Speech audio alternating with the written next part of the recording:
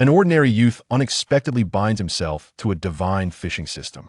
Thus commences a tale of his extraordinary exploits within the realm of fisheries. From small-scale coastal fishing to the exploration of the vast deep sea, he effortlessly captures rare marine delicacies and unlocks hidden fishing grounds, utilizing the specialized fishing gear and precise detection capabilities afforded by the system. Transforming from an unknown fisherman into a magnate of the fishing industry, under the system's auspices, a bountiful catch becomes a mere commonplace occurrence. Witness how he crafts his own legendary path to wealth within the grand and tumultuous oceanic world. Chapter 1. Joyful Dormitory. Grandfather, you can rest assured. I'm doing well at school. Just yesterday, the cafeteria lady even gave me an extra chicken leg. Xiaoyu chuckled into his phone, discreetly hiding his instant noodle bowl in the trash can. I truly have enough money. Please don't keep thinking about sending me funds. Save it for some nutritional supplements. After hanging up, Xiaoyu took a deep breath and continued to diligently underline key points in his marine biology textbook. A few years prior, during the fishing moratorium, his parents tragically perished in a car accident while working away from home. The insurance company and the responsible party compensated them with hundreds of thousands, and with his grandfather's frugal lifestyle, they barely managed to support his university education. Understanding the arduous nature of earning every penny, Xiaoyu dedicated himself to studying harder than anyone else. Scholarships, financial aid, part-time jobs. He left no opportunity untouched. Yuga, I'm back. The dormitory door swung open as Wang De rushed in energetically. He carried with him the briny scent of the sea, brandishing a crumpled 100 yuan note. Without lifting his gaze, Xiaoyu remarked, "Fatty, did you go and wreak havoc on the fish again today?" I had a stroke of luck today. I caught 3 large sea bass and sold them to the cafeteria lady for 120. Wang De proudly waved the cash. So, how about I treat you to a late-night snack tonight? Finally lifting his head, Xiaoyu adjusted his glasses. Sounds good, but you must first clean the fish scales off your shoe soles, or else the dormitory supervisor will scold us again. Wang De glanced down and indeed found several shiny fish scales stuck to his shoe, scratching his head awkwardly. Professional habit. Just as he spoke, the dormitory door swung open again, and Chun Hao and Li Mu strolled in, one reeking of smoke and the other adorned with a suspicious lipstick mark on his collar. "Comrades, the late-night snacks have arrived," Chun Hao proclaimed, raising a plastic bag high. 2 portions of pig offal congee, accompanied by this handsome fellow's heartfelt serenade. Li Mu snatched the congee bowl. "Don't listen to his bluster. I paid for this congee. Knowing you two are studying hard, I specifically." Before he could finish, he suddenly sniffed the air. "Wait a minute, Fatty, did you go fishing again? You smell a fish." Wang De triumphantly waved his cash. "Of course. Today was a bountiful harvest." Xiaoyu silently nudged the notebook towards the 2 before them, stating, "I have highlighted the key points for you. You may begin memorizing now, for there might still be a chance for redemption." Chun Hao immediately lunged forward to embrace the notebook, exclaiming, "Brother you are my savior." Li Mu rolled his eyes in response, retorting, "Oh please, if your biological father were to discover that you rely solely on last-minute cramming for your finals, it would surely infuriate him back to life." Wang De interjected from the side, "No worries, if he comes back, he can provide you with some living expenses." Xiaoyu couldn't help but chuckle, and the dormitory erupted into a cacophony of laughter. At that moment, his phone vibrated. It was a voice message from his grandfather. "Little you, I have just learned to use WeChat and have transferred 500 yuan to you. Remember to buy something delicious." In truth, Xiaoyu still had a substantial amount in his account, but elders often fret over their descendants enduring hardship away from home. The dormitory instantly fell into silence. Xiaoyu felt a warmth in his eyes, cleared his throat, and feigned a fierce glare at the trio, declaring, "What are you staring at? If we don't finish memorizing this notebook tonight, I shall hand over your gaming accounts to the junior girls tomorrow." "Understood, esteemed scholar." The 3 jokers immediately straightened up, exclaiming in unison. Outside the window, the sea breeze gently stirred the curtains, and the distant sound of waves could be faintly heard. Xiaoyu smiled softly, resumed his studies, and munched on a midnight snack. Suddenly, the lights in the dormitory flickered out, plunging the room into darkness. "What the heck? Why did the lights go out so soon?" Chun Hao lamented. "Is the school targeting us? Can't they delay it by 5 minutes?" Li Mu grumbled as he fumbled his way to his bed. "Exactly. I was just getting to marine biology classification, and now everything's in disarray." Xiao Yu calmly closed his book and retrieved his phone to activate the flashlight feature, saying, "All right, stop your wailing. We have an exam tomorrow, so let's get some rest." Sleep? What do you mean sleep? Last-minute cramming is still cramming. Chun Hao sprang up like a fish out of water, pulling a small night lamp from beneath his pillow and switching it on with a click. "Brother Yu, your notebook is my lifeline. If we don't finish it tonight, I shall not rest in peace." Li Mu quickly followed suit, retrieving a similar night lamp from his bedside. "How go? Where did you buy this lamp?" "The brightness is impressive. On Pinduoduo for 9.9 yuan with free shipping. And it even came with batteries." Chun Hao proudly waved the lamp, asking, "What do you think? Want the link? What a waste." Li Mu rolled his eyes. "This pathetic lamp is blinding me. I'd rather use my phone's flashlight." "Then use your phone." Chun Hao shot back defiantly. "What a ridiculous statement.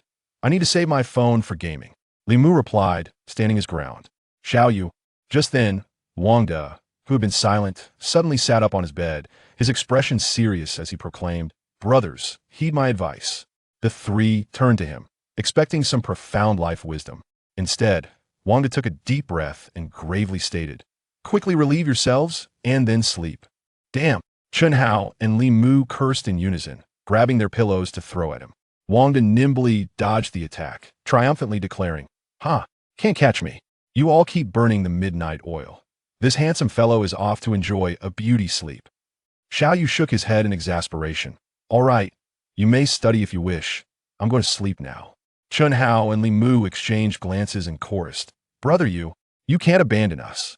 Xiao Yu turned over and replied languidly, "If you keep making noise, I shall reclaim the notebook." The dormitory fell silent. 3 seconds later, click, Chun Hao and Li Mu's night lamps extinguished simultaneously, and they obediently lay down, muttering good night. In the darkness, Wang De added softly, "Hum in." Xiao Yu. Outside, the moonlight shimmered upon the surface of the sea, and the dormitory was filled with the rhythm of rising and falling breaths. Until 2 in the morning, Chun Hao suddenly bolted upright, exclaiming in terror, "Oh no! I dream about the exam covering reproductive methods of deep-sea fish." Li Mu sleepily replied, "Don't panic. After all, you wouldn't know anyway." "Xiao Yu." Wang Da's snoring echoed like thunder. Tomorrow's exam. May fortune favor the diligent. Chapter 2. The Enigmatic Jade Pendant. "Farewell, my brothers. See you in 2 months." Xiao Yu patted his backpack and waved to the 3 disheveled figures in the dormitory. Having completed their final exam yesterday, the 4 of them ventured to a bustling outdoor eatery to celebrate, or perhaps lament. Chun Hao and Li Mu wore expressions of impending doom, while Wang De mocked them with glee. "Serves you right. You should have studied harder. Prepare for your retake fees next year." No sooner had he spoken than Chun Hao and Li Mu seized him from either side, grinning wickedly as they poured beer into his mouth. "Fatty, tonight it's either your demise or mine." Ultimately, the trio of intoxicated revelers staggered, with Xiao Yu bearing the burden of carrying all 3 back to the dormitory, nearly collapsing from exhaustion. As he disembarked from the motorcycle taxi, he inhaled deeply the briny sea breeze, a scent he had missed after a semester away. The village remained unchanged, with weathered fishing boats, sun-darkened fishermen, and the omnipresent aroma of fish wafting through the air, accompanied by the distant sound of waves crashing against the rocks. "Oh, isn't that Xiao Yu? Back for the holidays?" Aunt Zhang from the village shop was the first to spot him, her eyes sparkling with delight. "My, you've grown taller. University life must be treating you well." Xiao Yu smiled and nodded. "Hello, Aunt Zhang. The school cafeteria is decent, but it can't compare to your salty fish." "Such sweet words. Here, take these 2 packs of dried squid. One for your grandfather and one for yourself." She beamed, handing them over. "Thank you, Aunt Zhang." He had barely taken a few steps when he encountered Uncle Lu, who was carrying a fishing net. "Xiao Yu, you're back. I heard you received a scholarship at university. Well done." Xiao Yu scratched his head, feeling a bit shy. "Just luck, Uncle Lu. How's the catch today?" Uncle Lu laughed heartily, patting his bulging net. "Not bad. Caught a few small yellow croakers. I'll send one to your family." No, please keep it for selling." "Sell? Your grandfather helped me plenty in the past. What S1 fish?" Uncle Lu waved dismissively as he strode off. Turning the corner, a few elderly fishermen mending their nets spotted Xiao Yu and waved cheerfully. "The university student is back." "Xiao Yu, I heard you're studying marine biology. Planning to become a scientist?" Xiao Yu responded with a smile. "Hello, Uncle Li, Uncle Wang. Becoming a scientist is still far off. I need to finish my studies first." Good. We need educated folks in our village. Once you graduate, come back and help us make a fortune." Uncle Li exclaimed, giving him a thumbs up. Uncle Wang chimed in, "What fortune?" Xiao Yu is destined for greatness, unlike us who will spend our lives with fish. Xiao Yu quickly protested, Uncle Wang. You speak as if fish have no significance. My parents were fishermen too. The elderly men erupted into laughter. As he approached home, Granny Chun was sitting at her doorstep, sorting vegetables. Upon seeing Xiao Yu, she immediately stood up. Oh, Xiao Yu, you're back. Your grandfather has been mentioning you for days. Xiao Yu hurried over, Granny Chun. I hope you're in good health? Absolutely. Granny Chun smiled, scrutinizing him. You've lost weight. Is the food at school not good? Not really. I might just be studying too hard, he joked. Granny Chun nodded and suddenly lowered her voice. By the way, your grandfather has been coughing a lot lately. You must advise him to smoke less. Xiao Yu felt a tightening in his chest. Okay, I will keep an eye on him. Pushing open the wooden gate to his yard, before he could utter a word, a booming voice rang out from inside. You little rascal. What are you dawdling at the door for? Come in. A smile crept onto Xiao Yu's face as he shouted back. I'm coming. Grandpa. Your voice is still as thunderous as ever. It seems your health is just fine. Enough chatter. Hurry up, the food is getting cold. In the courtyard, the sea breeze caressed him gently, imbued with a familiar salty tang. After lunch, Xiao Yu accompanied his grandfather, Xiao Dafu, in the yard, enjoying the cool shade. The salty, humid air brushed against their faces, and the fishing nets drying in the sun rustled softly. Xiao Dafu puffed on his dry tobacco, squinting at the distant sea, while Xiao Yu fiddled with his phone, occasionally glancing at his grandfather. Grandpa, I'm going for a walk by the sea. Xiao Yu put away his phone and stood up. Xiao Dafu exhaled a plume of smoke, his brow furrowing. At this hour, the sun is blazing. Don't get sunstroke. I'll be fine. I just want to check on our boat. Xiao Yu replied with a light-hearted tone, though his eyes betrayed a flicker of unease. Xiao Dafu fell silent for a moment before sighing. He understood that Xiao Yu missed his parents. The old fishing boat had been left by Xiao Yu's father, and since their departure, it had remained docked, rarely venturing out to sea. Go ahead, but don't stay too long, he finally conceded, and remember to wear a hat. Don't get sunburned. Understood. Xiao Yu grabbed an old straw hat and placed it on his head, waving goodbye to his grandfather as he stepped out of the yard. The dock at Qishao village was not far. A leisurely stroll along the village path would lead him there in a matter of minutes. On his way, he encountered a few fishermen mending nets and greeted them warmly. Xiao Yu, off to see your father's boat again? Old fisherman Uncle Li inquired. Yes. Just taking a stroll, Xiao Yu nodded. That boat hasn't moved in ages. The wood is rotting. It needs repairs. Uncle Li sighed. If your father knew how much you care, he would be thrilled. Xiao Yu smiled faintly, choosing not to elaborate as he continued towards the sea. Near the dock lay a rocky area seldom visited by anyone. Xiao Yu had no intention of approaching, but his peripheral vision caught a glimmer reflecting in the sunlight from amidst the rocks. What is that? Driven by curiosity, he carefully stepped onto the slippery rocks. Inching closer, suddenly, his foot slipped, and he stumbled forward, his chin crashing against the rocks, sending a jolt of pain coursing through him. Ouch! He gasped, reaching for his chin, only to find his hand covered in blood. What terrible luck! As he attempted to rise, he noticed that the jade pendant at his chest had stained with blood. Oh no! This jade pendant was the sole birthday gift his parents had left him. He wore it close to his heart and had never taken it off. But in the next moment, something inexplicable occurred. The pendant seemed to absorb his blood. What on earth? Xiao Yu's eyes widened in disbelief as he watched the blood seep into the pendant, which began to emanate a faint golden glow. Before he could comprehend the situation, the pendant suddenly grew unbearably hot, akin to a red-hot iron. Ouch, hot! He fumbled to loosen his collar, trying to remove the pendant. But as his fingers grazed the pendant, a blinding golden light shot forth, drilling into his forehead. Ah! Xiao Yu felt as though his head had been struck by a hammer, a searing pain enveloping him, forcing him to kneel on the rocks, darkness creeping into his vision. What in the world is happening? Gritting his teeth, he endured the agony, cold sweat pouring from his brow. After what felt like an eternity, the pain gradually subsided. When he finally regained his composure, his first instinct was to check his chest. The pendant was truly gone. How could this be? A wave of despair washed over him. The only memento from his parents had vanished inexplicably. He glanced down at the blood on the rocks, only to discover that the wound on his chin had miraculously stopped bleeding, and the pain had diminished significantly. Strange. Instinctively, he reached for the seawater to wash the blood from his hands. But the moment his fingers touched the seawater, a peculiar sensation surged into his mind. The entire underwater scene materialized before his very eyes with astonishing clarity. Schools of fish danced, seaweed swayed, crabs scuttled, and even the sand and stones on the ocean floor were vividly discernible. The view encompassed an approximate diameter of 10 meters. What on earth? Xiao Yu abruptly withdrew his hand, his eyes wide with disbelief as he gazed at his palm. Can I truly perceive the ocean floor? He swallowed hard and tentatively dipped his hand back into the water. Buzz. The underwater panorama reappeared, even more vivid than before. A grouper leisurely swam through his field of perception, and he could even see the fish's gills opening and closing. This is akin to the golden finger from a web novel, isn't it? Xiao Yu stood dazed for a few seconds, then his heart raced with excitement. Could it be the jade pendant? He sprang to his feet, looking out at the distant sea surface, his expression shifting from shock to exhilaration. Now this is intriguing. Chapter 3. Self-Healing Ability. Xiao Yu stood in knee-deep water, attempting to activate his ability once more. He fixated intently on his palm. Beads of sweat forming on his forehead, one more time.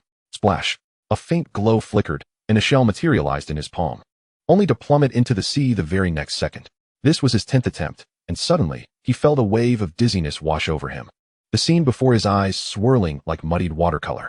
Cursing, he staggered against a reef, his nails scratching white lines into the moss-covered stone surface. His knee struck sharply against a jagged oyster shell, but there was no time to register the pain as the world spun chaotically, his stomach churning violently. Ugh. Acidic bile mixed with the remnants of the instant noodles he had eaten earlier spewed into the crevices of the reef, and Xiao Yu collapsed like a stranded fish. The salty, briny sea breeze filled his throat, tainted with a metallic taste of blood. Trembling, he reached for his chin, where he expected to find the wound inflicted by the rocks during his fall. The tide gradually crept over his ankles as he lay on the reef, counting his heartbeat. After about an hour, the dizziness began to subside. Struggling to sit up, he took out his phone to snap a selfie. In the picture, apart from his pale complexion, his chin appeared completely unscathed. The wound had vanished without a trace. This ability can also heal, Xiao Yu murmured to himself, pinching his thigh forcefully to confirm he was not dreaming. Xiao Yu, did you go to the beach again? Grandpa's voice called from the alley. Your pants are soaked. Xiao Yu instinctively touched his smooth chin. I just went for a stroll. Grandpa approached, carrying a fishing net with a conspicuous hole in it. This wretched net is broken again. Xiao Yu glanced at the net, suddenly remembering something, but quickly shook his head. All he wanted now was to rush home and thoroughly investigate this mysterious self-healing ability. After dinner, Xiao Yu sat at the table with his grandfather, Xiao Dafu, as usual. Grandpa looked at Xiao Yu, his eyes filled with affection and expectations for his grandson. Suddenly, Xiao Yu said, Grandpa, I've finished eating. I'd like to go back to my room to read for a bit. His voice sounded somewhat unnatural, as if he were concealing something. Xiao Dafu, oblivious to his grandson's odd demeanor, smiled and nodded, saying, All right, Xiao Yu, you are such a diligent child. Learning is important, but do remember to rest. Don't study too late, all right? Xiao Yu quickly replied, I understand, Grandpa. You should also rest early. We can fix that broken fishing net later. With that, he hastily stood up and walked briskly towards his room. Once inside, Xiao Yu gently closed the door and swiftly locked it. He took a deep breath, as if that might calm his racing heart. Under the dim glow of the desk lamp, he locked the door again and pulled a utility knife from the drawer. The cold gleam of the blade cast elongated shadows across his face. Hiss! The sharp edge grazed the pad of his finger, and blood instantly welled up, blooming into a small red flower on his practice paper. Xiao Yu gasped in pain, tears streaming uncontrollably down his cheeks. He fixated on the wound, watching as the droplets of blood meandered down his fingerprint grooves. Why isn't it working yet? Just as the thought crossed his mind, an eerie spectacle unfolded. The torn flesh seemed to be smoothed out by an invisible hand, the blood retracting into the wound as if played in reverse. 3 seconds later, his fingertip was pristine, devoid of any mark. Trembling, Xiao Yu touched the spot where he had been injured, the sensation astonishingly smooth. Suddenly, he seized the utility knife and made a longer incision on his arm. Plop! The sound of blood dripping onto the floor was particularly pronounced. However, this time, Xiao Yu's eyes widened as he witnessed the skin tissue undulating like a living organism, healing before his very eyes. The edges of the wound emitted a faint blue light, momentarily flickering. Rip! The cover page of his practice book was violently torn in two. Xiao Yu pressed his finger against the jagged edge, holding his breath as he waited 5 minutes, but the paper remained tattered. It seems to only work on myself. Defeated, he collapsed onto the bed, staring at the strange patterns formed by the mold on the ceiling. Outside, the sound of Grandpa mending the fishing nets mingled with the rhythm of the waves, lulling him into a drowsy state. Lying on his back, Xiao Yu listened to the creaking of the old ceiling fan overhead, stirring the humid, stifling air. Moonlight filtered through the sheer curtains, casting mottled shadows on the floor.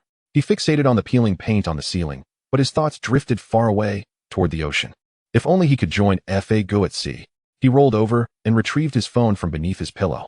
The screen lit up, revealing last year's photo of him with Fa Go at the dock, his sun-kissed face beaming as he embraced his friend, with their beloved blue fishing boat in the background. His finger brushed over the contacts list, pausing at Fa Gu's name.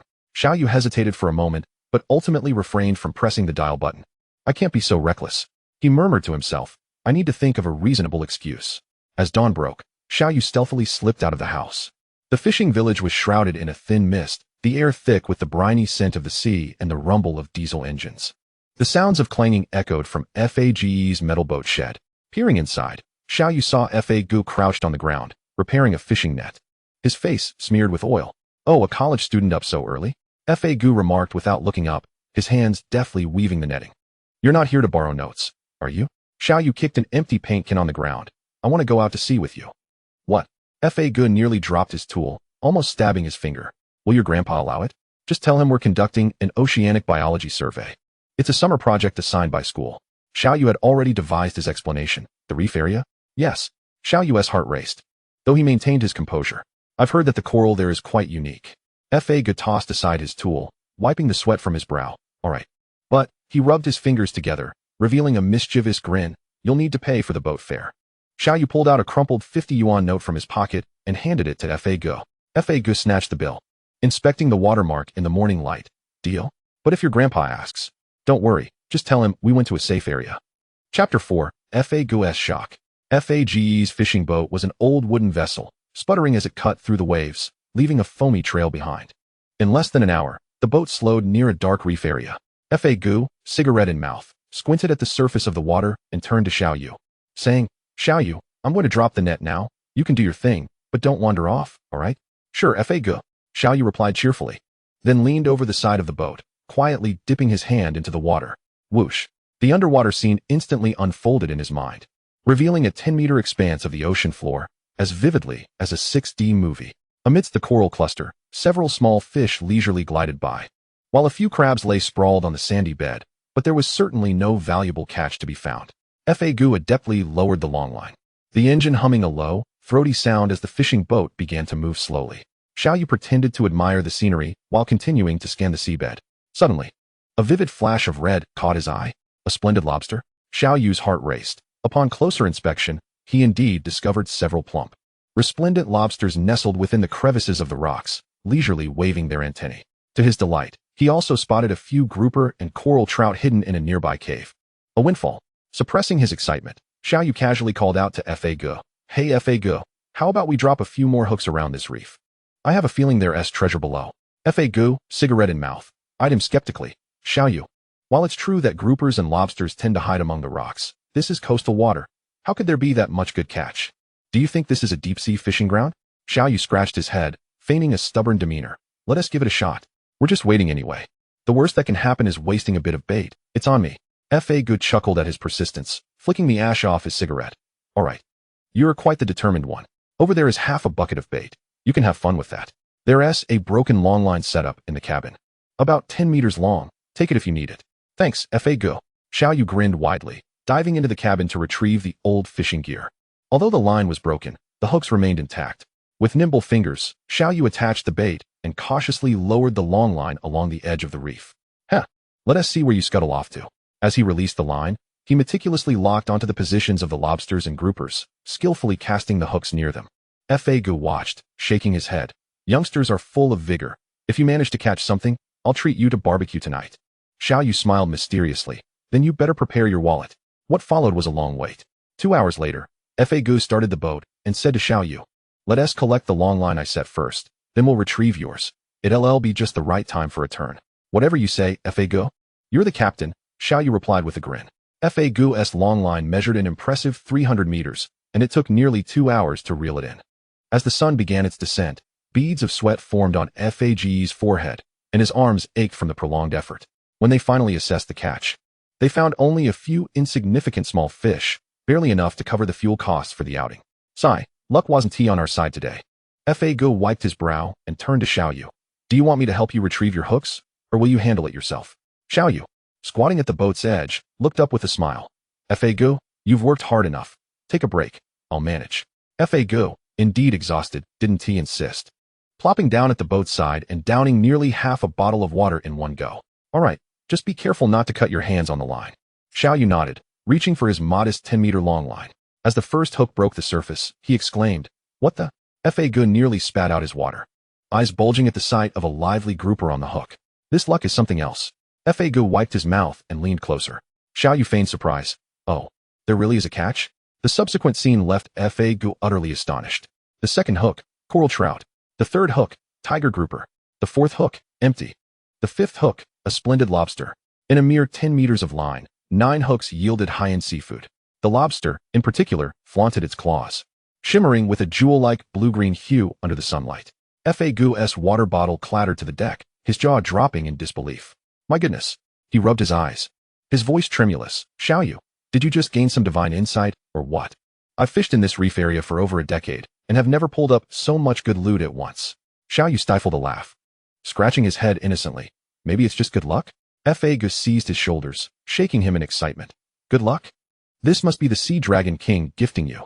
He crouched down, cradling the splendid lobster with utmost care, his eyes sparkling. "This specimen, this size, can easily fetch over 1,000.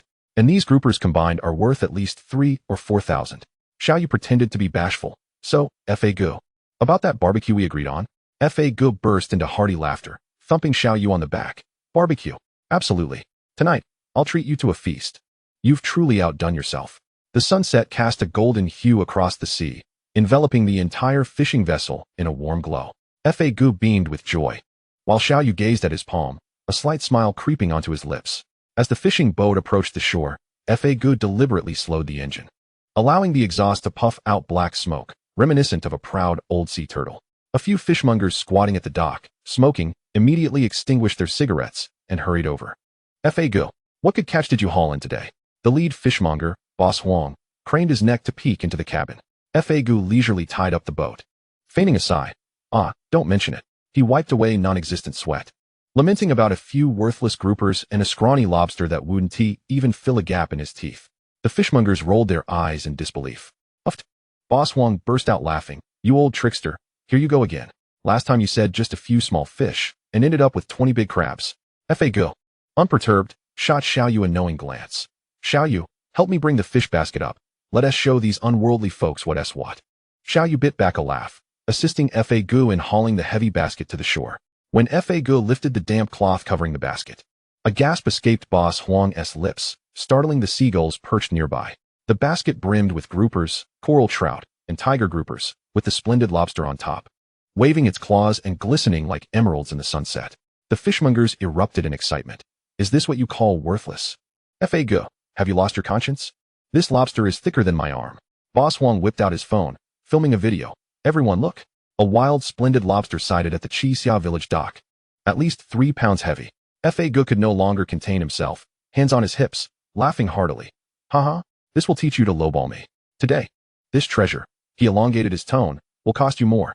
The dock descended into chaos, fishmongers clamoring to make offers. Xiao Yu stood to the side, watching Fa Gu animatedly haggle, the salty sea breeze wafting over him. In that moment, he thought to himself, perhaps this life wasn't so bad after all. Chapter 5, The Super Ocean System. Fa Gu ultimately sold all the catch for 3,730 yuan, and now squatted by the dock, counting the money with a whistle of excitement. He deftly counted out 1,000 yuan and handed it to Xiao Yu, the young man's face glowing in the sunset. "Xiao Yu, shall we head out to sea again tomorrow?" Fa Gu winked, his tone filled with anticipation. Although only 3 years older than Xiao Yu, years of life at sea had rendered him more mature. Xiao Yu tucked the money into his pocket, shaking his head with a smile. "I need to find someone to repair my old boat tomorrow. Grandpa has been on my case for ages." Fage's expression immediately fell, resembling a seagull robbed of its fish. What a pity. He gazed longingly at the empty fish basket, reflecting that today's outing at sea had been the most profitable of his fishing career. As he pushed open the gate, the rich aroma of cooked dishes wafted towards him. His grandfather, Chen Dafu, was bustling about at the stove in his old apron, the sound of the spatula clanging against the pot resonating in the air. Without turning his head, he called out, "You're back? How was it out at sea with Fa?" "Grandpa, look!" Xiao Yu exclaimed, triumphantly pulling out a stack of banknotes and waving them before the elder's eyes. "Fa Gu gave me 1,000. How much?" Chen Dafu nearly dropped his spatula into the pot, his eyes widening in disbelief. "Is there really such valuable catch in these coastal waters? You haven't stolen fish from some farm, have you?" Xiao Yu chuckled at his grandfather's reaction. As he helped set the table while explaining, "We dropped our lines in the reef area and caught several grouper." as well as a splendid lobster. The old man's eyes widened even further, and upon hearing that it was his grandson's chosen spot, a glimmer of pride shone in his murky gaze. He turned back to stir-fry the vegetables, his voice slightly trembling. That's wonderful. Your university education hasn't been in vain. Suddenly, Xiaoyu felt a lump in his throat. He knew his grandfather had misunderstood, believing this knowledge was imparted by school. Yet, at that moment, he chose not to clarify. Instead, silently watching the old man's stooped figure as he busied himself at the stove. Amidst the swirling steam, Chun Dafu's white hair appeared veiled in a gossamer mist, and his apron bore remnants of scales from the fish he had butchered at noon. His calloused hands skillfully tossed the vegetables in the sizzling pan. Dinner's ready. The old man turned with 2 plates of food, and under the dim light, the wrinkles on his face seemed to radiate joy. Xiaoyu suddenly noticed that his grandfather's right pinky finger was unnaturally bent, a remnant of an old injury from 20 years ago when a rope had severed it. Lost in thought, hurry up and eat while it's hot. Chun Dafu chided gently, tapping the edge of Xiaoyu's bowl with his chopsticks. Startled, Xiaoyu quickly snapped back to reality, shoveling a mouthful of vegetables into his mouth. The flavor was just right, reminiscent of familiar tastes from his childhood. As he dug into his rice, he mumbled, "Grandpa, once I fix the boat, let us go out to see ourselves." The old man paused in his movements, his hand holding the vegetables momentarily still, and his murky eyes gleamed brightly under the light. "All right, as long as we stick to the coastal waters, that shouldn't be a problem. Just keep an eye on the weather." At the dinner table, the silhouettes of the old man and the young boy elongated under the soft light, gradually merging into the old family photograph on the wall. It captured a moment from years ago, with a youthful Chun Dafu standing proudly in front of a brand new fishing boat, cradling little Xiaoyu in his arms, clad in shorts. Ding! A cold, mechanical voice unexpectedly echoed in his mind. "Congratulations, host. You have earned 1,000 yuan. The super ocean system has been upgraded. The current detection radius has increased by 1 meter, now standing at 2 meters. Holy smokes!" Xiaoyu sprang up from his bed like a carp leaping from water, nearly colliding with the upper bunk. His eyes widened, heart racing, as he pinched his thigh to ensure he wasn't dreaming. "System, are you saying I can upgrade my abilities by making money?" "Correct. For every 1,000 yuan earned, the detection radius increases by 1 meter. The next level will require an increase of 2 meters.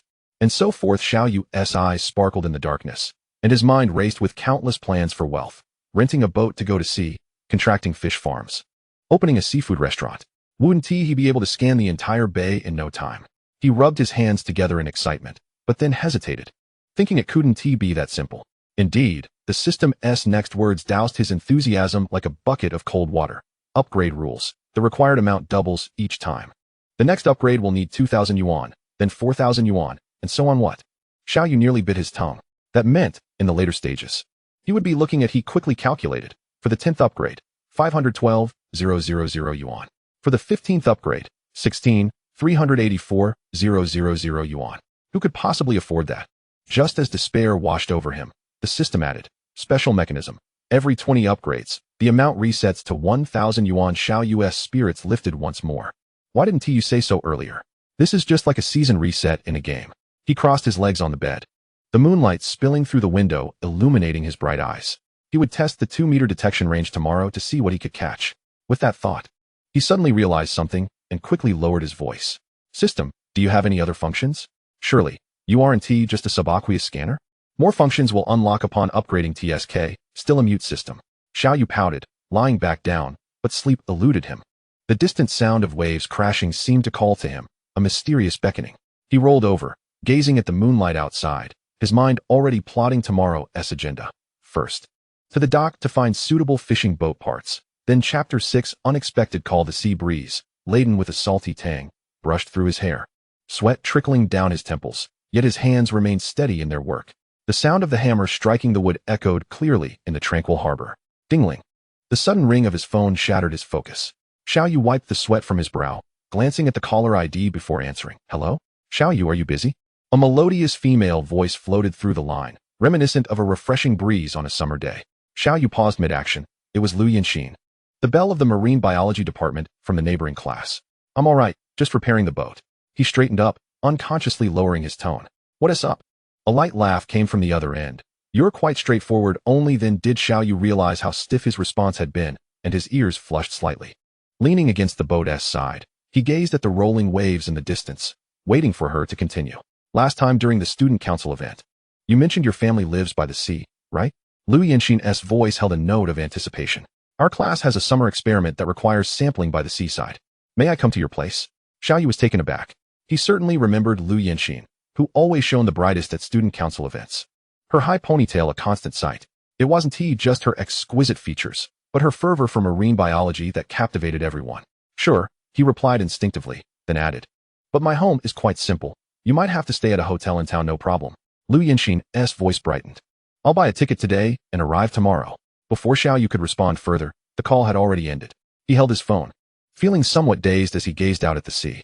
The rhythmic sound of the hammer resumed, yet Xiaoyu's mind was elsewhere. He was acutely aware that Lu Yinxin harbored feelings for him. The guys in his dorm had gossiped about it numerous times. Chunhao had even remarked sourly. The way she looks at you is like she's eyeing a rare specimen in the lab. However, Xiaoyu had always kept a distance. Not only because Lu Yinxin came from a wealthy background, rumor had it her father was the owner of a seafood company, but also because he knew he bore the weight of his family's expectations. Never mind, just think of it as hosting a classmate. He shook his head and resumed his task of repairing the boat. Yet somehow, the rhythm of his hammering felt much lighter than before. The setting sun cast a warm glow over the fishing village, and Xiaoyu walked along the cobblestone path home, toolbox in hand. After a long day of toil, the old fishing boat had finally been revitalized. The patched-up planks fit together seamlessly, and the freshly applied anti-rust paint gleamed with a deep red hue in the sunset. Xiaoyu shook out his sore arms, thinking he would attach the engine tomorrow and it should be ready for sea. As he pushed open the gate, his grandfather, Xiao Dafu, was seated beneath the old locust tree, mending a fishing net. The elderly man's calloused fingers deftly navigated through the mesh of the fishing nets. Without lifting his head, he inquired, Xiaoyu, have the fishing boats been repaired?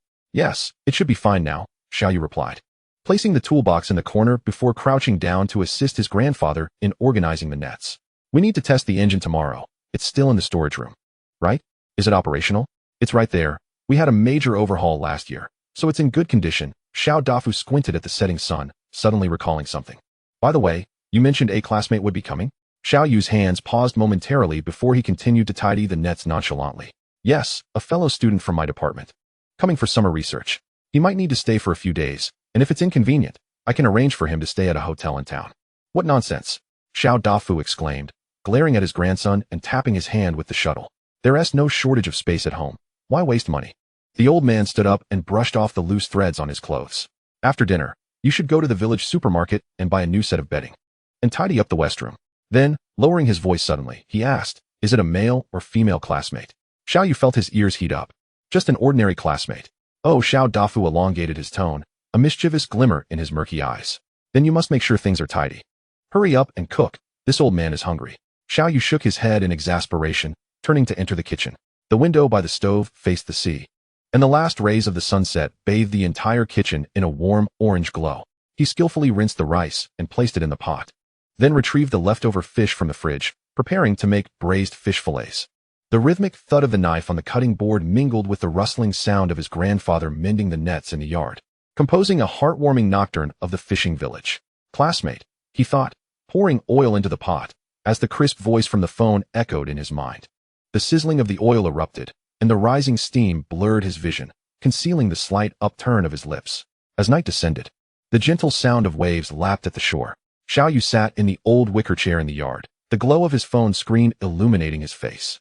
After a moment's hesitation, he finally opened the chat window for Lu Yinxin, his fingers hovering over the keyboard for a few seconds before he slowly typed a message. Xiaoyu, what time is your train tomorrow? I'll pick you up at the village entrance. After sending the message, he immediately placed his phone on his lap, as if he had committed a guilty act. Ding dong. The phone almost instantaneously buzzed back. Lu Yinxin, wow, is the sun rising from the west? The illustrious Xiao University scholar is actually taking the initiative to check on my schedule? How surprising.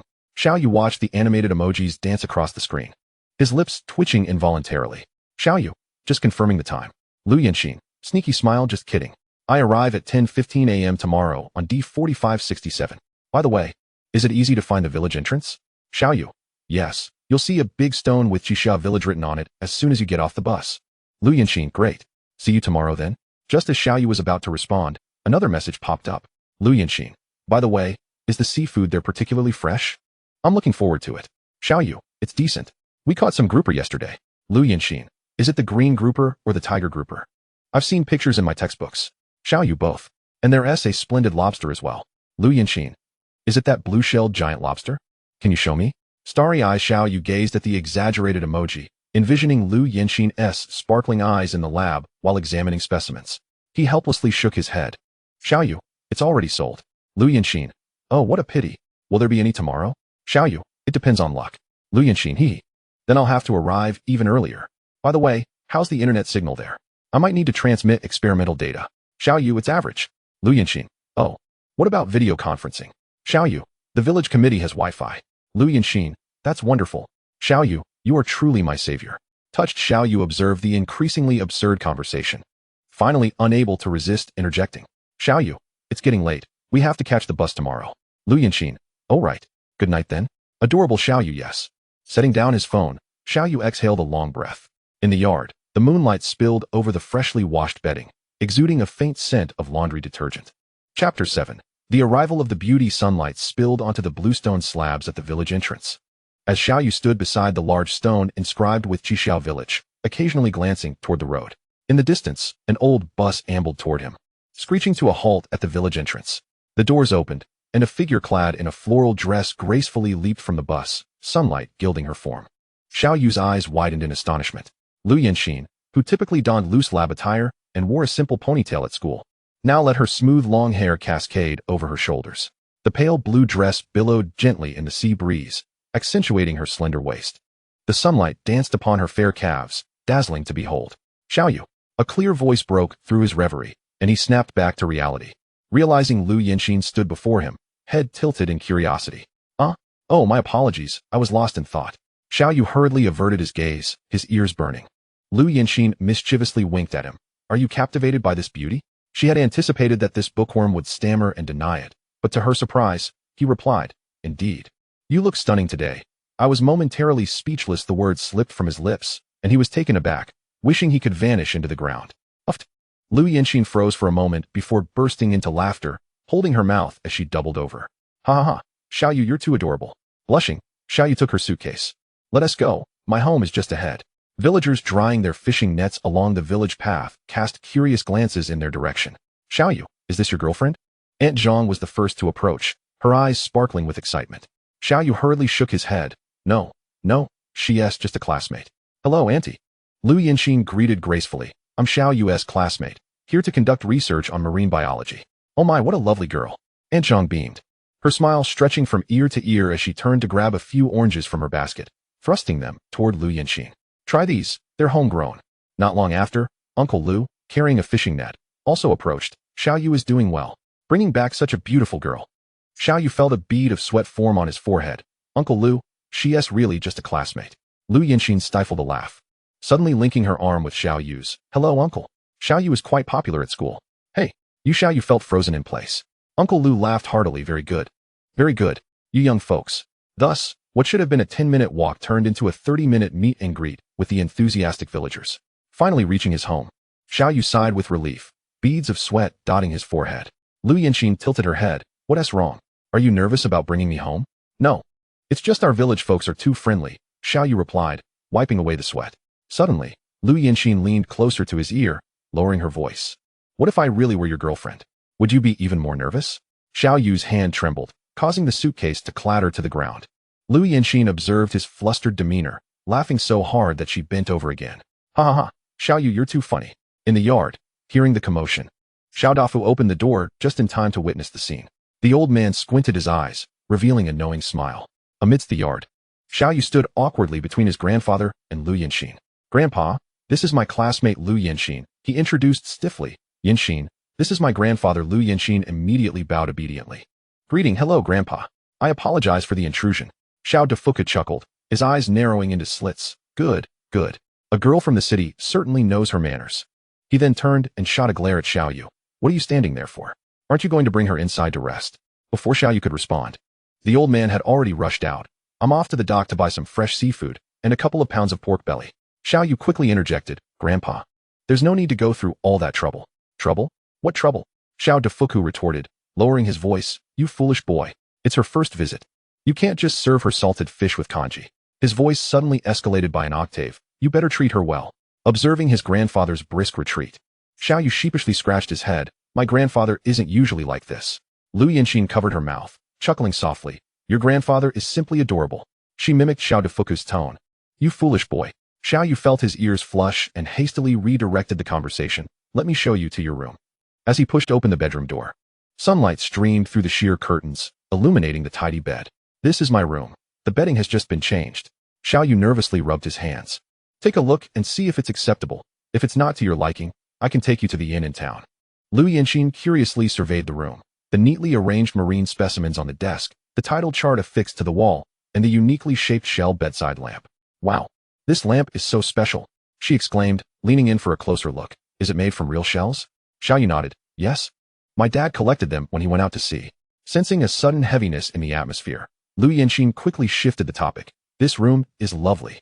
But she mischievously blinked. If I'm staying in your room, where will you sleep? I can stay in my parents' old room.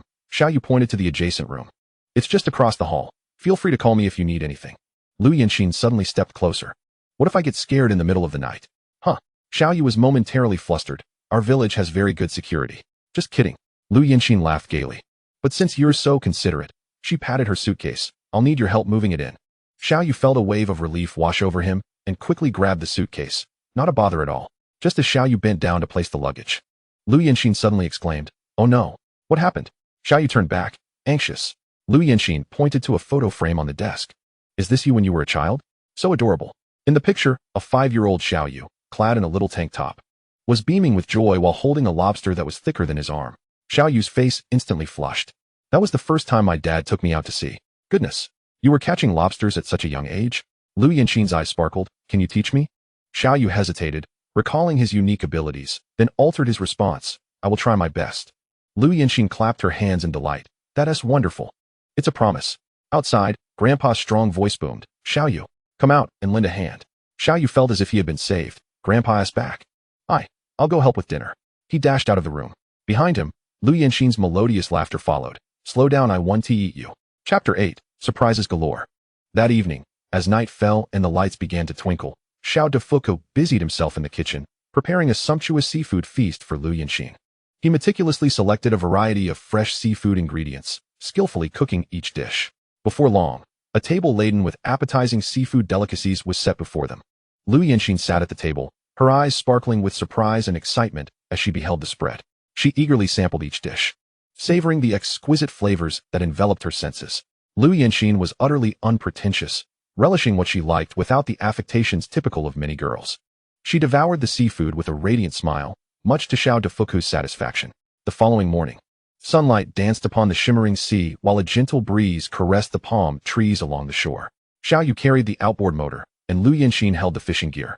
As they made their way to the village dock together, just as Xiao Yu was about to place the motor on the small boat, he suddenly heard hurried footsteps behind him. Turning around, he found Xiao Defuku rushing towards him, breathless. Are you going out to sea without bait? Planning to fish like Jiang Taigong? At that moment, Xiao Yu realized he had indeed forgotten the bait, scratching his head sheepishly. Oh no, I completely forgot.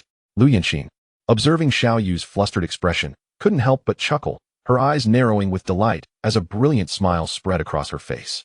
The morning sea shimmered like gold, and the fishing boat chugged away from the dock. Lu Yanqing leaned against the boat's railing, the sea breeze tousling her hair and bringing with it a delightful fragrance. Xiao Yu took a deep breath, gripping the steering wheel tightly. Do you really have a driver's license? Lu Yanqing suddenly turned her head, her eyes sparkling with curiosity. Xiao Yu pulled out a small booklet from his inner pocket, waving it slightly. I got it right after graduating high school. Wow. Lu Yanqing leaned in to take a closer look, her hair brushing against Xiao Yu's cheek. And it's an A-class license.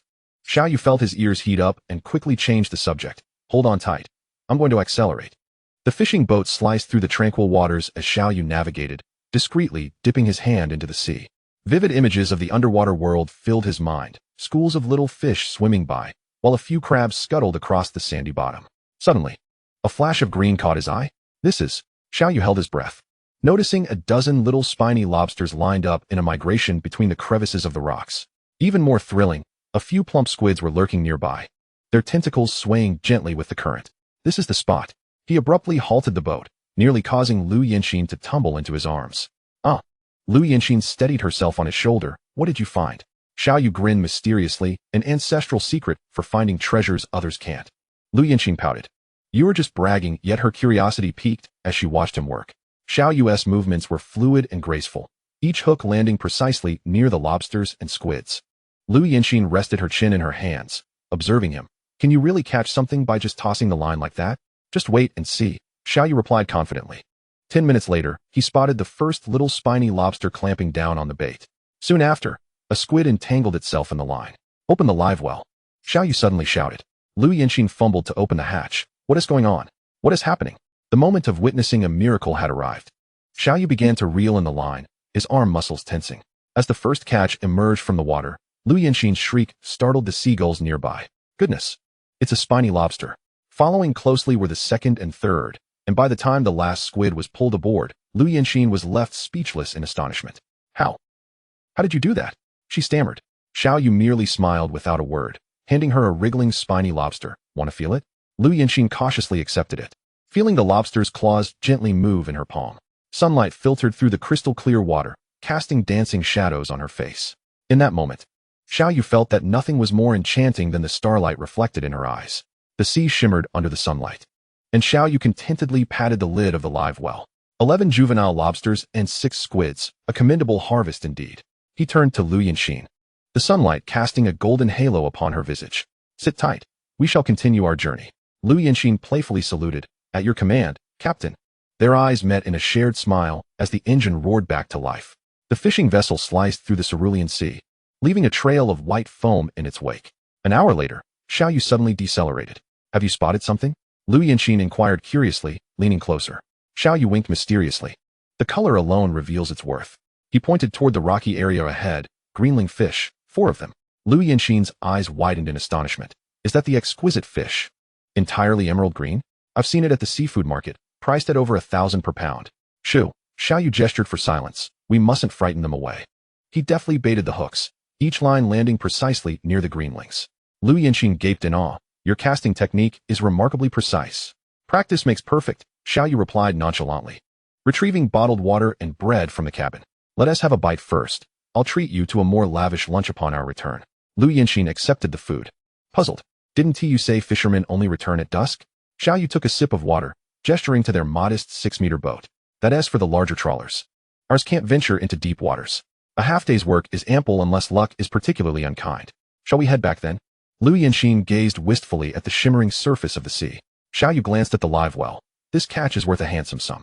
Besides, he paused. Grandfather is surely waiting to see you enjoy his braised greenlings. Lu Yinxin's eyes sparkled. Then what are we waiting for? Let us set sail. At the horizon, a pod of dolphins frolicked amidst the waves. Sunlight glistened on their sleek backs, tracing silver arcs in the air. Xiao Yu subconsciously slowed the boat. Those are bottlenose dolphins, indeed. Today is our lucky day. Lu Yinxin excitedly fished out her phone to capture the moment, only to be splashed by a wave. Xiao Yu instinctively removed his jacket and offered it to her. The winds are brisk out here. Thank you. Lu Yinxin draped the warm jacket around her shoulders and suddenly whispered, Xiao Yu, this is the most beautiful sea I've ever seen. Xiao Yu tightened his grip on the steering wheel, offering no reply, yet the slight upturn of his lips betrayed his inner joy. Chapter 9. A new upgrade. The midday sun scorched the dock, while the sea breeze carried the briny scent towards them. Xiao Yu's fishing boat glided to the shore, where only the fishmonger, Old Wu, was napping in the shade. Upon hearing the engine, he lazily lifted his head, his eyes lighting up as he jogged over. Young man. Old Wu wiped his brow, a broad smile illuminating his dark face. You're back so soon. Any catch to sell? Xiao Yu swiftly secured the ropes. Indeed. A fine haul. What should I call you? Everyone calls me Xiao Yu, from the village. He smiled as he jumped off the boat, assisting Lu Yinxin ashore. Old Wu then noticed the beautiful girl aboard and immediately grew bashful. Oh, and who might this be? My classmate, Xiao Yu briefly introduced. Would you like to inspect the catch?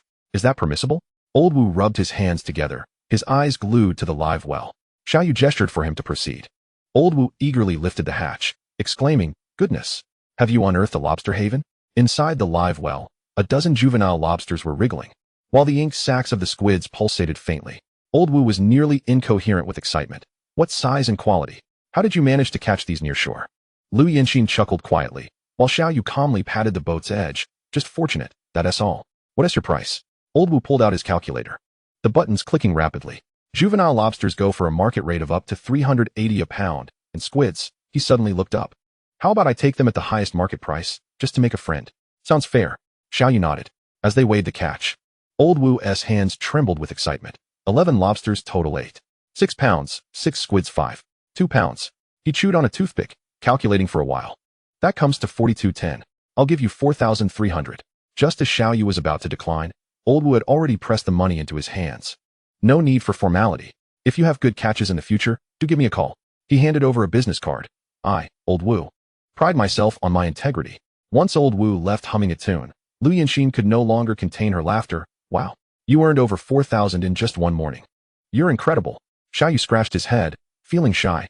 It's merely luck. He glanced at his watch. Let us head to the market for groceries. What would you like for lunch? I want to eat. Lu Yanxin's eyes sparkled. Wait, didn't your grandfather say he would prepare braised fish for us? All right. Xiao Yu slapped his forehead. Then let us buy some side dishes. They exchanged smiles and headed home, the sunlight stretching their shadows long, while the sea breeze carried their laughter. Not far off, Old Wu was on the phone, excitedly exclaiming, Boss, I've discovered a prodigy. Caught dozens of greenlings near shore. The chill of the supermarket air enveloped them as Lu Yanxin flitted about the aisles like a joyful bird. Xiao Yu, look at this seasoning. She held up a bottle of Thai sweet chili sauce, her eyes sparkling, perfect for seafood dipping. When Xiao Yu did not respond, she turned back, puzzled, to find him lost in thought, a faint smile gracing his lips. Xiao Yu. Lu Yanxin puffed her cheeks, waving her hand in front of his eyes. Are you so unwilling to shop with me? Xiao Yu jolted back to reality, meeting her slightly aggrieved gaze. No, I was just lost in thought. Lu Yanxin placed the sweet chili sauce into the shopping cart, tilting her head curiously. What were you thinking so intently? It wouldn't happen to be about some fair maiden, would it? I was calculating. Xiao Yu pushed the cart to keep pace with her. If my luck continues like today throughout this summer, perhaps I could afford a larger fishing boat before school starts. Lu Yanxin stopped in surprise. You want to change boats? How much will that cost? A second-hand steel boat is about 300,000. Xiao Yu gestured toward the chips on the shelf. We could venture out to sea on weekends, as our school is by the coast. Oh my. Lu Yanxin suddenly grasped his arm. Does that mean you'll be a captain? Her eyes sparkled. I want to be the first to sign up as your crew. Xiao Yu was taken aback by her sudden enthusiasm, his ears flushing, stammering. Aren't you worried about the sun? It's quite arduous at sea. What is there to fear? Lu Yanxin boldly waved her hand, accidentally knocking over a nearby promotional display, sending several packets of instant noodles cascading to the ground. They both hurriedly crouched to clean up, their heads colliding with a soft thud. Ouch! They exchanged glances and burst into laughter. Lu Yanxin rubbed her forehead. Her eyes crescent-shaped with mirth. It settled. Once you acquire that new boat, I shall be your first mate. Xiao Yu gazed at her dust-covered nose, suddenly feeling that the goal of 300,000 didn't seem so distant after all.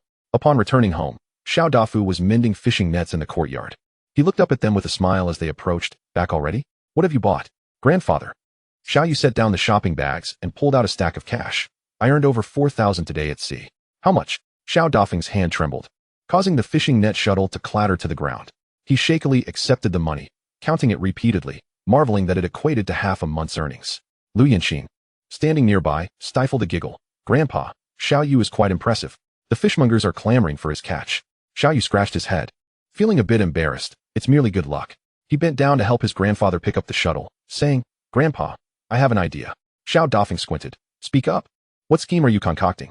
If I could achieve such bountiful results this summer, Xiao Yu's eyes sparkled. I intend to save enough money before school starts to purchase a second-hand iron-hulled boat. The air in the yard suddenly fell silent. Xiao Dafeng silently retrieved his pipe, leisurely filling it with tobacco. Lu Yanxin anxiously tugged at Xiao Yu's sleeve. Finally, the elderly man flicked his lighter, taking a deep drag. You're already an adult. Amidst the smoke, his gaze softened. Since childhood, you have been more sensible than other children, never requiring concern in your studies. He gently tapped the pipe on the stone slab. As for the boat, you decide for yourself. Xiao Yu felt a warmth welling in his eyes. Grandpa.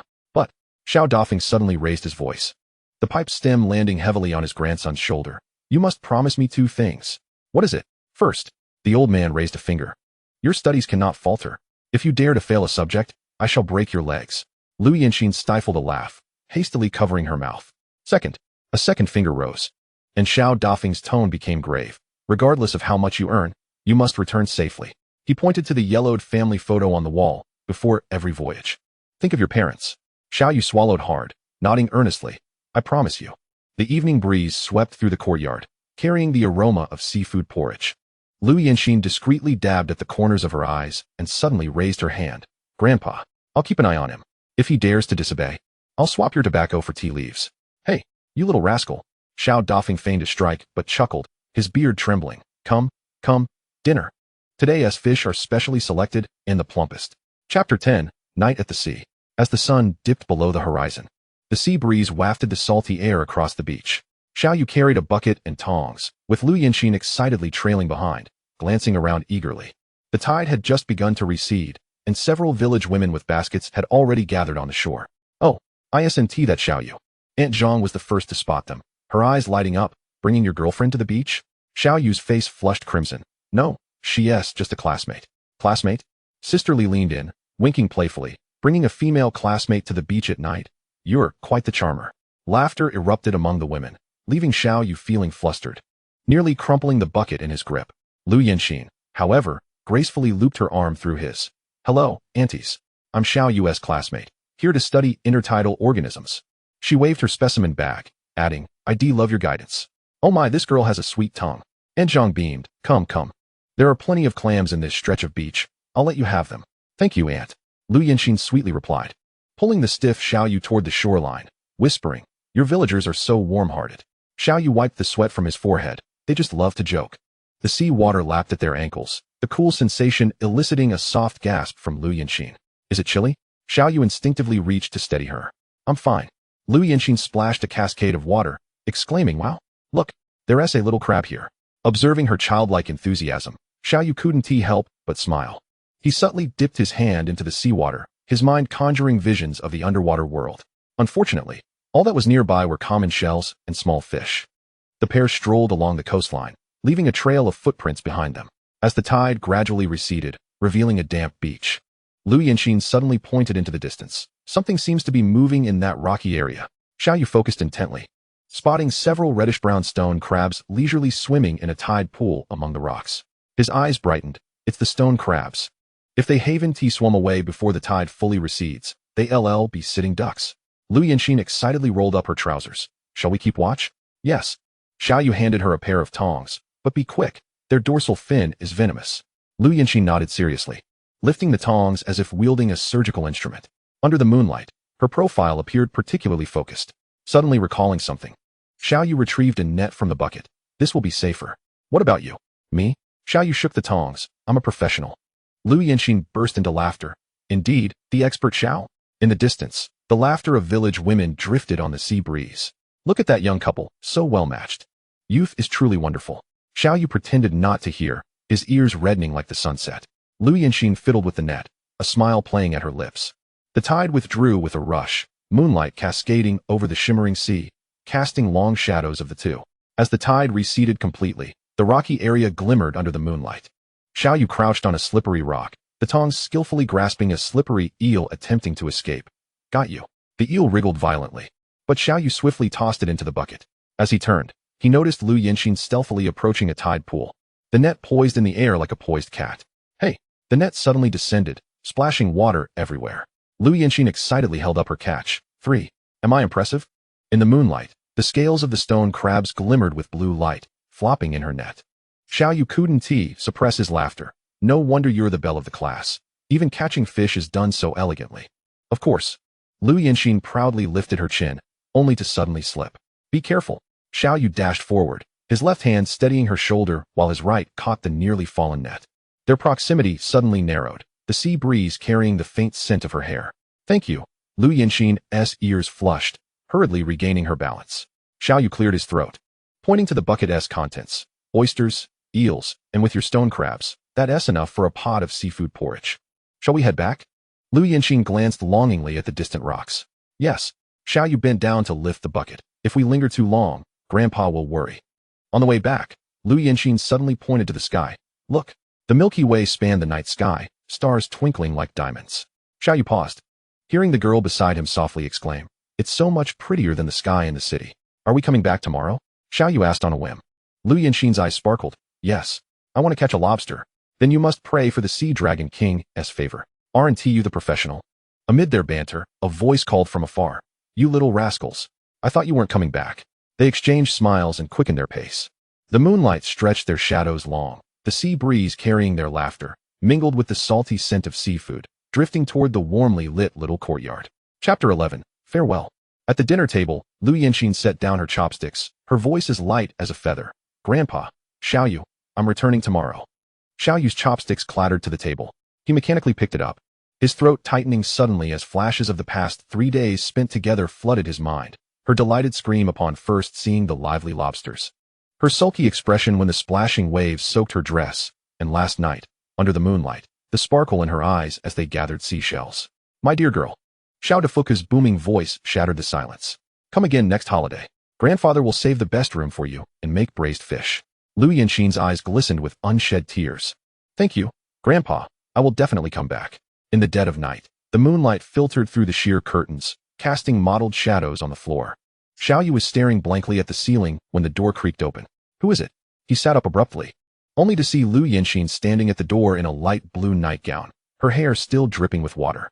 Startled, Xiaoyu jumped out of bed and hurriedly pulled her into the room, closing the door stealthily, as if committing a crime. What are you doing? What if Grandpa sees? Lu Yinxin lowered her gaze, twisting the hem of her shirt. Do you think I'm a shameless girl? No, Xiaoyu exclaimed, his forehead beading with sweat. Yet he fumbled for words. The room was so silent that they could hear each other's breathing. Moonlight cast fragmented shadows on Lu Yinxin's eyelashes, and she suddenly chuckled softly.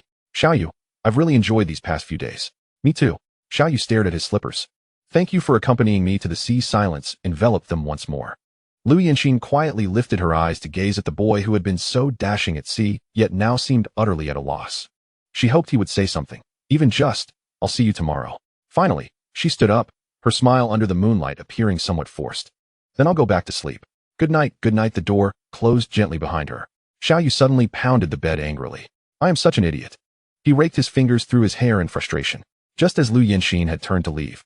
He had clearly seen the glimmer of tears in the corners of her eyes. Outside, the sound of the tide rolled in.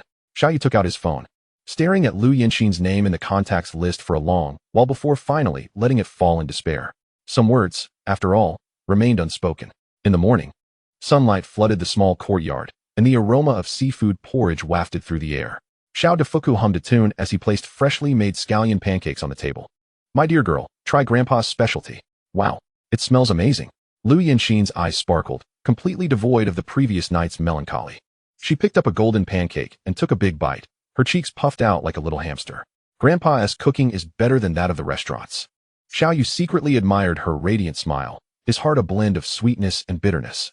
At the bus stop at the village entrance, the cicadas chirped incessantly. The wheels of the suitcase rumbled along the cobblestone path. Xiaoyu swallowed hard a few times before finally speaking. Yinxin, see you at school. Be safe. Lu Yinxin suddenly halted, turning to meet his gaze directly. Is that all? Nothing else to say? The sea breeze tousled her long hair, and sunlight danced in her bright eyes. Xiaoyu took a deep breath, his voice trembling. I like you. His fingers absently fidgeted with the suitcase handle. Will you be my girlfriend? Time seemed to freeze in that moment. The next second, Lu Yinxin lunged into his embrace, the suitcase thudding to the ground. You idiot. Her voice quivered with tears. I've been waiting for you to say that for so long. Xiaoyu's stiff hands slowly wrapped around her slender waist, the faint scent of her shampoo enveloping him. The distant honking of cars broke the moment, yet he wished it could last just a little longer. A little longer. The bus is here. Reluctantly, Lu Yinxin released her grip, her eyes reddened. Remember to call me every day? Xiaoyu nodded earnestly, helping her lift the suitcase. Just before she boarded, Lu Yinxin suddenly turned back, making a phone gesture. In the sunlight, the shell ring on her ring finger glimmered brightly. The very one Xiaoyu had casually picked up for her while gathering seashells last night. The bus slowly pulled away, carrying the girl into the distance. Xiaoyu stood rooted to the spot until the bus disappeared at the end of the road. The sea breeze brought with it a salty sweetness as he pulled out his phone. The screen now set to the candid photo he had taken of her last night. Under the moonlight, she held a net, her smile radiant as a flower.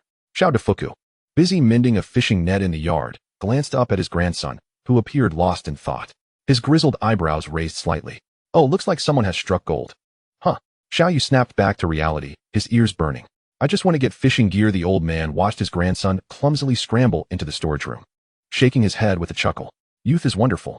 The sea shimmered under the sunlight, the engine's roar startling a few seagulls. Xiaoyu hummed a tuneless melody, occasionally checking his phone to see Lu Yinxin's smiling face, causing his heart to race even faster. Beep. The phone's navigation announced the arrival at the target fishing grounds. Xiaoyu turned off the engine, eagerly plunging his hand into the sea. Wow. The scene that flashed in his mind nearly made him jump. On the sandy seabed, Countless large crabs scuttled about, the smallest being the size of a palm. I'm going to strike it rich. Xiao Yu hurriedly retrieved 10 crab traps, stuffing each with aromatic bait. As he deployed them, he purposely selected areas where the crabs gathered most densely. Plop, plop. The sound of the crab traps hitting the water startled nearby fish. Xiao Yu wiped the sweat from his brow, carefully marking each trap's location on the phone map. This was his and Lu Yinxin's love fund. As he prepared to restart the fishing boat, Xiao Yu suddenly remembered something and switched off the engine again. He took out his phone, snapped a picture of the azure sea, and sent it to Lu Yinxin. Discovered a crab colony. Saving up your dowry. Only after sending it did he realize what he had said. In a flurry, he tried to unsend the message but saw her reply instantly. Who needs a dowry? I want steamed hairy crabs. Anger, anger. Immediately followed by another message. Be careful. I won't allow you to lose even a single leg. Xiao Yu chuckled at his phone, a silly grin spreading across his face. The sea breeze caressed his hair, bringing a sweet, salty scent. In that moment, even the engine's roar felt like a song. Chapter 12. Farewell and School. The morning dock was always bustling with activity. As Xiao Yu's fishing boat docked, fishmonger Lao Wu, accompanied by several vendors, gathered around, their eyes fixed eagerly on the live storage tank. Xiao Yu. Lao Wu rubbed his hands together, his voice booming enough to be heard throughout the dock. What good catches did you bring today? As Xiao Yu lifted the hatch, a collective gasp echoed around him. More than 20 blue crabs were snapping their claws, a dozen grouper were flopping about energetically, and beneath them lay several plump, exquisite lobsters. Unbelievable. Truly unbelievable.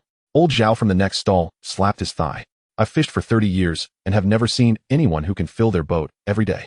Lao Wu smugly pulled out a stack of cash, holding it high like a trophy. See this? 8,006. This is what Xiao Yu earned in just one morning, equal to what you all make in half a month. After meals, the villagers of Qixia gathered to discuss this miraculous young man. I heard that boy can see through the sea floor. Aunt Zhang whispered mysteriously, gesturing as if it were akin to X-ray vision. Uncle Li, puffing on his pipe, scoffed. Nonsense. He must have learned some high-tech stuff in college. He tapped the ash from his pipe. What do they call it? Oh right, ocean remote sensing technology. In front of the village shop, a few truant students sat in a corner, scolded by their parents. Look at Xiao Yu. Good at studying and great at fishing. What about you? Can't read well enough to cast a net properly. That's just luck, a rebellious boy muttered under his breath. Nonsense. Uncle Lu slapped his son on the back of the head. He goes out to sea at 5 every morning, while you sleep in until noon. Even the town's seafood market buzzed with tales of Xiao Yu's exploits. Have you heard? The lad from Xiaojia village has once again struck gold today. Is that true? This has been going on for 28 consecutive days, hasn't it? Indeed it is. Fifth brother himself attested to it. Whoever manages to snag his goods can turn a quick profit of 30%. The proprietors of the seafood restaurants are clamoring to be acquainted with Xiao Yu. That afternoon, the renowned owner of the Hai Tian Pavilion personally paid a visit, presenting 2 bottles of Maotai to Xiaodafu. Old master, could you ensure that your grandson prioritizes our establishment? We can negotiate a favorable price. Xiaodafu chuckled, pushing the liquor back. When it comes to matters concerning my grandson, I cannot make decisions on his behalf. In light of such discussions, Xiao Yu merely smiled and remained silent. As the sun dipped below the horizon, he sat alone by the dock, perusing a message from Lu Yinxin on his phone. The famous person has heard your legend today. Sly smile. Xiao Yu responded with a resigned expression and lifted his gaze to the shimmering surface of the sea. The tide gently caressed the rocky shore, as if whispering a secret known only to the ocean. The fishing village was bathed in golden twilight. Xiao Yu sat in the courtyard, tallying this month's earnings. A thick stack of banknotes lay neatly arranged on the table, amounting to over 130,000. Xiaodafu stood nearby, holding a teacup, his cloudy eyes wide with disbelief. Goodness, I've spent my entire life fishing and have never seen such a hefty sum. Suddenly, his phone vibrated, illuminating the screen with a message from his high school classmates group chat. Xiao Yu, there's a class reunion this weekend at the seafood restaurant. You must come. Absolutely. Our academic achiever is now a person of great renown. I heard you've been making a fortune fishing. Bring your brothers along to witness it. Xiao Yu furrowed his brow, pausing his fingers on the screen before ultimately replying, sorry, I've been quite busy lately. Setting his phone aside, he resumed organizing the banknotes. He was all too familiar with these gatherings. Zhangsen boasting about his new car, Li Si flaunting his civil servant position, and Wang Wu bragging about his business earnings. Rather than squander time listening to such tales, he preferred to cast his nets once more. Another classmate reaching out? Xiaodafu sipped his strong tea. It's good for the young to gather. Grandpa, Xiao Yu carefully placed the cash into a tin box. Do you know what they call me now? The reincarnation of the Dragon King. The old man spat out his tea. Those little rascals. So, Xiaoyu chuckled, patting the tin box, instead of listening to their flattery. I might as well earn enough to get you a granddaughter-in-law. Xiaodafu's beard perked up. You little rascal. Teasing your grandpa. In the stillness of the night, Xiaoyu repeatedly calculated on his phone's calculator. Daily earnings of 500 yuan, 40 days remaining, 180,000. Current total of 130,000. Expected 180,000. Totaling 310,000. This was sufficient. He gazed at the flickering numbers on the screen, his heart racing. A second-hand iron-hulled boat was priced at 280,000. The remaining 30,000 would suffice for new fishing gear. This meant that before school commenced, he could indeed realize his dream of returning with a new boat. Outside the window, moonlight poured over the tranquil sea. Xiaoyu retrieved a photograph from beneath his pillow. It was a selfie that Liu Yanxin had secretly tucked into his bag before leaving, with a note on the back that read, "Waiting for your boat." As morning sunlight filtered through the curtains into his room, Xiaoyu stuffed the last neatly folded t-shirt into his suitcase. The aroma of fried eggs wafted from the kitchen, where Xiaodafu was busily bent over the stove. Xiaoyu approached and gently took the spatula from his grandfather's hands. "Let me handle this." Go, go, go. Students should sit tight." The old man waved his hand, but the wrinkles at the corners of his mouth betrayed a smile. On the dining table, golden fried eggs accompanied freshly steamed buns and a bowl of steaming seaweed soup. This was Xiaoyu's cherished breakfast combination since childhood. "Grandpa." Xiaoyu swallowed the last bite of bun. "I'm off to school. You'll be home alone." I know. Xiaodafu waved his hand impatiently. "Remember to take your medicine on time, smoke less, and call if you need anything.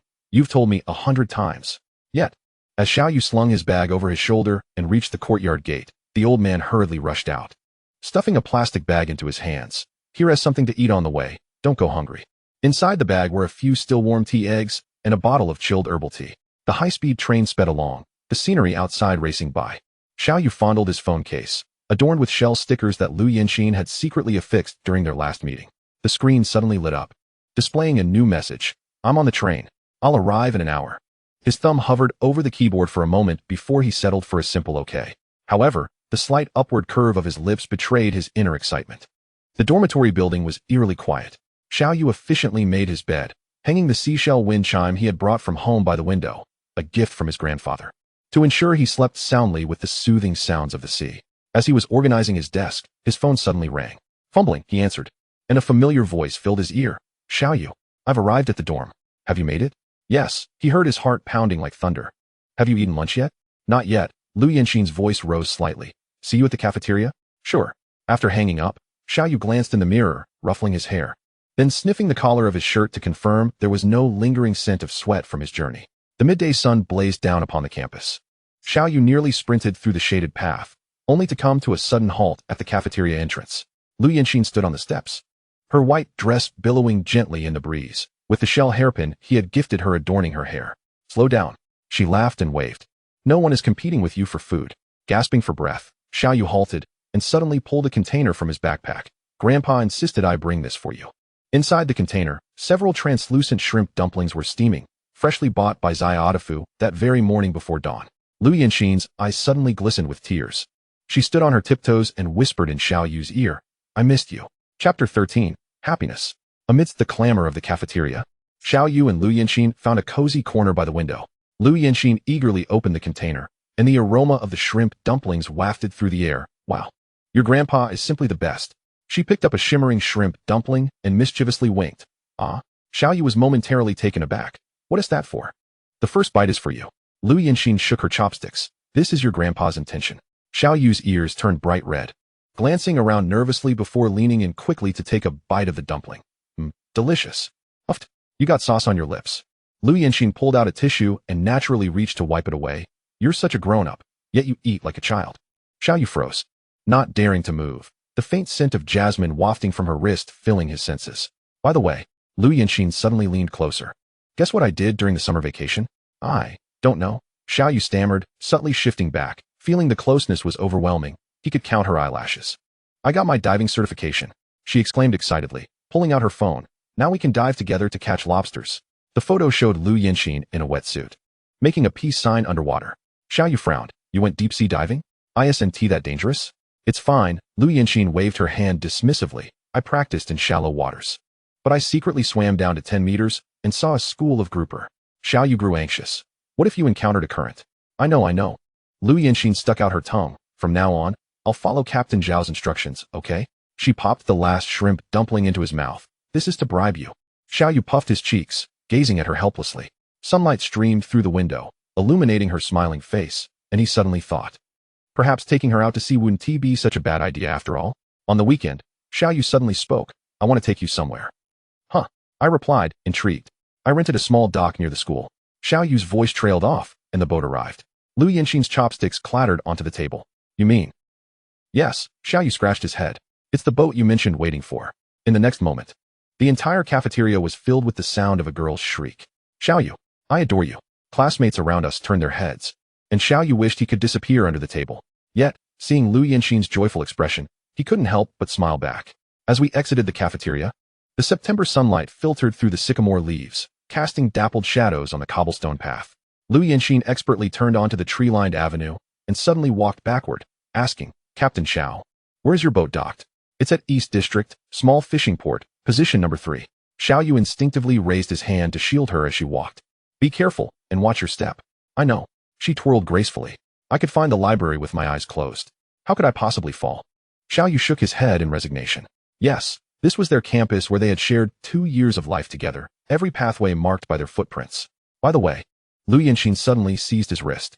Have you checked the safety equipment on your boat? Everything is prepared. Xiao Yu retrieved a checklist from his phone. In addition to the standard life jackets, I also added 2 emergency diving kits. Lu Yinxin leaned closer to the screen, her hair brushing against his cheek. Wow, you even have a sonar positioning device. Didn't we learn about that in our ocean exploration class?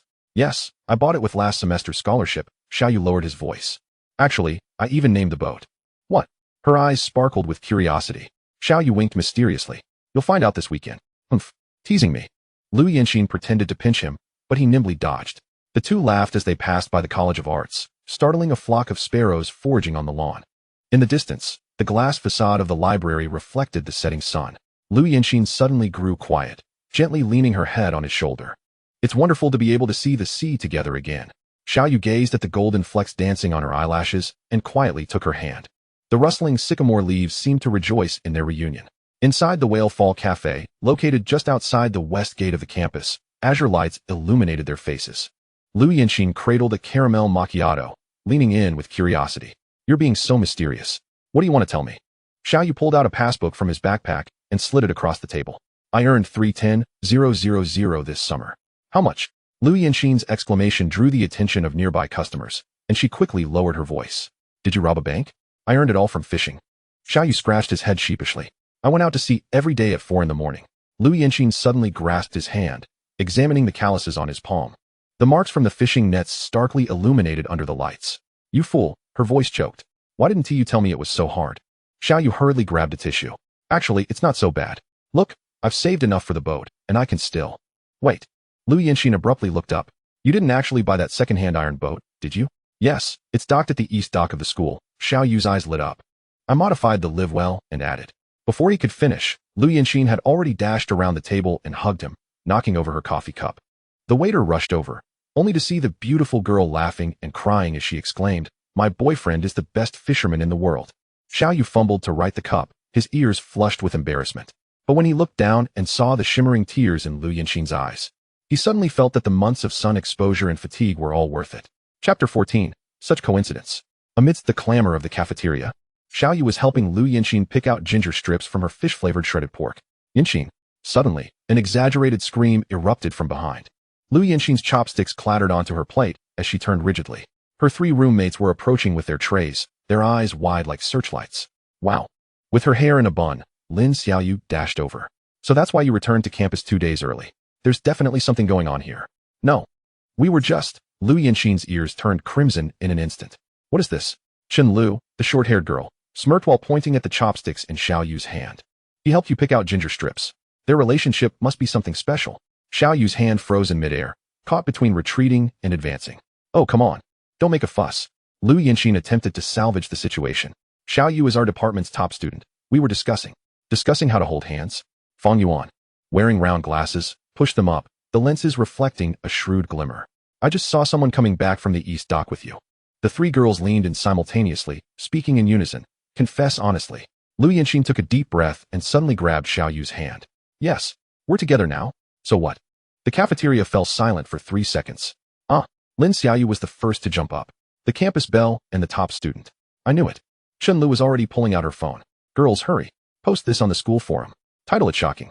The ocean department's high mountain flower has been plucked. Wait. Xiaoyu hurriedly interrupted. I'll treat everyone to milk tea? Milk tea? Fang Yuan adjusted her glasses. It should at least be a seafood feast, right? I heard that the new boat owner made 30,000 yesterday. Lu Yanxin's eyes widened. How do you even know about that? It's all over the school. The 3 girls chimed in unison. Xiaoyu raised his hands in surrender, blushing. All right, I'll treat everyone to a day at sea this weekend. We can even catch lobsters. Take pictures. Watch the sunset. The 3 girls clamored with their requests, and Lu Yanxin sighed, holding her forehead. My image as a demure woman. Xiaoyu quietly grasped her hand beneath the table, whispering, It's all right. They're all very cute. The plastic chairs in the cafeteria screeched as the 3 girls formed a circle around them, their eyes sparkling with excitement. Honestly, Lin Xiaoyu pounded the table. When did it start? Lu Yanxin stirred the pearls in her milk tea, mumbling softly. It was during the summer. Summer. Chen-Lu leaned in suddenly. Was it when you suddenly said you were going to do research by the seaside? She turned her gaze sharply toward Xiaoyu. Uh-huh. So you were using her for your own benefit. Xiaoyu nearly choked on his soda. No, I really went to do experiments. Don't lie. Fang Yuan adjusted her reflective glasses. I saw Yanxin's moment on her social media. Accidentally discovered a breathtaking sea. And who was that in the picture? Rowing the boat? In the photo, Xiaoyu's silhouette was bathed in a golden hue from the setting sun, his arms defined as he pulled in the nets. Wow. The 3 girls exclaimed in unison. Lu Yanxin blushed, reaching to snatch the phone. Fang Yuan, you actually stalked my social media. But that is not the point. Lin Xiaoyu counted on her fingers. The photo was posted on July 15th, and today is August 30th. Suddenly, her eyes widened. You secretly dated for a month and a half. Xiaoyu weakly raised his hand. Actually, it officially started on July 20th. Huh? Chun-Lu slammed her hand on the table. So you were already flirting by the 15th. Lu Yanxin buried her face in her hands. Can you all keep it down? Details. We want details. Fang Yuan pulled out a small notebook from somewhere. Who confessed first? How did it happen? Xiaoyu and Lu Yanxin exchanged glances, speaking simultaneously. At the village entrance. He said it first. The 3 individuals immediately perked up their ears. Lu Yanxin delivered a swift kick to Xiaoyu. Speak up. Xiaoyu's ears flushed crimson. It was on the day I sent her back to school. And then, I asked, in an ever softer voice, can you be my girlfriend? Wow. The 3 girls struck the same pose, cupping their faces in awe. Lin Xiaoyu suddenly had a revelation. Wait. So your sudden boat purchase was for convenience on dates? Chen-Lu exclaimed in realization. No. Xiaoyu hastily clarified. It was for working part-time. Lu Yanxin pinched him hard under the table. Fool. You're making it worse. Sunlight streamed through the floor-to-ceiling windows, illuminating the boy's flushed cheeks and the girl's embarrassed expression. Just as the 3 girls were still teasing, a strange shout erupted from the entrance of the cafeteria. Holy cow. Old Xiao. Xiaoyu's chopsticks clattered onto the table as he slowly turned his head. His 3 roommates stood not far away, Wangda's suitcase crashing to the ground, Chunhao's sunglasses slipping down his nose, and Li Mu's mouth agape as if it could accommodate an egg. The air froze for 3 seconds. Brothers. Wangda suddenly raised his arm, caught in the act. The trio pounced on Xiaoyu like hungry tigers, surrounding him. Chunhao pointed at Lu Yanxin with a heartbroken expression. Class flower? You managed to win over our Ocean University's class flower. Li Mu had already pulled out his phone. Quick. Send a red envelope in the class group. Just say congratulations to Comrade Xiaoyu for being single no more. Lu Yanxin's roommates immediately formed a united front. Lin Xiaoyu slammed her palm on the table. Hey. We were the ones interrogating first. Huh. Wangda retorted defiantly. We've lived and eaten with old Xiao for a year. We have the highest priority. The 2 factions clamored, drawing the attention of students across the entire cafeteria. Xiaoyu covered his face, catching a glimpse of Lu Yanxin's equally exasperated expression through his fingers. Confess for leniency. The 6 of them suddenly shouted in unison. Xiaoyu took a deep breath. How about we go out to sea together this weekend? It's my new boat's maiden voyage. No way. Chunhao hooked his arm around Xiaoyu's neck. First, tell us how you managed to win her over. Exactly. Fang Yuan adjusted her glasses. Our interrogation is only halfway through. Wangda suddenly had a light bulb moment. Wait. It couldn't have been during summer break when old Xiao kept asking girls what color they liked, could it? Wang. Duh. Xiaoyu lunged forward to cover his mouth. Too late. Lu Yanxin's eyes lit up. So the reason you chose Tiffany blue for the boat paint was because. Wow. The 6 of them chimed in teasingly. Xiaoyu stood up, his ears burning. I just remembered the dormitory pipes seemed to be leaking. Don't even think about it. The 3 brothers blocked his escape. Lu Yanxin also attempted to slip away. only to be pulled back by her roommates. Trying to run? In the sunlit cafeteria, the two groups commenced an unprecedented joint interrogation. While the center of the storm, Xiao Yu and Lu Yanxin secretly entwined their fingers beneath the table. Chapter 15, Shocking the Campus. Inside the girls' dormitory. Stop tickling me. I said it. I'll tell everything. Is that not enough? Lu Yanxin laughed until tears streamed down her face, twisting in a bundle on her bed. The three girls surrounded her, Lin Xiaoyu still wielding a feather duster. Quick, spill. Fang Yuan nudged her reflective glasses. What really happened that night when you sneaked into his room? Lu Yanxin, blushing, sat up with her hair in disarray. We just chatted for a bit. Liar. Chen Lu hugged her waist, a lone man and a lone woman in a room. And you claim it was just chatting? Truly. Lu Yanxin insisted. Stamping her foot in frustration, that blockhead didn't he even dare to hold my hand. She abruptly covered her mouth mid-sentence. The dorm fell silent for 3 seconds. Wow. Lin Xiaoyu leaned in with a mischievous grin. So you made the first move? Lu Yanxin buried her face in her pillow. I just brushed my finger against his. That is all. The three girls exclaimed in unison. Fang Yuan suddenly pulled out her phone. Ladies, I propose we form the Rescue Straight Man Xiaoyu Task Force. In the boys' dormitory. Old Xiao, you're being unfair. Chen Hao lunged at Xiaoyu, who skillfully dodged. Exactly. Li Mu grabbed a broom as a microphone. What is it like to win over the class flower? Xiaoyu calmly folded his clothes. Anyone who dares to make a move this weekend can forget about boarding the boat. The trio froze momentarily. Wangdo was the first to recover, sliding to his knees and hugging Xiaoyu's leg. Brother Yu, let me massage your legs. Scram. Xiaoyu laughed as he kicked him away, but in a lowered voice, he added, this weekend, I can take you to a deserted island for camping. But there's a condition. Three heads immediately leaned in closer. First, you all need to rein in those nightclub habits. Xiaoyu raised a finger. Secondly. Understood. Chen Hao immediately stood at attention, promising to behave in front of the sister-in-law's roommates. Li Mu suddenly remembered something. Wait, what about our makeup exams? The dorm fell silent. Xiaoyu rubbed his forehead. How many subjects did you all fail last semester? Hee. Chen Hao scratched his head. All of them. Nonsense. Wangda jumped up. I passed moral education with 60. The four exchanged glances before erupting into thunderous laughter. The neighboring dormitory banged on the wall. It's the dead of night. Quit resurrecting. The next day on campus. Have you heard? That couple from the ocean department. My goddess. The male god has actually been claimed.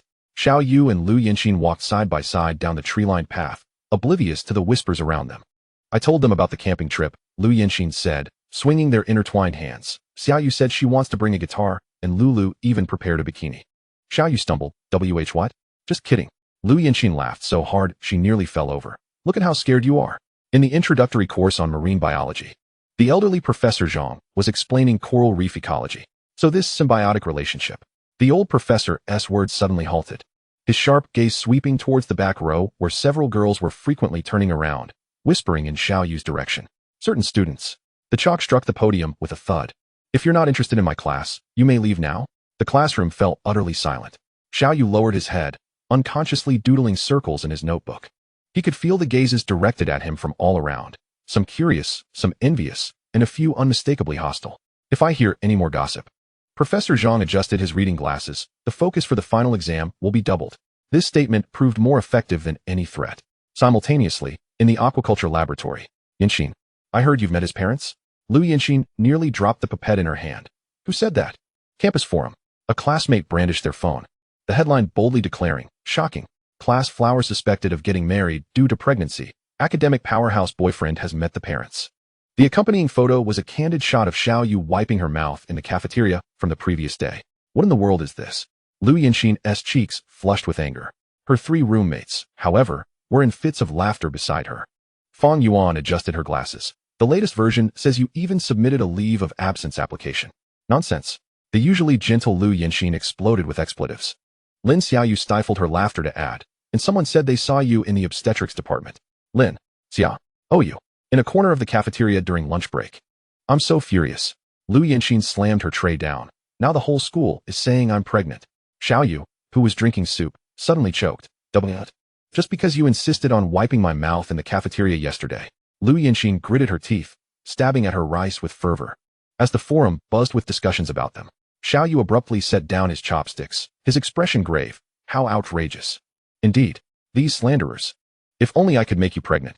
Lu Yanxin's chopsticks froze midair, her mind taking 3 seconds to process the shock. Xiao Yu. Her fists rained down on her boyfriend's shoulder like a torrential downpour. You shameless cat. Xiao Yu dodged while chuckling. I'm being serious. Just think. If it were now. Shut your mouth. Lu Yanqing hastily shoved a steamed bun into his mouth. If you keep spouting nonsense. Don't expect a video call tonight. Not far off, a few classmates stealthily snapped photos, excitedly posting. Live update. The top student flirts with the campus beauty in the cafeteria, marriage rumored to be on the horizon. As the final class on Friday concluded, 3 heads peeked cautiously through the back door of the classroom. You go. Wang De dashed in, conspiratorial whispers escaping his lips. We just went grocery shopping. Should we bring this? He produced a small square box from his pocket, emblazoned with the conspicuous Durex logo. Xiao Yu's textbook crashed to the floor. You guys. Don't get too excited. Chen Hao quickly covered his mouth. We bought 3 boxes. Plenty for the brothers, right? Li Mu chimed in. Strawberry flavor, mint flavor, and 1 ultra thin. Shut up. Xiao Yu, his ears burning, stuffed the box back into Wang Da's pocket. We're going camping. Not. He growled, lowering his voice. Not for that. The trio immediately donned expressions of disappointment. We must bring the barbecue grill, right? Wang Da persisted. Xiao Yu sighed in exasperation. I've already rented professional camping gear, including tents and cooking utensils. Wait. Chen Hao suddenly raised his hand. Who is responsible for cooking? You aren't suggesting we eat sashimi, are you? I'll catch the seafood. Xiao Yu began assigning tasks. Wang Da, you'll start the fire. Chen Hao, you handle the ingredients. Li Mu. I want to be the barbecue master. Li Mu inexplicably produced a chef's hat from nowhere and donned it. Xiao Yu nodded reluctantly. Fine. But if you char the fish again. That was an accident. Li Mu protested, hopping in frustration. Who knew the sea breeze would suddenly pick up? Just as the banter escalated, a cough echoed from the front door. The 4 froze, slowly turning their heads. Professor Zhang, gray-haired and clutching lecture notes, stood at the entrance. His eyes narrowing behind his reading glasses, discussing quite passionately, are we? Hello, Professor. The 3 immediately straightened up. We were discussing, Xiao Yu quickly improvised. The topic of marine ecological protection. Oh. Professor Zhang ambled over to Wang Da's side, abruptly snatching the small box from his pocket. With this for protection? The air seemed to freeze. Professor. This is, Wang Da stammered, pointing at the English on the box. A waterproof sleeve. For phones. The elderly professor snorted dismissively, slamming the box onto the desk. Submit a paper on the impact of marine debris on ecology by next week. No less than 8,000 words. After the door closed, the 3 slumped in their chairs. Xiao Yu gritted his teeth. Now, who still wants to bring a waterproof sleeve? 3 heads shook vigorously like rattles. Chapter 16. Camping on a deserted island. In the morning mist, 8 figures trudged towards the dock, burdened with bags. Hey, Lao Xiao, Wang Da puffed, lugging the barbecue grill. Does your boat really have a refrigerator? I brought 10 pounds of lamb. Without glancing back, Xiao Yu pointed ahead. There it is, just that one. As the morning mist dissipated, a brand new blue iron-hulled boat came into view. The words Yusin gleamed in white on the hull under the rising sun. Wow. Lu Yanqing suddenly covered her mouth, her ears visibly reddening. Lin Xiaoyu, quick to notice, immediately teased. Oh, Yusin. TSK. Chen Hao shook his head. Some people look serious on the surface, but are quite. Shut it. Xiaoyu. His ears ablaze, leapt onto the deck. If you keep talking, I'll toss you into the sea to feed the fish. The chaos of boarding resembled a disaster movie. This engine is so cool. Wang Da sprawled over the engine cover. How many horsepower does it have? Don't touch that. Xiao Yu yanked him away. This is a newly installed 300 horsepower diesel engine, very expensive. Meanwhile, the girls gathered around the live well, gasping in awe. Heavens! This glass window lets us see the fish inside. Lu Yanqing crouched at the hatch, tapping on the observation window. Xiao Yu approached, his tone unwittingly tender. Yes. It's specially modified. This way, we can check the catch without opening the hatch. Only a top student would think of that. Fang Yuan adjusted her glasses. How much did this modification cost? Xiao Yu glanced at Lu Yanqing. 380,000. How much? The 3 boys shrieked in unison, nearly scaring a seagull away. Amidst the roar of the engine, Xiao Yu stood at the helm, issuing orders. Wang Da, coil the anchor line. Chen Hao, check the number of life rings. Li Mu, don't lean over the side. You'll get seasick. Lu Yanqing stifled a laugh as she placed a sun hat on him. Captain Xiao looked so impressive. Just as Xiao Yu was about to respond, the boat suddenly lurched. And Li Mu, already clutching a trash can, was violently ill. I told you not to eat so much breakfast. Chen Hao patted his back, relishing the moment. While sailing, Xiao Yu discreetly activated the underwater vision. A detection range of 100 meters, akin to radar, swept over the seabed, revealing schools of fish, coral, and seaweed. He silently rejoiced at not needing to touch the seawater. Otherwise, if caught playing in it all day, he'd be labeled a pervert. Xiaoyu. Lu Yinxin suddenly wrapped her arms around him from behind. What are you daydreaming about?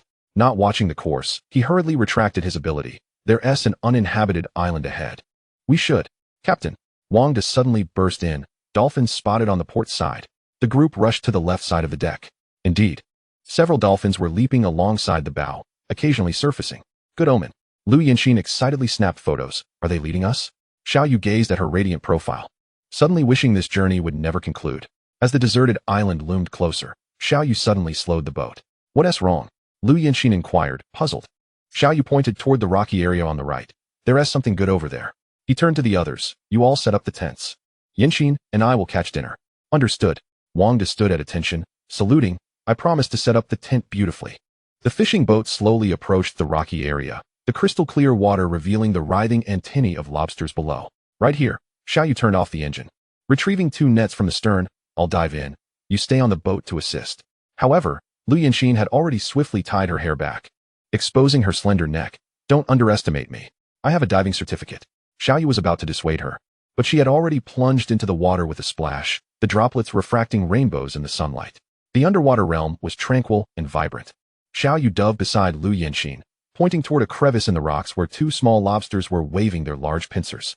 He gestured for a flanking maneuver, and they silently split to the sides. Lu Yinxin's movements were quicker than expected.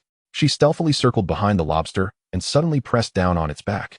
Startled, the lobster sprang up, landing squarely in Xiaoyu's outstretched net. Splash! They both surfaced, Lu Yinxin triumphantly raising the net. We caught one. Oh no! The lobster abruptly wriggled free from the hole, its pincers clamping down on her finger. Don't move. Xiaoyu quickly swam closer, grasping her wrist with one hand while pinching the lobster's carapace with the other. As the lobster released its grip in pain, it left a crimson mark on his hand. You're bleeding, Lu Yinxin exclaimed, seizing his palm.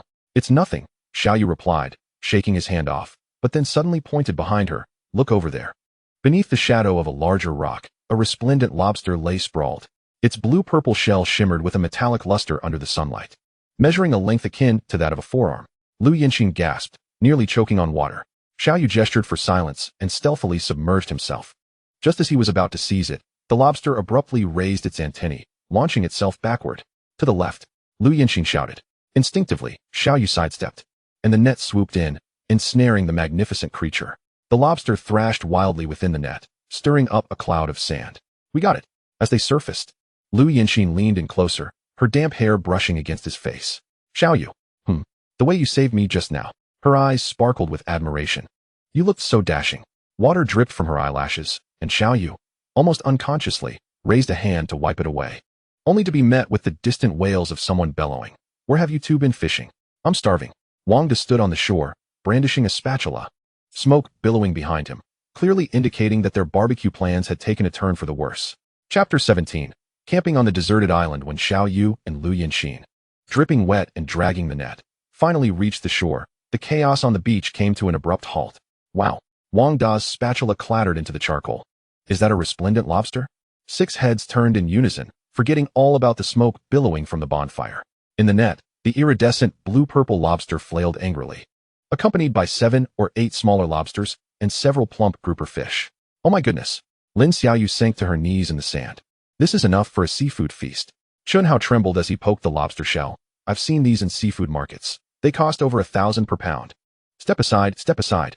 Fang Yuan produced a marine biology encyclopedia from somewhere, her glasses glinting. Its scientific name is Panularis ornatus, belonging to. Shut up, you nerd. Li Mu snatched the book from her hands and pivoted sharply to Xiaoyu, bowing at a 90-degree angle. Master, please allow your disciple to pay respects. Get lost. Xiaoyu laughed, kicking him aside, only to see Lu Yinxin surrounded by a gaggle of girls. Yinxin. Chun Lu excitedly shook her shoulders. Your husband is amazing. Lu Yinxin blushed, stealing a glance at Xiaoyu. He just got lucky. Don't even. Lin Xiaoyu pointed to her reddened fingers. Isn't that injury from catching the lobster? My goodness. Is this a romance or an adventure? Wang De had somehow set up his phone. Everyone, look at this. A pure wild resplendent lobster. He shouted into the camera. If I get over 10,000 likes, I'll make old Xiao catch a shark barehanded. Wang De. Xiaoyu hurled a coconut at him. But Lu Yinxin intervened. Ignore them. She subtly entwined her fingers with his, droplets of water still clinging to her lashes. Should we change into dry clothes? Her words ignited another round of teasing. Amidst the raucous cheers, Xiao Yu seized the net full of seafood and made a hasty retreat. The chorus of shouts following him. 100 years of harmony. May you have a child soon. The bonfire crackled, illuminating 8 youthful faces. Come, come. The first skewer is for our Sea King couple. Wang De knelt, presenting a charred lobster skewer to Xiao Yu. Your Majesty, please enjoy. Xiao Yu stared at the charred lump. You call this food? Oh. Chen Hao suddenly slapped his thigh. No wonder Yanxin said her waist hurt earlier. She must have been bumped by some big fish in the water. Chen Hao. Lu Yanxin scooped up a handful of sand and tossed it at him, only to be stopped by Lin Xiaoyu. Wait. Quickly tell us what kind of fish it was. She winked mischievously. Is it one of those particularly clingy octopuses?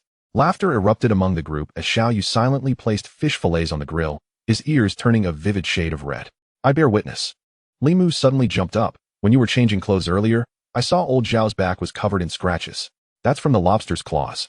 Xiao Yu nearly skewered the fish fillet in frustration. Oh, 6 voices echoed in unison, their prolonged tones startling the seabirds above. Lu Yanxin buried her face in her palms. But Fang Yuan, adjusting her glasses with all seriousness, stated, according to marine biological behavior, certain crustaceans do exhibit such behaviors during mating seasons.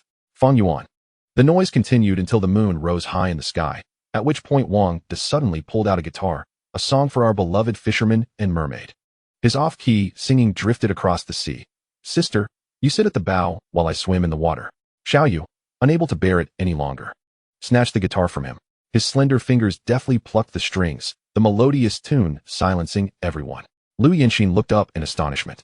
He was playing the very song she had often hummed over the summer, Under the Sea. The flickering firelight danced across his focused profile, and the sea breeze carried the distant sounds of the tide. In that moment, even the stars seemed to pale in comparison. Ahem. Wang De suddenly broke the spell. Shouldn't we, avert our eyes? The 6 light bulbs turned their backs in unison, exaggeratedly covering their eyes. You guys. Xiao Yu helplessly set down the guitar. That's enough.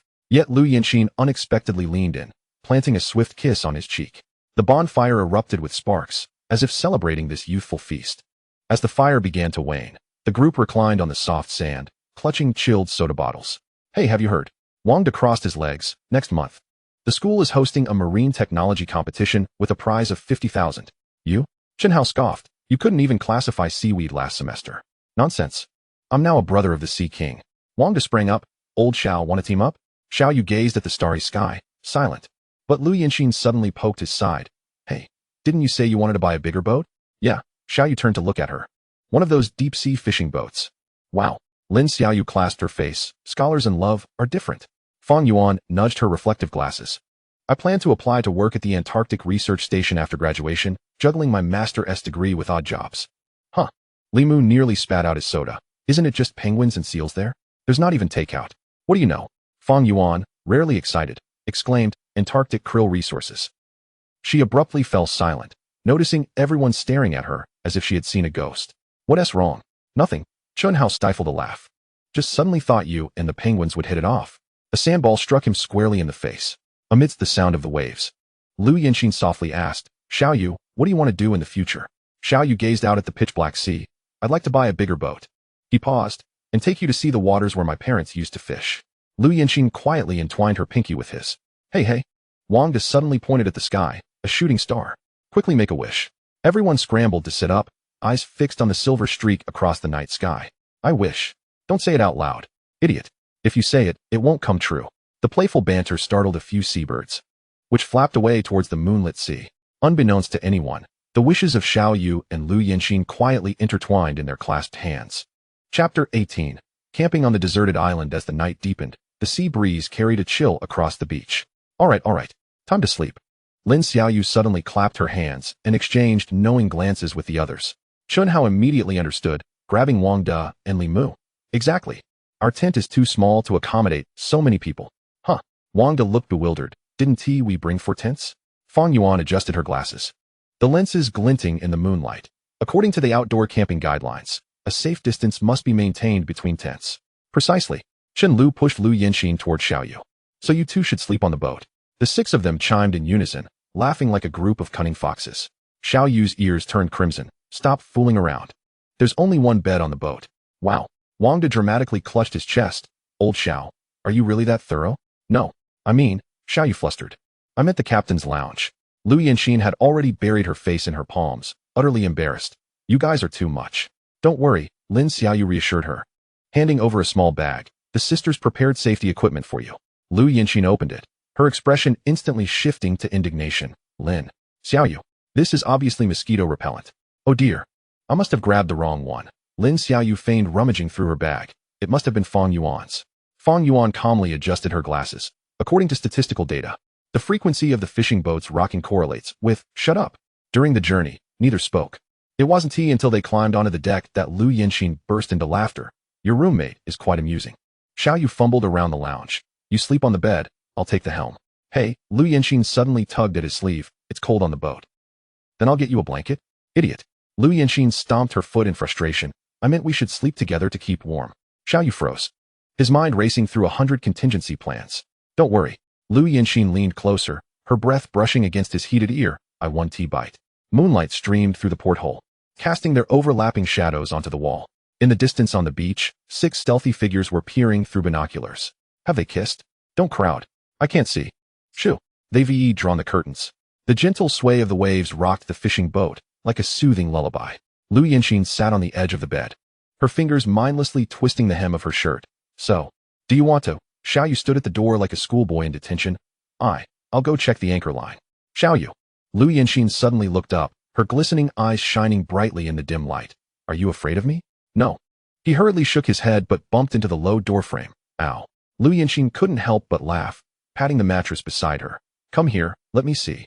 Xiaoyu hesitantly approached, bending down only to have her grip his wrist. The coolness of her fingers on his forehead made them both hold their breath. Her fingertips brushed gently over the wound. Does it hurt? Xiaoyu shook his head, his throat tightening. They were too close. He could smell the salt from her hair and see the droplets of water on her collarbone slowly sliding into her neckline. Suddenly, the boat lurched violently. Lu Yinxin lost her balance and fell forward, with Xiaoyu instinctively catching her waist. By the time he realized what happened, she was already in his arms, her soft lips barely grazing his throat. Sorry. Xiaoyu fumbled to let go, but she grasped his collar tightly. What are you hiding from? Lu Yinxin tilted her face up, her breath warming his chin. You were quite brave catching lobsters during the day, weren't you? The moonlight fractured into stars in her eyes, and Xiaoyu suddenly recalled an unspoken wish upon a shooting star. Crash! A loud noise came from the back of the boat, followed by Wang Da's frantic cries. Old Xiao, help! Li Mu fell into the sea. The two of them sprang apart, as if struck by lightning. As Xiaoyu dashed out, he heard Lu Yinxin chuckle behind him. Your roommates are the best wingmen. 10 minutes later, a drenched Li Mu was hauled aboard like a drowned rat. I swear. He shivered under a blanket. I was just checking if they had covered the quilt properly. Nonsense. Wang Da slapped him on the back of the head. You clearly said you wanted to eavesdrop. The laughter and playful banter faded away as the fishing boat returned to tranquility. When Xiaoyu re-entered the lounge, he found Lu Yinxin curled up on the bed, fast asleep, clutching his jacket. He quietly lay down on the floor, only to hear her drowsy voice. Idiot. How can we stay warm from this far apart? A pillow landed squarely on his face. The morning sea shimmered with golden waves, and the engine of the rain Xian startled a flock of seagulls. All hands on deck. Xiaoyu stood at the helm, the morning light outlining his tall figure, while Wang Da handled the port sidelines, Chunhao the starboard, and Li Mu recorded the catch data. Aye, Captain. The three responded comically with a salute, provoking giggles from the girls. Lu Yinxin, donning a blue bandana, skillfully baited the hooks for the long line. Xiao teacher, is this mackerel bait big enough? Xiaoyu's ears flushed slightly. Yes, it's enough. He turned to the others. Today, we'll primarily use long lining and crab pots. Trawling will have to wait until we have more crew. Understood. Fang Yuan adjusted her reflective glasses, according to fishery resource management. Selective fishing is more sustainable. The process of lowering the lines was nothing short of chaotic. Whoa, the line got tangled. Chunhao, you idiot. That was my tackle. Don't move. Let me take a picture, ow. Xiaoyu sighed, demonstrating how to cast the long line. The hook traced a shiny arc through the air, landing precisely beside the buoy 100 meters away. Wow. The crowd gasped in unison. Lu Yinxin proudly lifted her chin. ISNT, my boyfriend amazing? Ugh. The 6 light bulbs erupted in teasing. 2 hours later, the live well was brimming with bounty. 5 grouper. Li Mu shouted, clutching the logbook, and 3 blue crabs. Wang Da suddenly pointed into the distance. Old Xiao. There are a lot of seabirds over there. Xiaoyu squinted through the system view, clearly seeing a school of yellowfin tuna gathering near the rocky seabed. Prepare the second set of gear. He swiftly turned the helm. Yinxin switched to the glow-in-the-dark lures. The fishing boat carved elegant waves as it sped forward, startling a school of flying fish. when the first yellowfin tuna breached the surface. The deck erupted in deafening cheers. Tonight, we feast on sashimi. Xiaoyu wiped the sweat from his brow and turned to Lu Yanxin, winking, just like you like. In the morning light, her smile was brighter than the rising sun. Yes. Chapter 19. A joyful gathering. The four, freshly showered, sprawled across their beds. Chunhao suddenly bolted upright. Brothers, I have an announcement. Spit it out. Wangda was busy drying his socks with a hairdryer. Chunhao rarely get shy. But I want to pursue Lin Xiaoyu. The dorm fell silent. Li Mu's comic book dropped to the floor with a thud. What? Didn't you say women hinder your speed in drawing your sword? Shut it. Chunhao grabbed a pillow and threw it. I'm serious. Wangda turned off the hairdryer. Speaking softly, what a coincidence. I have my eye on Chen Lu. What?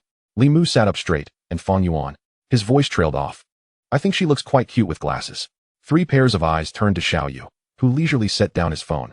Why are you all looking at me? You go. Chunhao lunged over to hug the bedpost. You have to help your brother. Exactly. Wangda joined in. Talk to your sister-in-law and arrange more gatherings. Xiaoyu sighed and sat up. Have you all truly thought this through? The 3 nodded vigorously. All right. Xiaoyu's gaze suddenly sharpened. Yet he prefaced his remarks with a warning. He pointed at each of them in turn. Chunhao, if you dare to continue your antics of flirting with 3 girls simultaneously. No, I wouldn't. Li Mu, don't vanish on us and just play games. I'll change. Wangda, Xiaoyu paused, and don't resort to drinking and going crazy every time there's an argument. Wangda scratched his head. I'll do my best. Not just your best. Xiaoyu exclaimed, grabbing a slipper and slapping it on the table. If your reckless behavior lands me in trouble with Yin Xian, I swear. The 3 immediately lined up, raising their hands in a pledge. We promise not to betray the organization's trust. Xiaoyu rubbed his temples. Tomorrow, I'll have Yin Xian sound things out. Yay. Chunhao immediately pulled out some perfume and began spraying it enthusiastically. Oldly, quick, help me check this hairstyle. Li Mu had already pulled out Psychology of Love and was engrossed in it, while Wangda practiced his wink in front of the mirror. Xiaoyu silently messaged Lu Yanxian, help. Our dormitory has gone mad. The next day, amidst the cacophony of the cafeteria at noon, Xiaoyu and Lu Yanxian sat in a corner by the window. Xiaoyu lightly tapped the edge of his plate with his chopsticks. There's something I need to tell you. Lu Yanxian replied, focused on picking out the carrot strips from her fish-flavored shredded pork, not looking up. It's about Chunhao and the other 2. Lu Yanxian suddenly looked up, her eyes shimmering with excitement. Wait. Let me guess. She put down her chopsticks and began counting on her fingers. Chunhao has a crush on Xiaoyu. Li Mu is interested in Fang Yuan, and Wangda wants to pursue Lulu? Xiaoyu's eyes widened. How did you know? Lu Yanxian giggled, her eyes turning crescent-shaped. Yesterday, during the camping trip, those 3 were practically glued to my roommate. She scooped a spoonful of corn soup from Xiaoyu's bowl. Chunhao offered Xiaoyu grilled skewers 7 times. Li Mu secretly wiped Fang Yuan's glasses 3 times, and Wangda was even more exaggerated, secretly collecting the half-empty bottle of water Lulu left. Xiaoyu nearly choked on his soup. Wangda is such a creep. But Lu Yanxian waved her finger. It's not so easy to pursue the girls from our 302 dorm. She suddenly leaned in closer, her hair brushing against Xiaoyu's cheek. Unless what? Unless, she said slyly, giving a wink, you promised to take us out to sea this weekend. Xiaoyu smiled helplessly. You're taking advantage of me, Lu. This is a reasonable exchange. Lu Yanxian pouted playfully. I could act as their love consultant. But, she suddenly turned serious. You need to ensure they are sincere. Xiaoyu was deeply hurt by a scumbag last time, and although Fang Yuan seems rational, she's quite sensitive. As for Lulu, well, I understand. Xiaoyu nodded earnestly, gently taking her hand under the table. I've already given them a lesson. Lu Yanxian entwined her fingers with his. Then it's settled. But, she lowered her voice, if they dare to bully my sisters, I'll be the first to deal with them. Xiaoyu immediately replied. Now that's more like it. Lu Yanxian declared, snatching the last piece of sweet and sour spare ribs from his bowl as a reward. Tonight, I'll help you invite them to the milk tea shop. Xiaoyu gazed at his girlfriend's mischievous smile, and suddenly, he mourned for his 3 roommates for 3 seconds. This group of foolish boys had no idea that their greatest ally in the pursuit of love was, in fact, a cunning little fox in sheep's clothing. In the evening, the neon sign of the milk tea shop outside the campus flickered in the night. 8 people squeezed around a large round table in the corner. So, Lin Xiaoyu sipped her pearl milk tea, her eyes darting back and forth between Chunhao and Xiaoyu. Today is the Brotherhood's Pursuit of Love conference. Wangda burst out laughing, spraying milk tea from his nose. Fang Yuan adjusted her glasses. According to social behavior studies, group courtship activities are indeed observed among primates. Stop. Chun Lu slammed her palm on the table. Speak in plain language. Xiaoyu and Lu Yanxian shrank their necks, pretending to be mere bystanders. The ordering process had devolved into chaos. Xiao Yu likes strawberry flavor. Chun Hao sprinted to the counter, 2 strawberry bubble teas. Li Mu, unwilling to be outdone, shouted, Fang Yuan wants 4 seasons tea with less sugar and no ice. Wrong. Fang Yuan suddenly raised her hand. Today, I want brown sugar. Li Mu was instantly petrified.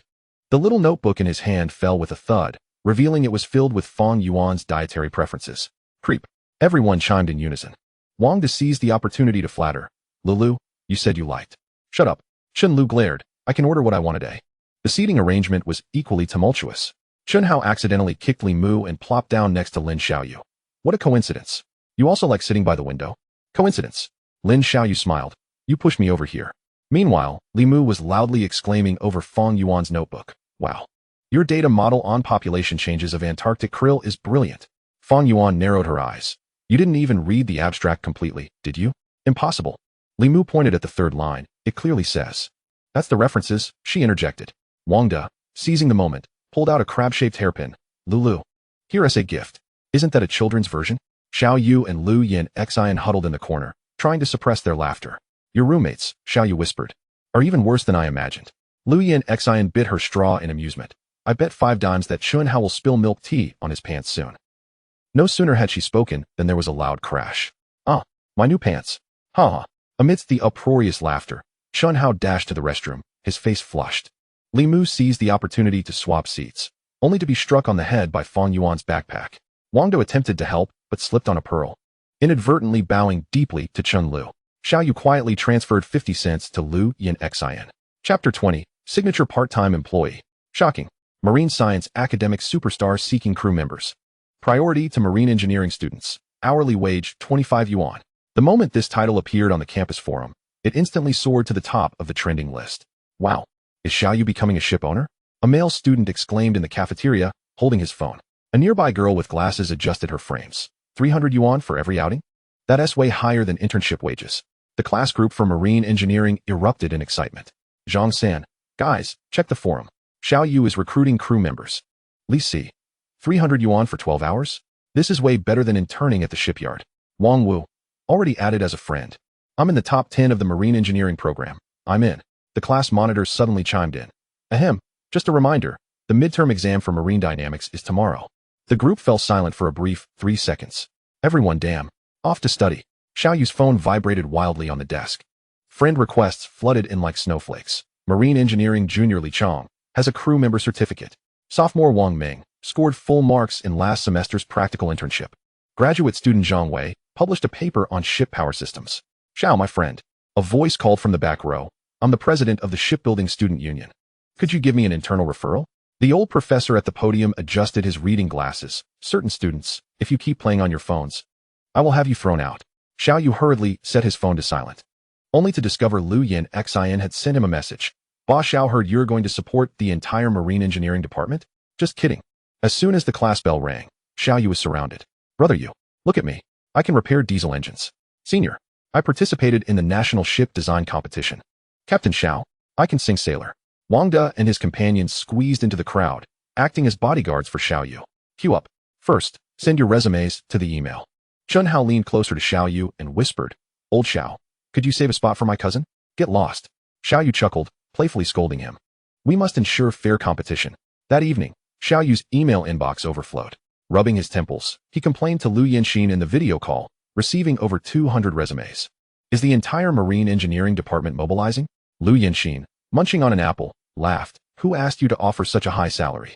The school's rowing team only pays 80 for a day's internship. I want someone reliable, Xiao Yu said, flipping through the resumes. This one looks promising.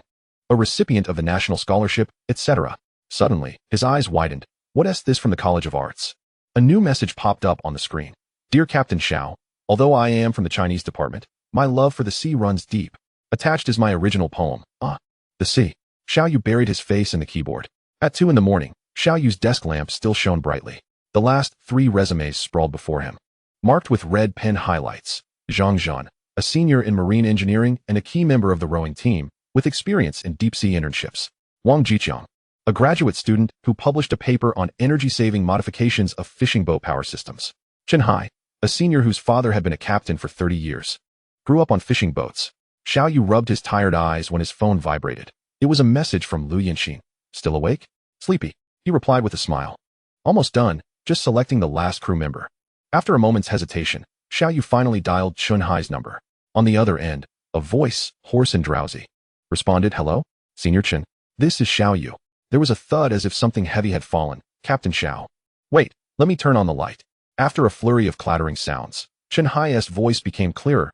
"Did I not write my resume well enough? I can add more details." "No need," Xiao Yu interjected. "Meet me at East Pier at 6 tomorrow morning." There was a 3-second silence on the line. Then Chun Hai erupted with a muffled cheer. "I'll be there on time."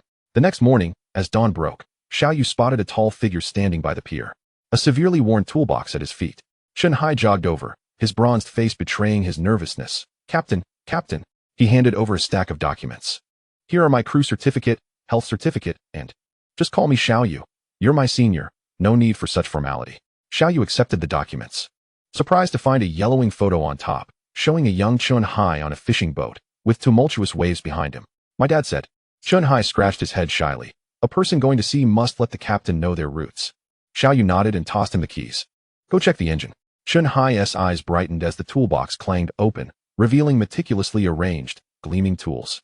"The modifications are fantastic," Chun Hai exclaimed, his voice brimming with excitement amidst the roaring machinery. "A dual-circuit cooling system? What fishing boat has this?"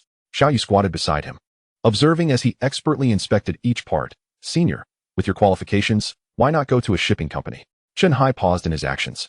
"My dad says a true captain must start from the dirtiest engine room." He wiped the grease from his face. Big companies 1T let a graduate student touch the engine.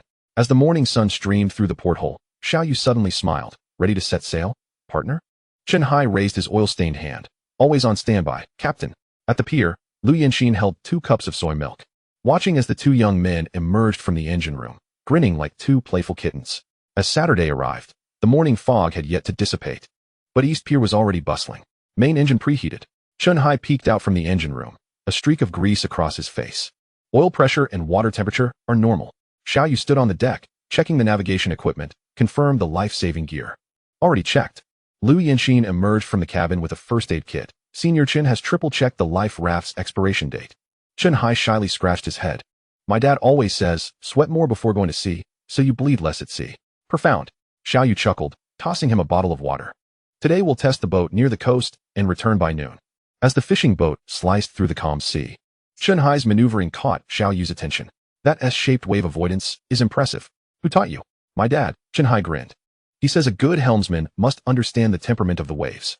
Lu Yanxin leaned over the side of the boat, suddenly pointing into the distance. "Look, a pod of dolphins."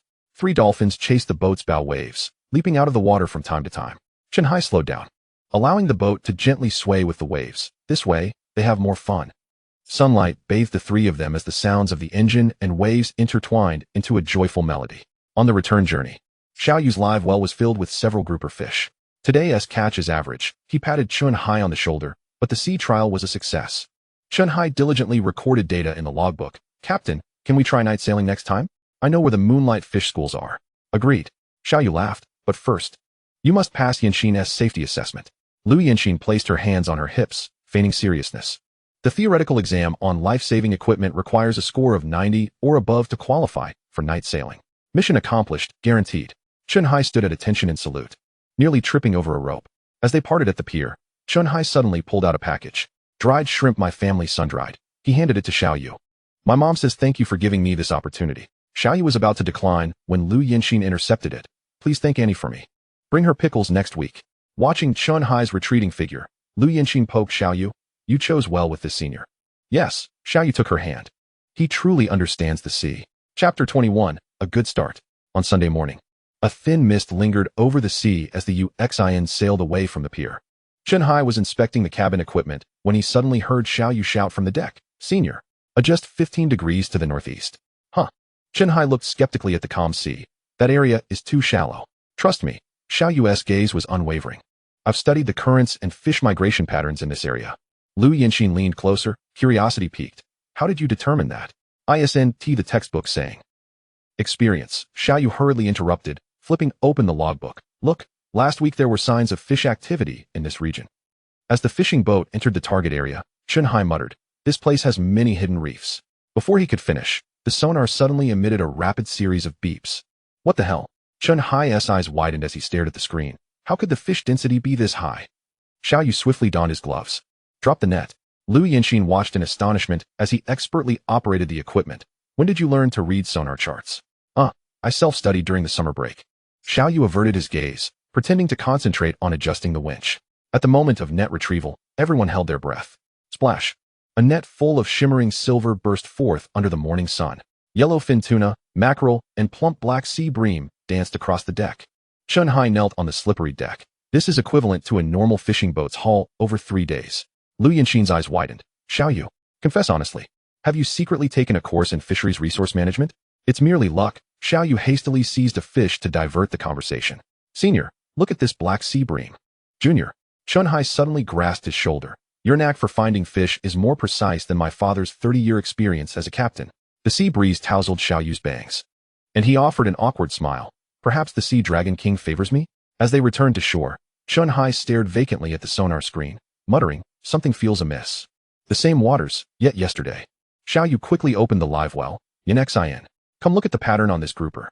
As Lu Yin Xin bent down to inspect, Xiao Yu quietly exhaled in relief. He gazed towards the horizon where the sea met the sky, pondering. I need to devise a more plausible explanation. As the fishing boat docked, a middle-aged man in a waterproof apron jogged over. Zhou Weigua. Xiao Yu recognized him through Wang Da's introduction. It was to him that Wang Da sold his catches. Hey, young man. Today's haul looks promising. Old Zhou tiptoed to peer into the live well, his eyes shining like searchlights.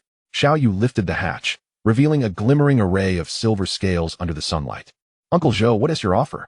Old Zhou crouched down to inspect. The tuna looks good, but the black bream is a bit small. He licked his lips. 8,000 for the lot. 8,000. Xiao Yu promptly closed the hatch. Old Wang just texted me, offering 12,000. Oh no. Old Zhou urgently pressed down on the hatch. Young man, don't rush. Look, this tuna's gills have turned pale. Lu Yin Xin suddenly interjected. Uncle Zhou. This one just suffered from lack of oxygen. Look at its bright eyes. She delicately traced her finger along the fish's gills. The bloodline is so fresh. Old Zhou cast a surprised glance at the beautiful girl. A connoisseur indeed. 9,005. He gritted his teeth. I can't go any higher. Xiao Yu pretended to reach for his phone. I'll still check with old Wang. 11,000. Old Zhou swiftly pressed down on his phone. But you'll need to throw in those few needle crabs. Xiao Yu and Lu Yin Xin exchanged a glance, their lips curving upward. Deal. The afterglow of the setting sun bathed the dock in golden hues. Chun Hai mounted his old, clattering bicycle and waved goodbye to the two. See you next weekend. Xiao Yu watched his retreating figure, then turned to Lu Yin Xin with a smile. It's our first day in business. We must celebrate. He patted his bulging wallet. What do you want to eat? It's on me. Lu Yin Xin's eyes sparkled as she playfully looped her arm through his. Well, of course, it's your treat. Ba Xiao. She deliberately elongated the last syllable. I'm looking forward to a lavish meal. The food street behind the school was bustling with activity. Neon signs flickered to life, and the air was thick with the mingling aromas of barbecued delicacies, spicy hot pot, and candied chestnuts. The streets were thronged with people. Couples hand in hand, some sharing a cotton candy, others feeding each other takoyaki, while a few nestled under the trees, stealing kisses. Look over there. Lu Yin Xin suddenly squeezed Xiao Yu's hand, gesturing towards a young couple sharing an ice cream cone, alternating bites. Understanding her cue, Xiao Yu leaned closer, whispering, shall we go buy one too? The warm breath brushed against her ear, causing her earlobes to blush. Who wants to share with you? Ultimately, they stopped before a bustling seafood stall. Boss. Xiao Yu pointed at the clawing lobsters in the tank, one steamed, and a portion of spiced shrimp. Lu Yin Xin gasped. Her eyes wide. How extravagant. Isn't earning money meant to be spent on your wife? Xiao Yu blurted out, then quickly backtracked. I meant to say for, Lu Yin Xin, her cheeks aflame, pinched his arm. Who is your wife? Yet her lips betrayed her, curling into a smile. While they awaited their dishes, cheers erupted from the next table. A group of students surrounded a cake, where a young man knelt, placing a couple's ring on his girlfriend's finger. The crowd urged them to kiss, and the couple shyly brushed their lips together. Xiao Yu felt a tightening in his hand as Lu Yin Xin had unknowingly intertwined her fingers with his. Will we? She murmured, her gaze cast down, her voice as soft as a feather. Ever be like that? Xiao Yu didn't reply. He simply lifted her hand and placed a gentle kiss at the base of her ring finger. At that moment, the streetlights flickered on, casting elongated shadows of the two intertwined figures, merging them into the vibrant throng of the food street. Chapter 22. Conflict. The sycamore leaves on campus gradually turned yellow. and Xiao Yu's life revolved in a rhythm as regular and fulfilling as clockwork. From Monday to Friday, in the morning library, Xiao Yu always reserved a seat by the window for Lu Yanxian. Sunlight streamed through the glass, illuminating her fingertips as she turned the pages. He often found himself lost in the dancing light until she gently poked him awake with her pen cap. Daydreaming again, Lu Yanxian whispered, "Midterms are approaching." Xiao Yu grinned, sketching a little fish in his notebook. "I'm just contemplating Saturday's tide." "Liar."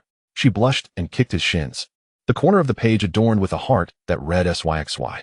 By the evening playground, they finally broke through their shyness. That day, Lu Yanxian wore a light blue dress, her hair scented with jasmine from shampoo.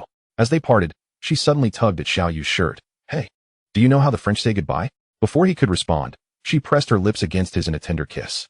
Instinctively, he cupped the back of her head, completing his first French kiss beneath the shade of the sycamore trees. Cough, cough. An approaching security guard flashed his flashlight at them. "Students, mind your public conduct." Breathless, they pulled apart, and Lu Yanxian buried her flushed face against his chest. "It's your fault. Weekends by the ocean were always generous. Steer left." Xiao Yu commanded from the helm. "Senior Chun, prepare to cast the net." Chenhai had come to fully trust this junior's uncanny intuition. Whenever the sonar displayed calm waters, Xiao Yu could accurately pinpoint the location of the fish, causing Chenhai to scratch his head and mutter, "This is uncanny." The live well was once again brimming, vibrant lobsters thrashing in the net with their blue-purple claws. The fishmongers at the dock had already caught wind of the catch. Old Zhou was at the forefront, waving cash. "Xiao Yu, you must sell to me today." As per their usual arrangement, Xiao Yu smiled and held up 3 fingers. Highest bidder wins. Such days continued for 2 months until one weekend when Chunhai mysteriously pulled Xiao Yu aside. "Junior, I've heard that fishing companies are eyeing the nearshore waters," he whispered. "Our catch volume is too conspicuous." Xiao Yu paused, his hand on the helm faltering. In the distance, Lu Yanxian was feeding seagulls at the ship's railing, her hair dancing in the sea breeze. On Saturday morning, the salty, fishy tang of the ocean filled the air. As Xiao Yu stabilized the Yanxian, a woman in a beige trench coat approached briskly, her high heels clicking against the dock. She appeared to be in her mid-30s, impeccably made up, with a pearl bracelet adorning her wrist, clearly not an ordinary fishmonger. "You must be Xiao Yu?" The woman smiled, extending her hand. "I'm Linya, the owner of Hai Yin Lu." Xiao Yu momentarily froze, politely shaking her hand. "Hello, Boss Lin." Lu Yanxian was on the deck organizing the fishing nets and approached curiously, surveying the unexpected arrival. Linya's gaze moved between the two, her smile deepening. "I've heard tales of a fishing prodigy from Ocean University. It's a pleasure to finally meet you." 3 days prior, Xiao Yu and Lu Yanxian had dined at Hai Yin Lu. That day was Lu Yanxian's birthday, and Xiao Yu had chosen this upscale seafood restaurant near the school to celebrate. During the meal, the manager personally delivered a dish of steamed grouper, stating it was a special gift from the owner. Our boss remarked that this fish is a rare delicacy that just arrived today. The manager respectfully noted that he had heard of Xiao's exceptional fishing skills, and the boss wished to forge a friendship. At that moment, Xiao Yu regarded it merely as polite banter, never anticipating that Linya would come personally to seek him out today. At the dock, Linya got straight to the point. "Xiao, I wish to establish a long-term collaboration with you." She retrieved a list from her exquisite leather bag. "This is my target fish list: stonefish, green garupa, mouse grouper.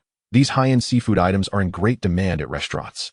Xiao Yu accepted the list, which not only detailed the fish species, but also specified the required sizes. "I will purchase at market price, with cash settlement," Linya added. "As long as the quality meets the standards, the price is negotiable." Lu Yanxin leaned over to take a glance, and exclaimed in surprise, "These fish are quite elusive." Linya smiled. "That is precisely why I sought you out, Xiao. I've heard you possess the uncanny ability to procure fish that others cannot find." Xiao Yu did not immediately acquiesce. He cautiously inquired, "Why did you choose me, Boss Lin?" "There are numerous professional fishing vessels at the dock." Linya tucked a strand of hair, tousled by the sea breeze, behind her ear. "Last month, I purchased a batch of exquisite lobsters from Old Zhou, and he mentioned that you were the one who caught them." Her gaze grew earnest. "Those lobsters were vigorous, surpassing even those I obtained from professional fisheries." She paused. "Moreover, I have reviewed your fishing records. You have never violated regulations by capturing juvenile fish." Xiao Yu was taken aback by the thoroughness of her investigation, momentarily at a loss for words. Eventually, he accepted the collaboration. "However, I have one condition," he stated earnestly. "If I catch a protected species, I reserve the right to refuse." Linya readily agreed. "That is precisely what I value about you." She handed him a gold-embossed business card, stating that he could contact her anytime, with 24-hour airport pickup available. Once Linya's high-heeled footsteps faded into the distance, Lu Yinxin quietly asked. Do you really have confidence in finding these fish? Xiao Yu gazed at the distant horizon, a slight smile gracing his lips. Let us give it a try. He knew that with the system's assistance, these so-called rare species were merely a few glimmers in the underwater vista. The morning sea was shrouded in a thin mist as the rain xin sailed towards the reef area marked by Xiao Yu. Chenhai stood at the bow, peering through binoculars. Strange, why are there so many boats today? Xiao Yu squinted. The usually tranquil fishing grounds now teemed with 5 or 6 fishing vessels. One particularly rusty iron boat stood out, emblazoned with the faded name Fu Hai. Be cautious, Xiao Yu lowered his voice. That's Old Ma's boat. Lu Yinxin, busy organizing the long-line gear, looked up. Old Ma?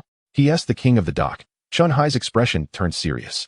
He specializes in high-end seafood and has recently been cut off from supplies by the sea banquet tower. Before he could finish, the Fu Hai abruptly turned its bow and charged straight towards them. A violent crash caused the rain xin to tilt sharply, nearly sending Lu Yinxin overboard. But Xiao Yu quickly grasped the strap of her life jacket. Uncle Ma! Chen Hai yelled, clinging to the boat's railing. What are you doing? From the Fu Hai, a middle-aged man with a jowly face leaned out, clutching a bottle of liquor. You little brats. Trying to steal my business, huh? He drunkenly pointed at Xiao Yu. You dare to intercept me before you've even sprouted hair? Xiao Yu steadied the helm. Uncle Ma, we're fishing according to the rules. Nonsense. Old Ma waved his hand, and several crew members began tossing nets into the sea, declaring, Today, I'll ensure you catch nothing. The surface of the water instantly erupted into chaos as the Fu Hai's nets spread out like a web, directly covering the location of Xiao Yu's marked fish. Even more outrageous, they began throwing firecrackers into the water. Bang! Bang! The explosive sounds startled the fish, leaving a surface littered with dead bodies. Chen Hai's face turned a shade of green with anger. This is illegal. It's a death trap. Xiao Yu gritted his teeth and started the engine. Yinxin, record this. Lu Yinxin promptly took out her phone, aiming the camera at the Fu Hai's registration number and the illegal nets. Seeing them filming, Old Ma picked up a harpoon and hurled it over. The glint of steel flashed as it embedded itself in the mast of the rain xin. Barely half a meter from Lu Yinxin's head. Seeking death, Xiao Yu was infuriated, shielding Lu Yinxin behind him.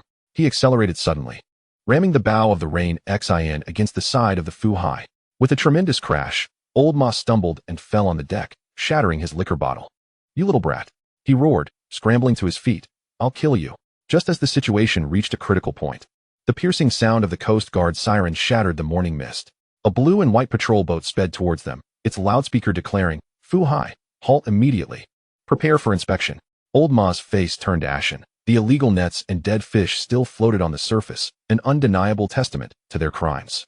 Xiao Yu exhaled deeply, only then realizing that his hands were trembling slightly. Lu Yinxin tightly gripped his hand, whispering, You were so fierce just now. He almost hurt you. Xiao Yu's voice still carried remnants of anger. Chen Hai clicked his tongue in astonishment. Junior, I didn't realize you could be so intimidating. In the distance, Old Ma cast a venomous glare from the encircled Fu Hai, his eyes sharp as daggers. Chapter 23, Thunderous Measures in the top-floor office of the Sea Banquet Tower. The floor-to-ceiling windows framed the breathtaking night view of the entire harbor. Xiao Yu sat on a leather sofa, presenting the video on his phone to Linya. Boss Lin, you must provide an explanation regarding this matter. I cannot go out to sea in constant fear. The video showcased Old Ma's harpoon glinting ominously, with Lu Yinxin's terrified expression vividly captured. Linya's previously poised smile gradually stiffened. She set down her glass of red wine, the pearls in her earrings shimmering slightly under the light. Xiao, do you know why I chose to establish my restaurant in this skyscraper? Before Xiao Yu could respond, she rose and pressed a concealed button on her desk, causing a projection screen to descend. The screen displayed a real-time satellite map, densely covered with red markers that blanketed the entire East China Sea fishing grounds. Because of this, she said, clicking the remote to zoom in on the area of the morning's conflict, revealing the movements of every vessel. Xiao Yu then comprehended Lin Ya's formidable background.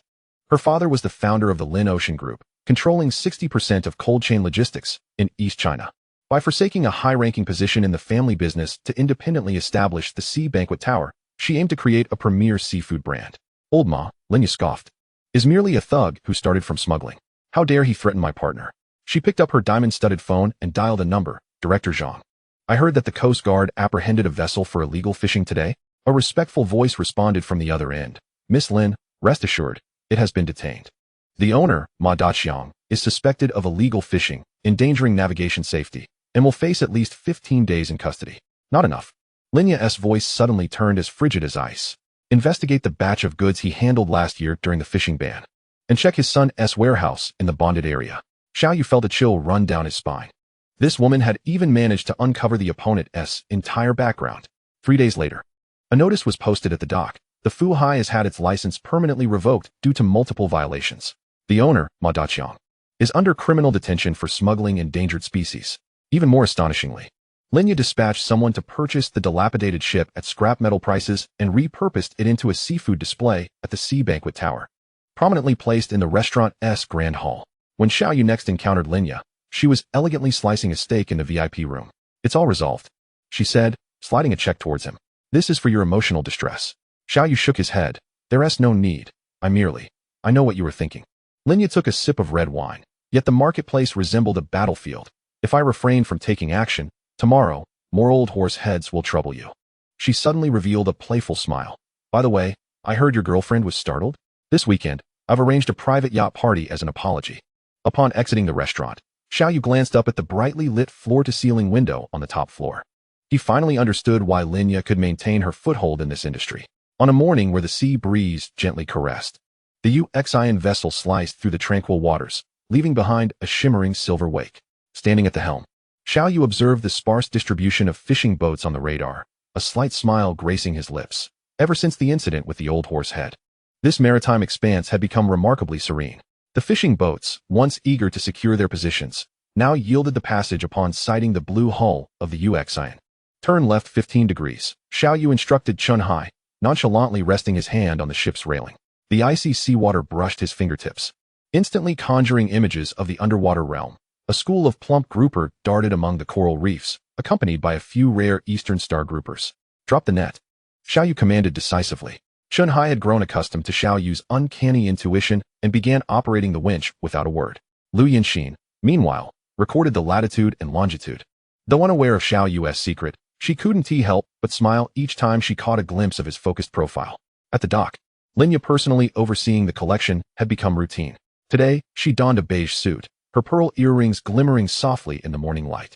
Upon seeing the few perfectly sized eastern star groupers in the live well, her eyes sparkled. "Xiao Yu," she called his name with rare familiarity. "This batch of fish is even better than those from professional fishing grounds." She gestured for her assistant to bring forth an exquisite wooden box. "This is for you." Inside the box lay a Swiss mechanical watch, its face adorned with a minuscule anchor emblem. "Boss Lin, this is too extravagant," Xiao Yu quickly declined. Linya gently pressed his hand down. "Accept it. You are now my most important partner," she added meaningfully, "in the entire East China Sea. Only you can consistently supply this quality of wild grouper." This collaboration persisted for 2 months, during which Xiao Yu's savings grew rapidly. One weekend, while delivering his catch to the Haiyan Lu, Linya unexpectedly proposed, "Are you interested in investing in my new project?" She opened her tablet, showcasing a blueprint for a coastal resort. "I want to establish a high-end sea fishing club and need professionals like you." Xiao Yu was taken aback. He turned to gaze outside, where Lu Yinxin was feeding seagulls by the dock, the sunlight turning her hair golden. In the conference room of Haiyan Lu, the glittering sea stretched beyond the floor-to-ceiling windows. Upon hearing Xiao Yu's terms, Linya's red lips curled slightly. "Is that all? I thought you would negotiate." Elegantly, she closed the folder, sealing the deal. The pen glided smoothly across the contract as Xiao Yu suddenly felt a surreal sensation. 3 months prior, he was merely an ordinary student, and now he had become a partner in a high-end club. However, Linya suddenly leaned forward, the faint scent of Chanel No. 5 wafting through the air. "Are you truly not considering being our brand ambassador?" She pointed to the promotional poster of the club on the wall. That side profile had caused our reservation lines to explode. In the poster, Xiao Yu stood at the bow of a boat, the morning sun casting a golden outline around him, embodying the very essence of a sea king. "Not negotiable," Xiao Yu firmly rejected. "I only focus on fishing." Linya shrugged. "All right, but," she mischievously winked, "if your girlfriend is willing to model, the hourly rate is 5,000. That evening on the fishing boat, Xiao Yu relayed this news to Lu Yinxin. 5,000. Lu Yinxin, busy organizing the fishing nets, nearly tripped over the ropes. "Why didn't you tell me sooner?" "I'm going right now." Xiao Yu caught her arm. "Wait." He chuckled. "Are you really going?" "Silly." Lu Yinxin poked his forehead. "I meant to negotiate conditions. If we're going to shoot, it should be a couple's shoot. Otherwise, forget it." The sea breeze suddenly picked up, tousling her long hair. Xiao Yu reached out to help her smooth it back, only to notice his watch glimmering in the moonlight, the very one Linya had gifted him today. "Actually," he murmured, "I'd rather save up for my own yacht." Lu Yinxin's eyes brightened. And then, Xiao Yu gazed towards the distant lighthouse beam. I'll take you around the world, catching only the fish we desire. 3 days later, Linya received Lu Yinxin's response. She chuckled at the sight of the words couple shoot in the email. Outside, the UXIN was gently departing the dock. The splashes at the stern shimmering like scattered gold in the sunset. Her assistant cautiously inquired, Boss, shall we agree? Linya twirled the pen. Of course. She gazed meaningfully at the horizon. This golden couple would serve as our finest living advertisement. The sea breeze stirred the documents on her desk, revealing the name of the new club, UXIN Sea Fishing Club. The character XIN could refer to Lu Yinxin or to Linya XIN. Chapter 24, Mockery. Beneath the experimental building of the Ocean College, a bright yellow Ferrari arrogantly occupied the center of the road. As Lu Yinxin stepped out, an extravagant bouquet of roses obstructed her path. Yinxin, Zhao Mingxian, slick-haired and wearing sunglasses, exclaimed, I've secured a reservation at a Michelin 3-star restaurant for tonight. Lu Yinxin frowned and stepped back. Zhao, I've told you I have a boyfriend. The fisherman? Zhao Mingxian laughed exaggeratedly. I heard he went out to sell fish again this morning. Do you two always date at the market? Ha!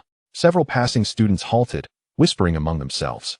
Just then, Xiao Yu arrived to pick up Lu Yinxin, 2 cups of milk tea in hand. Oh, speak of the devil. Zhao Mingxian exaggeratedly bowed, the great fisherman. How was today's catch? Xiao Yu calmly handed the milk tea to Lu Yinxin. Not bad, caught a few Eastern Star groupers. Eastern Star groupers? Zhao Mingxian abruptly snatched the milk tea. This pathetic drink is worthy of our department's flour? He carelessly tossed the milk tea into a trash bin. Let us go. Yinxin, I'll take you to drink real Blue Mountain coffee. Lu Yinxin's face drained of color and anger. Zhao Mingxian. Don't worry, Xiao Yu reassured her, purchasing another cup. You can't bite back at a dog that bites you. Zhao Mingxuan's expression darkened instantly. The poor guy can sure put on a show, huh? He pulled out a stack of cash and tossed it to the ground. This should cover a month's worth of fish for you. Stay away from Yinxin. The crowd of onlookers grew. Some began to take photos. Lu Yinxin suddenly linked her arm with Xiao Yu's. Zhao Mingxian. Do you know how much Xiao Yu earned last month? She pronounced each word clearly, 150,000. The crowd gasped. Huh? Zhao Mingxian sneered. He's just a stinky fish seller, right? My dad could invest that much without breaking a sweat. Then your dad is quite impressive, Xiao Yu interrupted. But your money is merely what your father earned. Who knows? He might have other sons outside, and when the inheritance is divided, you could end up with nothing at all. Zhao Mingxuan's expression resembled one who had swallowed a fly. Lu Yinxin proudly added, last week. He even took me to a private island.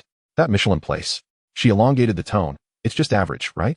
Zhao Mingxuan's face shifted from red to green, ultimately kicking the tire of his Ferrari in frustration. You'll regret this. Watching the sports car speed away, Xiao Yu suddenly asked, when did I take you to a private island? Lu Yinxin grinned mischievously. In tonight's dreams. That evening, the campus forum erupted with a dozen newly registered accounts. User, the Sea King must fall, posted, shocking. The source of a certain fisherman's academic achievements revealed, according to reliable sources. All of Xiao's fish have been caught illegally in protected waters. Attached is a photo of him fishing in the reserve last Wednesday. The image is clearly photoshopped. Even the boat number is incorrect. User, the Guardian of Justice, commented, no wonder he can fill his boat every day. Turns out he uses illegal nets. My uncle works at the Fisheries Bureau and says they will be cracking down on such students soon. The most sinister part is this. User, the informant, posted, deep dive into Zhao's clandestine relationship with the female owner of Haiyan Restaurant. Do you understand why Boss Lin is protecting him? Because 500 words of steamy content omitted here. Attached is a photo of the two having a secret meeting at the dock. In reality, it was merely a candid shot of them handing over the fish catch. Lu Yinxin's dormitory group exploded with activity. Lin Xiaoyu, Link Yinxin, take a look. The forum has gone mad, right? Fang Yuan, reported already. According to Article 246 of the criminal law, sharing more than 500 times can lead to imprisonment. Chen Lu, this must be that idiot Zhao Mingxian's doing. Xiao Yu's phone was bombarded with messages. Chen Hao old Xiao, should we block that bastard?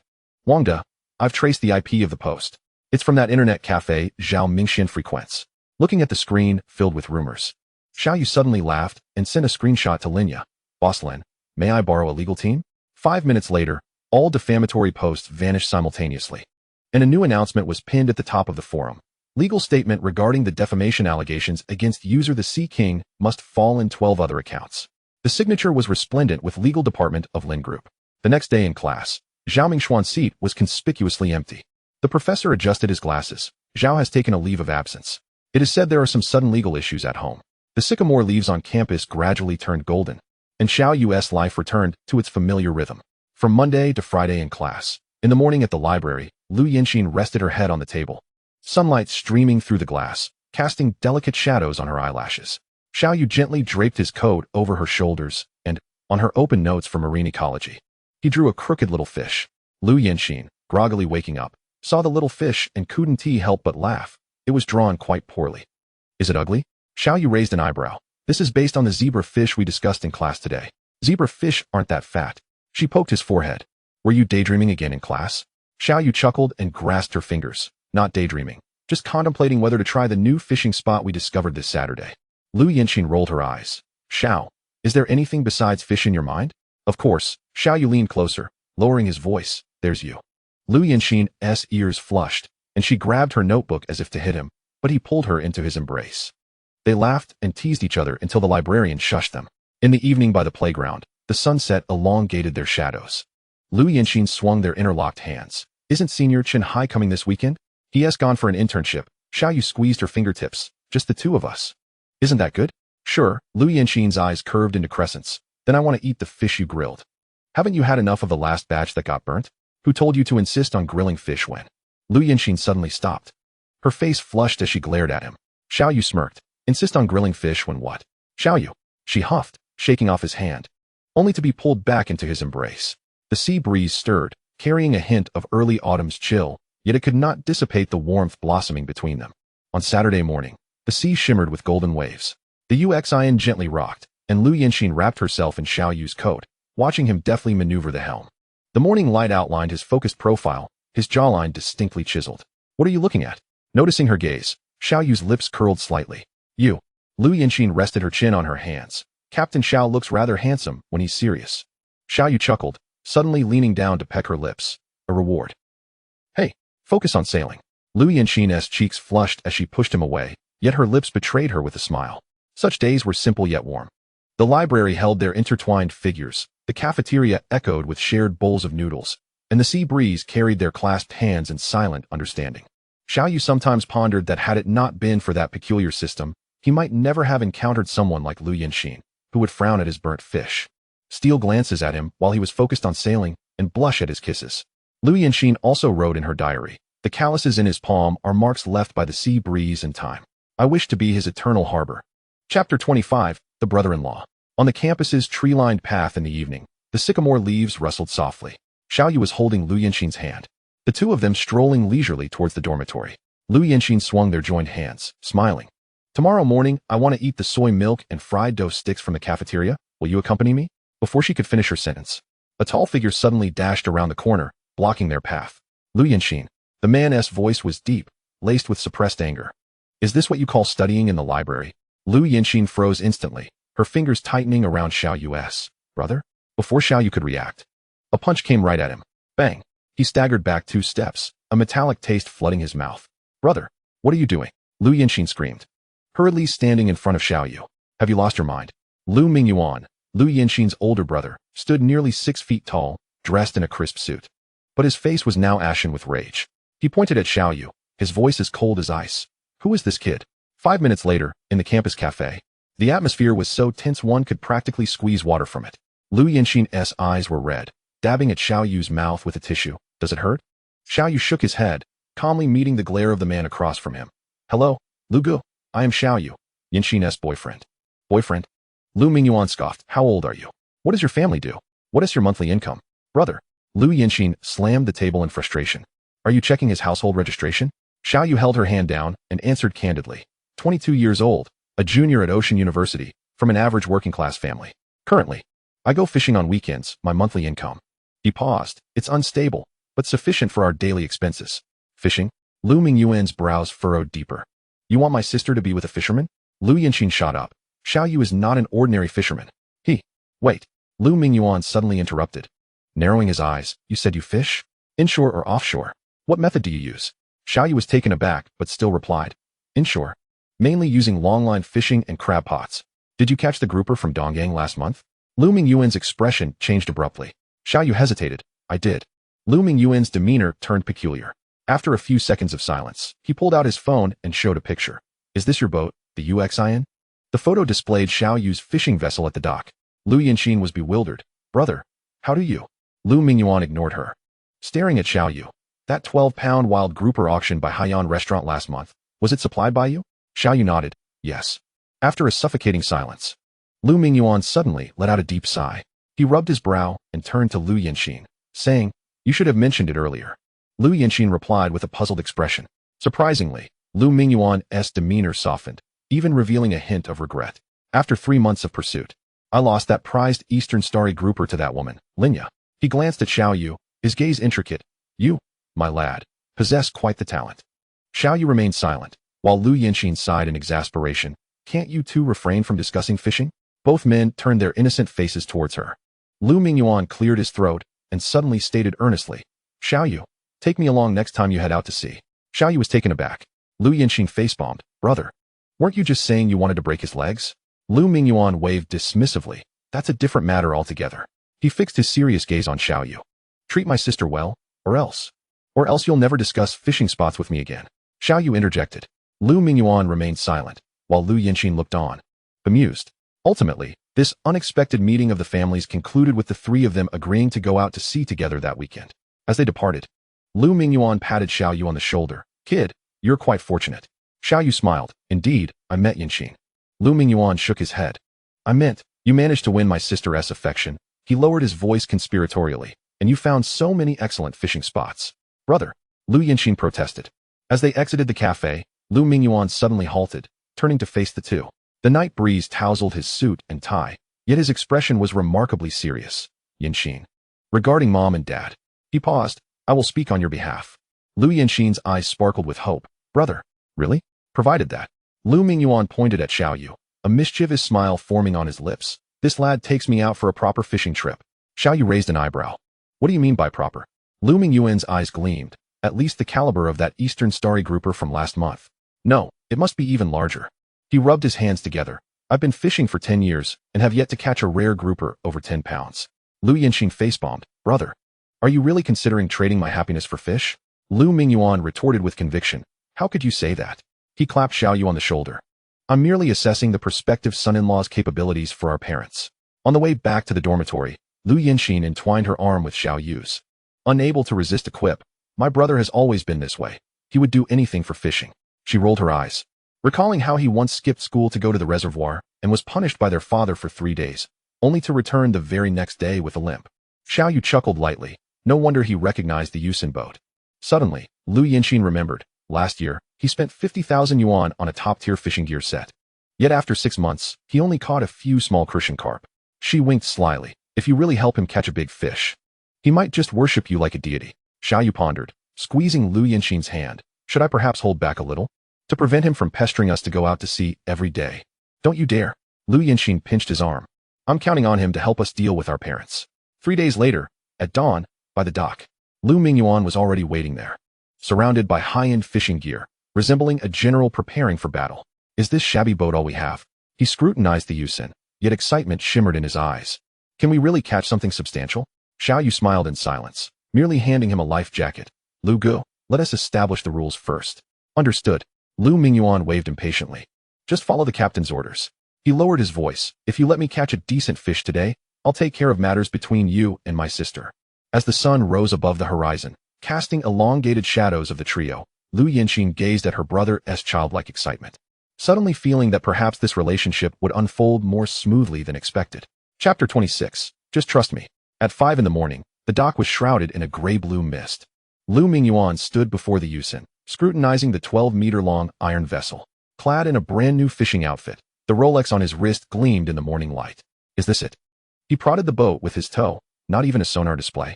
In reality, the boat was equipped with a fish finder. But Xiao Yu had hidden it away to present an image of a skilled captain to his future brother-in-law. As Xiao Yu examined the engine, he looked up and remarked, Lu Gu, a good boat relies not on equipment, but on the captain. Lu Mingyuan scoffed. Kid, I've caught more fish than you've eaten salt.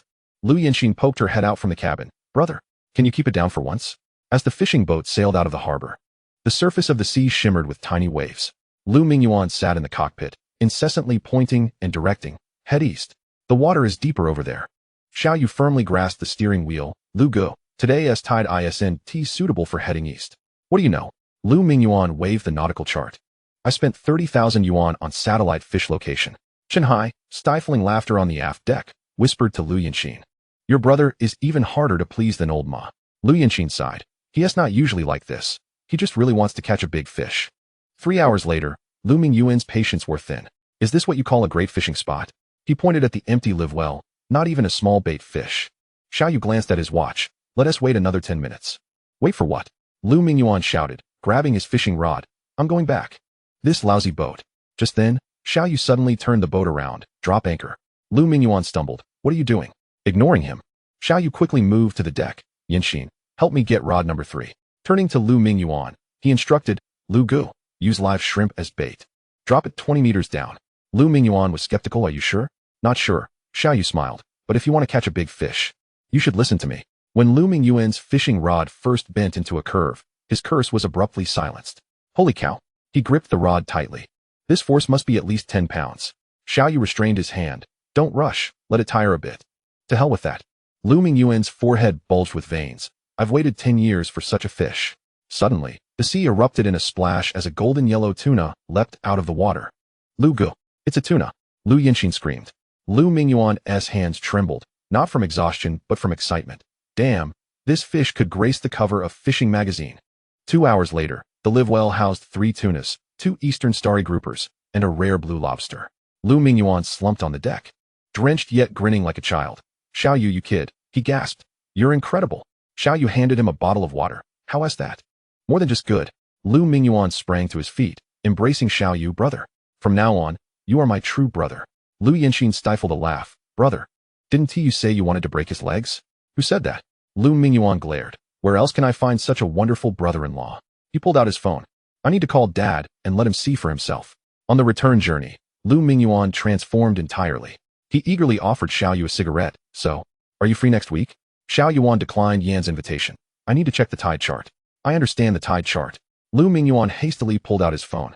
Look, there's a big tide next Wednesday. Lu Yanxin couldn't help but interject. Brother, aren't you having a board meeting next week? Fishing is far more important than a board meeting. Lu Mingyuan retorted confidently. He lowered his voice. Besides, if we could get Dad to come fishing too, wouldn't that resolve your situation with Xiaoyu? The sea breeze swept across the deck, carrying a salty aroma. Xiaoyu watched the banter between the siblings, a smile involuntarily curling at the corners of his mouth. He knew that today, he had not only conquered the sea, but also tamed a rather formidable opponent. Just after Lu Mingyuan finished his shower, his phone began to vibrate incessantly. As he dried his hair, he opened the group chat titled, East Sea Fishing Kings, which was already in an uproar. Zhao family young master. What the hell?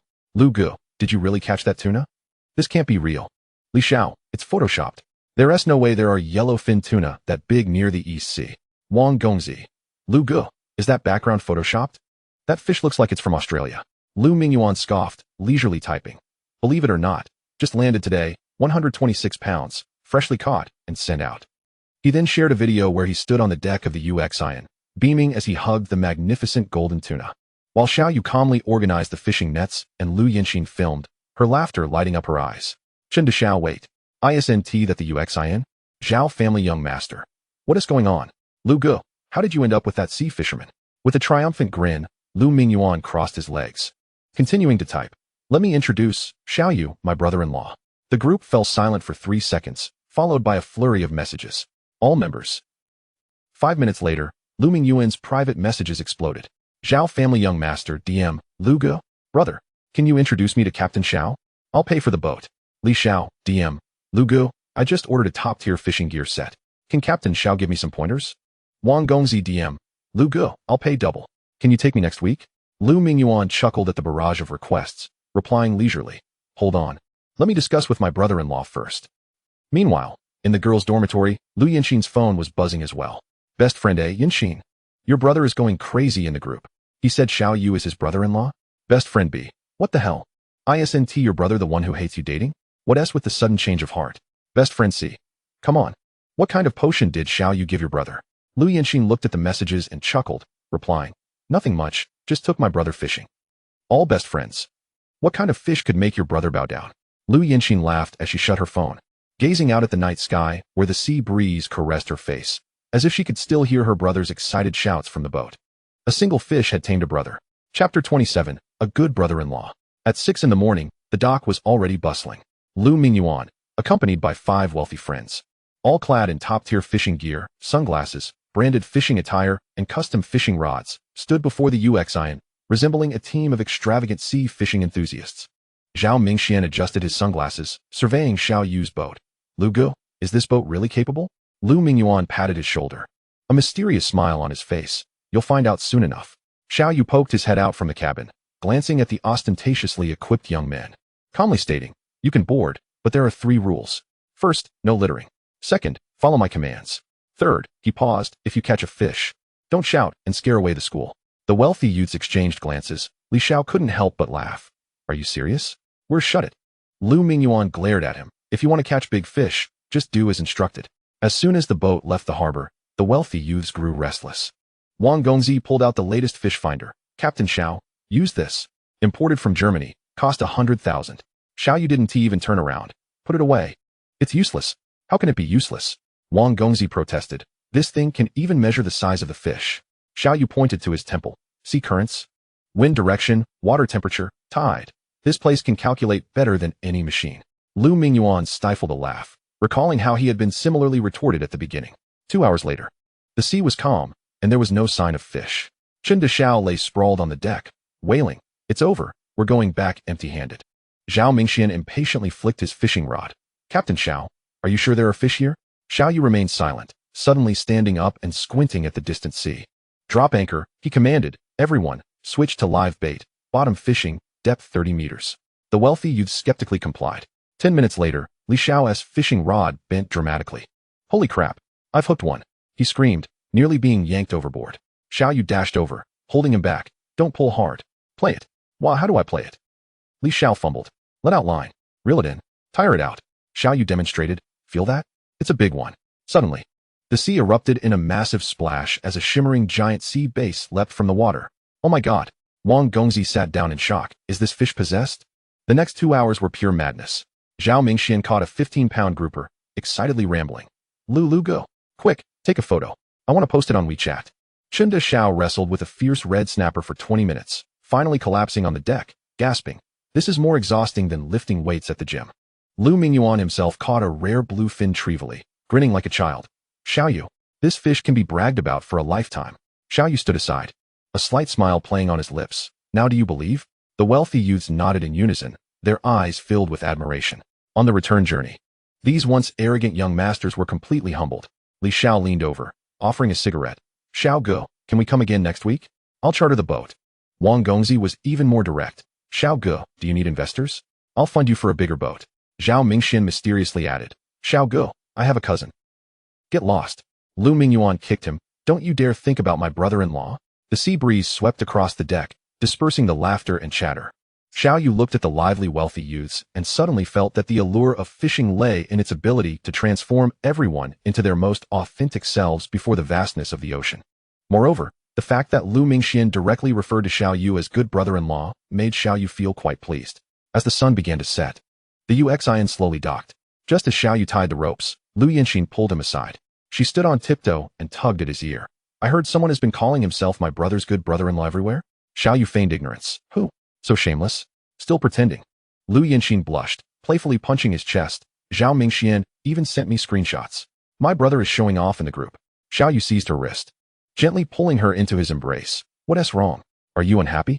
As the sea breeze caressed them, Lu Yanxin's hair brushed against his chin, tickling him. Her fist remained on his chest, but the force had dissipated. Who would want to belong to your family? Her voice trailed off, the last few words barely audible. Xiao Yu chuckled softly, leaning closer to her ear. What? Say it again? Annoying. Lu Yanxin, feeling a mix of embarrassment and anger, pushed him away, only for him to deftly grasp her fingers in return. At the dock, the recently disembarked wealthy heirs were hooting and whistling, while Lu Mingyuan shielded his eyes and shouted. This is inappropriate for minors. On the tree-lined paths of the campus, the streetlights had just flickered to life. Xiao Yu and Lu Yanxin strolled hand in hand, when suddenly, they spotted 6 furtive figures ahead. Chen Hao, Wang De, Li Mu, along with Lu Yanxin's roommates, Lin Xiaoyu, Fang Yuan, and Chen Lu. The 6 of them had formed a line, stealthily creeping along the wall like a cadre of covert operatives. As Xiao Yu began to speak, the 6 turned in unison. Startled. Ah, it's Xiao Yu, Lin Xiaoyu screamed, nearly dropping her bubble tea. Chun-hao dashed forward, covering her mouth. Keep it down. We are. What exactly are we doing? Lu Yinxin squinted suspiciously. The six exchanged glances, and ultimately, Fang Yuan adjusted her glasses and earnestly declared, according to the campus romance observation report, nighttime surveillance can yield the most authentic data samples. That's nonsense.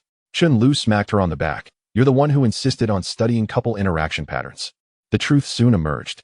It turned out the six had agreed to a social gathering that night, yet none had the courage to speak up first, leading to their clandestine stalking endeavor.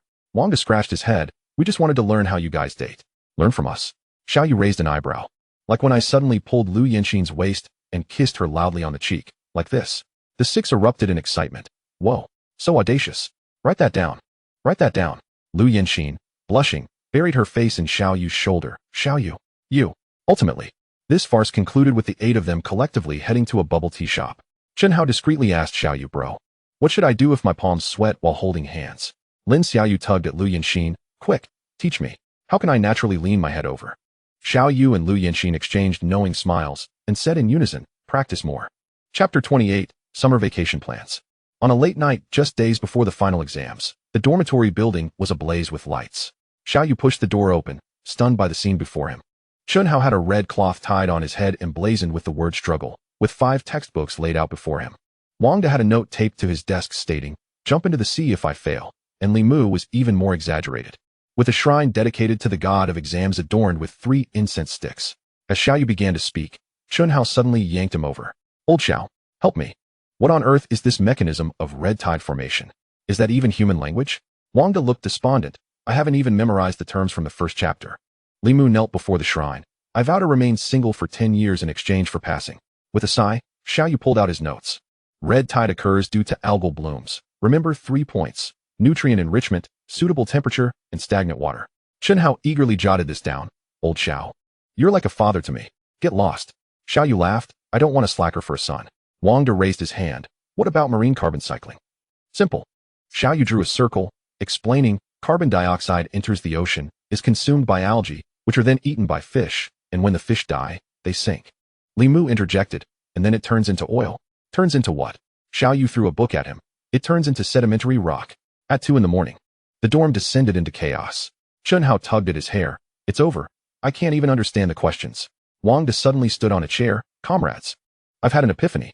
He waved a highlighter, marking all the key points in bright yellow. During the exam, it'll be like retinal imaging. Li Mu remarked gloomily. And then the proctor will confiscate your retina. Xiaoyu, unable to contain his frustration, shouted, everyone be quiet. Let's review the key points one last time. The frantic teaching continued until dawn. As the first rays of sunlight streamed in, the 3 slackers lay in a heap, utterly exhausted. Chun-hao weakly declared, Old Xiao. If I pass this time, I'll treat you to a month of cafeteria food.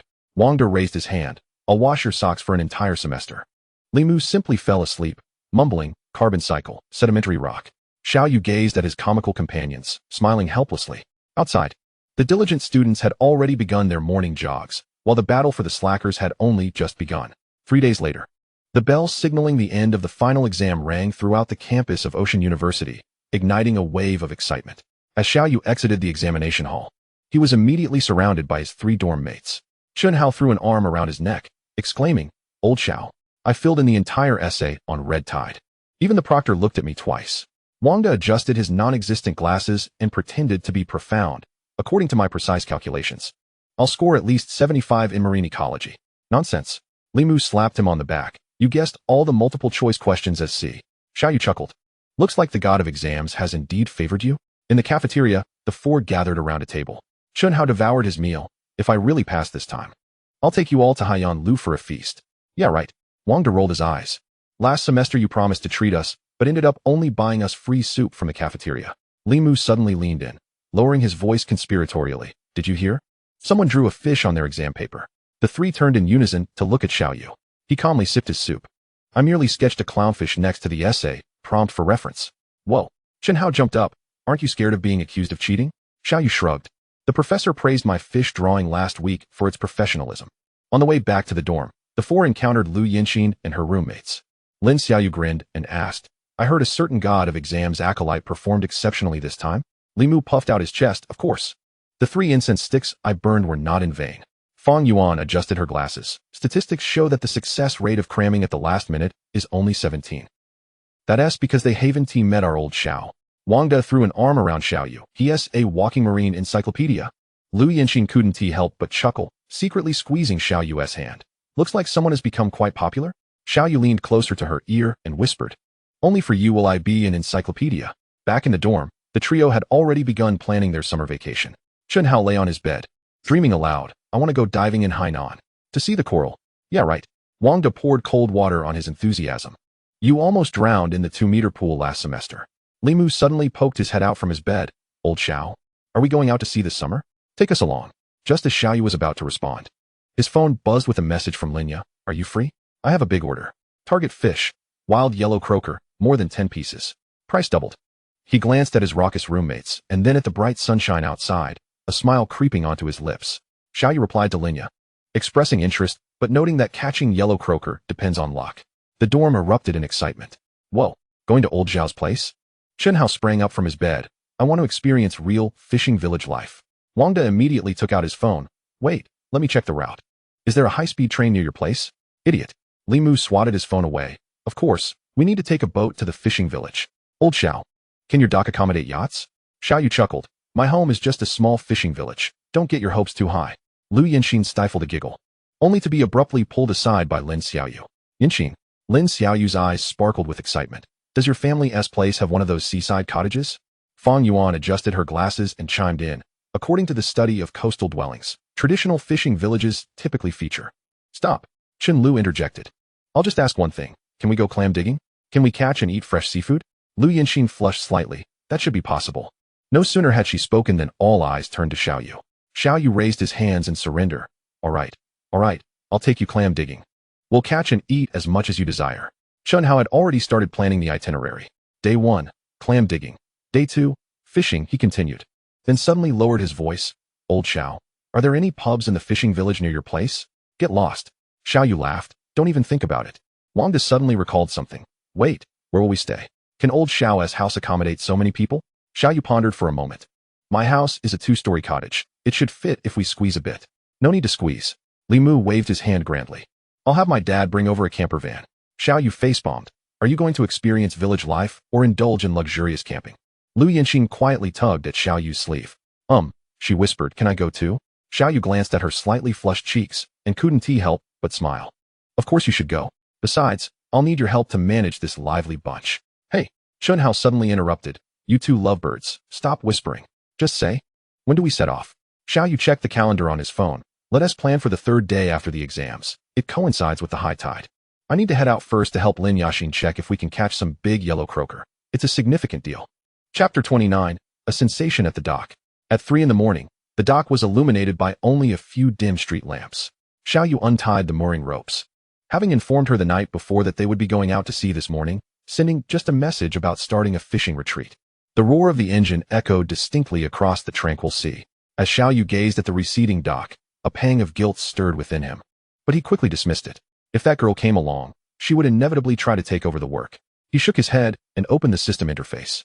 A pale blue light screen unfurled before him, revealing a slowly emerging map of the underwater topography.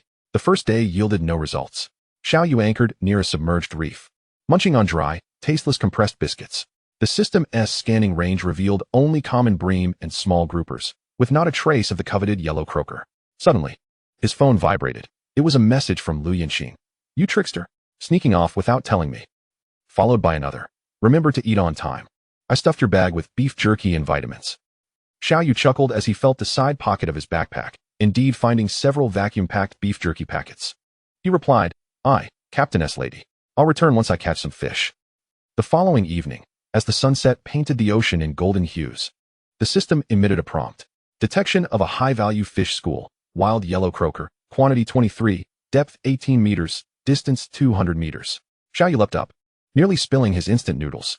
He quickly adjusted the course, his hands trembling slightly. This was premium catch that could fetch over 1,000 yuan per pound. At last, "I have found you." He carefully lowered the specially designed deep-sea fishing line, ensuring each hook was baited with the freshest live shrimp. The sound of the line entering the water resonated clearly across the still surface. Each passing minute of waiting felt elongated. Xiao Yu fixed his gaze on the sonar screen. the dots representing the fish school swimming near the bait. Suddenly, one of the outermost dots vanished. Hooked, he swiftly grasped the fishing rod, feeling the fierce struggle on the other end. The fish was incredibly strong, the line creaking under the strain. After 10 minutes of intense battling, a golden yellow croaker broke the surface, shimmering like gold beneath the sunset. Beautiful, Xiao Yu exclaimed, his voice filled with excitement. He gingerly placed the fish into the live well. This one weighed at least 3 pounds and was worth a minimum of 3,000 yuan. For the next 3 hours, Xiao Yu was almost nonstop busy. One yellow croaker after another was hooked, and the live well gradually filled. By the time the 18th fish was added, Xiao Yu was drenched in sweat, his arms too fatigued to lift, yet the smile on his lips refused to fade. That's enough. He slumped onto the deck, watching the golden figures swim in the well. These fish would not only fulfill Lin Ya's order, but also allow him to buy that pearl necklace Lu Yinxin had admired several times. Just then, his phone rang. It was Lu Yinxin calling. Hello? Xiao Yu answered, breathless. Xiao Yu, are you okay? Lu Yinxin's voice trembled with concern. I had a nightmare about you. Xiao Yu looked at the full well of fish and gently reassured her. Don't worry, I'm fine. He paused, and I found the yellow croaker. A few seconds of silence followed on the other end, before a teasing tone emerged. Silly, who asked you that? Hurry back. The morning dock was bustling with activity. Just as Xiao Yu docked the Yusin, he spotted Lin Yaxin striding towards him in high heels, flanked by 2 aquaculture inspectors clad in white lab coats. Today, she wore a champagne-colored suit, her pearl earrings glimmering in the morning light, contrasting starkly with the fishy aroma of the dock. Xiao Yu, she exclaimed, momentarily losing her composure as she jogged a few steps. Did you really catch them?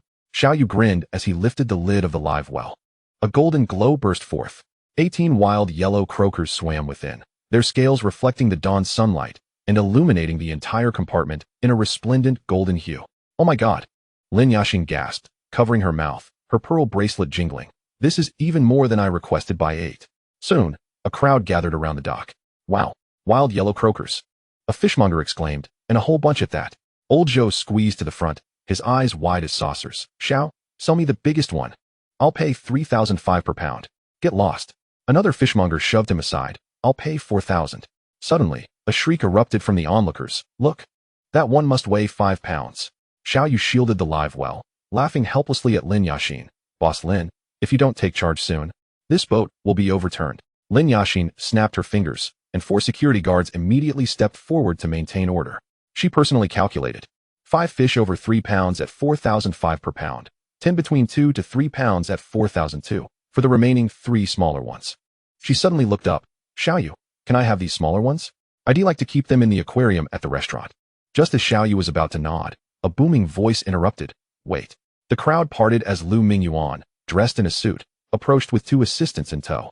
He glanced at the live well, his eyes lighting up. Brother-in-law, you have to save me 2 of those fish. My dad's 70th birthday is coming up, and I'm in need of a centerpiece dish. Lin Yaxin raised an eyebrow. Mr. Lu, there's a matter of first come, first served, I.S.T. there? The 2 locked eyes, tension palpable in the air. Xiao Yu quickly intervened. How about this? We'll give Brother Lu 1 large and 1 medium fish. And the remaining 16 can be taken by Boss Lin. Sound good? Deal. Lu Mingyuan readily pulled out his checkbook. I'll add 10% more. Consider it my sister's dowry. Lin Yaxin scoffed, but didn't continue to dispute. She signaled the inspectors to weigh the fish, then leaned in to whisper to Xiao Yu. Next week, there's a private auction. I need 10 top-tier Eastern Star groupers. Interested?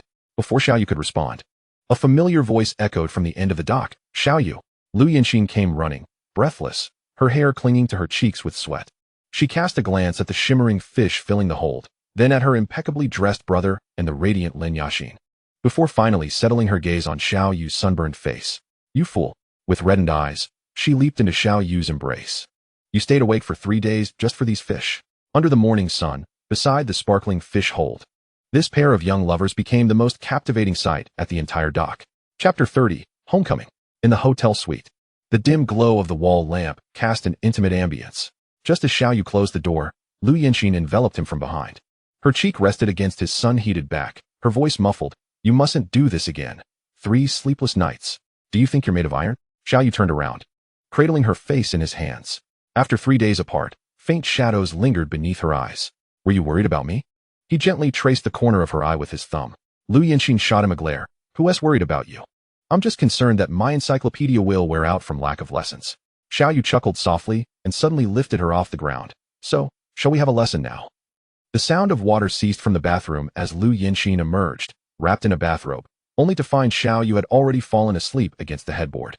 He still clutched his phone, the screen illuminated with the order for a car to take her to the station the following morning. Lu Yinxin climbed onto the bed quietly, her fingertips tracing the contours of his sunburned cheek. The sea breeze and sunlight had left their marks on him, yet they could not conceal his youthful vigor. Just as she was about to turn off the light, she was suddenly enveloped around the waist.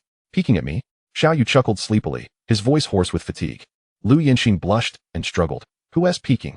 You're pretending to sleep. He feigned slumber, rolling over to pin her beneath him, as if to catch her in the act. Their unfinished words faded into the mingling of their breaths. The sash of her bathrobe had unknowingly come undone, and the city's neon lights outside filtered through the sheer curtains, casting moving shadows upon their skin. As dawn broke, Lu Yinxin curled up in Xiao Yu's embrace, playing with his knuckled fingers. We're really going to your home next week, right? My brother is coming too. Xiao Yu toyed with her hair. Yes? Chun Hao has even ordered tools for beachcombing online. Fang Yuan said she would bring a water quality tester for the ecological survey of coastal fishing villages. Li Mu is even more outrageous. He insists on taking his father's RV, saying he fears he won't get used to other accommodations. Lu Yinxin suddenly propped herself up. Then where will I stay? Xiao Yu's expression darkened slightly, his fingers twirling her long hair. There's a small room on the second floor facing the sea. Am I the only one staying there? Her voice dwindled to a whisper. Xiao Yu swallowed hard. If you wish, I can sleep on the floor. Lu Yinxin buried her face in his chest, giving a gentle nod. At the station, their fingers intertwined tightly. Message me when you get home, Xiao Yu urged, squeezing her fingertips. I will. Lu Yinxin shook her phone. And you, don't get busy fixing the boat as soon as you return. The announcement began urging passengers to board, and Xiao Yu suddenly pulled her in for a deep kiss amid the bustling waiting area. Hey, Lu Yinxin blushed, pushing him away. There are so many people. Xiao Yu laughed, adjusting her collar. Let them envy us. As the train departed, Lu Yinxin leaned against the window, watching the tall figure on the platform recede into the distance. She touched the pearl necklace resting between her collarbones. A gift she had only noticed had been placed there when she woke up that morning. After bidding farewell to Lu Yinxin, Xiao Yu stood outside the station, momentarily lost in thought. He hailed a cab to the dock, where the Yusin lay quietly, gently rocking with the waves as if urging him to set sail. The roar of the engine broke the silence as the fishing boat slowly departed the city harbor. The sea breeze met him head-on, carrying a salty aroma. Xiao Yu opened the system interface, a soft blue light unfolding before him, revealing a clear underwater topography map. High-value fish detected, 7 eastern starry flounders at a depth of 15 meters, 120 meters away. The system suddenly issued a prompt, and Xiao Yu raised an eyebrow. Since we've encountered them, we might as well take them back. He adjusted the course, deftly lowering the long line. Seagulls circled overhead, emitting crisp cries as if cheering him on. The catching process unfolded unexpectedly smoothly. 7 eastern starry flounders, each weighing over 2 pounds, their scales adorned with beautiful orange-red spots, glimmered in the sunlight. What good fortune, Xiao Yu mused contentedly as he placed them in the live well, just in time to add to his grandfather's meal. He wiped the sweat from his forehead, glancing at the time, 3 in the afternoon, with 2 hours of sailing to the small fishing village remaining. As the sun dipped below the horizon, the familiar outline of the fishing village finally appeared in his sight. The village dock was far more rudimentary than the city's. With a few dim yellow bulbs swaying in the dusk, a stooped figure stood at the end of the dock, the glow of a pipe flickering in the twilight. Grandpa, Xiao Yu called from a distance. The old man looked up, the wrinkles on his face easing into a smile. You little rascal, you still remember to come back. Xiao Yu leaped ashore, securing the mooring rope. I brought eastern starry flounders for you. We'll make soup tonight. The grandfather tapped his pipe, always thinking of my old stomach. He squinted at the live well. Oh, quite a good haul. At that moment, his phone vibrated. It was a message from Lu Yinxin. I've reached home. Mom loved the necklace. She asked who bought it, and I didn't dare say it was you. Followed promptly by another. Did you arrive at the village? Remember to show Grandpa the scarf I knitted. Xiao Yu smiled as he replied. Just arrived. The scarf is in my bag. I'll show it to him tomorrow. After settling the fishing boat, Xiao Yu took out his phone and dialed a familiar number. Hey, old five. I have goods. An exaggerated sound of astonishment came from the other end of the line. Oh my Captain Xiao. What is the good stuff this time? 5 eastern starry flounders, each over 2 pounds. Xiao Yu wedged the phone between his shoulder and ear, lifting the lid of the live well to reveal the glittering, lively scales. Wait, 10 minutes to arrive. Old Five's voice shot up an octave. Don't let anyone see the goods. In less than 10 minutes, a dilapidated van jolted to a stop at the dock. Old Five nearly tripped over the mooring rope as he jumped out, his skin dark as old ship wood, with a golden abacus hanging around his neck. Let me see. He eagerly clambered onto the boat, his eyes wide with excitement. Good heavens! What a specimen! Xiao Yu lifted one fish, splashing Old Five with water from its tail. Hey, that is strong.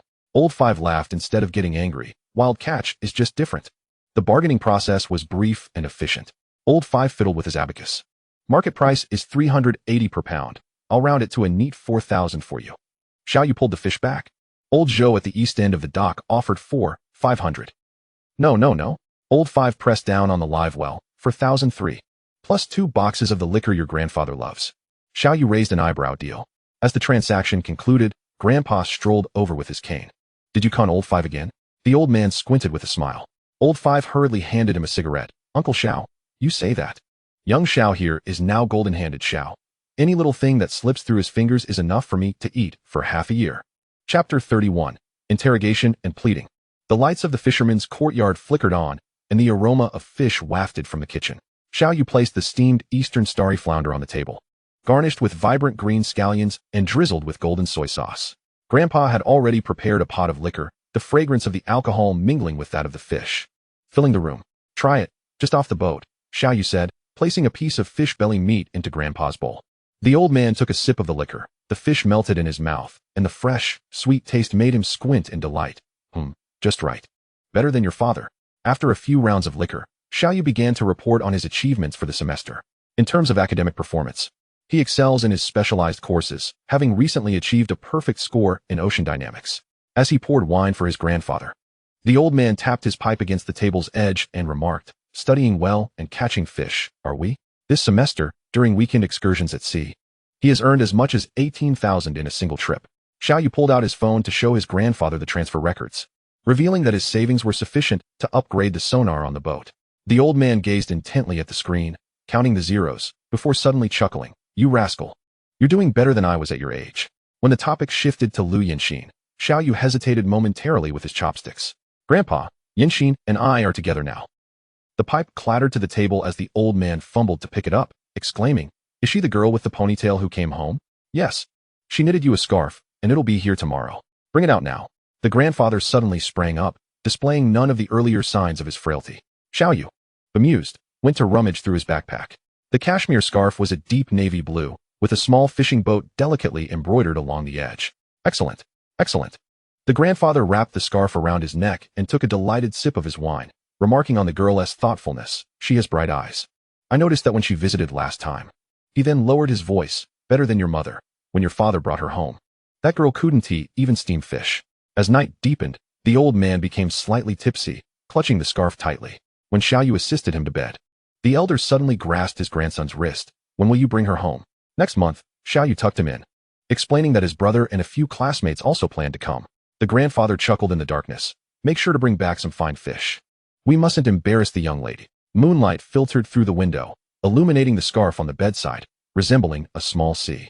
In the Lu family villa, the brilliance of the crystal chandelier made Lu Yanxin feel somewhat dizzy.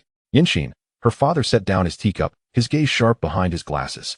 Your brother mentioned you're dating someone at school? Is it someone named Xiao Yu? Lu's mother interjected. Yanxin whirled around, glaring at her brother Lu Mingyuan, who was pretending to concentrate on peeling an apple, though the knife trembled slightly. Brother, you. Oh dear. Lu Mingyuan thrust the damaged apple at her. I was just paving the way for you. The ensuing half-hour resembled an interrogation. What does his family do? Their father frowned. An ordinary fisherman. Lu Yanxin's voice grew softer. But he is exceptional. He ranks first in his specialized courses. Her mother gasped, a fisherman? What about the future? Mom. Lu Yanxin stamped her foot in frustration. He can sell a large yellow croaker for 4,000. He just upgraded his sonar last week. Lu Mingyuan suddenly chimed in. Dad, that guy is really capable. I've seen it with my own eyes. Be quiet. Their parents chimed in unison.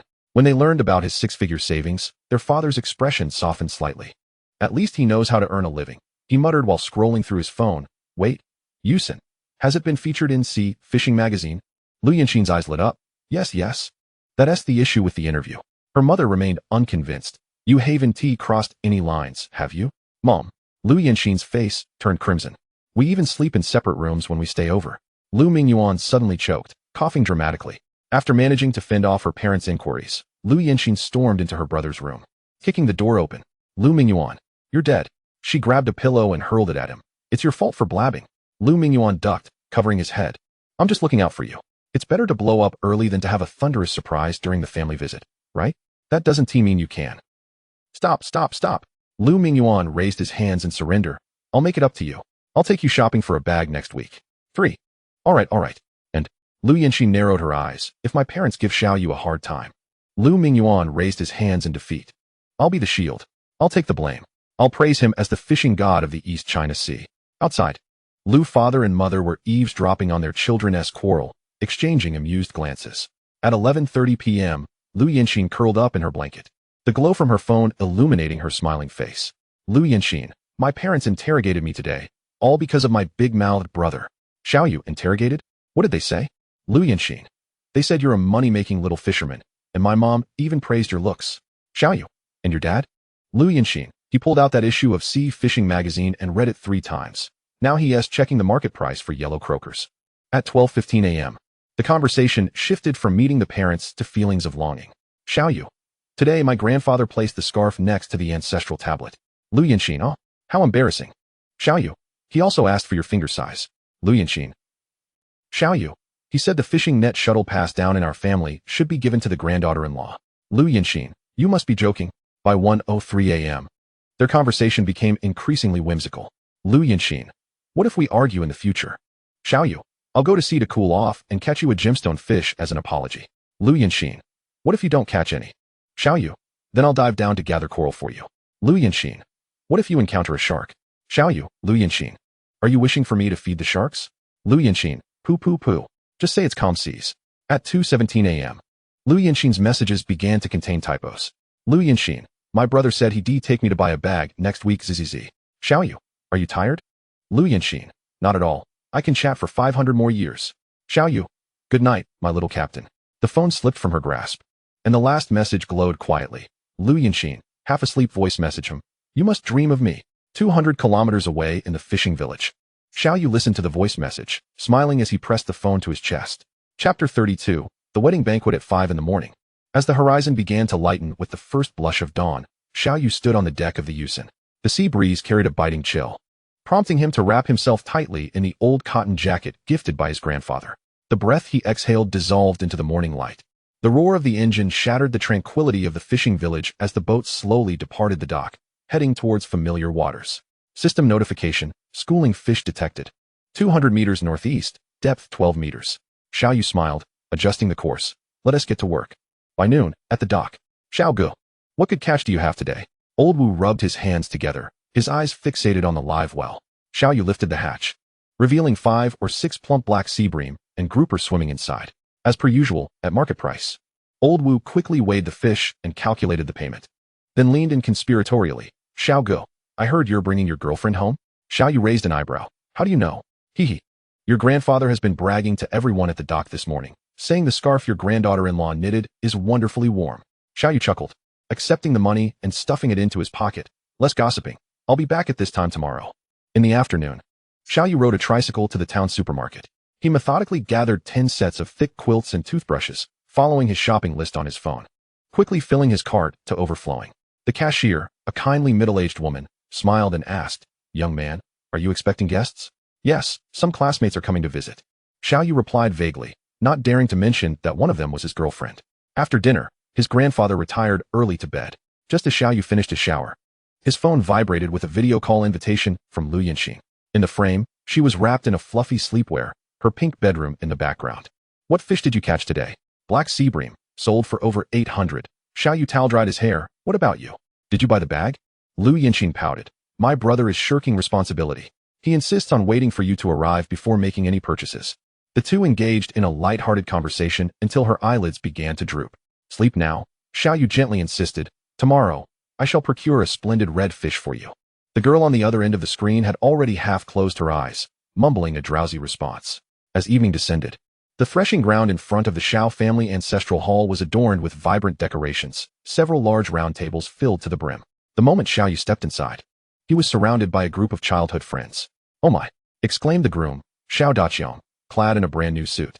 I've heard that a single large yellow fish of yours can fetch over 4,000. Is that true? Xiao Yu chuckled and handed over a red envelope. Not as impressive as your marriage, I dare say. Upon receiving the envelope, Xiao Daqiang's eyes widened in astonishment. This thickness must be worth 10,000, right?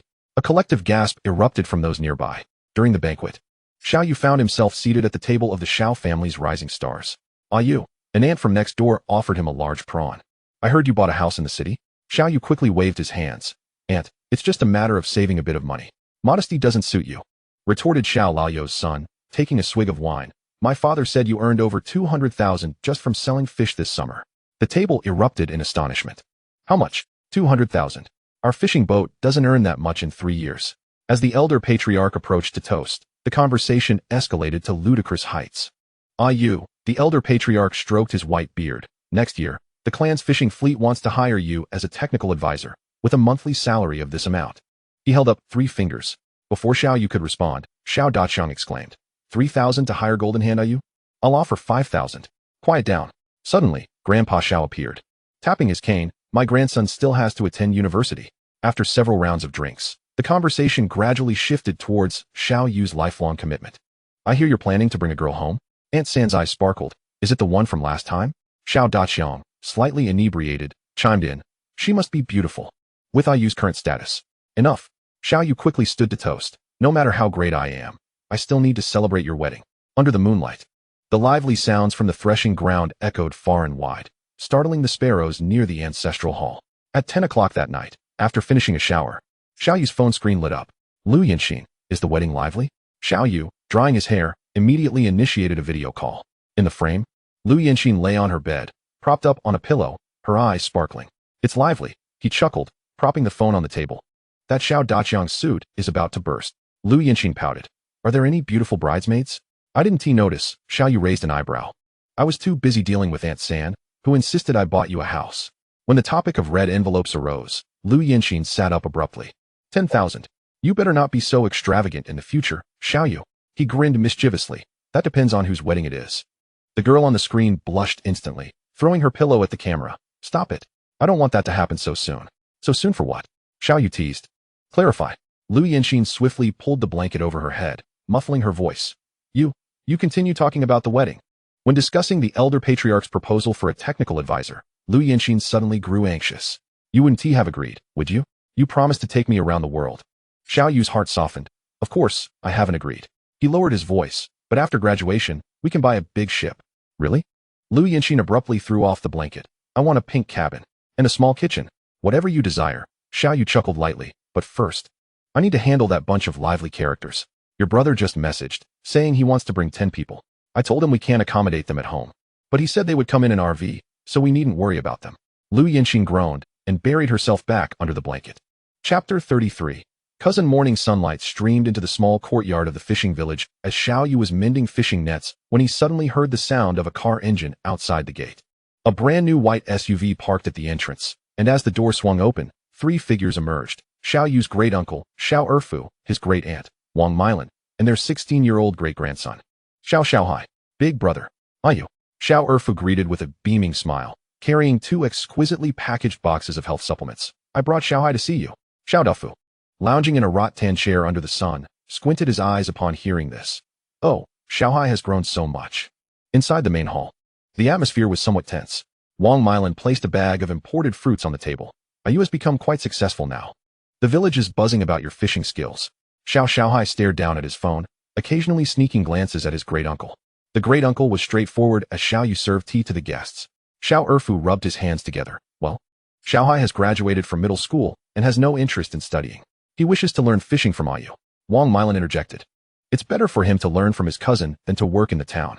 Xiao Dafu tapped his pipe against the table's edge. I remember. The old man drawled. Erfu once said that fishermen have no prospects and insisted on moving to town to open a grocery store. Xiao Erfu's face stiffened. Big brother. That was a long time ago. Great uncle. Xiao Xiaohai suddenly looked up. I want to learn from brother Yu. The girls in my class say brother Yu is the little sea king of Donghai. Xiao Yu nearly choked on his tea. Eventually, he agreed to take Xiao Xiaohai out for a trial fishing experience over the weekend. As they bid farewell, Wang Mylan discreetly slipped Xiao Yu a red envelope. Ah Yu, take good care of your cousin. Xiao Yu pushed it back. Great aunt. We are family. There's no need for this. After sending off Xiao Erfu and his family, tranquility returned to the courtyard. Xiao Dafu, still seated in his rattan chair, leisurely filled his pipe. "Ah, you, come here." Xiao Yu pulled over a small stool to sit beside his grandfather. "Grandpa, what do you think? Erfu is the kind of person." The old man struck a match to light his pipe, who never works without gain. He let his disdain for the fishing village lead him to town. And now that he sees you thriving, he eagerly brings his grandson back. The sea breeze wafted through the courtyard, carrying a salty scent. Xiao Dafu knocked the ash from his pipe. Xiaohai seems quite genuine, but, he squinted, making a living at sea isn't something everyone can handle. "I understand," Xiao Yu nodded. "I'll let him try. If it doesn't work out, then he can go back. We don't owe them anything." "I'll heed your advice," Xiao Yu smiled.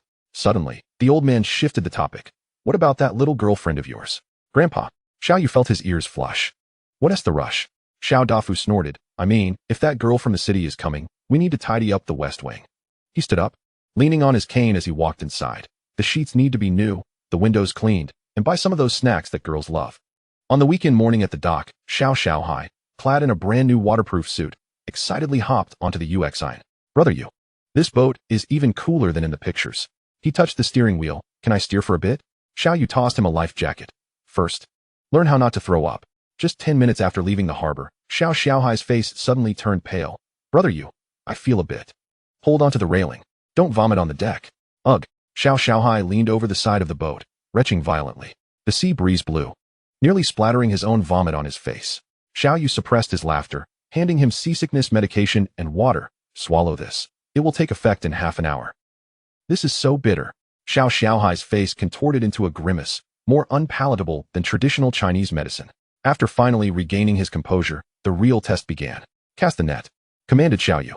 Brimming with confidence, Xiaohai grasped the rope, only to scream in despair 3 seconds later. "What on earth? Why is it so heavy?" Naturally, Xiao Yu was tugging on the other end. Did he think the fish would leap into the hold by themselves? Under the blazing sun, Xiaohai's arms quickly turned a fiery red. Sweat mingled with seawater, making him grimace in discomfort. During the midday break, he lay sprawled on the deck like a lifeless fish. "Was your first time at sea like this too?"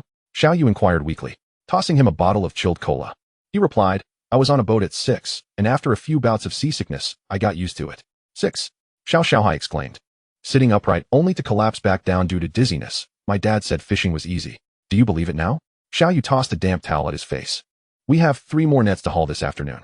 Xiaohai let out a wail, drowned out by the cries of seagulls. By the time they returned home, Xiaohai's skin was peeling from sunburn. Clutching a foam box brimming with fish, his hands trembled like he was sifting grain. "Is brother Yu coming again tomorrow?" he asked. Xiao Yu raised an eyebrow. "What do you think?" "Of course." Xiaohai gritted his teeth. "Just wait until I build some muscle. I'll show those girls in class.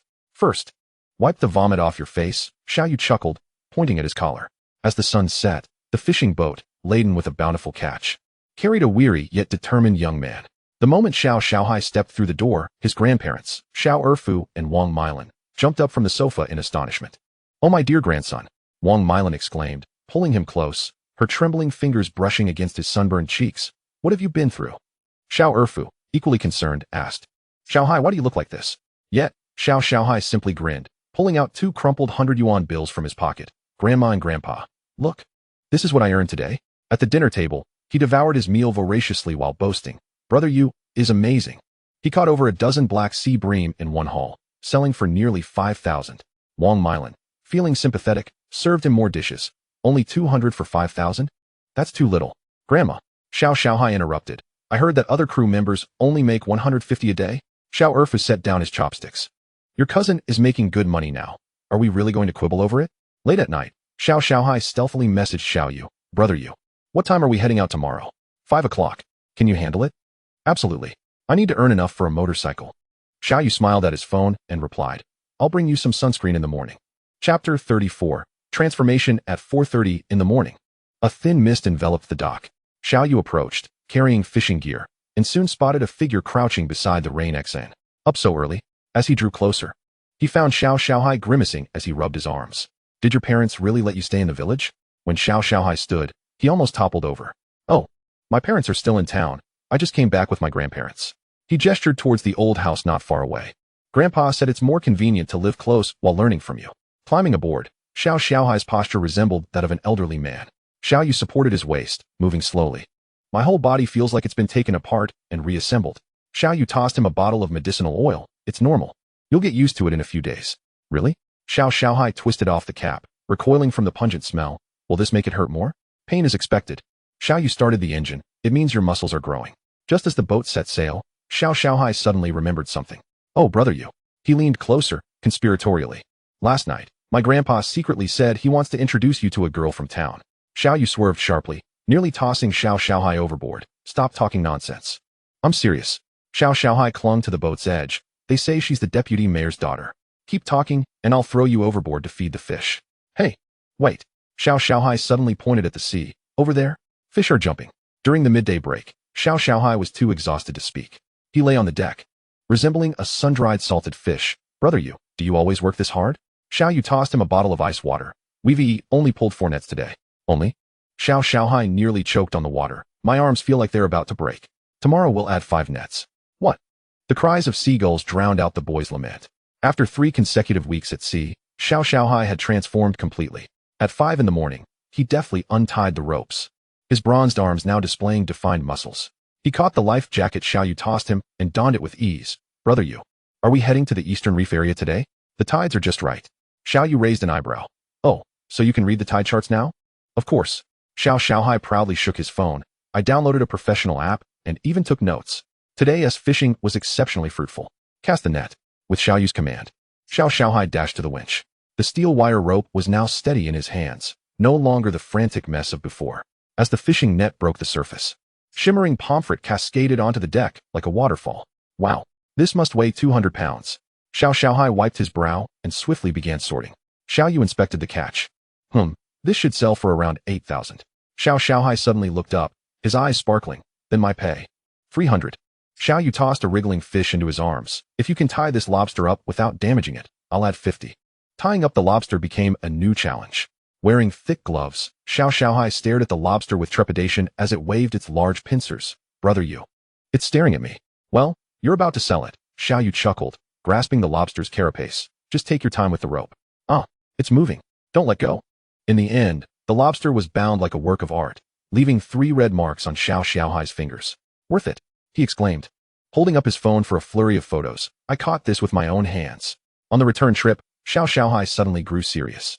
Leaning against the side of the boat, he asked, Brother Yu, can I continue working with you next semester? The sea breeze tousled his hair, and his sunburned face bore an unprecedented seriousness. Xiao Yu did not answer immediately, but instead handed him the steering wheel. Try to keep the course steady. The sunset painted the dock in golden hues, as the fishmonger, Old Wu, just finished loading the last box of fish onto the truck. Xiao Yu pulled out his phone, transferring 2,300 yuan to Xiao Xiaohai, 300 for wages, and 2,000 as a bonus. With a ping, Xiao Xiaohai stared at the notification in disbelief, his eyes widening. Wow, brother Yu, you're like my real brother. He jumped up, nearly colliding with the crane. I'm going to the town to buy that motorcycle. I've had my eye on that Yamaha for ages.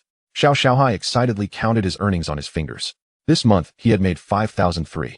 And with the previous savings from his New Year's money, he suddenly lowered his voice. Brother Yu, can I get a little advance? That bike costs 6,008. Xiao Yu stacked the empty fish boxes. Sure, but tomorrow you'll have to tie crabs to offset the debt. What? Xiao Xiaohai's face fell instantly. Those crabs could pinch hard. Forget it then. Xiao Yu pretended to retract his phone. No. I'll do it. Xiao Xiaohai clung to his arm. 10. No, 20. I can handle it. On the way back to the village, Xiao Xiaohai walked with a newfound vigor. He suddenly leaned closer to Xiao Yu, whispering, Brother Yu, I have a secret to share. Xiao Xiaohai kicked a pebble, revealing that the class beauty had promised him a date once he bought a car. Xiao Yu raised an eyebrow. So, your relentless pursuit of wealth is for this? Not at all. Xiao Xiaohai's ears turned crimson. I genuinely want to learn a skill. It's just a bonus. In the glow of the evening sky, the youth beamed brighter than the setting sun as he glanced at the balance on his phone. Upon entering the courtyard, he found Grandpa Xiao Dafeng seated beneath the old locust tree, weaving a fishing net. Grandpa, Xiao Yu announced, carrying 2 live fish into the yard. Xiaohai caught a splendid lobster today and sold it for 800. The old man's hand paused. Did it pinch you? It left 3 marks. Xiao Yu placed the fish into a basin of water, but that kid wouldn't let go. Xiao Dafeng's beard twitched with a smile. He is certainly better than his father and grandfather. During dinner, Xiao Yu elaborated on Xiao Xiaohai's progress. He can now read the tide tables and tie a bowline knot. He even calculated his earnings by himself today. Xiao Dafeng took a sip of strong liquor. Did he complain? He did, but after that, he continued working. Xiao Yu chuckled. Suddenly, the old man set down his cup. Your second uncle visited this afternoon. Under the moonlight, the glow of his pipe flickered. Urfa said. Xiao Dafeng exhaled smoke. He wants Xiao Hai to work with you until school starts. Xiao Yu paused in his task of wiping the table. Did you agree? I said I'd consult Golden Hand Xiao. The old man squinted, mimicking Urfu's sycophantic tone. He is now the master of the East Sea, little king. Chapter 35. Friends, brothers, and lovers arrive. As night descended, Xiao Yu sat in the old vine chair of the courtyard, checking his bank account on his phone. Balance, 21,876, 543. He frowned slightly and accessed the system interface. Current search radius, 172 meters. Upgrade condition, cumulative income must reach 3 million. Still a long way to go, Xiao Yu sighed. Gazing at the star-studded sky, suddenly, his phone vibrated incessantly. Chen Hao, old Xiao. We'll arrive tomorrow at 10. The guys are so hungry they could devour a whale. Wang De, make sure to prepare lots of oysters. I heard yours are bigger than my palm. Li Mu, I've brought 2 bottles of Matai. We won't return until we're drunk. Xiao Yu shook his head with a smile, ready to reply when a message from Lu Yanxin popped up. Lu Yanxin, I've brought some homemade pickles. I hope Grandpa won't mind. Then she added, by the way, my brother insists on coming. He says he wants to inspect your fishery. Xiao Yu immediately rose and headed for the kitchen. Grandpa was simmering fish soup at the stove, and without looking up, he asked, how many people are we preparing for? 8. Xiao Yu replied, checking the fridge. Yanxin's brother is coming too. The old man paused, stirring the soup. Open that jar of 10-year-old yellow wine. Grandpa, Xiao Yu exclaimed in surprise. Isn't that meant to be saved? It's for occasions like this. Xiao Dafeng stirred the pot. It's the first time your granddaughter brings friends home. We can't be stingy. In the dead of night, Xiao Yu busied himself in the courtyard, pulling out his precious seafood, the splendid lobster caught that morning. Wild yellow croaker raised in the pond, an abalone the size of a fist found among the rocks. His phone lit up again, revealing a photo from Lu Yanxin. She stood next to a suitcase, surrounded by 5 or 6 gift boxes. Her tongue sticking out with the caption, my parents insisted on sending these as gifts for the uncles and aunts. Looking at her slightly flushed cheeks in the photo, Xiao Yu suddenly felt that the goal of 3 million didn't seem so distant after all. Noon sunlight spilled over the fishing village courtyard, and the roar of engines shattered the tranquility. 3 gleaming SUVs lined up, audaciously parked in front of Xiao Yu's home. Lu Mingxian was the first to step out, removing his sunglasses to call out to the courtyard, Xiao Yu, come out and greet the guests. As Xiao Yu pushed open the courtyard door, he was taken aback by the scene before him.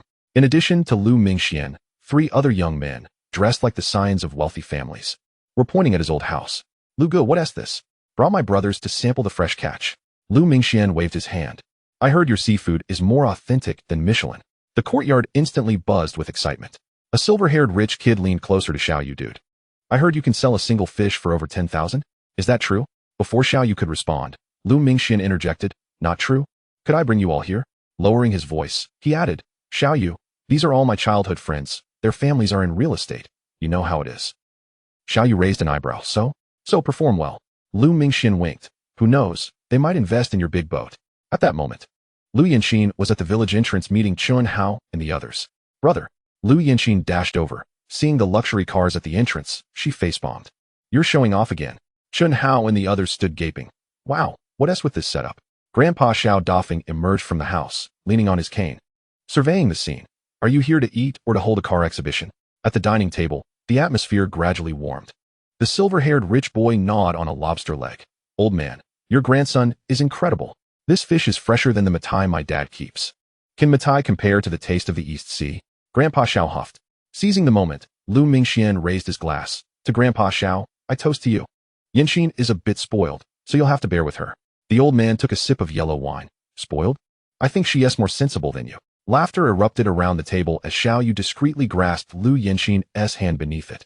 As night fell, the fishing village sank into tranquility. Lu Mingxian knocked on the door of the luxury RV. Brothers, we'll stay here tonight. It has air conditioning and Wi-Fi. More comfortable than a 5-star hotel. The silver-haired young man peeked at Xiao Yu's old house. Xiao Gu, aren't you going to squeeze in with us? This RV can sleep 6. Xiao Yu shook his head. I need to entertain my classmates. He pointed to the lights that illuminated the second floor. They'll stay in the guest room. In the second floor corridor, Chen Hao and the others were busy distributing bedding. Li Mu and I will share a room. Wang De winked. Old Xiao, what about you and your sister-in-law? Xiao Yu kicked him. What nonsense are you spouting? Yanxin is staying in my room. I'll sleep in my parents' old room. Oh, the 3 exclaimed in unison, laughing mischievously. Pushing open the familiar door, Lu Yanxin's face instantly flushed. The room still bore the semblance of her last visit. a hair tie forgotten on the bedside, and neatly stacked notes on marine studies on the desk. She inhaled deeply, the faint scent of sunlight and sea breeze enveloping her, a fragrance uniquely belonging to Xiaoyu. This fool, she thought, clutching a pillow, he surely hasn't aired the bedding. Suddenly, a gentle knock came at the door. Xiaoyu's voice drifted through the door. I brought you a new towel. And Grandpa wants to know what you'd like for breakfast tomorrow. Lu Yinxin jumped up to open the door, discovering he held a seashell. What's this? Found it while beachcombing. Xiaoyu's ears turned slightly pink. You can hear the sound of the waves if you place it on your bedside. Lu Yinxin took the seashell, her fingertips accidentally brushing against Xiaoyu's palm, causing them both to flinch as if struck by an electric shock. So, what time are you heading out to sea tomorrow? Lu Yinxin asked, fiddling with the seashell. Depends on the tide, probably around 5. So early? She murmured. Then suddenly looked up. Can I come along? Under the moonlight, her eyes sparkled brilliantly, and Xiaoyu swallowed hard. It's quite tough out at sea. I'm not afraid. I've gone with you before. Lu Yinxin stepped forward. I've even learned how to tie knots. She raised her wrist, adorned with a crooked fishing line bracelet. Xiaoyu couldn't help but chuckle, reaching out to tousle the top of her head. Are you foolish? His voice was husky. Just accompany me to the dock tomorrow. However, Lu Yinxin suddenly grasped the hem of his shirt. Xiaoyu.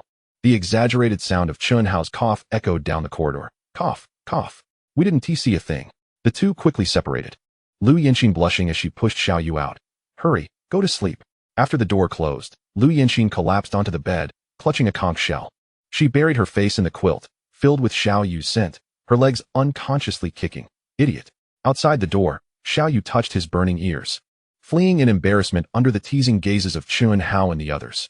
Chapter 36. Give me 5 minutes. At 4:50 in the morning, Xiaoyu stood in the courtyard, wielding an iron basin and a wooden stick. Clang, clang, clang. The jarring sound instantly shattered the silence. Get up. We're heading out to sea. The window on the second floor flew open with a bang, and Chun Hao, with his messy hair, leaned out. Old Xiao, are you insane? It's not even dawn. Xiaoyu looked up, his expression impassive. 18 minutes. What? You all have 18 minutes left. Xiaoyu pointed to the kitchen, where breakfast was laid out on the table, adding, those who are late can swim to the fishing grounds. The RV area was even more chaotic. Lu Mingxian kicked open the car door, still in his pajamas. Xiaoyu, I'm paying. Let us sleep a little longer. Xiaoyu tossed a pack of wet wipes at him. 15 minutes. The silver-haired rich kid crawled out of the window. Bro, we are guests. 14 minutes and 30 seconds. Damn. In the kitchen, Lu Yinxin was the only one awake. She deftly poured out soy milk, quietly asking, are you usually this fierce? Xiaoyu shoved an egg into her hand. Not to you. Just as Lu Yinxin felt touched, she suddenly heard, 10 minutes. Xiaoyu yelled upstairs, Wangda, if you dawdle any longer, I will feed your portion of fish porridge to the dogs. In the courtyard, Grandpa's guard dog barked in response. The morning dock was shrouded in mist, the waves gently lapping against the rocky shore. Xiao Xiaohai stood beside the Uxian, holding a bucket of live shrimp, his eyes widening at the approaching crowd. Brother Yu, what's this? Xiaoyu patted his shoulder. My classmates, and Yinxin's brother. Lu Mingxian yawned, squinting at Xiao Xiaohai. So this is your cousin? I heard he's quite capable. Xiao Xiaohai scratched his head, a bit shy, I guess. Just learning from brother Yu. As everyone boarded the boat, they moved like a group of somnambulant zombies. Chun Hao nearly stumbled into the sea, only to be yanked back by Xiao Xiaohai. Be careful. Thanks, Chun Hao groggily replied, then collapsed on the deck. Let me sleep for 5 more minutes. Wang Da and Li Mu were even more exaggerated, huddled together, dozing off against the side of the boat. Lu Yinxin struggled to keep her eyes open, but her eyelids were at war. Xiaoyu, it's too early. Xiaoyu looked at this group helplessly, turning to Xiao Xiaohai. Go get some wet towels. As the boat just left the harbor, the sea breeze blew, making everyone even sleepier. The silver-haired rich kid lay flat on the deck. I can't take it anymore. I'm dying. Lu Mingxian desperately clung to his last remnants of dignity, but his head drooped like a chick pecking for grains. Xiao Xiaohai returned with the wet towels, and upon seeing this scene, couldn't help but laugh. Brother Yu, can they really fish like this? Xiaoyu calmly took the towel and placed it over Chun Hao's face. Wake up, we're at the fishing grounds. Huh, Chun Hao shot up, the wet towel slipping off, his face a picture of confusion. Already here? Xiaoyu stood at the bow, facing the rising sun. His voice clear, prepare to cast the nets. On the deck, everyone struggled to rise, all sporting panda eyes and unsteady steps. Lu Yinxin rubbed her eyes and staggered to Xiaoyu's side. Can we start a bit later next time? Xiaoyu smiled slightly. We'll talk about that next time. The midday sun cast a shimmering glow on the sea, and after selling their catch, Xiaoyu set sail once more. Standing at the bow, he pointed towards the distant horizon. There are good catches in the rocky area over there. Those who want to fish, hurry. Is that true? Lu Mingxian perked up instantly. Don't pull our leg. Xiao Xiaohai had already deftly taken out a fishing rod. Trust brother you. We'll catch big fish. Everyone hurriedly prepared their fishing gear, excitement bubbling like a group of children. Chen Hao looked at the fishing rod, puzzled. How do you cast this? Xiao Xiaohai leaned over. I'll teach you. First like this. The silver-haired rich kid pulled out a top-notch fishing set. With this gear, I must catch a big one today.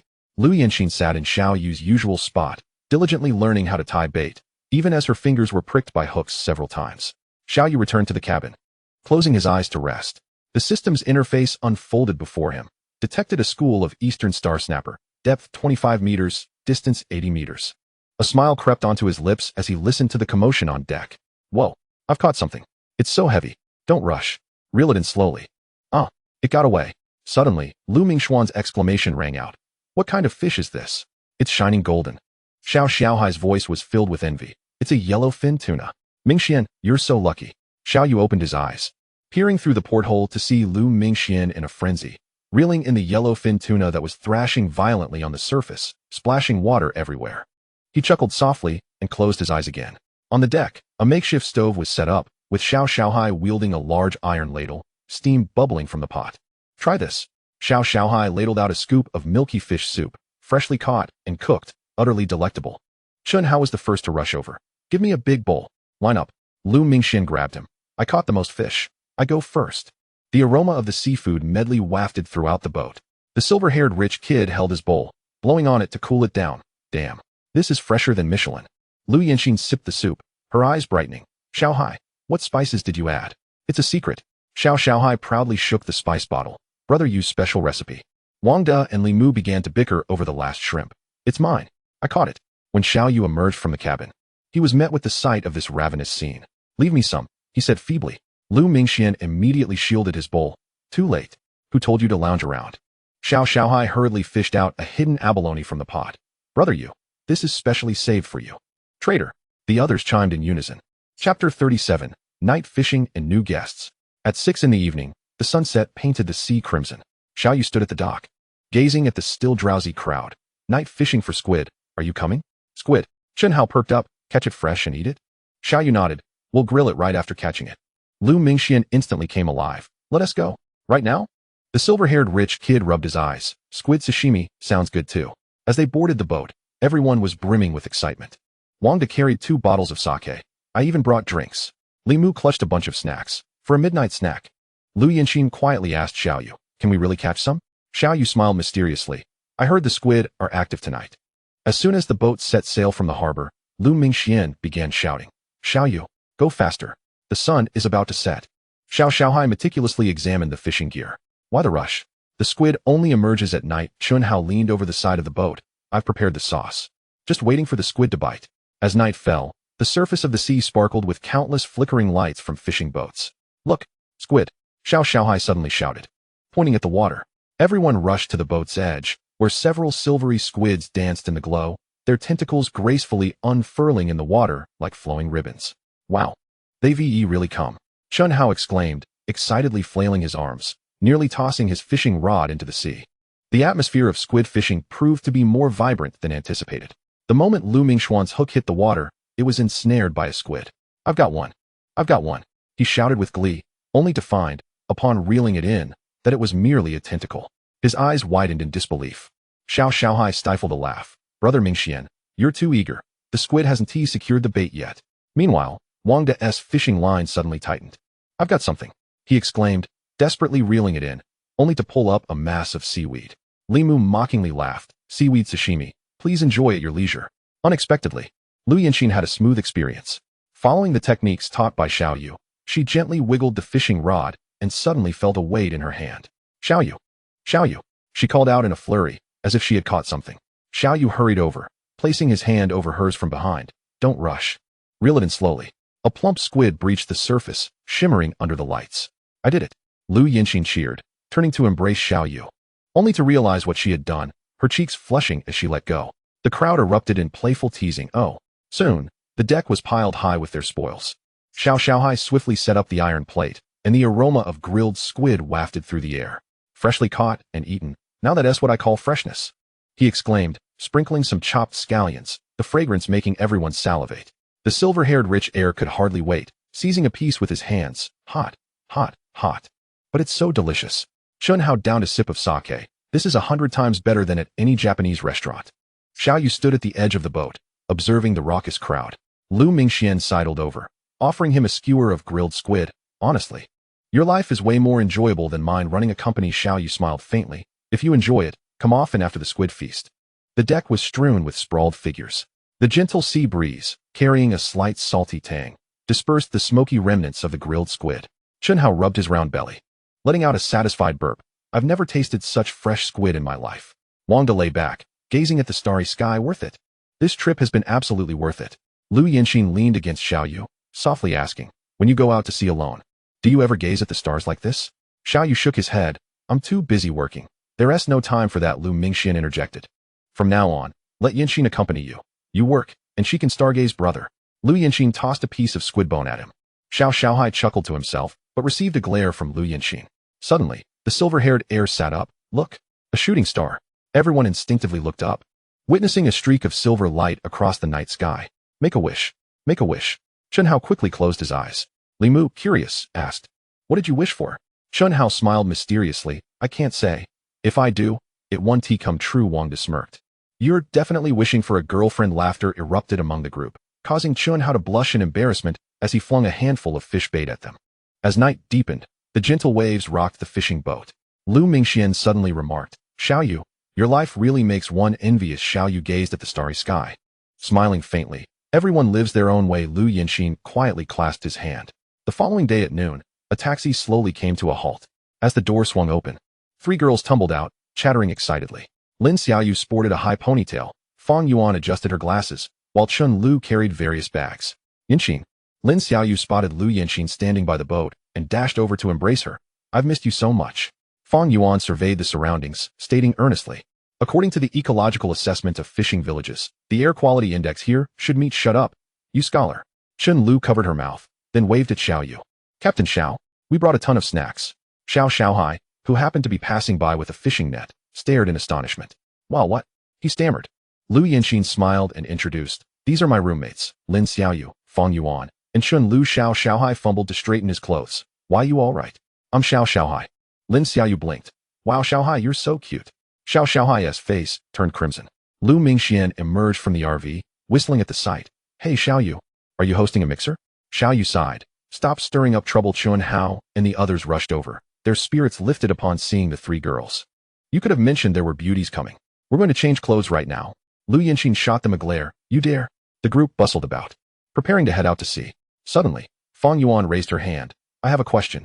According to statistics, the probability of safety incidents for women on fishing boats. Xiao Yu handed her a life jacket. Put this on. Stop calculating data. Chun Lu leaned closer to Xiao Xiaohai. Little Hai, I heard you can make seafood delicacies.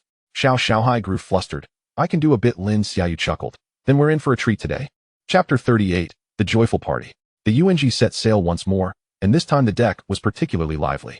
Chun Hao, shedding his usual disheveled appearance, slicked back his hair and approached Lin Xiaoyu. Xiaoyu, let me help you with the fishing rod. Lin Xiaoyu blinked. Can you fish? Of course. Chun Hao puffed his chest out. I've received the true teachings from Master Xiao. Wang De, standing nearby, scoffed. Please, last time you even hooked the bait upside down. Li Mu was unusually quiet today, standing beside Fang Yuan, hesitating to speak. Fang Yuan nudged her glasses. What do you want to say? Li Mu struggled to articulate. Do you think the squid's reflex arc is long? Fang Yuan's eyes lit up.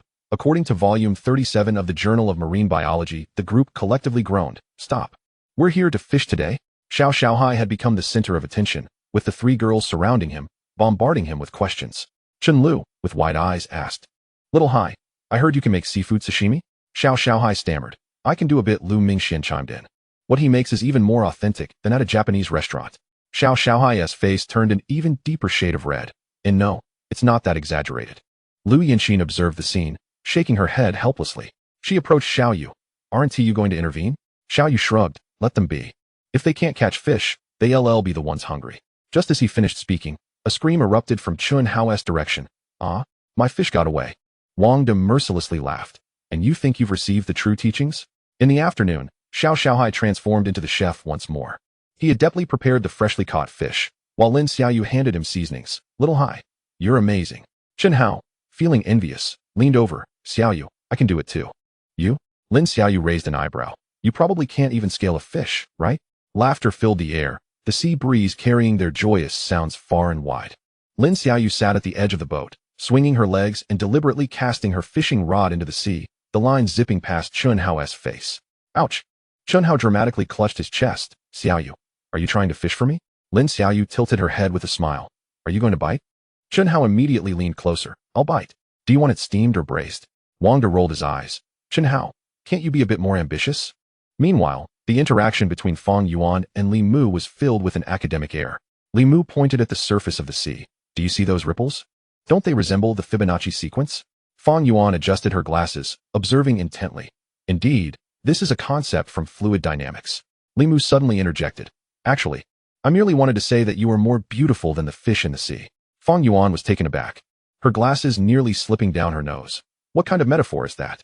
Xiao Xiaohai passed by, muttering softly. These two are even more perplexing than fishing. Chen Lu, however, was quite straightforward, walking up to Wang De. She poked Wang Da's shoulder. I heard you're quite good at gaming. Wang De perked up immediately. Of course. Top 100 in the national server. Then help me level up, Chen Lu said with a smile. In exchange, I'll teach you how to fish. Wang De scratched his head. This trade seems a bit unfair. Chen Lu raised an eyebrow. Then forget it. Wait. I'll teach. Is that not enough? Lu Yinxin and Xiao Yu stood at the stern of the boat, watching the commotion unfold. I feel, Lu Yinxin stifled a laugh. Our dorm might need to process this internally. Xiao Yu nodded.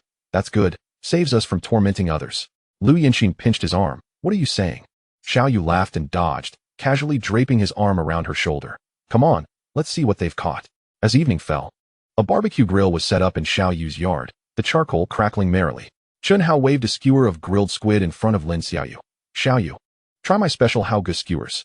Lin Xiaoyu leaned back in disdain. Are you sure this isn't burnt? Burnt is precisely what makes it fragrant. Chen Hao insisted, only to grimace after taking a bite. His face contorted as if he had overdone the salt. Wang De mercilessly mocked. Is this really special? Just look at my grilled abalone. Chen Lu leaned in. Wang De, is your abalone even cooked? Wang De glanced down to find the abalone still wriggling slightly in its shell, suddenly feeling awkward. This is the sashimi version. The barbecue stall operated by Fang Yuan and Li Mu was notably quiet. Li Mu stared intently at the fish on the grill, as serious as if conducting an experiment. According to thermodynamic principles, this side needs another 37 seconds. Fang Yuan nodded, but considering the thermal conductivity of the sea breeze, I suggest flipping it. The crowd silently circled around the two, fearful of disrupting their academic barbecue. Xiao Xiaohai became the center of attention. Skillfully flipping grilled shrimp and sprinkling on his secret seasoning, the aroma instantly filled the yard. Lu Mingxian approached. Xiaohai, you should open a shop with this skill. I'll invest. Xiao Xiaohai scratched his head. Brother Mingxian, I'm just grilling casually. Casually grilling, and it smells this good? Lu Mingxian exaggeratedly sniffed the air. Your casualness is quite infuriating. Xiao Yu and Lu Yinxin sat on a swing in the corner, watching the lively group. Look at them. Making a ruckus like elementary school students, Lu Yinxin remarked, nibbling on grilled corn. Xiao Yu handed her a skewer of grilled fish. It's quite nice. It's lively. Xiao Yu observed the laughter filling the yard, a smile creeping to his lips. It hasn't been this lively at home in a long while. Lu Yinxin leaned against his shoulder, whispering, it will be like this often in the future. As night deepened, the charcoal embers began to fade. Chen Hao picked up a guitar and started wailing, prompting Wang De and Li Mu to join in a dance. Xiao Xiaohai quietly asked Lin Xiaoyu, are they always this crazy? Lin Xiaoyu covered her mouth, laughing, you haven't seen anything yet. Last time they were on the rooftop of our dorm. Lu Yinxin quickly interrupted. Xiaoyu, don't say that. Under the moonlight, the yard was filled with the scent of seafood, mingled with youthful laughter, lingering in the air. Chapter 39, Envy. The 3 days in the fishing village passed in the blink of an eye. On the final morning, everyone rose early to accompany Xiao Yu for one last venture at sea. Today, we must catch a big one, Chen Hao declared confidently, waving his fishing rod. Otherwise, I would be remiss for my sunburn. Lin Xiaoyu chuckled on the side. Come on, the big fish you caught yesterday was hardly larger than my palm. Chen Hao retorted. That was a fry. Do you understand? Releasing it is for sustainable development. On the sea, the boat's stern trailed a long wake. Xiao Xiaohai skillfully operated the winch, slowly pulling up the fishing net. Wow! Chen Lu exclaimed. Look at all those fish. Lu Mingxian patted Xiao Xiaohai's shoulder. Xiaohai, your skills are impressive. Have you considered joining my company? Xiao Xiaohai scratched his head. Brother Mingxian, I still want to learn from brother Yu. Lu Mingxian laughed heartily. Good. Ambitious. As they returned, Lu Yanxin stood at the stern, gazing at the distant horizon. Xiao Yu approached her. What's wrong? We have to go back, she said softly. I just feel like I haven't had enough time. Xiao Yu gently held her hand. We'll come again. Lu Yanxin turned to look at him, her eyes shining. You promised, no backing out. At the dock, everyone bid farewell with reluctance. Chen Hao embraced Xiao Yu. Old Xiao, next time I come, you must teach me how to catch tuna. Wang De and Li Mu gathered around. And us? Xiao Yu nodded with a smile. Sure, you're always welcome. Fang Yuan adjusted her glasses, stating seriously, according to data analysis, we should choose spring for our next trip, as fish activity is notably higher. Li Mu interrupted her. No need for analysis, just come directly. Lu Yanxin was the last to board the vehicle. Standing by the door, she looked back at Xiao Yu. Her eyes slightly red. Xiao Yu stepped forward, gently ruffling her hair. Message me when you get home. MHM, she nodded, her voice choked. Remember to eat on time. The vehicle slowly started. Lu Yanxin leaned against the window, waving until she could no longer see the figure standing at the dock. The sea breeze brushed by, carrying a salty scent, as if also whispering its reluctance. The days in the fishing village returned to their usual tranquility. At 5 in the morning, Xiao Yu and Xiao Xiaohai appeared promptly at the dock, the roar of the engine shattering the dawn silence. Brother Yu, the tide is looking good today. Xiao Xiaohai skillfully untied the rope. There should be good catch near the eastern reef. Xiao Yu nodded. Let's go take a look. This day's harvest was particularly bountiful. After 2 casts, the live well was already filled with a dozen plump black sea bream and grouper. This red grouper weighs at least 3 pounds. Xiao Xiaohai exclaimed excitedly. Scooping up a fish, it should sell for over 1,000, right? Xiao Yu inspected the fish's gills. Well, if it looks good, 1,200 is no problem. Upon returning to the dock, Lao Wu had been waiting on the shore, eyes gleaming at the sight of the fish compartment. Xiao, I'll buy that red grouper. 1,500 per pound. The villagers quickly caught wind of the transaction. Have you heard? You made a killing today? I saw that red grouper. It looked like a piece of red silk. Stunning. The Xiao family is going to strike it rich. A few old fishermen squatted by the dock, mending their nets as they reminisced. In the evening, Xiao Xiaohai counted today's earnings, his eyes sparkling. Brother Yu, we made over 8,000 today. Xiao Yu smiled, handing him a stack of bills. Your share. Xiao Xiaohai accepted the money, suddenly feeling shy. Brother Yu, I want to buy something for my grandparents. All right. Xiao Yu patted his shoulder. Wake up early tomorrow. If the tide is good, we can cast again. As night deepened, the fishing village fell into silence. Xiao Yu sat in the yard, glancing at the message Lu Yanxin sent. The lab is so busy today, I missed the seafood from the village. He chuckled and replied, I'll bring you some fresh next time. The moonlight flooded the calm sea, heralding another promising day at sea. As the evening arrived, Xiao Yu's boat, the Rangson, slowly docked. The live well shimmered with silver, filled with a dozen plump East Star groupers, 2 rare bluefin pomfret, and 3 impressive lobsters, each as long as an arm, flailing at the bottom of the compartment. Wow! Fishmonger Lao Wu was the first to rush over, leaning against the boat's side in disbelief. This must be worth 30,000, right? Xiao Xiaohai triumphantly lifted the hatch. Uncle Wu, what's your offer? The bidding instantly escalated to a fever pitch. The East Star spotted fish, I'll offer 2,000 per pound. Old Joe squeezed through the crowd, clutching a wad of cash. Get lost. Old Lee from the seafood restaurant directly shoved him aside, declaring, I'll take the bluefin pomfret at 3,005 per pound. Old Wu, in a state of panic, jumped up and down. Xiao, after our long-standing partnership, you must show some compassion. Xiao Yu leisurely wiped his hands. The highest bidder wins. The atmosphere grew increasingly chaotic. 3,008. For 1,000. I'll add 500 more. Several fishmongers were almost on the verge of a brawl, their faces flushed with heated competition. Xiao Xiaohai stared in disbelief. Brother Yu, have they lost their minds? Xiao Yu chuckled lightly. Rarity begets value. Ultimately, this batch of catch was sold for 32,000. Old Lee wiped the sweat from his brow, muttering as he transferred the money. Xiao, you're going to bankrupt us. Old Wu hung his head in dismay. Next time, I'll definitely bring enough money. Xiao Xiaohai held his phone, trembling as he gazed at the transaction notification. Brother Yu, this is half a year's salary for my dad.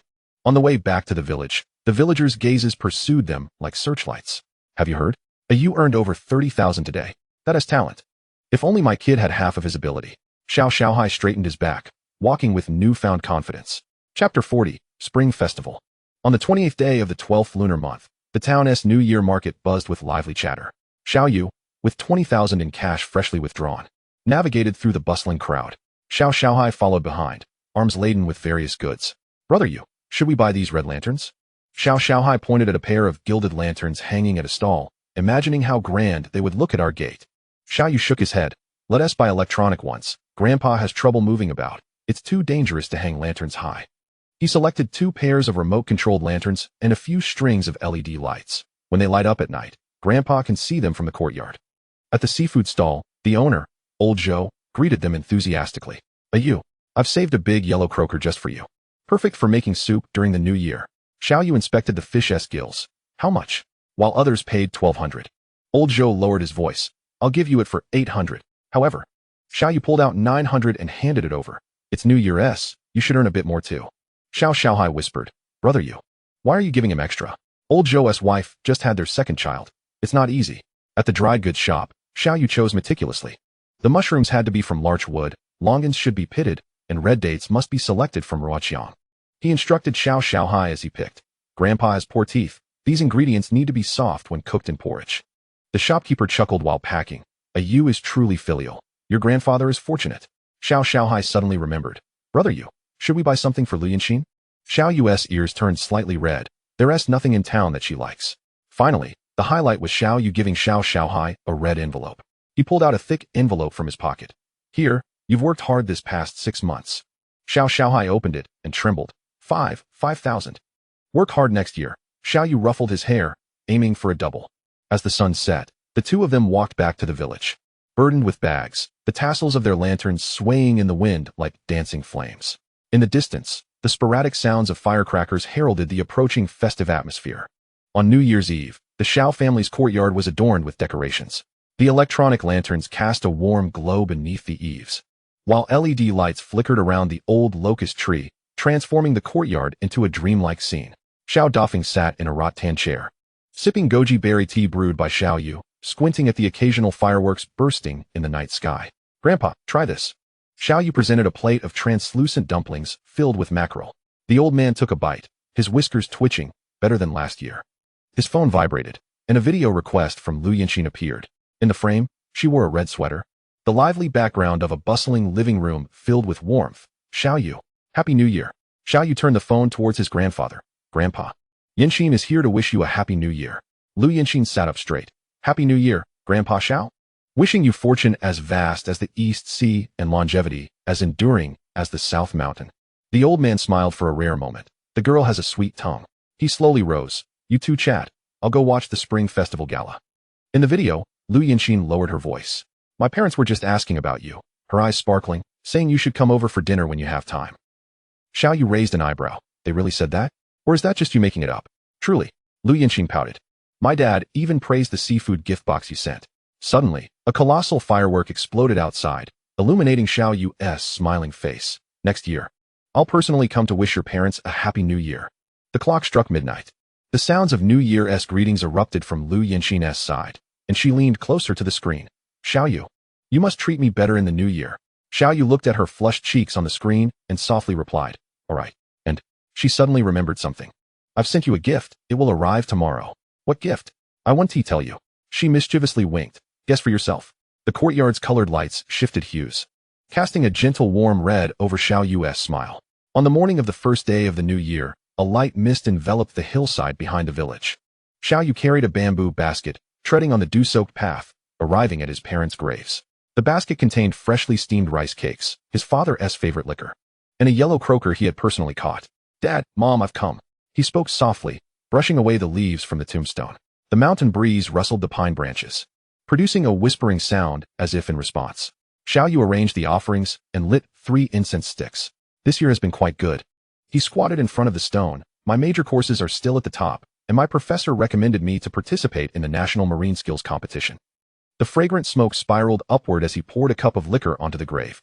Fishing has also been smooth. I've switched to a new sonar, catching as much as 32,000 in one haul. After a brief pause, he added, by the way, I'm in a relationship now. The mist in the mountains gradually dispersed, and sunlight streamed down through the clouds. Her name is Lu Yanxin. Xiao Yu's voice softened a bit. She studies marine biology. She is quite cute, just a bit prone to tears. He pulled out his phone from his pocket, flipping through photos to show his parents. I'll bring her to meet you next time. In the distance, the sound of firecrackers from the village celebrating the new year reached his ears, and Xiao Yu stood up.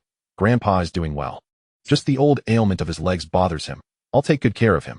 Before leaving, he touched the cold tombstone. Dad, the reading tides and identifying fish you taught me, I've surpassed you now.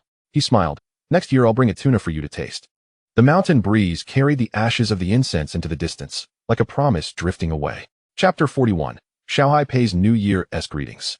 On the second day of the new year, the door of Xiao Dafeng's courtyard was knocked upon with a thud. Uncle, Happy New Year.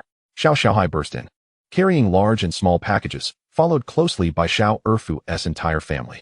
Xiao Dafeng was seated in the main room sipping tea, setting down the purple clay teapot upon seeing them. Oh, what a rare visitor. Xiao Erfu chuckled awkwardly, handing over a gift box. Brother, I brought you some American ginseng. Xiao Yu emerged from the kitchen with a fruit platter, and Xiaohai dashed over immediately. Brother Yu. He pulled out a bulging red envelope. This is the knee pads I bought for Uncle using the wages you gave me. Xiao Erfu's wife, Wang Mylan, widened her eyes. Where did you get so much money? This is the grandson who doesn't want to spend money on gifts for Xiao Dafeng. I earned it fishing alongside Brother Yu.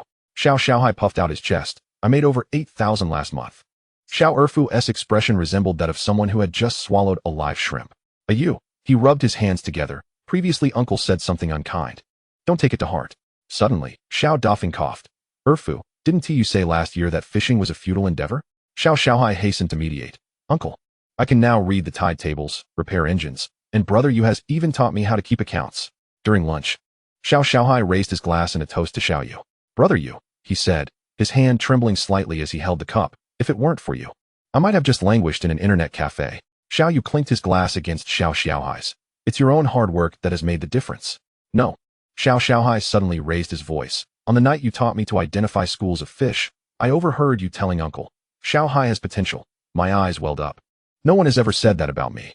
The table fell silent, with only the bubbling of the hot pot breaking the stillness. After lunch, Wang Mylan took the opportunity to approach Xiao Yu while clearing the dishes. You, she said with a smile, her voice lowered. I heard you've made quite a bit of money fishing lately. Xiao Yu was wiping the table and did not look up. It's all right, just enough.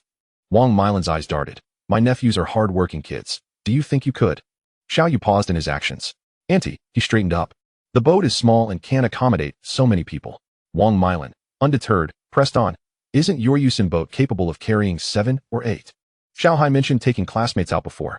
Just then, Xiaohai entered with a fruit platter, nearly dropping it upon hearing her words. Grandma, those are my classmates. We went fishing. If we were serious about it, there wouldn't be enough room in the cabin.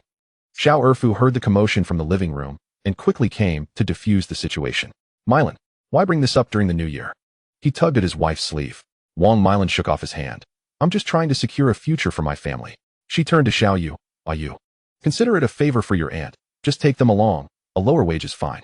Xiao Yu set down the cloth, his tone calm. Auntie, fishing is not a game. He pointed to Xiaohai's sunburned face. Xiaohai vomited 7 times in his first month, got injured twice by ropes, and had his hands bloodied by crabs. Xiaohai obligingly extended his scarred palm. Wang Mylan's expression changed. Moreover, Xiao Yu added, the fisheries administration is strict now.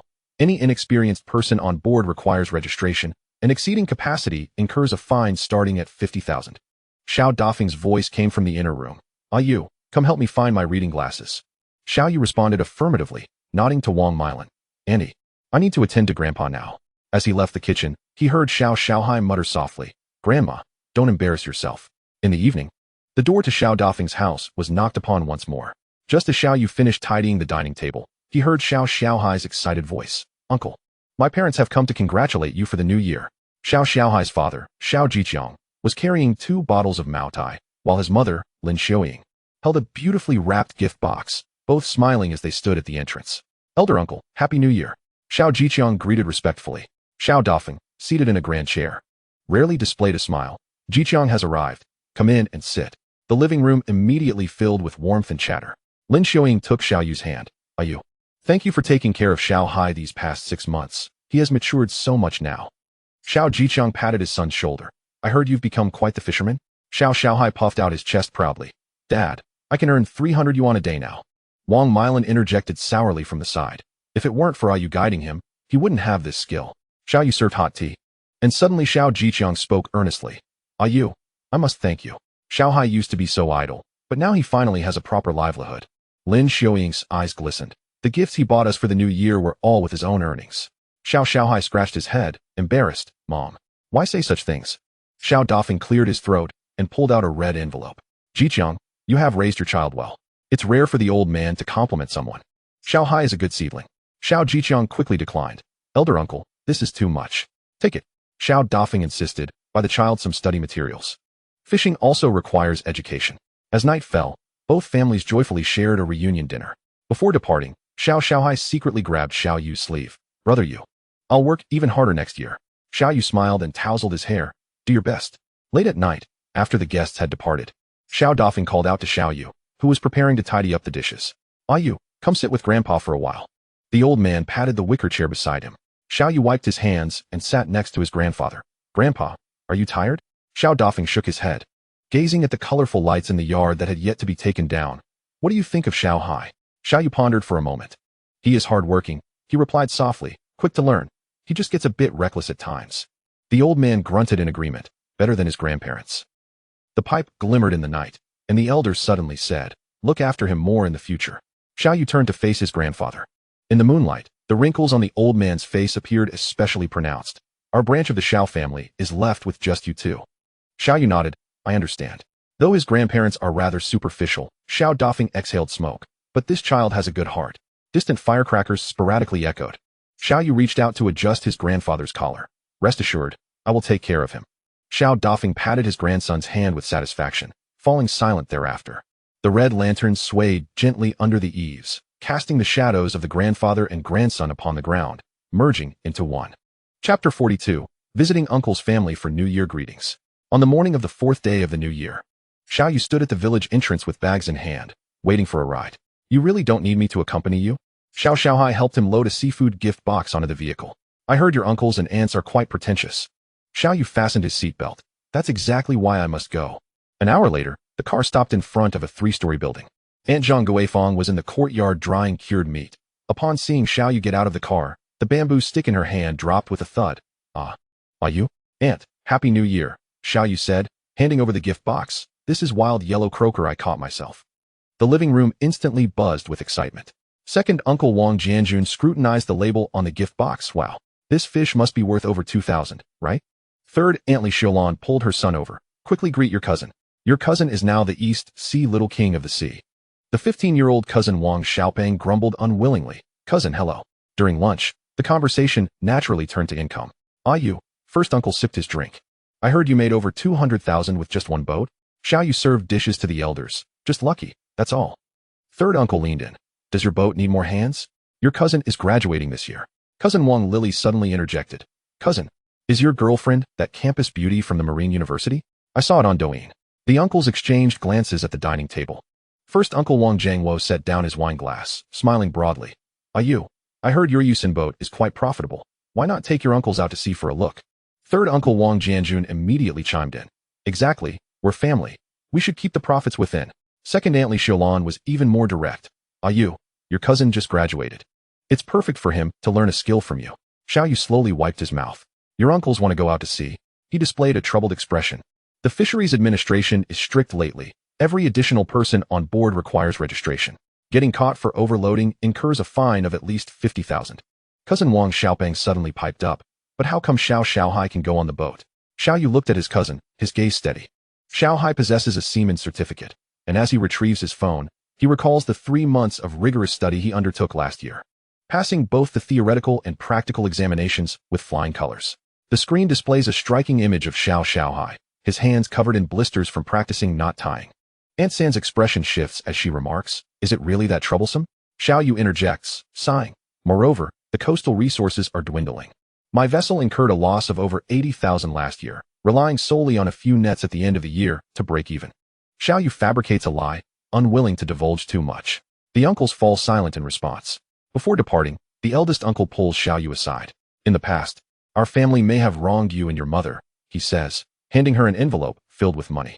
If your mother is watching from above, she would be proud of your accomplishments. Xiao Yu pushes the envelope back.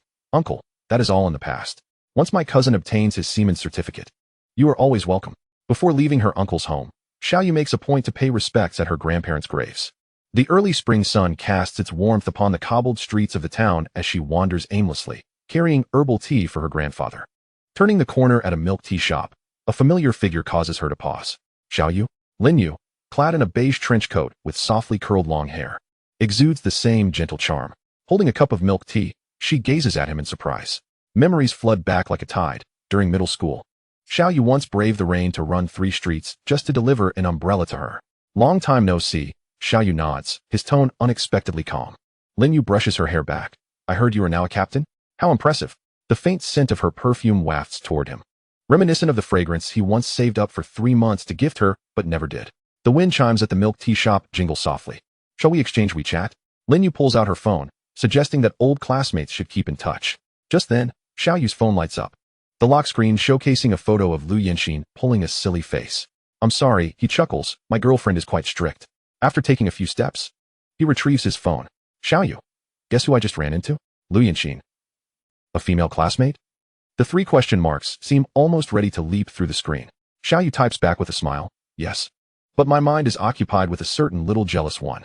On the video call, Lu Yanxin puffs up her cheeks like a disgruntled kitten. Tell me, what did you two do in middle school? She demands, poking the screen. Did she ever pass you a love letter? Xiao Yu, exasperated, rubs his forehead. Absolutely not. Then why did she write, I'll always remember that umbrella in the yearbook? Lu Yanxin produces a faded photograph from somewhere. Xiao Yu can only confess the truth. I delivered an umbrella once on a rainy day. He scratches his nose, recalling that she eventually got together with the school heartthrob. Lu Yanxin's eyes widen. So, is that why you studied so hard? Yes. Xiao Yu nods, contemplating that perhaps scoring first could change things. You fool. Lu Yanxin's eyes suddenly brim with tears. Should I be worried about you meeting her again? The other end of the screen falls silent. After a long pause, a muffled voice finally says, then you must not meet her alone in the future. All right. And I want that umbrella thrown away. Xiao Yu chuckles lightly. I already tossed it. Now my umbrella is only for you.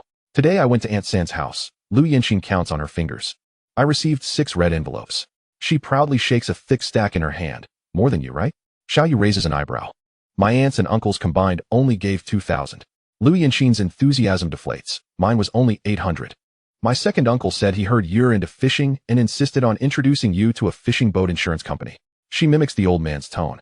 In this day and age, a boat is more important than a wife. Xiao Yu can't help but chuckle. My third uncle is even more absurd. He asked if I could take him to speculate in the stock market. Why?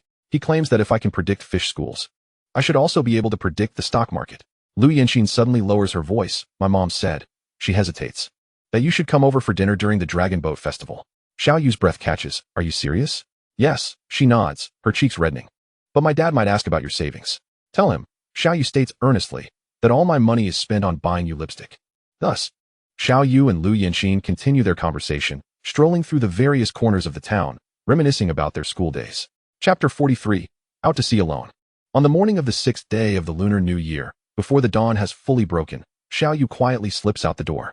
The sea breeze carries a biting chill, prompting him to tighten his jacket as he ignites the engine of the UXIN system. Where are the fish plentiful today? The system detects a school of base 3 nautical miles to the southeast, with an activity level of 87. After the last upgrade, a new detection feature has been added. Setting out alone on the sea feels distinctly different. Without Xiao Xiaohai's constant chatter beside him, and without Lu Yanxin's exuberant calls from the side of the boat, only the sound of waves lapping against the hull fills the air. The morning sea glistens with a cold, iron-gray light as the UXIN gently sways with the waves. Standing at the stern, Xiao Yu grips the heavy sea fishing rod, feeling the lead sinker and live bait descend towards the depths of the sea, 40 meters below. The reel emits a faint squeak, the 300-pound braided line trembling slightly in the undercurrent. Here, he focuses on the sonar screen displaying flickering fish school markers, adjusting his stance. The first bite comes unexpectedly. The tip of the rod suddenly plunges down as if seized by a giant, the fishing line snapping taut. Xiao Yu stumbles, his knees striking the side of the boat, yet he clings fiercely to the rod's grip, his knuckles whitening from the effort. Got one, he shouts, quickly tightening the drag. Below the surface, a fierce struggle ensues, the fishing line slicing through the water with a sharp hiss. The battle lasts a full 20 minutes. Xiao Yu's back becomes drenched in sweat, the support belt digging into his waist, leaving deep crimson marks. On 3 occasions, the creature nearly drags him overboard, but he manages to stabilize himself using the oar to grip the reel. Damn, he gasps, watching the line extend over 200 meters, at least it's a GT, giant trevally.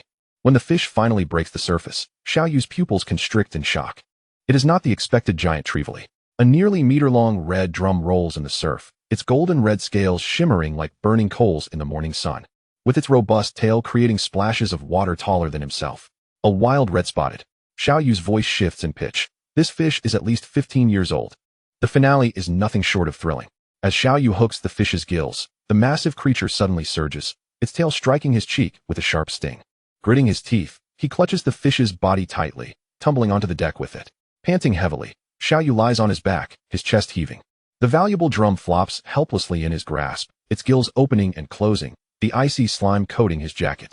The midday sun beats down on the sea, scorching the deck of the UXIN. Xiao Yu switches to lighter fishing gear, this time aiming for the crevices of the reef.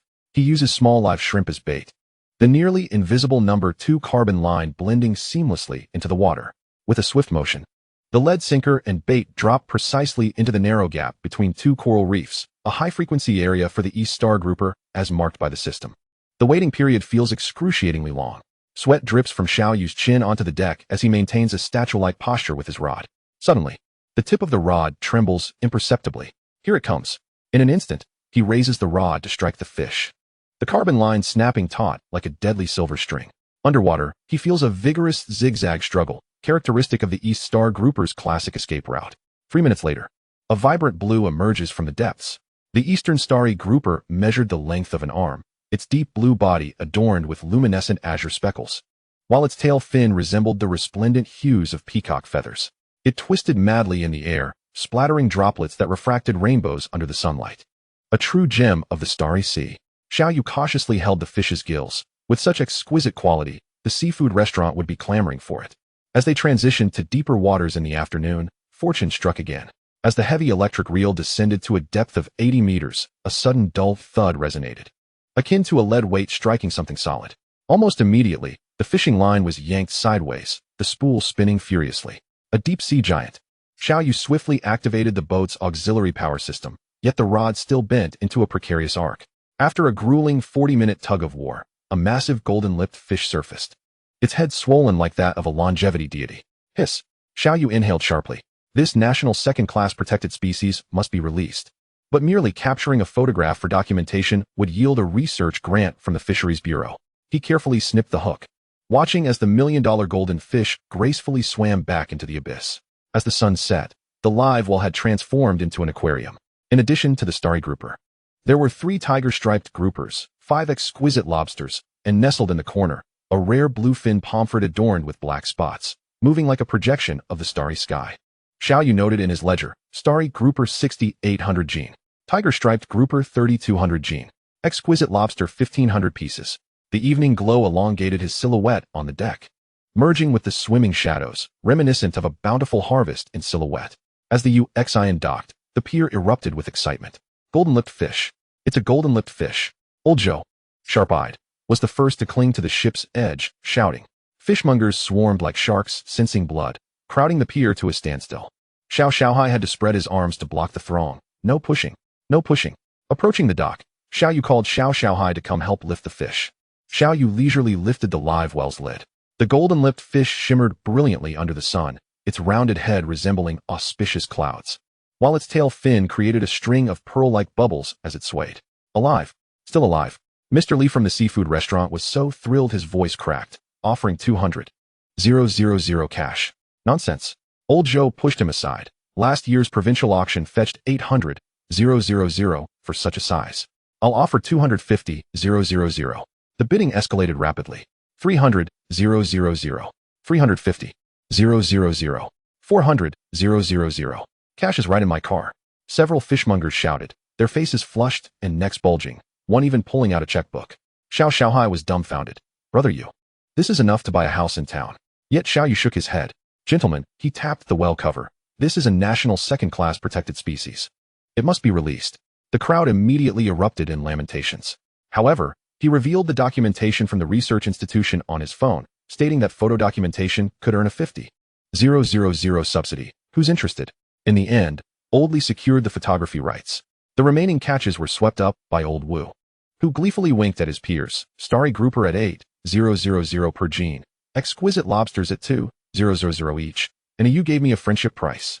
As the golden-lipped fish was released back into the ocean at sunset, the splash of water perfectly mirrored the total earnings recorded in the ledger for the day, 186 for 100. Chapter 44. Idle chatter in the morning. The sea sparkled with fragmented golden light as the Uxion sliced through the calm waters, heading towards the fishing grounds indicated by the system. The system prompted, northeast, 12 nautical miles, fish activity value 85, recommend dropping the net. Xiao Yu impassively adjusted the course, casually mentioning to Xiao Xiaohai, who was organizing fishing gear, let us try the northeast today. Huh. Xiao Xiaohai scratched his head. But the tide chart shows the east is better, right? Just a hunch, Xiao Yu replied vaguely, mixing the recommended bait with regular bait. When the first net was cast, the haul was astonishing. Holy cow. Xiao Xiaohai stared at the net full of flopping eastern starry groupers. Brother Yu, your intuition is incredible. Xiao Yu discreetly checked the system interface. 7 eastern starry groupers, estimated value 12,600. Good luck, he said nonchalantly, while secretly pouring the fish-attracting hormones rewarded by the system into the live well. The deep-sea fishing at noon was even more peculiar. At a depth of 82 meters, the yellowfin tuna school was lively. Xiao Yu casually pointed to a spot. Drop the hook here. Xiao Xiaohai, skeptical, cast the line, and within 3 minutes, the rod bent into a crescent. What on earth is this monster?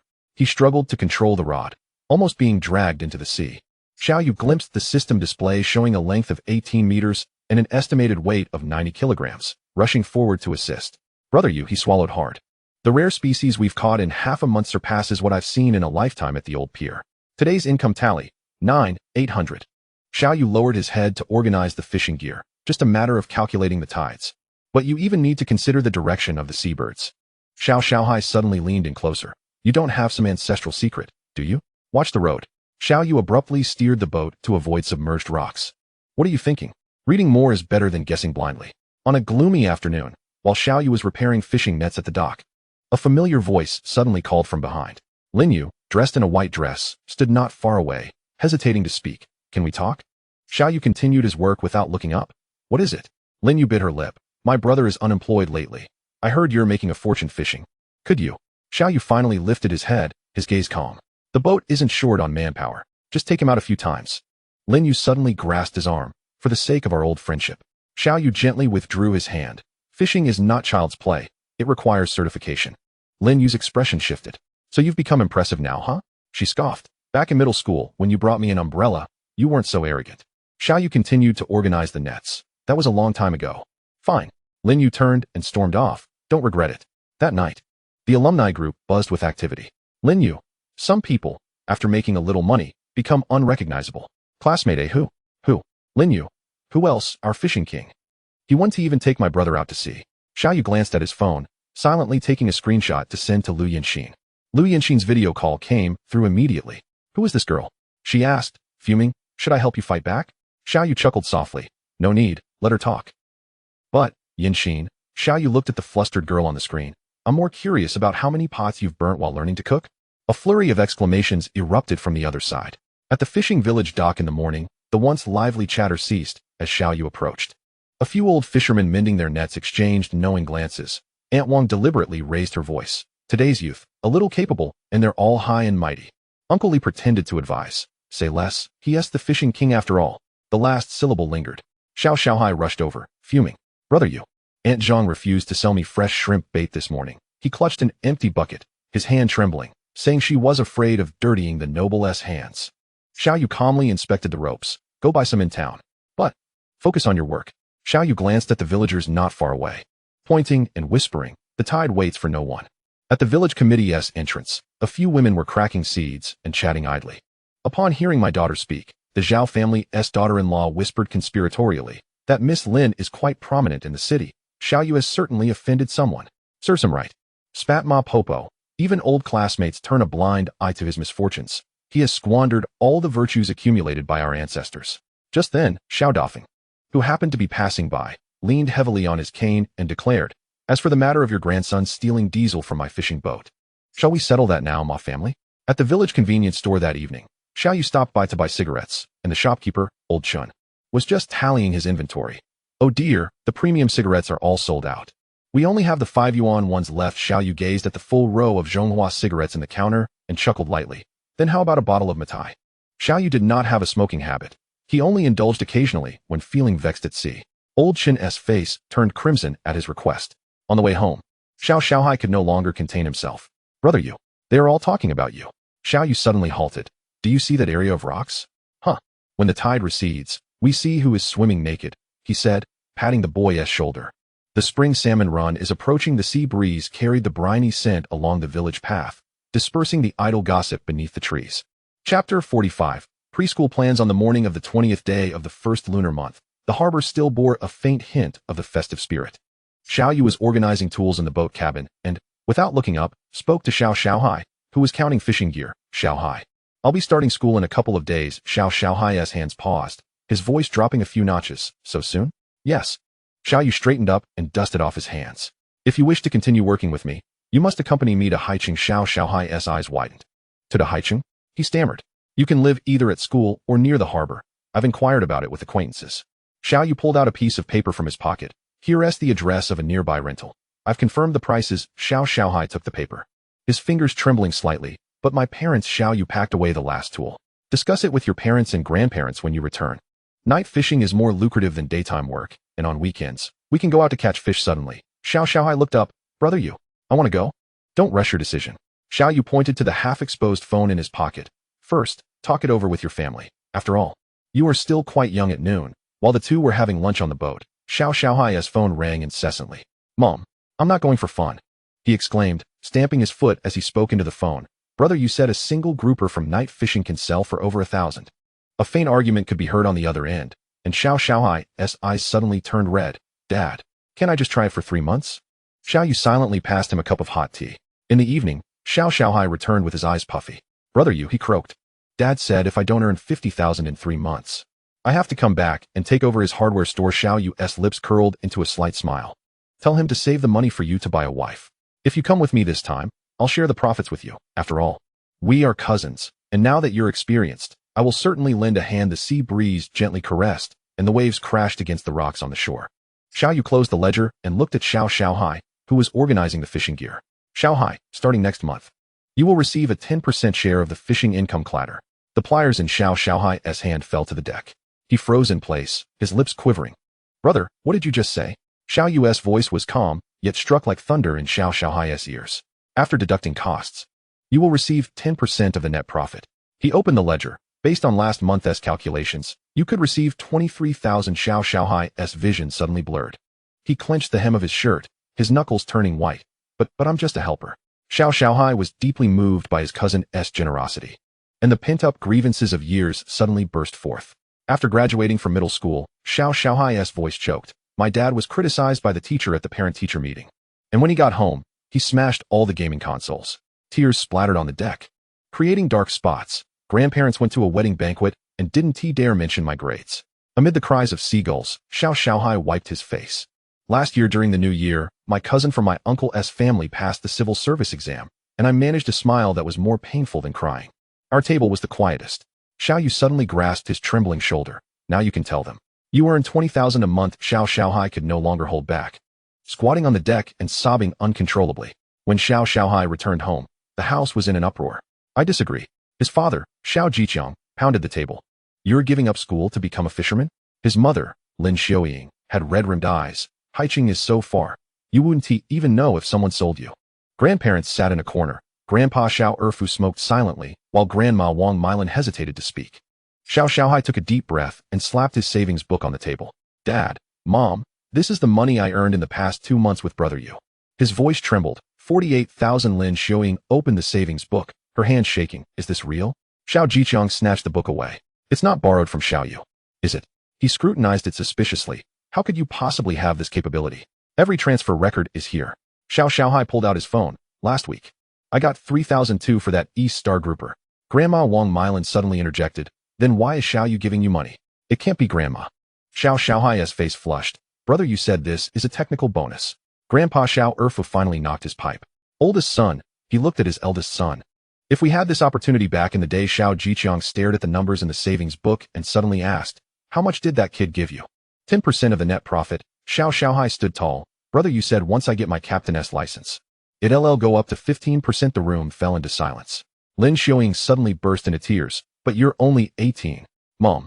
Xiao Hai squatted down and held her hand. Following Brother Yu is better than wasting time at school. Xiao Jiqiang sighed deeply and gently placed the savings book back on the table. 3 months. If you don't earn 50,000, come back to school. Chapter 46. Departure for school on the misty morning at the harbor. Both families waited early by the Uxian ship. Xiao Dafeng leaned on his cane and stuffed a red cloth bundle into Xiao Yu's hands. This is a talisman for safety. I've already prepared your favorite dried fish in the pot on board. Xiao Yu grasped his grandfather's hand tightly, his throat tightening. Grandpa, please take your medicine on time. I'll call every week. If you need anything, don't hesitate to call me on the other side. Lin Xiaoying was adjusting Xiao Xiaohai's collar. All your clothes are packed, and I've placed the long johns on top, her voice choking. Don't follow your brother's example of going barefoot in slippers. Xiao Xiaohai nodded with red-rimmed eyes. Mom, I'll earn money to buy you a gold bracelet. Xiao Jiqiang turned his face away. You little rascal, just don't embarrass me. Grandma Wang Mylan suddenly pushed her way in front of Xiao Yu. Yu. She wrung her hands. If Xiao Hai misbehaves, feel free to discipline him. Grandpa Xiao Erfa coughed. Wife, say something auspicious. Right. Wang Mylan quickly corrected herself. I wish you a hold full of fish and shrimp, and a safe return. As the engine roared to life, Xiao Dafeng suddenly called out to Xiao Yu, wait. The old man pulled out a rusty compass from his pocket. Your father used this back in the day. Electronic devices aren't always reliable. Xiao Yu took the compass. Its needle quivering slightly beneath the glass, mirroring the rhythm of his heartbeat at that moment. Grandfather, go on. Xiao Dafu waved his hand. Remember, the tides have their time. The fishing boat gently departed from the shore, both families waving at the dock. Suddenly, Xiao Xiaohai shouted, Dad, I will definitely earn 50,000. Xiao Jiqiang turned his back, his shoulders trembling slightly. Lin Xiaoying's sobs mingled with the sea breeze. Call often. The sunrise leapt above the horizon, gilding the rain xin with the silhouettes of the two young men aboard. Shortly after the fishing boat set sail, Xiao Xiaohai stood at the stern, gazing at the receding coastline of his hometown, suddenly spreading his arms wide, shouting into the wind. I am free. Xiao Yu, adjusting the course, heard the exuberant cry and chuckled without turning his head. Be careful not to fall overboard and feed the fish. Xiao Xiaohai sprang into the cockpit, his eyes shining with excitement. Rengu, do you know how annoying my parents are? He gesticulated animatedly. My mom even manages the color of my socks. My dad is worse. Last week he checked my phone. Xiao Yu glanced at him. No one is watching you now. Wear whatever socks you like. At lunchtime, Xiao Xiaohai was as exuberant as a child on his first camping trip. He ran around the deck with a bowl in hand. Rengu, can we sleep whenever we want? Can we eat instant noodles whenever we desire? Yes, Xiao Yu replied, adding a piece of fish to his bowl. But if you dare to eat durian on the boat, I will throw you into the sea. In the afternoon, Xiao Xiaohai suddenly fell silent. Leaning against the railing, he watched the sunlight dancing on the water and whispered, Actually, my mom's braised ribbon fish is quite delicious. Xiao Yu remained silent, merely offering his phone. Do you want to call? Xiao Xiaohai shook his head, grinning. I'll wait until I earn 50,000 to call. It will scare them. In the evening, Xiao Xiaohai took the long johns his parents had given him and used them as a rag. They can't see it anyway. No sooner had he spoken than a wave crashed, slapping the long johns onto his face. Xiao Yu finally could not suppress his laughter. Karma. The fishing boat swayed gently with the waves. Xiao Xiaohai hummed a tune while tidying up the fishing gear on the deck when Xiao Yu suddenly called out. Xiaohai, come here. Xiao Xiaohai wiped his hands and approached with a grin. What's up, Rengu? Are you going to teach me a new trick? Xiao Yu turned his head, his gaze eerily calm. You currently find your parents annoying, but one day, he paused, you may wish for someone to nag you. And there will be no one left to do so. Xiao Xiaohai was suddenly reminded that Xiao Yu had lost his parents.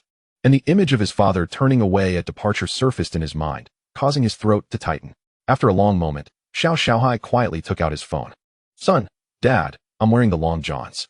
Dad, did you take the wrong medicine? Son, remember to remind Mom to take her blood pressure medication on time. The sunset's afterglow bathed the dock's water surface, shimmering with golden light. Xiao Yu skillfully docked the rain xin at the familiar berth. The mooring rope wrapped securely around the cleat, tied tightly. Weavy arrived. He clapped his hands and turned to Xiao Xiaohai, who was still looking around in wonder. First, I'll take you to find a hotel near the school to stay. Xiao Xiaohai jumped off the boat with his luggage, excitedly looking around. Rengu, this dock is bigger than ours. The two walked along the stone pathway beside the dock towards the school. Xiao Xiaohai, like a curious child, pointed at a distant yacht, inquiring about it, and then drooled over a roadside snack stall. Rengu, what kind of boat is that? It looks impressive. A yacht. It's a toy for the wealthy. Xiao Yu replied without looking back. Stop staring. Let us get down to business first. The hotel near the school was not extravagant, but it was clean and tidy. The receptionist smiled as she handed over the room key. How many days will you be staying? Xiao Yu took the key. 3 days for now. Turning to Xiao Xiaohai, he added, you need to find a place quickly. Hotels are too expensive. Xiao Xiaohai scratched his head. Rengu, how about I stay on the boat? No. Xiao Yu replied firmly, the conditions on the boat are too poor. You need to adapt to the new environment. After settling their luggage, Xiao Yu took Xiao Xiaohai to the school cafeteria for a meal. Walking along the tree-lined path of the campus, Xiao Xiaohai suddenly grew quiet. Rain go. Thank you. His voice was slightly choked. If it weren't for you, I might never have left that small village, and this university is really beautiful. Xiao Yu paused for a moment, said nothing, and just ruffled his hair affectionately. Chapter 47. Renting a house. In the hotel room, Xiao Yu had just finished showering, his hair still dripping. He picked up his phone and dialed Lu Yanxin for a video call. As the screen lit up, Lu Yanxin's face appeared. Seeming as if she had just washed her face, her hair casually tied up, water droplets still clinging to her skin. Xiao Yu. Her eyes brightened. Have you arrived at school? Xiao Yu dried his hair with a towel, a smile playing at the corners of his mouth. Yes, just arrived. I'm at the hotel now. Lu Yanxin leaned closer to the screen, scrutinizing him. You've lost weight. She wrinkled her nose. Haven't you been eating well? Xiao Yu chuckled softly. I've been missing you. Oh please. Lu Yanxin's face flushed, but she couldn't help but laugh. I don't believe that. You must be too busy fishing. I really mean it. Xiao Yu's voice lowered. Every night looking at the sea, all I think about is you. Lu Yanxin suddenly buried her face in a pillow, revealing only her eyes. I miss you so much, she mumbled. I messed up the experimental data 3 times because of that. Xiao Yu raised an eyebrow. What should I do? Should I fly back to comfort you? Who needs your comfort? She lifted her head, her cheeks flushed. You wait for me. I'll be back at school the day after tomorrow. They fell silent for a moment, and then Lu Yanxin asked softly, do you miss me? Xiao Yu gazed at her expectant eyes through the screen, whispering, yes. I miss you so much I can't sleep. Lu Yanxin bit her lip and smiled. Then when I return, I'll bring you some local specialties. No need for that. Xiao Yu's gaze softened. Just bring yourself. Before the video call ended, Lu Yanxin suddenly leaned closer to the screen and gave a quick kiss. Good night, my fisherman. Xiao Yu was momentarily stunned, then chuckled softly.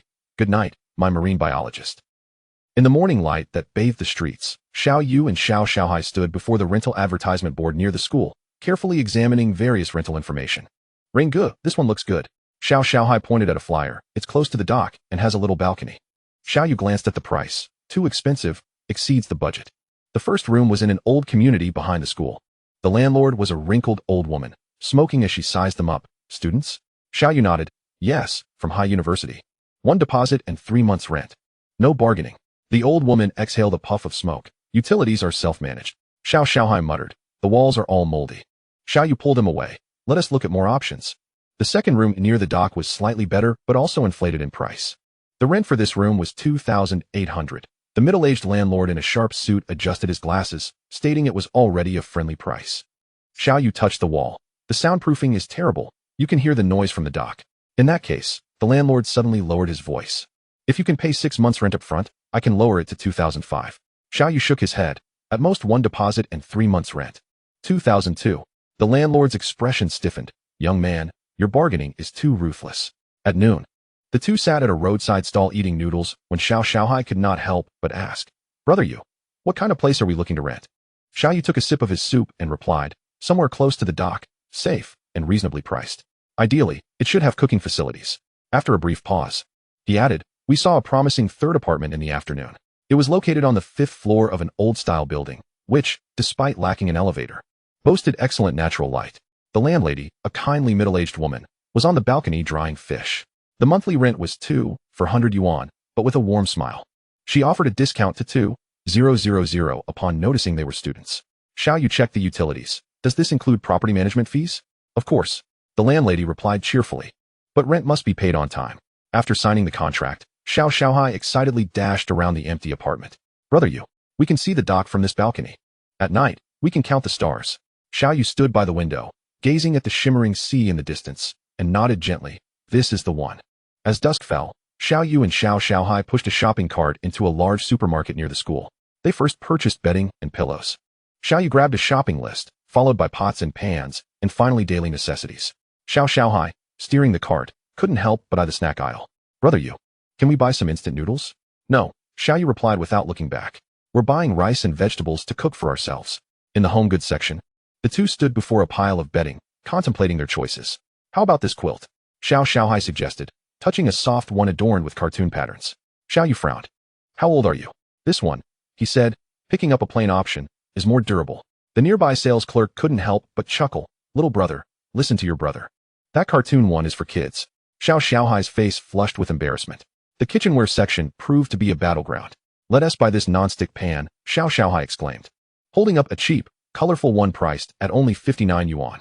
Xiao Yu promptly returned it to the shelf. Buy a more expensive one. It will last for 3 years. He selected a thick-bottomed cast-iron pan, perfect for frying fish without burning. But it's 299 yuan. Xiao Xiaohai winced at the price tag. It's worth it, Xiao Yu asserted, adding a sharp kitchen knife to the cart, stating, quality tools are essential, it's a principle. As they passed through the daily necessities section, Xiao Yu suddenly halted. Let us get a first aid kit, he said, tossing a small box containing band-aids, fever medicine, and iodine into the cart. Xiao Xiaohai looked surprised. Brother Yu, you know about this too? Xiao Yu replied nonchalantly, it will come in handy at sea.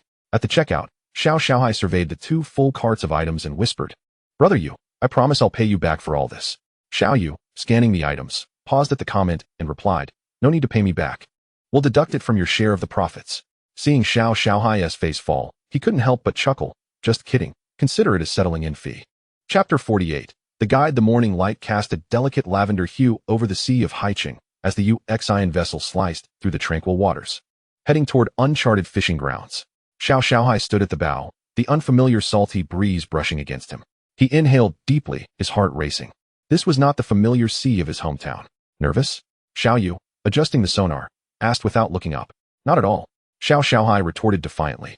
Though his grip on the boat's railing tightened, it's just that the waves seemed bigger than back home as the first net was cast. Xiao Xiaohai was astonished. As the fishing net emerged from the water, silvery fish cascaded onto the deck like a waterfall, wild yellow croakers, each the size of a palm. So many? He exclaimed, flailing to catch the slippery fish, remembering that back home, a net would yield no more than 3.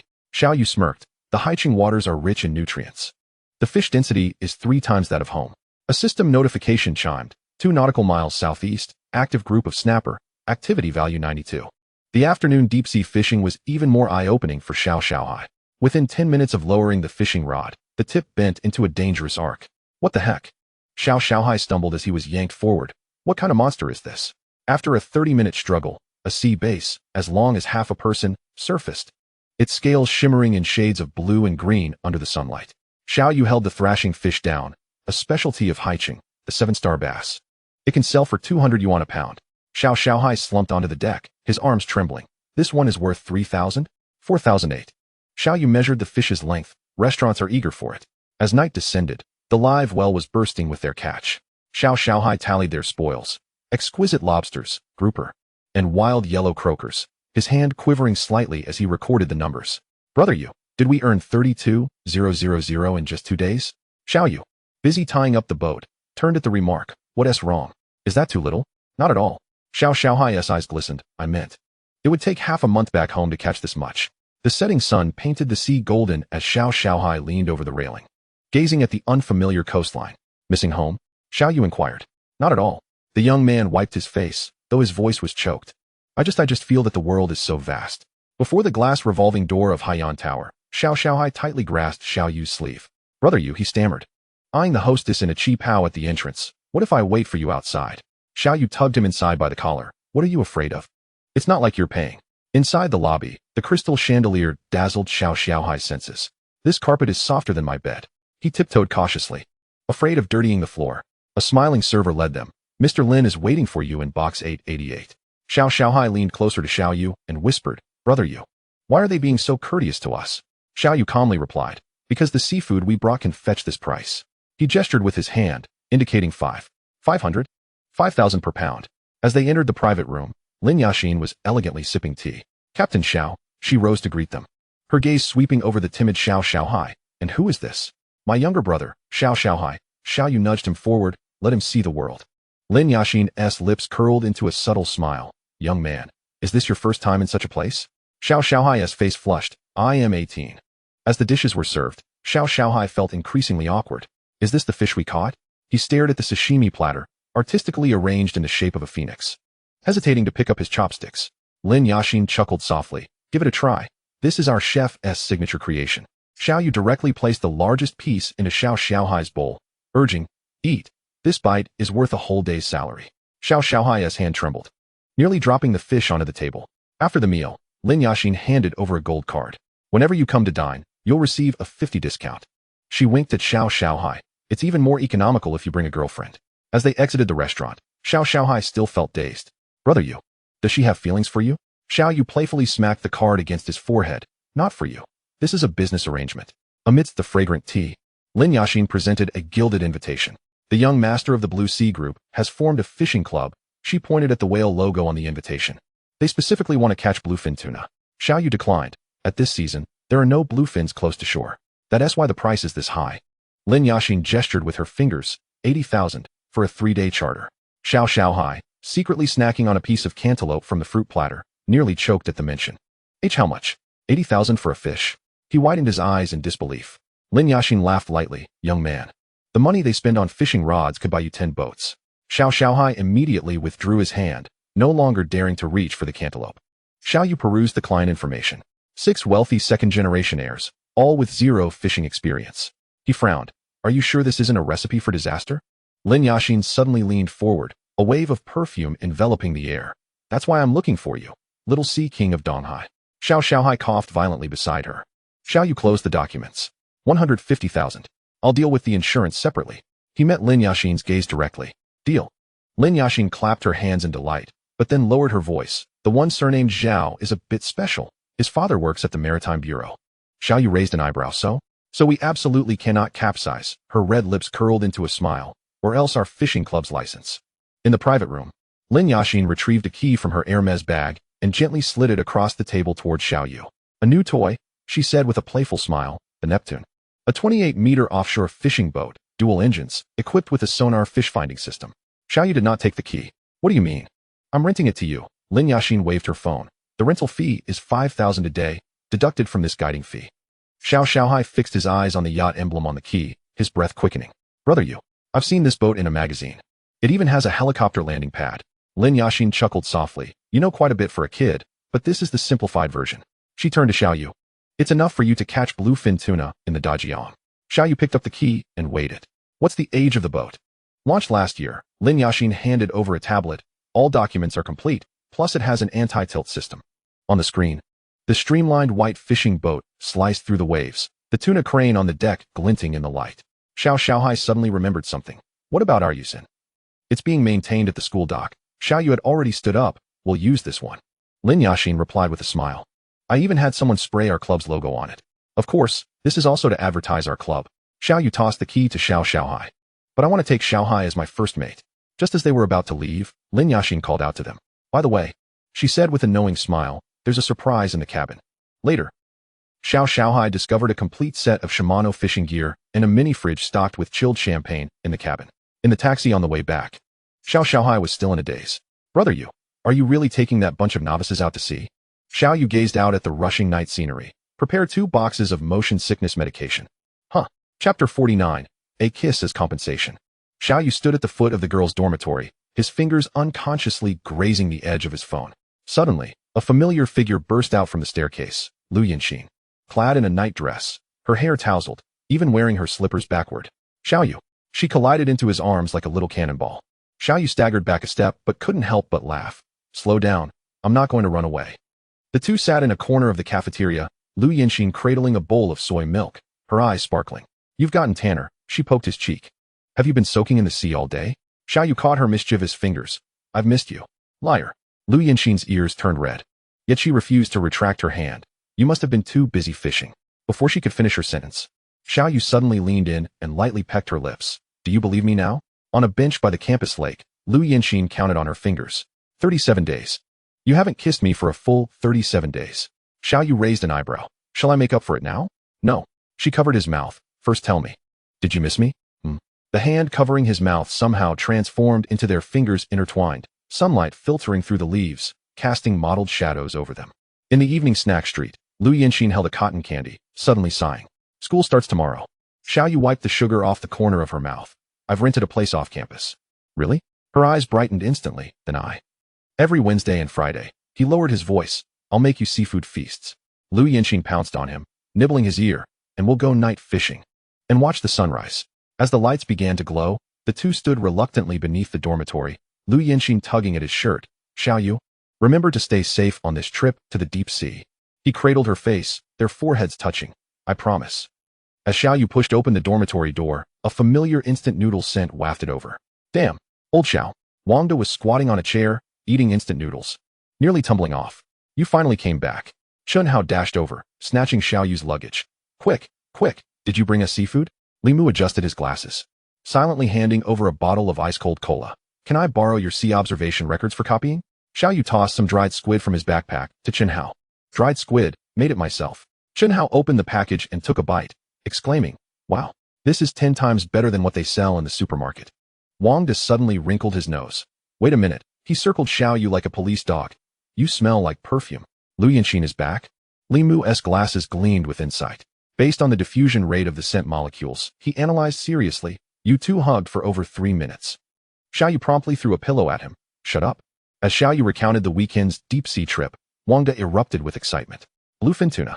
He grabbed Xiaoyu's shoulders, shaking him frantically. Take me. I'll pay 5,000. No, 8,000. Chunhao munched on the dried squid, mumbling. Come on. Look at you with that motion sickness. I'll take medication. 10 pills. Wangda rolled on Xiaoyu's bed. Old Xiao, please. Xiaoyu felt a headache coming on. The boat is booked by a client. He pushed Wangda aside, but the three immediately perked up. Next month is the fishing season, Xiaoyu said leisurely. I can take you all nearshore to catch base. Instantly, the dormitory erupted into 3 different styles of cheers, while the neighboring room angrily pounded on the wall. At the cafeteria, sunlight streamed through the glass windows onto the tables, where Xiaoyu and Lu Yanqin sat facing each other. 2 steaming bowls of seafood porridge placed before them. I have no classes this afternoon. Lu Yanqin scooped a spoonful of porridge, blowing on it. Will you accompany me to the library? Xiaoyu nodded. Sure, but I have to go night fishing with Xiaohai tonight. Lu Yanqin pouted. Going again? Didn't you fish just yesterday? I made 3,002 yesterday.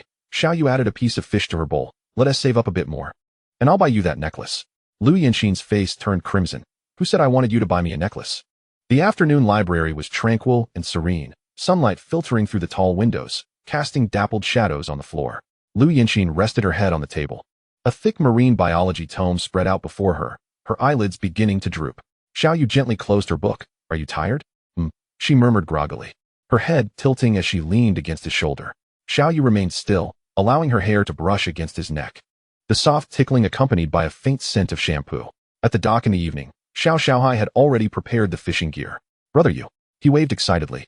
The tide is great today. Xiaoyu patted his shoulder. Let's go, and come back early. Lu Yanqin stood on the shore, wrapped in Xiaoyu's jacket, waving at them. Be safe. The night fishing yielded a bountiful catch as always. In the live well swam dozens of plump grouper and snapper. And Xiaohai, while keeping the accounts, beamed. 3,004. Brother you. At this rate, you should be able to upgrade to a better boat soon. Xiaoyu remained silent, gazing at the moon rising above the distant horizon, a subtle smile gracing her lips. The night market was shrouded in a haze of steam. And as Xiaoyu and Xiaohai rounded the corner after selling their catch, they spotted a familiar group at a table. Wangda was animatedly brandishing a skewer of grilled meat, while Lin Xiaoyu, Lu Yanqin's roommate, sat across from him, both laughing uncontrollably. Chunhao and Li Mu were seated beside Feng Yuan and Chen Lu, the table cluttered with empty beer bottles. Xiaoyu squinted and strode over, exclaiming, what kind of social gathering is this? The 6 individuals froze in unison, Wangda's skewer clattering onto the table. Old Xiao. He stammered, we are engaged in academic exchange. Li Mu adjusted his glasses, adding, a cross-disciplinary seminar between the marine biology and fisheries programs. Feng Yuan earnestly chimed in. We are discussing the distribution of plankton. Enough. Xiaohai interjected, suddenly appearing. Ming Xiangu, your hand is on someone's shoulder. Chen Lu, Lu Yanqin's roommate, laughed heartily as she exclaimed, Xiaoyu. Your Yanqin isn't even here. She winked mischievously. We snuck out for a little indulgence. Xiaoyu pulled out her phone. Shall I call and report you? No. The 3 girls surrendered instantly. She's busy with her data. Xiaoyu grasped Wangda by the collar. The quota for bluefin tuna, he said slowly. It seems someone is no longer interested. Wangda immediately clung to his leg. Daddy. I was wrong. This was all Chunhao's idea. Chunhao spat out the grilled eggplant in his mouth. Nonsense. It was clearly Li Mu who suggested coming to collect samples of female behavior. Ultimately, Xiaoyu waved his hand, adding 20 more skewers of grilled kidney to the table. Eat. He slammed the skewers onto the table. Whoever has leftovers will help me wash the boat tomorrow. Before departing, Xiaoyu instructed Lin Xiaoyu to take the packed skewers back to the dorm for Lu Yanqin, asserting, a boyfriend must pamper his girlfriend. Chapter 50, The Landlubber. The morning sun streamed through the cafeteria's glass windows, and Xiaoyu, carrying 2 bowls of steaming seafood congee, found Lu Yanxin at their usual spot by the window. What brings you here so early today? Xiaoyu pushed the congee toward her, deftly tucking back the strands of hair that had fallen into her bowl. Lu Yanxin yawned, her eyes still heavy with sleep. I was up until 3 last night finishing the lab report. Suddenly, her eyes lit up as she rummaged through her bag and pulled out a thermos. Look, I got up early to bring you this. Xiaoyu opened the container to find 6 perfectly arranged golden shrimp dumplings. You made these? He picked one up, noting that it was slightly misshapen. Lu Yanxin blushed. Poking at the congee, I added too much filling the first time. Xiaoyu took a bite, the sweet shrimp bursting in his mouth. Delicious. He paused. Though the skin is a bit thick. Xiaoyu. Lu Yanxin pouted, attempting to reclaim the container. If you want to eat it, give it back. Xiaoyu protected the box, grinning as he popped another dumpling into his mouth. Truly delicious. But, he pointed to the corner of her mouth. You've got flour on your face. During the bustling midweek commercial street, Lu Yanxin pulled Xiaoyu's hand as they wove through various shops. What do you think of this one? She held up a light blue shirt in front of him. Xiaoyu frowned. Isn't it a bit formal? Aren't you coming to my home for the Dragon Boat Festival? Lu Yanxin stood on her toes to adjust the collar. My scholarly boyfriend obviously needs to dress appropriately. Xiaoyu's ears turned slightly pink. Suit yourself. Then it settled. She turned to the shop assistant and suddenly grabbed Xiaoyu's arm. Wait. Let us try this tie first. As they exited the clothing store, they passed a pet shop, and Xiaoyu abruptly halted. Through the glass, several kittens were playfully tumbling about. One orange kitten was pawing at the goldfish in the aquarium. Doesn't that look like you? Lu Yanxin chuckled, always thinking about fish. Xiaoyu suddenly spoke earnestly. Once we graduate, let us adopt one. Really? Lu Yanxin's eyes sparkled. Then I'll teach it to catch mice. It's a cat. It already knows how, he replied. I don't care. She linked her arm through his, and I'll teach it to swim. Xiaoyu shook his head helplessly but discreetly noted the shop's location. At the evening bus stop, Lu Yanxin leaned against Xiaoyu's shoulder, dozing off. Wake up. Xiaoyu gently pinched her cheek. We've arrived at school. Lu Yanxin sleepily nuzzled his shoulder. Just 5 more minutes. What about the lab data? Ah. She jolted upright. My petri dishes. Xiaoyu chuckled as he adjusted her crooked hairpin. Take your time. I'll grab you a late-night snack and leave it by the lab door. Lu Yanxin hurriedly jumped off the bus, but suddenly turned back, quickly pecking him on the cheek. I like you the most. Time swiftly passed to Friday evening, and the dock was illuminated, casting shimmering reflections upon the water. Xiaoyu stood beside the gangplank of the Neptune, watching as 6 luxury cars roared into view. The first to step out was young Master Zhao, wearing sunglasses. Are you the little Sea King of Donghai? Xiaoyu nodded, his eyes scanning their limited edition sneakers. I suggest you change into waterproof boots. The group of affluent landlubbers created quite a spectacle as they boarded the vessel. Whoa, this deck is swaying. Young Master Wu clung desperately to the railing, while young Master Li took it a step further, collapsing to the floor. Help. I'm seasick. Xiao Hai struggled to suppress his laughter, his face turning red, while Xiaoyu, maintaining a stoic expression, handed over seasickness tablets. Take them now. It's not too late. Young Master Zhao examined the high-tech equipment in the cockpit. Why does this sonar screen look like an arcade game? He fiddled with the controls haphazardly. Can it display fish school effects? Xiaoyu swatted his hand away. This is professional equipment, not a claw machine. Young Master Zhao smirked. Do you know who my dad is? I could buy 10 of these worthless boats. Xiaoyu calmly started the engine. Then do you know how fast bluefin tuna can swim? Huh. 70 kilometers per hour. Xiaoyu turned to him. That's the speed at which it could snap your leg. At 4 in the morning, as the Neptune entered the waters frequented by bluefin tuna, the 6 wealthy heirs were fully equipped with Gucci sunglasses and professional fishing gear, resembling a group of fashion models preparing for a lunar expedition. Take off your Patek Philippe watches, Xiaoyu said sternly, tossing them several pairs of anti-slip gloves. A tuna's tail can knock your watch into the Pacific. Reluctantly, young Master Zhao removed his watch. This watch could buy you half a boat. Perfect. Xiaoyu shoved the fishing rod into his hands. When the fish bites, you can use your watch to stun it. As the sonar screen indicated the school of fish was approaching, chaos erupted. My rod is moving. Young Master Wu screamed suddenly. The fishing line racing out. It's trying to drag me into the sea. Xiaoyu dashed over, wrapping his arms around him from behind. Use your wrist strength. This ISNTA tango. The 2 of them hilariously tumbled on the deck, the fishing rod bending into an alarming arc. Take a photo. Quick, take a photo. Young Master Li was holding up a selfie stick. Old Wu, your expression is priceless. The true farce unfolded when the first bluefin tuna was hooked. As the colossal creature, weighing around 80 kilograms, broke the surface, the rich heirs collectively lost their composure. Post it on social media. Hurry. Young Master Zhao yelled while filming, caption it channeling Hemingway. Even more absurdly, young Master Chen pulled out a bottle of champagne and poured it over the fish. This is an 82 law fight. No wait, 82 Dom Perignon. Xiao Yu scowled as he snatched the champagne away. It doesn't tea drink, it only drinks seawater. Whoa, whoa, it's trying to drag me into the sea. Wu let out a piercing scream as the fishing rod bent into a remarkable arc, his entire being dragged backward, stumbling several steps. His expensive sneakers slipping on the slick deck, nearly sending him tumbling into the sea. Xiao Yu dashed forward, seizing his belt from behind. Crouch down. Position the rod's end against your abdomen. Wu, in a flurry of confusion, adjusted his stance, yet the rod trembled as if possessed. The metallic reel screeching with a harsh cry as the fishing line was yanked out at a visible speed, stretching hundreds of meters. On the other side, young Master Zhao's predicament was even more dramatic. His fishing rod was suddenly yanked down with tremendous force, causing him to crash to his knees on the deck. My goodness! Has this fish turned sentient? His face drained of color, hands gripping the rod tightly, his custom-tailored trousers soaked through with seawater. Xiao Gu, help. It's going to drag me down to my doom. Xiao Yu pressed one hand firmly on his shoulder. Reel it in. Stop just yelling. How do I reel it in?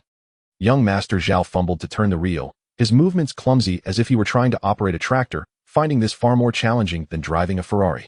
The worst of it all was young Master Li. His tuna surged forward suddenly, the rod striking him on the forehead with a resounding clap, leaving a large bump. I've ruined my looks. He wailed, yet stubbornly refused to let go, insisting, this fish owes me for my plastic surgery. Xiao Xiaohai, stifling laughter, handed him an ice towel. Li Xiao, that bump is quite symmetrical.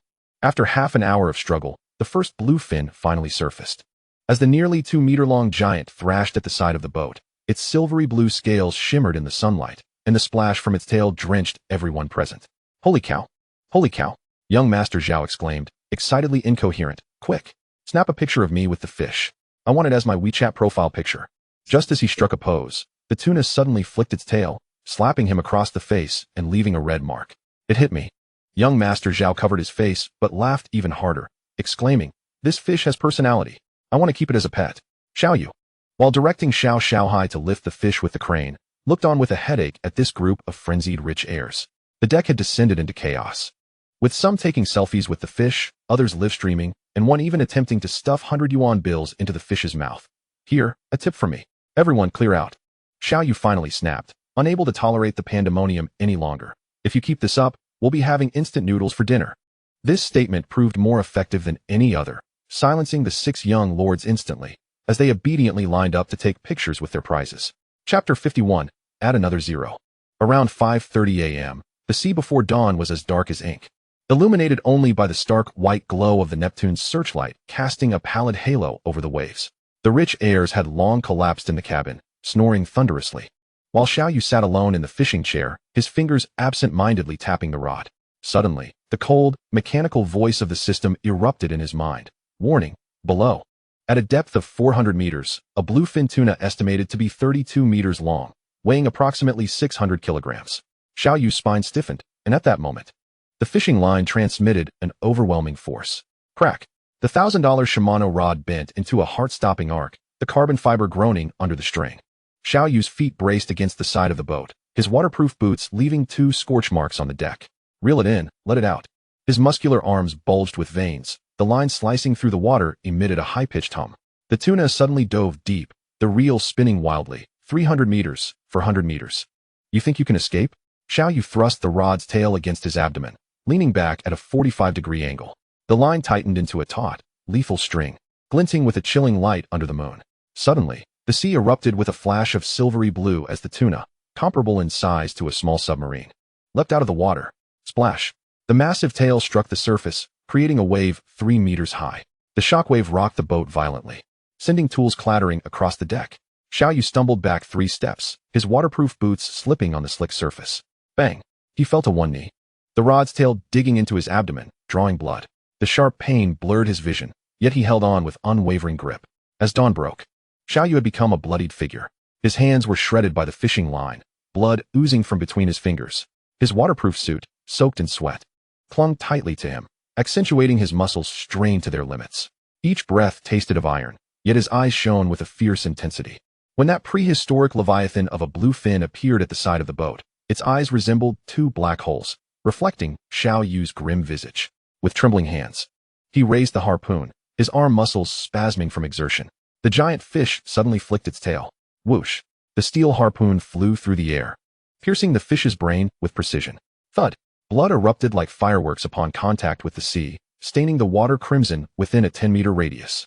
The monstrous fish's final thrash stirred massive waves, completely drenching Xiaoyu. On the deck lay a bluefin tuna exceeding 3 meters in length, its silver-blue scales shimmering coldly in the morning light.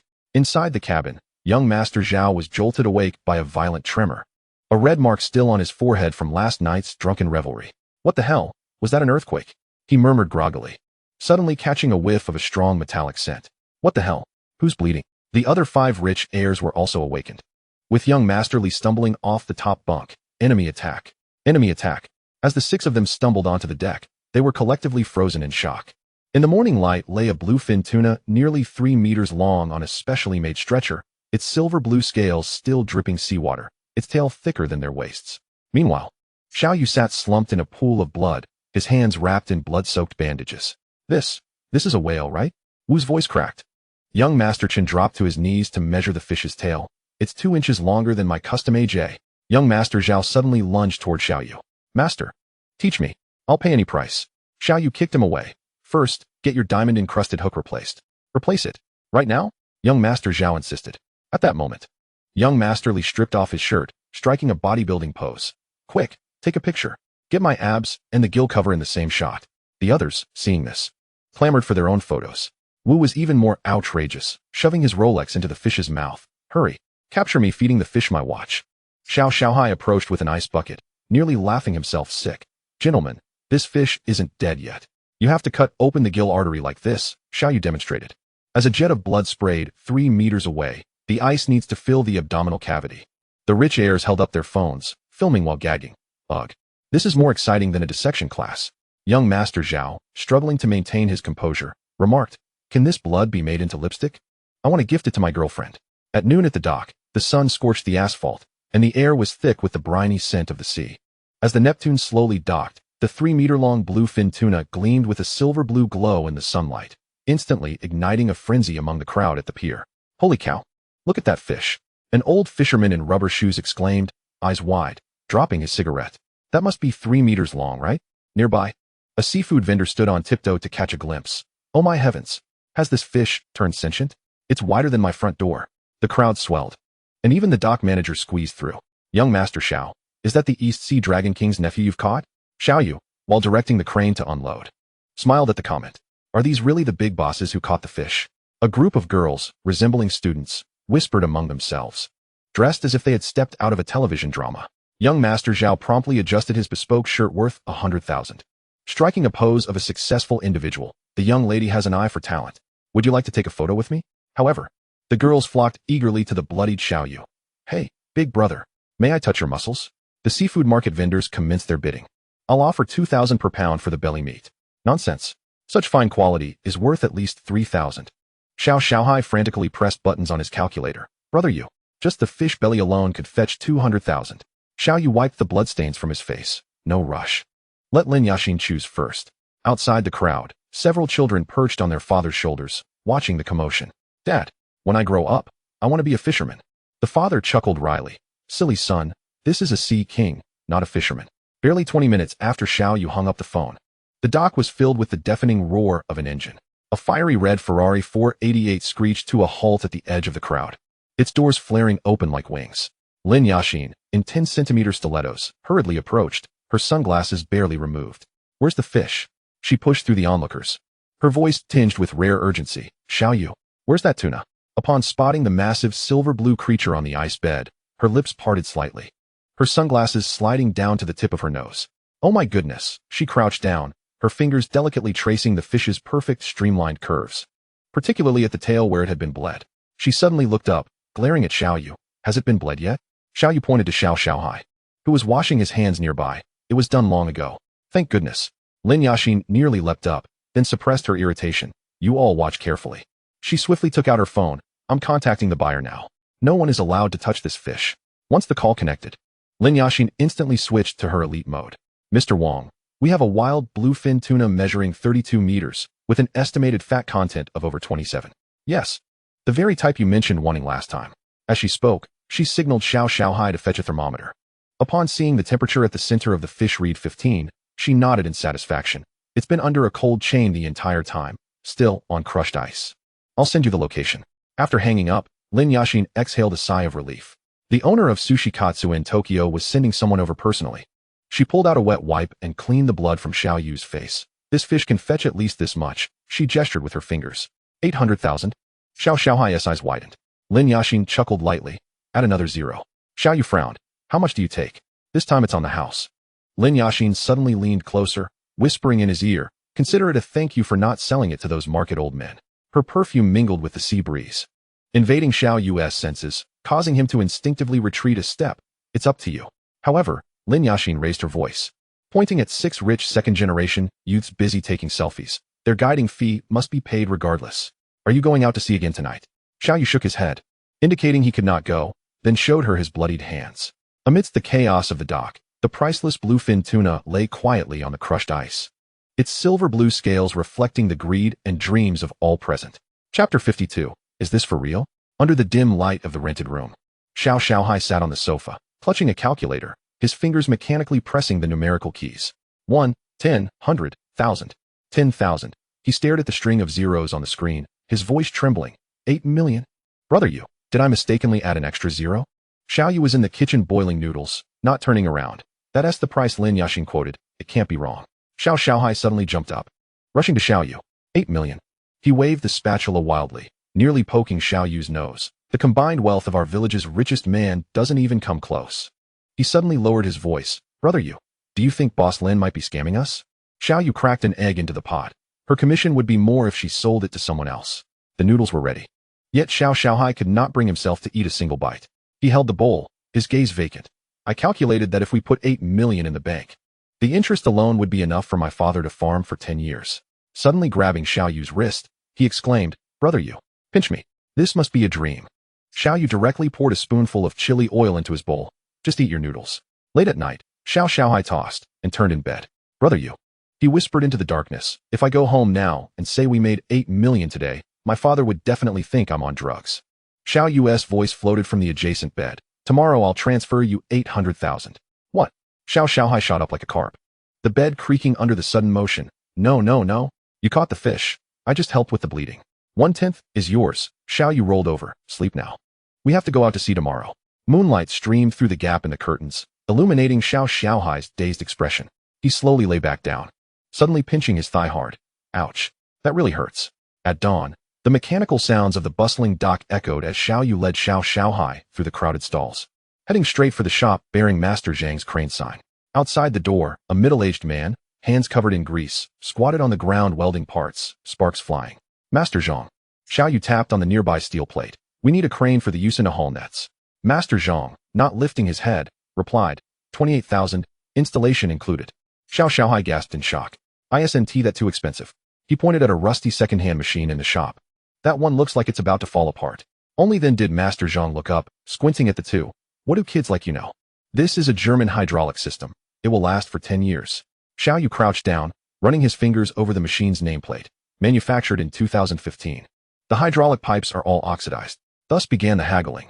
25,000, can't go lower. Master Zhang slapped the machine. Xiao Yu remained unfazed. 18,000. And I'll come back for any future needs. Master Zhang's attitude softened noticeably. 20,000. He rubbed his hands together. Xiao Yu stood up. 19,000. But it must come with new hydraulic pipes. Deal. Master Zhang suddenly grinned, revealing a gold tooth. But payment must be made up front. As the crane was hoisted onto the boat, Xiao Xiaohai noticed that the base screw holes didn't align. Uncle Zhang, what is going on here? Master Zhang, smoking a cigarette, replied nonchalantly. Simple, just drill it out. He reached for the electric drill.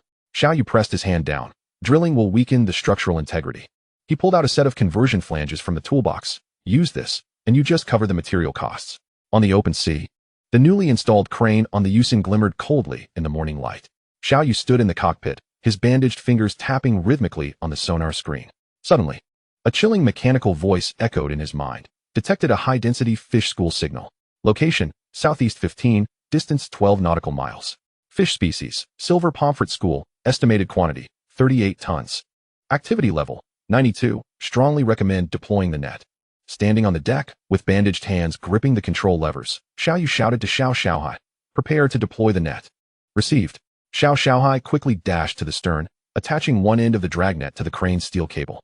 Upon reaching the system's indicated location, as the crane hummed to life, the massive dragnet slowly descended into the sea. Depth, 30 meters. Xiao Xiaohai gazed intently at the sonar screen, where the signals of a vast school of fish were vibrant and unmistakable. Xiao Yu adjusted the vessel's speed, maintaining it at approximately 3 knots. Keep this pace for another 20 minutes, he instructed. The sea breeze caressed them, while the pulleys and steel cables of the crane creaked rhythmically. As the net was being pulled in, the advantages of the crane became apparent. With the net's gradual closure, the fish began to leap from the water's surface. Pull! Xiao Yu commanded. The steel cable tightened as the crane slowly hoisted the heavy fishing net aloft. When the net's mouth broke the surface, a silvery glimmer burst forth. With a splash, thousands of silver pomfret leaped frantically within the net, their scales reflecting the morning sun, transforming the sea into a shimmering expanse of scattered silver coins. Xiao Xiaohai shouted with exhilaration, "Brother Yu, this haul is worth as much as the last 3. Xiao Yu's lips curled into a slight smile. Don't celebrate too soon. Sorting is the real challenge. Indeed, alongside the pomfret, the net was also entangled with jellyfish, seaweed, and even a few unfortunate small sharks. The sorting process was exceptionally hectic. Donning gloves, Xiao Xiaohai swiftly tossed the pomfret into the live well, exclaiming, "This one's plump. At least 1.5 pounds." Meanwhile, Xiao Yu carefully untangled the net lines ensnaring the sharks and tossed them back into the ocean. Next time, don't be greedy.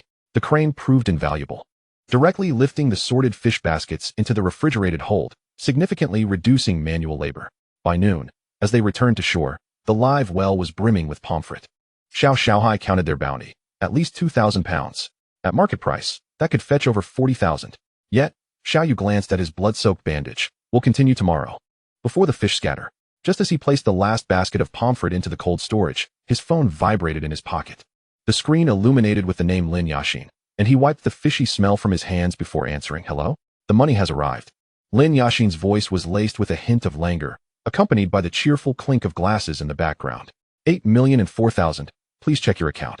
Xiao Yu raised an eyebrow. "An extra 4,000? A tip from the Japanese clients," came her light-hearted laughter. When he made the first cut, the marbling was as beautiful as a painting. Xiao Xiaohai, who had been crouched nearby taking notes, suddenly looked up, his pencil snapping in half. 8 million. Is it really there?" Xiao Yu handed the phone to him. "You listen." Lin Yashin teased him on the line. "Little one, would you like me to teach you how to count zeros?" Xiao Xiaohai's hand trembled, almost dropping the phone into the bucket of fish. That night, in their rented room, Xiao Xiaohai refreshed his banking app for the umpteenth time. 1, 10, 100, 1,000, 10,000. His finger prodded the screen, indeed confirming 7 zeros. "Brother Yu, can I take this money out and sleep on it?" Xiao Yu, busy changing his bandages, replied, "The bank will think you robbed it." "So, are we going out to sea tomorrow?" "No." Xiao Yu tossed the bloodied gauze into the trash. "I need to go to Haiyan Building."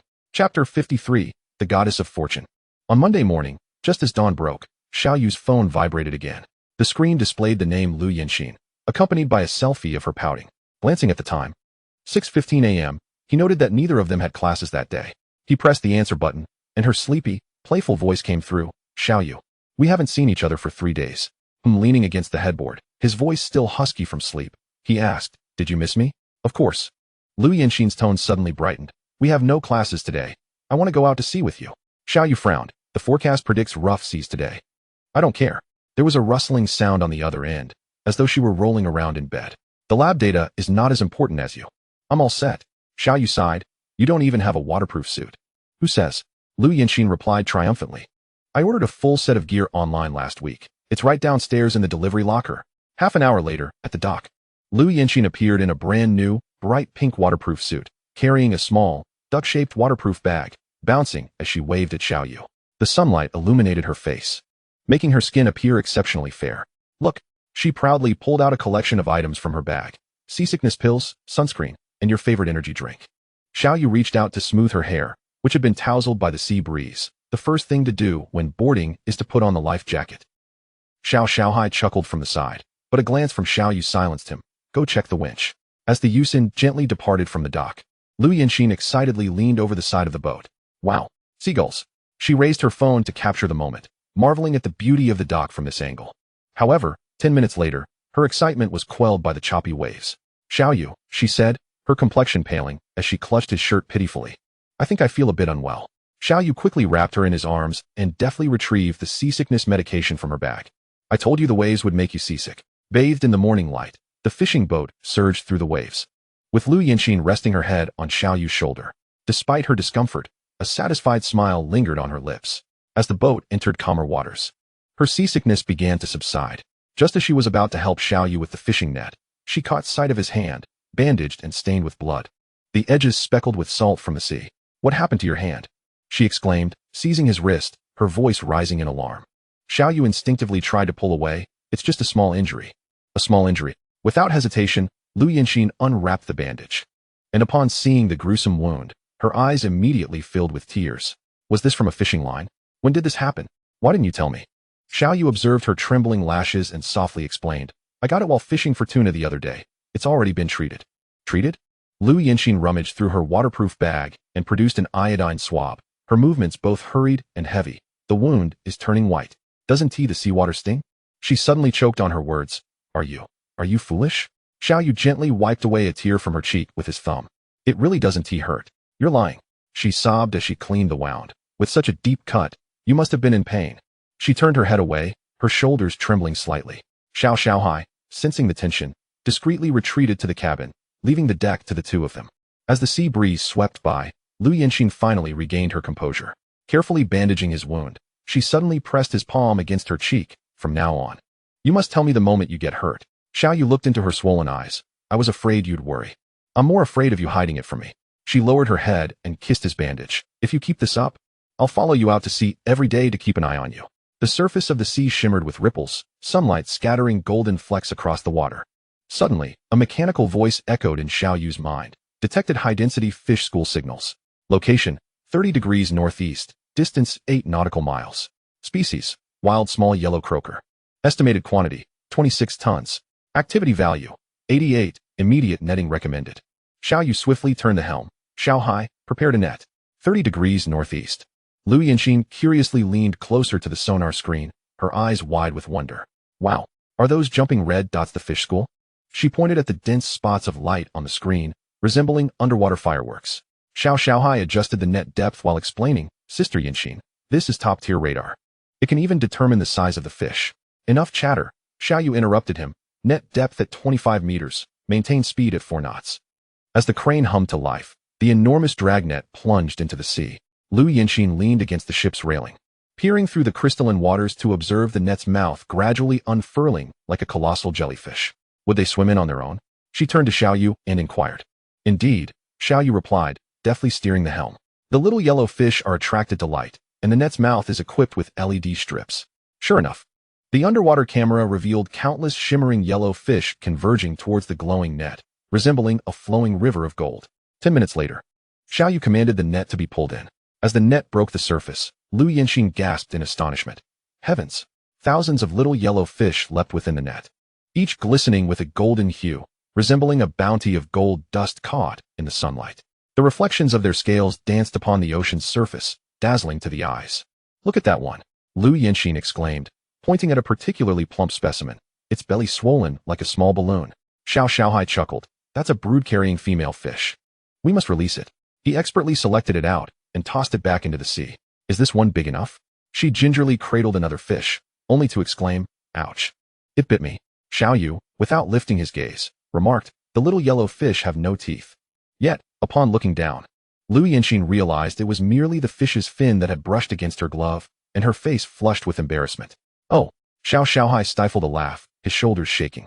The live well quickly filled with the brilliant catch. Leaning against Xiao Yu's shoulder, despite her gloves being speckled with scales, her smile radiated brighter than the sun.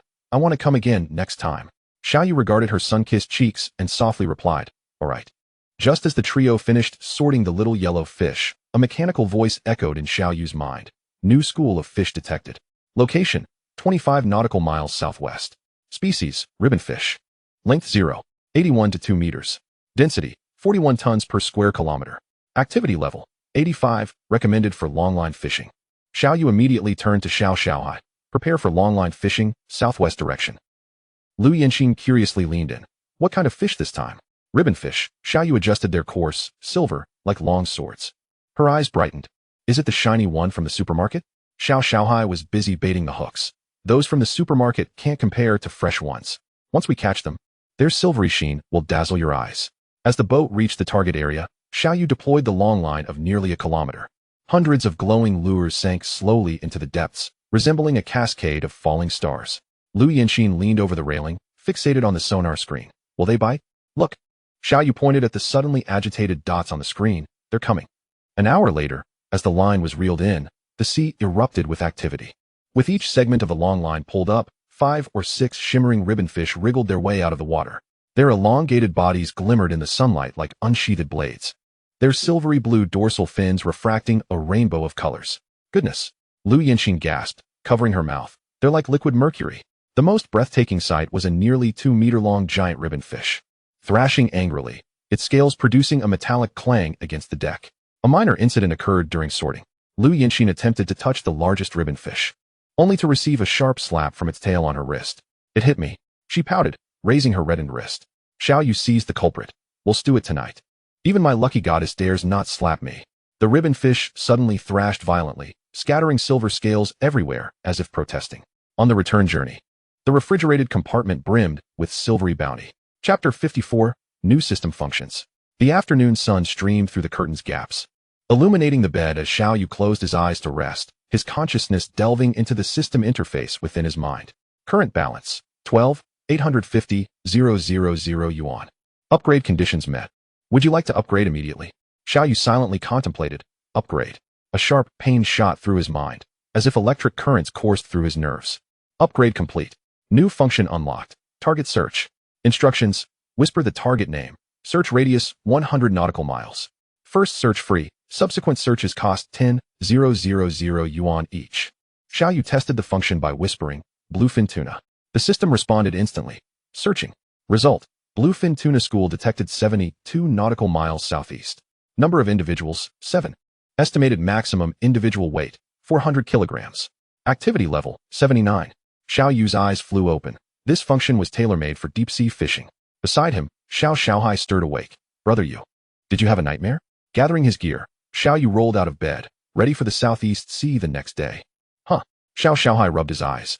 But the weather forecast said, my intuition tells me there are big ones out there. Xiaoyu opened the drawer, spread out the nautical chart on the table. We can at least catch 2. The glass revolving door of Haiyan Tower reflected Xiaoyu's silhouette. As he entered the lobby, the manager swiftly approached. Captain Xiao. The manager respectfully led the way. President Lin is waiting for you in the tea room on the top floor. The elevator ascended directly to the 8th floor. Through the panoramic floor-to-ceiling windows, the entire bay unfolded before him. Lin Yaxin leaned against the window, savoring her tea, leaving a delicate imprint of her crimson lips on the cup's rim. A rare guest, she remarked without turning. I heard you had another bountiful catch today? Xiaoyu seated himself opposite her. I want to change to a vessel capable of deep-sea fishing. Lin Yaxin's teacup paused in midair. Oh, she squinted. Are you dissatisfied with my Neptune?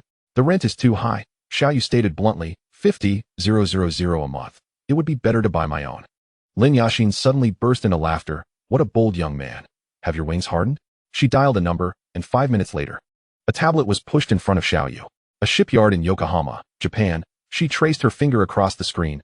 32-meter steel-hulled fishing boat. Designed for up to force-8 winds. The streamlined hull gleamed coldly on the screen, and the deck was equipped with a massive crane. Xiaoyu noted that the live well's capacity was 3 times that of his current vessel. How much? He asked. Lin Yaxin's lips curved upward. For a brand new one. 28 million. Xiaoyu frowned. Do you have any second-hand options? Don't worry. She retrieved another document. There's a vessel, Ocean Hunter. In Singapore, the owner is in bankruptcy liquidation. The photo depicted a white giant docked at the pier, showing slight signs of wear but equipped with all necessary tools. 60% of the price, she gestured, but requires full payment up front. Xiaoyu's fingers hovered over the tablet, his brow furrowing slightly. 60% was still too expensive. He looked up at Lin Yaxin. Do you have any domestic options? Something more cost-effective. Lin Yaxin raised an eyebrow, a playful smile curling her lips. Oh, now you're concerned about the cost? She reclaimed the tablet, her fingers swiftly sliding across the screen to bring up another dataset. There's a shipyard in Taizhou that just launched a 28-meter offshore fishing boat, rated for force 7 winds, with a steel aluminum composite structure. The scene shifted to reveal a blue and white domestic fishing boat on the screen. Though its tonnage was slightly smaller than Ocean Hunter, its specifications were impressive. Lin Yaxin pointed out its features. Sonar, live well, crane, all complete, and the price was only 12 million. How's the performance? Xiao Yu scrutinized. Sufficient for deep-sea runs, she chuckled, and the maintenance costs are low. Parts can be replaced domestically at any time. After a moment of contemplation, Xiao Yu asked, "Can I see the boat in person?" Lin Yaqin made a call, engaged in a brief conversation, then hung up. "Next week. A new boat will be launched at the shipyard. I can arrange for you to test it." However, she added meaningfully that while domestically produced boats are economical, certain details may lack the refinement of their imported counterparts. Xiao Yu smiled lightly, stating, "As long as it suffices, a boat is merely a tool, not a decorative piece." Lin Yaqin lifted her teacup, taking a sip. "All right, I shall assist you in making the connections." She paused, suddenly looking up. "However, the introduction fee remains at 3%. Xiao Yu raised an eyebrow. "Is that the commission even for domestic boats?" "It's a favor," she replied with a sly smile. "Unless, perhaps, you could share a bit more of your catch with me." The door to the tea room was gently pushed open, revealing a tall man who bore a resemblance to Lin Yaqin. "Brother?" Lin Yaqin exclaimed, somewhat surprised. "What brings you here?" The man smiled, his gaze settling on Xiao Yu. "I heard the little king of the East Sea has arrived, so I came to see for myself." Lin Yaqin stood to introduce the two. "Xiao Yu, this is my brother, Lin Yuanhang." "Brother, this is the Xiao Yu I often mention." Xiao Yu rose and extended his hand. "Mr. Lin." Lin Yuanhang grasped his hand firmly. "I have long admired your reputation. I heard you caught a 3-meter bluefin a few days ago." After exchanging pleasantries, Lin Yuanhang learned of Xiao Yu's intention to purchase a boat, and his eyes lit up. "What a coincidence. I have a friend who is selling a fishing vessel." He pulled out his phone and showed a picture. It's a 32-meter boat, designed in Germany and assembled domestically, launched just last year. The vessel in the photo gleamed a silvery gray, its deck spacious and the crane appearing quite robust. Xiao Yu scrutinized it. "What is the price?" Lin Yuanhang gestured. 15 million, including all equipment. Xiao Yu raised an eyebrow, noting that this price was somewhat higher than the domestically produced boat Lin Yaqin had mentioned. Yet if it was indeed of German design, it seemed reasonable. "Why is it being sold?" he inquired. Lin Yuanhang chuckled. "That fellow encountered an investment failure and urgently needs cash flow." Lin Yaqin interjected, "Brother, is your friend reliable?" "Rest assured," Lin Yuanhang assured Xiao Yu. "The boat is currently docked at Zhoushan. If you're interested, you could see it tomorrow." Xiao Yu contemplated briefly. "All right, tomorrow morning." After leaving Haiyan Tower, Xiao Yu arrived at the Yusen, the sea breeze carrying a salty tang that caressed his face. He opened his mobile banking app, glancing at his account balance, 12,850,000 yuan. He was still over 2 million short of the 15 million needed for Lin Yuanhang's friend's fishing boat. Xiao Xiaohai rushed over, cradling the newly purchased fishing gear. "Brother Yu, how did the negotiations go?" Xiao Yu tucked his phone away. "We're going to Zhoushan to see the boat tomorrow." "Really?" Xiao Xiaohai's eyes widened. "Do we have enough money?" Xiao Yu gazed towards the southeastern horizon. "If we can catch 2 bluefins tomorrow." Upon returning to their rented accommodation, Xiao Yu reconfirmed the data provided by the system. Southeast, 72 nautical miles, bluefin tuna school. Estimated maximum individual weight, 400 kilograms. Fat content prediction, 2,832, premium. Given the current market price, if he could catch 2 such exquisite bluefins, it would bridge the financial gap perfectly.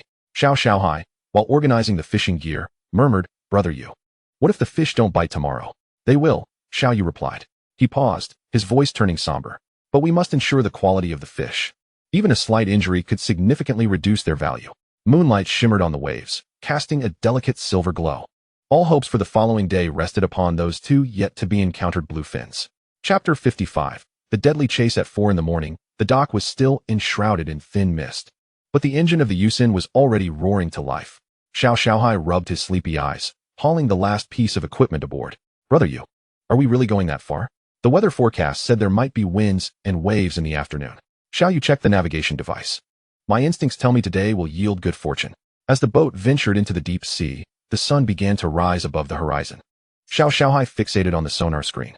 "Brother Yu, we've been out for 2 hours, and there hasn't been a single sign of fish."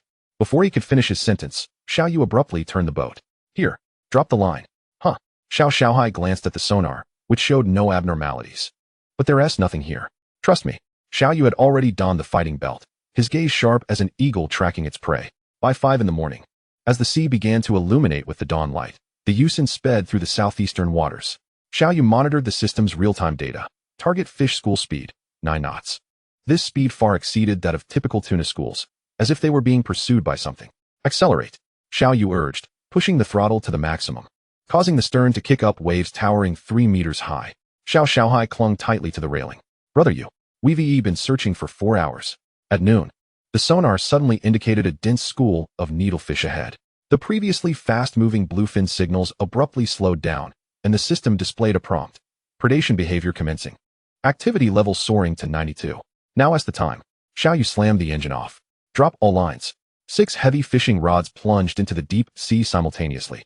The glowing lures spreading out like a spider's web. Bam! The fishing rod bent into a terrifying arc as Xiao Yu was yanked toward the edge of the boat, the belly strap digging painfully into his ribs. The ocean erupted, and a nearly 3-meter bluefin soared into the air, its silver-blue scales glinting in the sunlight like a drawn sword. 200 kilograms.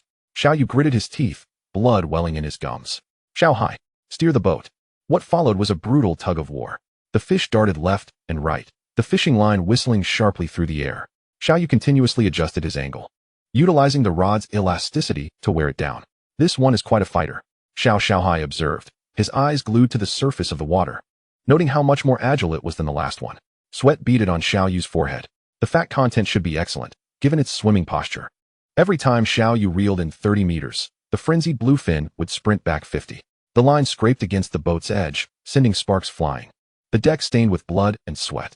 It's going deep, Xiao Xiaohai exclaimed, watching as the line reel spun wildly. We're down to the last 300 meters. After 5 hours, the first fish finally surfaced, exhausted. Xiao Yu skillfully pierced its brain with the harpoon, blood blooming on the ocean's surface in a dark shade of crimson. Panting heavily, he inspected the fish's body. The fat marbling is exquisite. It should sell for at least 280,000. But there was still another one. Xiao Yu hoarsely called out, only to find Xiao Xiaohai being tossed about the boat by the second bluefin. As the sun set, the second fish finally succumbed. When the two colossal beasts lay side by side on the specially designed ice bed, the entire boat was weighed down, the waterline sinking. Xiao Xiaohai slumped in the blood-soaked water, grinning foolishly. Brother Yu, your instincts are incredible. Xiao Yu gazed at the fish school signals fading on the radar, wiping the blood from his face. At 3 in the morning, the moonlight cast a cold silver sheen on the sea. The engine of the Yusin echoed sharply in the stillness of the deep ocean. Xiao Yu focused on the system interface. Fish school location, southeast by east 15. Distance 18 nautical miles. Activity level 87. Continue the pursuit. He gritted through clenched teeth, despite his arms trembling from prolonged battle. Xiao Xiaohai slumped on the deck, his face pale. Brother Yu, we've been chasing for almost 6 hours. At dawn, the fish school finally slowed at the edge of a deep-sea canyon. Drop the lines. Xiao Yu shouted hoarsely, his fingers stiff and numb from gripping the rod for so long. Less than 10 minutes after the lines sank into the water, the rod tip suddenly dipped. We've hooked one. Although this bluefin weighed just over 100 kilograms, its explosive power was astonishing. It dashed wildly from side to side, the line whistling sharply through the air. Xiao Yu braced himself against the boat's side, the belly strap pressing painfully against his ribs. Each time he reeled in, it felt like a tug of war, his muscle fibers threatening to tear apart. Xiao Xiaohai staggered to his feet to assist, and the two of them joined forces to battle the tenacious fish for a full 2 hours. When the creature finally succumbed, surfacing in exhaustion, the sun had already risen above the horizon. Xiao Yu knelt on the deck, trembling as he plunged the spear into the fish's brain. Blood spattered across his face, mingling with his sweat as it trickled down. Weighing in at 120 kilograms, he gasped for breath while inspecting the fish's body, noting the satisfactory fat striations. 3 bluefin tuna lay side by side in the ice hold, glimmering with a silvery blue sheen in the morning light. Xiao Xiaohai collapsed directly into the bloodied water, unable to lift even a finger. Brother Yu, I now truly believe you possess superpowers. Leaning against the ship's railing, Xiao Yu gazed at the gradually brightening horizon, a weary smile tugging at the corners of his mouth. Xiaohai, you take the helm. Wake me when we approach the dock. I'll catch a bit of sleep before heading to Zhoushan to inspect the boats. The Uxian slowly glided into the harbor, the morning mist still lingering, while early risers moved about the dock. Brother Yu, wake up. Xiao Xiaohai gently nudged the curled-up Xiao Yu in the corner of the cockpit. We're almost at the dock. Xiao Yu abruptly opened his eyes, bloodshot and weary. He wiped his face, retrieved his phone, and dialed Lin Yashin's number. The phone rang for an eternity before being answered. Hello? Lin Yashin's voice was thick with sleep. Xiao Yu, do you have any idea what time it is? It's 6:20, Xiao Yu replied, his voice hoarse beyond measure. We caught 3 bluefin tuna. A sudden thud echoed from the other end, as if someone had tumbled out of bed. 3 seconds later, Lin Yashin's voice was alarmingly alert. How big? What is the quality? Where are you now? 2 weighing around 200 kilograms and 1 at 120, Xiao Yu stated, glancing at the cold storage. The fat striations are all over 25, with the best nearing 30. The sound of hurried typing could be heard on the other end. I will contact the buyer immediately. You all should dock at pier number 3. There's my private cold storage there. Xiao Xiaohai leaned closer, whispering, "What did Boss Lin say?" Xiao Yu hung up the phone. "She wants us to dock at pier number 3. No way. Isn't that the VIP dock for Haiyan Tower? Can our small boat even dock there?" Xiao Xiaohai's eyes widened in disbelief. Xiao Yu looked towards the increasingly luxurious dock, a smile creeping onto his lips. Now it can. As the UXIN gently approached the shore, Lin Yashin was already waiting on the dock, clad in a sharp business suit, her hair hastily tied back. She bore no trace of having just emerged from slumber. "Let me see the catch," she said, leaping aboard with nimble steps and flinging open the cold storage. Good heavens! 3 massive, silvery blue creatures lay quietly amidst the crushed ice, gleaming with a chilling luster in the morning light. Lin Yashin pulled out her phone, snapping a flurry of pictures of the fish's gills and fat layers. The owner of Tokyo's Sushi Shing was currently on a plane, and she spoke rapidly. "P.S. willing to pay 7.5 million for all 3. Xiao Xiaohai gasped in astonishment. 7.5 million? Lin Yashin shot him a glance. "What? Is that too little?" "No. I mean," Xiao Xiaohai stammered, unable to articulate his thoughts. Xiao Yu nodded. "Deal." Lin Yashin revealed her first genuine smile of the day. Smart man. She turned to leave, then suddenly pivoted back. "By the way, about the boat inspection this afternoon." "As usual," Xiao Yu replied, stretching his sore shoulders. "Once the money is in, we'll go." Chapter 56, Bluefin. Xiao Yu was yanked from the depths of a profound slumber by the insistent ringing of his phone. Squinting, he reached for the device. The name Lin Yashin glaring at him under the sunlight, causing him momentary discomfort. "Hello," he croaked, his voice raspy as if sandpaper had scraped it. "The money has arrived." Lin Yashin's tone was crisp and efficient. 7.5 million, every penny. Xiao Yu jolted awake, sitting up abruptly, the bed creaking under his sudden movement. Sunlight streamed through the gap in the curtains, casting a golden line across the floor. A glance at the clock revealed it was 3:20 in the afternoon. Xiao Xiaohai was curled up in the adjacent bed, sound asleep, with a suspicious drool mark at the corner of his mouth. Stealthily, he dressed and left a note for Xiaohai on the table. "Gone to inspect the boat. Find something to eat when you wake up." In the taxi, Xiao Yu opened his mobile banking app, staring at the long string of numbers for a solid 10 seconds. The driver glanced at him through the rearview mirror. "You seem happy. Did you win the lottery?"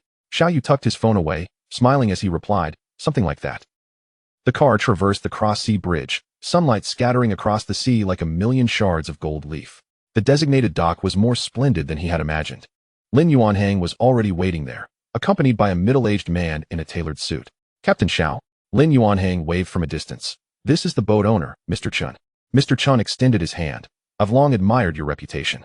I heard you caught 3 bluefins yesterday?" Xiao Yu briefly shook his hand. "Just lucky." The fishing vessel was moored not far away, its silver-gray hull glistening under the sun. 32 meters, German design. Mr. Chen led them toward the dock, with a manned engine capable of reaching a cruising speed of 25 knots. Xiao Yu's gaze swept over the hydraulic crane at the stern, then down to the spacious deck, which was more than double the size of his current UXIN. Standing on the stern deck, he lightly tapped the stainless steel railing, producing a crisp metallic sound. "Mr. Chun," he turned to the impeccably dressed owner. "This boat was launched last year. Why are you selling it now?" Mr. Chen's smile faltered for a moment before he sighed. "The company is facing some financial challenges." Lin Yuanhang interjected at the right moment. "Mr. Chen has 2 more deep-sea fishing vessels in Zhoushan, and he is indeed short on liquidity." Xiao Yu crouched down to inspect the water intake system at the stern. "German design?" He pointed to a welding seam on the wall. "This craftsmanship doesn't quite match." Beads of sweat appeared on Mr. Chen's forehead. "The main design is German. Some equipment is domestically assembled." Xiao Yu moved to the cockpit, pointing at the sonar screen. "This model is 5 years old. The resolution is insufficient." 15 million is indeed steep. Xiao Yu leaned against the helm. Noting the engine had exceeded 2,000 hours of operation, the sonar required an upgrade, and the hydraulic pipes of the deck crane had slight leaks. Mr. Chen's expression shifted. "How did you know about the hydraulic pipes?" "By scent." Xiao Yu gestured to his nose, the smell of hydraulic oil. Lin Yuanhang skillfully diffused the tension. "Captain Xiao is an expert. Mr. Chun, why not be straightforward?" Mr. Chun clenched his jaw. 1,450,000. "It can't go any lower." Xiao Yu shook his head. 13 million, including all fishing gear and spare parts. "This," he added, "I want to bring in a professional surveyor for another inspection." Ultimately, the price settled at 13,800,000. As Mr. Chen wiped his brow and shook hands, Xiao Yu suddenly asked, "Can the boat's name be changed?" Of course, Mr. Chun sighed in relief. It's currently called Sea Eagle. What do you want to rename it? Xiao Yu gazed toward the distant horizon. Let us call it Bluefin. Around 5 in the afternoon, Xiao Yu and Mr. Chen entered the glass hall of the Zhoushan Ship Trading Center. The air conditioning enveloped them, instantly dispelling the summer heat. The hall was sparsely populated, with a few uniformed clerks busily attending to their tasks behind the counters. This way, Mr. Chen guided Xiao Yu towards window number 3, Lao Lu. Help me with the transfer. The middle-aged man behind the counter, with graying hair, looked up, adjusting his reading glasses. You again, Lao Chun. Which boat are you selling this time? Mr. Chun extracted a stack of documents from his briefcase. The vessel ownership certificate, the ship inspection certificate, the seaworthiness certificate, and the insurance policy. Xiao Yu meticulously scrutinized each document, particularly verifying the consistency between the hull number and the engine number. What about the buyer's materials? Old Lu inquired. Xiao Yu handed over his identification card and fishing vessel crew certificate. Is there anything else required? Old Lu scanned the materials into the computer, suddenly frowning. The mortgage registration for this ship has not been cancelled. Mr. Chen's expression shifted dramatically. That cannot be true. The system indicated it was still mortgaged at a certain commercial bank. Old Lu tapped on the keyboard, stating, we must release the mortgage before the transfer can proceed. Xiao Yu's gaze turned icy in an instant. Mr. Chen hastily made a phone call. 20 minutes later, a bank employee hurriedly arrived, clutching the mortgage release certificate. I sincerely apologize, Mr. Chen said, beads of sweat forming on his forehead. The financial department's process was delayed. Xiao Yu glanced at his watch. If this ISNT resolved by 6 o'clock, the price will drop by 500,000. Ultimately, at 5:40, all procedures were completed. Old Lu handed over the pristine vessel ownership certificate. It's the Bluefin, right? The name has been changed. Xiao Yu opened the red booklet and saw his name printed in the ownership section, a subtle smile gracing his lips. As he exited the transaction center, the sun had already dipped below the horizon. Mr. Chen wiped his brow. Captain Xiao, it has been a pleasure collaborating with you. Xiao Yu shook his hand. The pleasure is mine, Mr. Chen. I will send someone to inventory the spare parts aboard tomorrow. The afterglow of the setting sun bathed the deck of the Bluefin, casting a golden hue on the ship's new metallic components. Leaning against the railing, Xiao Yu took out his phone, capturing several photographs of the cockpit, deck, and hydraulic crane at the stern. He opened WeChat, selected Lu Yinxin's chat box, and sent the images in a flurry. Pausing for 2 seconds on the screen, he added a line of text. ISNT it impressive? ISNT it beautiful? After sending, he couldn't help but chuckle. His phone vibrated almost immediately. Lu Yinxin bombarded him with a series of exclamation marks. Is this your ship? Didn't you say you were just going to see it? You bought it. Following this was a selfie of her with wide eyes. The background unmistakably her laboratory, still in her lab coat. Xiao Yu chuckled as he typed back. Just completed the transfer. It's officially mine now. Lu Yinxin promptly initiated a video call. On the screen, her hair was disheveled, clearly having just jumped up from her workstation. Xiao Yu, are you insane? How much did this ship cost? Xiao Yu turned the camera towards the cockpit. 1,380,000. What? Her voice suddenly soared, causing someone in the lab to exclaim in surprise, and a distant clatter echoed. Xiao Yu leisurely added, I just sold 3 bluefin tuna today for 750,000. Lu Yinxin's expression shifted from shock to disbelief. So, you spent all night? Yes, Xiao Yu nodded. I earned a ship. Silence hung in the air for a few seconds before Lu Yinxin erupted with a scream. Xiao Yu, you are incredible. Her voice was so loud that even the seagulls at the dock took flight in fright. Xiao Yu had to hold the phone further away. Yet he couldn't suppress his grin. Shall I take you out to sea this weekend? He asked. Lu Yinxin nodded vigorously, her hair bouncing. I want to be the first passenger. After ending the video call, Xiao Yu tucked away his phone and inhaled the salty sea air deeply. He patted the ship's side, chuckling softly, from now on, it will rely on you. Chapter 57, Brotherhood. Xiao Yu pushed open the door to his rental apartment. Discovering Xiao Xiaohai still fast asleep in bed, the covers kicked aside, his mouth slightly drooling. He approached and gently nudged the edge of the bed with his toes. Wake up, it's time to eat. Xiao Xiaohai groggily opened his eyes and mumbled indistinctly, Brother Yu, how was the ship? Xiao Yu placed the takeout on the table. I bought it. Oh, Xiao Xiaohai rolled over, suddenly jolting upright. What? You bought it? Half an hour later. Xiao Xiaohai was still staring blankly at his bowl of rice. 1,380,000. He mechanically chewed his food, processing the information. Xiao Yu placed a piece of braised pork onto his plate. Call the 3 from the dorm, and Lu Yinxin's dorm too. Let's celebrate out at sea this weekend. Xiao Xiaohai dropped his chopsticks with a clatter. So many people? Will the new ship fit? 32 meters, Xiao Yu gestured. The deck can accommodate 3 mahjong tables. After finishing their meal, Xiaoyu made video calls to Wang De from the dorm and his girlfriend Lu Yanxin, sharing the news of his new ship along with a photo of the bluefin. On the other end, the sound of Li Mu's excited scream pierced through. Holy cow! Old Xiao, did you buy an aircraft carrier? Wang De snatched the phone. Does the ship have a KTV? Can I bring my guitar? Chen Hao, the most practical, asked, do you have enough seasickness medicine? Lu Yanxin's roommates were even more animated. Chen Lu's voice boomed through the speaker. Yanxin, is your boyfriend the Pirate King? Lin Xiaoyu chimed in from the background. I want to wear a bikini for photos. Fang Yuan timidly asked. Wait, does the ship have a bathroom? Lu Yanxin's furious shout came from the background. Yes, yes. Don't embarrass yourself. After ending the last call, Xiaoyu noticed Xiao Xiaohai grinning foolishly at the wall. Brother you, the boy turned his head, his eyes sparkling. We really have a ship now? Xiaoyu tossed the new ship's key to him. You'll be the captain tomorrow. The key glimmered in the air, and Xiao Xiaohai clumsily caught it. The key sparkled in his palm. He instinctively tightened his grip, only to gradually loosen it. Brother you, he mumbled, lowering his head. I might not be able to handle such a big ship. Xiaoyu playfully knocked his head. What are you afraid of? You've been out to sea with me so many times. What is there to fear? Xiao Xiaohai covered his head, but his eyes lit up. Well, that's different. You used to be in charge. Xiaoyu suddenly became serious. Xiao Xiaohai. He rarely addressed him by his full name. Xiao Xiaohai instinctively straightened his back. I'm only in my second year of university.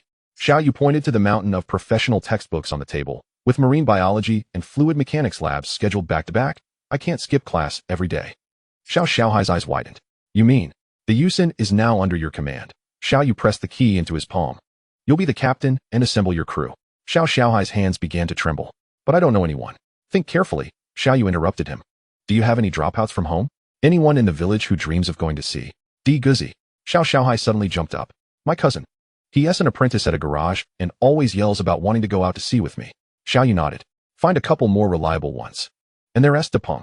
Xiao Xiaohai grew increasingly excited. He's the one who delivers diesel to our home. He is a good swimmer. He suddenly paused, his voice dropping. But brother you, what if we lose money? Xiaoyu chuckled. If we lose, it's on me. If we earn, we split it 50-50. As for how much you pay your crew, that is up to you. The key sparkled in Xiao Xiaohai's palm, his Adam's apple bobbing. And his eyes suddenly glistened with emotion. Brother you, his voice tinged with a slight nasal tone. What if I mess it up?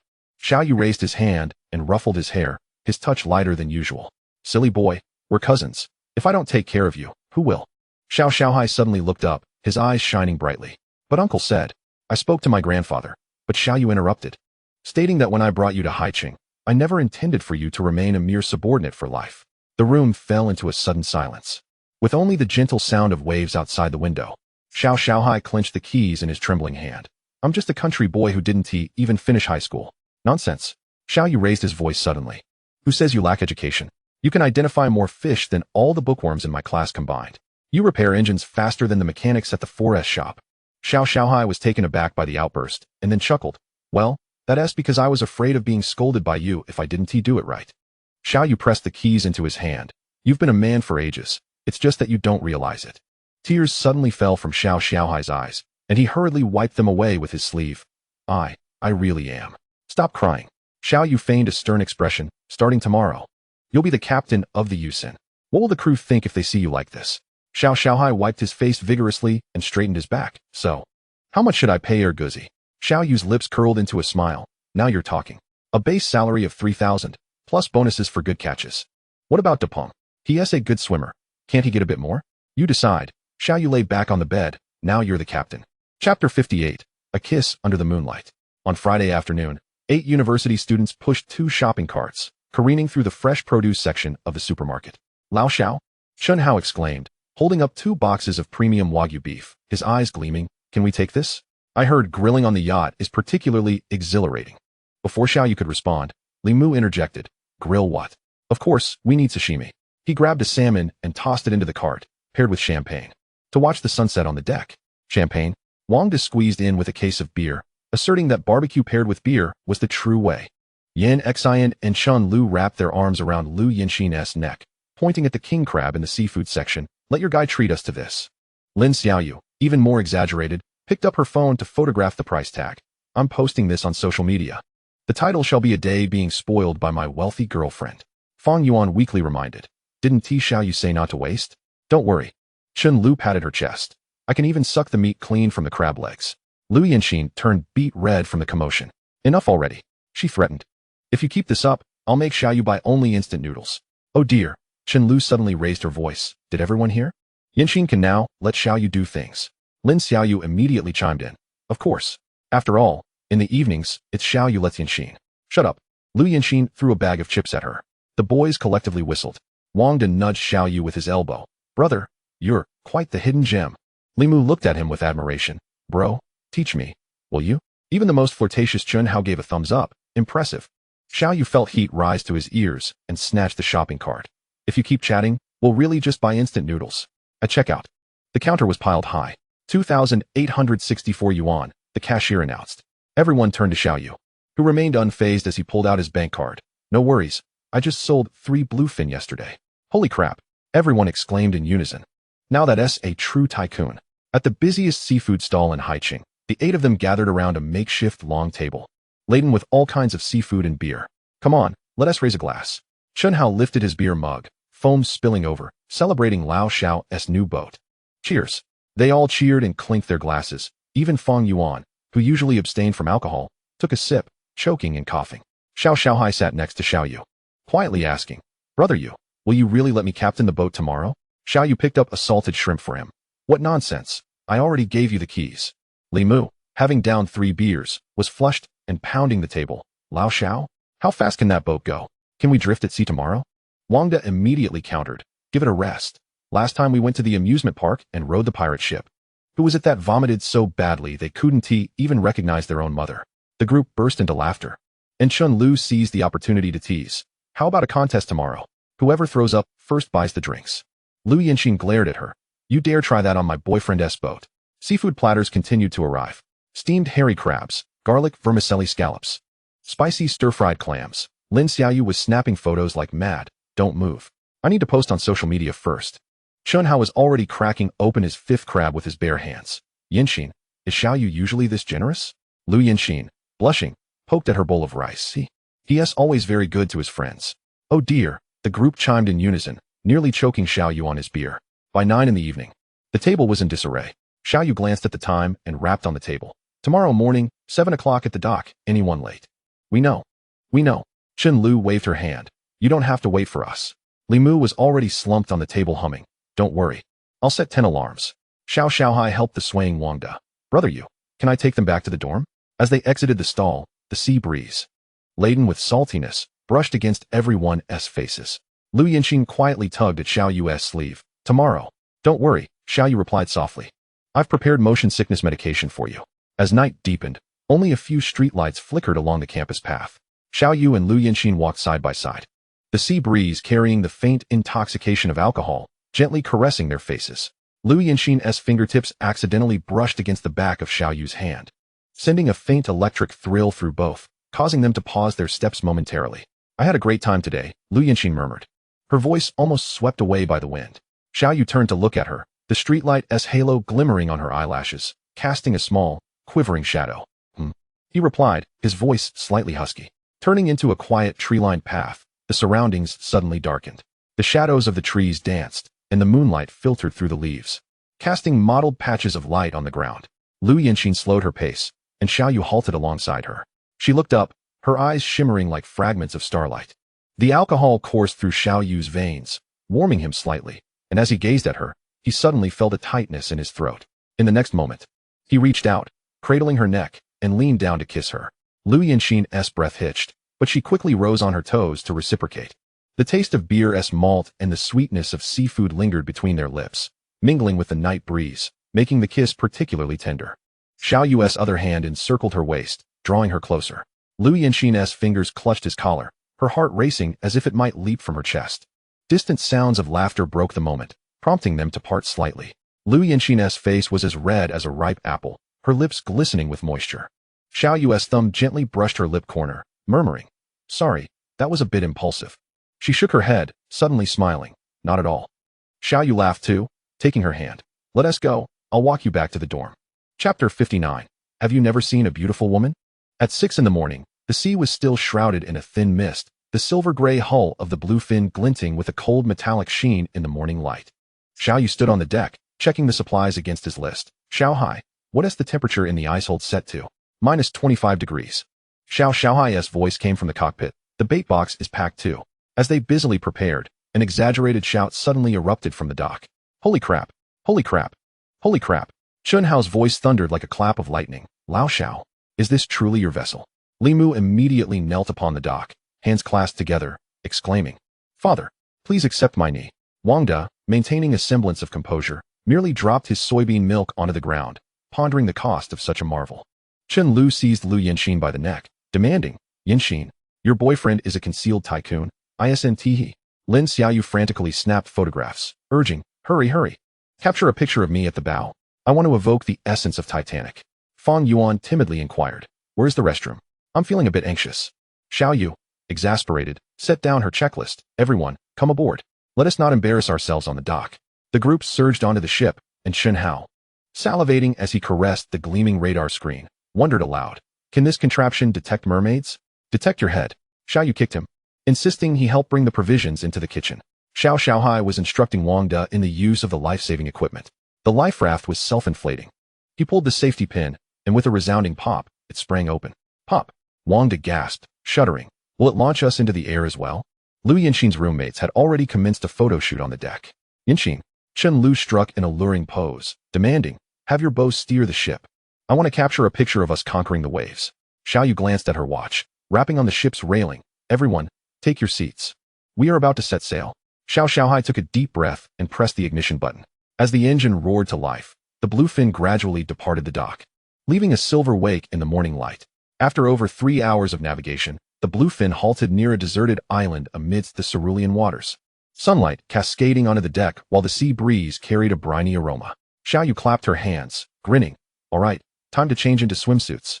There are coral reefs below, and the scenery is splendid. The boys instantly became animated, shoving each other as they rushed into the cabin, shouting, hurry, hurry, don't dawdle. The girls, faces flushed, pulled each other into another cabin. Lu Yanxin emerged first, adorned in a light blue two-piece swimsuit, the halter top accentuating her slender waist and fair skin, while the skirted bottoms added a playful, slightly sultry touch. Her figure was well-proportioned, with long legs that shimmered like alabaster in the sunlight. Chen Lu followed closely, her style considerably bolder in a fiery red bikini that left little to the imagination, perfectly accentuating her ample bosom and delicate waist. She turned deliberately, her long hair flowing, a smirk gracing her lips. What do you think? Isn't my figure splendid? Lin Xiaoyu opted for a black one-piece swimsuit with a crisscross back that revealed expanse of smooth skin. Though slender, her physique was toned, particularly her long, straight legs, which moved with a model's grace. Fang Yuan, the shyest among them, donned a modest floral swimsuit, yet it could not conceal her curvaceous silhouette. Her porcelain skin glowed under the sun, particularly her large, doe-like eyes that invited lingering glances. Xiaoyu, Xiao Xiaohai, Chen Hao, Li Mu, and Wang De stood frozen, eyes wide and mouths agape, momentarily speechless. Xiaoyu's throat tightened as her gaze inadvertently fell upon Lu Yanxin, her ears betraying a hint of crimson. Xiao Xiaohai was utterly entranced, especially when Chen Lu emerged, his face flushed from neck to collar as his water bottle clattered to the deck. Chen Hao, the most exaggerated of all, clutched his chest, feigning breathlessness. Am I dreaming? Li Mu whistled, a grin spreading across his face. Wow, this trip was truly worth it. Wang De maintained his restraint, though he couldn't help but sneak glances at Lin Xiaoyu, only to be met with a fierce glare that prompted him to feign interest in the scenery. Ah, what splendid weather we're having. Lu Yanxin, feeling self-conscious under Xiaoyu's gaze, stomped her foot. What are you staring at, you lecher? Chen Lu, hands on her hips, thrust out her chest. What? Haven't you ever seen a beauty before? Lin Xiaoyu rolled her eyes. What a bunch of rascals. Fang Yuan, the most bashful, scuttled behind Lu Yanxin, murmuring, why are they acting like this? Finally regaining her composure, Xiaoyu cleared her throat, attempting to redirect the conversation. Ahem. You six should pair off and look after one another. The snorkeling gear is over there. Please help yourselves. The boys, snapping back to reality, pretended to busily gather snorkels and fins, yet their eyes still strayed toward the girls. The bluefin lay serenely anchored upon the azure surface. Xiao Xiaohai idly fiddling with the radar screen in the cockpit, occasionally glancing at his frolicking companions, muttering to himself, I wish I had a girlfriend too. Xiaoyu held Lu Yanxin's hand as they gently descended into the crystalline water. Sunlight filtered through the surface, casting dancing patterns upon the coral reefs, while vibrant tropical fish darted past them. Lu Yanxin excitedly pointed ahead, where a school of clownfish playfully hid among the anemones. Xiaoyu leaned closer to her ear, though it was inaudible underwater, gently squeezing her hand before suddenly wrapping his arms around her waist, lifting her into the water. Like a pair of drifting seaweed, Liu Yanxin turned to glare at him, but was met with his mischievous display of bubbles, followed by a quick peck on her cheek through the snorkel. Her cheeks flushed crimson, but thankfully, the water concealed it. She playfully shoved him away, only to be pushed back by the reaction, floating away. Xiao Yu laughed heartily as he swam over, pulling her back. Chun Hao donned an exaggerated pair of goggles, wielding an underwater camera as he snapped away at the coral. Chen Lu, akin to a nimble mermaid, swam around him, deliberately obstructing the lens. Hey, what are you doing? Chun Hao surfaced, removing his snorkel in protest. Chen Lu emerged with a grin. What is the point of photographing coral? Capture me instead. Narcissist. Chun Hao rolled his eyes, yet complied, directing the camera toward her. Suddenly, Chun Lu dove down, grabbing his fin and yanking him into the water. The two engaged in playful antics beneath the surface, startling a school of luminous blue fish into a frenzy. Lin Xiaoyu glided through the water like a professional athlete, effortlessly navigating between the fish.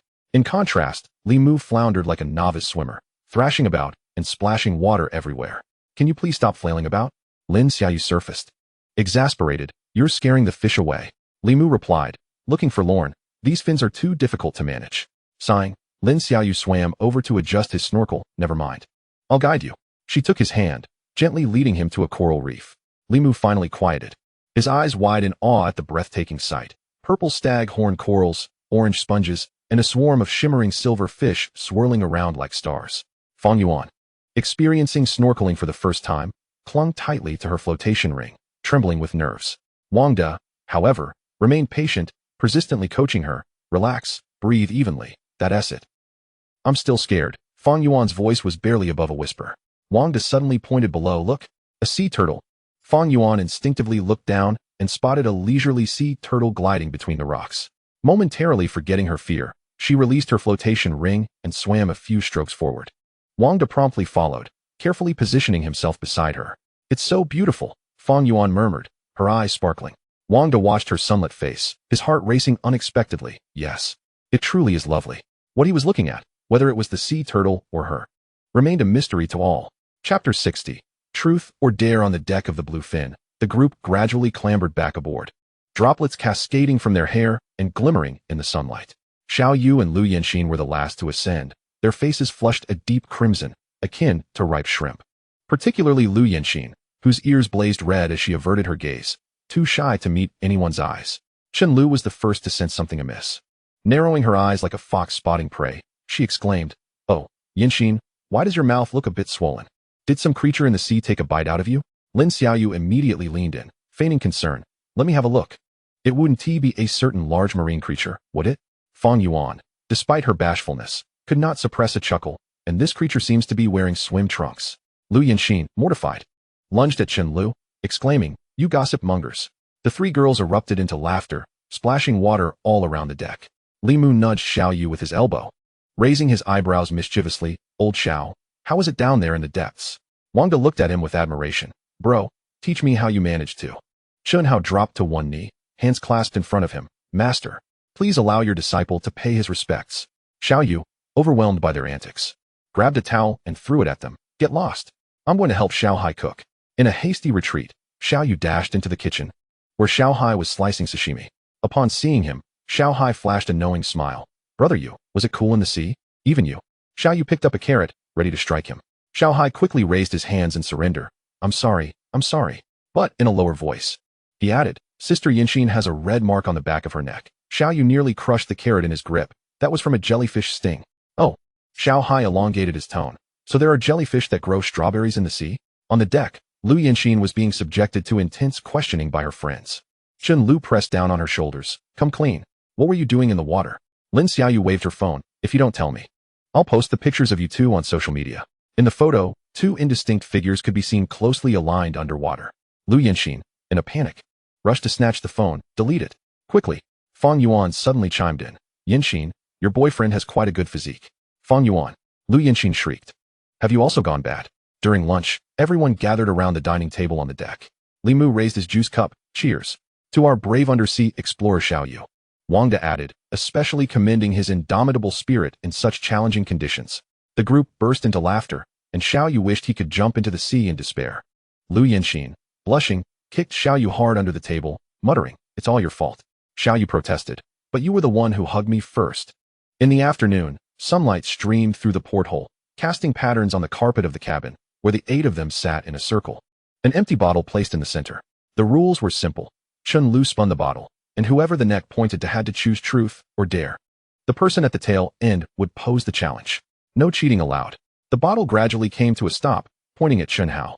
"I choose dare," Chun Hao declared, puffing out his chest, fearless. The tail end of the bottle, Wang De, grinned wickedly. "Go to the deck and shout 3 times, 'I am a pig.'" The crowd erupted in cheers as Chun Hao reluctantly made his way to the deck. And as soon as he shouted the first time, a fishing boat passed by, with the fishermen staring at him in disbelief. Chun Hao returned, dejected. "Damn. My reputation." Next up was Fang Yuan, who, blushing, chose truth. Lin Xiaoyu blinked. "Do you have a crush on anyone right now? Who is it?" The cabin fell silent. All eyes on Fang Yuan. She twisted the hem of her shirt, her voice barely above a whisper. "Yes." "Who?" The group chorused. Fang Yuan stole a glance at Wang De, and then suddenly covered her face. "I can't say." Wang De's ears turned bright red as he pretended to focus on tying his shoelaces. The bottle then pointed to Xiao Hai, who also chose truth. Li Mu mischievously asked, "How old were you when you last wet the bed?" 10, 12, Xiao Hai stammered, "Because I dreamt of being chased by a shark." The group erupted in laughter, with Chun Hao exclaiming, "Ha! See King fears sharks." Xiao Hai, embarrassed, retorted, "In the next round, I will take my revenge." Lu Yanqin unfortunately drew the short straw and selected dare. Chun Lu's eyes lit up. "Kiss Xiaoyu with a piece of gum until it breaks." "Chun Lu, are you trying to get me killed?" Lu Yanqin hurled a pillow at her, but ultimately blushingly accepted the challenge. Xiaoyu placed a piece of gum in his mouth. And as they leaned in slowly amid the crowd's cheers, Xiao Hai suddenly shouted, "The ship is sinking." Lu Yanqin, startled, bit through the gum, only to discover it was a ruse, chasing after Xiao Hai around the cabin. Li Mu was finally selected by the bottle, and he boldly chose dare. Xiao Hai grinned ominously, put on a life jacket, jump into the sea, swim a lap, and come back. "Damn, you're trying to murder me," Li Mu wailed. But under the group's pressure, he shivering jumped in. His flailing in the water resembled a drowning husky, causing everyone on board to double over with laughter. The bottle spun one last time, landing on Xiaoyu. He chose truth. Lu Yanqin softly asked, "What do you like most about me?" The cabin fell silent. Xiaoyu gazed at her wet lashes, saying earnestly, "Everything. Even the way you hit me. Wow, give him a kiss, a kiss." The crowd cheered. And Lu Yanqin buried her face in a pillow, unable to suppress a smile. Xiaoyu approached her, cradled her face, and kissed her. As the sun set, the game concluded amidst laughter. Xiao Hai stretched languidly. "Strange. I can't believe I'm playing with you bunch of college students." Chun Hao wrapped an arm around his shoulder. "Bro, bedwetting knows no educational boundaries." Chapter 61. Barbecue party at sea as the sun dipped below the horizon. Golden waves danced across the sea's surface, and a notification appeared in Xiaoyu's mind. 15 nautical miles southeast. The activity level of ribbonfish is 87. Squid is 92. Xiaoyu clapped his hands, his voice resonating clearly on the deck. "Everyone, if you want a midnight snack, grab a fishing rod. Tonight's supper will either be grilled ribbonfish or teppanyaki squid, depending on your skills." Xiao Hai swiftly opened the gearbox, retrieving several glow-in-the-dark fishing rods. Ribbonfish are attracted to bright lights. We need to use fluorescent lures. Chun Hao seized a handful of glimmering green lures. "Will these work?" Xiao Hai clipped the lure onto the line's front end, explaining, "Ribbonfish have sharp teeth, so we need to use a steel leader." He expertly tied a 30-centimeter length of steel wire, attaching a glowing fake shrimp at the end. Li Mu attempted to replicate his actions, but ended up tangling the line into knots. "Damn, this is harder than calculus." Wang De quietly pulled out his phone. "Wait, let me look up how to tie it." Xiaoyu approached the girls, noticing Lu Yanqin had already tied her squid hook, which resembled a wooden shrimp lure adorned with colorful feathers, dancing in the water like a small shrimp. "Well done," Xiaoyu complimented, squeezing her hand. "Looks like I one need to teach you." Chun Lu immediately raised her hand. "I need that. Why do these hooks look like torture devices?" Xiaoyu chuckled. Picking up the wooden shrimp hook, "This is what you use to catch squid. The feathers mimic the shrimp's antennae." He demonstrated how to tie the hook to the end of the fishing line, adding a 20-gram sinker to ensure it would descend to the midwater column. Suddenly, with a flick of his wrist, he mimicked the action of hooking, jerking the rod once and pausing for 2 seconds, as if to suggest that a squid would latch onto the artificial shrimp. Lin Xiaoyu attempted to mimic the motion, her feather lure tracing elegant arcs in the water, akin to a graceful dance. Fang Yuan timidly inquired, "What if we catch a shark?" Xiaoyu attached a small bell to her rod and reassured her, "Don't worry. Just call me when the bell rings." As the last rays of sunlight faded, Everyone cast their lines into the inky depths of the ocean. The luminescent lures sank like stars into the water, while the fishing rods rested against the side of the boat, patiently awaiting a catch. Suddenly, Lu Yanxin's rod bent dramatically into a bow.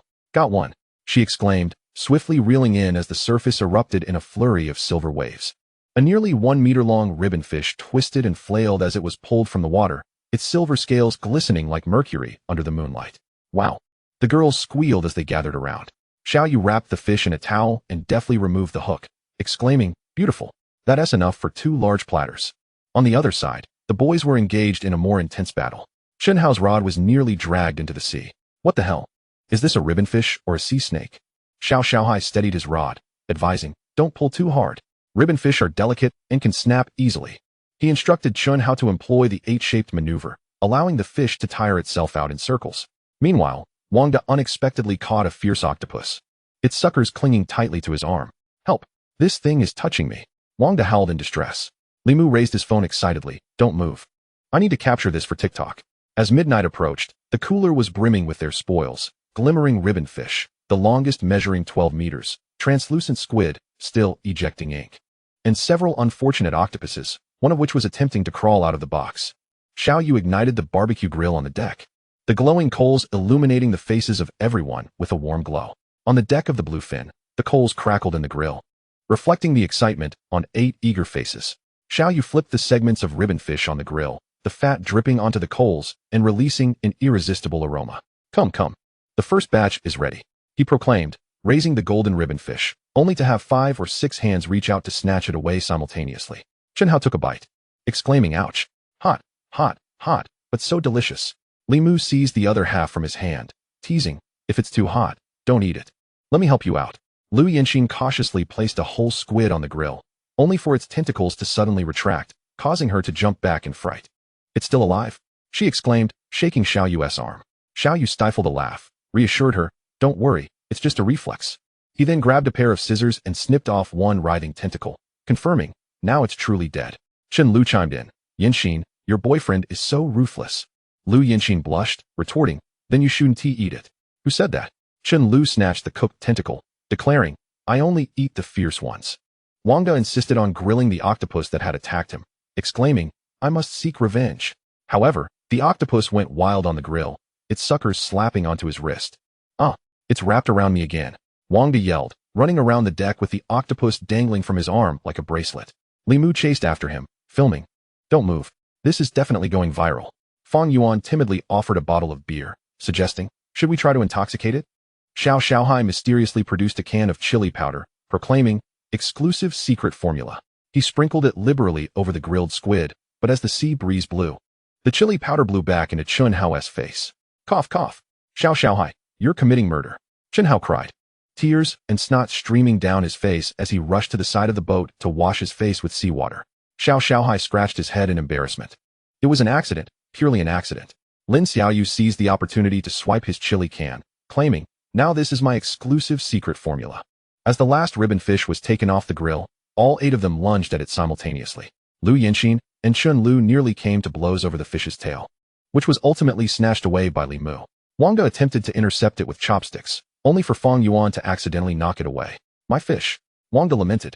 Xiaoyu quietly emerged from behind with another platter, saying, "Don't fight. There's more." Instantly, everyone fell silent and then pounced toward the new target. Under the cover of night, the bluefin was ablaze with lights, the sounds of laughter mingling with the aroma of grilled fish wafting far and wide. Xiao Xiaohai observed the ravenous college students and shook his head, reflecting, "Thank goodness I hid a fish in the kitchen." Under the moonlight, the deck was a chaotic mess. Yet every smile shone brighter than the stars. Chapter 62, Morning Surprise. At 5 o'clock in the morning, just as the first light began to break, Xiaoyu was awakened by the pressing urge to relieve himself. Groggily, he stumbled into the bathroom, and just as he began to relieve himself, the mechanical voice of the system suddenly echoed in his mind. "True north, 23 nautical miles, bluefin tuna signal detected. Estimated length, 28 meters. Activity level, 91. Xiaoyu jolted, nearly losing control. 3 minutes later, the engine of the bluefin rumbled to life. Bare-chested, Xiaoyu stood at the helm, his eyes fixed intently on the radar screen. The sea breeze swept through the open window, dispelling the last remnants of sleep. "Rain, brother?" Xiao Xiaohai rubbed his eyes as he entered, bewildered by the sudden departure. Without turning around, Xiao Yu replied succinctly, "We've got a target." Instantly, Xiao Xiaohai was wide awake, seizing the wheel without hesitation. "I'll steer. You prepare the fishing gear." As the sun began to rise above the horizon, the bluefin reached its destination. Xiao Yu moved swiftly and quietly. First, he deployed 2 electric trolling rods, attaching luminous lures. Next, he set up heavy hand lines with a steel leader measuring a full 50 centimeters. Finally, he scattered a handful of frozen sardines at the stern as bait. "If we can hook something this time," Xiao Xiaohai rubbed his hands together, "it'll be worth it." He signaled an 8 with his fingers. Xiao Yu said nothing, his gaze fixed on the fishing rod, which began to tremble slightly. Suddenly, the left rod bent into a terrifying arc. "It's on!" Xiao Xiaohai shouted. Xiao Yu dashed forward to grab the rod, instantly being yanked against the side of the boat by immense force. The fishing line screamed as it flew out, the reel emitting a piercing whine. "Damn it!" Xiao Yu gritted his teeth against the harness. "This must be a giant." Xiao Xiaohai quickly sprang into action, reeling in the other rods to avoid interference with Xiao Yu's catch. The rod bent dramatically in Xiao Yu's hands, the metallic reel shrieking as 300-pound line spooled out at an alarming rate. "Steady!" Xiao Xiaohai leapt to the console, adjusting the boat's angle to intercept the fish's escape route at a 15-degree angle, crucial to prevent the line from snapping under the strain. Below the surface, the bluefin tuna, weighing over 200 kilograms, began its first surge. Xiao Yu braced his legs against the boat's edge, the harness digging painfully into his ribs. He could distinctly feel the vibrations from each powerful flick of the fish's tail, akin to a tug-of-war with a submarine. "Hard left," he shouted, "it's diving deep." Xiao Xiaohai sharply turned the wheel, the boat tilting precariously. Just as the giant fish was about to plunge into the depths, the angle of the line was brutally yanked back, forcing the fish to alter its course. 20 minutes later, the battle transitioned into its second phase. The tuna suddenly changed tactics, swimming in an 8-shaped pattern. The line fluctuated between taut and slack, prompting Xiao Yu to employ a pump-style reeling technique, reeling up quickly as the fish turned, then lowering the rod tip to release tension when it exerted force. Each time, he aimed to recover 35 meters of line. Sweat dripped down his chin, leaving dark stains on the deck. Suddenly, the bluefin tuna leapt out of the water with a tremendous splash. Bang! 200 meters away, the massive fish soared completely above the surface, beneath the radiant sun.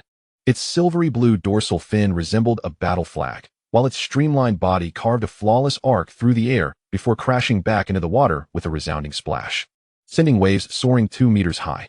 Xiao Xiaohai stood in stunned silence, utterly mesmerized. This was undoubtedly an extraordinary specimen. 50 minutes later, the moment of confrontation arrived. The fish's strength had evidently waned, prompting Xiao Yu to commence the final retrieval of the line. Employing the Turkish strangulation technique, he abruptly slackened the line for 5 seconds, causing the fish to lose its sense of resistance, before sharply jerking the rod 3 times. As the colossal fish finally broke the surface, drawn close to the boat by the line, Xiao Xiaohai was already poised with a harpoon at the side of the vessel. "Now!" Xiao Yu shouted. The steel spear pierced the fish's brain with pinpoint accuracy, and blood gushed forth like a fountain, staining the surrounding seawater a deep crimson. In the morning light, this behemoth, measuring nearly 2 meters in length, was hoisted onto the deck. Xiao Yu collapsed amidst the blood, gazing at the marble-like fat patterns on the fish's body, and suddenly smiled. "Worth it." Xiao Xiaohai trembled as he measured. 198 kilograms. The fat layer is at least 12 centimeters. In the cabin, Chun Hao was the first to emerge, yawning and clutching a half-empty can of beer. "What on earth is this?" he exclaimed, his eyes widening in disbelief as the beer slipped from his grasp and splattered across the deck. In the cold storage, the nearly 2-meter-long bluefin tuna lay quietly, its silvery blue scales glistening in the morning light, resembling a flawless work of art. Li Mu scrambled over, breathless. "Wow, old Xiao, you sneaked off to do something big in the middle of the night, huh?" Wang De knelt beside the fish, trembling as he touched its fin. "How much do you think this is worth?" Chen Lu tugged at Xiao Yu's arm. "You promised to call us if you caught a fish." Xiao Yu shrugged helplessly. "Call you? With how drunk you all were last night, I feared you wouldn't even be able to hold a fishing rod." Li Mu rolled up his sleeves. "No way. I want to catch one too. Right now? Immediately." Chun Hao had already begun rummaging through the tackle box. "Old Xiao, tell me how to do it," Wang De timidly asked. "Will fishing for this drag me into the sea?" Xiao Xiaohai chuckled to himself. "Don't worry. The worst that will happen is you'll end up like Brother Yu," pointing at the bruises on Xiao Yu's arms. The 3 boys fell silent, as if struck dumb. Lu Yanxin stood on the periphery of the crowd, observing Xiao Yu, whose hair was tousled, face dusted with dried sea salt, and shirt stained with fish blood, yet his eyes shone like stars. "Yanxin," Chun Lu suddenly nudged her. Your boyfriend looks incredibly handsome. Lu Yinxin pressed her lips together, a faint blush creeping onto her cheeks. He's not bad, I suppose. But her gaze betrayed her pride, sparkling brilliantly. Once we dock, feel free to take photos, Xiao Yu said, patting the tuna. But for now, help clean the deck. Li Mu wailed, heartless. Chun Hao whined. If you don't let me catch one, I'm not working. Xiao Yu raised an eyebrow. Fine, then you won't be coming next time. The group promptly scattered, rushing to fetch mops. Under the sunlight, Lu Yinxin quietly approached Xiao Yu, offering him a damp towel. Wipe your face, she whispered. That was impressive. Xiao Yu paused for a moment, then smiled like a child who had just received a sweet treat.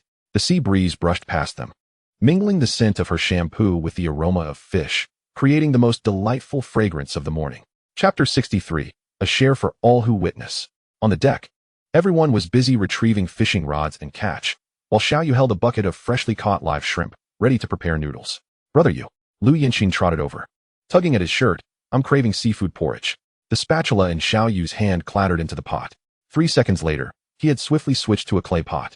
Tossing the noodles to Xiao Xiaohai. You cook the noodles, I'll make the porridge.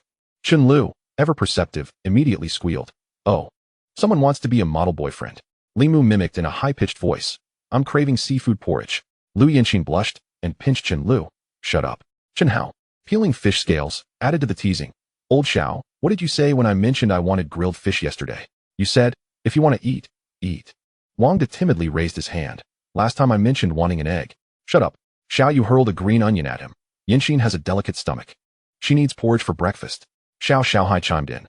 But last time, Sister Yinxin said she wanted barbecue. And someone ran off at 2 in the morning to buy a grill. Lu Yinxin flushed from the playful banter, suddenly seizing a lively octopus. Anyone who talks nonsense will be eating this for lunch. The octopus plopped onto Chun Lu's face. I'm sorry. Chun Lu shrieked. Xiao Yu is a magnificent man. Lin Xiao Yu seized the opportunity to snap a photo. I'll title it The Cost of Prioritizing Romance Over Friendship. As the rich aroma of the porridge wafted from the clay pot, Xiao Yu carefully picked out the ginger slices, knowing Lu Yinxin disliked them. Fang Yuan quietly remarked, so attentive. Wang De suddenly leaned in. Actually, I dislike ginger too. Get lost. Xiao Yu and Xiao Xiaohai chorused. Eventually, everyone gathered on the deck, bowls of porridge in hand, gazing at the rising sun. Li Mu smacked his lips. Not gonna lie, this porridge is truly fresh. Chun Hao mournfully chewed on his noodles. Why don't I get this kind of treatment? Lu Yinxin discreetly grasped Xiao Yu's hand beneath the table, gently tracing the marks on his palm. After breakfast, the deck gradually fell into a tranquil silence. The sea breeze carried the salty scent, while the warm sunlight bathed the deck, inducing a drowsy serenity. Chun Hao stretched languidly. I can't take it anymore. I need to catch up on some sleep. Me too, Li Mu rubbed his eyes, swaying as he headed for the cabin, having drunk too much the previous night. One by one, the group yawned and departed, until only Xiao Yu and Lu Yinxin remained on the deck. Xiao Yu turned to Lu Yinxin, noticing her eyelids drooping even as she fought to stay awake. Yinxin, he said softly, you should rest for a bit. Lu Yinxin shook her head, leaning closer to him. I want to stay with you. Xiao Yu felt warmth in his heart, a smile unconsciously spreading across his face. Would you like to lean against me and take a nap? Lu Yinxin's face flushed, yet she gently nodded. Xiao Yu adjusted his position carefully to allow her to rest more comfortably. Aren't you tired?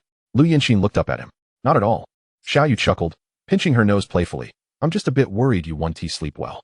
Lu Yinxin nestled closer into his embrace, seeking a more comfortable position. This is just fine. Xiao Xiaohai peeked out from the cockpit, about to say something, but upon seeing the scene, quickly retreated. Ahem. He deliberately cleared his throat loudly. Brother Yu, I'm going to take a nap. Xiao Yu smiled in resignation. Go ahead. Before leaving, Xiao Xiaohai winked at him, mouthing, seize the opportunity.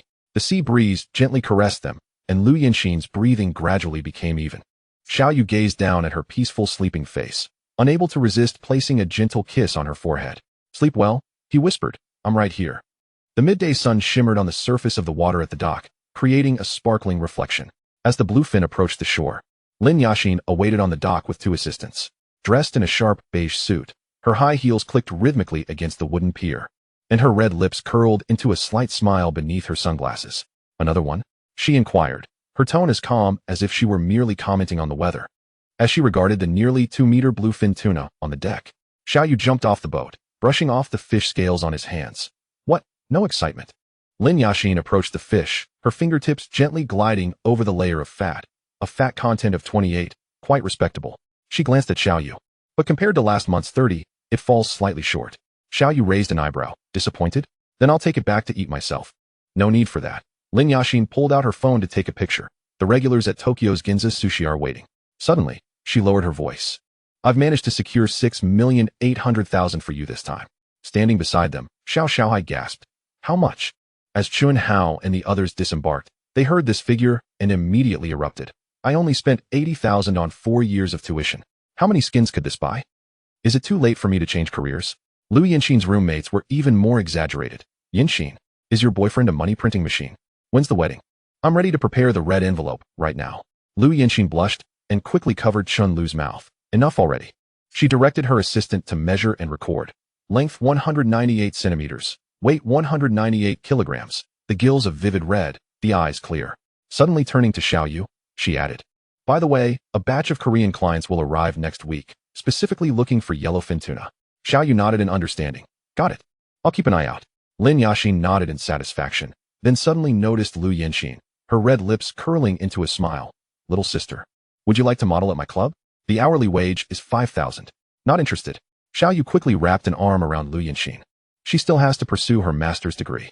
After Lin Yashin left with the fish, Xiao Yu immediately transferred 800,000 to Xiao Xiaohai, your share. He also sent 2,000 red envelopes to Chun Hao and the others who went out to sea. Everyone gets a share. Limu looked at the mobile banking notification, his hands trembling. This is enough for my living expenses for half a year. Wang Da weakly asked, can I be called next time we go out to sea? Wang Da's question drew a collective laugh from the crowd.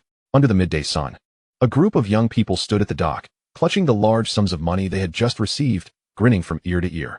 Chapter 64 Departure from the Liu family. As April rolled in, Xiao Yu's life reverted to the familiar rhythm of classrooms, laboratories, and libraries. Occasionally, he would stand on the rooftop of the teaching building in the evening, gazing through a telescope at the distant dock where the Yusin was returning home. Bathed in the glow of the setting sun. On the deck, Xiao Xiaohai squatted beside the fish boxes, staring blankly at the few mackerels inside. He lamented, having lost money, and barely covered the fuel costs. Nearby, the newly hired crew member, Da Peng, handed him a towel. Brother Hai, how about we change the fishing grounds? Ergo was counting the meager income. What is the point of this? I can't even afford an extra chicken leg in my lunchbox. One night, Xiao Xiaohai couldn't help but send Xiao Yu a voice message. Brother Yu, I think I might not be cut out for this. His phone quickly lit up, and Xiao Yu sent back a video. On the screen, he was surrounded by piles of professional books, dark circles under his eyes. Yet smiling effortlessly. Heard you had another empty run today? For 3 consecutive days. Xiao Xiaohai exclaimed in frustration. I followed your advice to find the fish schools.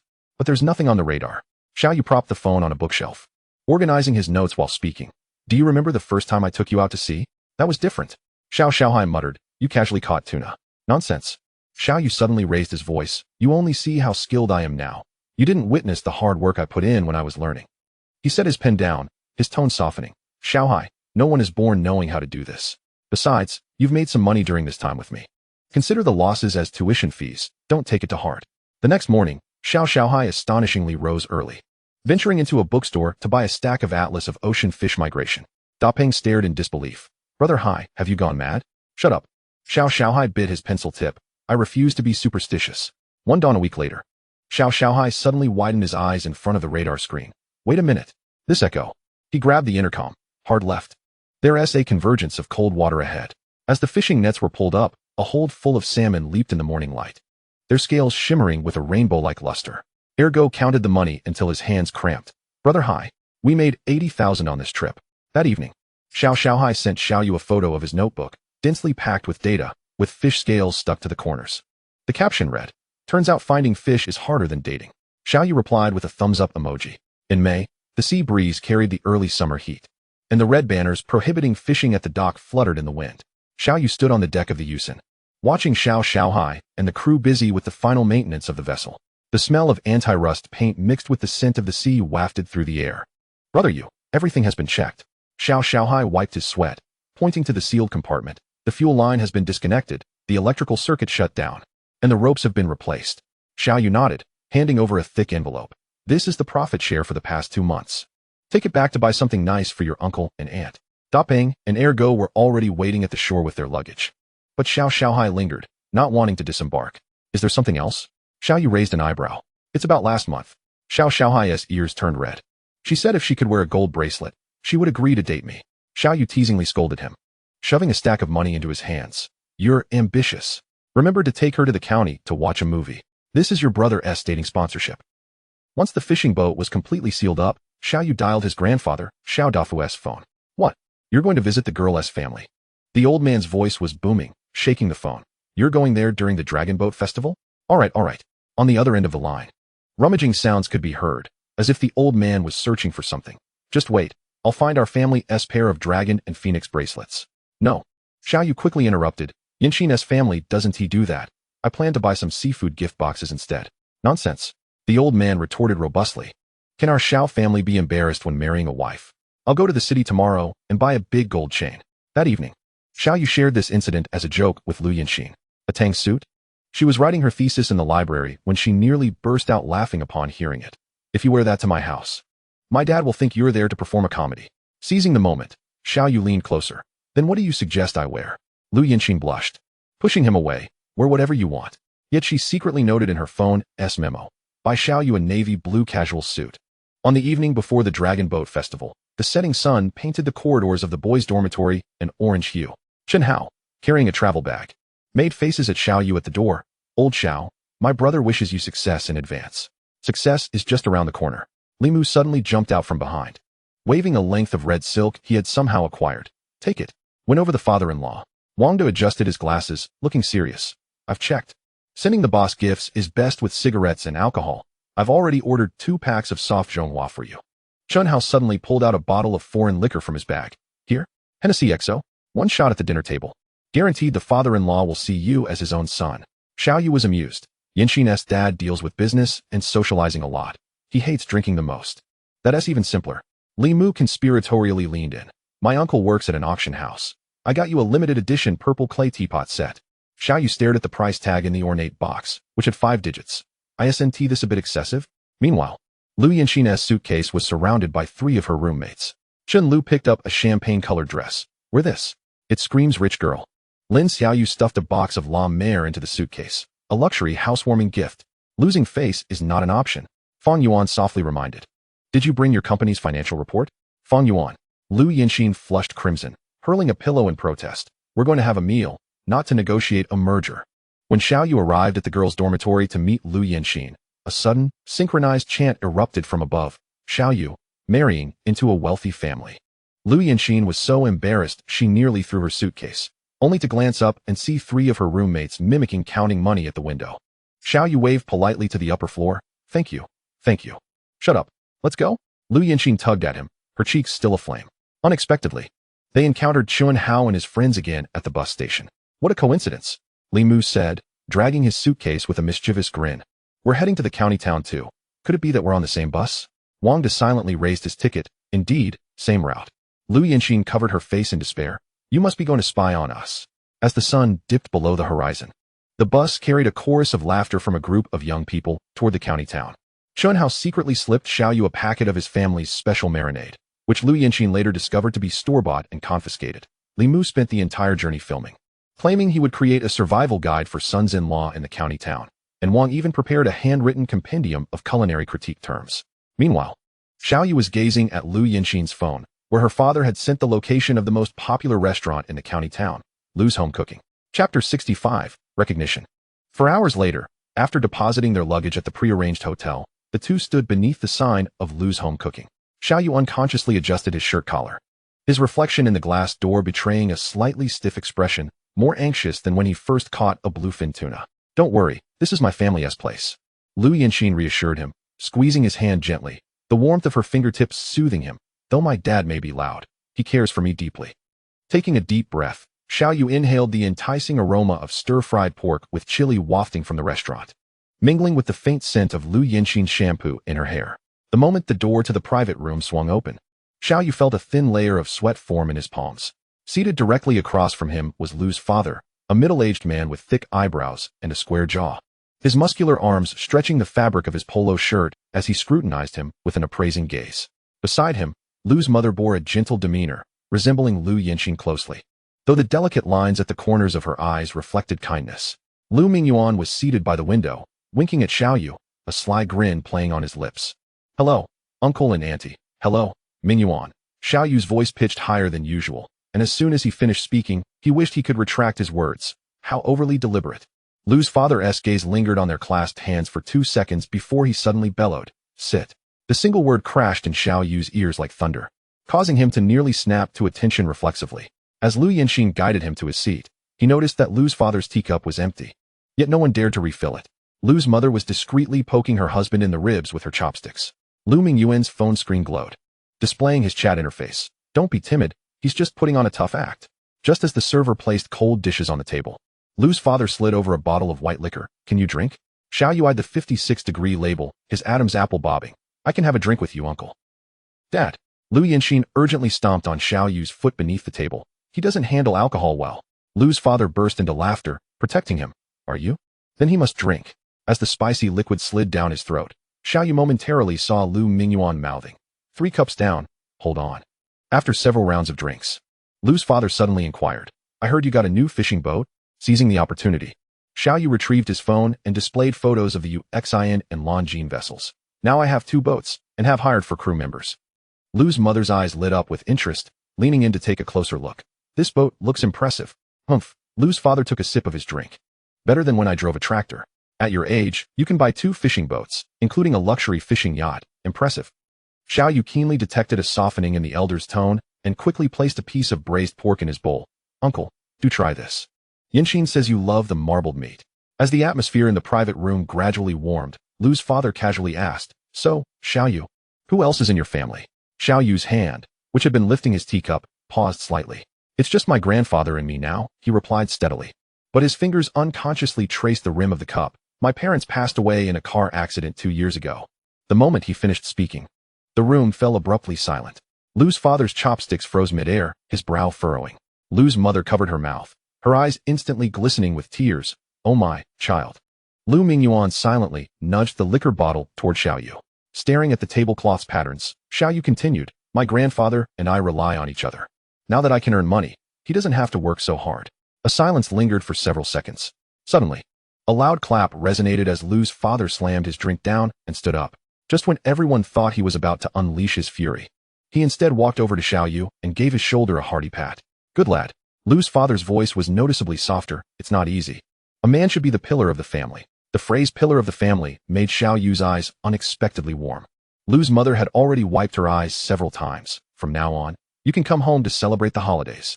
You can even bring your grandfather along." "Yes." Lu Mingyuan raised his glass. Having another brother would be great. Lu's father remained silent, simply placing the largest piece of braised pork on Xiao Yu's plate before pouring himself a full glass of liquor and downing it in one gulp. The atmosphere in the private room gradually became more convivial, and the server brought out the final dish, the restaurant's signature clay pot fish head. Clearing his throat, Lu's father suddenly turned serious. "Xiao Yu, about you and Yinxin." Xiao Yu's chopsticks froze midair, his heart racing. "We have your blessing," Lu's father stated, taking a gulp of liquor as if the declaration was spicier than the 56-degree alcohol. Lu's mother smiled, adding, "However, there is a condition." "Mom." Lu Yinxin anxiously clutched the tablecloth. "During festivals, you must come to celebrate with us," Lu's mother continued, her smile radiant. "And of course, your grandfather can come too. Or we can come to your place for the celebrations as well." Suddenly, Lu's mother pulled out a red silk pouch from her bag. "This is for you." When Xiao Yu opened it, he found a fish-shaped jade pendant glistening with silver hues. "It was left by Yinxin's grandmother," Lu's mother said softly. "She said it would ensure safety." "Mom," Lu Yinxin exclaimed, "isn't this meant to be kept for?" "This is for now," Lu's mother interrupted, casting a meaningful glance at Xiao Yu. As they stepped out of the restaurant, the night breeze carried the warmth of early summer, brushing against their faces.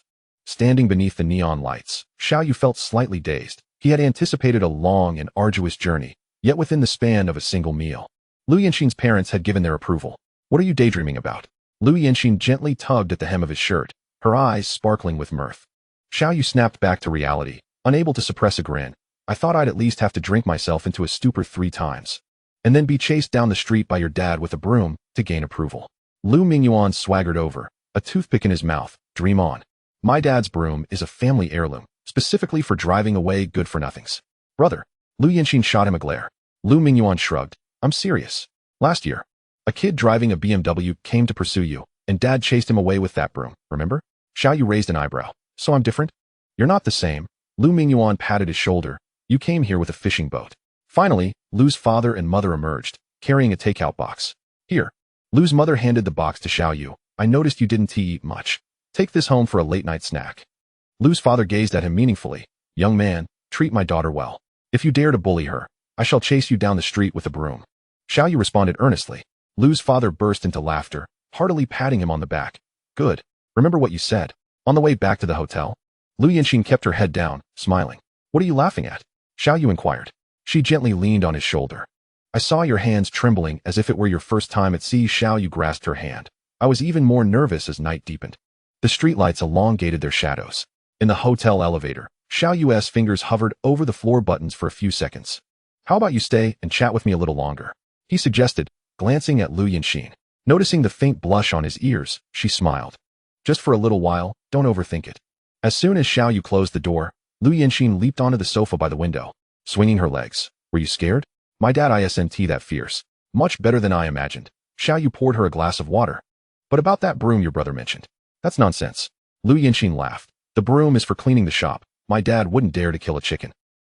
Xiao Yu sat beside her, suddenly recalling something. By the way, how many branches does your family Luji have in the county? Lu Yanxin twirled her cup. Not in the county. She raised 3 fingers. 18 branches across 3 provinces, plus 3 high-end private dining establishments. Xiao Yu nearly dropped his cup. Wait, so your family isn't just a small restaurant? Who said it was small? That's just your assumption. Lu Yanxin tilted her head. My dad is merely pretending to be poor, claiming he is afraid I'll make gold-digging friends. Xiao Yu recalled the takeout of braised pork. So this was made by a Michelin chef. Lu Yanxin blinked. My dad's hobby is dressing as a waiter to serve dishes. As the night deepened outside, Lu Yanxin stood up. I should head back. Suddenly, Xiao Yu grasped her hand. Yanxin. He caressed the jade bracelet on her wrist. I will take care of you. Lu Yanxin blushed and withdrew her hand. Who? Who wants you to take care of me? Yet, she turned back at the door. Remember what you said today. Lying on the hotel bed, Xiao Yu held the phone to his ear, listening to his grandfather's booming voice. Hello, Grandpa. A smile involuntarily crept onto Xiao Yu's lips. I have good news to share. On the other end, Xiao Fu's voice boomed. What's up? Caught a big fish? Even better than catching a big fish, Xiao Yu chuckled. Yanxin's parents have agreed to our relationship. What? Xiao Fu's voice instantly soared, causing Xiao Yu to pull the phone away slightly. Really agreed? Didn't they set any conditions? Xiao Yu shook his head with a smile. No, just that I need to treat Yanxin well from now on. Good, good. Xiao Fu's laughter reverberated, making the phone tremble. I knew my grandson would succeed. Xiao Yu could envision his grandfather pacing the yard. They even invited you to come over when you have time. Come over? When? Xiao Fu's voice suddenly dropped. Do I need to prepare? No rush, Xiao Yu quickly clarified. Whenever it's convenient for you. Summer vacation or National Day works. There was a sound of a stool being moved, clearly indicating that Grandpa had sat down. Then I need to plan this well.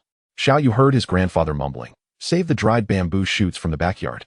The newly salted fish needs to wait a bit longer. Grandpa. Xiao Yu couldn't help but chuckle. You really don't need to bring that much. What do you know? Xiao Fu huffed. Can you really show up empty-handed for the first meeting? Suddenly lowering his voice. That girl really likes you? Xiao Yu pictured Lu Yanxin laughing on the deck. Yes, she likes me a lot. That's good, that's good. Grandpa's voice suddenly became choked with emotion. After more than 20 minutes on the phone, Xiao Fu was still deliberating what to bring.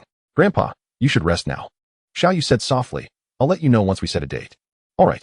Xiao Fu readily agreed, adding, I'll go tidy up the vegetable garden tomorrow and plant more fruits. After hanging up, Xiao Yu gazed at the moonlight outside, as if seeing his grandfather standing in front of the old house, contemplating the vegetable garden. He then shared the news of Lu Yanxin's parents approving their relationship in the dormitory group chat, and his phone instantly vibrated like a pot boiling over. Chenhao damn. Old Xiao is amazing, accompanied by a meme of a model son-in-law. Li Mu, you're already meeting the parents? I don't even know where my girlfriend is. Followed by a sour lemon emoji. Wang De. According to the analysis of marriage status among college students, the marriage rate here is 0.3. Promptly drowned out by Chunhao's shut up meme. As Xiao Yu opened the group video, 3 curious faces crowded the screen. Spill it. Chunhao's nose was nearly pressed against the camera. Did your father-in-law make you drink? Xiao Yu raised an eyebrow. I had 3 shots of baijiu. Only 3. Li Mu's eyes widened. My dad was once so drunk at my grandfather's that he hugged the toilet while shouting for his father-in-law. Wang De suddenly adjusted his glasses. Wait, are you wearing pajamas? Where's your sister-in-law? The 3 pairs of eyes on the screen ignited with curiosity. Chenhao damn. Things are progressing so quickly? Li Mu, living together right after meeting the parents? Wang De was already calculating, according to local customs. The betrothal gifts need to be prepared soon. Get lost. Xiao Yu hurled a pillow at his phone. She went home. Chun Hao suddenly became serious. Seriously? When are you getting the marriage certificate? In the background, Li Mu was already singing, "Today you are to marry me. Let us talk about it after graduation." Xiao Yu's ears turned red. Wang De interjected, "Student ID card, household registration book, we can register right now." Suddenly, the phone screen displayed the location of the Civil Affairs Bureau. Li Mu added, "I have relatives who know people at the Civil Affairs Bureau. They can help you cut in line." The group chat suddenly erupted with red envelopes. Chen Hao, advance payment for the wedding gifts. Li Mu, future godfather registration fee. Wang De, infant education fund. As Xiao Yu collected the red envelopes, he laughed and scolded, "You bunch of lunatics." Yet, he secretly sent a screenshot of the godfather registration fee to Lu Yanxin. Lu Yanxin's reply came almost instantly. 3 consecutive memes bombarded him. A frizzy cat captioned with "You're doomed." An anime image of a kitchen knife at a neck, captioned "Don't sleep too deeply tonight." Lastly, a smiling Shiba Inu with the caption, "Guess if I'll tell Chen Lu and the others that you snore and drool in your sleep." Xiao Yu quickly replied with a pleading emoji, "I'm sorry, my queen." He then sent a voice message. With the background noise of his 3 dorm mates making a ruckus, they insisted on sending it. I couldn't stop them. Lu Yanxin sent a voice message back. Her voice tinged with suppressed laughter. "Oh? So who is the godfather registration fee meant for?" Before Xiao Yu could respond, she sent a screenshot of his message in the group. "Thanks, brothers. You're all invited to sit at the main table at the wedding." Apparently, someone from their dormitory had added Lu Yanxin to their group chat, accompanied by the text, "Main table? I think you're aiming for the funeral parlor." Chun Hao suddenly chimed in the group. "Lu Yanxin, sister-in-law?" Old Xiao said the wedding will be held on a fishing boat. Li Mu quickly followed up, "Right? He even said you should wear a diving suit as a wedding dress."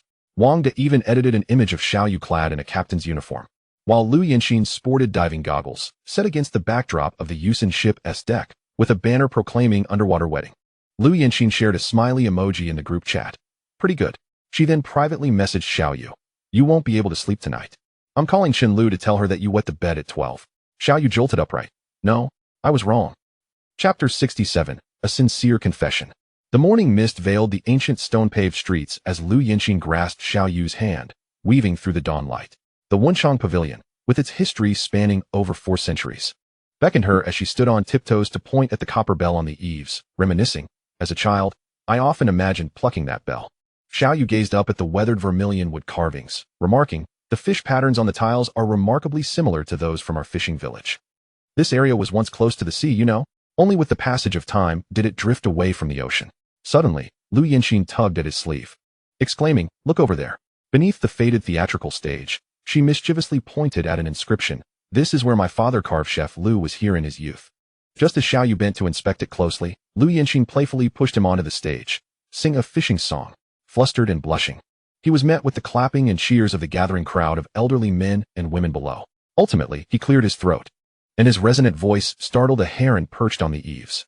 Although his singing was mediocre, the audience enthusiastically applauded, and after expressing his gratitude, he hurriedly exited the stage, finding Lu Yanxin waiting for him with a beaming smile.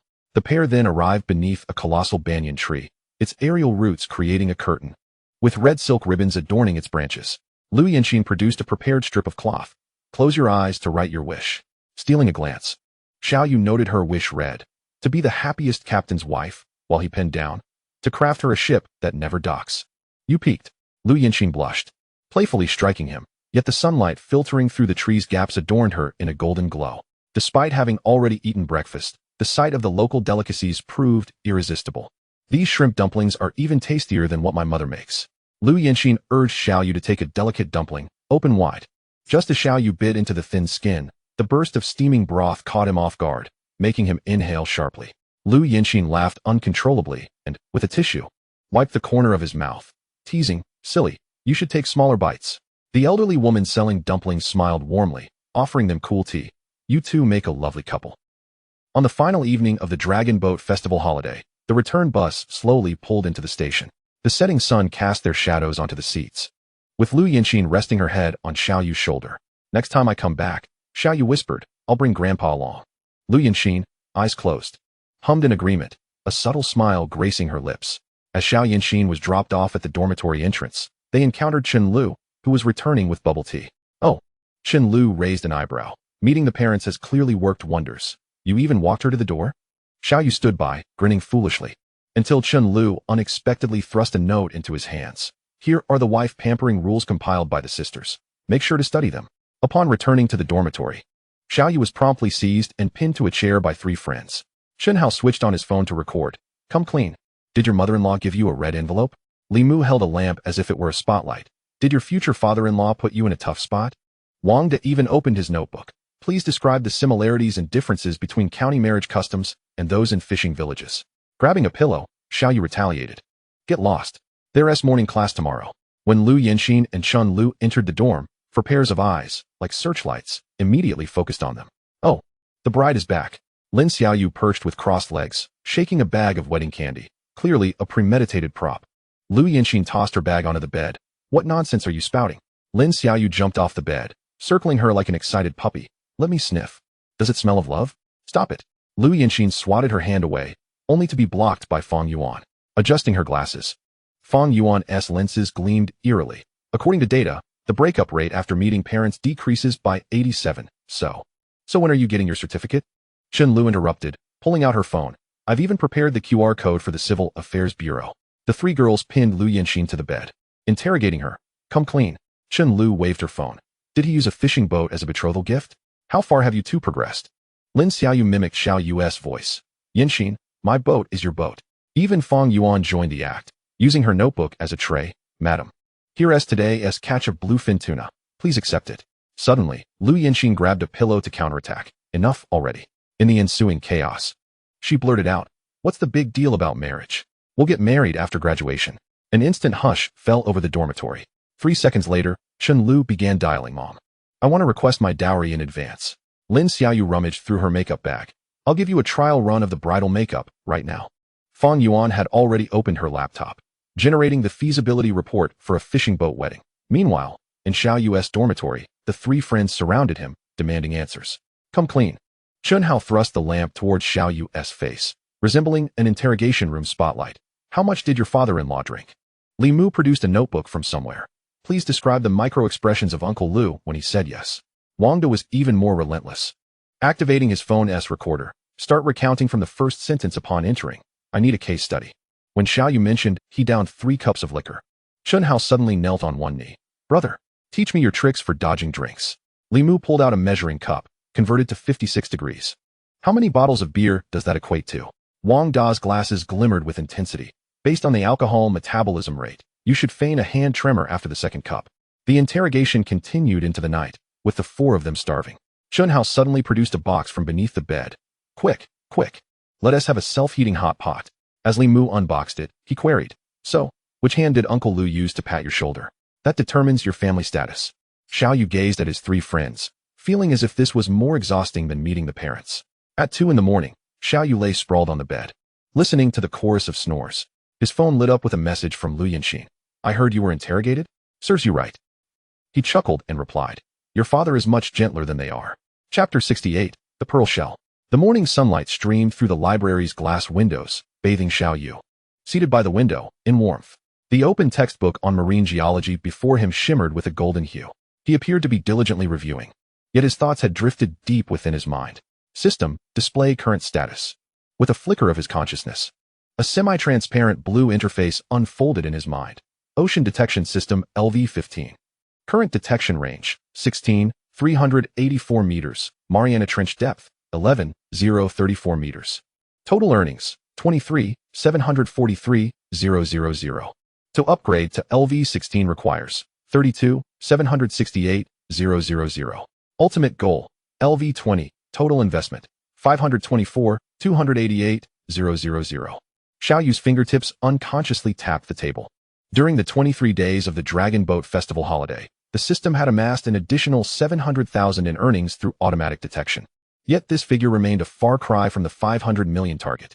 Considering the current passive income of approximately 30,000 per day, he quickly calculated on a scrap of paper that it would take at least 4 years to accumulate enough.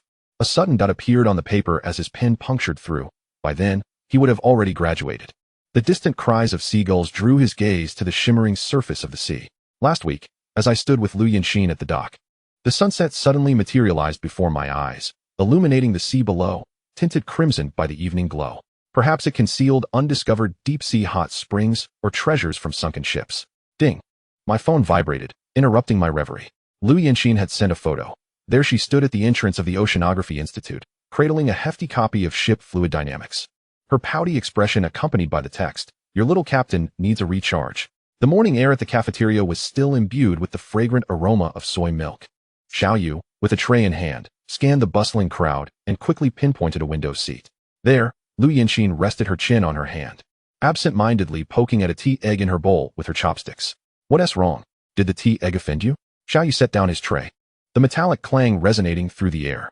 His plate was piled with 2 meat buns, a fried dough stick, and a bowl of steaming tofu pudding. Liu Yanxin lifted her gaze, faint dark circles under her eyes. "I was up until 3 in the morning studying for the midterm in Ship Fluid Dynamics." She yawned, resembling a languid cat. Xiao Yu, chuckling, pushed the tofu pudding toward her. "Try this, it has dried shrimp and seaweed." He recalled her mentioning her fondness for this combination. "Delicious," she remarked, scooping a spoonful, her eyes narrowing in delight. "Much better than what we have at our dorm cafeteria." "Of course. I waited in line for 10 minutes to buy it," Xiao Yu replied. His brow raised in triumph as he broke the fried dough stick in half and dipped it into her soy milk, enhancing its flavor. Just as Liu Yanxin was about to express her gratitude, her eyes widened in surprise. "Wait a minute. Why are you up so early? I thought you had no classes this morning?" Watching Liu Yanxin hurriedly retreat with her textbooks, Xiao Yu stretched at the cafeteria entrance.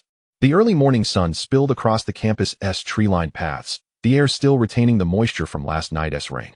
He pulled out his phone to check the time. It was only 8:30 a.m., perfectly timed with the ebbing tide. "Closed fishing season," he murmured to himself, his gaze drifting toward the faintly visible coastline in the distance. But there was still the possibility of. With brisk steps, Xiao Yu returned to his rented apartment, dragging out a canvas bag from beneath his bed. Inside were a foldable net, a small bucket, gloves, and a short knife specifically for prying open oysters. All tools he typically kept aboard his boat, the Yusen. "Well, since I have nothing else to do," he grinned, grabbing a sun hat from the table and placing it atop his head. "Who knows what valuable items I might find."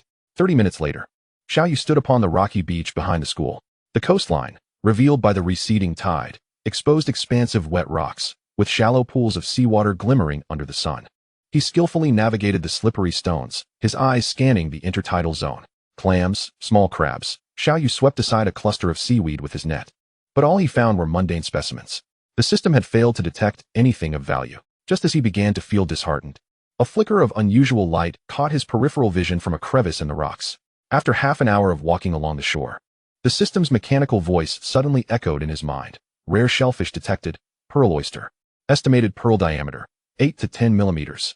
Market value, 1-500-000-2-000-000." Xiao Yu nearly whistled in astonishment.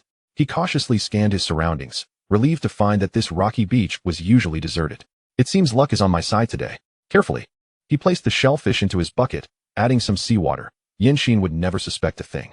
Peering at his phone, he noted that Liu Yanxin's class would not end for another 2 hours. There was ample time to visit a jewelry store for an appraisal. He lifted the bucket, his steps light as he headed back, envisioning the surprise he could prepare for her if the pearl proved to be genuine. Standing at the edge of the rocky shore, cradling the freshly unearthed pearl oyster, his heart raced faster than when he first caught a tuna. He gingerly pried open the shell's edge with his knife. As the tip penetrated, he heard a soft crack as the shell parted slightly. Oh heavens! Xiao Yu held his breath, slowly opening the shell completely. Inside shimmered a rainbow-hued luster, the sunlight casting a dreamlike glow. At the center of the flesh lay a perfectly round pearl, about the size of a soybean, exhibiting a rare light pink hue. "Wow!" Xiao Yu couldn't help but exclaim, his fingers trembling slightly. The system promptly chimed in. "Natural seawater pearl, diameter, 9.5 millimeters. Quality rating, A. Estimated value, 18,000-25,000. Natural seawater pearl, diameter, 5 millimeters. Quality rating, A.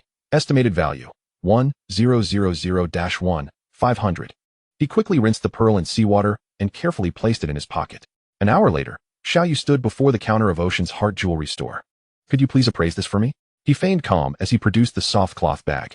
The seasoned jeweler behind the counter adjusted his reading glasses, raising an eyebrow as he received the pearl. "Young man, you've struck it lucky. Where did you find this?" "From beachcombing." Xiao Yu scratched his head. "Just behind the school, on the rocky beach." The jeweler suddenly burst into laughter. That rocky beach? In 30 years of working here, it's the first time I've heard someone found a pearl oyster there. He placed the pearl on the electronic scale. 9, 52 millimeters, perfect roundness of 0. 98, almost flawless. He then examined it under a magnifying glass. Light pink with iridescence, surface flawless. Looking up, he asked, "Are you looking to sell this?" "I can offer you 22,000. Xiao Yu's heart skipped a beat, but he quickly shook his head. "Not for sale. It's a gift." The jeweler smirked knowingly. "For a girlfriend? Would you like it made into a necklace? I can give you a discount on the labor." Just as Xiao Yu hesitated, the jeweler added, "This natural pearl would be perfect as a pendant, paired with a platinum chain. Your girlfriend will surely adore it." As Xiao Yu prepared to agree, he remembered he had another smaller pearl and retrieved it to show the jeweler. After inspecting it, the jeweler remarked, "Young man, your luck is truly extraordinary.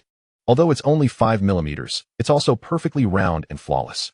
The jeweler placed the two pearls side by side on a black velvet tray, one large and one small, ideal for a matching set. The larger can be a pendant, and the smaller can serve as earrings. Xiao Yu gazed at the duo of pearls, envisioning Lu Yinxin wearing them. "Let us do it." He thumped the counter. "And include a gift box. I want the best." The jeweler chuckled as he prepared the invoice. "Young people are always so decisive. Come back tonight. I guarantee your girlfriend will be pleasantly surprised." As he exited the jewelry store, Xiao Yu's phone buzzed. It was a message from Lu Yinxin. "Class is over. Where are you?" He glanced at the message, an involuntary smile tugging at his lips. "I have a surprise for you. See you tonight." Chapter 69, Sweet Punishment.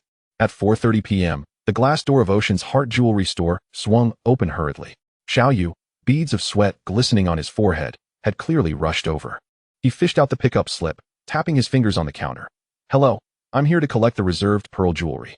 The young female clerk behind the counter smiled as she retrieved a deep blue velvet gift box. "Mr. Xiao, right? The master specifically mentioned that this is the Italian imported packaging that just arrived this morning." Xiao Yu lifted the lid to inspect. The light pink pearl on the necklace glowed softly against the black lining, the platinum chain so delicate it seemed almost invisible, making the pearl appear to float in midair. The accompanying small earrings nestled in the velvet recesses resembled 2 droplets of morning dew. "Would you like to write a card?" The clerk offered a gold embossed card. "We provide complimentary embossing services." After a moment's thought, Xiao Yu took the pen and wrote, "To the best shell collector, my little captain."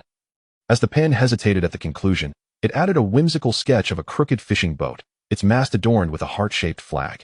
At 5:20 p.m., in a secluded corner of the Blue Coral Western restaurant, Xiao Yu concealed a gift box beneath a napkin, double-checking its position. "Sir, shall I take your order now?" The waiter inquired softly. "Just a moment," Xiao Yu replied, glancing at his phone. "I'll wait for my girlfriend to arrive before ordering." Outside, the setting sun bathed the campus clock tower in golden hues. As Xiao Yu checked the gift box for the 3rd time, his phone vibrated. Lu Yinxin had sent a photo. She was fixing her hair in front of the glass of a classroom building, captioned, "Running 5 minutes late, don't be mad." He responded with a smile. "I ordered you a strawberry mousse. It'll melt if you take too long." Just as he pressed send, the restaurant's doorbell chimed brightly. Lu Yinxin appeared at the entrance, clad in a light blue dress, her hair still damp from a hurried shower. As soon as Lu Yinxin sat down across from him, Xiao Yu cleared his throat with an air of mystery. "Today, I found something remarkable while beachcombing," he said, pulling out his phone to swipe through some images. Suddenly, his hand slipped, causing the napkin to tumble to the floor. "Oh dear."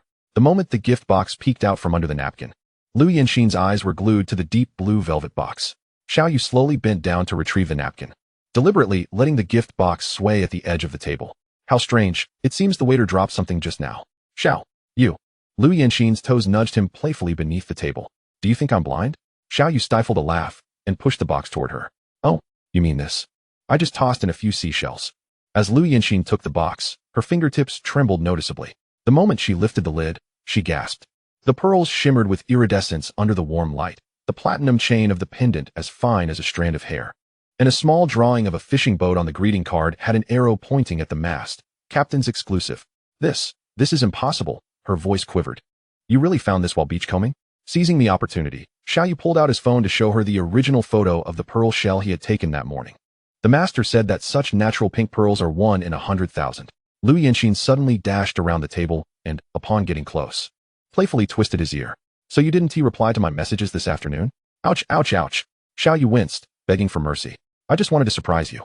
He then produced another small box, revealing that the earrings were made from the second pearl found while prying open the shell. At this, Lu Yinxin was utterly flabbergasted. Her face flushed as she playfully rubbed his ear. You fool, how much did this cost? Compared to the bluefin tuna I caught. Shut up. Lu Yanxin swiftly covered his mouth, the pearl pendant catching the light as it dangled from her wrist. Just as their dessert plates were cleared away, Lu Yanxin eagerly grabbed Xiao Yu's wrist. Let us go. The tide is receding perfectly. She waved her phone, which displayed a tide chart app. I want to see what the rocky beach that produces pearls looks like. Xiao Yu chuckled as he pulled out a tissue, gently wiping the remnants of mousse from the corner of her mouth. What's the rush? It won't sprout legs and run away. Nevertheless, he had already risen to help her pull out her chair. The coastline at 9 o'clock was cloaked in moonlight, the receding tide revealing a cluster of glistening rocks. Lu Yanxin carried the waterproof headlamp Xiao Yu had brought, its beam dancing among the stones. This is the spot. Xiao Yu pointed to an inconspicuous crevice in the rocks. The pearl shell is stuck right here. Lu Yanxin knelt down, her fingers brushing against the rough rock face. Wait, what's this? She suddenly extracted a small shell glowing with a blue hue from the crevice. Xiao Yu leaned closer, chuckling. A glowing conch. This thing lights up in the dark. We call it AC lantern. Just as Lu Yanxin was about to drop the conch into the bucket, she shrieked and pulled her hand back. Ah, it's moving. The conch's opening slowly revealed several translucent tentacles, swaying gently in the air. Xiao Yu shone the flashlight on it. It's a hermit crab. It must be using the conch as its home. So adorable. Lu Yanxin's eyes sparkled, and she suddenly pulled out her phone. I need to take a picture to show Chun Lu and the others. She leaned slightly, her slippers sinking into the damp sand. Xiao Yu quickly wrapped his arm around her waist, but heard a cracking sound. They both looked down to see a metallic object partially exposed where Lu Yanxin had stepped. Xiao Yu carefully excavated it with a small knife, uncovering a rusted copper box, roughly the size of a palm, its surface encrusted with barnacles. Could this be an antique? Lu Yanxin's voice trembled. Xiao Yu weighed the box in his hands. Suddenly, it cracked open, revealing a sealed glass vial inside, containing a yellowed piece of paper. June 1827. Lu Yanxin read under the light. It's a fragment of a logbook. Amid the sound of the waves, the two of them leaned in close, examining the aged maritime log. Lu Yanxin's hair was lifted by the sea breeze, carrying a faint scent of shampoo that brushed against Xiao Yu's face, sending his heart racing. This handwriting is so hard to read. Lu Yanxin frowned as she squinted at the text. Suddenly, she felt a warmth at her waist. Xiao Yu had wrapped his arms around her from behind, his palm resting against the curve of her side. Xiao Yu. She was about to protest when her lips were sealed by his kiss. His kiss tasted of the salty sea breeze and sweet mousse. While his right hand mischievously slid toward her back pocket, Lu Yanxin froze. The fragile fragment of the log slipped from her fingers. As her protests were swallowed in his kiss, Xiao Yu took the opportunity to pull her closer, his knee pressing between hers. The rough texture of the rocks was palpable through her thin top, and before her was the heat of his body. When Xiao Yu's fingers slipped beneath the hem of her shirt, Lu Yanxin finally regained her senses and bit down on his lower lip. Ouch! Xiao Yu winced and loosened his grip, yet still held her close, breathing heavily. I'm sorry, I couldn't help myself. Lu Yanxin, face flushed, straightened her clothes and suddenly felt something bulky in his pocket. It's the conch. Xiao Yu quickly pulled out the glowing shell. The hermit crab was still inside. As they parted, Xiao Yu pointed to the pearl necklace on her wrist, and then to the moon rising over the horizon. More precious than pearls is the night spent beachcombing with you. The tiny creature stretched out its tentacles, glimmering softly in the moonlight. Lu Yanxin snatched the conch, but couldn't help but laugh. You pervert, trying to change the subject? She twisted Xiao Yu's ear. Tonight, you're carrying me back. At your command, Captain. As Xiao Yu crouched down, he seized the moment to kiss her ankle, eliciting a surprised yelp from her. Chapter 70, Offshore Fishing. As the class bell rang, Wang De squeezed beside Xiao Yu, notebook in hand. Old Xiao, he pushed up his glasses, his eyes sparkling behind the lenses. Are you going to the beach this afternoon to cast a line? Xiao Yu was packing up his books, and, without looking up, replied. What's there to catch by the shore? At most, some small yellow croaker. Nonsense. Wang De lowered his voice. Do you think everyone has a fishing boat like you? You need to go deep sea to catch the big ones. Xiao Yu's hand paused as he pulled the zipper of his bag. Damn it. He slapped the table. How did I not think of that? Wang De took half a step back, startled. What is going on? Tomorrow afternoon, Xiao Yu said, grabbing him by the neck. We're going offshore. The two crouched in the back of the classroom, using textbooks to shield their phones as they checked nautical charts. In the area of longitude 122, where the warm currents converge, Wang De pointed to the satellite cloud map. Fishing boats caught yellowfin tuna here last week. Xiao Yu quickly calculated. The bluefin will take 6 hours at full speed, just in time for the tide early Saturday morning. Can we bring Chun Hao and the others? Wang De asked timidly. Li Mu said he and Chun Hao also wanted to go out. Xiao Yu grinned. Sure. We could use some extra hands to haul in the catch. After school, Xiao Yu hurriedly made his way to the dock. Xiao Xiaohai was busy repainting the bluefin. Upon seeing him approach, he nearly lost his balance on the scaffolding. You good? Didn't we agree not to go out to sea during the fishing ban? Initially, Xiao Yu had suggested that Xiaohai return to his hometown for a 2-month rest during the ban, but Xiaohai expressed his preference to stay here. So Xiao Yu refrained from further comment. We're heading to the open sea, Xiao Yu declared, leaping onto the deck to check the fuel gauge. We'll set sail tomorrow afternoon, so prepare provisions for 3 days. He sent a voice message to Lu Yanxin. This weekend, I'll be going out to sea with Wang De and the others, just for a couple of days. I'll bring you the freshest sashimi. The dock was painted in shades of orange and red by the setting sun the next evening, as Xiao Yu arrived with 3 friends, dragging large bags and packages to the end of the pier. Wow, Lao Xiao, your ship looks even more impressive than in the photos, Chen Hao exclaimed, hoisting a box of mineral water, his eyes wide with astonishment. Li Mu adjusted his glasses, the lenses reflecting the words bluefin on the ship's hull. According to naval architecture, this vessel is suitable for deep-sea voyages. Shut up, you pretentious scholar. Wang De kicked him playfully, urging him to help carry the supplies. Xiao Xiaohai poked his head out of the cabin. You go. The ice hold has already been pre-cooled to -25 degrees. Well done. Xiao Yu tossed 2 boxes of instant noodles to Chen Hao before instructing him to stow them in the crew quarters, reminding him to keep them separate to avoid a mix-up with the seasoning packets later. Lu Mingyuan suddenly appeared, clutching a professional fishing tackle box. My dad sponsored this electric reel. It has a maximum pulling force of 200 kilograms. His sudden arrival startled Xiao Yu, who learned through inquiry that Lu Yanxin had informed him about his brother's participation. Xiao Xiaohai jumped off the boat, retrieving a stack of documents from a waterproof bag. The open sea fishing license and vessel seaworthiness certificate are all set, plus this. He dramatically produced a pink slip. This is a special 72-hour extension approved by Chief Wang from the Maritime Bureau. He said it was because, I promised him a tuna tail. Xiao Yu raised an eyebrow. Well done, Xiaohai, making connections already? Absolutely. Xiao Xiaohai proudly waved the documents. I told him it was for supplying your future father-in-law's restaurant. And he stamped it right away. As the engine roared to life, the bluefin slowly departed the dock. Chen Hao leaned over the railing, shouting, Goodbye, land. Goodbye, final exams. Li Mu suddenly remembered something. Wait, I haven't finished my maritime law assignment. Now you think of your assignment? Wang De threw a life jacket at him. Too late. Xiao Yu spread out the nautical chart. Listen, our target this time is the warm current convergence area at 122 degrees east. He tapped the radar screen. Li Mu, you're in charge of sonar monitoring. Wang De, you handle the bait. Chen Hao, I know. Chen Hao raised his hand. I'm in charge of yelling 666. Xiao Yu tossed a rag at him. You're responsible for scrubbing the deck. Then Xiao Yu turned to Lu Mingyuan, who was the first to speak. I'll help you speak well of it at home. Hearing this, Xiao Yu could only leave it to Lu Mingyuan to handle.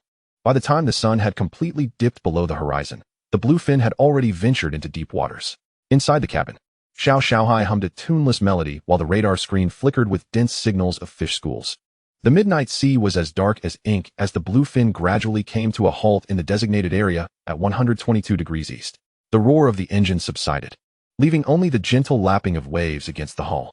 Xiao Yu stood in the cabin, his eyes slightly closed, his consciousness sinking deep within his mind. System. Activate active detection. A translucent blue light curtain unfolded before him. Active sonar scanning initiated. Detection range, 16,384 meters. Energy consumption, 2,000 yuan per hour. Radar-like ripples emanated from the vessel's center, and seconds later, a multitude of red dots appeared on the light curtain. Southeast direction, 14,876 meters. Fish species, yellowfin tuna. Estimated quantity, 1, 215. Average weight, 4, 560 kilograms. Market value, 800 to 1, 200. Xiao Yu's eyes snapped open, addressing the drowsy companions. My instincts tell me there are yellowfin tuna in the southeast. Everyone get up. He kicked an empty cola can, southeast direction, yellowfin tuna school. Chen Hao sprang to his feet with a start. Are you serious? Xiao Yu swiftly assigned tasks. Xiao Xiaohai, steer the boat at a 30-degree angle. Li Mu, provide real-time updates on the fish school's movements. Although Xiao Yu possessed the system's perspective and didn't need to monitor the sonar, he arranged it this way to conceal his unusual abilities from the others. Wang De, operate the drone to scatter sardine bait. Chen Hao, prepare the heavy trolling rod. What about me? Lu Mingyuan inquired, clutching the electric reel. Xiao Yu grinned. You're responsible for the first catch. The drone buzzed to life, dispersing frozen sardine bait in a tantalizing trail. The fish are turning. Li Mu monitored the screen. 800 meters, 600 meters. They're taking the bait. Xiao Yu pressed the switch on the electric reel, and 4 fishing rods simultaneously dipped with lures.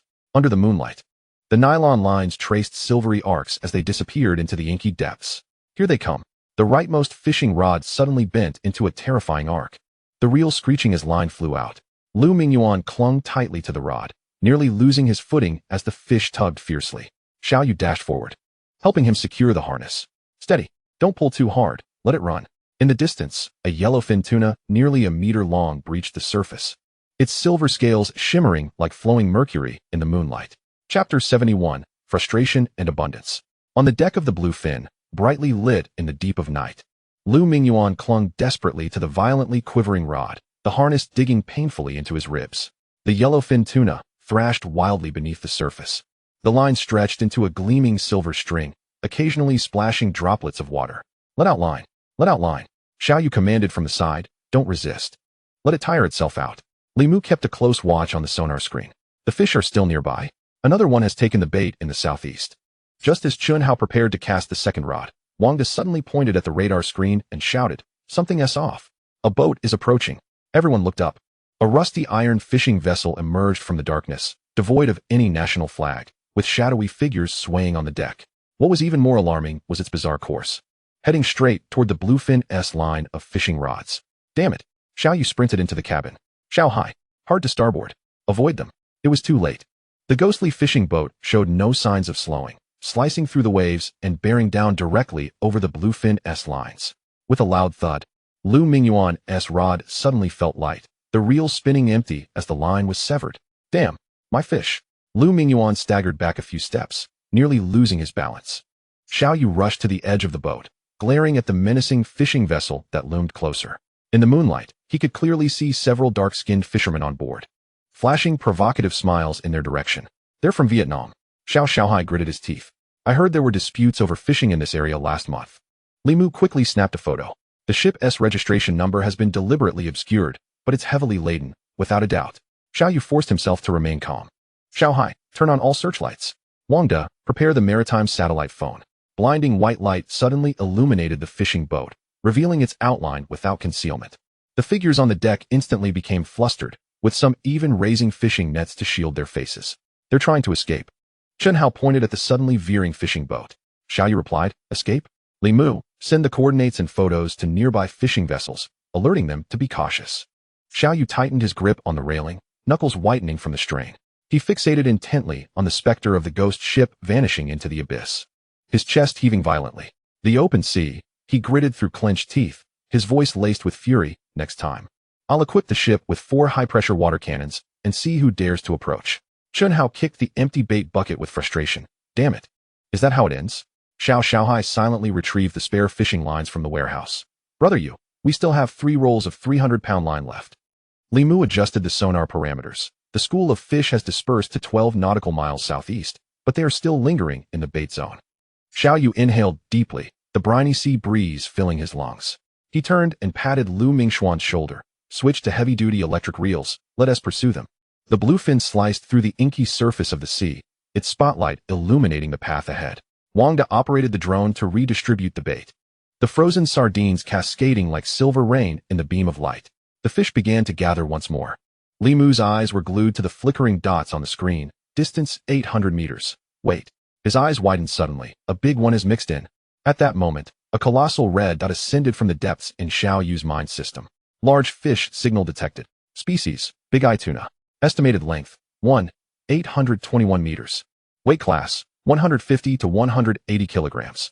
Market value, 2, 500, 000-3, 500, 000. The frustration Xiao Yu had felt moments ago transformed into a surge of battle spirit as he addressed the crew. I sense more big ones are coming. Everyone prepare yourselves. Switch to electric reels. Xiao Yu took the lead. Xiao Hai, maintain a speed of 3 knots. The heavy fishing rod bent into a terrifying arc, the electric reel emitting a strained hum. Suddenly, the sea erupted, and a gigantic fish soared into the air, its scales glowing blue under the moonlight. Holy crap! Chun Hao nearly fell to his knees on the deck. Is that a submarine? As the first light of dawn broke over the horizon, the cold storage had already cradled 7 yellowfin and 2 highly valuable big-eye tunas. The frenzied fishing that had persisted through the night finally welcomed a brief tranquility. On the deck, Chun Hao slumped beside the fishing spot, his fingers trembling slightly from the prolonged grip on the rod. I could eat a whole cow right now. Enough of that, Wang De groaned, rubbing his sore back. Let us get this bucket of bait into the ice hold first. Xiao Xiaohai unveiled the rice cooker. Steam wafting in a fragrant embrace. The congee is ready. Who wants pickled vegetables? Me.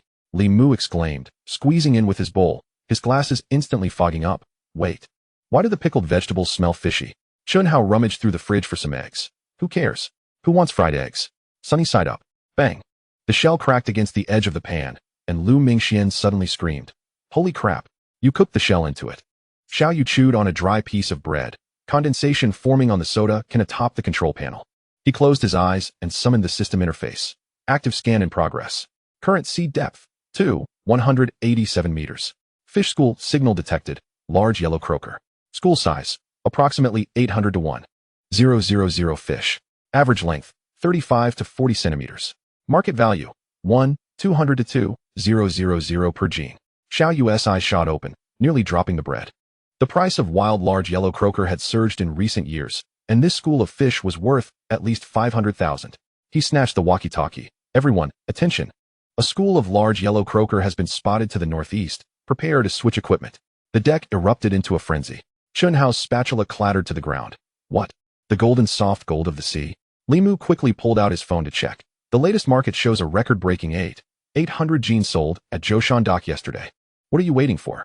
Wang De kicked the toolbox aside. Quick, switch to the dragnet. Xiao Yu personally directed the operation. Adjust the speed to 35 knots. Set the net depth to 22 meters. Use the golden netting to enhance the fish attraction. Set the drag time to 25 minutes. Xiao Hai. Maintain a course of 125 degrees. Xiao Yu focused on the fish finder. The school was directly in front of the net. With the roar of the hydraulic winch, the 800-meter drag net sank slowly into the deep blue sea like the maw of a great beast. As noon approached, the deck was piled high with glimmering large yellow croaker, sparkling like gold in the morning light. Xiao Yu elegantly inscribed in the nautical log, single net haul, 12 tons of large yellow croaker, valued at approximately 5,000,000. Chapter 72, Unexpected Joy. The resplendent large yellow croaker shimmered enticingly under the sun. Hurry, sort and pack. Xiao Yu squatted beside the pile of fish, holding an electronic scale. Chun Hao lifted a plump large yellow croaker, its tail splashing water into his face. Damn, this one must be 45 centimeters. Indeed. Wang De adjusted his glasses. Still speckled with fish scales, according to the East China Fisheries Resource Report, this size of wild large yellow croaker. Shut it, you pretentious scholar. Lu Mingyuan snatched the fish and stuffed it into the freezer. Get to work. This one's worth 2,000. Li Mu suddenly raised a gleaming golden fish. Look. This one has red fins. Could it be a mutant variety? Xiao Xiaohai leaned in for a closer look, laughing. What mutation? You just smeared it with fish blood. Amidst the laughter, Chun Hao slyly slipped a small fish into Wang De's collar, causing him to jump up cursing, but as he slipped, he fell into the pile of fish. Ha!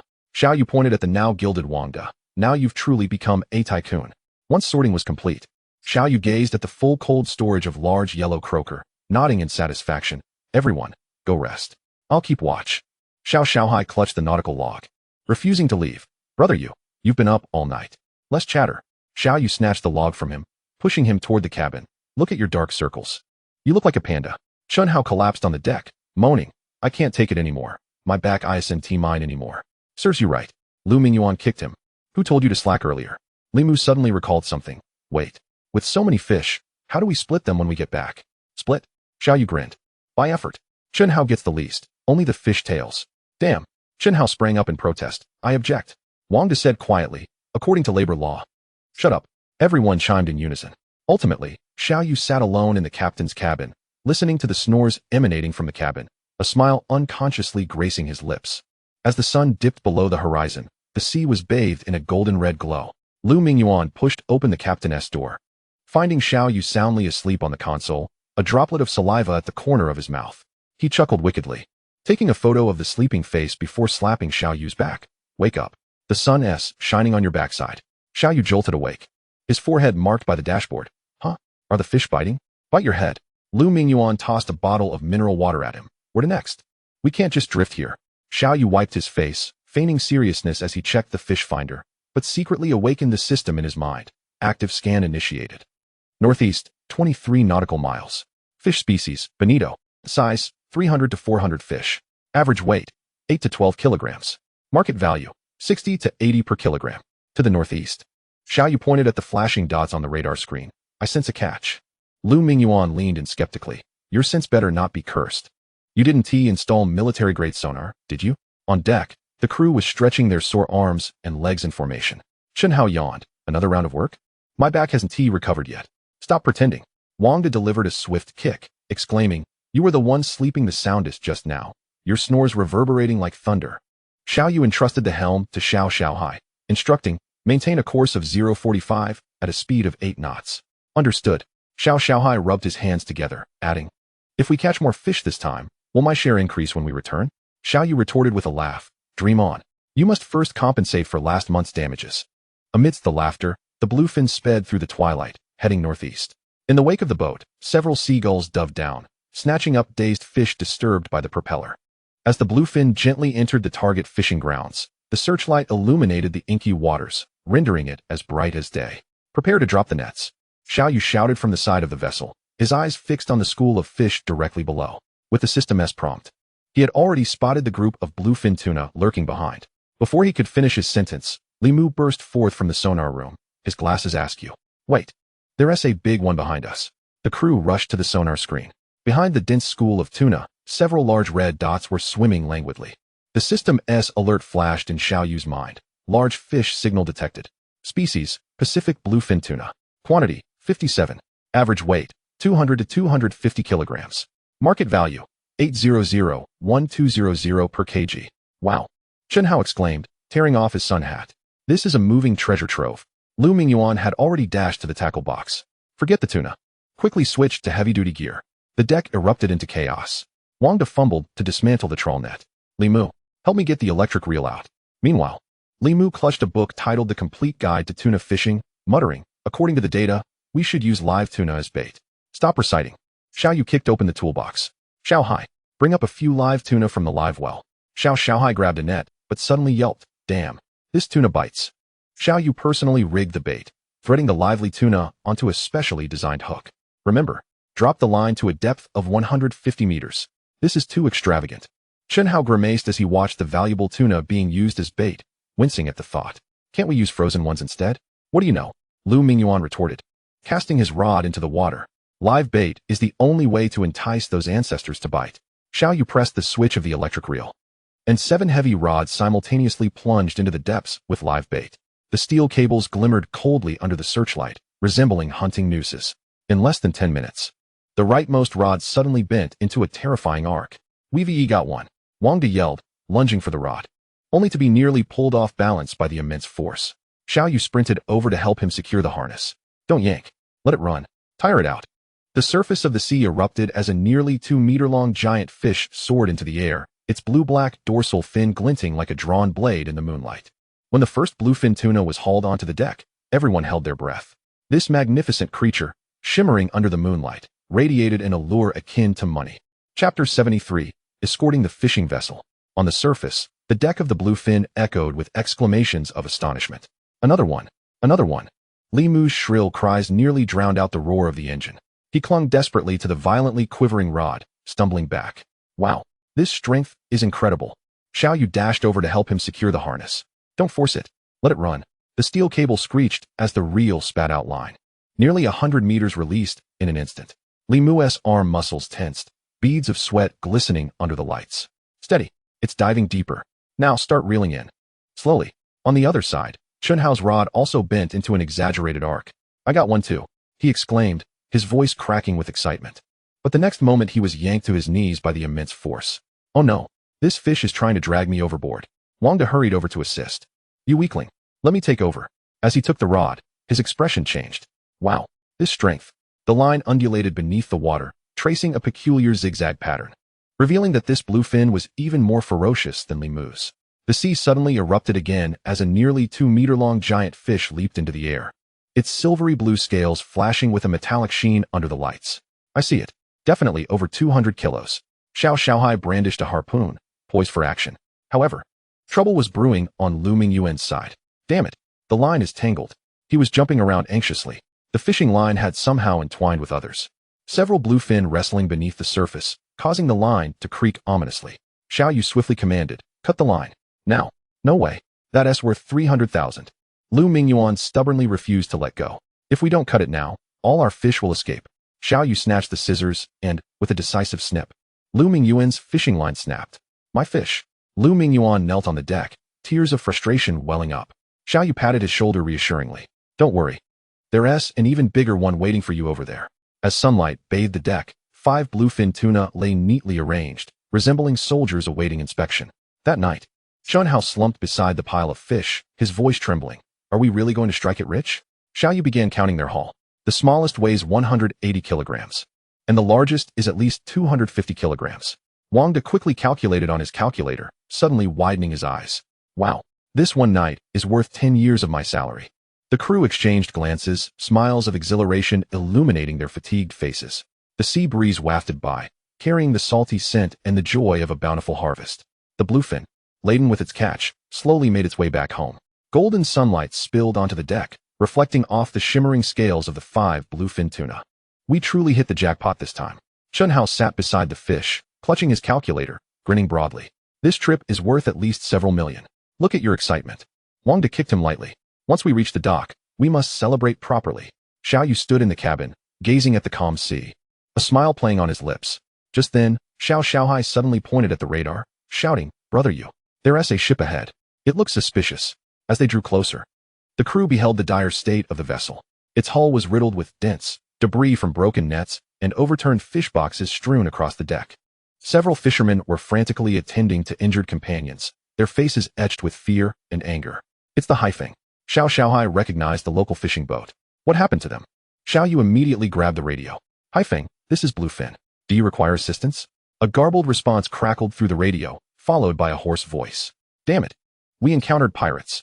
Xiao Yu and Xiao Hai leaped aboard the Haifeng, the scene before them causing them to gasp in shock. The hull was deformed from impacts. Shattered glass littered the cabin, and several fishermen with blood-soaked bandages cursed as they cleaned up the aftermath. Old Zhang, what happened? Xiao Yu hurried to the captain. Old Zhang, a fisherman in his 40s, wore a pale expression, his fists clenched tight. A bunch of bastards.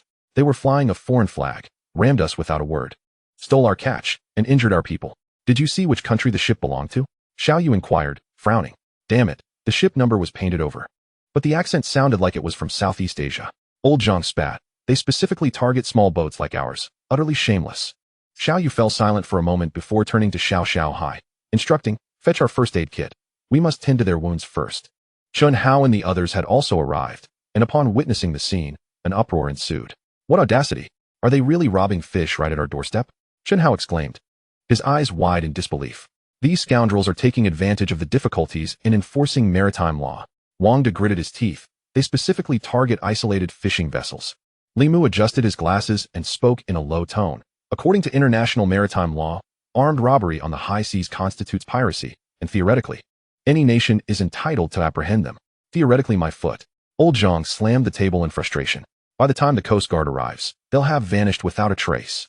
Xiao Yu patted Old Zhang on the shoulder. Old Zhang, is your boat still operational? Barely, it's just that the speed is sluggish, Old Zhang sighed. You truly hit a stroke of bad luck this time. Xiao Yu nodded. All right then, our bluefin will accompany you back to port. Old Zhang was taken aback, his eyes misting slightly. I can't accept such kindness. We are all fishermen. It is only right that we look out for one another. Xiao Yu smiled. And if those rascals return, it's better to have more people on our side. The 2 boats, one behind the other, slowly made their way toward the harbor. The wind carried the briny scent of the sea as the bluefin gradually reduced its speed, keeping pace with the battered Haifeng. Maintaining a speed of 3 knots, Xiao Yu adjusted the helm. Xiaohai, check Haifeng's waterline every half an hour. Xiao Xiaohai nodded, raising his binoculars. Their starboard side is more damaged than I imagined. A larger wave could cause them to take on water. What should have been a 6-hour return journey was painfully stretched to over 10 hours. Chun Hao leaned against the side of the boat, bored, counting the waves. At this rate, a turtle could overtake us. Shut it. Wang De kicked him. Can't you see their boat is falling apart? Li Mu adjusted his glasses again. According to fluid dynamics calculations, at the current speed, if you recite formulas, I'll toss you overboard. The others chimed in unison. At noon, the sea suddenly erupted with white-capped waves. Watch out. Starboard wave surge. Xiao Yu grabbed the radio. The high foam swayed violently in the waves, the damaged areas creaking ominously. The seasoned fishermen scrambled to reinforce the structure with wooden planks, but seawater continued to seep into the cabin. Xiao Hai, prepare the pump. Xiao Yu commanded decisively. Chen Hao, toss over our spare leak-stopping mats. It wasn't until the sun sank low that the two boats finally caught sight of the harbor's lighthouse. Old Zhang stood at the bow, his rough hand gripping Xiao Yu tightly. Your kindness is beyond words. Take these big yellow croakers as a token of gratitude. Cut that out. Xiao Yu pushed back the foam box filled with fish. Just nurse your wounds and treat us to drinks later. Suddenly, the engine of the high foam let out a final mournful cry before coming to a complete stop. All right then, Xiao Yu chuckled as he secured the tow line. For this last stretch, we'll tow you home. Chapter 74, Profit Sharing. The bluefin slowly approached the harbor, towing the high foam. Xiao Yu pulled out his phone and dialed Lin Yashin. Hello, Xiao Yu? Came Lin Yashin's languid voice. How was your trip at sea? Xiao Yu's lips curled into a slight smile. It went well. We caught some small goods. Small goods? Lin Yashin laughed lightly. What do you consider small goods? 5 bluefin tuna, averaging 200 kilograms each, 3 big-eye tuna, around 150 kilograms, and wild big yellow croakers, each exceeding 40 centimeters. Suddenly, a loud crash echoed from the other end, as though Lin Yashin had knocked something over. Wait, what did you say? Her voice escalated sharply. 5 bluefin and big yellow croakers. Xiao Yu could almost picture her wide-eyed expression. Yes, just weighed them. The largest bluefin weighs 260 kilograms. Xiao Yu, you've struck gold this time. Lin Yashin's voice trembled with excitement. I want all the big yellow croakers. The market price for wild big yellow croakers is at least 1,500 per kilogram. Xiao Yu raised an eyebrow. Is it that high? Of course. Lin Yashin spoke rapidly. At last month's Zhoushan auction, a 4.5-kilogram wild big yellow croaker sold for a staggering 8,800 per kilogram. How is the quality of your catch? The ones in the cold storage are still alive, their scales intact and golden. Perfect. Lin Yashin slapped the table. I'll contact my dad's restaurant immediately. I'll send someone to the dock to pick up the goods right now. What about the tuna? Xiao Yu inquired. Do you have connections? Absolutely. Lin Yashin replied proudly. I know a few owners of Japanese cuisine chains. They adore freshly caught bluefin. At the current market rate, quality bluefin is worth at least 1,000 per kilogram. Those 5 will fetch at least 250,000 each. Xiao Yu whistled. What about the big-eye tuna? Those are more suited for high-end supermarkets. I'll connect you with the purchasing director at Ole. They're currently hosting a seafood festival. Lin Yashin quickly calculated. The big-eye tuna is approximately 600 kilograms. 3 of them should be around 90,000. The sound of a calculator clicking echoed through the phone, followed by Lin Yashin gasping. Xiao Yu, the total value of your haul this trip exceeds 10 million. Suddenly, a thud resonated on the deck. It turned out to be Chen Hao, who had been eavesdropping, collapsing weakly to the ground. How much? Chen Hao's voice quivered. Xiao Yu feigned calmness. Well, that's a lot of trouble for you. No trouble at all. I earn my commission too. Lin Yashin laughed. Just remember to treat me to dinner at the most expensive Japanese restaurant. On the deck, Xiao Yu stared at the final offer Lin Yashin sent him. 10,360,000, momentarily lost in disbelief. Did we really make over 10 million this time? He murmured, his fingers unconsciously tapping against the boat's railing. Chen Hao leaned over to sneak a glance, gasping in awe. What the hell? 100,000? You're like a father to me. Wangda shoved him aside. Look at you. But I can't help but count the numbers again. 10, 100,000. Is it really over 10 million? Xiao Yu took a deep breath and suddenly clapped his hands. Everyone, gather around. I have something to discuss. The crowd quickly assembled. Even Xiao Hai, who was checking the engine, peeked his head out. For this voyage, each person will receive a 10% profit share. Xiao Yu said calmly, as if announcing what to have for dinner. The deck fell silent, save for the sound of the waves. How much?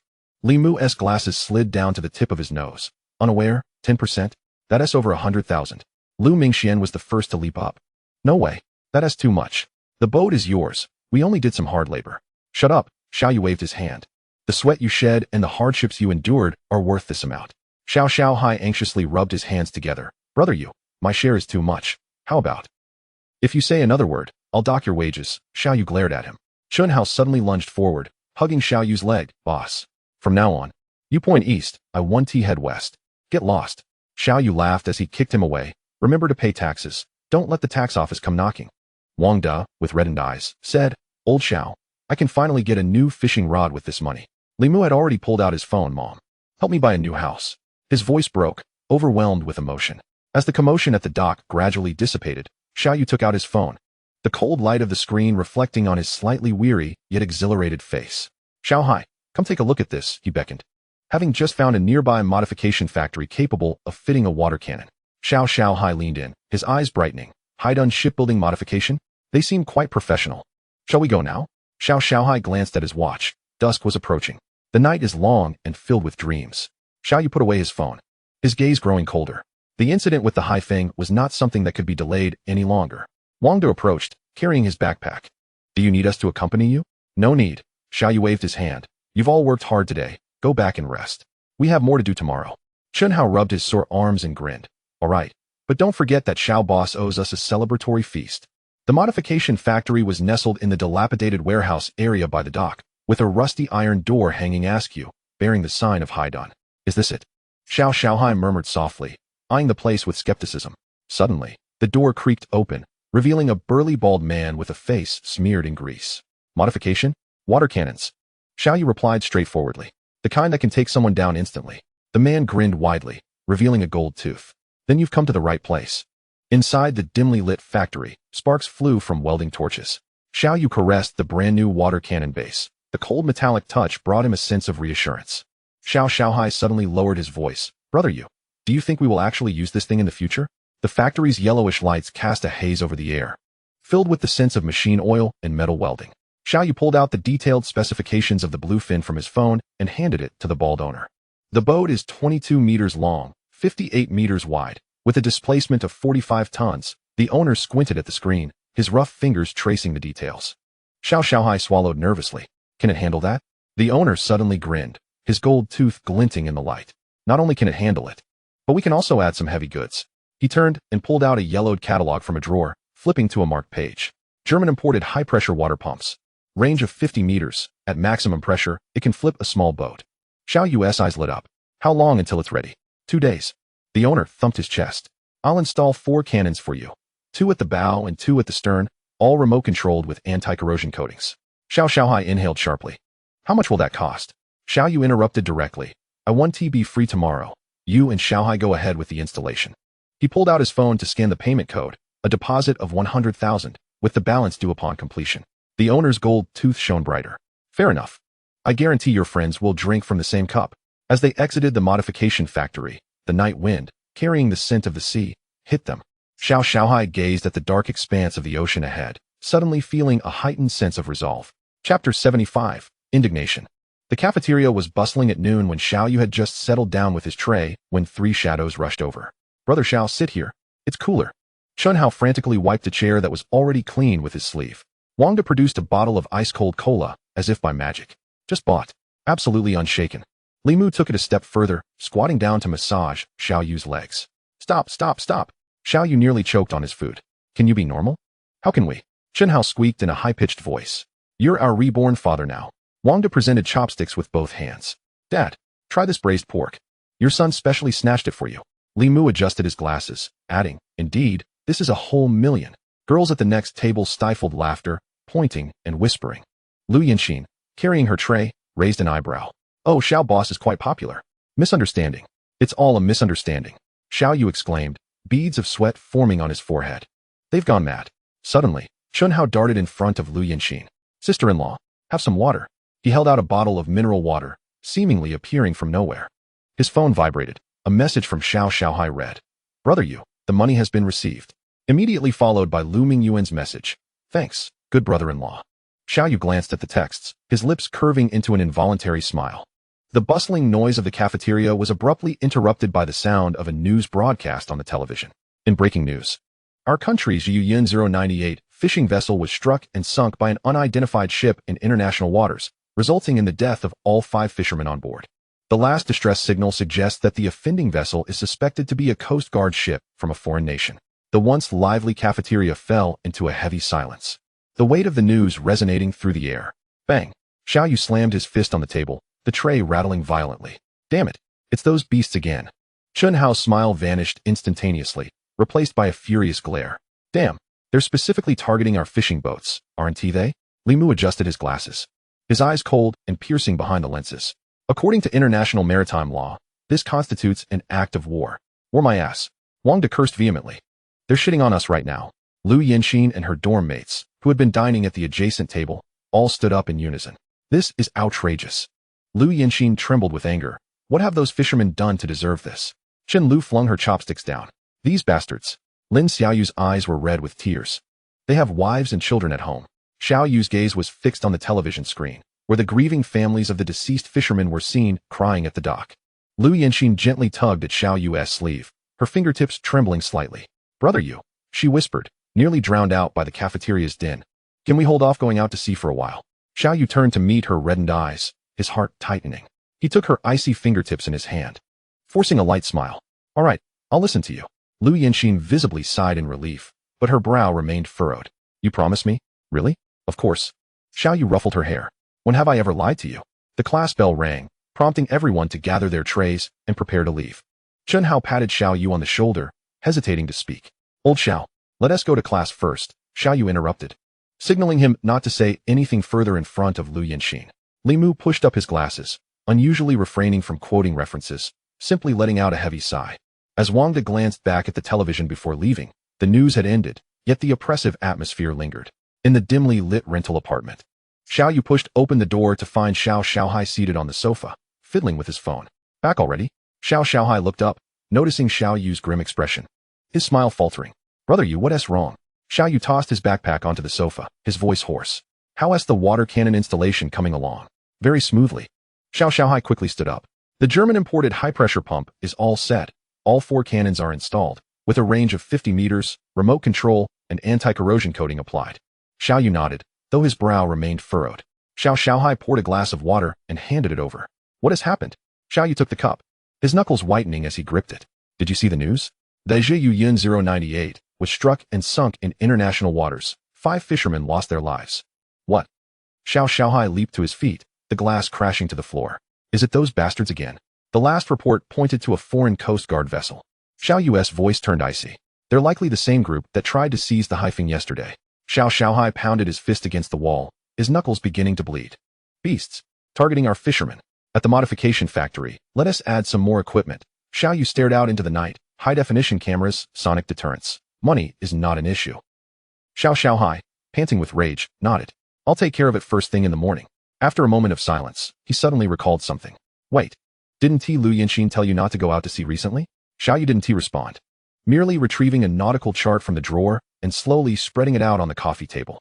After dinner, Xiao Yu closed the door to his room and settled at his desk, the cold moonlight casting a silvery glow upon the surface. He took a deep breath, closed his eyes, and summoned the system within his mind. "System, can you search for the vessels in the nearby waters?" Host request detected. Vessel search function activated. Notice, please provide the name or number of the target vessel. Otherwise, precise localization cannot be achieved. Xiao Yu furrowed his brow, his fingers gently tapping on the desk. Is it possible to lock onto the Coast Guard vessel of a specific country, even without a specific number? Search failed.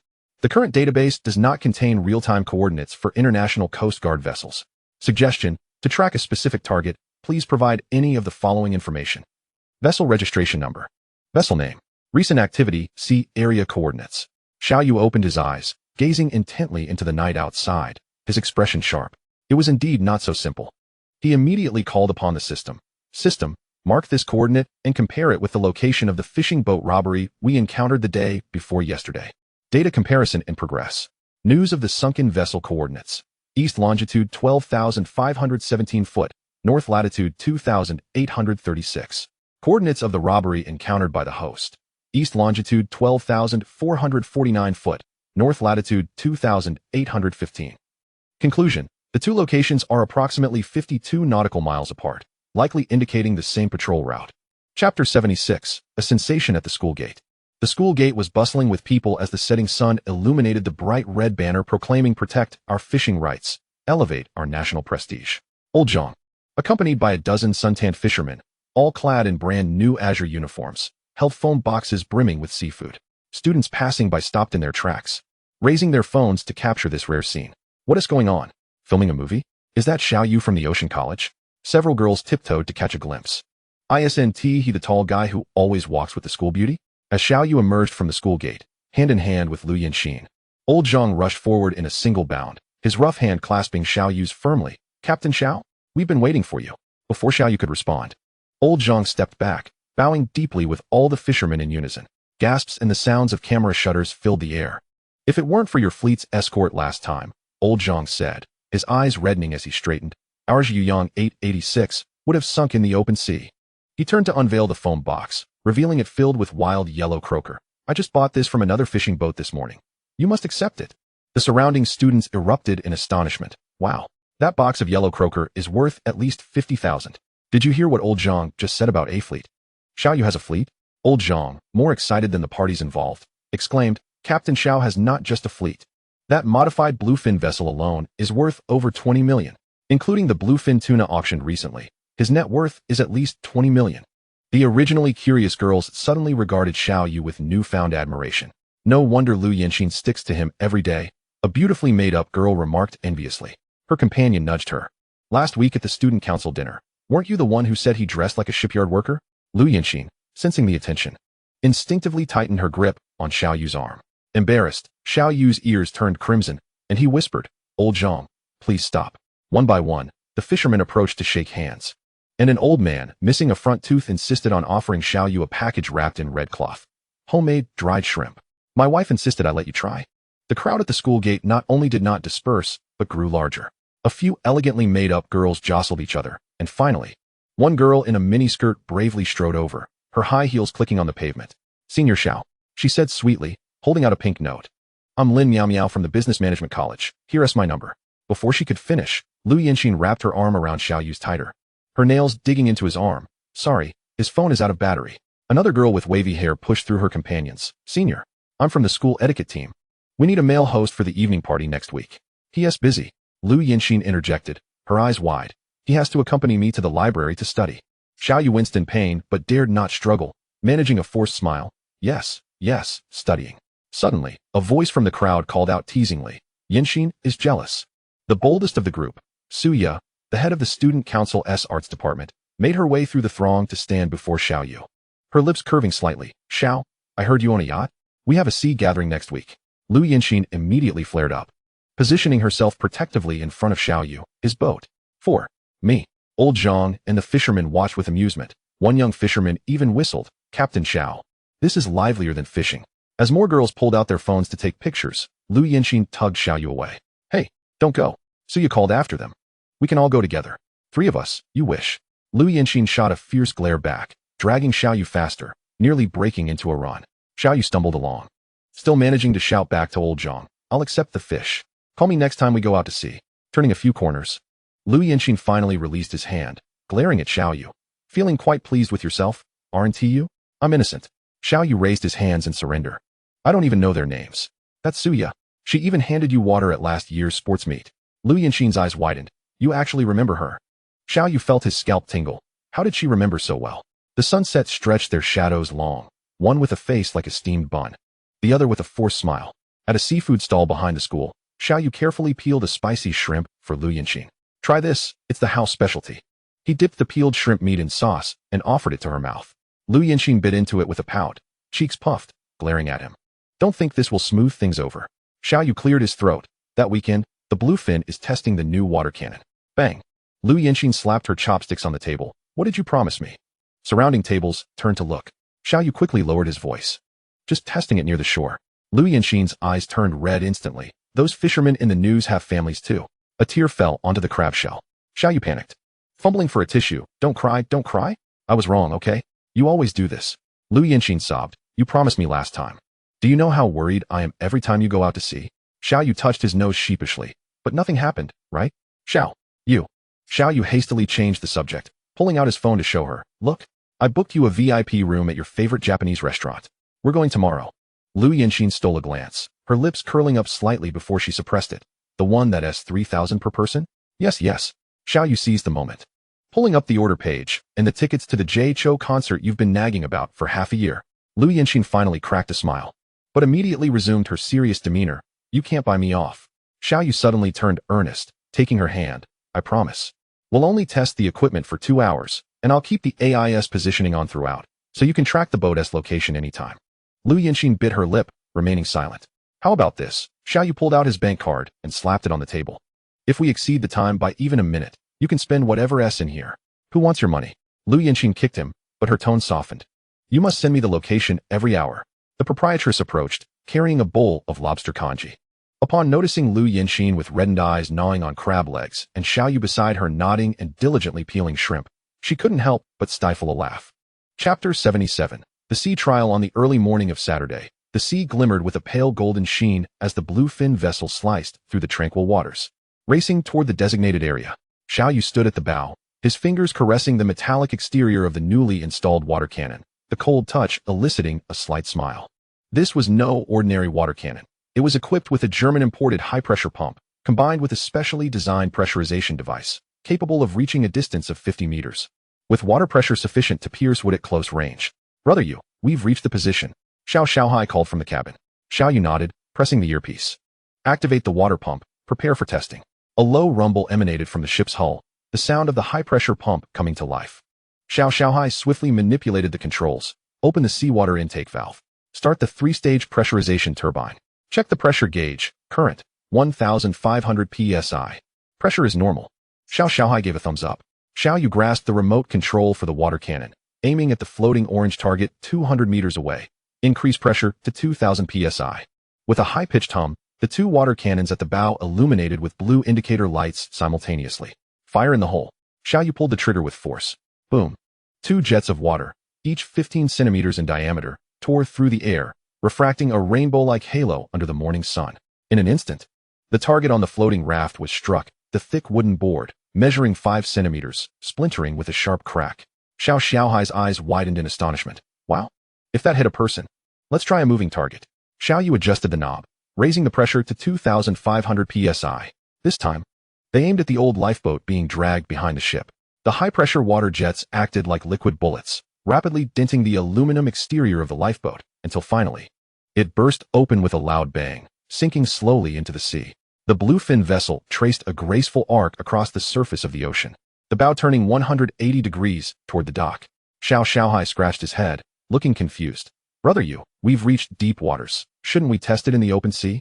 The performance of the water cannon in a real combat environment is more crucial, right?" Xiao Yu held the steering wheel, gazing ahead, the corners of his mouth twitching slightly. "We'll stop the testing here for today." Xiaohai squinted, suddenly enlightened. "Oh, you promised Sister Yanxin, didn't you?"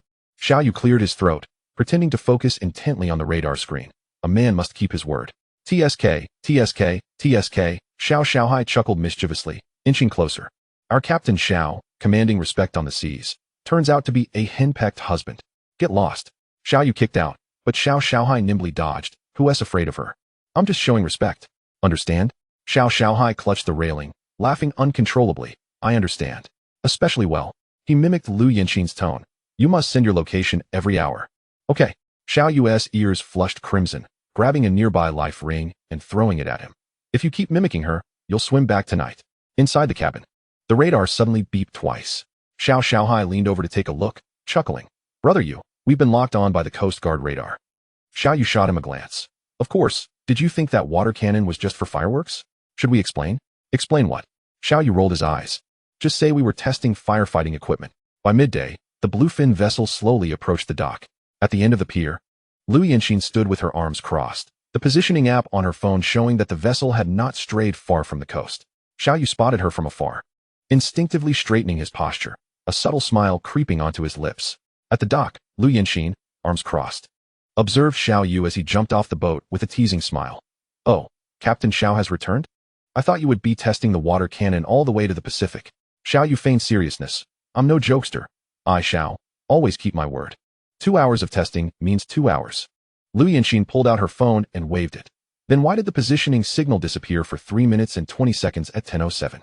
Sweat instantly beaded on Xiao Yu's forehead. That might have been signal interference?" "Oh."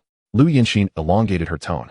"Then why did Xiaohai post a video of you sneaking around the back of the boat during this signal interference on his moments?" Xiaohai, humming a tune as he disembarked, stumbled at her words. "Brother Yu, I was wrong. It was sister-in-law who forced me to film." Xiaohai silently captured this playful couple in his camera, captioning it for his moments. Some people claim to fear not their wives, yet their bodies tell a different story. 3 seconds later, he received a WeChat message from Xiao Yu. "You'll sleep on the deck tonight." Seeing the message, Xiaohai's expression changed dramatically as he dashed over, clinging to Xiao Yu's arm. "Brother Yu, I was wrong. I'll delete the moments right now." Xiao Yu sneered. "Too late. The deck is your bed tonight." Xiaohai immediately turned to Lu Yanxin, adopting a pitiful expression. "Sister-in-law, there are mosquitoes on the deck. Last time I was on duty, I got bitten 8 times. Lu Yanxin, amused, raised an eyebrow. 8 bites? That sounds dreadful. Indeed. Xiao Xiaohai rolled up his sleeves to showcase the non-existent bites. You see this? Lu Yinxin burst into laughter. Where are the bites? Did the sea breeze blow them away? Xiao Xiaohai, thinking quickly, it's internal injuries. Internal injuries. Xiao Yu rolled his eyes. Internal injuries, huh? Then it's perfect for you to go blow off some steam on the deck, fighting poison with poison. Lu Yinxin wiped her hands, suddenly linking her arm with Xiao Yu's. Well, considering he helped me film today, let's let it slide. Xiao Yu was momentarily speechless. Why are you still helping him? Who said I'm the most benevolent girlfriend in the world? Lu Yinxin winked. But then she suddenly tiptoed and whispered something into Xiao Yu's ear. Xiao Yu's face flushed from ear to neck. That might not be appropriate. Xiao Xiaohai leaned in curiously. What did sister-in-law say? Lu Yinxin merely smiled in silence, while Xiao Yu hastily covered Xiao Xiaohai's ears. Not suitable for children. Chapter 78. A clash of wits in the office of the Ocean College. The fan creaked as it turned, and Xiao Yu stood before Counselor Old Chen's desk, holding a thick stack of transcripts. Teacher Chen, I would like to apply for an early internship. Xiao Yu handed over the transcripts. These are all my course grades for this semester. Old Chen adjusted his glasses, glanced over the transcripts, and his eyebrows shot up. Marine biology, 98. Ship engineering, full marks. Did you treat the library like your home this past month? Xiao Yu chuckled. Well, since I haven't been going out to sea lately, I might as well occupy myself. Old Chen flipped through the transcripts, exclaiming in astonishment. You even managed a 95 in maritime law. A course with a failure rate of 40. He suddenly looked up. Wait, you didn't use any sort of cheating, did you? Teacher, do you really think I'm that kind of person? Xiao Yu replied with righteous indignation. Old Chen stroked his chin.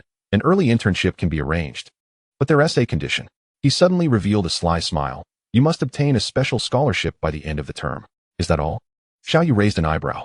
Don't rush. Old Chen raised a finger. You also need to present a paper at the International Marine Rights Forum. This is a graduate-level task. As soon as Xiao Yu exited the office, he eagerly summoned the system in his mind. System, can you help me write a paper on strategies for the protection of fishery resources in international marine rights disputes? It needs to have a plagiarism rate below 5. Host request detected. Academic paper assistance function activated. Note, this system can provide data support, literature reviews, and logical frameworks, but the host must refine the text independently. Expected plagiarism rate, 3,248. Wow, is this really possible? Xiao Yu exclaimed, leaping with excitement, nearly colliding with Suya, who was passing by with a stack of documents. Oh no, Suya's papers scattered across the floor, and she stumbled a couple of steps before regaining her balance. Who was so careless, Xiao? Xiao Yu hurriedly crouched down to help her collect the papers. Apologies. Suya flicked her long hair and suddenly leaned in. I heard you're going to intern early? Her fingers brushed lightly over Xiao Yu's shoulder. Our literary department is next week. My girlfriend called me. Xiao Yu abruptly pointed behind her and then bolted away at the speed of a sprinter. Suya turned around to find no one there and stomped her foot in frustration. Xiao Yu, you better wait for me. In a corner of the library, Xiao Yu randomly picked up a professional book, calming his breath as the system's holographic screen unfolded. Literature database accessed. JSTOR, CNKI, Springer. Data support. Case studies of fishing conflicts over the past decade, including unpublished documents. Core argument. Legitimacy analysis of using military force as a bargaining chip in negotiations. Xiao Yu's eyes sparkled. This was far more thrilling than copying homework. Just as he was writing furiously, his phone vibrated. Lu Yinxin sent a selfie, caught a wild academic nerd in the library's Area C. In the photo, she was hiding behind a bookshelf, snapping a candid shot of him. Xiao Yu looked up, locking eyes with her mischievous grin. The golden rays of the setting sun bathed the campus's tree-lined paths in a warm glow. Xiao Yu and Lu Yinxin strolled side by side, cradling a hefty volume on maritime law. So, Lu Yinxin suddenly stopped, tilting her head to look at him. You're working so hard to earn credits just for an early internship? Xiao Yu cleared his throat, his gaze drifting into the distance. It's not entirely that. Oh. Lu Yinxin squinted, then asked, why is that? Xiao Yu took a deep breath. The fishing moratorium is about to end. Lu Yinxin froze for a moment before responding. You still plan to go out to sea? Let me explain. Xiao Yu quickly grasped her hand. This time is different. We're teaming up with a dozen fishing boats. Lu Yinxin bit her lip in silence, her fingers unconsciously twisting the hem of her shirt. Xiao Yu spoke softly. You know about the Zheyu Yin 098 incident. I can't pretend I didn't see it. But that's the high seas. What if? There are no what-ifs. Xiao Yu tightened his grip on her hand. This time, we are well prepared. Water cannons, satellite positioning, emergency communication channels. Lu Yinxin suddenly interrupted him. Take me with you. Huh. Xiao Yu was taken aback. This. Otherwise, no deal. She raised her chin defiantly. I can help you organize data, handle catch records. Besides, she lowered her voice, I don't want to be left on shore, anxious and afraid. Xiao Yu looked into her determined eyes and finally nodded. All right, but you must follow my instructions. Lu Yanxin then broke into a smile. It's a deal. By the way, she suddenly remembered something. How's your paper coming along? Xiao Yu flashed a mysterious smile. With guidance from a master, the plagiarism rate will definitely be below 5. Puffed bragging. Lu Yanxin playfully shoved him. If I catch you plagiarizing, you're done for. Under the setting sun, their shadows stretched long as Xiao Yu headed back to his rented place, while Lu Yanxin walked towards the cafeteria. In the campus cafe that evening, Lu Yanxin was diligently organizing her notes on maritime law. The glass door swung open with a chime, and Suya, in high heels, strode directly to her. Oh, working so hard, academic prodigy. Suya pulled out a chair and sat down, her red lips curling into a knowing smile. Where's Xiao Yu? Why isn't he with you? Lu Yanxin did not look up. He is busy with his paper. Suya stirred her coffee, seemingly casually remarking. I heard he's been particularly busy lately? She emphasized the word busy with a hint of insinuation. Lu Yanxin finally lifted her gaze, her expression calm. If you have something to say, just say it. Oh, don't be so serious. Suya leaned in, the scent of her perfume wafting through the air. I'm just curious. A man like Xiao Yu must be quite difficult to please, right? Her fingers glided slowly along the rim of her cup. Some things are exhausting to handle alone. Lu Yanxin closed her notebook and smiled slightly. Such as? For instance, Suya lowered her voice. I heard he likes to stay up late. I could help take care of him. She deliberately stretched her words. Staying up all night would be no problem. Lu Yanxin suddenly laughed, pulling out her phone. What a coincidence. I just recorded something. She pressed play, and Suya's suggestive voice echoed clearly. You. Suya's face paled instantly. Don't be nervous. Lu Yanxin slowly put away her phone. I just wanted to tell you. She leaned closer to Suya's ear, softly saying, he prefers a woman who can stay up late with him on the deck. Not a fragile flower in a greenhouse. Suya abruptly stood up, her chair scraping loudly against the floor. Do you think this makes you victorious? Your father's company went bankrupt, right?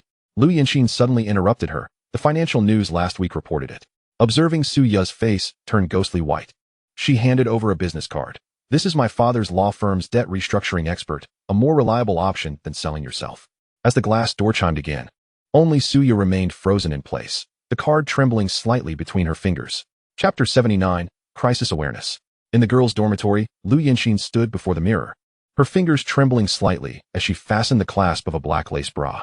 Yanxin, still applying makeup at this late hour? Chen Lu peeked from behind, mischievously blinking. You're not going to. Lu Yanxin flinched, nearly spilling her foundation. Nonsense.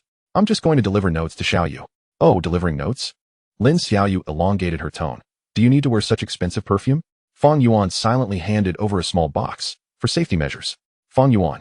Lu Yanxin's face flushed, shoving the box back into her hands. I don't need it. She grabbed her coat and fled in haste.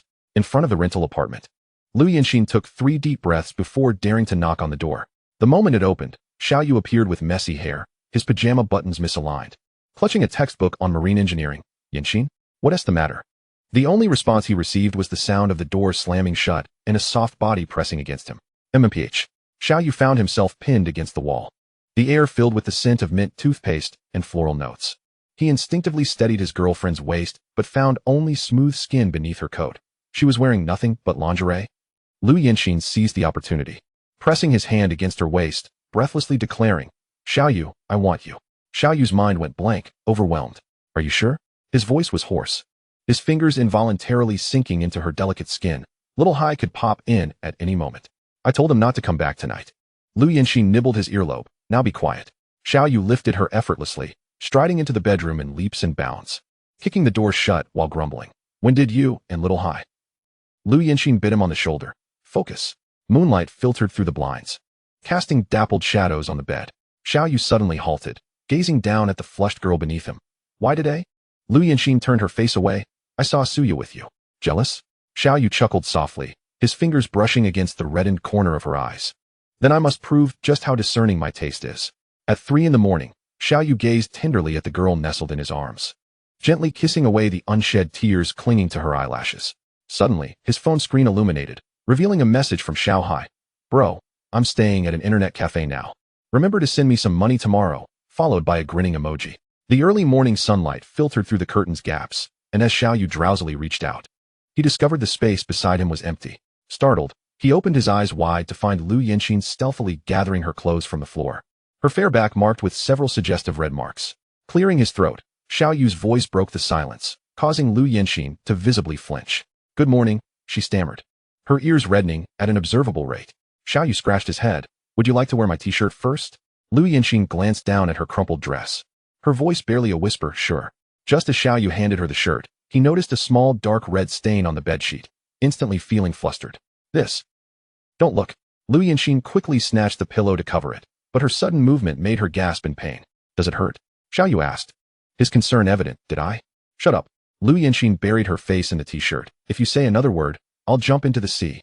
Suppressing a laugh, Xiao Yu gently pulled her into his embrace. "Jump into the sea? Today, I'll be your human crutch." From his chest, Lu Yanxin's muffled voice came. "It's all your fault." "Yes, it's my fault," Xiao Yu replied, kissing the top of her head. "So, I'll compensate you for a lifetime." In the kitchen, Xiao Yu clumsily fried an egg. "Just make do with it, my culinary skills." I know. Lu Yanxin teased from her perch on a high stool, swinging her legs. "Mister only knows how to cook instant noodles." Suddenly, Xiao Yu spun around and stole a kiss from her lips. "Now I've leveled up to Mr. Can fry eggs." Lu Yanxin, blushing, pushed him away. "The egg is going to burn." As the egg sizzled in the frying pan, Xiao Yu abruptly turned off the heat and faced Lu Yanxin earnestly. "Yanxin." He took a deep breath. "Now you are mine." Holding her hand, he continued, "This summer, I'd like to formally visit your parents, if they agree." "No way."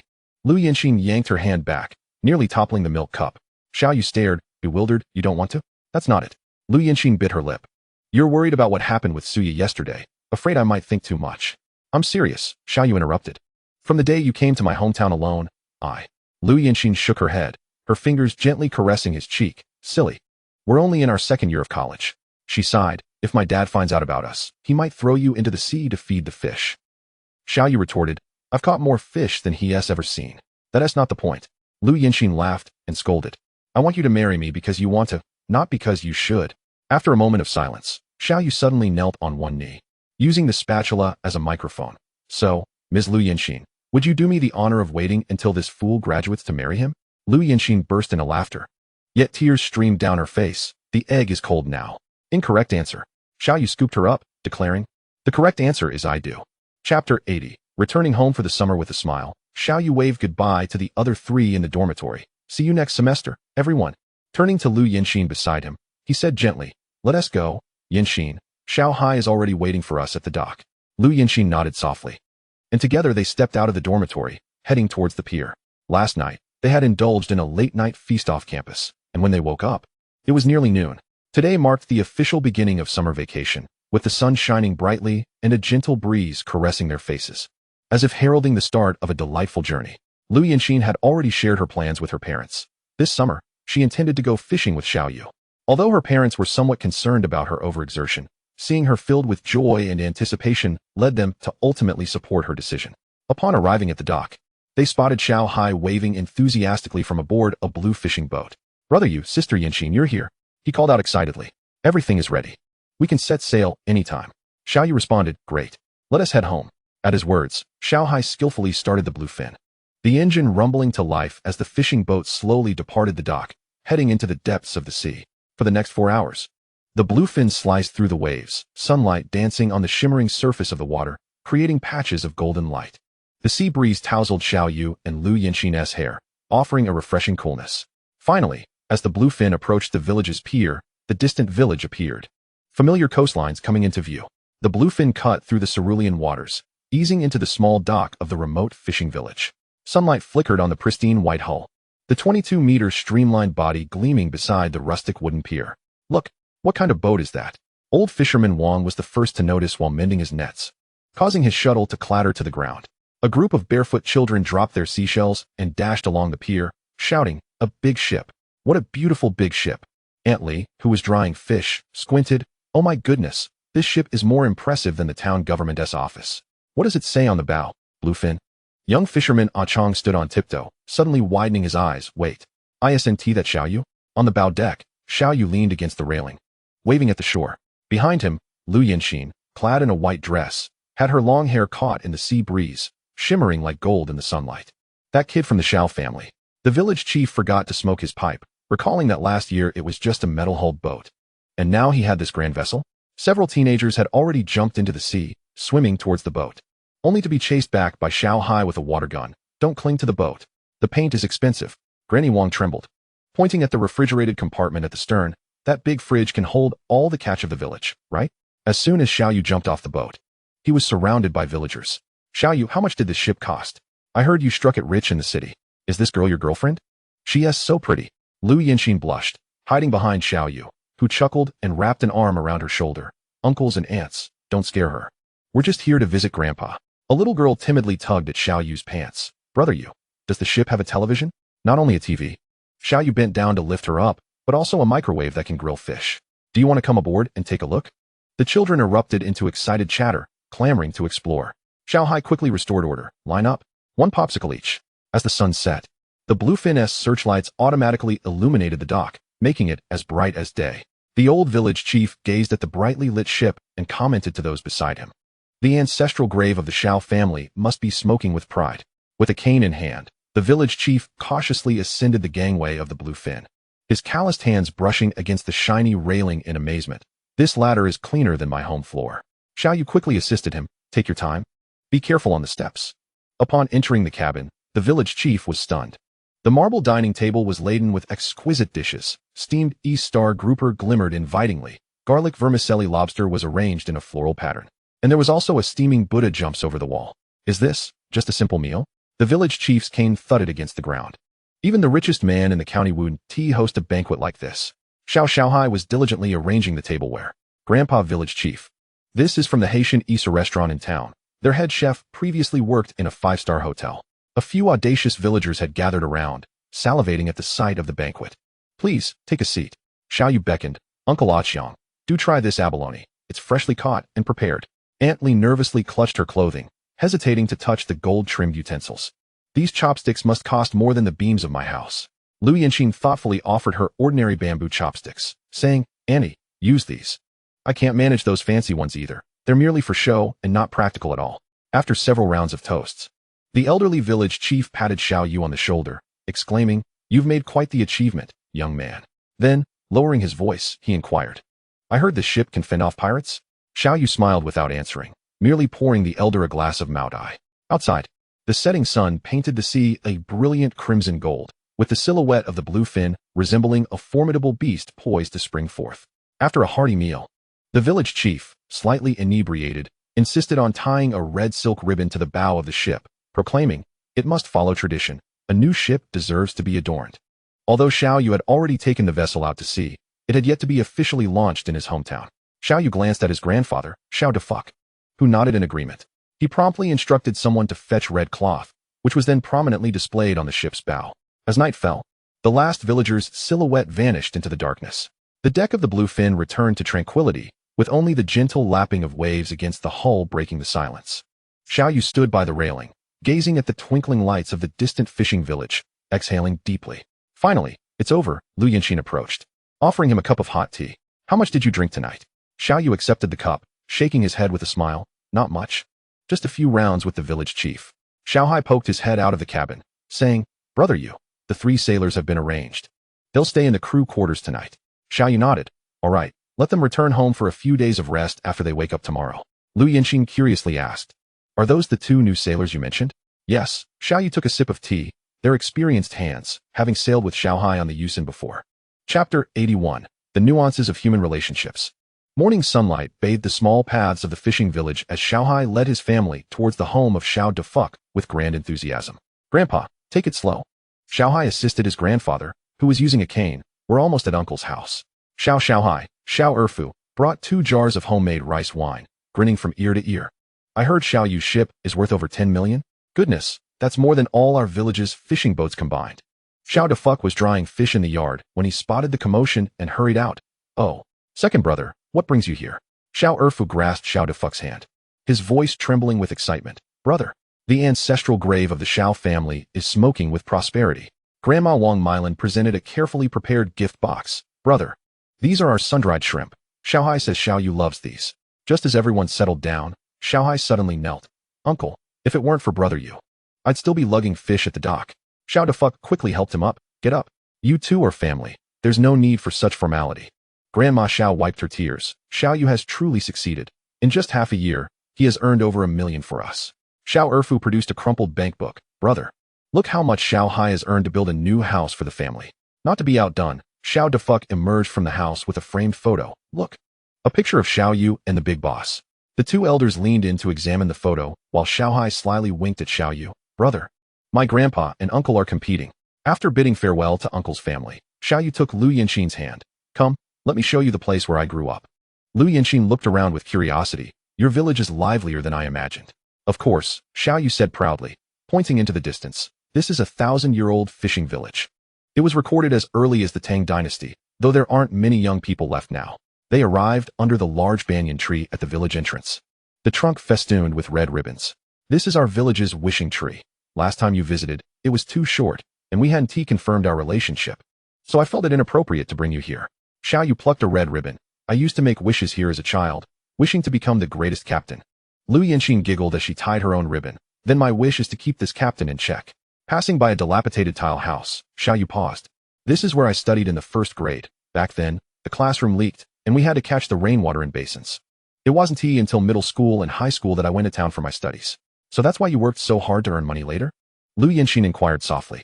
Xiao Yu shook his head. It was because one day, the teacher said, the sea will not disappoint those who are earnest. On the beach, there was a rudimentary swing, the wooden boards polished smooth from use. This was made by Grandpa at our pleading when Xiao Hai and I were little. Xiao Yu sat down to give it a try. Surprisingly, it hadn't fallen apart. Lu Yanxin gave him a gentle push. You must have been quite the mischievous child. Indeed, Xiao Yu laughed heartily. Once I swung too high and fell into the sea. My father grounded me for 3 days. As they reached the end of the dock, the setting sun cast long shadows of the two. Lu Yanxin suddenly pointed into the distance. Is that the bluefin? In the twilight, the ship's pristine white hull gleamed with golden edges, resembling a proud sea creature. Yes, aside from it, there's no other vessel of such size around here. Xiao Yu wrapped his arm around her shoulder, and now it has a new mistress beside it. As Xiao Yu and Lu Yanxin stepped into the courtyard, they spotted Grandpa Xiao Defuck seated with several village elders under the old locust tree, enjoying tea. Grandpa, we're back, Xiao Yu said, holding Lu Yanxin's hand and nodding respectfully to the elders. Uncle Li, Uncle Wang, Grandpa Zhao. The elders responded with warm smiles, though their eyes frequently scrutinized Xiao Yu. Understanding their curiosity, Xiao Yu was about to excuse himself when his grandfather called out, Xiao Yu, don't rush off just yet. Xiao Defuck set down his teacup, indicated the stone bench beside him, and sat down. Uncle Li rubbed his hands together and spoke first. Xiao Yu, I heard your big ship needs crew members. My boy just returned from military service. He's quite adept at swimming. Uncle Wang quickly added, my grandson is studying machinery repair at vocational school. He'd be a great asset. Grandpa Zhao, not wanting to be outdone, chimed in. Though my kid hasn't had much formal education, he has been hauling fish at the dock for 5 years. He is incredibly strong. Xiao Yu and Lu Yanxin exchanged glances, realizing the elder's intentions. Clearing his throat, Xiao Yu spoke earnestly. Gentlemen, the ship does indeed need hands, but I must make it clear. He surveyed the elders, his tone serious. Going out to sea is no trivial matter. I need those who can endure hardship and follow orders. If anyone is slack, I will send them back on the nearest fishing boat. The courtyard fell silent, the elders exchanging glances. That is understandable. Absolutely. Uncle Li was the first to respond. If that boy dares to slack off, I'll personally bring him back from the dock. Uncle Wang thumped his chest in assurance.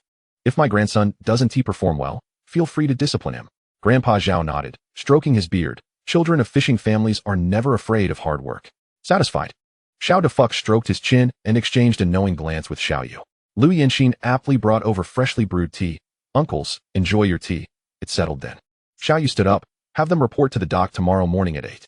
As they exited the courtyard, Lu Yanxin discreetly pinched his arm, whispering, Captain Xiao, such authority. Xiao Yu chuckled, holding her hand. ISNT this all thanks to your influence? Back in his room, Xiao Yu took out his phone and dialed Xiao Hai's number. Hello.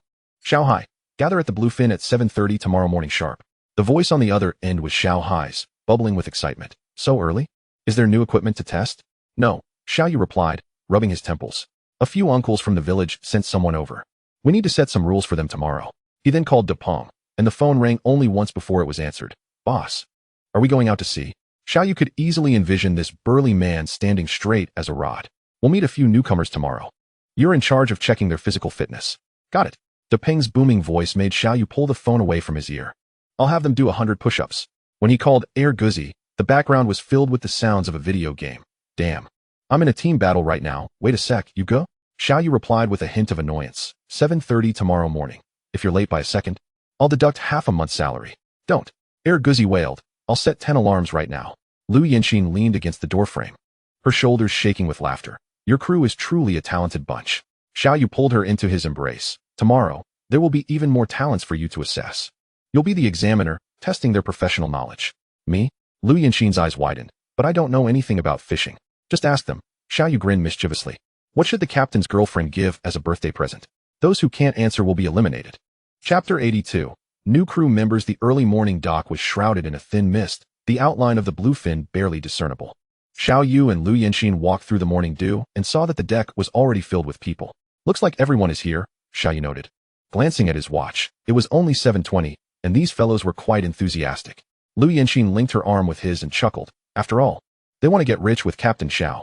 Upon stepping onto the deck, De Peng immediately stood at attention, reporting, Boss. All personnel present. Xiao Hai leaned in and whispered.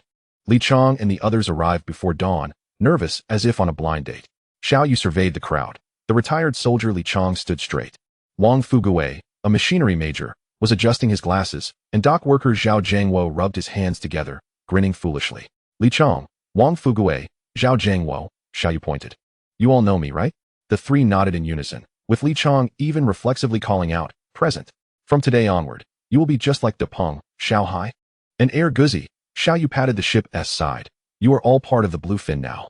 I have two rules. First, obey commands. Second, no cheating or slacking off. Xiao Yu's voice was particularly clear in the sea breeze, but as long as you do your part.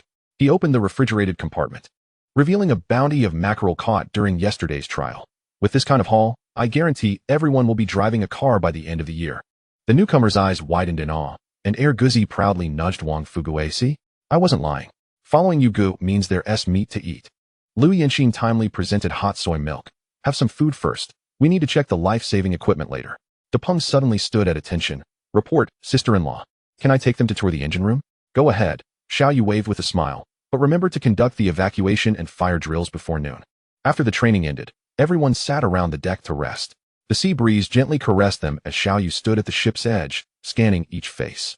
Brothers, you're all aware of the situation near the coast. His voice was steady. Over the years, fish have become scarcer. We cast our nets further. Yet our harvest diminishes each year. Li Chong nodded. My father said that 20 years ago, one could catch yellow croaker right from the shore. Now, it's hard to find them even 30 miles out. Xiao Yu patted the fishing rod beside him. So, from today onward, the bluefin's main target will be offshore and open seas. Deep sea giants? Wang Fugui adjusted his glasses, like tuna and marlin. Exactly, Xiao Yu affirmed. These fish have high economic value and cause minimal damage to marine ecology. He paused. Unless we encounter a school of high-priced yellow croaker, we will never use trawl nets. As for the remuneration, Xiao Yu raised 2 fingers. A monthly base salary of 5,000, plus 10 of the total value of each catch as a bonus. Guzi calculated on his fingers. Last time, your catch of yellow croaker sold for over 1 million. That 10 is 100,000. Zhao Jiangwo exclaimed, his eyes wide. If it's divided among us 6, each person would get nearly 1,500. Xiao Yu's expression turned serious. But let me make something clear. Deep-sea operations are fraught with risks. When storms arise, it's common to go 3 days and nights without sleep. Facing large fish can mean hours of struggle. De Peng thumped his chest. If you're afraid of hardship, don't be a fisherman. Well said. Xiao Yu regarded him with approval. So, starting tomorrow, we'll have specialized training, including deep-sea fishing, emergency medical care, and he paused meaningfully, techniques for defending against pirates.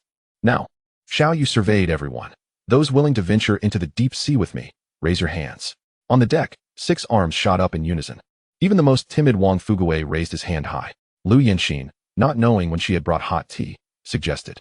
Then let us toast with tea instead of wine. Cheers. The 7 tea cups clinked together in the sunlight, splashing glistening droplets. Xiao Yu set down his cup, his gaze sweeping across each person on the deck. Brothers, make sure to explain everything clearly to your families. His tone was steady. This voyage will be different from the usual. We might not return for 10 days, or even half a month. Xiao Hai added.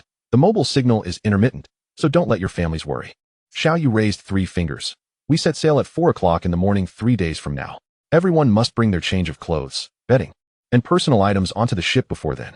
De Peng thumped his chest in assurance. I'll move them over tonight. What's the rush? Guzi rolled his eyes. My girlfriend insists on preparing 30 pairs of socks for me. Laughter erupted among the group, easing the previously tense atmosphere.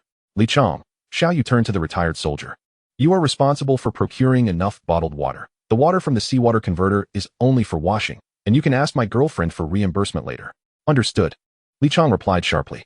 Wang Fuguwei, bring along several professional books. We'll rely on you for machinery faults. The bespectacled youth adjusted his frames.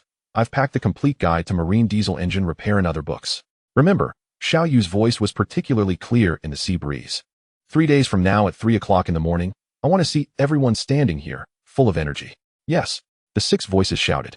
Startling the seagulls off the dock, Li Chong pushed open his front door, finding his father sitting in a wrought-tan chair, mending a fishing net. Dad, we set sail in 3 days. Li Chong placed his backpack down, his tone crisp. His father's hands paused. Where are we going this time? Open sea, fishing for tuna. Li Chong poured a glass of water. Captain Xiao said we might not return for half a month. His mother peeked out from the kitchen. So far away? She wiped her hands. I'll prepare some pickled vegetables for you. No need. Li Chong shook his head. The food on board is good. I'll go buy some mineral water. At the village store, Li Chong was loading bottled water into his cart. Hey, Changzi. The store owner, old Zhang, chuckled. Going on a long trip? Li Chong nodded. Going out to sea with Captain Xiao. That Xiao kid. Old Zhang quickly brought over 50 boxes of water. I heard his ship's equipment is more advanced than a warship. Li Chong smirked. The water cannon can shoot 50 meters. Old Zhang's eyes widened. Wow, that must be formidable. Here, take some compressed biscuits with you. Let me help you deliver them. Passing by Wang's house, Li Chong heard a quarrel from inside. Fuguwei, you just graduated. Wang's grandmother said, her voice tinged with tears. Grandmother, Wang Fuguwei's voice was resolute. The wages provided by Captain Xiao will cover your medical expenses for 6 months. Li Chong silently placed a box of water at the Wang family's doorstep and turned to depart. Meanwhile, Zhao Zhengwo was animatedly gesturing to his grandmother. This time, we will earn this amount. The elderly lady leaned on her cane. Money is of no concern. What matters is your safe return. Chapter 83, Targeting the High Seas. At the dock in the early hours of 3 o'clock, the sea breeze carried the briny scent of the ocean. The spotlight of the bluefin illuminated the dock, casting shadows of figures on the deck. On the shore, a group of family members clad in coats whispered to one another, their breath mingling with the cold air. Li Chong's father, a retired soldier, firmly patted his son's shoulder. Remember, at sea, you are a soldier. Yes. Li Chong instinctively straightened his back. His mother, eyes glistening with tears, handed him a thermos, ginger soup, drink it on the way. Suddenly, his father produced an old medal from his pocket. Take this. The Dragon King of the South China Sea will recognize it. Fuguwei, the elderly matriarch, clutched her grandson's clothing tightly. Grandma will be just fine at home. You need not worry. Wang Fuguwei knelt down, gently wiping the tears from her face. Did you not say that our ancestors from the Wang family were once ship captains? He pointed towards the bluefin. This time, your grandson will return with even greater renown. The old lady suddenly draped a string of prayer beads around his neck. May the Bodhisattva bless you. Zhao Zhengwo's grandmother, leaning on her cane with vigor, called out, Zhengwo, bring back a fish larger than a person. Sure thing. Zhao Zhengwo swung his robust arm. I'll hang it in our living room. A few cousins jeered. You're just boasting. Laughter diffused the sorrow of departure. If you fall into the sea, I'll remarry. A girl in her pajamas twisted the ear of a boy named Dapeng. Dapeng, grinning foolishly, handed over the keys. Take care of the succulents on the balcony. The girl suddenly embraced him. If they die, it's all over for you. Dad, my computer's D drive password is. Get lost. The middle-aged man kicked him. I'm not watching your little movies. Bring me a new hard drive, and take plenty of photos of big fish. Lu Yanqing quietly distributed notes to each family member. This is the maritime satellite phone number aboard the ship. You can reach us anytime. Xiao Yu observed all of this and suddenly blew a whistle. All aboard. Amidst the roar of the engines, the bluefin slowly departed from the shore. The midday sun bathed the shimmering sea, and several light spots appeared on the radar screen of the bluefin. They've arrived. Xiao Hai pointed to the distance. It's the Haifeng, NGU 668. Xiao Yu picked up the intercom. Uncle Chun, Brother Lin, did you have a smooth journey? The gruff voice of Captain Chun echoed through the Haifeng's loudspeaker. Damn it. We encountered 2 foreign patrol boats on the way. They circled around us 3 times. Captain Lin of GU 668 added with a chuckle. When we saw old Chun activate the water cannon, those scoundrels fled faster than a sailfish. Xiao Yu laughed. Good. Let us proceed as planned, maintaining a 1 nautical mile distance. Dapeng leaned in. Brother Yu, the sonar shows a school of fish to the southeast. Xiao Yu glanced at the nautical chart. We'll ignore it for now. Head towards the GPS-marked location. Turning to the intercom, he instructed, everyone, take note. Upon entering the high seas, We'll adopt a V-shaped formation. I will lead the way. Captain Chin's voice carried a hint of amusement. You think you're a carrier now? Pretty much, Xiao Yu grinned. But our aircraft is tuna. Suddenly, Air Guzzi pointed at Jiu 668. Hey, why is there a red lantern hanging at their stern? Lu Yanxin explained with a smile. Captain Lin's daughter got married last week. It's a sign of good fortune. Li Chong suddenly shouted. The radar is indicating a metallic signal ahead. Xiao Yu's expression turned serious. Everyone, slow down. Grabbing the binoculars, he focused on the wreckage of a sunken ship. Suddenly, he slammed down the binoculars. The rivets are arranged like those of Jiu Yunyun 098. The intercom fell into an immediate silence. The sea breeze wailed as the three fishing boats quietly hovered above the wreckage.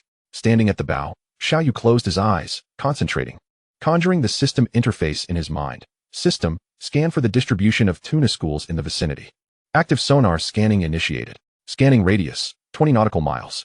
Detected 3 fish school signals. Nearest fish school, southeast direction, 82 nautical miles. Fish species analysis, yellowfin tuna. School size, approximately 520 fish. Average weight, 40 to 50 kilograms. Xiao Yu's eyes snapped open, a smile playing at his lips. Found it.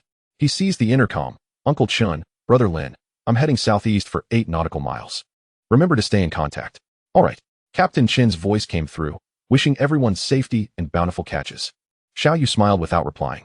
You all continue with the dragnet operation. I'll go catch some tuna. Captain Lin cautioned. Be careful. That area is close to disputed waters. The bluefin slowly turned, parting ways with the 2 dragnet fishing vessels. Shanghai, maintain a heading of 045. Dapeng, prepare the electric winch. Li Chong, check the live bait compartment. A series of commands sent the deck into a flurry of activity. Lu Yanxin handed him a cup of hot coffee. Your eyes are all red. Xiao Yu downed it in one gulp. I'll rest after I catch the first fish. At that moment, the system suddenly flashed a red alert. Abnormal vessel signal detected. Position, 15 nautical miles due north.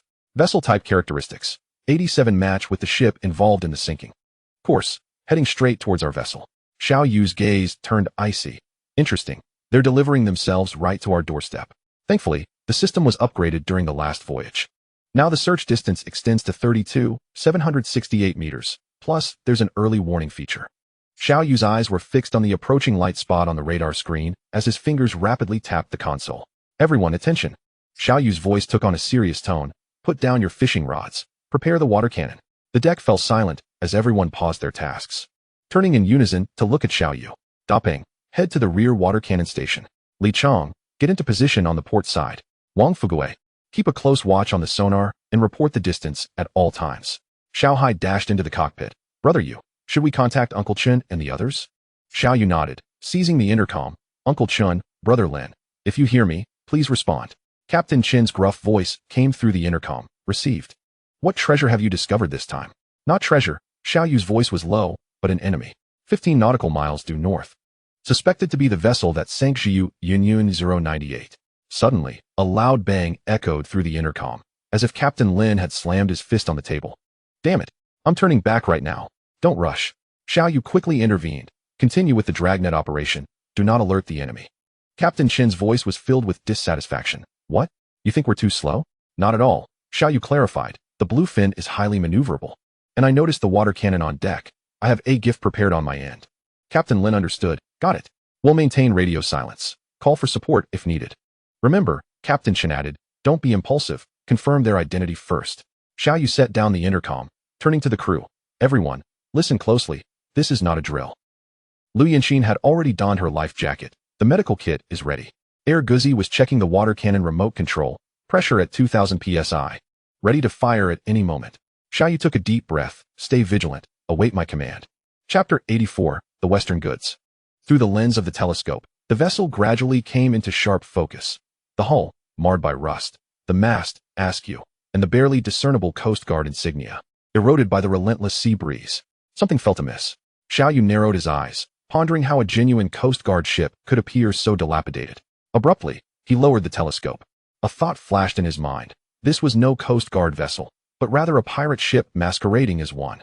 Xiao Yu seized the radio. Uncle Chun, Brother Lin, turn around immediately and encircle them. This is a counterfeit. A rough shout from Captain Chun erupted from the radio. Damn it. I've been itching for action. Captain Lin's voice, filled with excitement, responded. Got it. We'll flank them. Xiao Hai, full speed ahead. Target the enemy ship's starboard. Xiao Yu's voice thundered across the deck. The engine of the bluefin roared to life. The bow lifted sharply, charging toward the foe like an enraged shark.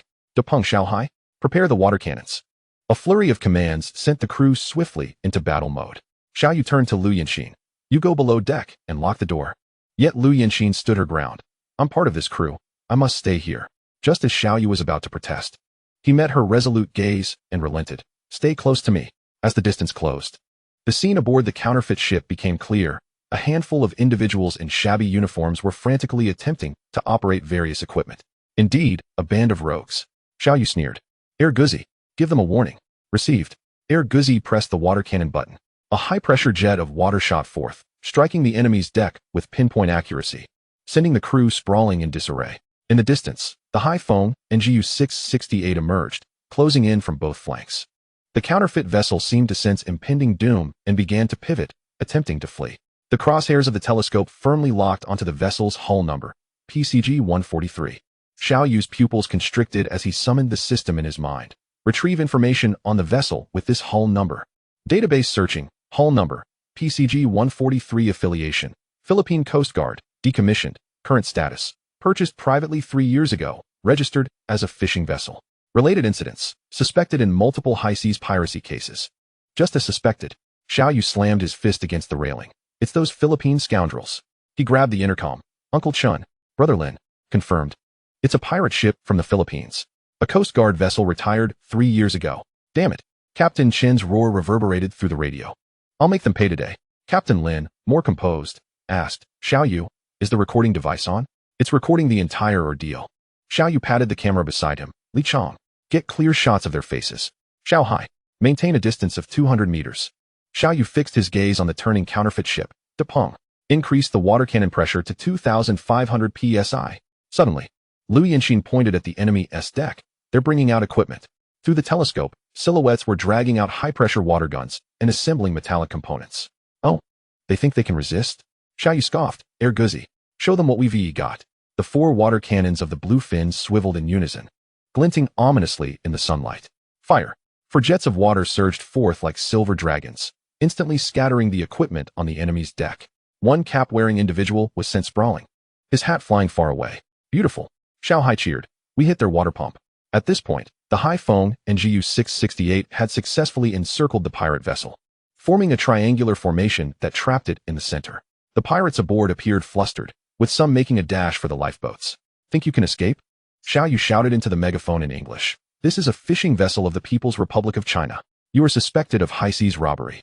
Immediately halt your vessel for inspection. The engine of the counterfeit ship suddenly emitted a deafening roar, recklessly charging straight toward the Haifeng. With a thunderous crash, the Haifeng's hull tilted sharply, narrowly evading the impact, while its stern kicked up a massive spray of water. Damn it, these lunatics. Captain Chen's furious shout came through the intercom. Brothers, pursue them. Xiao Yu promptly ordered. Bluefin, full speed ahead. Maintain pressure with the water cannons. The 3 fishing vessels, like predatory sharks, pursued the counterfeit ship relentlessly. Xiao Hai, steer left by 15 degrees, flank them.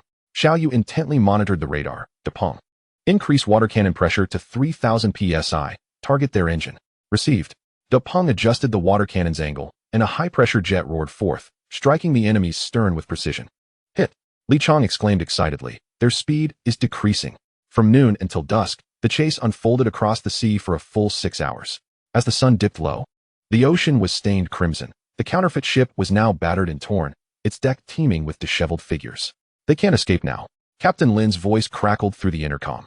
Fuel is nearly depleted. Xiao Yu smirked. Keep pursuing. Wear them down. As twilight descended and the sea breeze turned cold, the speed of the counterfeit ship dwindled, eventually drifting like a lifeless fish upon the water's surface. Xiao Yu raised the megaphone, sternly declaring in English, surrender your vessel. Otherwise, we will take further action. A few pirates aboard raised their hands, signaling their capitulation. The 3 fishing boats slowly approached, surrounding the enemy vessel completely. This prolonged pursuit across the sea had finally reached its conclusion. As night enveloped the horizon, the sea breeze carried with it a briny scent. Xiao Yu stood on the deck of the Bluefin, gazing at the now powerless counterfeit ship, and picked up the radio. Uncle Chun, Brother Lin, let us tow them back. All right. Captain Chen's rugged voice responded. I'll get the tow line ready. Captain Lin added with a grin. We've finally avenged the Zhiyu Yin 098. Peng and Li Chong swiftly operated the winch, casting the stout tow line toward the counterfeit ship, securing it firmly to the bow's towing ring. The Haifeng and Gu 668 secured the tow lines from either side, as the three fishing vessels, like guards escorting prisoners, slowly towed the counterfeit ship back toward the waters of Longhua. On the deck, 7 despondent pirates were tightly bound. Search them, Xiao Yu commanded coldly. Check for weapons. Guzi retrieved a dagger from one of them. Oh, they even brought a weapon? Xiao Yu took up the satellite phone and dialed the Coast Guard hotline. This is the Bluefin. We have captured a gang of robbers disguised as a Coast Guard ship at the coordinates east longitude XXX, north latitude XX. We are currently towing them toward our territorial waters, suspected culprits of the sinking of Jiu Yun 098, requesting assistance. A serious response came from the other end of the line. Received. A Coast Guard vessel is en route to assist.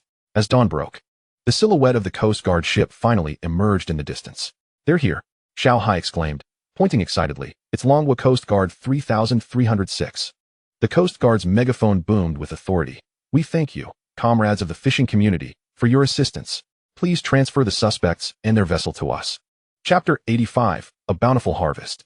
The outline of the Coast Guard vessel gradually faded into the distant horizon, and the sea returned to its tranquility. As for whether those individuals would confess to their crimes, that was no longer a concern for Xiao Yu and his crew. Xiao Yu stood at the bow of the Bluefin, gazing at the Haifeng and Gu 668 sailing alongside. He picked up the radio and said, Uncle Chun, Brother Lin, we can finally fish with peace of mind now. Captain Chen's jovial laughter resonated through the radio. What a thrill. This battle was truly exhilarating. Those scoundrels have finally met their match. Captain Lin responded with calm assurance. Xiao Yu, we owe this to you. If you hadn't seen through their disguise, we might have fallen into their trap. Xiao Yu nodded. Let us stick to the original plan. You continue with the trawling, and I'll go for tuna. Agreed.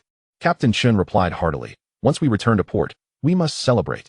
Captain Lin cautioned. Be careful. Although we've dealt with those rascals, this area remains unsettled. Xiao Yu smiled lightly. Rest assured, I know my limits. As he watched the 2 fishing vessels gradually depart, Xiao Yu closed his eyes and summoned the system in his mind. Scan for nearby tuna schools. Sonar scanning initiated. Fish signals detected. 12 nautical miles southeast. Species, big eye tuna. School size, approximately 20-30 fish. Average weight, 60 to 80 kilograms. Xiao Yu opened his eyes, his lips curling into a smile. Found them. The radio crackled with Captain Chen's final words of advice. Xiao Yu, take care. Call if you need anything. Captain Lin's voice followed closely. Stay safe. Don't push yourself too hard. Xiao Yu pressed the talk button. You too, take care. See you back at port. Xiao Hai, head southeast and proceed at full speed. Xiao Yu commanded. The engine of the Bluefin roared to life, slicing through the azure waters towards the school of fish. Lu Yinxin approached Xiao Yu's side, whispering, At last. We can fish with peace of mind. Xiao Yu grasped her hand, his gaze resolute. Yes, this time we must return with a full catch. The Bluefin cut through the Cerulean Sea, racing towards the coordinates marked by the system. Standing in the cockpit, Xiao Yu focused on the dense points of light on the sonar screen. Xiao Hai, slow down to 3 knots. Prepare to drop the line. On the deck, the crew was already bustling about. Da Peng was checking the electric reel, Li Chong was preparing live bait, and Wang Fugui was calibrating the sonar depth. Drop the line. Xiao Yu commanded, and 6 heavy fishing rods plunged into the sea simultaneously. In less than 10 minutes, the rightmost rod bent dramatically in a spine-tingling arc. Fish on.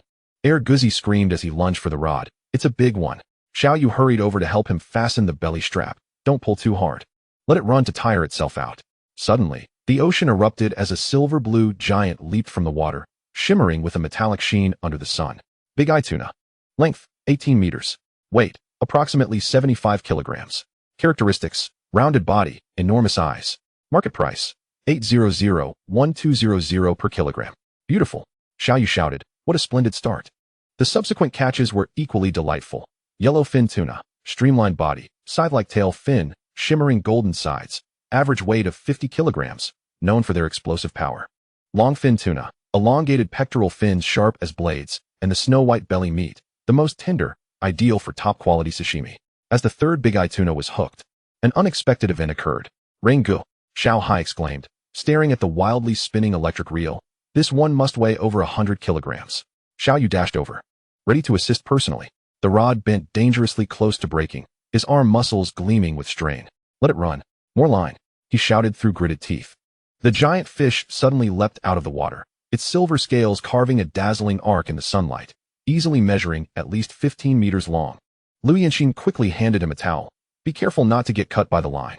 Each tuna brought on board was immediately processed with precision, bleeding, a precise cut at the gills to ensure the meat remains fresh, evisceration to prevent bacterial contamination, icing, rapid freezing at -60 degrees to lock in flavor. Wang Fugui recorded the details while muttering, third yellowfin, length 12 meters, weight 58 kilograms. After 3 days of relentless effort, the cold storage of the bluefin was crammed to capacity. Xiaoyu pushed open the cold storage door, squeezing in the last longfin tuna. But the door slammed shut. It truly couldn't fit anymore. On the deck, the crew lay slumped in exhaustion. Dapeng still had scales on his arms. Li Chang's fingers were cut from the fishing line, and even the usually boisterous Air Guzi leaned against the railing, yawning. Work's done. Xiaoyu clapped his hands. The cold storage is full, and we all deserve a break. Xiaohai struggled to rise. I'll start the engine right away. Liu Yanxin was counting the medical supplies. 3 of the crew have injuries. 5 are suffering from muscle strain. Xiaoyu picked up the satellite phone. Let us inform Uncle Chun and the others. Haifeng, do you read me? Captain Chin's voice crackled with static. What is up, Xiaoyu? Caught a shark? Better than a shark. Xiaoyu chuckled. The cold storage is bursting. We're preparing to head back. Goodness. Captain Chun exclaimed. We've only filled 7/10 of our nets here. You rascal. Captain Lin's voice interjected. We'll also return tomorrow. See you at the dock. Xiaoyu hung up the phone and looked at the crew sprawled across the deck. Everyone. Perk up. Final checks before we head back. Dapeng. Gather the fishing gear. Li Chang. Secure the cold storage. Wang Fugui. Organize the logbook. Liu Yanxin handed out energy drinks. Drink up before getting back to work.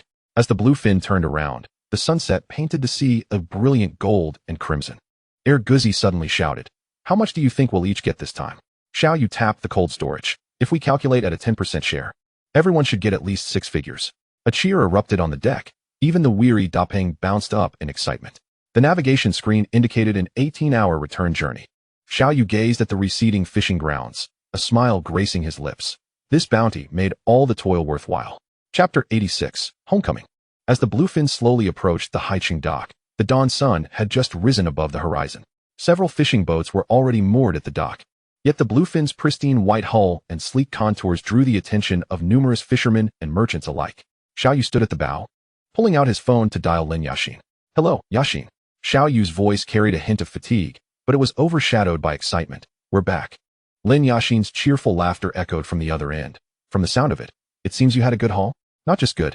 Xiaoyu glanced back at the cold storage. It's packed full of big eye, yellowfin, and longfin tuna, with the largest exceeding 100 kilograms. Lin Yaxin's voice instantly rose in pitch. 100 kilograms. Hold on, I'll arrange for the cold chain truck to come. After hanging up, Xiaoyu turned to the crew and commanded, prepare to unload. Lin's team will be here shortly. Dapeng stretched his sore shoulders. Finally, we can breathe easy. Li Chang had already started checking the temperature records of the cold storage. It stayed at -60 throughout. The meat is absolutely fresh. Wang Fugui grinned. Based on market estimates, this batch is worth at least 3 million. Air Guzi whistled. We've struck it rich. Within an hour, 3 white cold chain trucks emblazoned with the Haiyan building logo arrived at the dock. Lin Yaxin led the team, and as soon as she got out, she waved to Xiaoyu. Captain Xiao? This time, you better not tell me not much cargo again. Xiaoyu smiled as he approached. This time, I promise to satisfy you. As the refrigerated compartment door swung open, Lin Yaxin's eyes instantly sparkled with delight. Goodness, the quality of these tuna is exceptional, she exclaimed, striding forward to expertly examine the fish's eyes and gills. The corneas are crystal clear, and the gills are a vibrant red. The freshness is truly remarkable. Xiaoyu crossed his arms, smirking. So what do you think? I didn't deceive you, did I? Lin Yaxin turned to her assistant, commanding, load everything onto the truck. Inform the kitchen to prepare. We'll be unveiling a new sashimi platter tonight. Upon returning to the cabin, Lin Yaxin opened her tablet. According to our last agreement, I'll add an extra 15 per kilogram for this batch, she stated. Xiaoyu raised an eyebrow. Such generosity? Lin Yaxin replied with a sly smile, the condition being, you prioritize supplying me on our next voyage. Xiaoyu extended his hand. It's a deal. The financial statement displayed clearly on the tablet. Bluefin tuna, 1. 420 kilograms at 100, totaling 562,000. Yellowfin tuna, 980 kilograms at 900, totaling 882,000. Albacore tuna, 760 kilograms at 850, totaling 646,000. Skipjack and others, 320 kilograms at 300, totaling 96,000. Total, 3,186,000. Lin Yashin delicately tapped the screen. I'll waive the cents. So it's a clean 2 million. She looked up with a smile. This marks our highest single procurement record at Haiyan Tower. Previously, I resold your catches to those upscale Japanese restaurants. Xiaoyu turned to the deck, calling out, brothers, time to settle up. The crew quickly gathered. And upon seeing the figures on the tablet, one exclaimed, wow, Dage, we've hit the jackpot. Big Peng calculated, 10% of 2 million is 320,000. We can split that among the 6 of us. Wang Fugue squinted. That's about 53,000 each. Xiaoyu pulled out his phone. Let us distribute the bonuses right now. The notification chimes rang in succession. Little Hai gazed at the bank message. 53,000. It's in. Xiaoyu added. This is pure profit. I've already set aside the funds for damages and insurance. After the money was distributed, the lively laughter of the crew echoed around the dock. Xiaoyu checked his watch and instructed everyone, pack your things. We're heading straight back to the village. Little Hai was taken aback. Brother, aren't we staying the night here? No. Xiaoyu gazed toward the distant sea. We've been out for so long. It's time to return. The engine of the Bluefin roared softly as it gradually departed from Haiching's dock. Lu Yinxin stood beside Xiaoyu. Are we in such a rush to go back? Xiaoyu smiled. Returning early will bring joy to the villagers. He paused, adding, besides, Grandpa must be anxiously awaiting our return. On deck, the crew, buoyed by their bonuses, were in high spirits. Big Peng was polishing his fishing rod. When I get home, my dad must see my bonus. Li Chong was carefully stowing his bank card. This is enough to buy my mom a new wheelchair.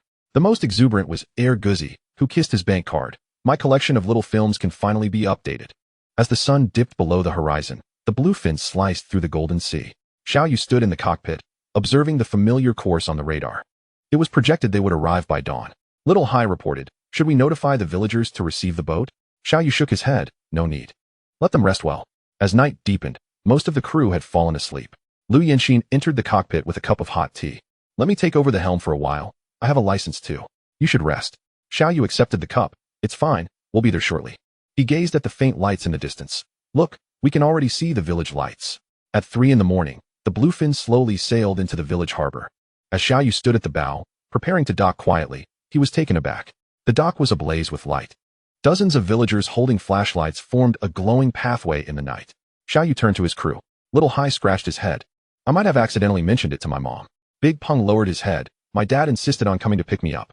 As the boat approached the dock, Li Chong's mother rushed forward. Xiangzi, let me see if you've lost weight. Wang Fugue's grandmother, leaning on her cane, trembled as she touched her grandson's face. Fugue. Was the sea breeze harsh? Zhao Jiangwo's 3 cousins lifted him up. Good lad. You've brought honor to the Zhao family. Just as Xiaoyu intended to slip away, someone tugged at his sleeve. Little Yu, Xiao Defuku had appeared behind him, holding a thermos. Grandpa made you ginger soup. Lu Yinxin took the thermos. Grandpa, you shouldn't have. Humph. The elder glared. All these kids have someone to pick them up. My grandson can't be left out. On the dock, the crew members were surrounded by their families, bombarded with questions. Big Peng's father patted his son's shoulder. Good. You're a real man. Air Guzzi's sister was rummaging through her brother's phone. I want to see pictures of the big fish. Li Chong's mother was incessantly stuffing eggs into her son's arms. Here, eat these, they're nutritious. Xiaoyu watched as the crew members departed, enveloped by their families. A smile involuntarily crept onto his lips. Such a return didn't seem so bad after all. Chapter 87. Farewell, and setting sail Xiaoyu was forcibly pulled home by his grandfather. And as soon as he hit the bed, his eyelids grew heavy, rendering him unable to lift them again. Sleep well, I'll call you when dinner is ready. His grandfather gently closed the door. However, he slept soundly until the following evening. Sunlight slipped through the curtain's crevice, only to stealthily escape again. His phone buzzed several times on the bedside table. 9:30 Little Hai. Brother Yu, my mom wants you to come over for dinner. 12:15 Lu Yinxin. Are you awake? I saved some fish soup for you. 15:40 Uncle Chen. Kid, don't forget the celebration feast. Xiaoyu turned over and continued to sleep. By 6 in the evening, Xiaoyu suddenly bolted upright. What time is it? Outside the window, the setting sun bathed the persimmon tree in a fiery hue. His grandfather's laughter echoed from outside. Finally awake? You've slept for 14 hours. Xiaoyu grabbed his phone. 18:07. Take your time eating. His grandfather brought in a steaming bowl of fish soup, specially prepared with fresh bass. He puffed on his pipe. The whole village is talking about your boat. Xiaoyu devoured his meal, realizing just how ravenous he was.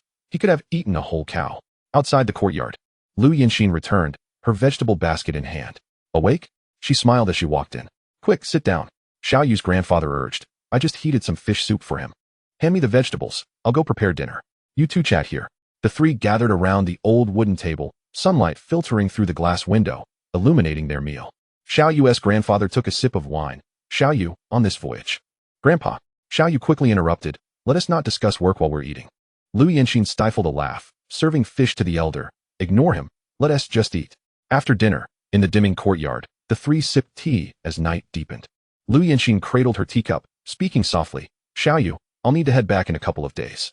Xiao Yu's fingers paused on the cup's rim before he nodded. Yes, you can't spend the entire summer here. Xiao Yu's grandfather glanced at them, sensing the mood, and stood up. I'll go check on the water on the stove. Only the fragrance of tea lingered in the courtyard. Have you booked your flight? Xiao Yu inquired. Lu Yanxin shook her head. I'm taking the high-speed train. I have too much luggage. After a moment of silence, Xiao Yu suddenly chuckled. When you head back, remember to try those snacks we had at your place last time. I'm dying for them. Lu Yanxin also smiled, saying, I'll take a photo for you, though what she did not mention was that she had already booked a ticket to return at the end of the month. Grandpa Xiao returned with a plate of fruit. Girl, take some crab paste with you. No need. Grandpa, Lu Yanxin quickly waved her hand. My mom is surely preparing a lot. Take it. The old man shot her a stern look. It's better than what you find at the supermarket. The announcement at the high-speed train station echoed, and Lu Yanxin's figure gradually disappeared at the ticket gate. Xiao Yu stood on the platform, not turning away until the train had completely departed. He took out his phone and dialed Xiao Hai's number. Notify everyone to gather at the dock tomorrow. Prepare for departure. The crew of the Bluefin quickly received the message and sprang into action. Depeng was at home helping his father repair a fishing boat when he received the call and immediately set down his tools. Dad, I have to go. Yugu is calling us out to sea. Li Chong had just accompanied his mother for a follow-up at the hospital. Upon hearing the news, he squeezed her hand. Mom. This time I'll get you a new wheelchair. Ergo hurriedly shut off his computer game. Damn, my chicken dinner teammates are going to kill me. The next morning, the Bluefin was docked at the pier, and the crew boarded in succession. Xiao Hai was checking the supplies. Bait, ice, provisions, all accounted for. Depeng was inspecting the water cannon system. Pressure is normal, ready to activate at any moment. Li Chong was organizing the fishing gear. This time, I brought all heavy-duty equipment. It seems our target is substantial. Ergo was clutching a bag of snacks. I brought enough instant noodles to last a week. Everyone chorused, get lost. The engine roared to life, and the Bluefin slowly departed the dock. Xiao Yu stood at the bow, gazing at the receding coastline, his eyes resolute. This time our goal, he turned to the crew and declared, is to return laden with bounty. The Bluefin sliced through the morning mist, gently making its way to Haiqing Pier. In the distance, the Haifeng and Jiu 668 were already anchored at their designated spots, and the two captains waved from the deck. Xiao Yu picked up the radio. Uncle Chun, Brother Lin, sorry to keep you waiting. Captain Chin's rugged voice came through. You brat finally made it. I've been waiting so long that the bait is almost stale. Captain Lin chimed in with a laugh. Captain Xiao has become quite the big shot, leaving us two old men to wait. Xiao Yu responded with a smile. How could I dare? I had to send my girlfriend off first. The three captains gathered in the cockpit of the Bluefin, with nautical charts spread out before them. Are we still doing our own thing? Captain Chen asked, puffing on his pipe. Xiao Yu nodded. You drag your nets, and I'll fish for mine. He pointed to the chart, but if anything comes up, we'll look out for each other. Captain Lin understood. Got it. Just like last time, keep radio channel 5 open. Back on their respective boats, Xiao Yu instructed his crew. Check the fishing gear, especially the electric reels. We're going after some big ones today. Xiao Hai asked curiously, you go? Aren't we going to net with Uncle Chin? No. Xiao Yu shook his head. We're focusing on catching tuna while they do their trawling. The three ships sailed out of the harbor in succession, maintaining a safe distance. Captain Chin's voice crackled over the radio. Kid, don't drift too far. Xiao Yu laughed in response. Don't worry, if we do run into pirates, we'll still rely on your deep-sea net. As the sun dipped below the horizon, the Bluefin finally ventured into the open sea.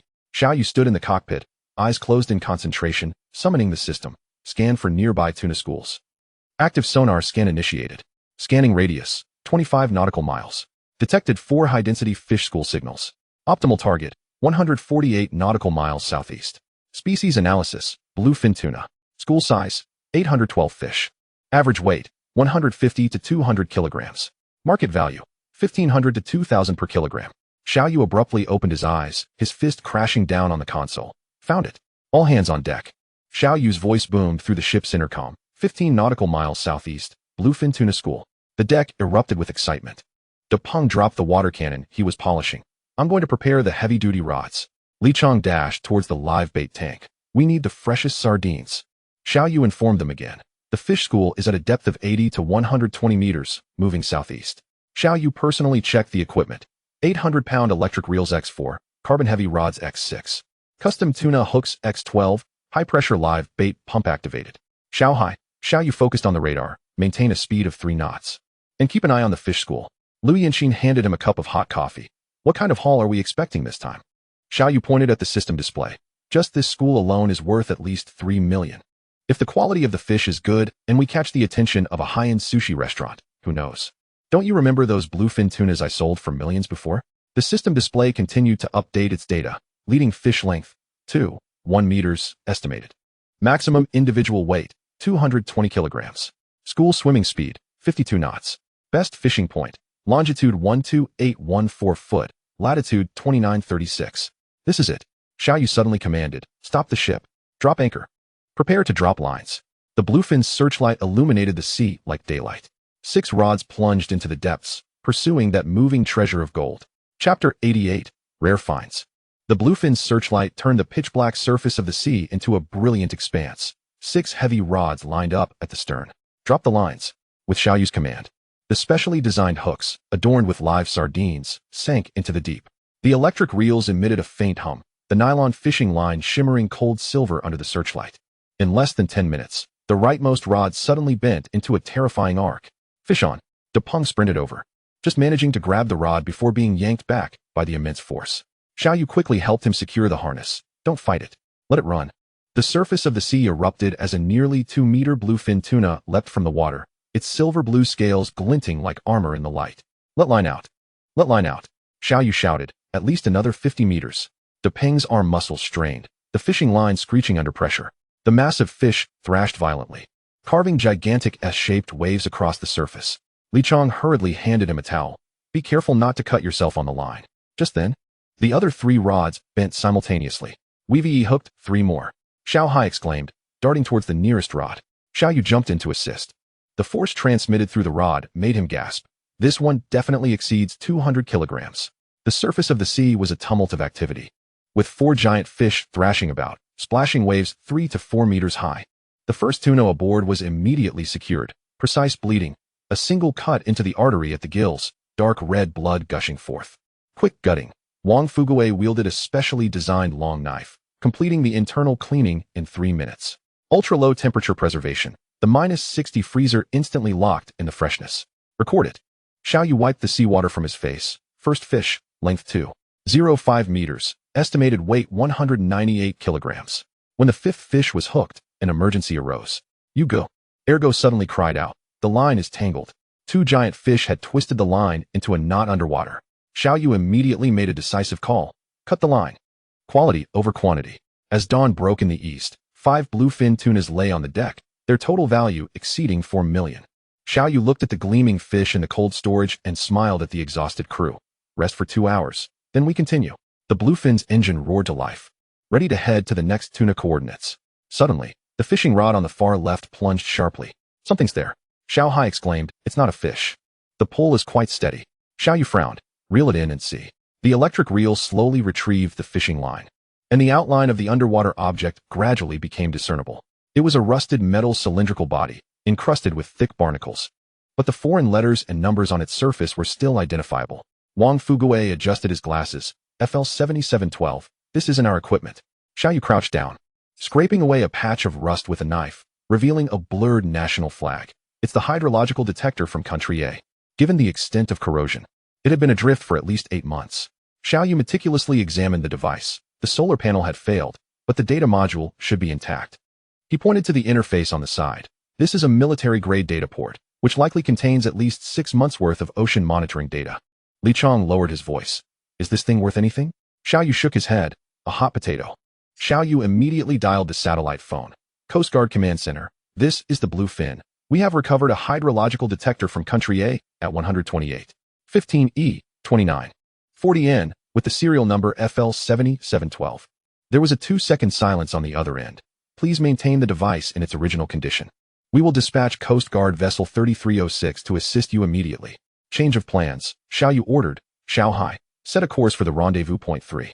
Depeng scratched his head. What about the tuna school? Let us handle the matter at hand first. Xiaoyu glanced at the detector. This object is more significant than an entire shipload of tuna. The bluefin adjusted its heading. The rusted detector on the deck stood out conspicuously. The bluefin slowly approached the designated rendezvous point 3, and the outline of the Coast Guard vessel was now clearly visible in the distance. The voice of Coast Guard 3306 boomed through the loudspeaker. Bluefin, please halt for inspection. Xiaoyu commanded. Stop the ship, drop anchor, prepare for handover.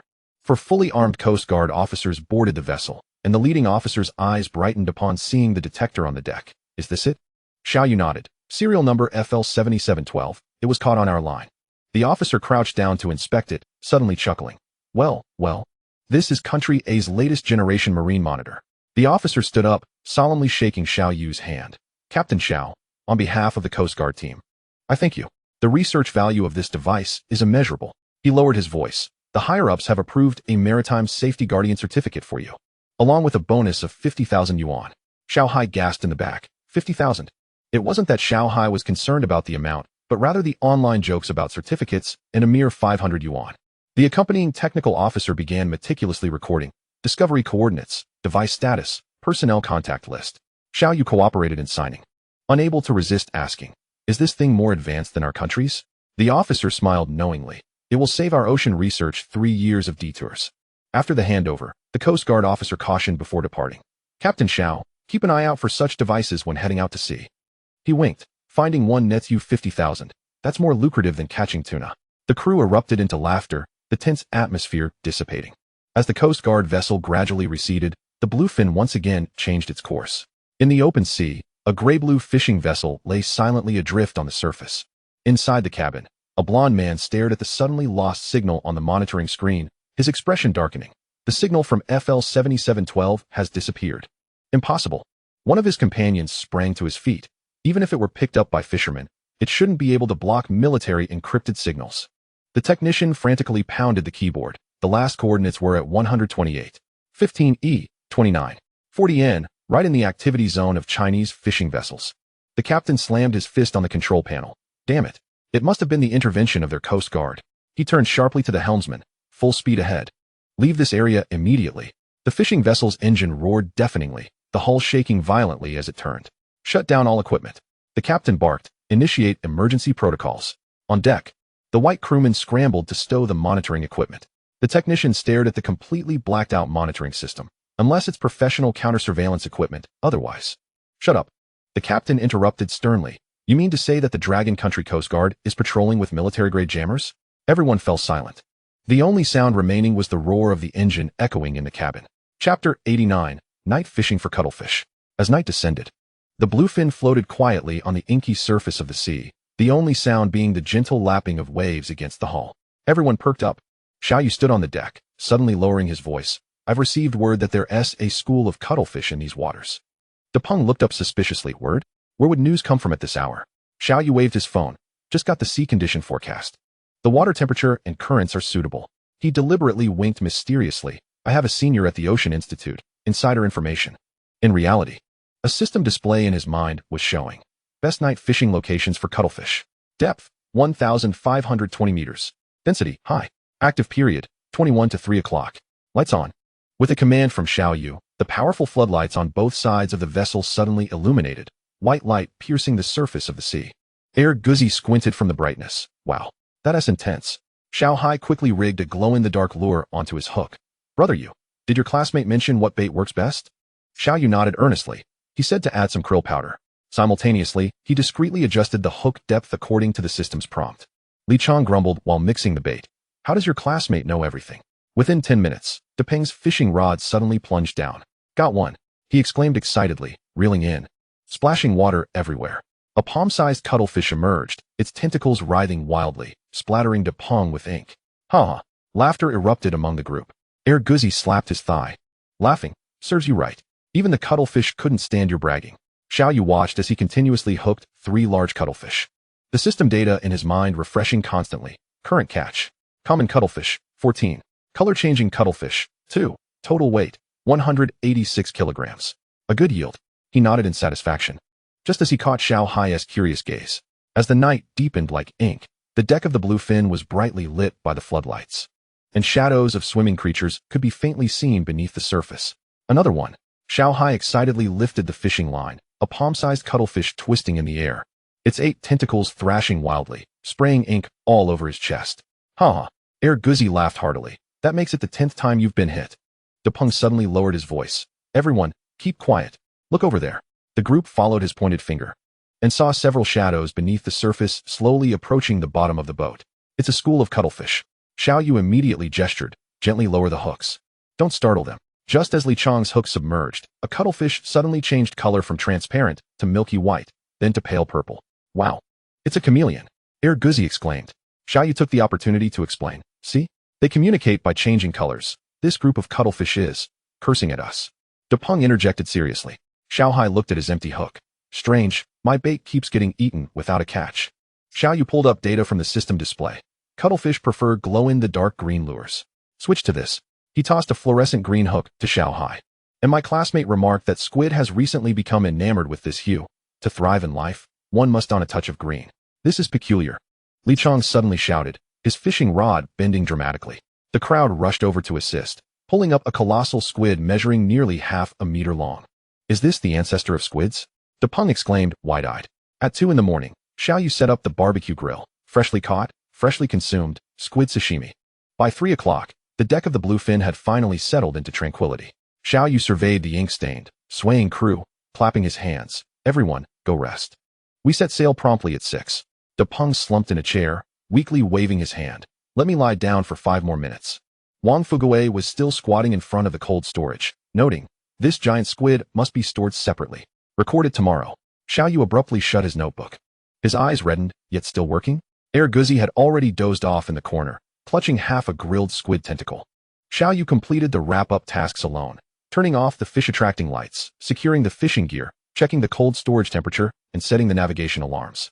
As he gently closed the cockpit door, the entire vessel was enveloped in a symphony of rhythmic snores.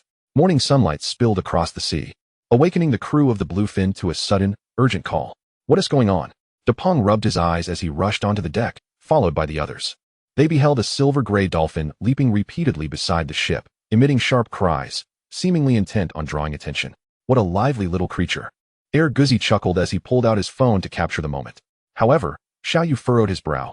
The dolphin's swimming pattern was unusual, as it would swim a short distance before returning, as if leading the way. He closed his eyes, invoking the system in his mind, scanned the behavioral intentions of this dolphin. Biological behavior analysis in progress. Species, juvenile bottlenose dolphin. Behavior pattern, guiding behavior, 98 match. Possible reason, group in peril requiring assistance. Recommendation, follow its course. Xiao Yu's eyes flew open. Little dolphin. Immediately alter course, follow it. Huh, follow the dolphin? Xiao Hai looked bewildered. No time to explain. Xiao Yu dashed into the cockpit, hard over to port, heading northwest. The little dolphin, noticing the ship's movement, accelerated ahead, frequently breaching to check if they were following. Li Chang leaned over the side. It's swimming so fast, something must be wrong.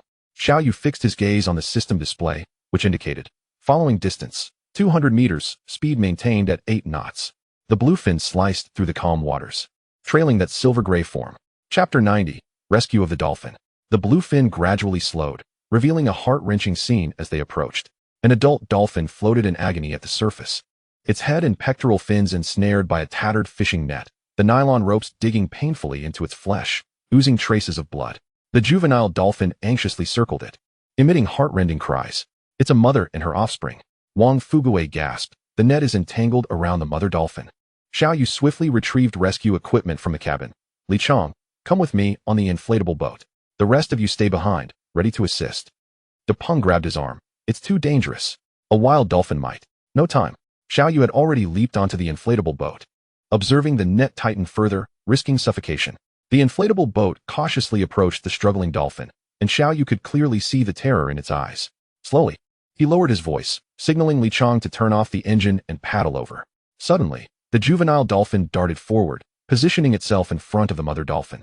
Emitting a warning cry, Xiao Yu slowly bent down, extending a specialized long-handled net cutter towards the fishing net. Easy now, we're here to help.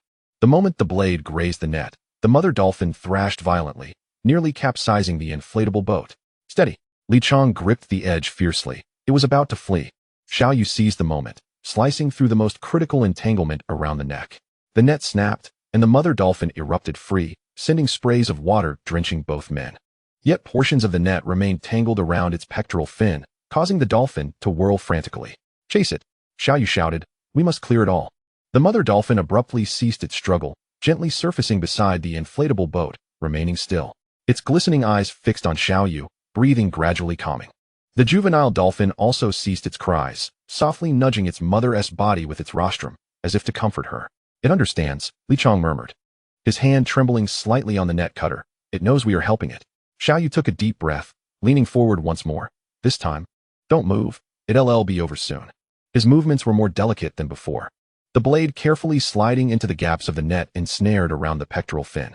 The mother dolphin's skin rose and fell with its breath, yet it remained still. The juvenile dolphin swam a circle around the inflatable boat, suddenly leaping from the water, the splash forming a small rainbow in the sunlight. The last entanglement. Xiaoyu focused on the spot, deftly severing the final strands of netting. The mother dolphin flicked its tail and finally broke free. It did not swim away immediately but lingered beside the inflatable boat for a few seconds, gently nudging Xiaoyu's life jacket with its rostrum. It was a gesture of gratitude. Lichang watched, astonished. The two dolphins began circling the inflatable boat, chirping joyfully. On the bluefin. Depeng couldn't contain his excitement. "This is incredible." Xiaoyu smiled and waved at them. "Off you go, be careful next time." The mother dolphin cast one last glance at Xiaoyu before diving into the depths with her young, disappearing into the ocean's embrace. As the inflatable boat was hoisted back onto the bluefin, Xiaohai eagerly inquired, "Brother Yu, where are we headed next?" Xiaoyu closed his eyes, invoking the system in his mind. Scan for high-value catches nearby. Sonar scanning in progress. Northeast, 12 nautical miles. Fish species, big eye tuna. School size, 1, 520 individuals. Average weight, 80 to 120 kilograms. Market valuation, 900-1200 per kilogram. Xiaoyu's eyes flew open, northeast direction, full speed ahead. Suspected big eye tuna. Big eye tuna. Depeng jolted upright, "Quick. Prepare the heavy-duty fishing gear." Lichang shouted as he ran. "I'll start the live bait pump." Wang Fuguei had already pulled up the nautical chart. "The current is heading that way. We'll arrive in 10 minutes. Xiaohai's hands trembled on the helm. "Brother Yu, this is too coincidental, right? Just rescued the dolphins and now." Xiaoyu gazed at the roiling sea ahead. Perhaps good deeds truly do receive rewards. In less than 10 minutes, the sonar screen suddenly lit up with dense red dots. Now, Xiaoyu seized a fishing rod, casting his line. 4 lines dropped simultaneously. Beneath the surface, massive silver-blue forms glided, each exceeding a meter in length. On the deck of the bluefin, an intense fishing battle commenced. "Let out more line. Keep letting it out," Xiaoyu bellowed, gripping the rod tightly, his arm muscles taut and glistening. The fishing line whistled, sending splashes of water flying.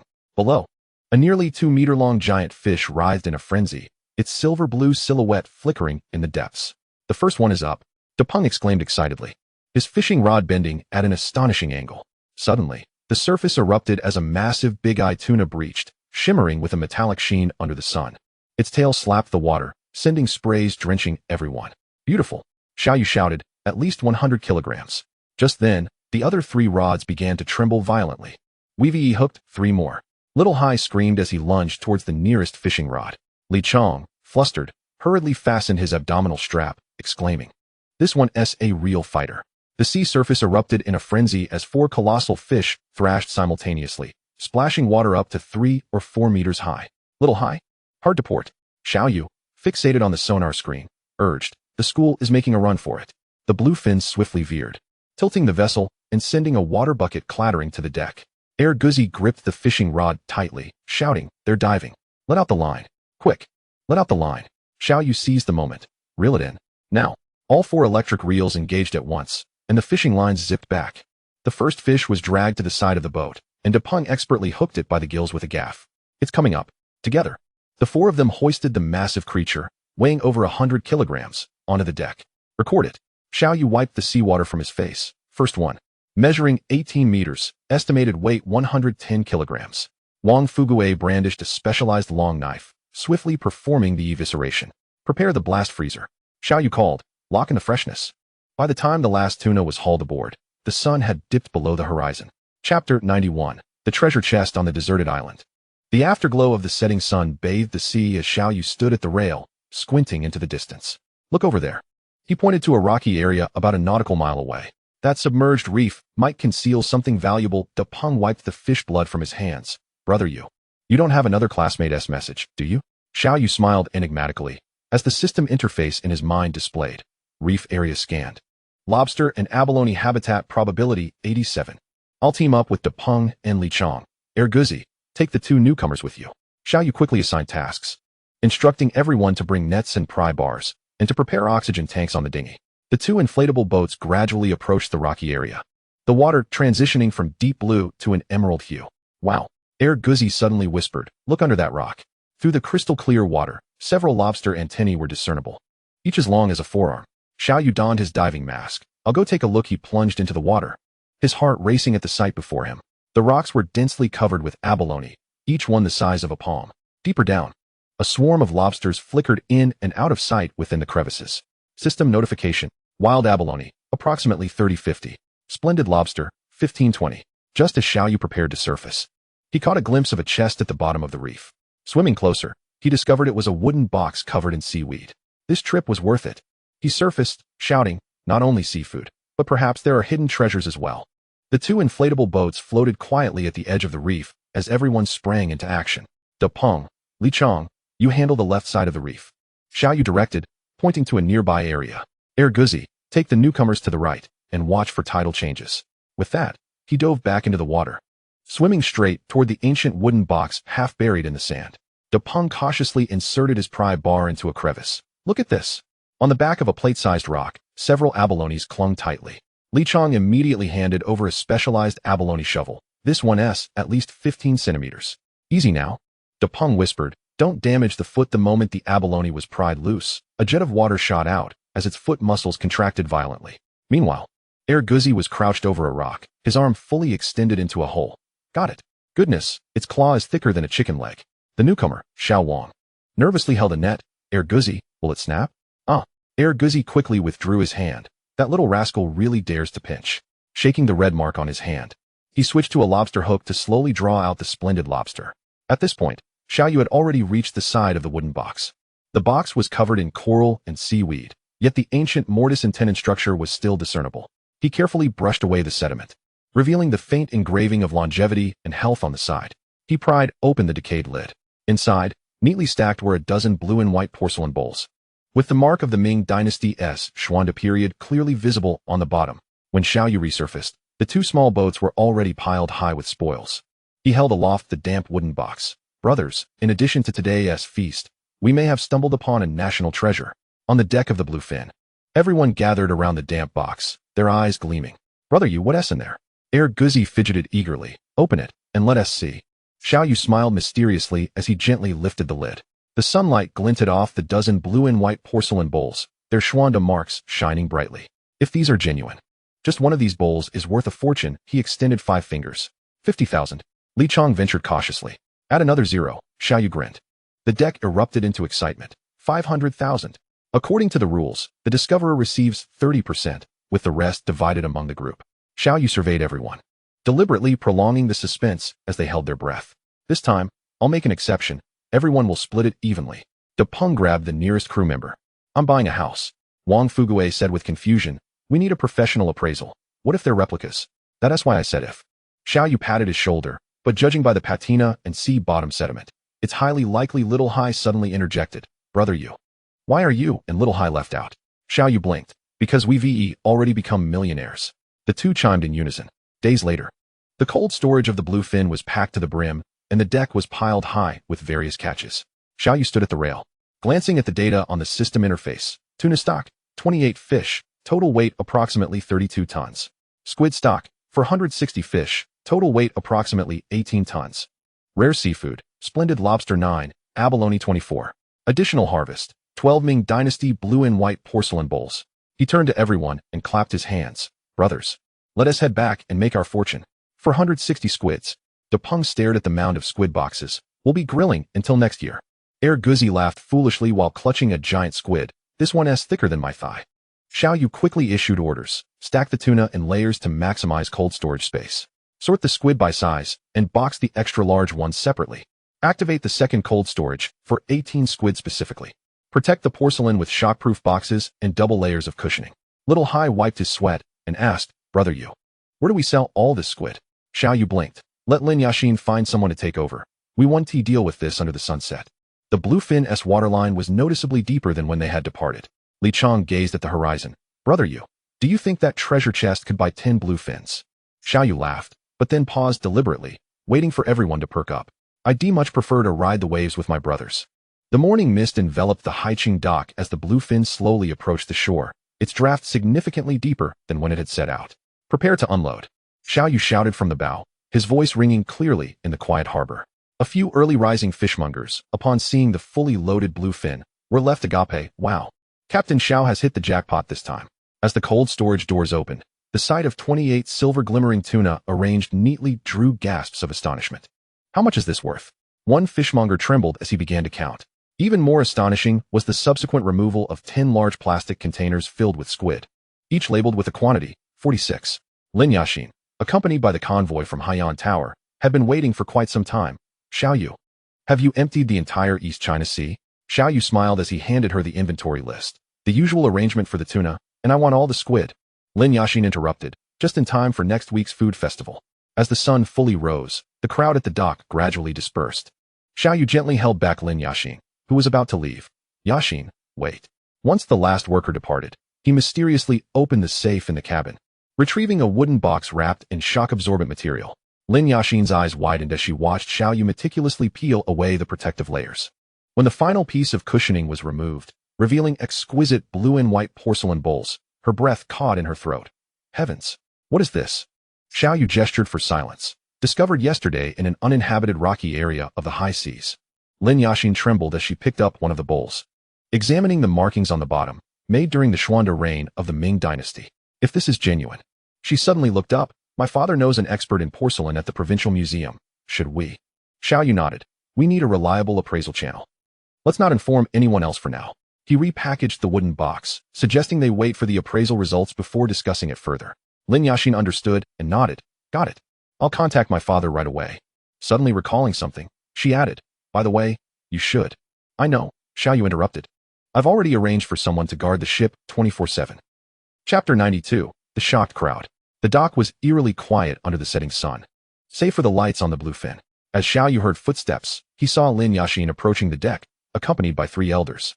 Xiao Yu, Lin Yaqin softly introduced. This is my father, Lin Guoqiang, and this is Professor Qin Lang, an expert in porcelain appraisal from the Provincial Museum, along with Professor Wang Wei from the Archaeological Institute. Xiao Yu promptly stepped forward to shake hands. Hello, Uncle Lin, and greetings to both professors. Please, come aboard. The group entered the cabin, and Xiao Yu quickly fetched a few chairs. The conditions are modest. I hope you will forgive the simplicity. Lin Guoqiang surveyed the cabin, smiling. Not bad. Young man, this ship is well kept. Professor Qin, unable to contain his excitement, interjected. I heard you discovered Ming Dynasty porcelain? Xiao Yu nodded. Just a moment. He turned and carefully retrieved the wooden box from the inner cabin, placing it gently on the table. As the lid was lifted, the 3 experts simultaneously gasped in astonishment. A dozen blue and white porcelain bowls were neatly arranged, gleaming with a warm luster under the light. Professor Qin immediately donned white gloves and picked up a magnifying glass. The body is delicate and the glaze is pure. Professor Wang examined the wooden box. This mortise and tenon craftsmanship is typical of the Ming dynasty. Lin Guoqiang quietly asked his daughter, where did you find these? Lin Yaqin quickly shook her head. Dad, let's look at the items first. After a thorough examination lasting half an hour, Professor Qin removed his glasses, his voice trembling. If I'm not mistaken, this is likely from the Zhenghe fleet during the Xuanda era. He suddenly paused, glancing at Xiao Yu. Young man, this is a matter of great significance. Xiao Yu produced his phone and displayed an underwater video. This is the entire salvage process recorded. The footage clearly showed the wooden box partially buried in the rocky area of the high seas, with the latitude and longitude coordinates watermarked. East longitude 12815 foot, north latitude 2940. Professor Wang exhaled slowly. That aligns with international salvage regulations. Professor Qin immediately took out a tablet, displaying a marine zoning map. It is indeed within international waters. 17 nautical miles from our territorial sea. Lin Guoqiang patted Xiao Yu on the shoulder. Good lad, you're quite lucky. If this were within our territorial waters, these national treasures would have to. He made a gesture indicating surrender, and everyone laughed. According to international auction market conditions, Professor Qin lowered his voice. Just this lotus pattern bowl fetched 3. £8 million in London last year. Lin Yashin's eyes widened. Then this entire box. Enough to buy half the dock, Professor Wang remarked half-jokingly. Lin Guoqiang replied earnestly. Xiaoyu, I suggest we go through a Hong Kong auction house. It's safe and legal. I've already made arrangements. Xiaoyu nodded. The Sotheby's expert introduced by Miss Lin will arrive tomorrow. Professor Qin added, it's best to conduct a carbon-14 test for more persuasive evidence. As they escorted the experts off the ship, Professor Wang suddenly turned. By the way, the coordinates of the salvage must remain confidential. He said with significance, that area of the sea may hold even more discoveries. As the morning sun bathed the deck, Lin Yashin arrived with a sharply dressed middle-aged man boarding the Bluefin. Xiaoyu, this is Mr. Matthew Chun, the chief appraiser for Sotheby's Asia. Matthew smiled as he handed over his business card. Miss Lin has briefly briefed me on the situation. It is an honor to see this treasure in person. Inside the captain's quarters, Matthew donned white gloves and took out professional tools. A high-powered magnifying glass to examine the glaze for bubbles, a UV lamp to confirm restoration marks, and a portable X-ray fluorescence analyzer to analyze the clay composition. Perfect, he murmured. The preservation state is even better than anticipated. If I hadn't been informed these were salvaged from the sea, I would have thought Captain Xiao was engaged in other ventures. Matthew removed his glasses and fixed his gaze on Xiaoyu. Mr. Xiao, we are willing to prepay 100 million as a guarantee. Seeing Xiaoyu raise an eyebrow, he quickly added, of course, the final sale price may double or fall below 100 million, but if it is below 100 million, we will purchase it at that price. We only charge an 8 commission, far below the industry's standard of 15. Lin Yashin quietly explained, this is the auction house's rule. Fearing Xiaoyu might be unaware, she hurriedly clarified. Xiaoyu picked up the contract and scrutinized it carefully. And once he finished reading each word, he declared, deal. He turned to the crew member at the door, go call De Peng and the others over. It's time to prepare the distribution. Matthew, surprised, asked, aren't you going to discuss this with your family first? I can make decisions on these matters. Xiaoyu indicated towards the crew members who were arriving at the sound of his voice. When they heard they would each receive 5 million. Guzi collapsed onto the deck. Am I dreaming? The notification sounds from phones on the deck rang out one after another, as the crew members widened their eyes, staring at their banking apps. Units of 10, 100, 1,000, 10,000. Guzi counted on his fingers. 5 million. It's really here. Wow. De Peng immediately called home, Mom. We struck it rich. Let us get a new villa. That afternoon, 3 black armored transport vehicles slowly drove into the dock, with uniformed security personnel standing in formation. Vigilant. Matthew personally supervised the packing. Each piece is individually wrapped in shock-absorbent sponge, with constant temperature and humidity inside the box. As the last porcelain piece was placed into a specially designed safe, he turned to Xiaoyu and extended his hand. Pleasure doing business. As for the remaining piece, have you considered auctioning it together? Xiaoyu indicated that he wished to keep that one as a gift. Once the auction house's convoy departed, Xiaoyu pulled out his phone. Yashin, send me your account number. Lin Yashin raised an eyebrow. For what? For the labor fee. Xiaoyu had already entered the amount. 2 million. Don't think it's too little. The transfer success notification chimed, and Lin Yashin smiled, shaking her head. Thanks. Boss Xiao, I'll be on my way. After Lin Yashin left, Xiaoyu announced loudly. Tonight at Seafood City, I'm treating. No one gets drunk. Standing on the deck, he cleared his throat against the sea breeze. Gentlemen, there's one more thing. He had not finished speaking when Da Peng, with a grin, interrupted. Brother Yu, are you suggesting that the remaining funds will be distributed after the auction? Laughter erupted among the crowd, with Guzi directly wrapping his arm around Xiaoyu's shoulder, saying, who are we to each other? Xiao Hai, with a serious demeanor, remarked, Brother Yu, we owe the discovery of this treasure to you, and we are all aware of it. Li Chang's eyes suddenly glistened with emotion. If it weren't for Brother Yu taking us out to sea, I would still be lugging bags at the dock. Da Peng quickly interjected. Hey, we agreed to avoid getting sentimental. Xiaoyu rubbed his nose and playfully scolded. All right. Tonight at the seafood market, whoever collapses first pays the bill. Once the funds were fully transferred, Xiaoyu surveyed the crowd, declaring, I intend to buy a new ship. Guzi chimed in eagerly, expand the fleet. Da Peng added, let us upgrade the Bluefin into the Bluefin fleet. Chapter 93, Plans for Construction. The midday sun bathed the deck in golden light as the Bluefin gently departed from Haiching's dock. Xiaoyu stood in the cabin, gazing through the window at the crew on deck. Da Peng was animatedly gesturing about the new house's decor, while Guzi scrutinized the specifications of luxury cars on his phone, yet everyone tacitly avoided a particular subject. Remember, Xiaoyu knocked on the cabin door. Not a word about that batch of porcelain outside. The crew replied in unison, understood. Xiao Hai, select the smallest tuna from the cold storage. Xiao Yu instructed. Bring it back to the village for the locals to enjoy. Duping question, just one? Wealth should not be flaunted, Xiao Yu replied with a knowing smile. One is more than sufficient. By 4 in the afternoon, the familiar outline of the fishing village emerged in the distance.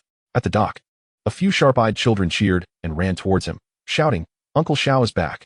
Xiao Yu personally carried the 80-kilogram tuna ashore, tonight at the village square.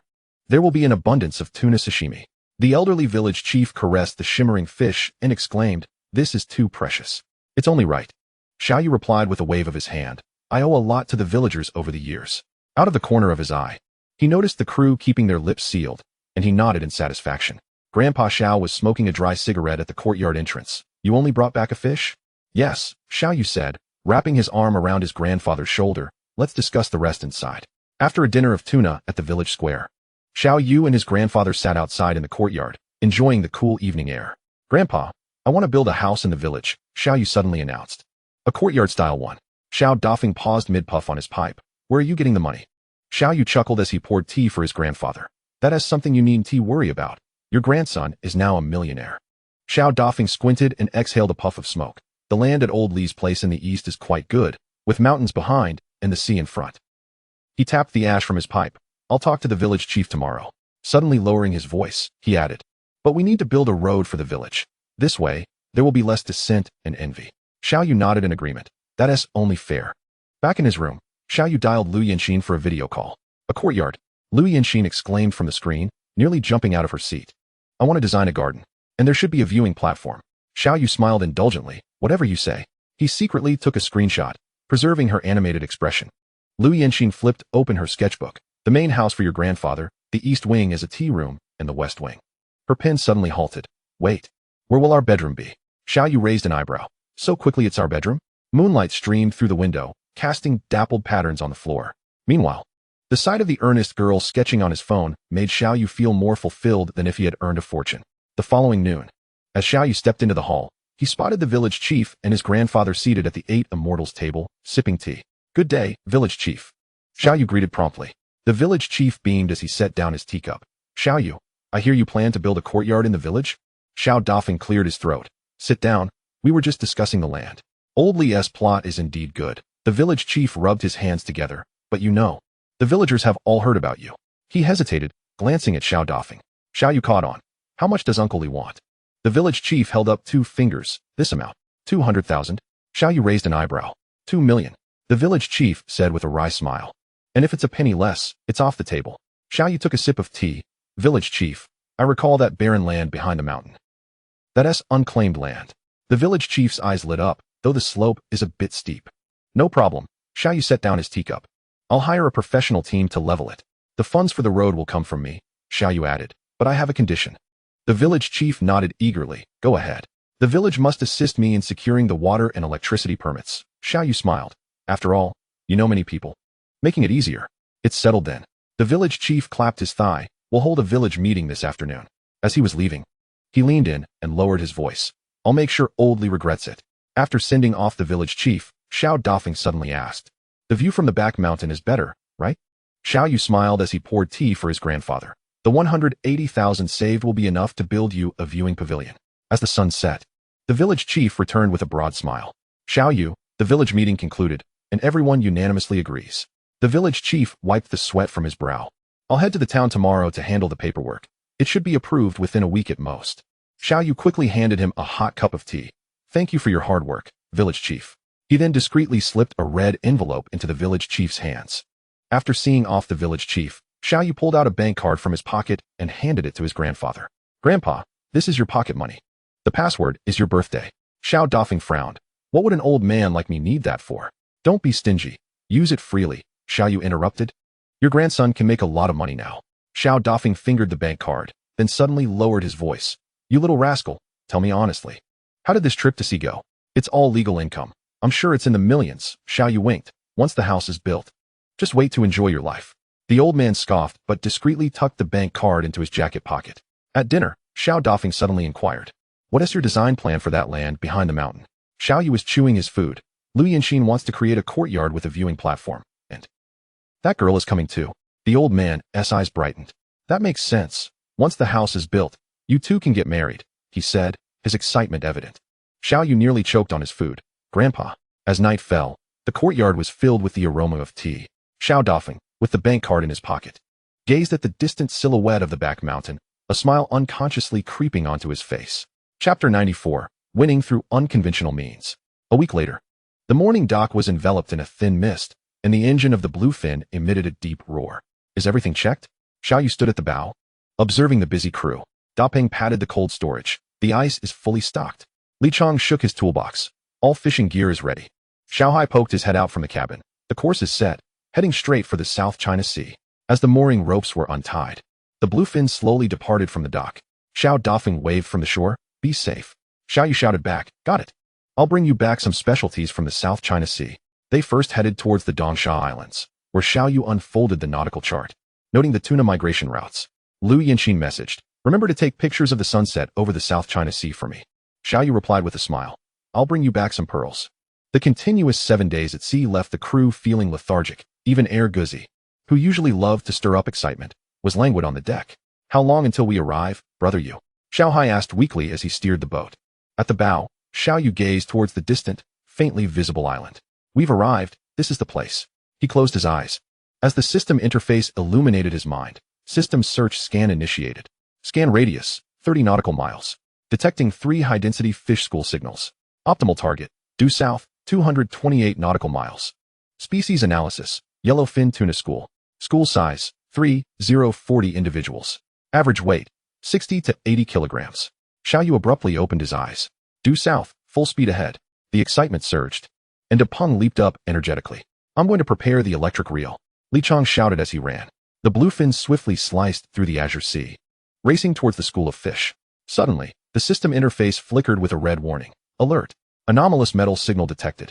Location, 15 nautical miles southeast. Depth, 45 meters.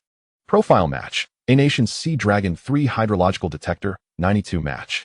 Xiao Yu squinted. Not this again. Dapeng leaned in. Brother Yu, what's going on? I've discovered something intriguing. Xiao Yu replied, shaking his head. Just notify the Coast Guard. He retrieved his satellite phone and dialed a familiar number. Coast Guard Command Center, this is the Bluefin. We've spotted an A-Nation hydrological detector at longitude XXXX, latitude XXXX. The sound of typing came from the other end. Received, coordinates noted. Please maintain your distance. Xiao Yu added. This is the Sea Dragon 3 model. It must have been deployed recently. Hanging up, he clapped his hands. Forget it. Let us focus on catching our tuna. Xiao Hai adjusted the course. Due south. Estimated arrival at the fish school in 20 minutes. The Bluefin glided smoothly into the target area, the surface shimmering with fragmented golden light under the midday sun. Xiao Yu stood at the bow, squinting at the distant, faint bubbles of the fish school. Prepare to drop the line. The crew instantly entered combat mode. Dapeng hefted the 800-pound electric reel rod, while Li Chong activated the live bait pump. And Ergo deftly attached the luminous lures to the hooks. Drop the line. Xiao Yu commanded, and 6 heavy rods simultaneously plunged into the sea. In less than 5 minutes, the rightmost rod bent dramatically. Fish on. Xiao Hai screamed as he dashed over, only to be nearly pulled off his feet by the immense force. The surface erupted as a nearly 2-meter-long yellowfin tuna breached the water, its golden dorsal fin ablaze in the sunlight. Let it run. Let it run. Xiao Yu bellowed. Xiao Hai's arm muscles tensed. The line screeched in protest. The massive fish thrashed wildly, carving a colossal S-shaped wake across the sea, splashing water all over the crew. Be careful not to get cut by the line.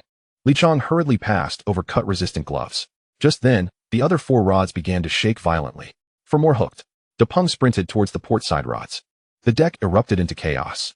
Ergo was slammed against the railing by a fish. Wang Fuguei scrambled to reel in other obstructive rods. Li Chong struggled to manage 2 rods simultaneously, veins bulging on his forehead. As the 5th fish was hooked, disaster struck. Brother Yu! Ergo suddenly screamed. The lines tangled in the propeller. The over 100-kilogram behemoth had somehow wrapped the line around the boat's stern. Xiao Yu reacted swiftly.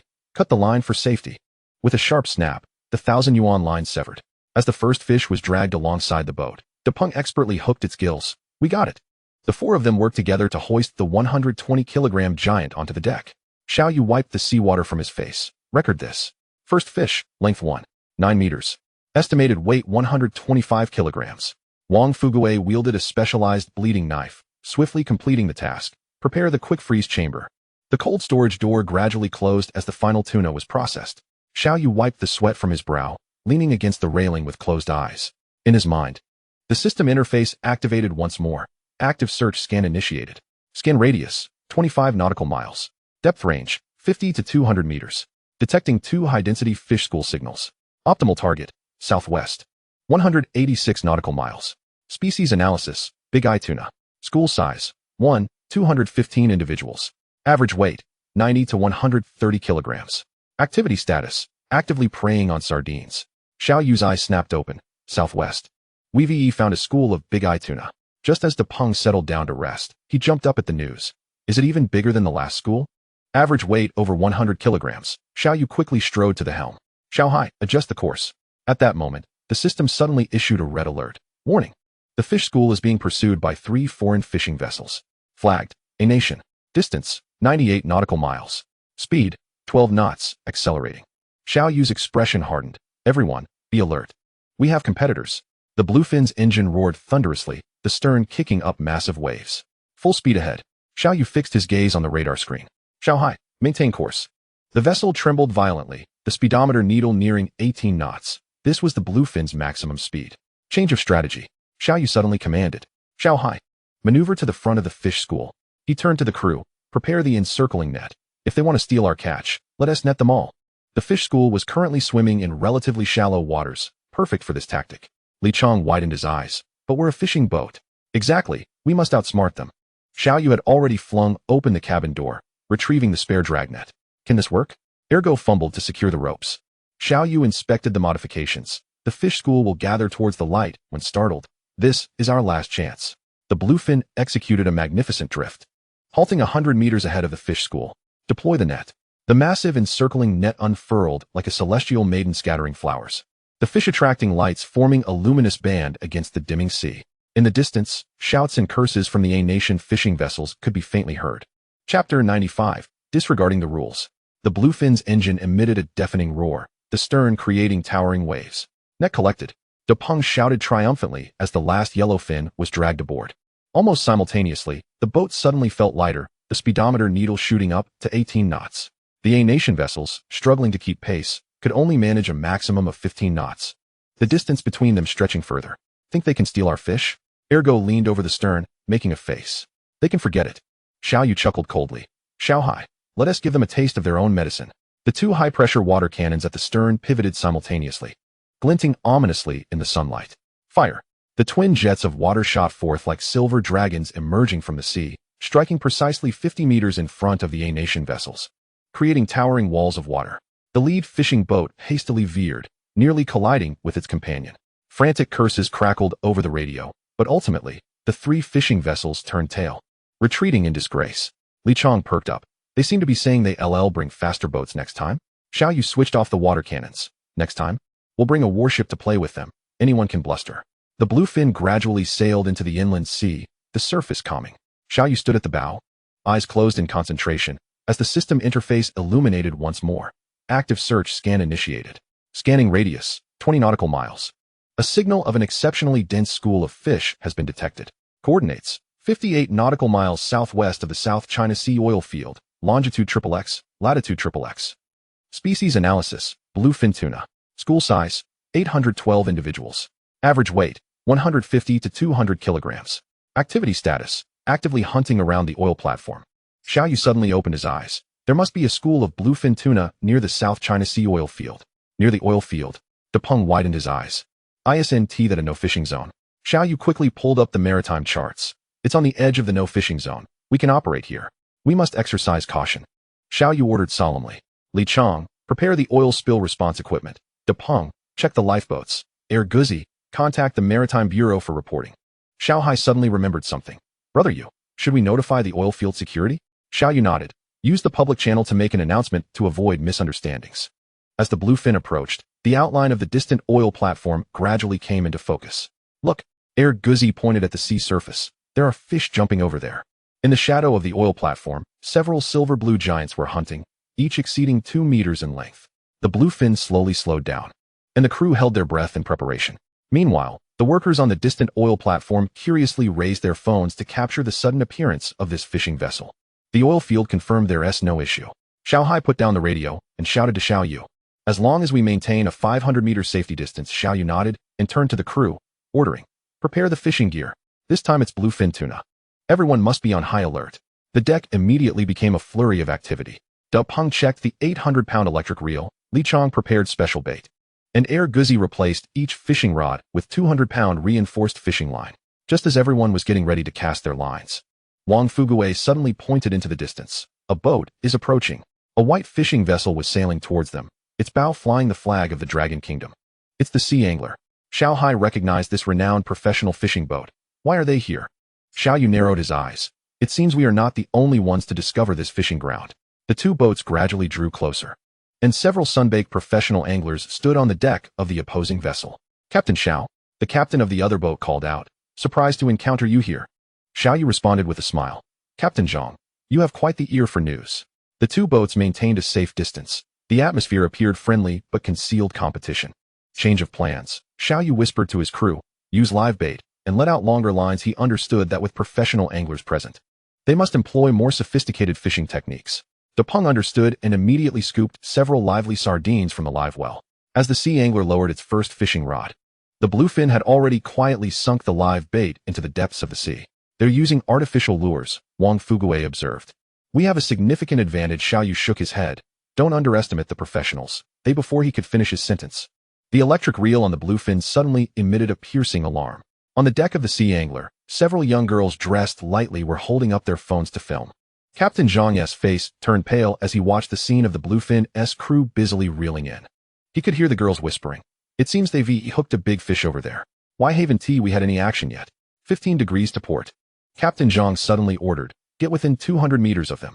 The first mate turned in surprise. "Captain, that's against the rules." "Shut up," Captain Zhang glared. "If something goes wrong, I'll take responsibility." The Sea Angler suddenly accelerated, its bow heading straight into the bluefin's fishing zone. "Are they crazy?" Air Guzi exclaimed. "That will tangle our lines." Xiaoyu focused on the approaching vessel, his expression changing dramatically. "Everyone, reel in immediately." Xiao Hai dashed into the cockpit. "Should we evade?" "No."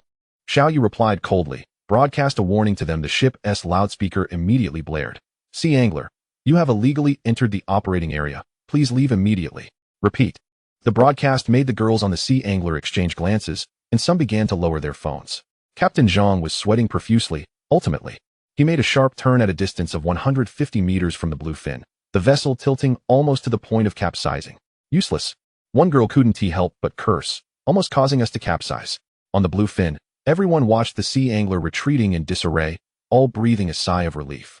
Meanwhile, on Xiaoyu's line, the priceless bluefin tuna was still struggling fiercely.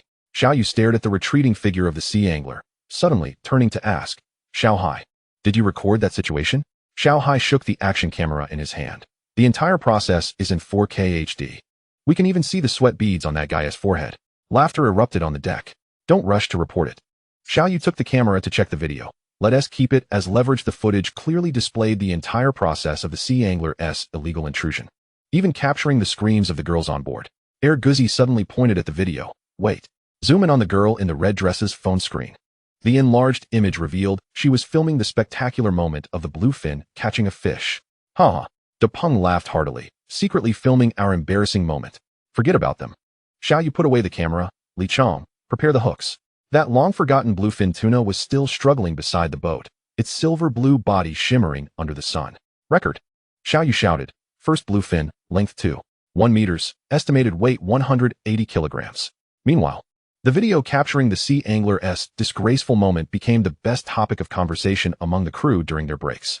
Chapter 96, The Father-in-Law's Request. In the days that followed, the bluefin became the sovereign of these waters. Every morning, Xiaoyu would close his eyes in concentration, summoning the system interface in his mind to accurately locate the position of the tuna schools. Today's catch prediction. Southeast direction 96 nautical miles. Yellowfin tuna school, 1. 520 individuals. Northwest direction 123 nautical miles. Big Eye tuna school, 15 individuals. 58 nautical miles east of the oil field. Bluefin tuna, 35 individuals. The crew had formed an efficient assembly line. Da Peng was responsible for heavy rods, targeting 100-kilogram giants. Li Chong operated the electric reel, maintaining a steady retrieve. Air Guzi and Wang Fugui handled the remaining rods. Xiao Hai adjusted the vessel's position in real time based on system data. 7th one. De Peng shouted as he dragged another tuna onto the deck, this one weighing at least 120 kilograms. Occasionally, other fishing boats would approach, but upon seeing the busy scene on the Bluefin's deck, they would instinctively keep their distance. Minyu 888 anchored 500 meters away, with the captain even waving friendly. The Sea King fishing boat even inquired via radio, "Do you need help with transporting your catch?" Xiaoyu replied with a smile, "Thank you. Our cold storage is still sufficient." By the evening of the 5th day, the statistics in the refrigerated compartment showed bluefin tuna, 9, total weight approximately 16 tons. Big eye tuna, 23, total weight approximately 28 tons. Yellowfin tuna, 31, total weight approximately 35 tons. "Brother you," Xiao Hai wiped his sweat and asked, "Is the cold storage really going to be filled to capacity?" The setting sun painted the bluefin in golden hues, with the deck filled with the smell of fish and a sense of accomplishment. Meanwhile, on Xiao Yu's system interface, the return route had already been planned. In the morning mist at Haicheng Wharf, the bluefin gently glided into its berth. Xiao Yu stood at the bow, spotting Lin Yaxin directing 5 refrigerated trucks awaiting along the shore. His heart raced even more as he noticed Lu Yanxin, clad in a pale blue dress, tiptoeing and waving towards him. As the ship came to a halt, Xiao Yu leaped onto the dock, disregarding Lin Yaxin's greeting. He rushed to Lu Yanxin, sweeping her into his arms and bestowing a long, passionate kiss beneath the morning sun. "Wow." The sailors erupted in teasing cheers from the deck. Lu Yanxin, blushing, pushed him away. "There are so many people watching." Lin Yaxin approached, clutching a ledger. "Boss Xiao, have you finished your affectionate display? It's time to tally the catch." She winked mischievously. "Miss Lu has come all the way from home overnight." It was only then that Xiao Yu noticed the faint blue shadows under Lu Yanxin's eyes. I heard someone is planning to build a courtyard." Lu Yanxin raised the design plans. "I'm here for an on-site inspection." The crew had already begun unloading efficiently. Tuna was prioritized into the refrigerated trucks. Live lobsters were transferred to oxygenated tanks, and abalone was separately packed in coolers. Lin Yaxin checked the list. 63 tuna? Have you emptied the East China Sea? Seizing the opportunity during the handover, Xiao Yu pulled Lu Yanxin to a corner of the dock. "What brings you here so suddenly?" Lu Yanxin shook her phone. "Yu Haven T replied to my messages for 3 days." She lowered her voice. "And I missed you." Lin Yaxin handed a thick stack of bills to Xiao Yu. "Boss Xiao, please take a look." Lu Yanxin leaned in curiously, her eyes widening as she saw the total amount. 328,760,000. 300 million? This is just from a week's catch? She gasped. Lin Yaxin smiled. "That's still a conservative estimate." She pointed at the detailed list. "Just those 9 bluefin tuna alone are worth over 2 million. Lu Yanxin's fingers trembled slightly as she flipped through the bills. "This one weighs 180 kilograms, priced at 1,500 per kilo." Xiao Yu naturally wrapped his arm around her shoulder. "That's why I said there's no need to worry about building the courtyard." Suddenly, Lu Yanxin recalled something. "What about the design fee you mentioned? Now you know it's pocket money, right?" Xiao Yu grinned mischievously. Following the usual procedure, Xiao Yu signed the bill. He turned to Lu Yanxin. "That's enough to build you an observatory with glazed tiles in the courtyard." Lin Yaxin cleared her throat. "Should I step away for a moment?" Lu Yanxin, blushing, tucked the bill away, but secretly intertwined her fingers with Xiao Yu's. "I want a white marble railing and add a koi pond." Xiao Yu indulged her whims. After watching Lin Yaxin's convoy depart, Lu Yanxin led Xiao Yu to a bench by the dock. "Actually, I feel a bit embarrassed to say this, but there's something else." Xiao Yu raised an eyebrow. "Besides missing me? My dad's restaurant group is preparing to enter the Magic City," Lu Yanxin explained. "We need some top-notch ingredients to make a splash." She pulled up a list on her phone. Over 4,000 kilograms of bluefin tuna, top quality. Wild yellow croaker above 10 pounds. And exquisite lobsters above 5 pounds. She winked. "Michelin judges have a taste for this." And he said the future son-in-law should be able to manage it. Xiao Yu pondered for a moment. "We just caught plenty of bluefin tuna. As for yellow croaker and exquisite lobsters," he glanced at the anchored bluefin, "we might have to try our luck at the Zhoushan fishing grounds." Lu Yanxin's eyes lit up. "My dad said he'd purchase at 3 times the market price." 3 times? Xiao Yu chuckled. "It seems your father is determined to break into the high-end market. 3 times ISNT necessary. Consider it interest from your future son-in-law. Will you agree?" Lu Yanxin asked expectantly. Xiao Yu pinched her nose playfully. "How could I refuse the business of my future father-in-law?" Suddenly serious. "But we'll have to wait until the courtyard construction begins. I was informed by Grandpa yesterday that the construction team has already been contacted." As night descended, a faint lavender scent wafted through the small apartment near the school. Beneath the warm yellow light of the lamp, Lu Yanxin leaned against Xiao Yu's shoulder, her fingers unconsciously toying with the buttons of his shirt. I've been checking the weather forecast every day since this trip. Lu Yinxin murmured. Xiao Yu lowered his head to kiss the top of her hair. Silly, I'll be careful in everything. Just as Xiao Yu pressed her down, the phone on the nightstand suddenly lit up. Lin Yaxin. The payment has been transferred. Shanghai. The ship has been fully supplied. Lu Yinxin smiled and flipped the phone face down. No one is allowed to disturb us tonight. Morning sunlight filtered through the sheer curtains as Lu Yinxin packed her belongings. Are you really going? Xiao Yu asked while tying his shoelaces. The village conditions can't compare to your home, and school doesn't start for quite a while. Lu Yinxin stuffed sunscreen into her bag. What?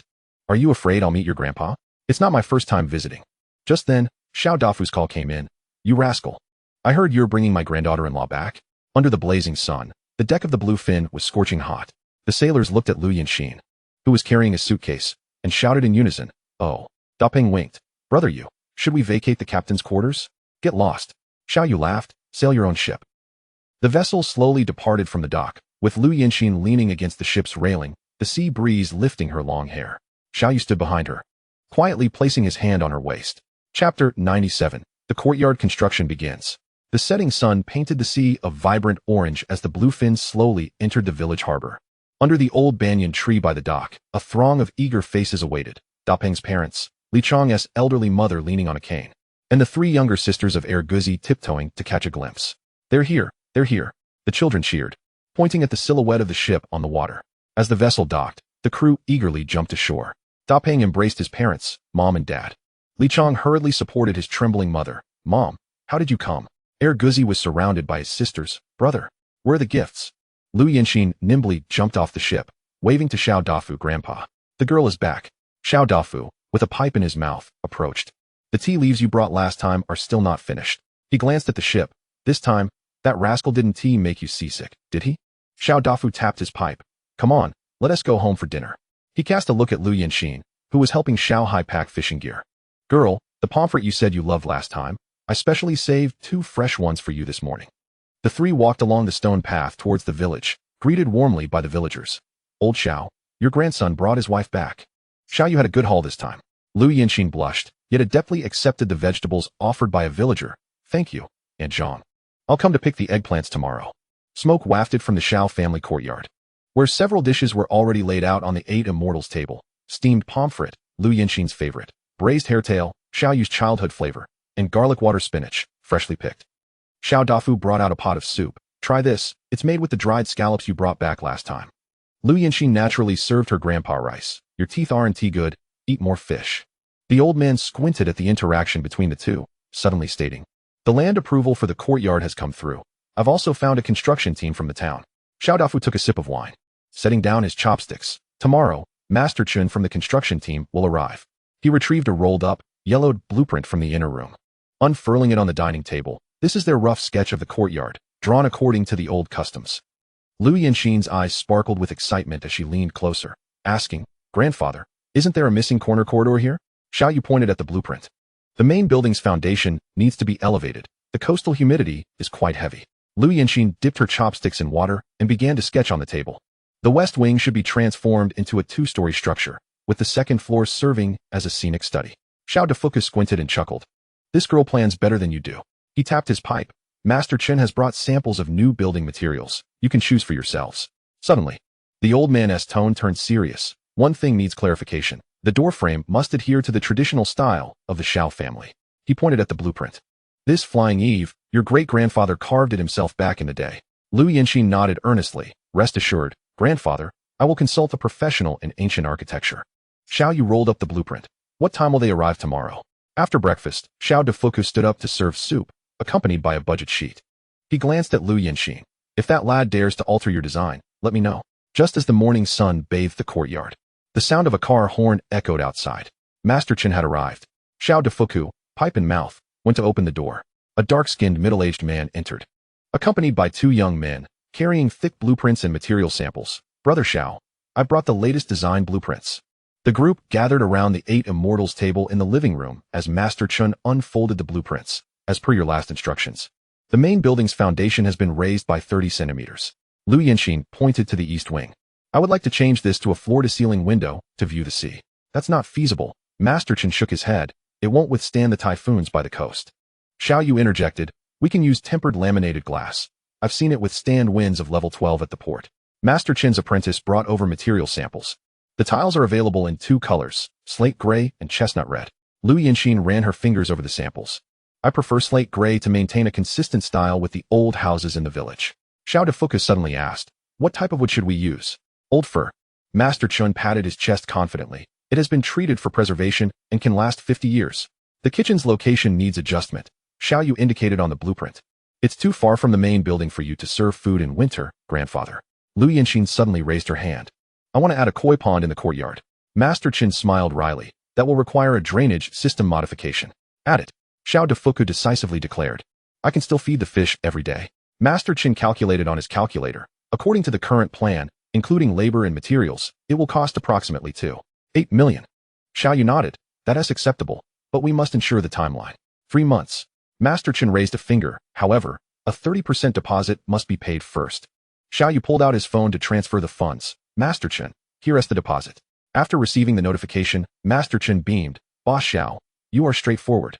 He turned to his apprentices, waving, go grab the red tape from the car and mark out the site. In 3 days, I'll bring the excavator. Master Chun gestured at the courtyard. First, we'll level the land, then excavate the foundation. He glanced at Xiao Defuku. If you have special requests, feel free to call me. Xiao Yu nodded. You handle it as you see fit. Contact me if there are any issues. Just after Master Chen left, Lu Yinxin suddenly chased after him. Wait.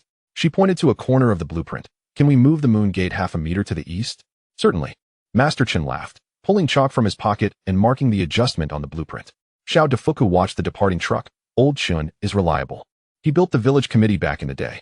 Xiao Yu rolled up the blueprint. Grandfather, please keep an eye on things. In a few days, Yinxin and I need to return to Haicheng, and then we will head out to sea again. Go ahead. You've grown up and can make your own decisions.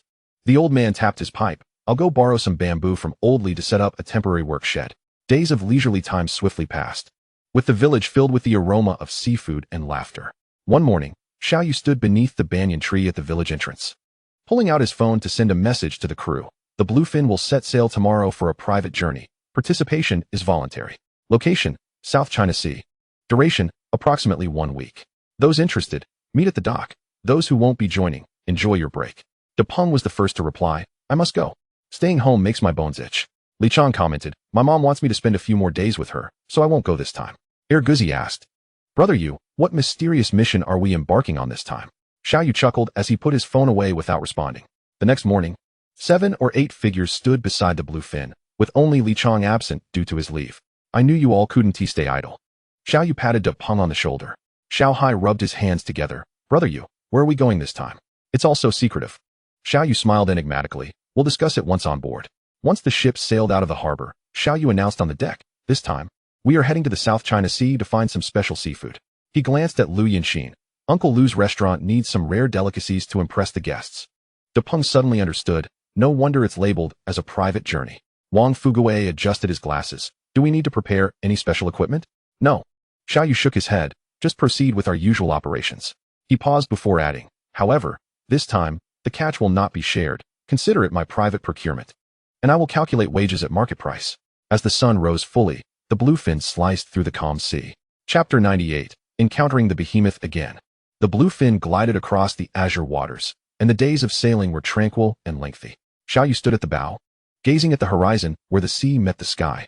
Lu Yinxin approached him, holding a cup of hot coffee. What are you thinking about? I'm pondering whether we can find those rare items this time. Xiao Yu accepted the coffee, taking a sip. The list your father provided is no easy task. Lu Yinxin leaned against his shoulder. I believe in you. One night, while on duty in the cockpit, Xiao Yu was surprised when Lu Yinxin entered, holding a blanket. Aren't you sleeping yet? Just need to keep watch a little longer. Xiao Yu adjusted the course. You should go rest. Lu Yinxin draped the blanket over his shoulders. I'll keep you company. The two sat quietly, watching the radar screen and occasionally exchanging casual remarks. As evening approached, Lu Yinxin pulled Xiao Yu to the stern. Look. The sunset painted the entire sea in gold, and a group of dolphins leaped in the distance, carving elegant arcs. So beautiful, Lu Yinxin whispered in awe. Xiao Yu wrapped his arms around her waist. Once the courtyard is built, we can watch the sea every day. On the third morning, Lu Yinxin mysteriously handed him a lunchbox. Try this. Xiao Yu opened it to find handmade sushi. When did you make this? I secretly learned it last night. Lu Yinxin beamed. Wang Fuguei taught me. After tasting a piece, Xiao Yu gave her a thumbs up, Michelin level. On the 7th morning, Xiao Yu pointed into the distance. Look, that's our target area. Liu Yinxin followed his finger and could faintly see the outlines of several oil platforms on the sea. We finally made it. She took a deep breath, hoping for a successful find this time. The bluefin slowly entered the target area, and the crew began bustling about preparing the fishing gear. As the bluefin cruised through the designated waters, Xiaoyu closed his eyes in concentration, flashes of the system interface illuminating his mind. Sonar scanning in progress. High-value catch detected, exquisite lobster. High-value catch detected, wild yellow croaker. High-value catch detected, bluefin tuna. Xiaoyu opened his eyes, his brows furrowing slightly. None of these are what the old man requested. According to the system feedback, although the targets are the same, the quality does not meet the requirements. First, let's gather the nets, Xiaoyu commanded the crew. Although these catches may not meet the highest standards, they could still fetch a handsome price. Depeng, while operating the winch, muttered, Brother Yu, these are indeed top-tier goods. Xiaoyu sighed with a wry smile, but to a Michelin-starred restaurant, they still lack that rare quality. Liu Yinxin quietly approached Xiaoyu, offering him a cup of hot tea. Don't overexert yourself, she said, observing the redness in his eyes. My father is quite the nitpicker. These catches are already impressive. Xiaoyu grasped her hand firmly. I will fulfill my promise to you. Suddenly, he pointed southeast. Let us explore that direction tomorrow. He whispered to Liu Yinxin, I have a hunch that there's a deep-sea hot spring area over there. We might discover rare species. Leaning against his shoulder, Liu Yinxin replied, Even if we don't find anything, your determination is what truly matters. As dawn broke, the sea shimmered softly. Xiaoyu stood at the bow, eyes closed in deep concentration. Abruptly, he opened his eyes, a smile gracing his lips. Xiaohai, adjust the course to 15 degrees south of east, and proceed at full speed. Xiaohai was taken aback. Brother Yu, have you discovered something? Just a feeling. Xiaoyu replied mysteriously, winking. There should be something big over there. Depeng immediately abandoned his breakfast and rushed to the tackle cabin. Everyone, get moving. Guzi shouted as he ran. If we don't catch anything rare this time, I'll write my name backward. Half an hour later, Xiaoyu pointed at the sonar screen, where two enormous red dots appeared. Target 1, length 32 meters, estimated weight 400 kilograms. Target 2, length 28 meters. Estimated weight 300 kilograms. Depeng gasped. Goodness, that must be a whale. Xiaoyu said gravely, prepare the stern rod and set up the 800-pound electric reel. When the first 400-kilogram giant was hooked, the entire bluefin shook. Steady, let out the line. Let it run, Xiaoyu bellowed, gripping the wildly spinning electric reel with all his strength. The bluefin tuna surged like an out-of-control submarine, plunging into the depths. The fishing line tightened instantaneously, emitting a nerve-wracking zing, while screws on the deck vibrated. Suddenly, with a loud bang, the 800-pound line snapped. Damn it! Depeng leaped forward to assist. Is this beast trying to capsize the boat? The giant fish thrashed beneath the surface, creating a massive whirlpool. The bluefin tilted at a 15-degree angle, the hull nearly kissing the water, while several unsecured buckets rolled overboard. Xiaoyu's veins bulged on his forehead, his arms taut as steel. Xiaohai, reverse. Follow its lead. The engine roared in reverse. The boat engaged in a tug-of-war with the colossal fish. Liu Yinxin, pale-faced, clung tightly to a post, watching the costly electric reel emit smoke. Switch to manual mode. Xiaoyu yanked the power switch. I'm going all in. He and 4 burly men gripped the handle, each rotation feeling like pushing a millstone. Guzi suddenly screamed, It's coming straight for us. The giant fish turned and charged towards the boat's underside, bending the fishing rod into a terrifying U-shape. Let out more line. Quickly, Xiaoyu's voice grew hoarse. Just as the fish's head was about to collide with the hull, Depeng yanked the release valve. The giant fish skimmed past the propeller, sending waves that drenched everyone. 3 hours later, when the 400-kilogram behemoth finally lay exhausted on the deck, everyone resembled drowned rats, soaked in both seawater and sweat. Before they could catch their breath, the second 300-kilogram bluefin tuna struck. We've hooked another one. Xiaohai's voice had grown hoarse as he staggered towards the wildly thrashing rod. Xiaoyu wiped the seawater from his face, gritting his teeth. Everyone, hold on one more time. Depeng's arms still trembled, yet he strapped in his belly band. Damn it, this fish must be possessed. Xiaohai, unsteadily gripping the handle, felt his knuckles whiten from exertion. This is more exhausting than hauling in a day's catch. Guzi slumped on the ground, gasping, my fingers are cramping. This 300-kilogram giant was even more cunning than the first, continuously changing direction, diving deep, then shooting up rapidly.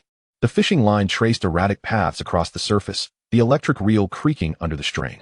Let out more line. Keep letting it out. Xiaoyu shouted. Don't let it escape. Liu Yinxin hurriedly handed him a towel. Be careful with your hands. For hours later, When this giant fish was finally dragged to the boat's side, everyone had reached their limits. Depeng knelt on the deck, his forehead resting against the cold metal.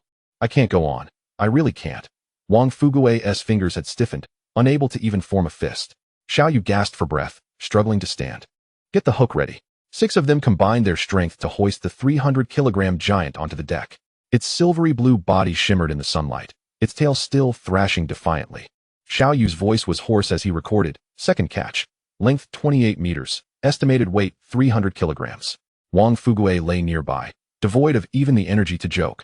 How much do you think this is worth?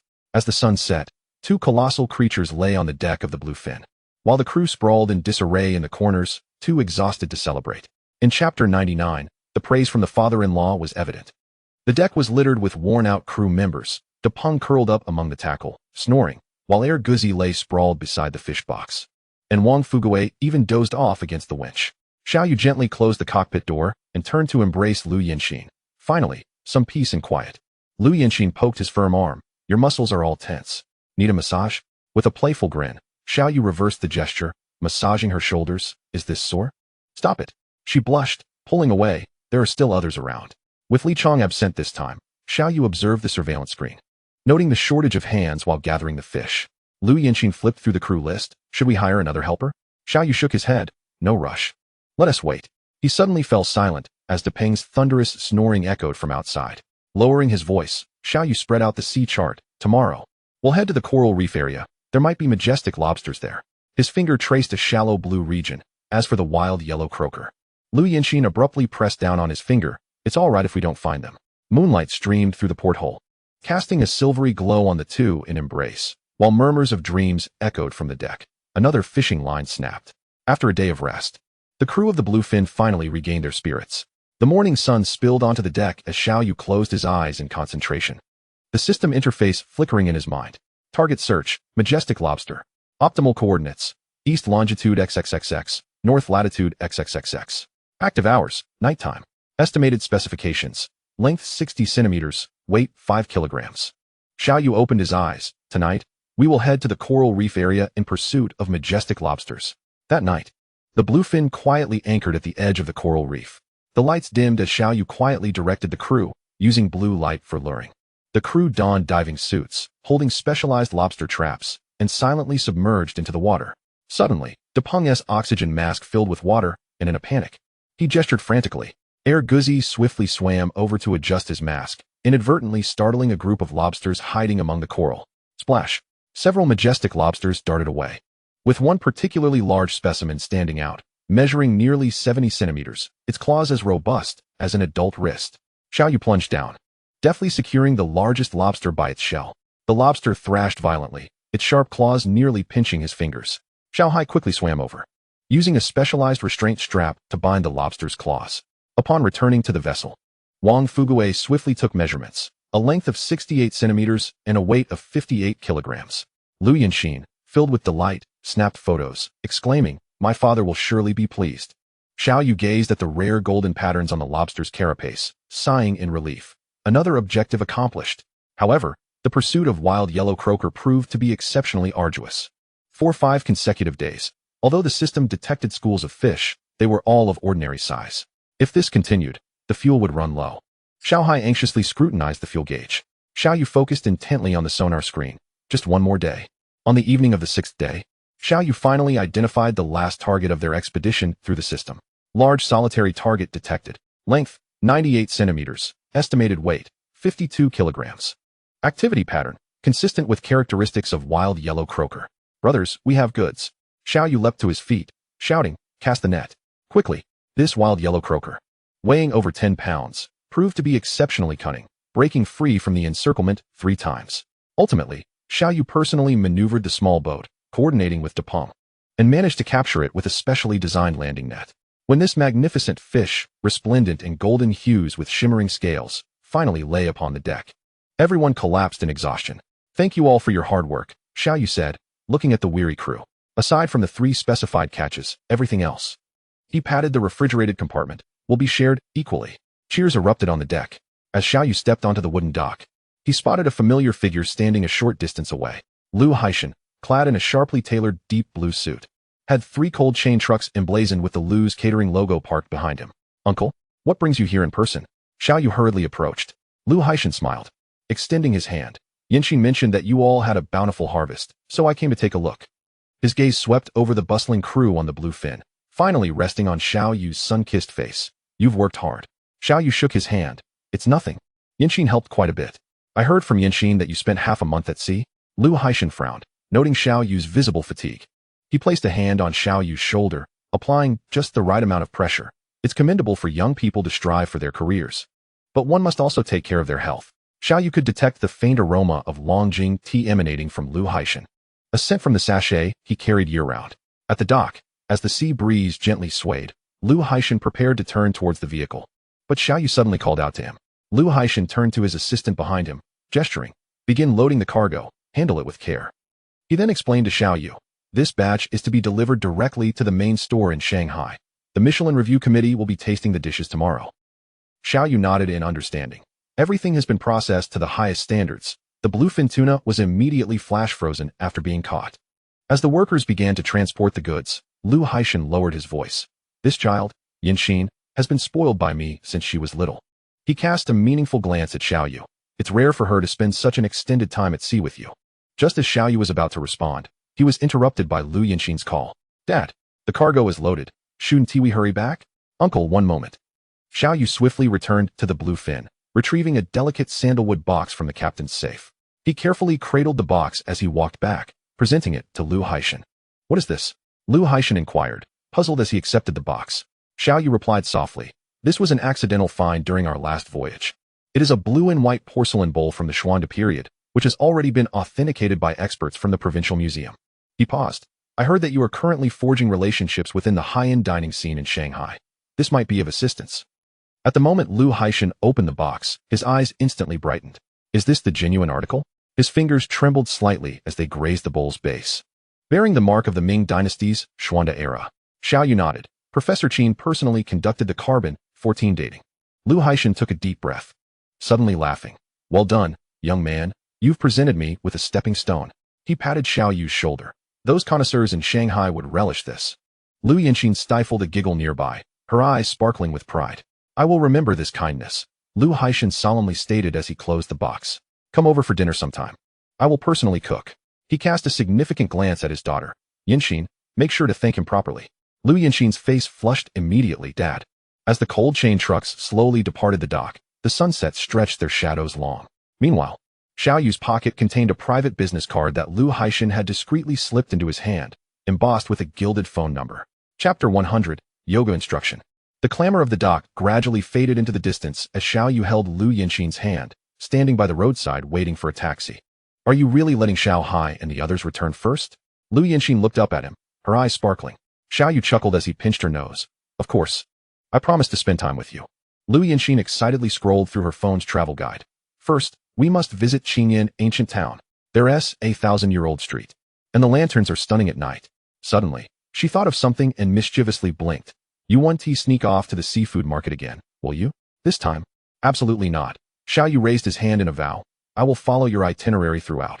On the bluestone paved road, Lu Yanxin led Xiao Yu through the Ming and Qing architecture. "Look at this." She pointed at an old silver shop. "They can customize couple rings." The old craftsman smiled broadly as he brought out silver ingots. "What inscription would the young couple like?" Xiao Yu glanced at Lu Yanxin, whose cheeks were flushed, and suggested with a grin, "How about inscribing bluefin?" In the end, they opted not to engrave bluefin but instead chose to inscribe husband and wife on the rings. After purchasing their customized rings, Lu Yanxin linked her arm with Xiao Yu, excitedly pointing ahead. "Look, the little dumplings at that breakfast shop have outstanding online reviews." Xiao Yu chuckled indulgently. "Let us go try them." A long queue formed at the entrance of the small shop, steam rising from the bamboo baskets. "Boss, 2 baskets of crab meat," Lu Yanxin called as she stood on tiptoe, turning to Xiao Yu to explain. "Their crab meat is freshly prepared. There's a daily limit." Suddenly, Xiao Yu appeared from behind with 2 cups of soy milk, with osmanthus honey. "Drink it while it's hot." Lu Yanxin accepted it with surprise. "When did you buy this?" "Just now, while you were in line." Xiao Yu winked proudly. It was recommended by the old lady at the neighboring stall. After satisfying their hunger, the two strolled leisurely through the ancient street. Lu Yanxin paused in front of an embroidery shop. "This Su embroidery is exquisite." Xiao Yu glanced at the price tag. Leaning closer to her ear, It's even more expensive than a bluefin tuna. Lu Yinxin chuckled, tugging him to leave quickly. Let us go, you wealthy captain. In the afternoon, they took a break at a century-old tea house. On stage, a performer was singing The Legend of the White Snake. And Lu Yinxin was entranced. Xiao Yu quietly took out his phone and captured her focused profile. What are you doing, taking candid shots? Lu Yinxin suddenly turned, gathering evidence. Xiao Yu said seriously, to prove that Miss Lu can also sit quietly. As night fell, thousands of lanterns illuminated simultaneously. Lu Yinxin pulled Xiao Yu to the arch bridge. Look, the entire ancient town is glowing. Xiao Yu, however, gazed into her eyes. Indeed, it is glowing. Lu Yinxin's face flushed, pretending to be angry. Who taught you such cheesy lines? Self-taught? Xiao Yu chuckled, wrapping his arms around her, a special version for Lu Yinxin. Pushing open the intricately carved wooden door of the guest house, Lu Yinxin raised her eyebrows in surprise. From the outside, it appeared to be an ordinary gray brick building. But inside was a hidden paradise. The sandalwood bed was draped with a gauzy canopy, the frosted glass bathroom emanated a warm glow, and most importantly, the thick walls muffled even the street vendors' cries. Xiao Yu locked the door with a knowing smile, remarking, "This homestay is quite well chosen, I senti it?" As Lu Yinxin set down her bag, Xiao Yu embraced her from behind. Blushing, she pointed towards the window, where the curtains remained undrawn. With one hand, Xiao Yu pulled up the bamboo curtain, while the other slipped beneath her shirt. I've checked. It's double-layered and thick. The rose petals in the bathtub created ripples. Be gentle. Lu Yinxin playfully punched his shoulder, reminding him they had places to visit the next day. Her protests quickly transformed into breaths, drowned out by the sound of the shower. Xiao Yu chuckled softly, nibbling on her earlobe. Didn't you say the soundproofing is excellent? At 3 a.m, Lu Yinxin lay sprawled amid the disheveled bedding, pleading for mercy. I can't anymore. We need to explore tomorrow. However, Xiao Yu retrieved a small box from the bedside compartment. A gift from the homestay. Should we give it a try? Upon seeing the word delay on the packaging, Lu Yinxin grabbed a pillow and hurled it at him. Xiao Yu. As dawn broke, they finally fell asleep in each other's embrace. Lu Yinxin's long hair cascading across Xiao Yu's arm, her eyelashes still glistening with moisture. The 3 days of their getaway slipped away like grains of sand. And soon it was time to part. On their final night, they stayed at a seaside hotel on the top floor, where the city lights outside the floor-to-ceiling window cascaded like a river of stars, yet the temperature within the room was even more fervent than midsummer. When Lu Yinxin emerged from the bathroom, wrapped in a silk robe and blushing, she bit her lip and suddenly produced a booklet from her bag. Her voice barely above a whisper. I've learned a few moves. Xiao Yu took a glance at the booklet, which depicted couple yoga, and immediately swallowed hard. Is Teacher Lu planning a lesson? Just so we're clear, no laughing.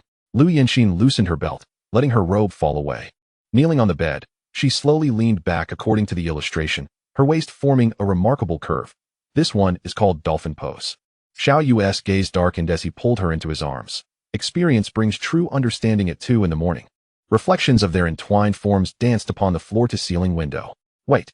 Lu Yinxin suddenly pushed him away, recalling a specific angle from the book. Xiao Yu, panting, complied. Teacher Lu is indeed meticulous.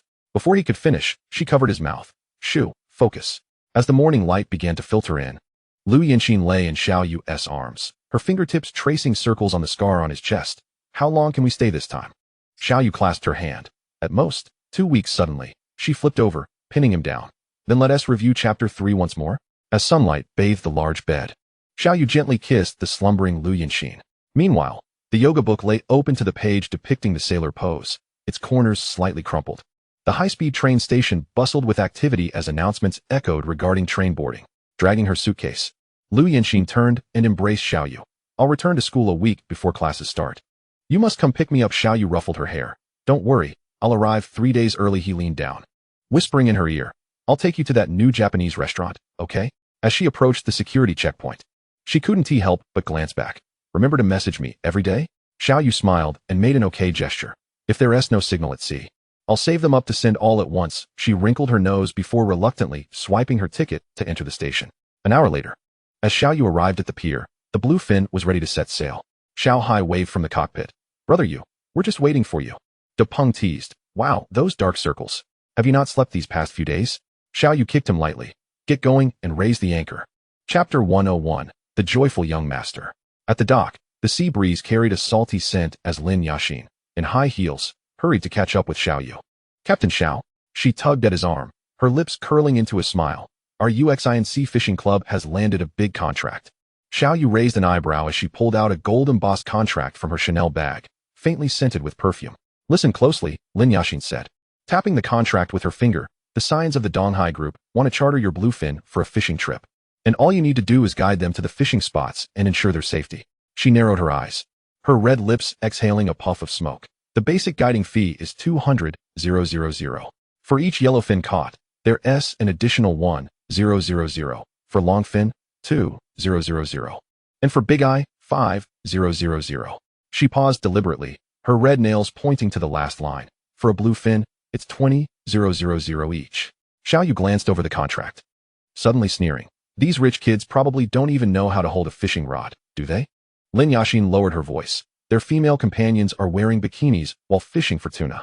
They exchanged glances, both rolling their eyes. 4 days later, Xiao Yu suddenly spoke up. Lin Yashin blinked. Tell them to be at dock 3 by 6 a.m. in 4 days. He slapped the contract back into her hands. If they're late by a second, I'll set sail without them. As he turned away, he added, remember to collect a 50 deposit. Half an hour later, the cabin of the bluefin was enveloped in a haze of smoke. What? Taking novices out for bluefin fishing? Depeng nearly leaped up. Ergo counted on his fingers. If we catch 10 at 20,000 each. Xiao Yu placed a foot on a chair. Listen up. This time, everyone must wear uniforms. Swearing incurs a fine, and vomiting overboard incurs a fine as well. Whoever feeds a rich kid to the sharks gets double the bonus. As the sun set, Lin Yashin's high heels faded into the distance. Meanwhile, Xiao Yu's phone lit up with a message from Lu Yanxin. I heard you're taking the wealthy out to sea. I want to live stream and watch the spectacle. The crew of the bluefin stood neatly lined up on the deck. In the distance, the roar of engines approached as 5 supercars screeched to a halt at the dock. As the doors opened, a group of young people clad in floral shirts, distressed jeans, and oversized sunglasses emerged, their hair dyed in a riot of colors, resembling a group that had just stepped out of a nightclub. Depeng's eyes widened. What the hell? Are they here to fish or to hold a concert? Ergo's mouth twitched. I thought I'd time travel back to 2008. Taking a deep breath, Xiao Yu stepped forward. Everyone. I am Captain Xiao Yu of the bluefin. The leading rich kid, sporting silver hair and a gold chain as thick as a thumb, grinned widely. Captain Xiao? I've heard much about you. He turned to his companions and waved. Listen up. If anyone lags behind today, they'll pay for their own drinks tonight. Surprisingly, despite their flamboyant attire, this group of rich kids exhibited an unexpectedly straightforward demeanor. Captain Xiao, the silver-haired boy clapped Xiao Yu on the shoulder. I'm Ajia. Don't worry, we'll follow your lead. He lowered his voice. Honestly, we're just here for a good time. Catching fish is secondary. Relieved. Xiao Yu replied. Then please board the yacht and stick close to my bluefin. As the beautiful yacht slowly departed the harbor, the crew of the bluefin stood in stunned silence. On the deck, several girls in bikinis set up a selfie stick to live stream. Family. Today we're going out to fish for tuna with the rich. Xiao Hai facepalmed. Brother Yu, this job is going to be tough. Xiao Yu picked up the walkie-talkie. Ajia, please ensure your crew's safety. The sea is no place for frivolity. The response came swiftly. Don't worry, Brother Xiao. We're all wearing life jackets, even over our bikinis. The crew of the bluefin collectively facepalmed. The 2 boats sailed towards the deep sea, the sun glimmering on the surface of the water. As the midday sun illuminated the ocean, the radar on the bluefin suddenly emitted a series of beeping alerts. Xiao Yu closed his eyes, concentrating as the system's holographic screen unfolded in his mind.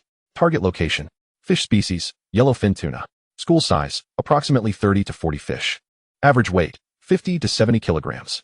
Optimal fishing point, current coordinates, 800 meters southeast. With a slight smile, Xiao Yu picked up the walkie-talkie. Beautiful yacht, 800 meters southeast, yellowfin tuna school. Prepare to drop your lines. Ajia's excited shout came through the walkie-talkie. Damn. Brother Xiao, you're amazing. Brothers, grab your gear. A cacophony of shouts erupted around them. Hurry, hurry. Bring me my diamond-studded fishing rod. Has the live stream started? Quick. Who the hell took my sunscreen? The crew of the bluefin boat collectively facepalmed from a distance. Xiao Yu turned to his brothers with a grin. Today, it's a benefit for the Welfare Bureau. Whoever catches it gets to keep it. And later, you can settle the bill with Boss Lin. Depeng ripped off his shirt, declaring, I'm going to make a fortune today. On the bluefin boat, the crew skillfully cast their lines, their movements fluid and graceful. Meanwhile, on the beauty boat, chaos reigned. Hey, why is my fishing rod bending? You haven't even released the line. What the hell is this thing for? Xiao Yu, unable to contain his frustration, picked up the walkie-talkie. AJ, tell your team to hold off on casting. I'll send a brother over to guide them. Xiao Hai reluctantly boarded the beauty boat, observing a flurry of disoriented wealthy patrons, sighed. First, secure the safety latch. Just as he picked up a fishing rod to demonstrate, a bikini-clad beauty leaned in. Hey there, can you teach me how to hold the rod? Xiao Hai's face flushed crimson, and laughter erupted from the bluefin crew. On the deck of the beauty boat, pandemonium ensued. Oh no, my rod is moving. A young man with green hair suddenly screamed, his fishing rod bent into a U-shape. His companion shouted, reel it in, reel it in. In a flurry, the green-haired fellow frantically turned the reel, only for a loud snap. The fishing line broke, sending the hook sailing away, narrowly missing the bikini-clad beauty who was live streaming. Ah, she shrieked, dropping her phone into the sea. AJ, sporting sunglasses and striking a cool pose with his fishing rod, exclaimed, watch me perform some professional sea fishing. Yet, he overexerted himself and accidentally slammed the bait against his forehead. Ow! He crouched down, clutching his forehead, his sunglasses askew. What on earth is this? The crew on the bluefin boat roared with laughter. A girl in a pink bikini fluttered over to Xiao Hai. Brother, can you help me with this? She held a fishing rod, but the hook was snagged on her swimsuit strap. Xiao Hai's face turned beet red, his hands trembling more than the rod itself. You need to unhook it first. De Peng cackled over the walkie-talkie. Xiao Hai, your composure is lacking. Amidst the chaos, someone suddenly shouted, I got one. I really got one. Everyone turned to see a bespectacled man, who had been silent until now, gripping his rod tightly, the tip almost touching the water. Help me. AJ rushed over, and several people grabbed the rod, pulling it back like a tug of war. After 10 minutes of teamwork, they finally hauled in a small yellowfin tuna, measuring less than 50 centimeters. As evening fell and the bluefin boat was filled to capacity, the beauty boat finally announced their success. 2. We caught 2. AJ yelled into the walkie-talkie. Xiao Yu raised his binoculars, nearly bursting into laughter at the sight. 2 scrawny yellowfin tunas lay on the deck, surrounded by a dozen exhausted young men and 5 tangled fishing lines. The sunset bathed the beauty boat in golden hues, with fishing gear scattered across the deck like remnants of a battlefield. Meanwhile, AJ continued to shout over the radio, Xiao Go, we'll be back tomorrow, with double the price. Chapter 102, The Sea Fishing Competition. The last rays of the sun shimmered upon the glass facade of the Haiyan building as Xiao Yu pushed open the door to Lin Yaxin's office.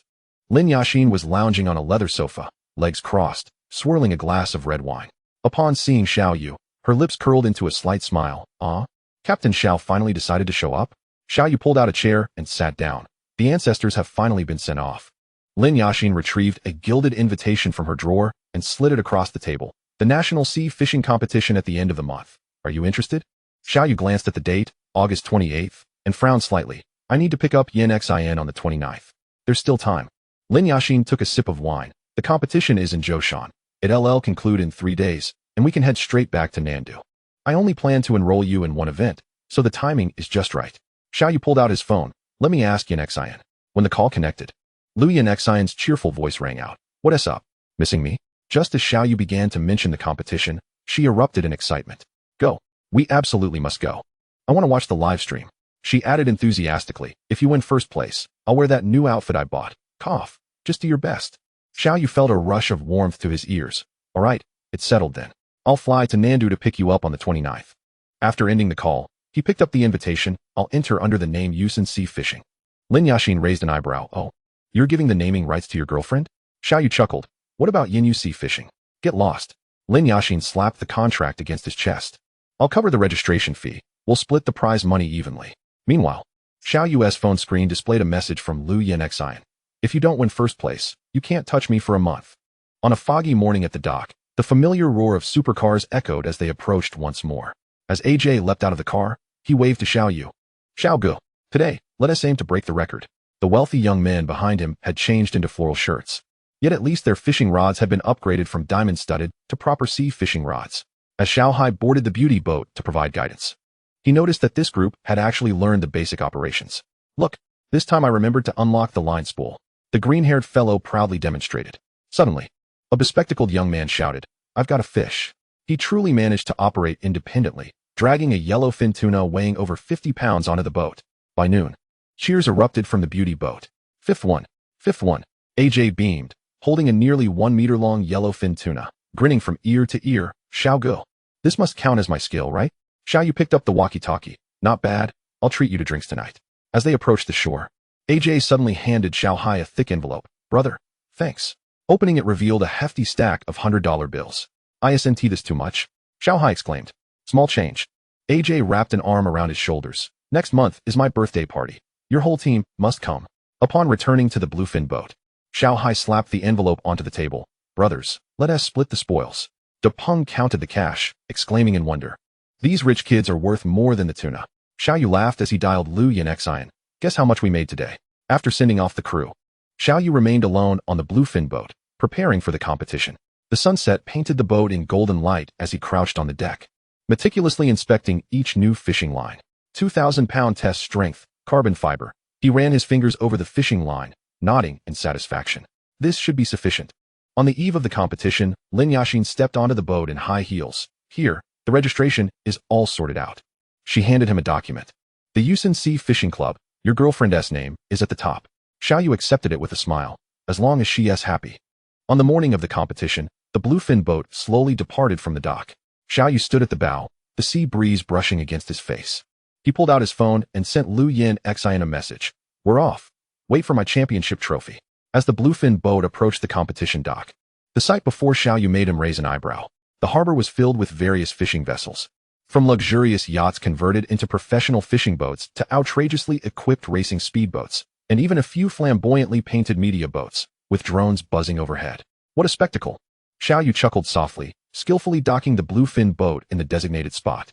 The area in front of the organizing committee's tent was bustling with people. As soon as Xiao Yu submitted the registration form, the staff exclaimed, "You're Captain Xiao of Yusen Sea Fishing? You're listed as the third favorite to win." Several competitors nearby immediately cast scrutinizing glances at Xiao Yu, who merely smiled and remarked, "It's just good fortune." Within an hour, all participating teams had gathered. The chairman of the organizing committee stood on the floating platform and announced, "This competition features 2 awards, the heaviest single catch prize and the most valuable single catch prize." He particularly emphasized, the capture of protected species is strictly prohibited. Violators will be disqualified. On the return journey to the boat, several unfamiliar faces intercepted Xiao Yu. "We've heard you possess a unique skill for finding fish." The leader, a bald man, squinted and proposed, "Let us collaborate? We can split the prize money evenly." Xiao Yu shook his phone lightly, replying, "I'm afraid I must decline. My girlfriend is watching the live stream." On the screen, a WeChat message from Lu Yinxin boldly stated, "If you dare cheat, you're finished." Before the smoke from the starting gun had settled, a cacophony of engine roars erupted at the dock. Dozens of fishing boats surged forth like arrows released from a bow, churning up frothy white waves. Meanwhile, the bluefin sailed on like a composed elder, adjusting its course leisurely toward the targeted fishing grounds. On the deck, 2 cameramen from the organizing committee exchanged glances. "Captain Xiao, the other teams are speeding ahead." The younger cameraman could not help but remind him. Leaning against the helm, Xiao Yu smiled slightly. "The fish in the sea won't be lining up to wait. What's the rush?" The older cameraman adjusted his lens. "But the good fishing spots may get occupied. Xiao Yu chuckled softly. "I never rely on positioning to find fish." Alone in the cockpit, he activated the system's scanning interface. Deep sea scan initiated. Southeast, 178 nautical miles. Target, suspected bluefin tuna. Estimated weight, 180 to 220 kilograms. He silently adjusted the heading. The bluefin carving an elegant arc through the water. Suddenly, an urgent call crackled through the communicator. "Mayday. This is the Sea Wolf. Our engine has malfunctioned." Xiao Yu glanced at the coordinates, noting the target fish were only 3 nautical miles away. After a brief moment of contemplation, he sharply turned the wheel. "Hold on tight. We're changing course for rescue."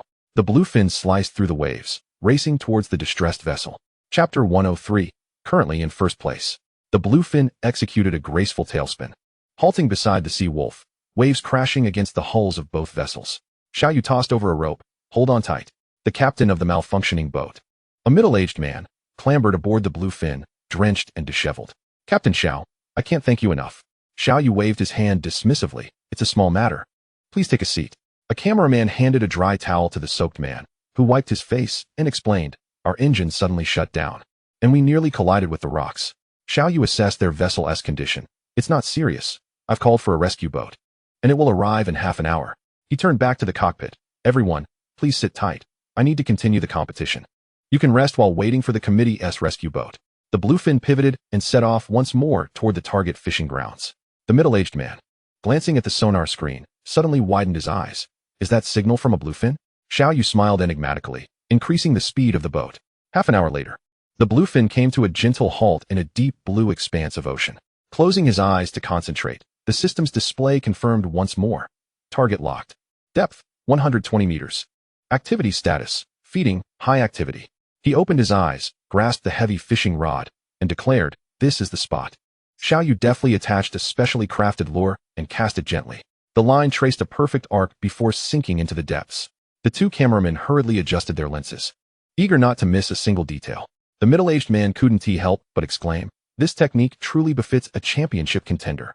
The instant the line hit the water, Xiao Yu sensed an unusual resistance. "Here it comes," he murmured, tightening his grip on the rod.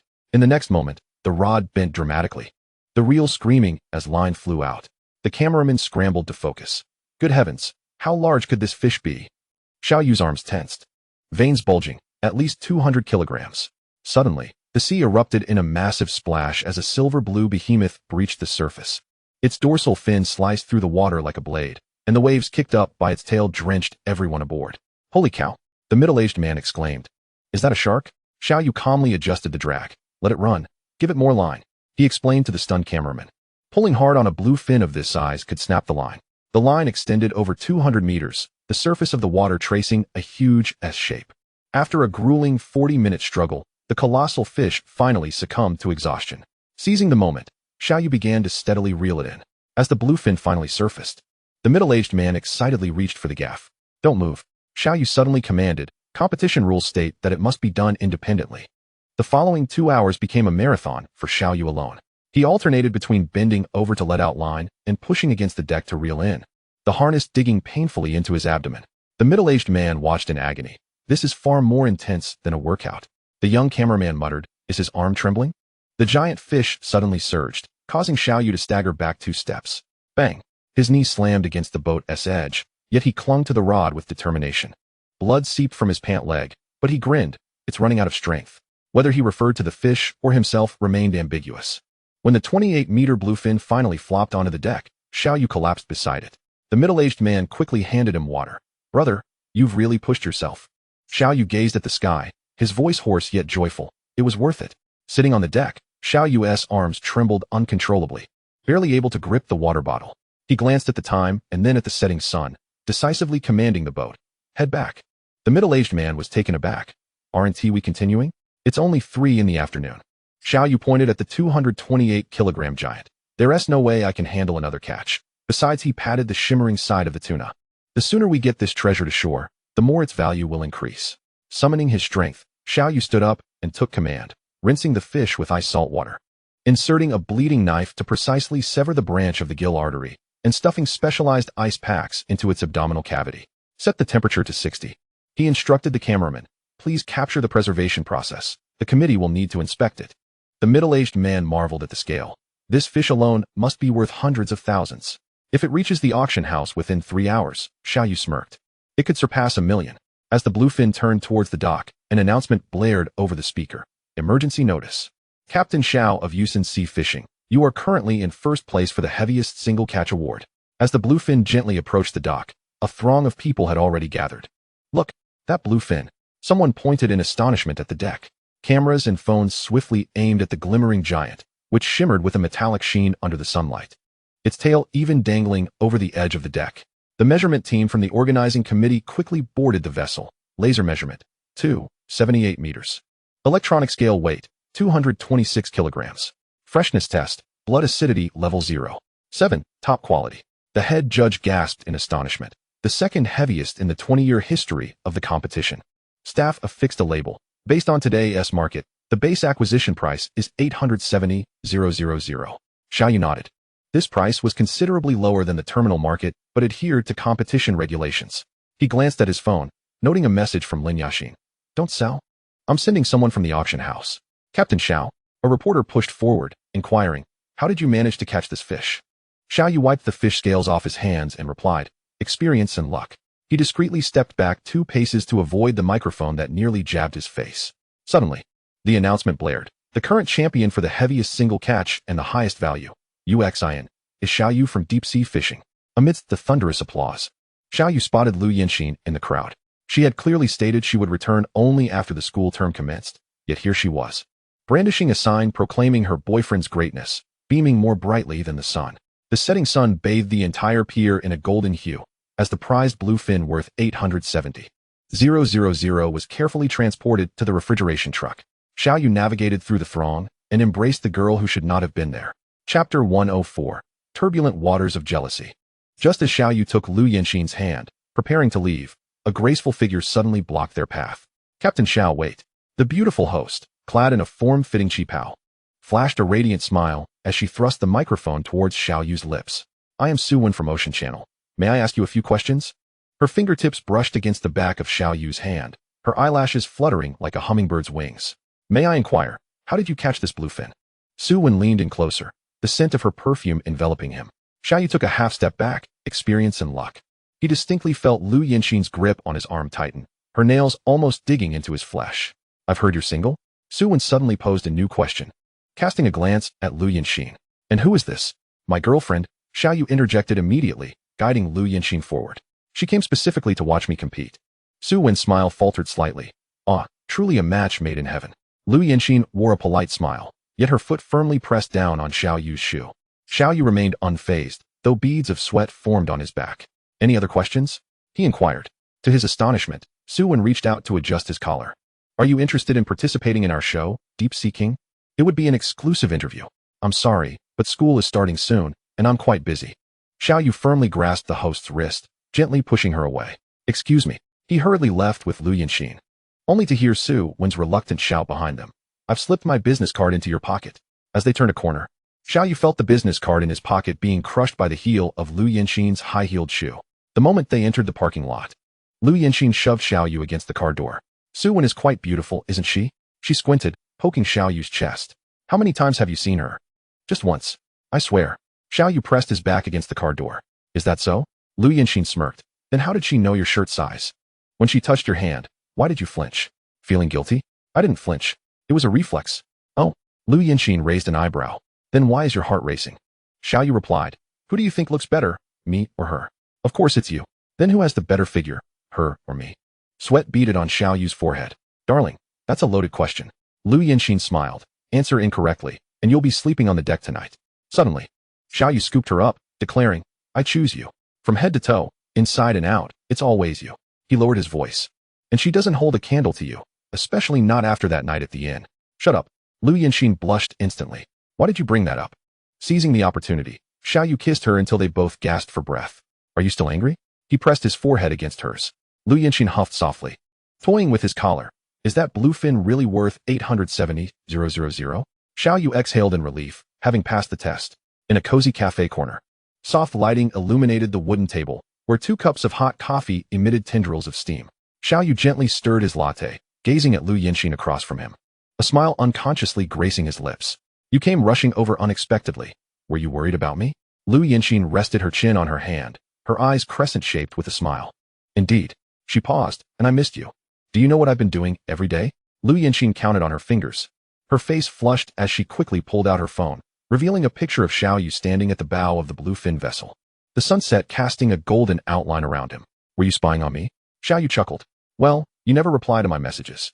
Lu Yanxin pouted. I understand there's no signal at sea, but once we dock, you don't make an effort to reach out. Outside, the sun dipped lower, and the cafe's lights glowed warmly. Lu Yanxin suddenly reached out, wiping a coffee stain from the corner of Xiao Yu's mouth. Silly. How can you get coffee on yourself while drinking? Xiao Yu grasped her wrist, planting a gentle kiss there. It was intentional. Otherwise, how would you lean in so close? At 5 in the morning, the horizon began to blush with dawn. Xiao Yu rose quietly, observing Lu Yanxin asleep in bed, her eyelashes fluttering as she clutched the coconut shell necklace. He leaned down to kiss her forehead, leaving a note on the bedside. Darling, I'm off to compete. I'll call you when I reach the dock. Remember to have breakfast. The bluefin vessel glided silently away from the harbor, the sea resembling deep blue satin. Xiao Yu glanced at his phone's wallpaper, a candid shot of Lu Yanxin's sleeping visage from last night, and his lips curled into a smile. Captain Xiao. The committee's cameraman suddenly peered in. What species are we targeting today? Let us leave it to chance, Xiao Yu replied, putting away his phone. It could be a marlin, or perhaps. He abruptly closed his eyes, the system interface flashing in his mind, detecting a school of longfin tuna. 9 nautical miles southeast. As the first longfin tuna bit the hook, Xiao Yu's arm muscles tensed instantly. Record, he shouted to the cameraman. The length is 18 meters. Estimated weight 90 kilograms. The fishing rod bent into a precarious arc as the sea erupted in a tumultuous spray from the fish's tail. By noon, during a break to change bait, Xiao Yu dialed Lu Yanxin. Are you awake? On the other end, Lu Yanxin's drowsy mumble came through. How many have you caught? 3. Xiao Yu chuckled. 2 more hours until we head back. Be careful. Her voice trailed off, clearly drifting back to sleep. As the bluefin vessel slowly approached the dock, the pier buzzed with activity, but Lu Yanxin was nowhere to be seen. The moment Xiao Yu stepped off the boat, staff surrounded him. Captain Xiao, please register your catch first. He nodded, preparing to follow them when a familiar scent of perfume wafted by. Captain Xiao? Su Wen appeared at his side, her fingers lightly tugging at his sleeve. You rushed away yesterday, leaving so many questions unasked. Today, she wore a low-cut dress, nearly brushing against Xiao Yu's arm as she leaned in to register. 3 tuna is truly a miracle. Xiao Yu took a half step back, just lucky. Is that so? Su Wen's red lips curved upwards. Then why is it only you who can find such miracles? She suddenly lowered her voice. Are you free tonight? I have a bottle of 82 Lafite in my room. Xiao Yu replied earnestly. Miss Su, please maintain your decorum. He revealed his phone screen, showcasing a picture of Lu Yanxin wearing the coconut shell necklace and smiling. Su Wen's smile faltered. Your girlfriend is quite strict, isn't she? No. Xiao Yu tucked his phone away. I simply cannot live without her. Xiao Yu. A clear voice rang out from behind the crowd. Lu Yanxin, clad in a light blue dress, rushed over, panting. She glanced at Su Wen and deliberately linked her arm with Xiao Yu's. Sorry for being late. The hotel hairdryer was broken. Xiao Yu instinctively wrapped his arm around her waist. Just in time. I just weighed everything. Su Wen forced a smile. This young lady is truly adorable. Thank you. Lu Yanxin beamed sweetly, though her fingers discreetly pinched Xiao Yu's lower back. Your perfume is quite distinctive, sister. She lifted the coconut shell necklace and exclaimed, Look, my boyfriend fished this up from the deep sea. It's far more enduring than any perfume. Chapter 105. As expected, just as Xiao Yu was about to leave with Lu Yanxin in his embrace, 3 young individuals clad in competition attire suddenly obstructed their path. Oh, isn't this the champion? The leader, with bleached hair, remarked mockingly. You even managed to reel in 2 beauties while fishing. How enviable. His 2 companions immediately chimed in. Exactly. We fished all day and didn't even attract a single female fan. Ignoring Xiao Yu entirely, the leader approached Su Wen. Host Su, are you free tonight? Our team caught a giant marlin, and we would love to invite you for an exclusive interview. Su Wen smiled politely but distantly. I'm sorry. I have prior commitments this evening. Noticing Su Wen's disinterest, the trio swiftly turned to Lu Yanxin. This lovely lady, you must be Captain Zhao's fan, right? Want to come aboard our yacht for a tour? One of them brandished a Porsche key. Our yacht is far more comfortable than this shabby fishing boat. Lu Yanxin blinked innocently. Really? Did you catch any fish? The group fell momentarily speechless. The leader, forcing a smile, replied, Of course. We caught a 30-pounder. 30 pounds. Lu Yanxin gasped, covering her mouth. But that tuna Xiao Yu caught earlier was over 200 pounds. She turned to Xiao Yu with admiration. Darling, is a 30-pound fish considered big? Laughter erupted around them.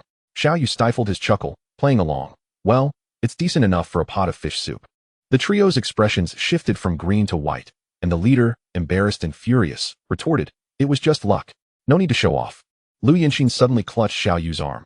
By the way, my dad just messaged me. She raised her voice intentionally. That bluefin tuna sold for $1.2 million at the auction. The 3 provocateurs' eyes widened in disbelief, and they slunk away. Under the setting sun, Xiao Yu pinched Lu Yanxin's cheek. Little fox. Meanwhile, Su Wen observed the intimate figures of the 2 and silently tore her interview outline into shreds. Back in their hotel room, Lu Yanxin leaned against the floor-to-ceiling window, gazing vacantly at the distant seascape. Xiao Yu embraced her from behind, resting his chin gently on her shoulder. What are you thinking about? Lu Yanxin turned, poking his chest with her finger. Those tuna you caught today, while they don't compare to yesterday's bluefin, are still quite impressive. Xiao Yu chuckled softly. Just good fortune. Is it truly just luck? Lu Yanxin tilted her head. How come you always manage to find the best schools of fish? Xiao Yu's heart raced slightly, though he maintained his composure. It's experience. Having drifted at sea for so long, one can discern certain patterns. Attempting to change the subject casually, he asked, Are you hungry? I ordered a sashimi platter. It should arrive shortly. Lu Yanxin narrowed her eyes. Xiao Yu, you aren't hiding any secrets from me, are you? Xiao Yu felt a pang of anxiety but quickly laughed it off. What secrets could I possibly have? He pinched her nose playfully. Do you think I have magical powers? Just wave my hand, and the fish will swim right to me. Lu Yanxin suddenly leaned in close, so near that she could see her reflection in his pupils. Then tell me, she whispered, why do you always spend a long time alone, meditating before setting sail? Xiao Yu's breath caught. She had noticed that detail. It's just that I need to recall the nautical charts and plan the route. He cradled her face. much like you review key points before an exam. Lu Yanqin remained skeptical, but ultimately merely huffed. It better be that way. Seizing the moment, Xiao Yu kissed her lips just as a knock echoed at the door. Sir, your sashimi. Lu Yanqin, blushing, pushed him away. Let's eat first. Oh magician. Light streamed through the gaps in the curtains, illuminating the two entwined in slumber on the bed. In the darkness, Xiao Yu opened his eyes and sighed softly. This secret may perhaps never be revealed. On the morning of the final day of the competition, a palpable tension enveloped the dock. The captains of various teams meticulously checked their equipment, while crew members hurried about making last-minute preparations. Yet Xiao Yu strolled leisurely, holding Lu Yanqin's hand as they made their way to the bluefin. Why are you so calm today? Lu Yanqin inquired curiously. It's the last day. Xiao Yu smiled, squeezing her hand. With you by my side, fortune is surely on our side. The starting gun fired, and all boats surged forth like arrows released from a bow. The bluefin, however, maintained a steady pace, and Xiao Yu even took the time to brew Lu Yanqin a cup of coffee. Aren't you anxious? Lu Yanqin cradled the coffee cup, watching competitors in the distance. Now mere specks on the horizon. Xiao Yu smiled mysteriously. The best is yet to come. While Lu Yanqin seized the opportunity to take photos on the deck, Xiao Yu closed his eyes, focusing intently. System scanning. Southwest, 11 nautical miles. Species, bluefin tuna. School size, 58 individuals. Estimated maximum individual weight, 300 kilograms. Xiao Yu opened his eyes and adjusted the autopilot. Set course southwest, full speed ahead. Upon reaching the targeted fishing grounds, the other teams were still blindly searching. Ready? Xiao Yu handed Lu Yanqin a pair of sunglasses. Watch as I reel in a record-breaking catch. The first line went down, and within 10 minutes, the rod bent at an astonishing angle. After 3 hours of intense struggle, a colossal creature measuring nearly 35 meters finally surfaced. Lu Yanqin clutched the railing in excitement. Oh my, this one's even bigger than yesterday's. When the electronic scale displayed 302 kilograms, Xiao Yu wiped the sweat from his brow. It seems we are about to break the competition record. As the bluefin returned to the harbor, all the vessels in the dock sounded their horns in salute. Lu Yanqin stood at the bow, the sea breeze tousling her hair as she gazed at the unprecedented giant behind her. She finally comprehended why Xiao Yu always exuded such calm confidence. On the awards podium, ribbons fluttered and cannons fired. Xiao Yu stood atop the highest podium, adorned with 2 gold medals, one for the heaviest single catch, 302-kilogram bluefin tuna, and the other for the most valuable single catch, valued at 1.5 million. Below, Lu Yanqin raised her phone, snapping photos frantically, her applause louder than anyone else's. She even leaped up, shouting, Xiao Yu, look here. The committee chairman handed the trophy to Xiao Yu. Young man, you've set 2 new records for the competition.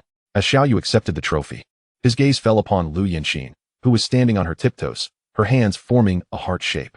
Suddenly, he raised the trophy and gestured toward her as if dedicating it to her. After the awards ceremony concluded, Lu Yanqin rushed onto the stage and enveloped Xiao Yu in a tight embrace. That was amazing. She excitedly touched the trophy. How much can we sell this for? Xiao Yu chuckled helplessly. This one won't be sold.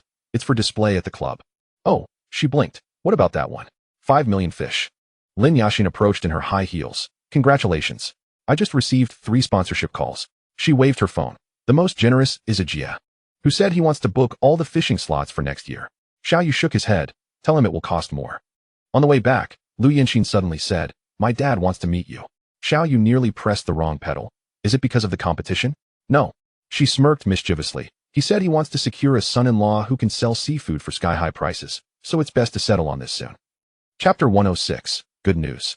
A few days later, the bamboo curtain of the tea room outside the school was half rolled, and the sound of sycamore leaves rustled outside. Xiao Yu's fingers absently traced the rim of his teacup as he awaited Lu Yanqin, who had been called away by her mother to fetch some snacks, leaving him alone to face the impending judgment. The curtain was suddenly lifted, and Lu Haishan entered, clad in a traditional Chinese high-collared shirt, the jade cufflinks glinting coldly. Uncle. Xiao Yu immediately rose to pour tea, yet the spout of the purple clay teapot trembled slightly, producing a delicate sound against the rim of the cup. Lu Haishan took a seat, his gaze piercingly sweeping over Xiao Yu's taut shoulders, and suddenly sneered. Young man, you possess quite the audacity. Xiao Yu swallowed hard. It seemed his secret from that night at the inn had been uncovered. I heard you won over 2 million in the competition? Lu Haishan abruptly pushed a bank card across the table. Add this to that sum. Xiao Yu was momentarily taken aback. What is this? A betrothal gift. Lu Haishan raised his teacup. Is this enough to marry my daughter? The atmosphere at the tea table instantly fell into an eerie silence, while the cicadas outside chirped sharply. Xiao Yu's mind went blank. We haven't what? Lu Haishan narrowed his eyes. You've already shared a bed. Don't you wish to take responsibility? Suddenly, he slammed the table, causing the teacups to clatter. When will you marry Yinxin? The door curtain rustled open, and Lu Yinxin stood frozen in the doorway, holding a box of pastries. Dad, what nonsense are you spouting? Her face flushed as she rushed over. We are clearly just. Lu Haishan burst into laughter. Silly girl, your mother was deceived in the same way back in the day. Xiaoyu looked at Lu Yinxin and said, check how much money is left on my card. Lu Yinxin fumbled to retrieve her phone, her fingers gliding swiftly across the screen. Wait, I remember the password. She bit her lip as she entered Xiaoyu's birthday, and the bank app interface shifted. Available balance, 21, 568, 392, 17. 20 million. Her hand trembled, and the phone clattered onto the tea table. Lu Haishan, having just swallowed tea, spewed it out. How much? He snatched the phone, staring at the long string of numbers, counting 3 times. Did you rob a bank? Xiaoyu scratched his head. Just what I've saved from going out to sea. Lu Yinxin suddenly pinched his thigh. Last time you said you'd wait for a discount to buy me a bag. Lu Haishan squinted.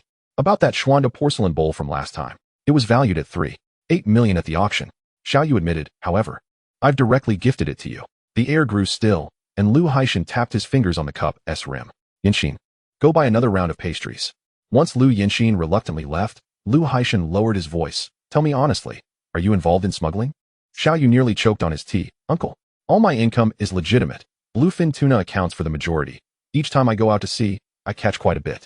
And that batch of Schwanda porcelain from the high seas, after auctioning, could add several million more. He suddenly fell silent, realizing the shrewd glint in Lu Haishan's eyes. There's a family gathering next week. Lu Haishan rose, patting Xiaoyu on the shoulder, dressed formally. He paused at the door, turning back. By the way, that card is for purchasing seafood. Although he smiled meaningfully, you are now qualified to be my son-in-law. At that time, I will announce your engagement to Yinxin. When Lu Yinxin returned with the pastries, she found Xiaoyu blushing and grinning foolishly. Beneath the VIP card on the table lay an embossed golden invitation, Lu family dinner invitation. Lu Yinxin dropped the pastry box in shock, mung bean cakes rolling everywhere. Really? She grabbed Xiaoyu's arm, her eyes sparkling like they were filled with stars. Did my dad really say he would announce our engagement? Xiaoyu nodded. And before he could say anything further, she threw herself into his embrace. The tea table shook, the purple clay teapot toppled, spilling tea across the wooden surface. Wait, this is a public place. Xiaoyu fumbled to right the teapot. But Lu Yinxin cupped his face and planted a kiss on his lips. I don't care. She excitedly spun around, her skirt blooming like petals. I must tell the whole dorm. No, the entire school. Xiaoyu quickly pulled her back. Your dad said to keep it a secret until the dinner. Right. Lu Yinxin covered her mouth, her eyes crescent-shaped with delight. Shall we go buy dresses now? Suddenly, she shook her head. No, I need to tell my mom first. She must have known already. Xiaoyu brought her back to her seat, gently wiping the pastry crumbs from the corner of her mouth. Take it slow. We have a week to prepare. He lowered his voice. But are you sure you want to marry a fisherman who always smells of fish? Lu Yinxin pinched his nose.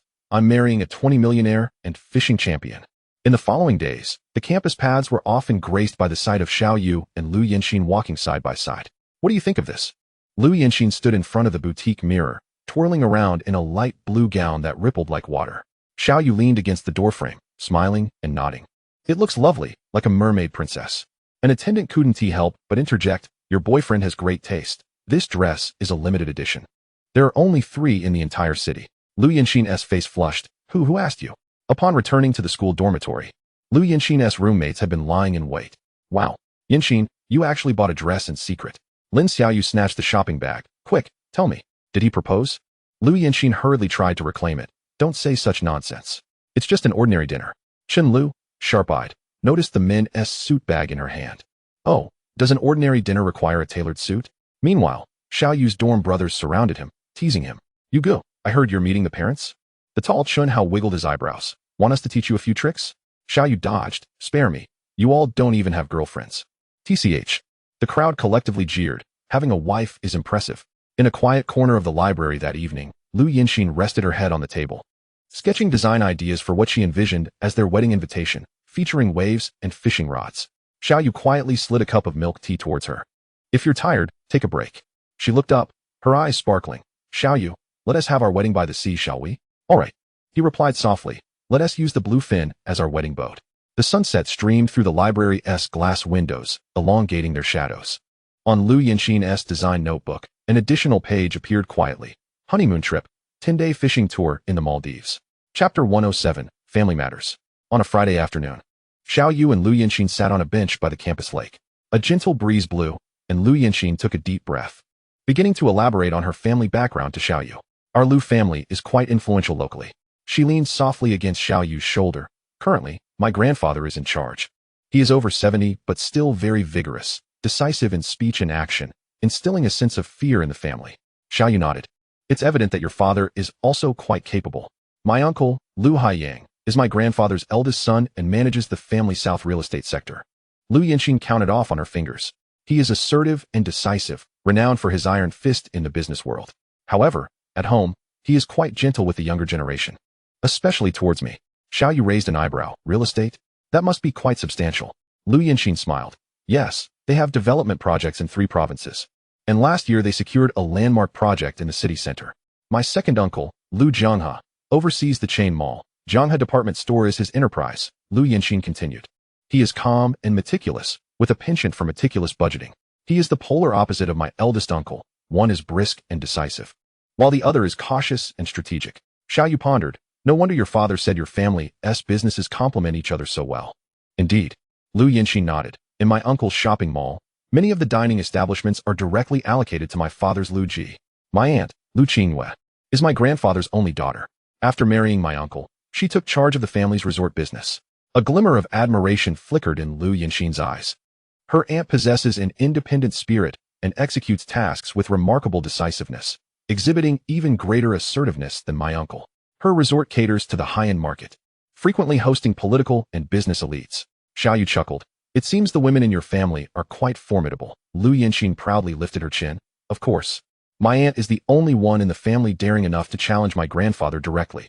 As for my father, Lu Yinxin's tone softened. He is the youngest son of my grandfather, overseeing the catering sector. Although he is the youngest, his Lu Ji is the most stable cash flow business in the family. Xiao Yu nodded. Your father has a gentle demeanor, but he possesses remarkable resolve in his endeavors. Yes, Lu Yinxin smiled. He often says that the catering business is one of entry points, allowing no room for negligence. Thus, he maintains exceptionally high standards for the chefs and waitstaff under his command. However, Lu Yinxin suddenly lowered her voice. During family gatherings, you must be cautious. Xiao Yu raised an eyebrow. What is the matter? On the surface, everyone appears amicable, but beneath, there is an underlying competition. Lu Yinxin pouted, especially between my uncle and second uncle. They constantly strive to outdo one another. My aunt enjoys fanning the flames, relishing the spectacle. Xiao Yu grimaced. It sounds like the weekend dinner won't be very relaxing. Lu Yinxin patted his shoulder reassuringly. Don't worry, I'm here. Besides, my grandfather favors me the most. He has acknowledged you, so the others wouldn't dare to say anything. Lu Yinxin counted on her fingers, continuing to introduce Xiao Yu to her siblings. First, let me tell you about my uncle's 2 children. My eldest cousin, Lu Juanqi, and my second cousin, Lu Yasmin. Juanqi is 32 this year and is my uncle's right-hand man, responsible for the daily operations of the real estate company. Lu Yinxin made a face. He is just like my uncle, decisive and straightforward, sometimes quite lacking in empathy. She suddenly lowered her voice. Last year, he dismissed 3 executives over a project, and even my uncle said he was too ruthless. Xiao Yu raised an eyebrow. Sounds like a tough character. But Lu Yinxin smirked cunningly. He is particularly afraid of his wife. His wife is a lawyer, and she keeps him in line. Yasmin is 5 years older than me and runs a fashion boutique. Lu Yinxin's eyes lit up. She has impeccable taste. Many of my clothes are selected with her help. As for her personality, she tilted her head in thought. She is exceptionally diplomatic, speaking appropriately to everyone, and in front of my grandfather, she appears exceedingly obedient, but in private, she can be quite rebellious. Xiao Yu inquired curiously. In what way is she rebellious? 2 years ago, she secretly participated in a street dance competition. Lu Yinxin chuckled, and even won an award. When my uncle found out, he grounded her for 3 months. My second uncle has 3 children. The eldest cousin Lu Xiyu, the second cousin Lu Mingxian, and the youngest cousin Lu Mingming. Xiyu graduated from Harvard Business School and is currently the vice president at my second uncle's mall. Lu Yinxin looked up at her with admiration. She is exceptionally intelligent and organized in everything she does, but what? She has a bit of an obsessive-compulsive disorder, Lu Yinxin imitated. Even when eating fruit, she insists on cutting it into perfectly uniform cubes. Mingxian, Lu Yinxin rolled her eyes, is a typical spoiled rich kid, always hanging out at bars and flirting with girls. My second uncle is furious with him and has given him a meaningless position at the mall. She suddenly grinned mischievously, but he's quite afraid of Shiyu. Every time he gets into trouble, it's Shiyu who bails him out. Mingming is only 16, our family's little princess. Lu Yinxin smiled indulgently. She is quirky and particularly good at playing the innocent. My grandfather dotes on her the most, granting her every whim. However, she suddenly turned serious. Do not be deceived by her innocent appearance. Last time, she hid Mingxuan's sports car keys, causing him to be late for a date, resulting in his girlfriend dumping him. My aunt's family consists of twin cousins Chun Zimo and Chun Zixuan, who just started college this year. Zimo resembles my aunt, exceedingly driven, and is the student council president. Lu Yinxin remarked. Zixuan, on the other hand, is the complete opposite, gentle and fond of playing the piano. She added mysteriously, but they share one common trait. They both despise being mistaken for one another. So you must remember, Zimo has a mole on his left eye, while Zixuan does not. Lu Yinxin concluded. In summary, during the weekend gathering, avoid discussing work with Juanxi. He will go on endlessly. Keep your distance from Mingxian to avoid being led astray. Compliment Mingming on her cuteness, but refrain from consuming anything she offers. Never confuse the twins. Xiaoyu sighed. Your family is more complicated than a public company's board of directors. Lu Yinxin blinked. It's not too late to regret now. Dream on, Xiaoyu teased. Pinching her nose. I have prepared a 20 million dowry. As the sun dipped below the horizon, on a bench by the lake, Xiaoyu silently began to sketch out the Lu family tree in his mind. Meanwhile, Lu Yinxin leaned on his shoulder, already imagining the chaos of the upcoming weekend. Chapter 108. Household Registration Check. The morning sunlight streamed through the gaps in the curtains, illuminating the dormitory as Xiaoyu stood before the mirror, meticulously adjusting the collar of his deep blue suit. Ding dong, a message from Lu Yinxin chimed in. My dad has sent the car, a black Maybach, with the license plate ending in 888. Xiaoyu took a deep breath, picking up the prepared gift box containing aged pu'er tea specifically for Lu Laozu. At the school gate, the gleaming Maybach drew numerous glances. Lu Yinxin, dressed in a pale pink dress, was peering around by the car. Upon spotting Xiaoyu, her eyes lit up. Wow, this suit truly suits you. The driver, old Chun, respectfully opened the car door. Miss, young master, please. Xiaoyu felt a rush of warmth to his ears. Uncle Chun, just call me Xiao Xiao. Inside the car, Lu Yinxin helped Xiaoyu adjust his tie. Remember, grandfather loves to be complimented on his good spirits, and my uncle enjoys hearing about the real estate market. She suddenly paused. Wait, what do you have in your hand? Tea for grandfather. Xiaoyu opened the gift box. I heard he loves pu'er. Lu Yinxin facepalmed. Oh no, my uncle gifted him pu'er last year, and grandfather said it was too ordinary. The car immediately turned around, heading straight for the city center. Quickly, Lu Yinxin urged, pulling Xiaoyu into an antique shop. Boss, bring out that tea pet from the Qing dynasty. 10 minutes later, the two returned to the car, breathless, with the gift box now containing a comically adorable golden-toed tea pet. This is from the Qianlong era, Lu Yinxin declared proudly. Grandfather loves collecting these. The vehicle entered a villa styled like a manor, where several luxury cars were parked beside a fountain. Lu Yinxin suddenly grasped Xiaoyu's hand tightly. Are you nervous? Xiaoyu gazed at the figure swaying in the large window in the distance, honestly replying, I am more nervous than when fishing for a 300-kilogram tuna. As the grand door swung open, a cacophony of laughter and chatter enveloped them. The moment Lu Yinxin and Xiaoyu stepped into the hall, the previously lively conversation ceased abruptly. Over 20 pairs of eyes fixed intently on Xiaoyu, and the air seemed to freeze for several seconds. Lu Yinxin felt Xiaoyu's palm grow slightly sweaty, yet she tightened her grip on him. Grandfather, her clear voice shattered the silence. This is Xiaoyu. Xiaoyu slightly bowed. Hello, Lu grandfather, and greetings to all the elders. Sitting at the head of the table, Lu Laozu squinted, the walnut in his hand pausing its rotation. Oh, so this is the young man who caught the 300,000 yuan tuna. A middle-aged woman with permed hair, Lu Yinxin's granddad, was the first to speak. He looks more spirited than in the photos. The man beside him, sporting gold-rimmed glasses, Uncle Lu Jiangha, adjusted his spectacles and inquired, I heard you own a fishing boat? What is your annual income?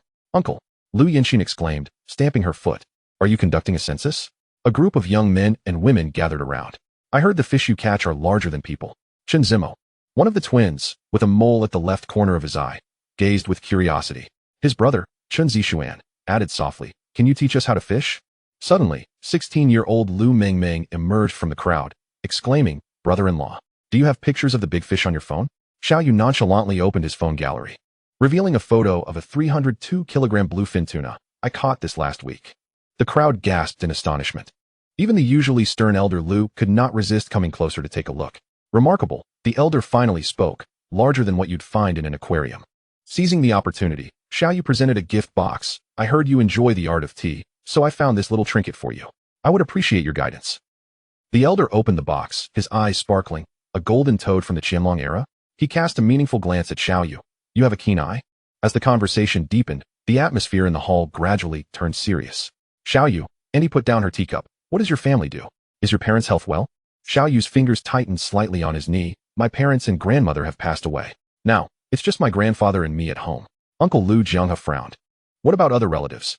There are some distant relatives, Xiaoyu replied calmly, mostly ordinary workers employed at local factories. A hush fell over the dining table as several elders exchanged glances. This child has had it tough, and he suddenly teared up, so young and already. Elder Lu slammed his teacup down. Have you finished asking? He turned to Xiaoyu. So what if your parents are gone? I was carrying burdens at 16. Venturing into the docks. I hear you on fishing boats. Uncle Lu Haiyang interjected sharply. 2 boats, Xiaoyu replied, neither humble nor arrogant, bluefin Anusin, employing 6 crew members. Good lad. Uncle Lu suddenly pounded the table. You built this from scratch, better than I did in my youth. Uncle Jianghe adjusted his glasses. The cash flow appears robust. Have you considered financing to expand? Even the most serious Lu Juanxi cast a more scrutinizing gaze upon Xiaoyu. Lu Mingming's question detonated like a bomb, rendering the entire restaurant silent, so quiet one could hear the sound of silver forks clinking against porcelain plates. Brother-in-law, how much money do you have? The 16-year-old girl blinked her innocent large eyes. Is it enough to support my sister Yanxin? Xiaoyu rubbed his nose. Well, my finances are currently managed by Yanxin. He glanced at Lu Yanxin, his eyes pleading for assistance. Lu Yanxin understood and cleared her throat. Xiaoyu owns 2 professional fishing boats and has cash savings of approximately 20 million. How much? Auntie exclaimed incredulously. Uncle Lu Haiyang jumped to his feet. Did you just say this is your annual income? To be precise, it's over 13 months, Xiaoyu corrected, calculated from last June when I purchased the first boat. Uncle Lu Jianghe's glasses slipped to the tip of his nose. Can fishing truly yield such profits? Xiaoyu pulled out his phone to display a report. There are primarily 3 revenue streams. First, high-end seafood direct supply. For instance, this 302-kilogram bluefin was auctioned for 1.5 million. And the most expensive bluefin sold was over 8 million. Second, there are membership fees from the Sea Fishing Club, with 37 annual members currently. Lu Juanxi suddenly interjected. What is the profit margin? 72%, Xiaoyu replied promptly, mainly due to fuel and labor costs. The room fell silent. Even the most fastidious elder Lu nodded. Stroking his beard, higher than Jianghe's mall profits. Shen Zimo's eyes sparkled. Brother, take me as your apprentice. Lu Mingming began counting on her fingers, with 20 million. How many limited edition bags could one buy? Chapter 109, Long-Term Plans. Lu Haishan's voice was soft, but struck like cold water poured into hot oil, instantly igniting a commotion. What? That Schwanda blue and white porcelain was found by Xiaoyu? Auntie's wine glass wobbled in her hand. Uncle Lu Jianghe's chopsticks clattered onto the table. From the high seas? Isn't that worth more than at the auction house? Lu Haishan leisurely sipped his wine. This young man snagged it while fishing in the South China Sea. His net snagged a shipwreck. He gestured, a whole box of porcelain. And that was the finest piece. Other auction houses offered a low price of 100 million, but he refused to sell, insisting on gifting it to me as a meeting present. Uncle Lu Haiyang banged the table. Wait. Last year at the Poly-Autumn auction, a similar piece sold for 3.68 million. Elder Lu suddenly spoke up, his gaze fixed intently on Xiaoyu. Its quality does not compare to mine. A collective gasp filled the room. The elder stood up abruptly and patted Xiaoyu on the shoulder. Good lad. He turned to the family and announced. The 8th of next month is an auspicious day. Let us schedule the engagement banquet for then.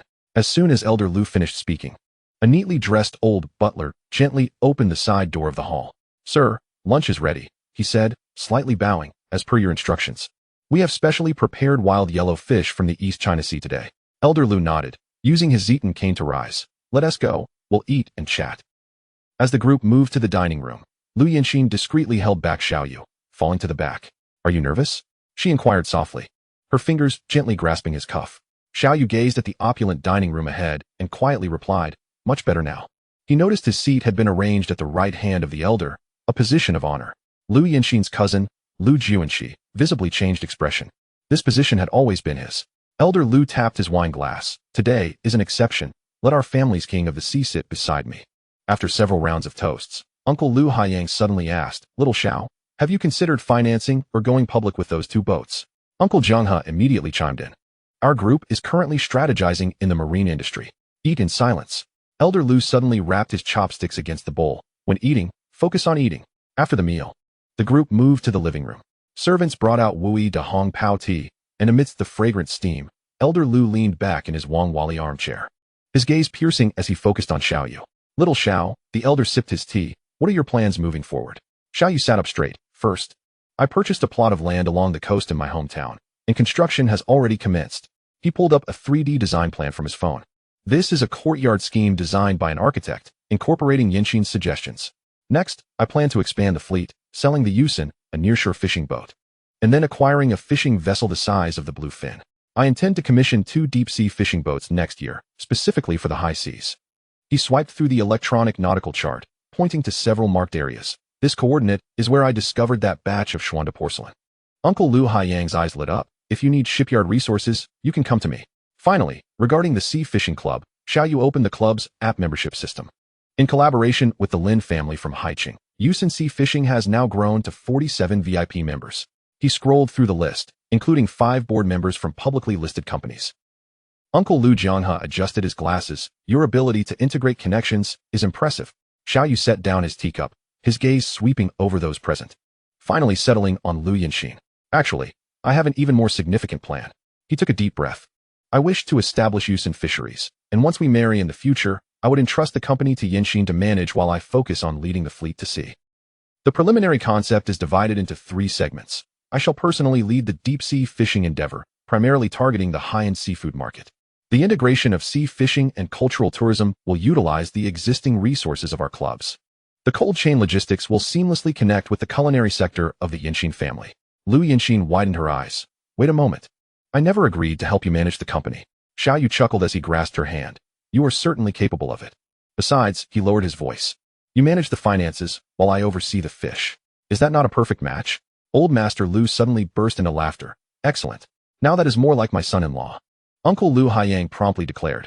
The group has a cold storage facility in the bonded zone. We can collaborate.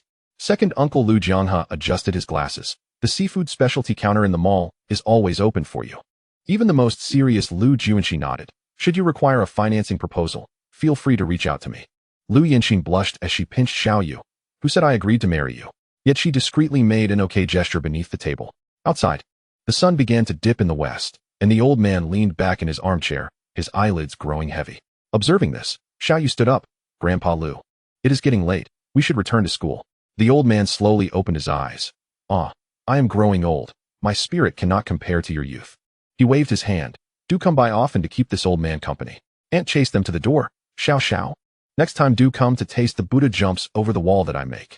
The twin cousins clung to the car window. Remember to teach us how to fish. Only Lu Juanxi stood on the steps, handing Xiao Yu a business card. Financing proposal. Send it directly to my email. As the black Maybach drove out of the estate, Lu Yinxin let out a long sigh of relief. We finally passed. She tilted her head against Xiao Yu's shoulder. My father said you performed admirably, but what? But you are too straightforward. She chuckled. Who reveals their entire fortune upon first meeting? Xiao Yu toyed with the ends of her hair. Shall we check on the progress of the courtyard tomorrow? Absolutely. Lu Yinxin pouted. I will keep an eye on you to prevent certain individuals from being entangled by the female host again. Xiao Yu chuckled softly. At your command, CEO Lu. Chapter 110, Iron Brother Wang. The morning sun bathed the construction site as Xiao Yu and Lu Yinxin stood before the nascent foundation of the courtyard. In just half a month, the foundation had been compacted, and some walls had begun to rise, with workers bustling about. Boss Xiao, Master Chun, wearing a safety helmet, hurried over. You're just in time. I was about to report on our progress. He pointed to the blueprints. The main structure is being constructed using traditional techniques, as you requested, utilizing only authentic materials. He paused. However, we will need to invite a few master craftsmen for certain details. For instance, the eaves carvings. Master Chen gestured. There are no more than 3 in the entire province who possess this skill. Xiao Yu nodded. Cost is not an issue. What matters is the authenticity of the craftsmanship. Lu Yinxin curiously interjected. How old are these master craftsmen? The youngest is over 60, Master Chen replied with a wry smile. One, who specializes in brick carving, is already 78. I had to personally invite him 3 times before he agreed. Just then, a white-haired elder approached, leaning on a cane. Little Chun. The elder called out robustly. This batch of blue bricks is incorrect. We need to use those from my kiln. Master Chen quickly introduced. This is old Master Feng. whom we specially invited from the neighboring county. Xiao Yu respectfully offered a cigarette. Thank you for your hard work, sir. I've quit smoking. Old Master Feng waved his hand. My little grandson won't let me hold him if he smells smoke, so I had to give it up.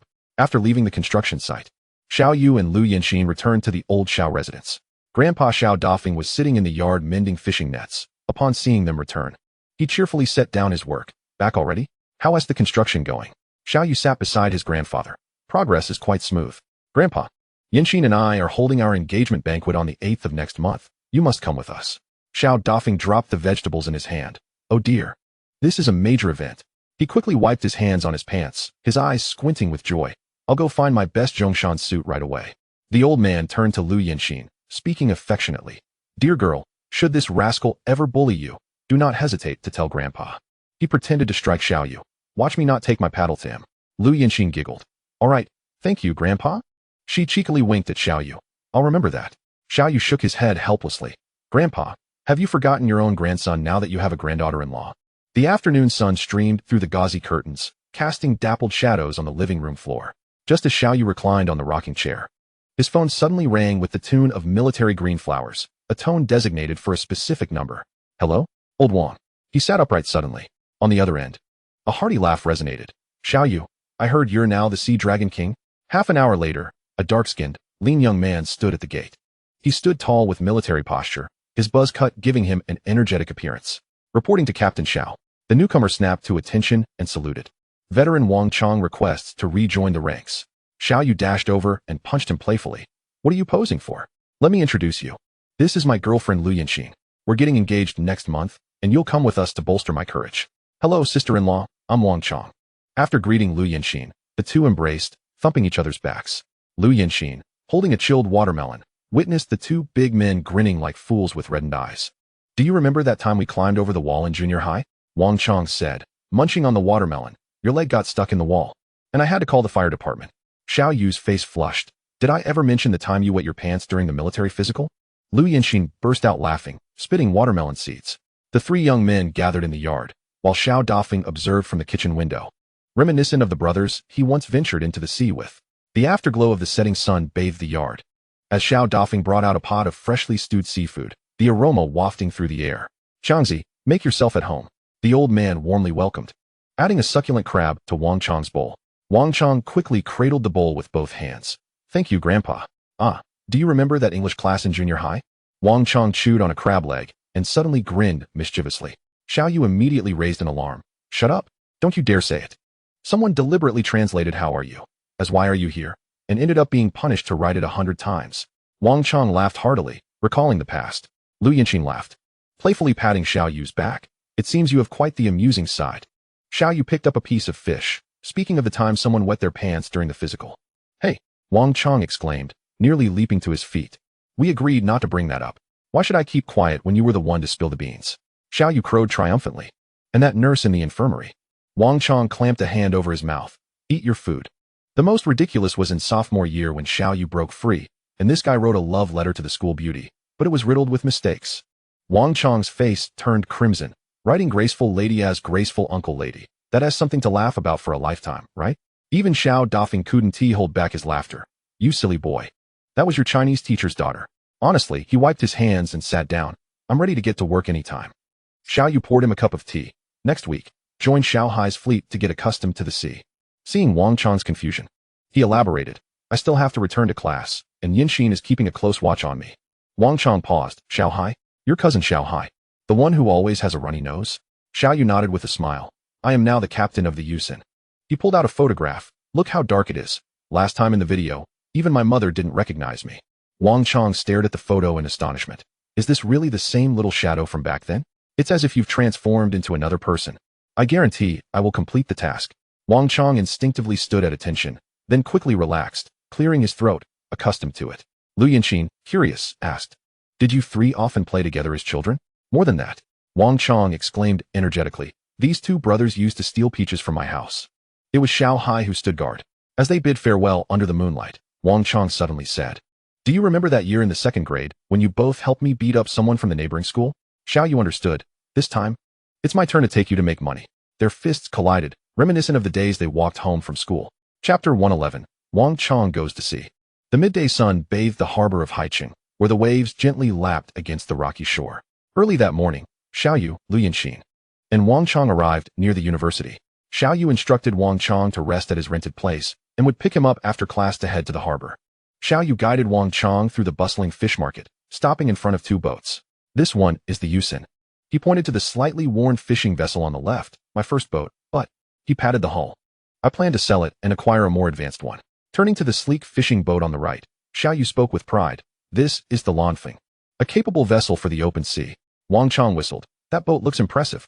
As they stepped onto the deck, 5 figures emerged from the cabin. Boss.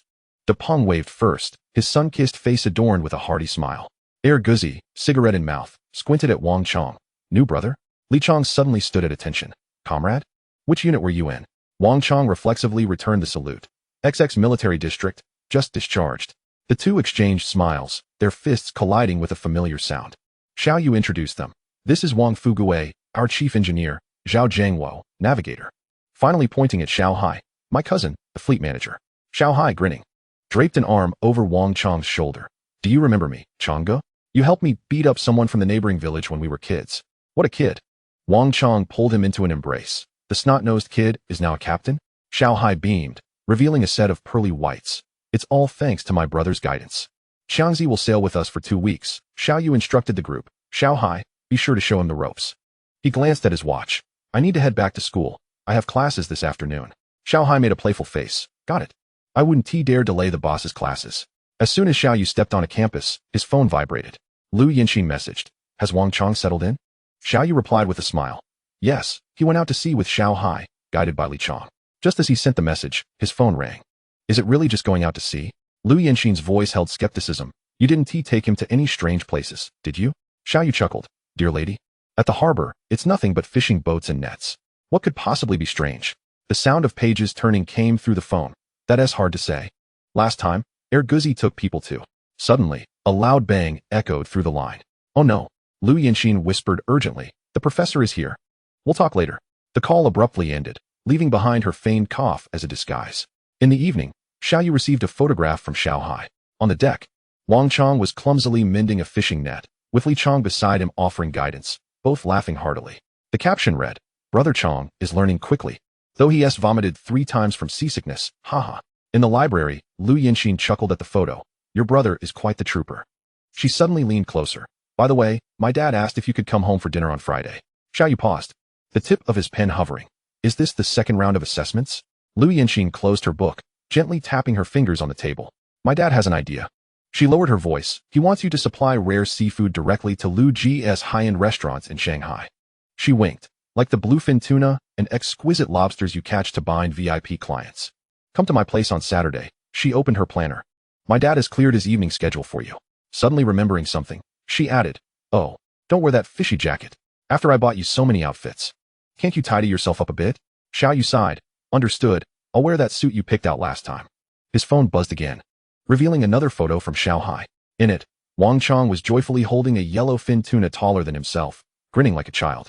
The caption read, Brother Chong has triumphed on his first outing. As he packed his bag, Lu Yanxin suddenly inquired, if the collaboration succeeds, how do you plan to scale up? Xiaoyu gazed out the window. I'll buy 2 more boats and form a professional fleet. He winked. I've even thought of the names, Yinyuan Haixin. As night fell, Xiaoyu's apartment was quiet. He leaned back on the sofa and messaged Lu Yanxin. Is the air conditioning in the dorm fixed? 3 seconds later, a reply popped up. Not yet. I'm almost dying from the heat.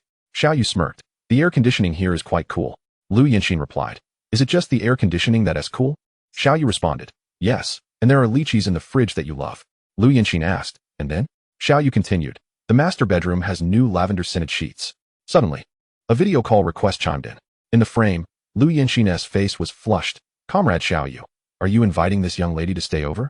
Xiaoyu feigned innocence. I'm merely concerned about my girlfriend's accommodation quality. Don't play coy. She laughed. Give me 20 minutes. Xiaoyu sprang into action. He tidied up the clothing strewn across the sofa, lit aromatic candles, and concealed the condoms under the pillow but felt it too deliberate. So he placed them on the bedside table instead. As the doorbell rang, he was hurriedly shutting the refrigerator door. Outside stood Lu Yanxin, clutching a pillow, with only a thin jacket over her sleepwear. Just to be clear, she said, her ears flushed, I'm only here to enjoy the air conditioning. Xiaoyu pulled her inside. Yes, the remote is in the bedroom. As soon as Lu Yinxin tossed the pillow onto the bed, Xiao Yu couldn't help but grin mischievously.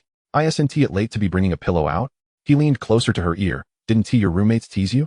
Lu Yinxin's ears turned crimson. They wouldn't dare. Lin Xiao Yu stuffed something into my bag. Xiao Yu raised an eyebrow. What was it? That. Lu Yinxin hit him playfully. She said something about being safe. Chen Lu went even further, she said, sitting on the edge of the bed.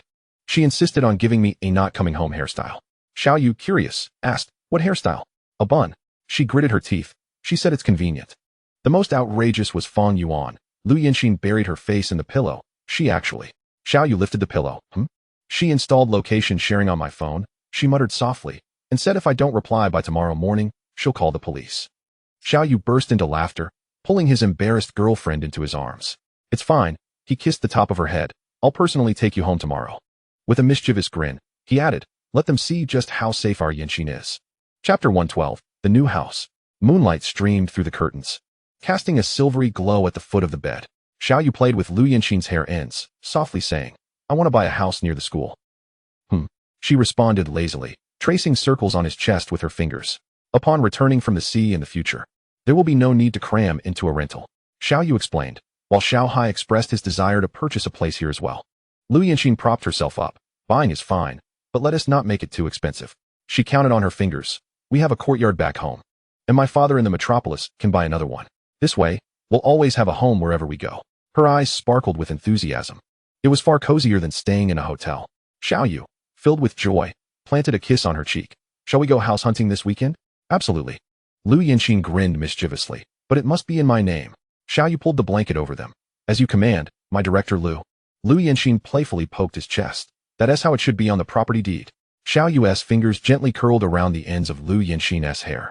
Suddenly struck by an idea. By the way, he leaned down to look at her. Should we buy a car? It would be convenient for picking you up after class. Lu Yinxin lazily turned over. No need. She blinked her eyes. My father said that once we are engaged, he will gift us a Porsche. Xiao Yu feigned surprise, widening his eyes. Then I would be benefiting from the daughter of the Lu family. Just so you know.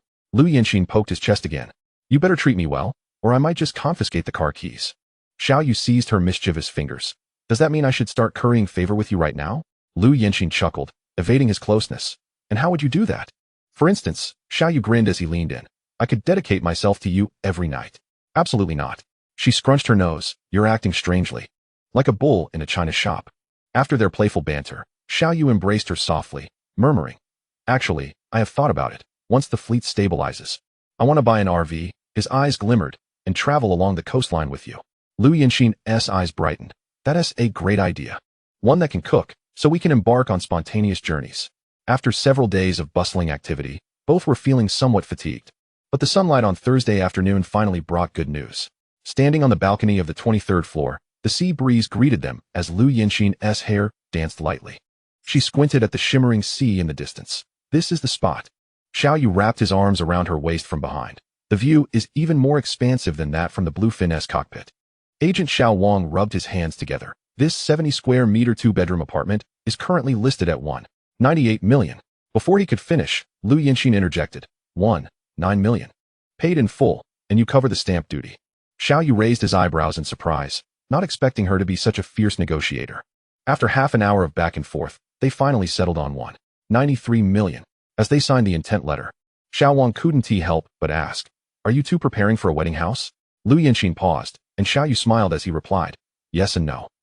This is our first home, he said softly, but it's certainly one to be our last.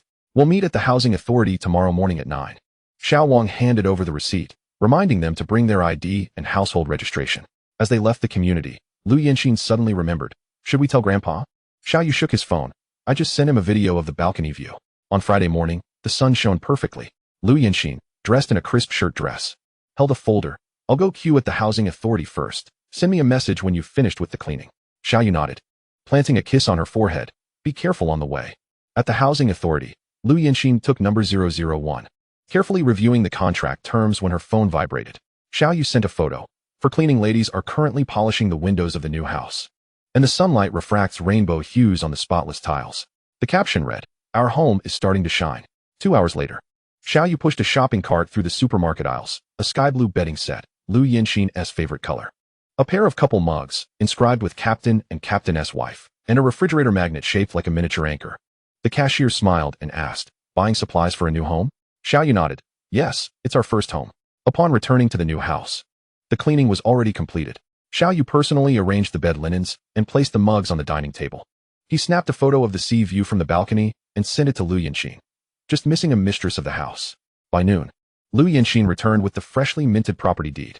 "Look," she exclaimed, waving the red booklet excitedly. "It has both our names on it." Xiaoyu lifted her in a joyful spin. "Shall we celebrate here tonight?" In the evening, the community supermarket glowed warmly under soft yellow lights. Lu Yanxin pushed the shopping cart and paused in front of the fresh produce section. "Should we buy a sea base? I remember you're best at steaming it." Xiaoyu smiled as he picked one up. "This one looks good. Its eyes are bright." He also selected a few lively shrimp. "We can make boiled shrimp with your favorite dipping sauce." Gradually, the shopping cart filled up. Fresh vegetables. Lu Yanxin insisted on eating more greens, Australian steak, a surprise secretly picked by Xiaoyu, and champagne, which Lu Yanxin had slyly added at checkout. The cashier scanned their items with a smile. "You two must have just moved in. You seem so in love." "It's envy-inducing." Back at the new home, Xiaoyu tied on an apron, skillfully preparing the ingredients. Lu Yanxin wrapped her arms around his waist from behind. "Need an assistant?" "Just take care of eating." Xiaoyu turned to kiss her. "But you can help with the plating first." At the dining table, the champagne glasses reflected the flickering candlelight. "To our first home," Xiaoyu raised his glass. Lu Yanxin took a sip, suddenly pointing at the steak. "That wasn't he on the shopping list, was it?" "Captain's privilege," Xiaoyu winked. "Sometimes one can deviate from the course." While washing the dishes, Lu Yanxin suddenly hugged Xiaoyu from behind. "Thank you for giving me a home." Xiaoyu dried his hands and turned around. "This is just the beginning."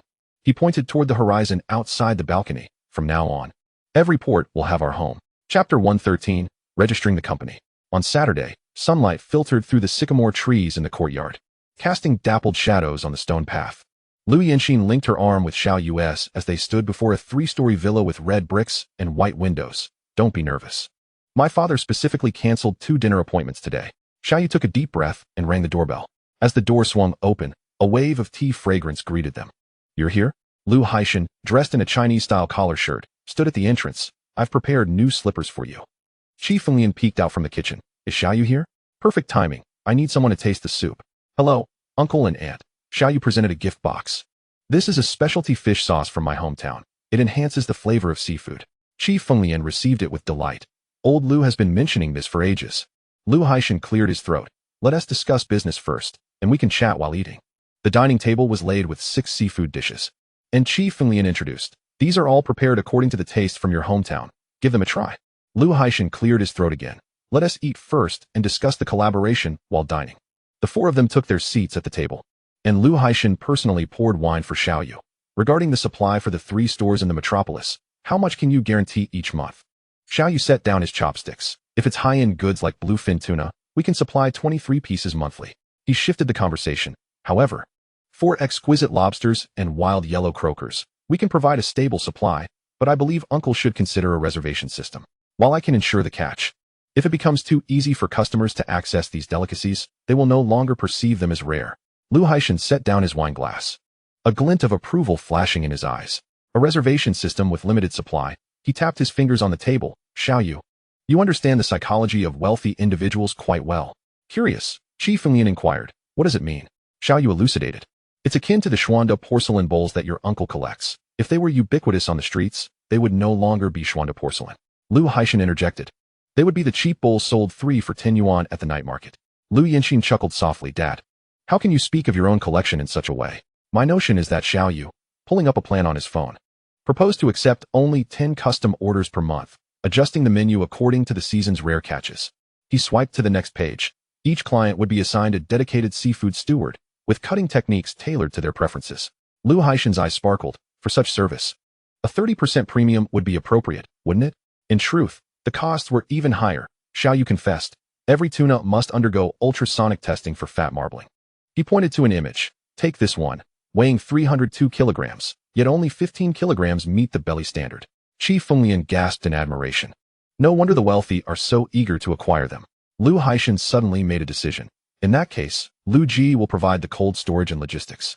And we will split the profits, 60-40. He added meaningfully, "Consider it an investment for Yanxin's dowry." Xiaoyu lifted his teacup, his tone steady and self-assured.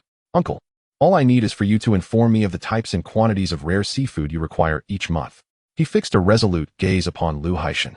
I assure you, both quality and quantity will not disappoint. Lu Yinxin chimed in. Dad, Xiaoyu has never failed at sea. She proudly recounted, last month during the typhoon. While other fleets returned, he was the only one who brought back 2 bluefin tuna. Lu Haishan nodded in satisfaction. Excellent.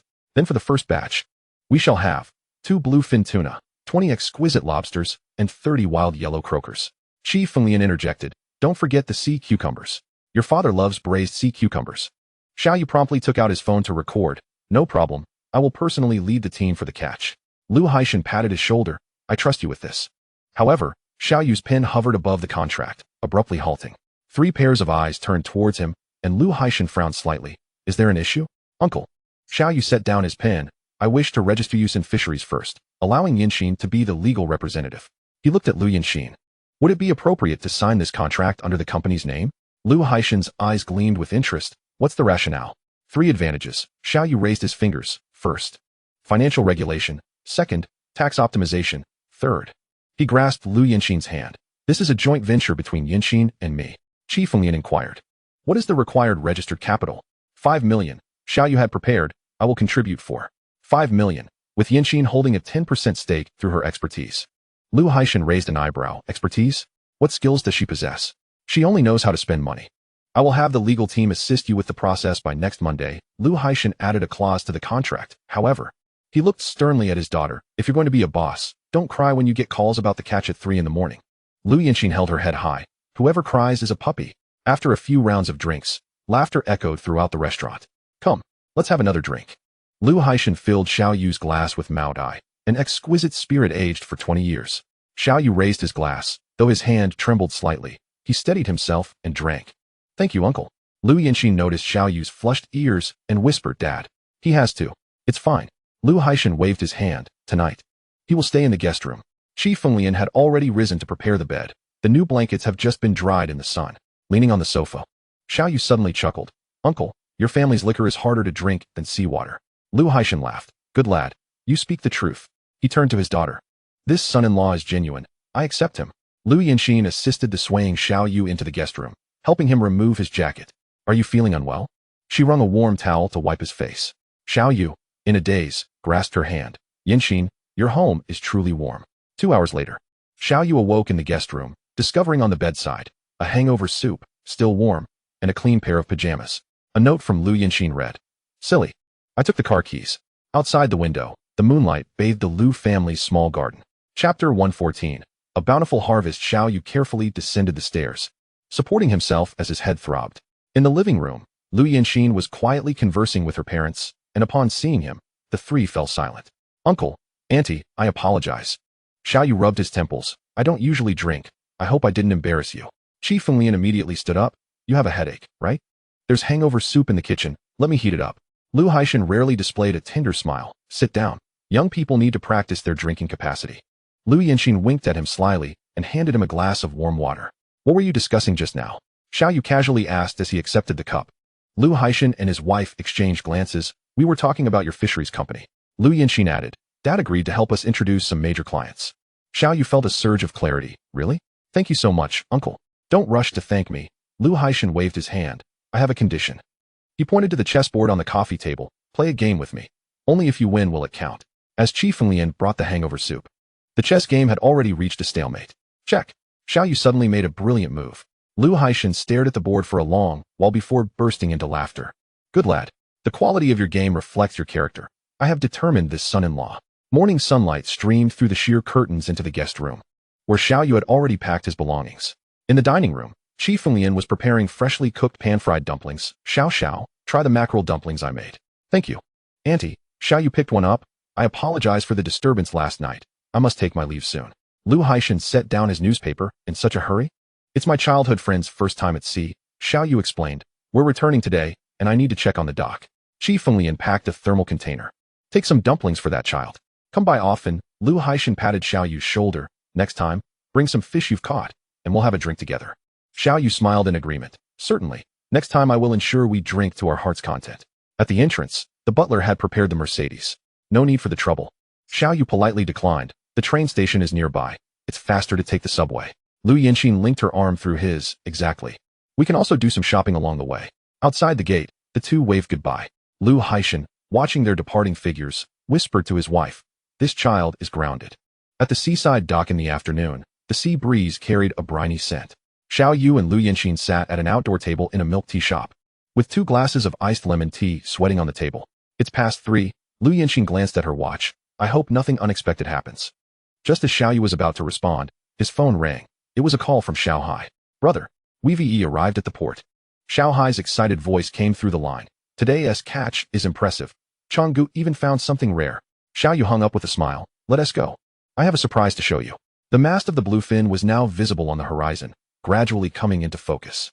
Wang Chong stood at the bow, waving. "Even darker from the sun than yesterday." Xiao Hai poked his head out of the cabin. "Sister-in-law, Changgu has prepared a gift for you." As the boat docked, Wang Chong emerged holding a transparent water tank. "Look, red coral." The palm-sized coral glimmered with a magnificent red hue in the sunlight, and Lu Yinxin gasped in delight, covering her mouth in surprise. Diving to a depth of 35 meters, Wang Chong scratched his head, pondering the legality of the fishing zone, with permits in hand. One by one, the crew members began to unload their catch: 2 bluefin tuna, 1 exceeding 200 kilograms, 3 baskets of wild abalone, and a tank brimming with live lobster. Xiao Yu patted Wang Chong on the shoulder, inquiring, "How does it feel?" "It's more exhausting than military training," Wang Chong replied with a grin, "but it's absolutely exhilarating." Amidst the clamor at the dock, a cold chain truck emblazoned with the Linji Seafood logo slowly approached. As the door swung open, Lin Yashin elegantly descended in high heels, pushing her sunglasses atop her head. "Oh, you two are overseeing the operation?" she teased, turning to her employees to direct. "As per usual, the tuna goes into that 60-cubic freezer." Lu Yinxin stepped forward, asking, "What brings you here in person?" "I heard your family caught a 200-kilogram one this time." Lin Yashin winked mischievously. "I had to come and inspect the goods." Her gaze suddenly landed on the red coral in Wang Chong's hand. "Wow, what a specimen. Sell it to my store as a prized possession." Xiao Yu handed over the inspection report. "Muscle fat content is at 28, even better than the last one." Lin Yashin quickly skimmed the data. "Tokyo's sushi restaurants will surely be clamoring for this." "I heard you're starting a company." She suddenly threw an arm around Lu Yinxin. "Boss lady, can I get a VIP discount?" Just about to mention that, Xiao Yu pointed towards the cold chain truck. "Yusen Fisheries is in need of a logistics partner." Lin Yashin raised an eyebrow. "What are the terms?" "You provide the transport, I'll supply the goods." Xiao Yu smiled. "Profit split 70 to 30. Deal." Lin Yashin agreed with a firm handshake. "But I want priority procurement." Lin Yashin pouted, feigning disappointment. "I knew it would come to this." She turned to Lu Yinxin, winking. "Does this count as abusing power, Yinxin?" Lu Yinxin laughed, linking her arm with Xiao Yu's. "This is what they call leveraging proximity." "Fine. Fine." Lin Yashin waved her hand. "Second priority it is." Suddenly, a thought struck her, and her eyes lit up. "But any unused scraps from Lu's must come to me first." Xiao Yu nodded. "That is no problem. Fish heads and bones make the best soup." Lin Yashin pulled out a list from her bag. "Here. These are VIP clients who specifically want to go out to sea with you." She pointed to the top few names. "These are major clients, each paying nearly 100,000 in annual fees." Lu Yinxin leaned in for a closer look. "Oh, isn't this Uncle Wang? A friend of my father's." Xiao Yu took the list and glanced over it. "Next Saturday then, once Xiao Hai and the others have wrapped up their rest." He thought for a moment and added, "But we must agree up front. I only guarantee safety, not catches, though I assure you the location will yield substantial bounty." Lin Yashin gave an okay sign. "Rest assured, these folks just seek the experience. If they don't catch anything, they'll buy what's available." Just as they were speaking, Wang Chong rushed over. "You go? There are still 2 baskets of wild abalone in the hold that we forgot to unload." Lin Yashin's eyes immediately sparkled. "I want those. Perfect for a high-end banquet tomorrow." Xiao Yu chuckled in resignation. "Your nose is sharper than a seagull's." As the sun began to set, casting long shadows across the dock, Xiao Yu clapped his hands. "Tonight, it's the usual spot. See Overlord Street stall. My treat, and I'll distribute this round's bonuses as well." The crew erupted in cheers, with Air Guzzi even tossing his hard hat into the air. "Long live Boss Xiao." Xiao Hai quickly secured the hold. "Brother, should we invite Chang Ji's girlfriend?" Wang Chong's face flushed crimson. "What nonsense. Where would I have a girlfriend?" Xiao Yu laughed, draping an arm over his shoulder. "Is there something going on?" Lu Yinxin discreetly pulled Xiao Yu aside. "Do you have enough cash? I just caught a glimpse of your wallet." "Already prepared." Xiao Yu retrieved a brown paper bag from his backpack. "As per the usual, 30 of the profits for bonuses." He winked. "You help me keep track, boss lady." As the neon lights of Sea Overlord flickered to life, 3 large round tables were already filled. The owner personally brought out the signature dish, Captain Xiao. I've set aside a special East-Star grouper for you today. Xiao Yu raised his beer glass. First toast, to the sea. After a few rounds of drinks, Xiao Yu began distributing envelopes. Xiao Hai, you've worked hard at the helm this time. An extra 2,000 for you. Xiangzi, for discovering the red coral. An additional 5,000. When it came to Air Guzi's turn, Xiao Yu suddenly adopted a serious tone. That money for the damaged fishing net from last time will be deducted this round. The night breeze carried the aroma of seafood, and the laughter from the street stall echoed far and wide. Chapter 115, A Different Pursuit. On the misty morning of Saturday, the dock was shrouded in a thin veil of fog, the lights of the bluefin casting long beams across the pier. Xiao Yu stood by the gangway, observing four middle-aged men clad in suits approaching. Although dressed casually, their commanding presence shifted the atmosphere to one of gravity. Good morning, gentlemen, I am Xiao Yu. He stepped forward, extending his hand in greeting. The leading man with a square face shook Xiao Yu's hand. I've long admired Captain Zhao's reputation. I am Mr. Wang from the Jian Gong Group. The other three introduced themselves briefly, all familiar names in the business realm. Xiao Yu inwardly marveled. The clients Lin Yaxin brought this time were of considerable stature. Captain Xiao, Mr. Wang stated directly, we're interested in challenging marlin or swordfish. What do you think? Xiao Yu's brow furrowed slightly. Mr. Wang, those two species are quite formidable. He pointed to a warning sign in the distance. Just last month, a fisherman was impaled in the thigh by a marlin. Xiao Hai timely handed over a tablet, and Xiao Yu pulled up the data. Marlin can reach speeds of 110 kilometers per hour and can thrash violently once hooked. He displayed several gruesome photos. Their bills are like swords, and their tails resemble iron whips. Why not consider tuna instead? Xiao Yu suggested, equally thrilling, but much safer. The four executives exchanged glances. We're here for the thrill. After all, Mr. Wang chuckled. We've brought our own gear. He gestured for his assistant to open a case containing 4 sets of top-notch fishing equipment, with just the reels valued at several thousand each. Xiao Yu retrieved a previously prepared waiver from the cabin, the paper fluttering slightly in the morning breeze. Gentlemen, these are the standard waiver terms. He explained as he handed over the document, emphasizing 3 key points. First, the risks of going out to sea are borne by the participants. Second, the unique dangers of certain fish species. And third, the right to manage emergencies. Mr. Wang took the pen and confidently signed. Understood, we're not new to this. After signing the agreement, Xiao Yu waved to the Yusen, where the crew was preparing to set sail for the usual fishing grounds. Today, it will just be Xiao Hai and me serving you, he clarified. The other crew members are out catching for next week's supply. Xiao Hai intuitively handed over the life jackets. These are specially reinforced versions, made from puncture-resistant materials. Let me be clear, Xiao Yu asserted sternly, pointing to the harpoon. If things get out of control, I will prioritize the safety of personnel. Before setting sail, Xiao Yu played a training video. Once a marlin is hooked, remember to maintain the rod at a 45-degree angle. The video showcased a 2-meter-long marlin leaping from the water, its sharp bill nearly grazing the photographer's face. The 4 executives instinctively checked their life jackets. Xiao Hai will record the entire process. Xiao Yu concluded, should you catch one, we offer professional specimen preparation services. He winked. Of course, that comes at an additional charge. Mr. Wang laughed heartily. Captain Xiao, you have quite the business acumen. As the engine roared to life, the bluefin sliced through the morning fog, heading out to sea. The bluefin sailed into the depths of the ocean, sunlight scattering fragmented golden rays upon the surface. Xiao Yu stood in the cockpit, closing his eyes as a 3-dimensional maritime map vividly emerged in his mind, with countless luminous points flickering within. System scan detected a school of sailfish, bearing 127, distance 23 nautical miles. Ladies and gentlemen, Xiao Yu gestured towards the southeast. There is a school of sailfish over there. Approximately 20 in number. President Wang, startled, lowered his binoculars, exclaiming, I see nothing. Trust your instincts. Xiao Yu adjusted the course. Just believe in me. Little Hai leaned in quietly. Brother, should we use the sonar fish attractor? Xiao Yu shook his head. Let the guests experience the pure, unadulterated catch first. Before he could finish, the system suddenly blared a warning. Caution. A solitary swordfish detected. Massive size, bearing 93. Wait. Xiao Yu abruptly turned to the east. There is an oversized swordfish, estimated to be 35 meters long. The 4 executives instantly perked up. How large is it?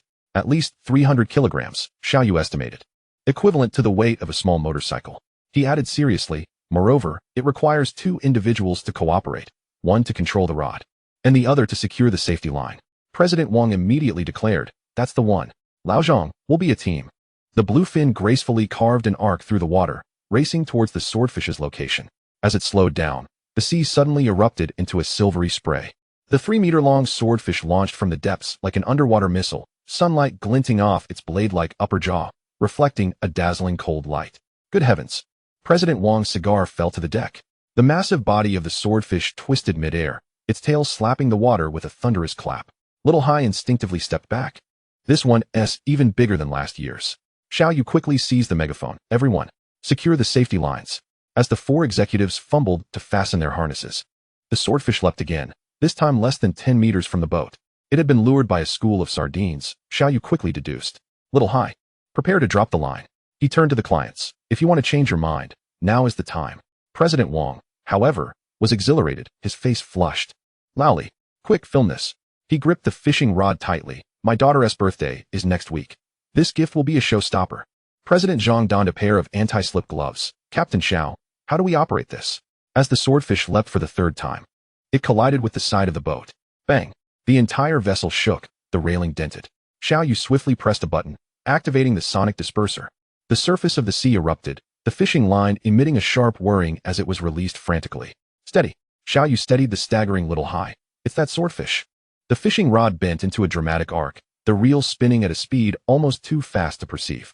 President Wong eagerly stepped forward. Let me try. The moment he took the rod, he was yanked forward, nearly tumbling into the sea. Be careful. Xiao Yu reflexively grasped his safety harness. Sit down. Brace your legs against the gunwale. Reel in. Stop. Let out. Xiao Yu commanded anxiously. The swordfish suddenly changed direction, pulling President Wong half a meter across the deck. The soles of his shoes smoking from friction. My Armani. He cursed while laughing. This is intense. Way more thrilling than golf. 20 minutes later, panting heavily, President Wong stepped back. Lao Zhang, your turn. As soon as President Zhang took the rod, his expression shifted dramatically. Holy cow. This power. The swordfish dove, dragging him down to his knees on the deck. Xiao Yu checked his watch. It has expended about 30% of its energy. He signaled Little Hai to prepare the hook. Hold on for another 20 minutes until it leaps out of the water. No sooner had he spoken. The surface exploded as the colossal beast soared into the air, its silver scales glistening in the sunlight. Amidst the gasps of astonishment, the swordfish's elongated snout nearly grazed the side of the boat. Chapter 116. Almost wet my pants. The swordfish's long bill shot towards them like silver lightning, accompanied by the salty spray of seawater. Bang! The sharp bill struck deeply into the boat's railing, missing President Li's waist by a mere 10 centimeters. As it splintered, President Li froze in place, his face ashen as a sheet. The swordfish thrashed violently against the hull, causing the entire bluefin to tremble. Xiao Yu dashed forward, swiftly pulling President Li to safety. Little Hai, the electric shock stick. President Wong sat slumped on the deck, murmuring, my God, that thing could really kill. Little Hai grabbed the high-voltage stun stick, only to be sent flying by the swordfish's tail. Change of plan. Xiao Yu seized a firefighting axe, chopped the bill. With a swift swing, the 3-meter-long sword bill snapped cleanly in two. Only then did President Li regain his senses, his legs weakening as he sank to the ground. What just happened? Xiao Yu inspected the severed end. Fortunately, you all listened to me and kept your distance. He left the sentence hanging. But everyone understood that the bill could easily pierce human flesh. The incapacitated swordfish was soon subdued and dragged onto the deck, still convulsing.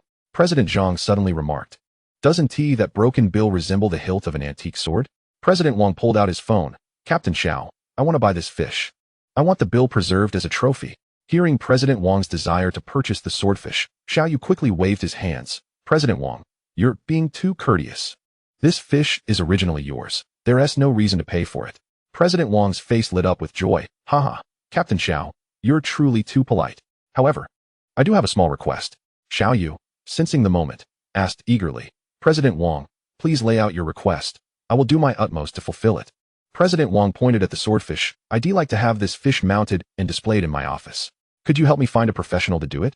After a moment's thought, Xiao Yu replied, rest assured, President Wong, I will handle this matter. I will contact another shareholder from our club, Lin Yaxin. She is quite knowledgeable in this area. I can have her assist in finding someone to do the job and deliver it to your residence. President Wong nodded in satisfaction. That would be splendid. I truly appreciate your help, Captain Xiao and Miss Lin. Xiao Yu quickly replied, President Wong, you are too kind. It is our duty to assist. Just as the blood on the deck was being washed away, Xiao Yu noticed the executives' expressions had shifted.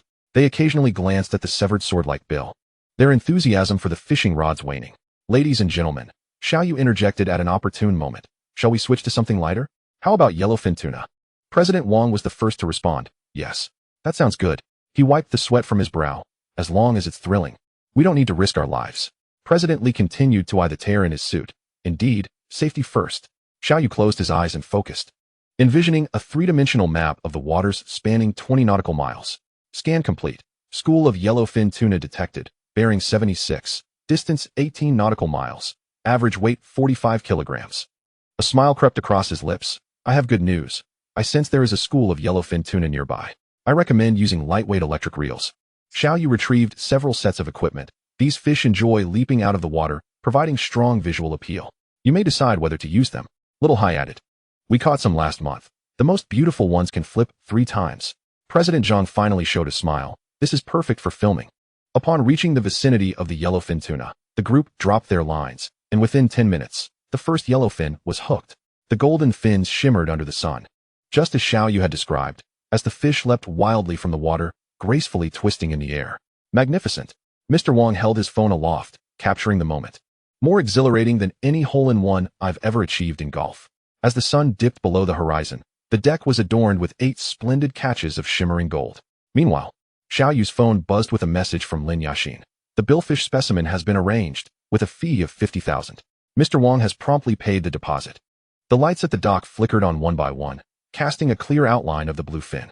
The 4 elder gentlemen stood at the shore, their tailored suits draped over their shoulders still glistening with seawater and fish scales. Captain Xiao, Mr. Wang vigorously shook Xiao Yu's hand, exclaiming that today was truly unforgettable. Xiao Yu pointed towards the cold chain cabinet being loaded. The catch will be delivered to your residences by tomorrow morning. He handed over 4 embossed business cards. This is the VIP hotline for use in fisheries. You may contact me directly for future reservations. Mr. Li, stroking the bruise on his chin, chuckled. I must bring my son next time. Mr. Zhang suddenly pulled out his phone. Captain Xiao, may I add you on WeChat? The other 3 immediately chimed in. Yes. Yes. Let us form a group. Xiao Yu's contacts instantly expanded by 4 entries. Wang Jianya Construction Group, Zhang Mingyuan Financial Center. As they bid farewell, Mr. Wang turned back suddenly. By the way, next month's Chamber of Commerce banquet. Captain Xiao, you must grace us with your presence. He winked. At that time, I shall introduce you to a few culinary magnates. Xiao Yu understood. Certainly, it would be a fine opportunity for this young captain to broaden his horizons. As the luxury cars departed, Xiao Hai let out a sigh of relief. Brother, these dignitaries are quite amiable, aren't they? Xiao Yu chuckled, stowing his phone away, because they enjoyed themselves thoroughly. He glanced at the jagged gash on the ship's hull. It's a wonder we escaped unscathed.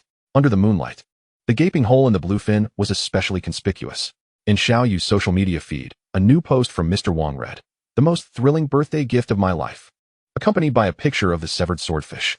Xiao Yu patted the ship's gnarled edge. I'll call old Shun to repair this tomorrow. He has the best skills. Xiao Hai nodded. Don't worry, brother. I'll contact him first thing in the morning. The two strolled towards the parking lot, the night breeze carrying the scent of the sea. I heard you have your eye on a property. Xiao Yu nudged Xiao Hai's shoulder playfully. Which building? Xiao Hai, uncharacteristically shy, replied. The little unit at Haiwei Bay. I've already paid the down payment. Although I could pay in full, my parents still think it's wise to keep some cash on hand. Xiao Yu grinned mischievously. You've been with me the longest. You're practically a millionaire now. Isn't it time to consider settling down? Goodness. Xiao Hai waved his hands repeatedly. I'm not fortunate enough to meet someone like Sister Yanxin.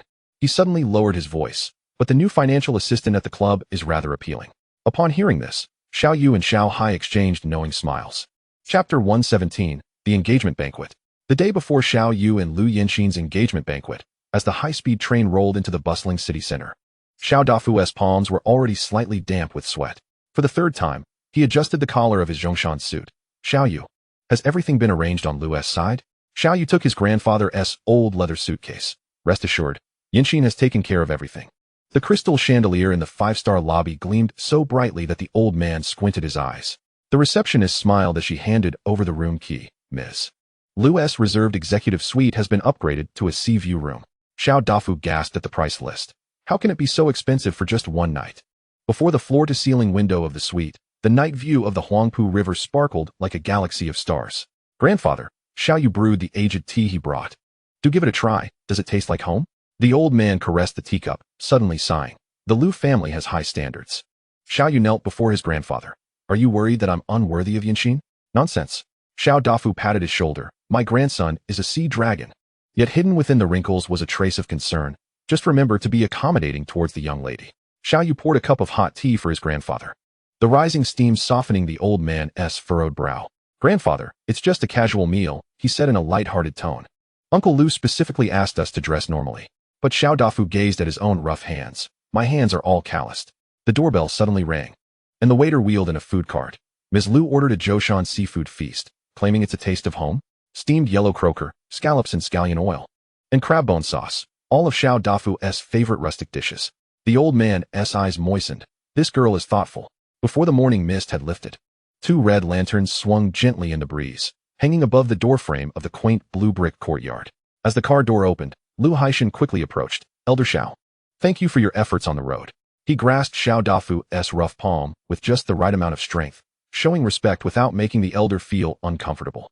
Qi Fenglian offered a warm towel. Elder, use this to freshen up. The morning dew is heavy in the mountains. Xiao Dafu was taken aback, receiving the towel embroidered with a small fishing boat motif. I heard Ms. Yanxin say you love pu'er tea. She smiled as she led the way. And I specially prepared a 30-year-old tea cake. Passing through the moon gate, Xiao Yu discovered a hidden paradise. Amidst the rocks and flowing water, several skilled artisans were kneading dough on a stone table, the aroma of seafood wafting from the steaming baskets. What is this? This is the traditional method for a fisherman's wedding feast, Lu Haishan explained, with masters invited from Zhoushan. Xiao Dafu suddenly pointed at the fishing net in the corridor. Is this knotting style from Xiangshan? Excellent eyesight, elder, Lu Haishan exclaimed in surprise. I learned it from an old fisherman. Entering the main hall, the scent of sandalwood enveloped them. 7 or 8 round tables were filled with guests, who stood up as they entered, the gentlemen in finely tailored Zhongshan suits, and the ladies in elegant kipeos. Xiao Dafu instinctively tightened his grip on his grandson's arm. This is Elder Xiao, Lu Haishan's voice boomed, a living map of the sea, capable of bringing back a full haul even in typhoon weather. Qi Fenglian added, young Xiao's bluefin tuna is a skill passed down from the elder since childhood.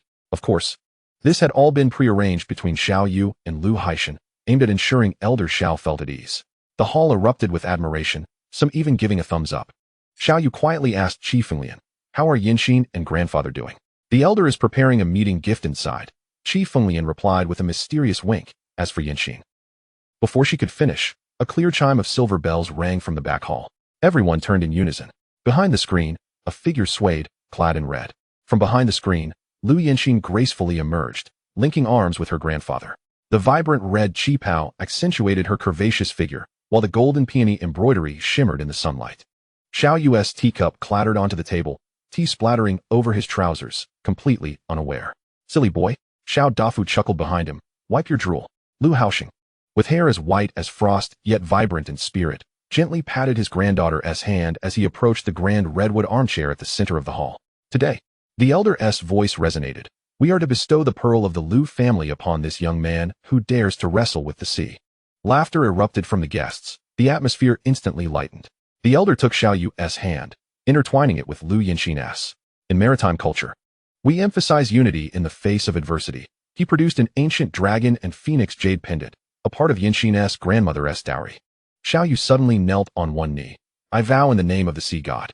He pulled out a shell box from his pocket. Within lay a diamond ring featuring a rare blue diamond, encircled by 12 small pearls. Wow! The women in attendance gasped collectively. What a stunning diamond! The hall was suddenly filled with raucous applause, with some even clattering their chopsticks in excitement. Kiss! Kiss! Shouted the female relatives of the Lu family, leading the cheer. Xiao Yu was thrust into the center, his ears flushed a deep crimson like a boiled crab. Lu Yanxin covered her face, peeking at him through her fingers. Clearing his throat, Xiao Yu unexpectedly began to sing a folk tune in dialect. In March, the yellow fish call. While the girl weaves nets at the bow of the boat. His off-key singing elicited hearty laughter from the crowd, yet Lu Yanxin was momentarily stunned. This was the old song that played on the radio during their first voyage on the Uxin. And she had previously teased Xiao Yu for listening to such outdated music. When did you take a liking to our Yanxin? Auntie raised her phone to record. Xiao Yu candidly replied, she was so seasick on my boat that she nearly passed out, yet insisted on learning how to tie fishing lines. Lu Yanxin stomped her foot in frustration. Don't say that. Suddenly, 15-year-old Lu Mingming raised her hand. Future brother-in-law. How many babies do you plan to have? Lu Haishan, who was sipping tea, nearly spat it out. Xiao Yu stammered. While Lu Yanxin quickly covered her cousin's mouth. Have you finished your homework? Lu Haishan then tapped his wine glass. Let the children decide their own affairs. He added meaningfully, by the way. I transferred the ownership of that school district department in Dongjiao last week. Amidst the laughter, Xiaoyu discreetly took Lu Yanxin's hand, only to find her palm clammy with sweat. Lu Yanxin hooked her arm through his, playfully pinching his sleeve with her fingertips. This is my cousin-in-law, engaged in ocean trade. And this is my little uncle, from the Maritime Bureau. Xiaoyu dutifully greeted each one, his neck growing stiff from smiling. Just before the feast commenced, Old Master Lu suddenly tapped his wine glass. Let the father-in-law say a few words. Amidst the applause, Xiao Dafu was pushed to the main table, his polished shoes making a soft shushing sound on the carpet. The elder took a deep breath, his voice resonating like a bell. I, Xiao Dafu, have fished for 50 years, and my greatest pride is not in the number of fish I have caught. He bowed to the guests around him, but in raising a successful grandson. He vowed before all the family and friends present, if this lad ever wrongs Yanxin in the future, I will personally bind him to apologize. Lu Haishan was the first to stand and applaud. Well said. Now that is a true man. Even Lu Mengmeng was left in awe. Wow. More handsome than a domineering CEO. Chapter 118, The Big Apple. On the eve of the National Day holiday, the setting sun stretched the shadows of the two figures long. Xiaoyu was squatting in the living room, organizing his suitcase, when he looked up and asked, Did you bring sunscreen? I heard the UV rays are strong in the big beautiful. Lu Yanxin shook her phone. Uncle just texted. Confirming we can leave tomorrow. She grinned mischievously. His secretary went directly to the consulate to collect it suddenly. Lu Yanxin's phone vibrated, revealing a lengthy message. Anna sent the itinerary. She excitedly tugged on Xiaoyu's arm. Look. The screen displayed a well-organized travel plan, detailing everything, including the subway transfers. Leaning in for a closer look, Xiaoyu noted the meticulousness of this guide. Broadway tickets have been booked, with front-row seats. The yacht for deep-sea fishing is arranged, with a Chinese-speaking guide. Reservations at a Michelin restaurant have been made, specifically requesting no seafood. She knows you deal with fish every day, Lu Yanxin chuckled, so she arranged land-based delicacies. The itinerary concluded with a hand-drawn map marked with secret spots. The graffiti wall under the Brooklyn Bridge, perfect for couple photos. Xiaoyu noticed a little heart drawn in the corner. Your friend is quite thoughtful, isn't she? Lu Yanxin's ears turned slightly red. She has been through 6 boyfriends. However, Xiaoyu pointed out that the hiking route at Yellowstone on the 3rd day was rather simplistic. He quickly searched for a few expert routes. How about trying this Old Faithful geyser and Grand Prismatic Spring Loop? Lu Yanxin smiled slyly. I knew you'd say that. Anna has prepared a B plan. Just as they were discussing, the doorbell rang. A courier arrived with a package containing matching sun protection jackets, embroidered on the back with Captain and First Mate. Lu Yanxin unfolded the jacket. Anna said this is her best friend Tax. In the morning at the dormitory, news swept through the corridor like a tsunami. As Xiaoyu stepped into the classroom, he was ambushed by 3 ravenous roommates who pinned him to a chair. I hear you're going to the Big Beautiful? Chunhao locked his arm around Xiaoyu's neck. Don't even think about entering if you don't bring back something special. As Xiaoyu struggled against his friend's demands, he protested. Do you think I'm Doraemon? Meanwhile, Lu Yanxin found herself cornered in the classroom. Lin Xiaoyu waved her phone. Your friend Anna commented on your social media, saying she's taking you to eat Lady M. I want 10 boxes of original milfai.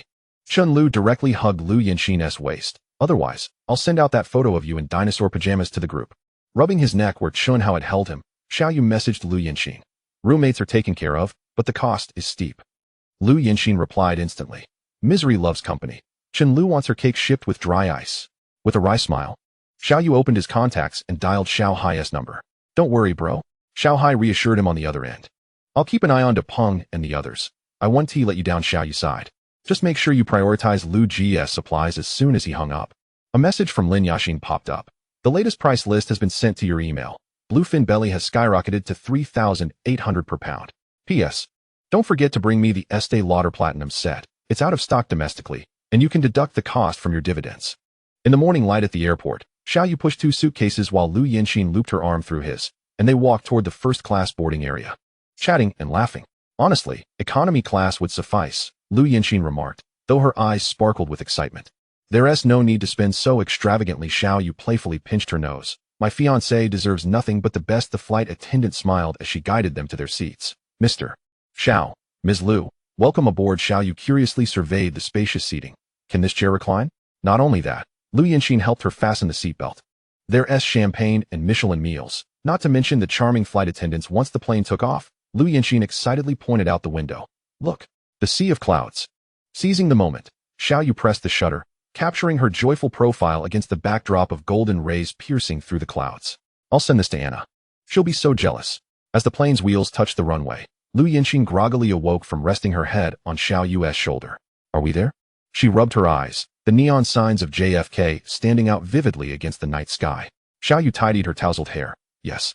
Welcome to the Big Apple in the immigration hall. A black security officer swayed to the hip-hop rhythm coming through his earpiece. Excuse me, Lu Yinxin began. But Xiao Yu pulled her back just in time. She almost stepped into the diplomatic lane. The rapid-fire announcements over the loudspeaker sounded like a machine gun. And they exchanged puzzled glances. What did they say about the baggage carousel? Xiao Yu strained to decipher the announcements. I think they said baggage is at carousel number 7? No, wait, 17. At baggage claim, the cheerful ground staff asked, why all need a cart? Xiao Yu confidently nodded. Yes. Thank you. Only to be presented with a wheelchair. Causing Lu Yinxin to double over with laughter. Yin Yin. Over here. Suddenly, the arrival hall erupted with shrieks. Anna waved her homemade, illuminated sign, adorned with a whimsical drawing of a crooked whale, proclaiming, welcome captain, come steal my treasure. Trailing behind her was a resigned-looking Chinese-American boy, Mike, who introduced himself. I am Anna's boyfriend, and she spent the entire night crafting this sign.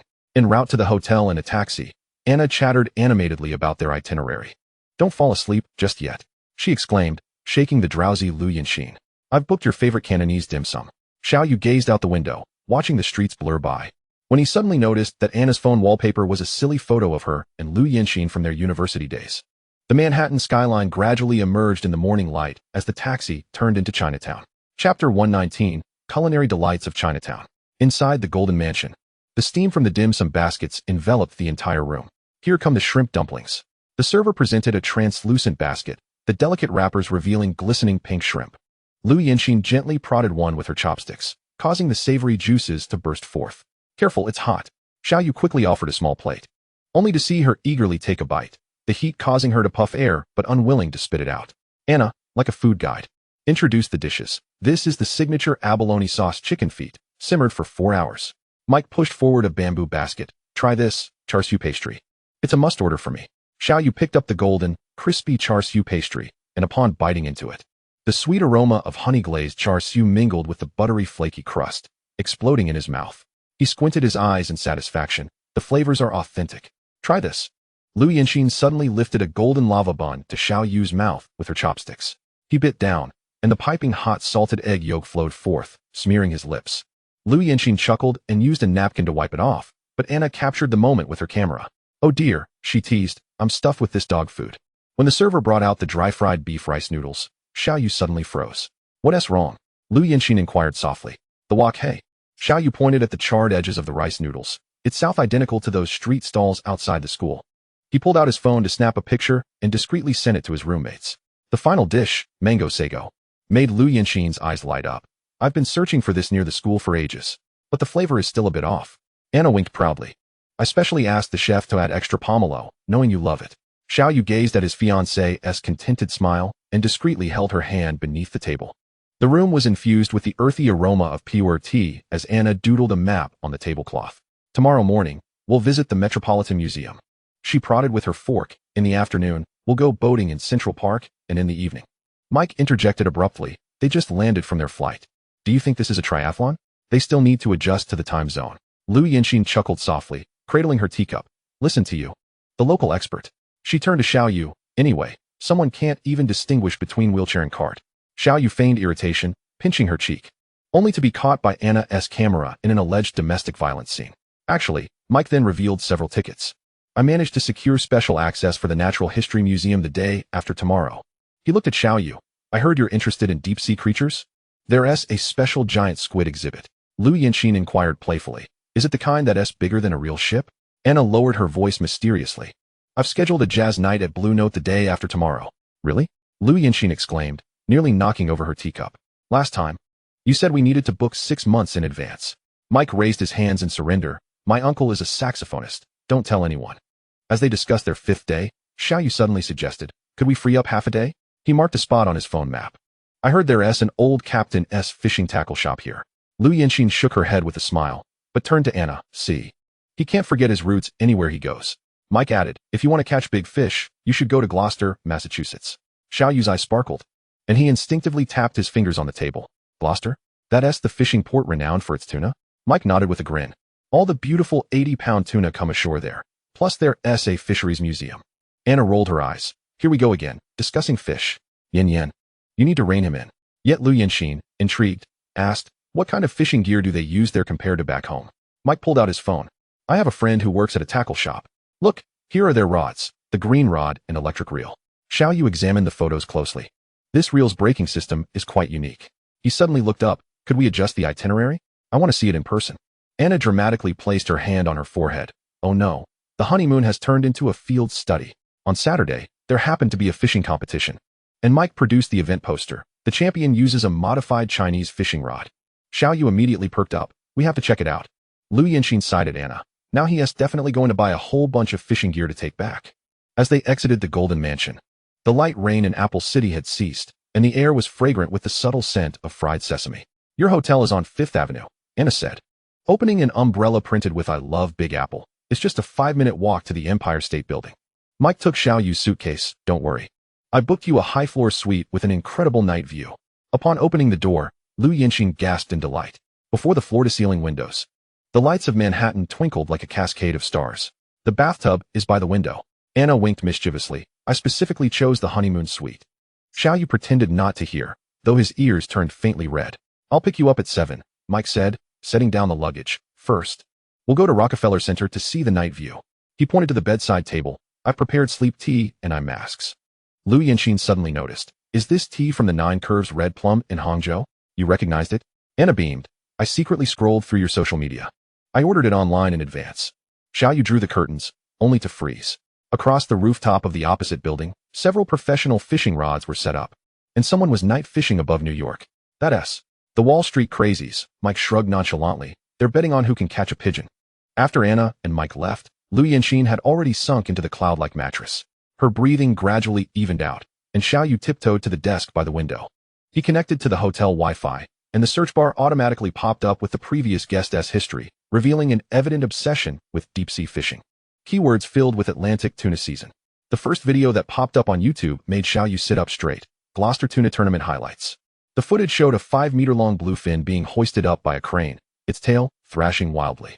This size, he murmured, is a third larger than back home. Just as he was engrossed in the video, a rustling sound came from behind him. Lu Yinxin, still bleary-eyed, leaned over. What time is it? Catching sight of the screen, she suddenly laughed. Studying this on your honeymoon night? Chapter 120, A Night of Enchantment. When there was a knock on the door, Xiao Yu was busy curling Lu Yinxin's hair. Come in, she called, with curlers still dangling from her ears. Anna burst through the door with a smile. Oh my.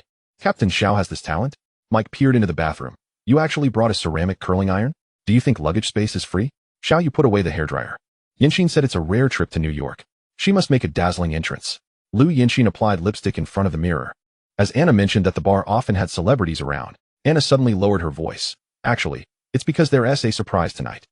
As the taxi glided past Times Square, the neon lights cast a kaleidoscope of colors across the faces of the 4 friends. Look at that, Lu Yinxin exclaimed, pointing at the colossal screen displaying a seafood advertisement, a platter of bluefin tuna sashimi. Xiao Yu's professional instincts kicked in. The marbling must be from the Atlantic. Mike placed a hand on his forehead. You two are hopeless. In the restaurant atop Trump Tower, the server guided them to a table by the window. Having mentioned during the reservation that it was their honeymoon, Anna proudly showcased the menu, which included complimentary champagne and molten chocolate cake. However, Xiao Yu's gaze was fixated outside. From this height, he could clearly see the shipping routes on the East River. When the dessert arrived, Anna suddenly stood up. Mike and I will settle the bill. Meet us in the stairwell in 10 minutes. She winked mischievously. Remember to take your belongings. Once we change locations, you won't be able to come back for them. Lu Yinxin's fork hovered above the cake, molten chocolate oozing from within. Meanwhile, Xiao Yu noticed Anna's forgotten phone screen, which displayed a reservation at the Blue Note Jazz Bar. Pushing open the heavy wooden door of the Blue Note, the warm waves of jazz mingled with the scent of perfume, enveloping them. Lu Yinxin immediately linked her arm with Xiao Yu's, her nails lightly pinching his arm. No wandering eyes, just as Xiao Yu was about to protest. The sight by the dance floor captivated him. A few girls in sequined bikinis swayed to the melody of the saxophone, the fabric of their attire barely larger than his handkerchief. Ahem. Lu Yinxin forcibly turned Xiao Yu's face back. Sir, your beer. Anna grinned as she handed him a glass, which bore a label reading Married Man. Mike leaned closer to Xiao Yu and whispered, Buddy, tonight your eyes should only be on Yinxin. Suddenly, the stage lights dimmed, and an elderly jazz band took the stage. The lead singer, A silver-haired matron dressed impeccably, possessed a husky, seductive voice. This next piece, My Funny Valentine, is dedicated to all in love. Liu Yinxin's tense shoulders finally relaxed, and Xiao Yu seized the moment to take her hand. Liu Yinxin introduced, Mike's family is in the automotive glass business. Mike swirled his drink. Anna is even more impressive. Her family monopolizes cold chain logistics in the Yangtze River Delta. Xiao Yu raised an eyebrow. No wonder Lin Yaxin always says she can't snatch cold chain orders. I have an interesting story about how I met Yinxin, Anna said, taking a sip of her martini. At 15, my dad took me to Lu's to discuss a collaboration. Liu Yinxin chimed in. That girl once sneaked a drink of my dad's prized Mount I and ended up drunkenly reciting toasting wine in the conference room. Mike interjected, wait, so you two are drinking buddies? As the band played Take 5, Anna suddenly remarked, actually, we all envy Yinxin. Mike nodded. Finding a like-minded partner is far more challenging than inheriting a family business. In the early hours on the streets of New York, neon lights cast vibrant reflections on the damp pavement. Anna hailed a taxi and turned to wave at Xiao Yu and Liu Yinxin. Remember, the hotel's breakfast waffles must be paired with maple syrup. Don't follow Mike's lead of always adding chocolate sauce. Try to have breakfast at the hotel. Those places outside are overpriced and tasteless. Mike feigned indignation as he wrapped his arms around her. Hey, that's called innovative cuisine. The two taxis diverged in front of Times Square. Through the car window, Liu Yinxin watched as the taillights of Anna's taxi gradually disappeared into the flow of Fifth Avenue. They truly made a perfect pair, leaning against Xiao Yu's shoulder. She mused about their privileged backgrounds and how hard they worked. In the bathroom, the fog had yet to dissipate as Liu Yinxin stood at the floor-to-ceiling window wrapped in a bathrobe, droplets from her hair glistening against the myriad lights of Apple City. Xiao Yu embraced her from behind, planting a kiss behind her ear that carried the scent of whiskey. Look, that cargo ship resembles the one from our first voyage. Liu Yinxin's response quickly morphed into a soft hum as Xiao Yu's hand slipped beneath her silk robe. Her back pressed against the cool glass, while his chest radiated warmth against her. The distant neon lights of Times Square shimmered across their entwined silhouettes, red and blue reflections dancing over Liu Yinxin's bare shoulder. The remnants of her rationality struggled against the tide. Xiao Yu chuckled softly as he pressed the remote, causing the smart glass to fog instantly. Now we are a ship adrift in a sea of clouds. The mattress springs creaked softly, synchronizing with the distant sirens from the street below. Liu Yinxin's nails left crimson trails on Xiao Yu's back, reminiscent of their past adventures at the coral reefs. She playfully bit his shoulder, reminding herself that they were to meet Anna tomorrow. In the dead of night, Liu Yinxin lay exhausted on Xiao Yu's chest, listening to his still racing heartbeat. Hey, she poked at the bite mark on his collarbone. Did a button just pop off? Xiao Yu found the shell button on the carpet and casually tucked it into his wallet. I'll place it in the wedding candy box. Outside, the neon lights gradually dimmed, and New York's hustle and bustle sank into the tranquility of the night. Liu Yinxin's long hair lay draped in the crook of Xiao Yu's arm, rising and falling gently with each breath. In a half-dreaming state, Xiao Yu instinctively tightened his embrace around her waist, eliciting a soft murmur from her. Liu Yinxin frowned and burrowed deeper into his embrace. With his eyes still closed, Xiao Yu reached for the remote and completely closed the blackout curtains, plunging the room back into a tender darkness. Amidst the white noise of the air conditioning, her steady breathing could be faintly heard.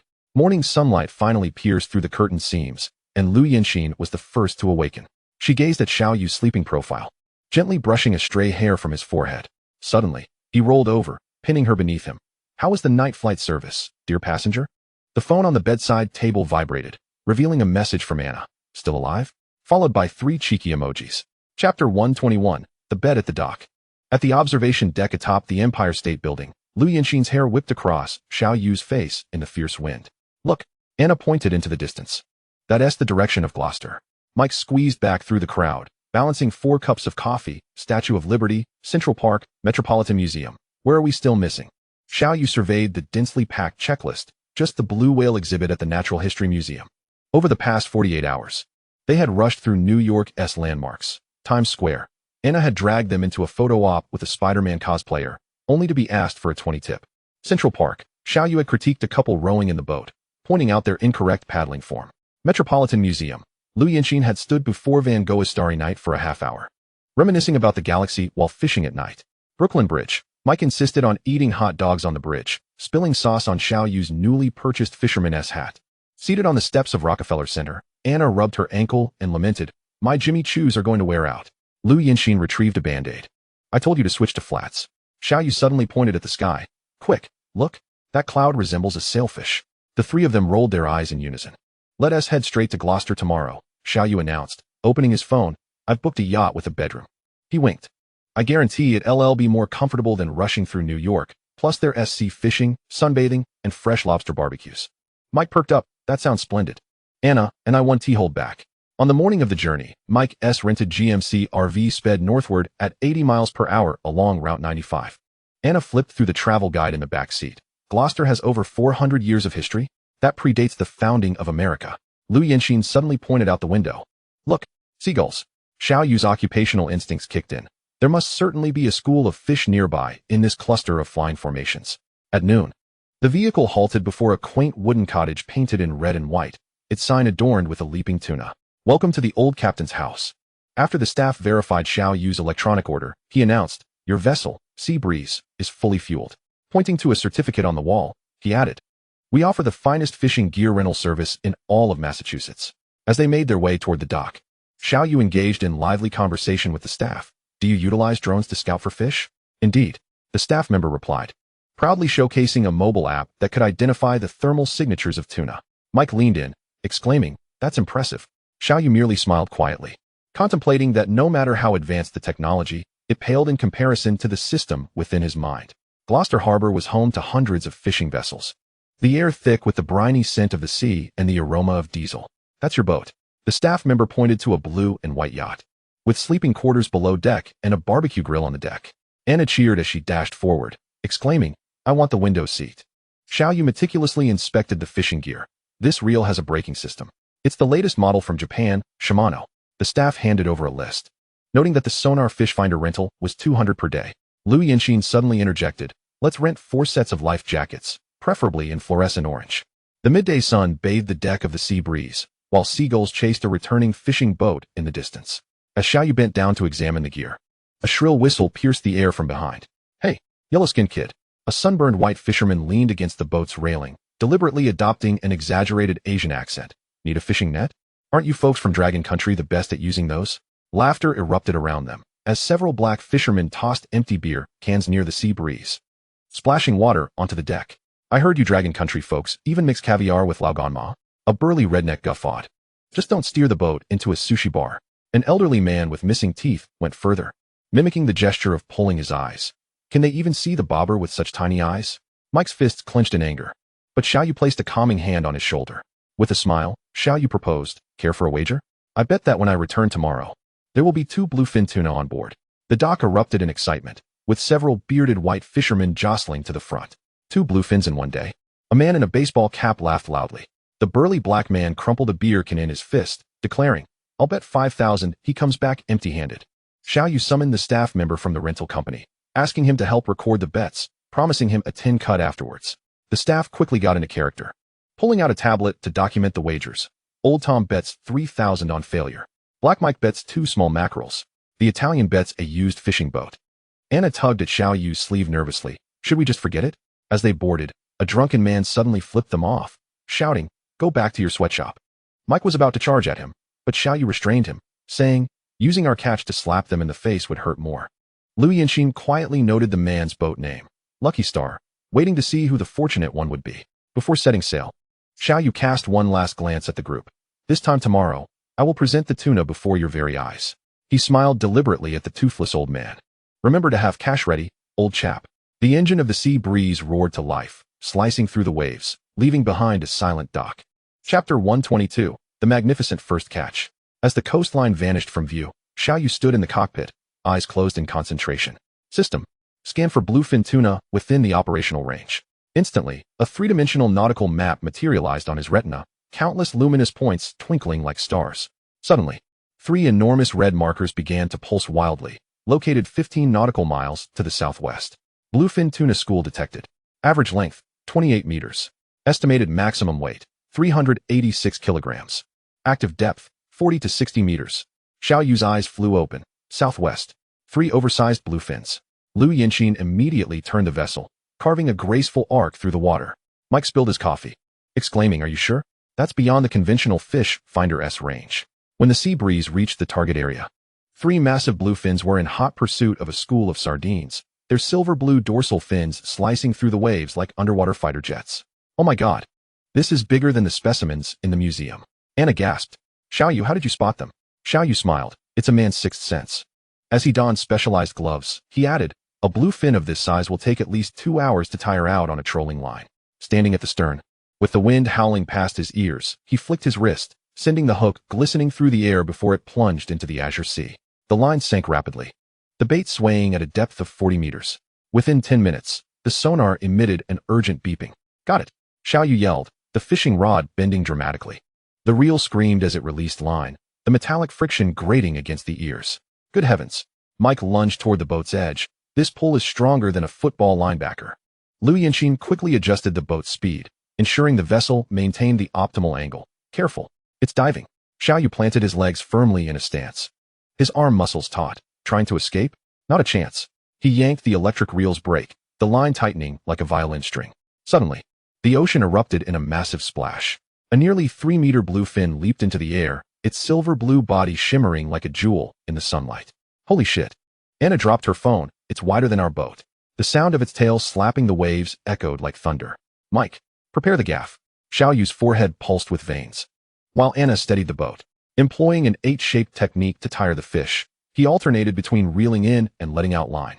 After nearly 2 hours of a grueling tug-of-war, the bluefin's strength finally began to wane. Xiaoyu's arms trembled slightly, sweat dripping from his chin onto the deck. His gloves had worn thin from the line, blood seeping from his palms and staining the rod a dark crimson.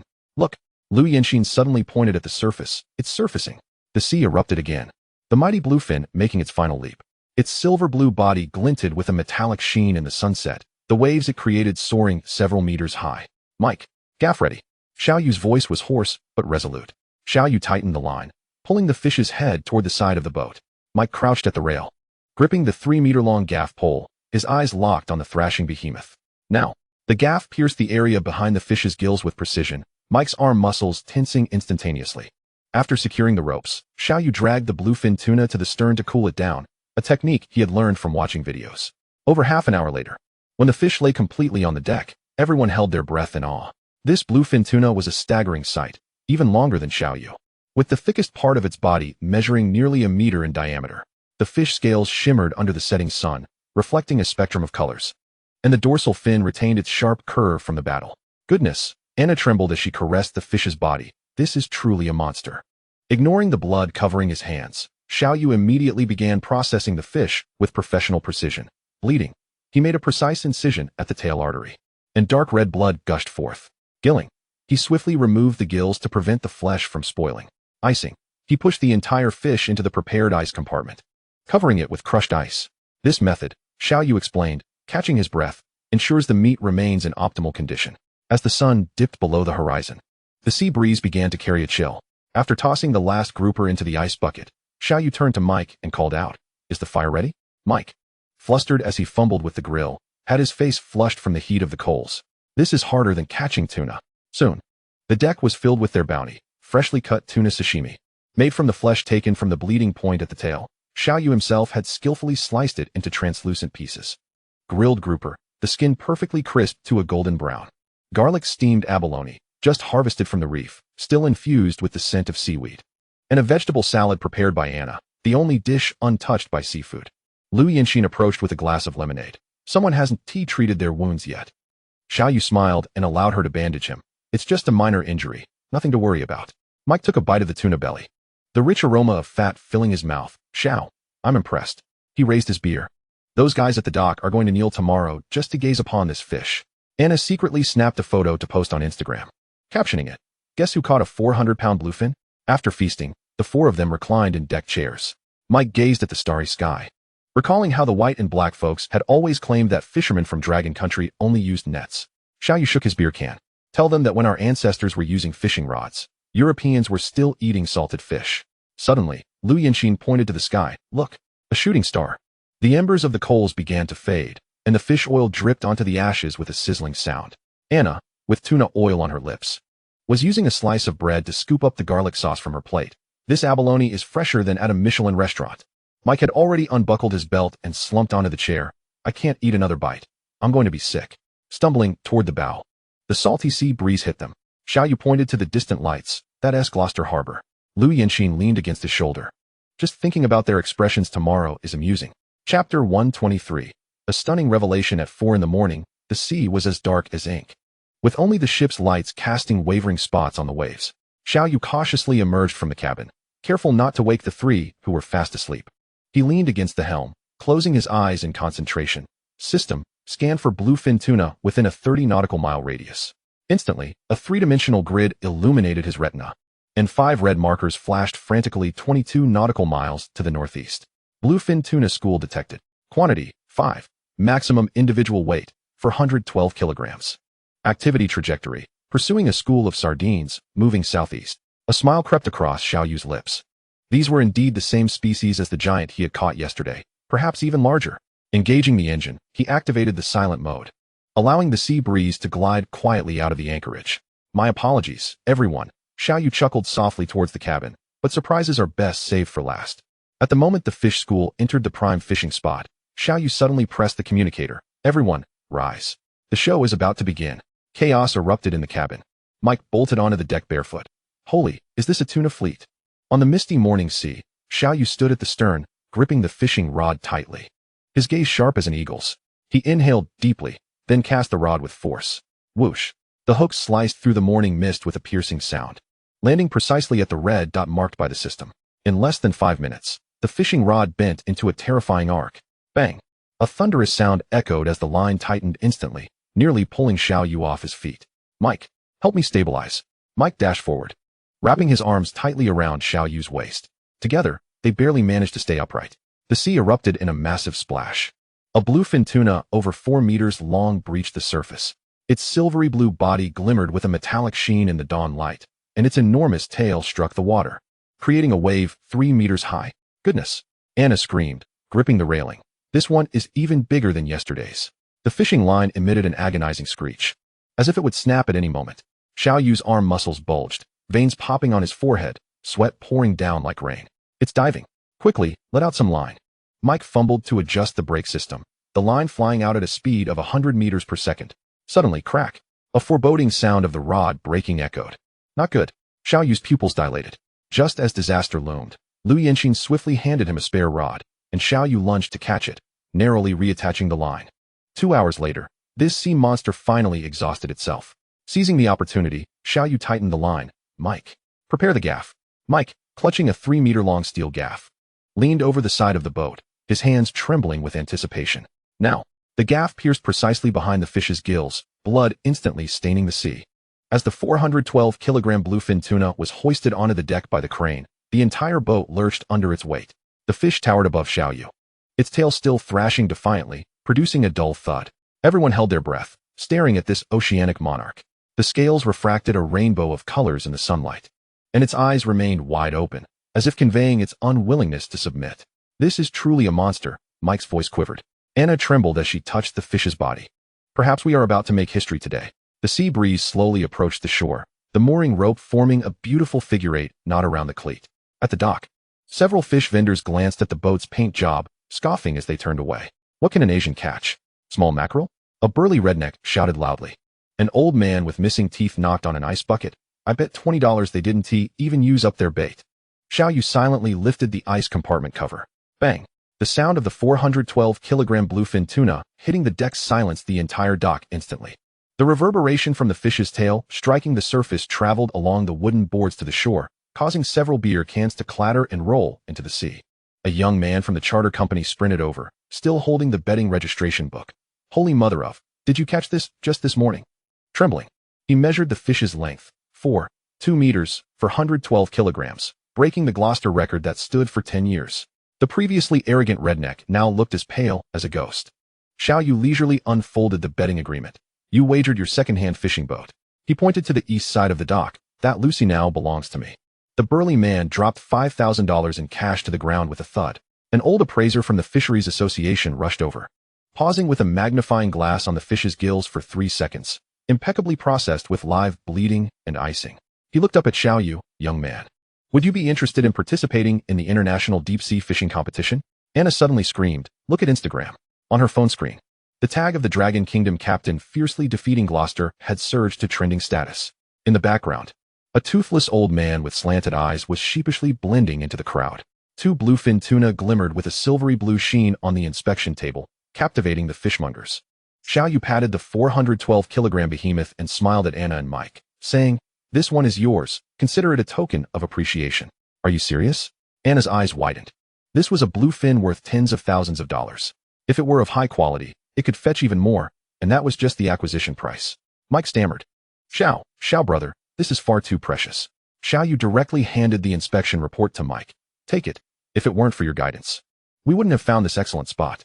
He winked. "Besides, aren't we good friends?"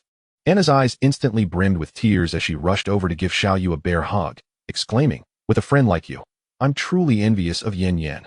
Xiaoyu turned towards the slightly smaller tuna, which still weighed 386 kilograms, and called out to the onlookers, "Today, I invite everyone to enjoy sashimi." Cheers erupted at the dock.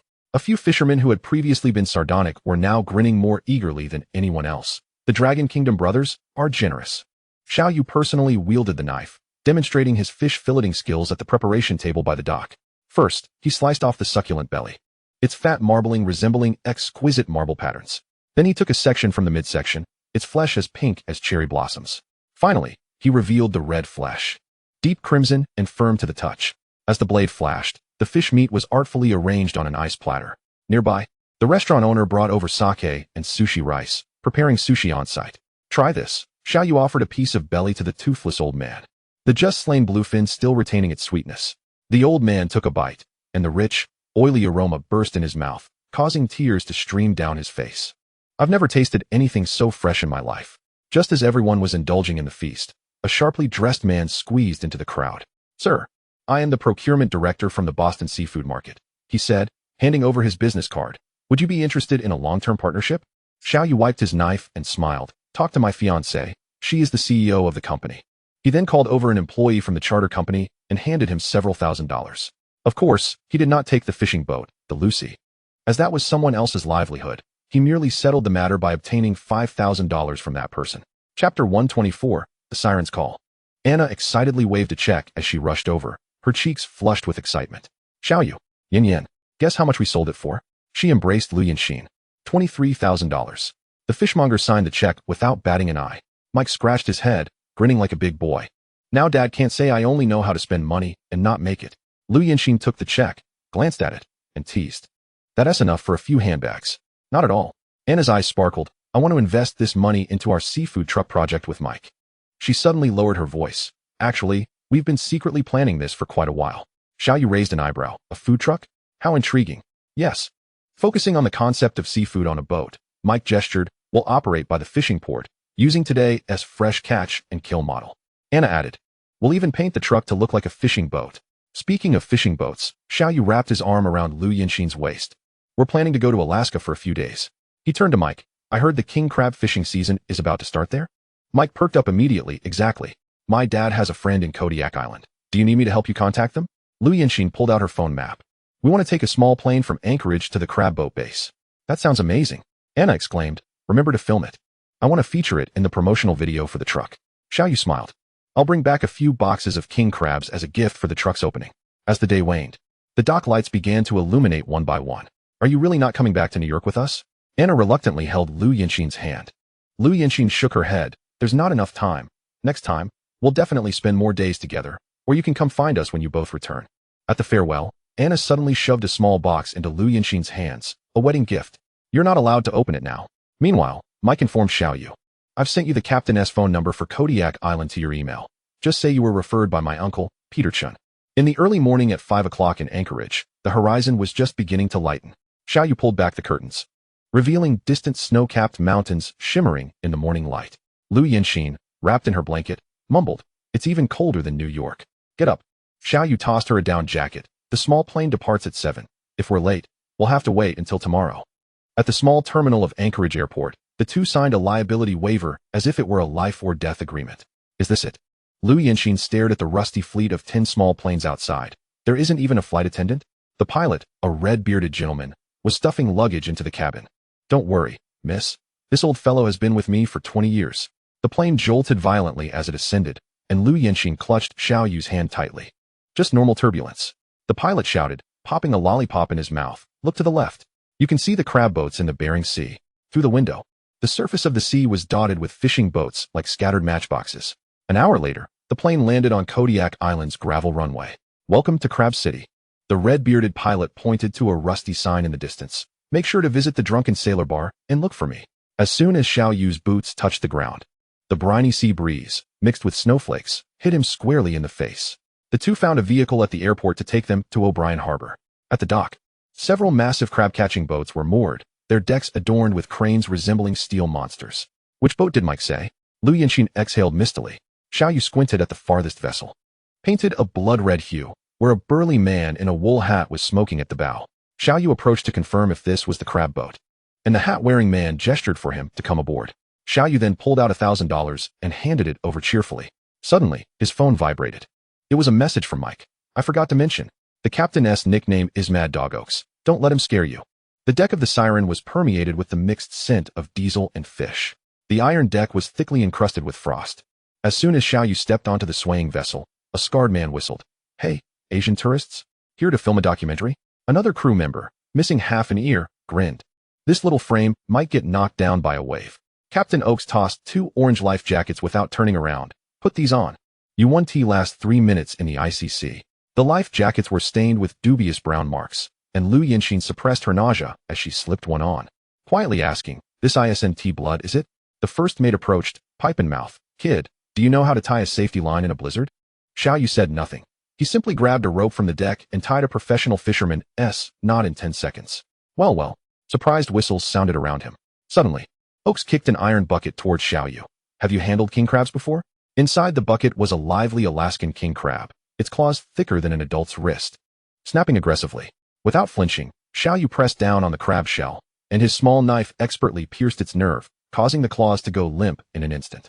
The crew exchanged glances, and the scar-faced man suddenly burst into laughter. Damn it, this kid is quite the expert. Captain Oaks finally turned around, his ice-blue eyes fixed on Xiao Yu. Peter was not mistaken. You are indeed not here for sightseeing. He gestured towards the cockpit. We set sail in 30 minutes. If you wish to learn about crab fishing, you should observe them up close. The deck of the Siren was cluttered with rusted steel crab traps, each the size of a washing machine. Captain Oaks kicked one of the traps at his feet. Kid, have you ever seen one of these death traps? Xiao Yu crouched down to inspect the mechanisms of the trap, galvanized steel, with a funnel design that allows entry but not exit. Oaks suddenly lifted a deck hatch, revealing a towering pile of bait barrels below. The stench of rotting cod assaulted Lu Yanxin's senses, nearly causing her to gag. Now this is real crab fishing, the captain exclaimed, grabbing a handful of fish entrails and stuffing them into the trap. You tourists are merely playing house. Xiao Yu remained unfazed as he donned rubber gloves. Following the crew, threading the foul-smelling fish heads onto the hooks inside the traps, inspecting the spring mechanisms of each trapdoor, and testing the tensile strength of the steel cables with a hydraulic device. Lu Yanxin fought to suppress her nausea as she recorded the data, only to suddenly notice many names etched into the bottom of the traps, those of crew members who had perished at sea. Subsequently, Oaks led Xiao Yu back to the cockpit, pointing at the electronic nautical chart. Tomorrow, we head to the Widowmaker waters. The screen displayed real-time forecasts of wind and waves. Wave height, 68 meters. Wind speed, 40 knots. Water temperature, 2 degrees. It's not too late to disembark, Oaks sneered, the last chance. Chapter 125, Departure to the Bering Sea. Captain Oak's cigarette glowed dimly in the biting wind, the gray smoke dissipating almost immediately into the gale. He squinted his ice-blue eyes at the ominous horizon. Do you see that mass of black clouds? Tomorrow we'll face an 8-point gale. The steel crab traps on the deck swayed slightly in the wind, creaking ominously. Kid, Oaks exhaled a smoke ring. The water temperature here is merely 2 degrees. If you fall in, you'll lose heat within 3 minutes. He pointed to the severely worn railing at the ship's edge. Last year, a rookie got his leg broken right here by a steel cable. Lu Yanxin instinctively tightened her grip on Xiao Yu's arm. Listen, the captain squatted down, tapping the deck. Ice will form here during crab fishing operations. He looked at Lu Yanxin. Miss, you'd best stay in the cockpit. There's hot coffee and a panoramic view. Then he turned to Xiao Yu. As for you, if you truly wish to learn, keep within 3 steps of me. The first mate began distributing specialized gear, spiked anti-slip boots, with sharp iron spikes on the soles. Thickened life jackets, equipped with GPS and emergency oxygen, and anti-freeze masks, leaving only the eyes and mouth exposed. Wearing these, the scar-faced crew member grinned. Might just give you an extra 5 minutes of life. After inspecting the gear, Xiao Yu suddenly asked, "May I use your tool room?" Oaks raised an eyebrow. "For what purpose?" "To modify my boots." 10 minutes later, 2 rows of homemade ice claws fashioned from discarded gears had been added to the soles of Xiao Yu's anti-slip boots. The captain scrutinized the modification for a few seconds before bursting into laughter. "Good lad. You might just survive." Standing on the deck, Xiao Yu exhaled, the white vapor immediately torn apart by the fierce wind. In the distance, the inky black waves resembled moving hills, relentlessly crashing against the ship's hull. The splashes crystallizing into ice in midair, clattering down upon the deck. Captain Oaks chewed on tobacco, pointing to a red mark on the nautical chart. "This is the Devil's Gut, with a current speed of 18 knots. He spat out a brownish liquid. "Last year, a ship capsized here with 12 men aboard. Only 3 bodies were found, all frozen into ice sculptures." Lu Yinxin instinctively wrapped herself tighter in her cold weather gear, only to realize that the moisture from her breath had already formed a thin layer of ice on her mask. On the deck, 30 giant crab traps were stacked into a small mountain. Each trap was encased in a thick shell of ice. Sharp ice spikes hanging from the steel bars glittering ominously in the dim spotlight. "Watch out for those ice fangs," the first mate warned as he knocked a 20-centimeter-long ice spike loose with an iron rod. Last month, it punctured Tom's waterproof pants. The thermometer read 15 degrees, with a wind chill effect of 40. Xiao Yu touched the steel railing, and his glove immediately stuck to it. "Don't touch the metal." The scar-faced crew member yanked him back. "This temperature can strip your skin off in an instant."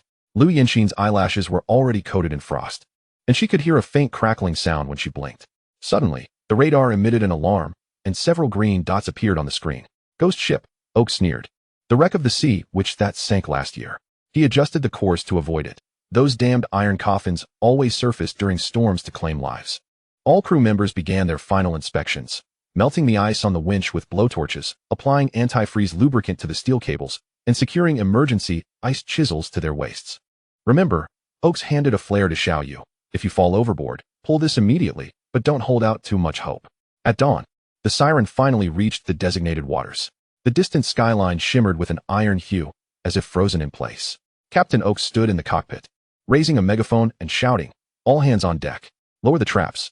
In an instant, the entire ship roared to life like a waking beast, the noise deafening.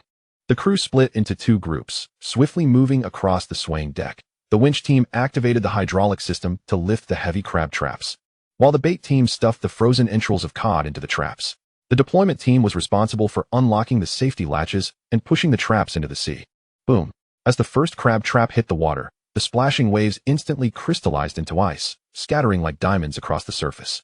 Xiao Yu followed the scar-faced crew member to learn how to operate the winch. Suddenly, a massive wave crashed in, tilting the ship violently. "Hold on tight." Xiao Yu almost got thrown overboard, but managed to grasp the railing. His anti-slip boots left 2 distinct marks on the icy deck. "Not bad, kid." The scar-faced man grinned. "You're much better than that last rookie." He went flying right out. For several hours, the crew mechanically and skillfully repeated the process of lowering the traps. The steel cables whistled in the cold wind, the gears of the winch screeched with friction, and the roar of the waves pounding against the hull was incessant. Lu Yinxin watched all of this from the cockpit through the window, her coffee long gone cold.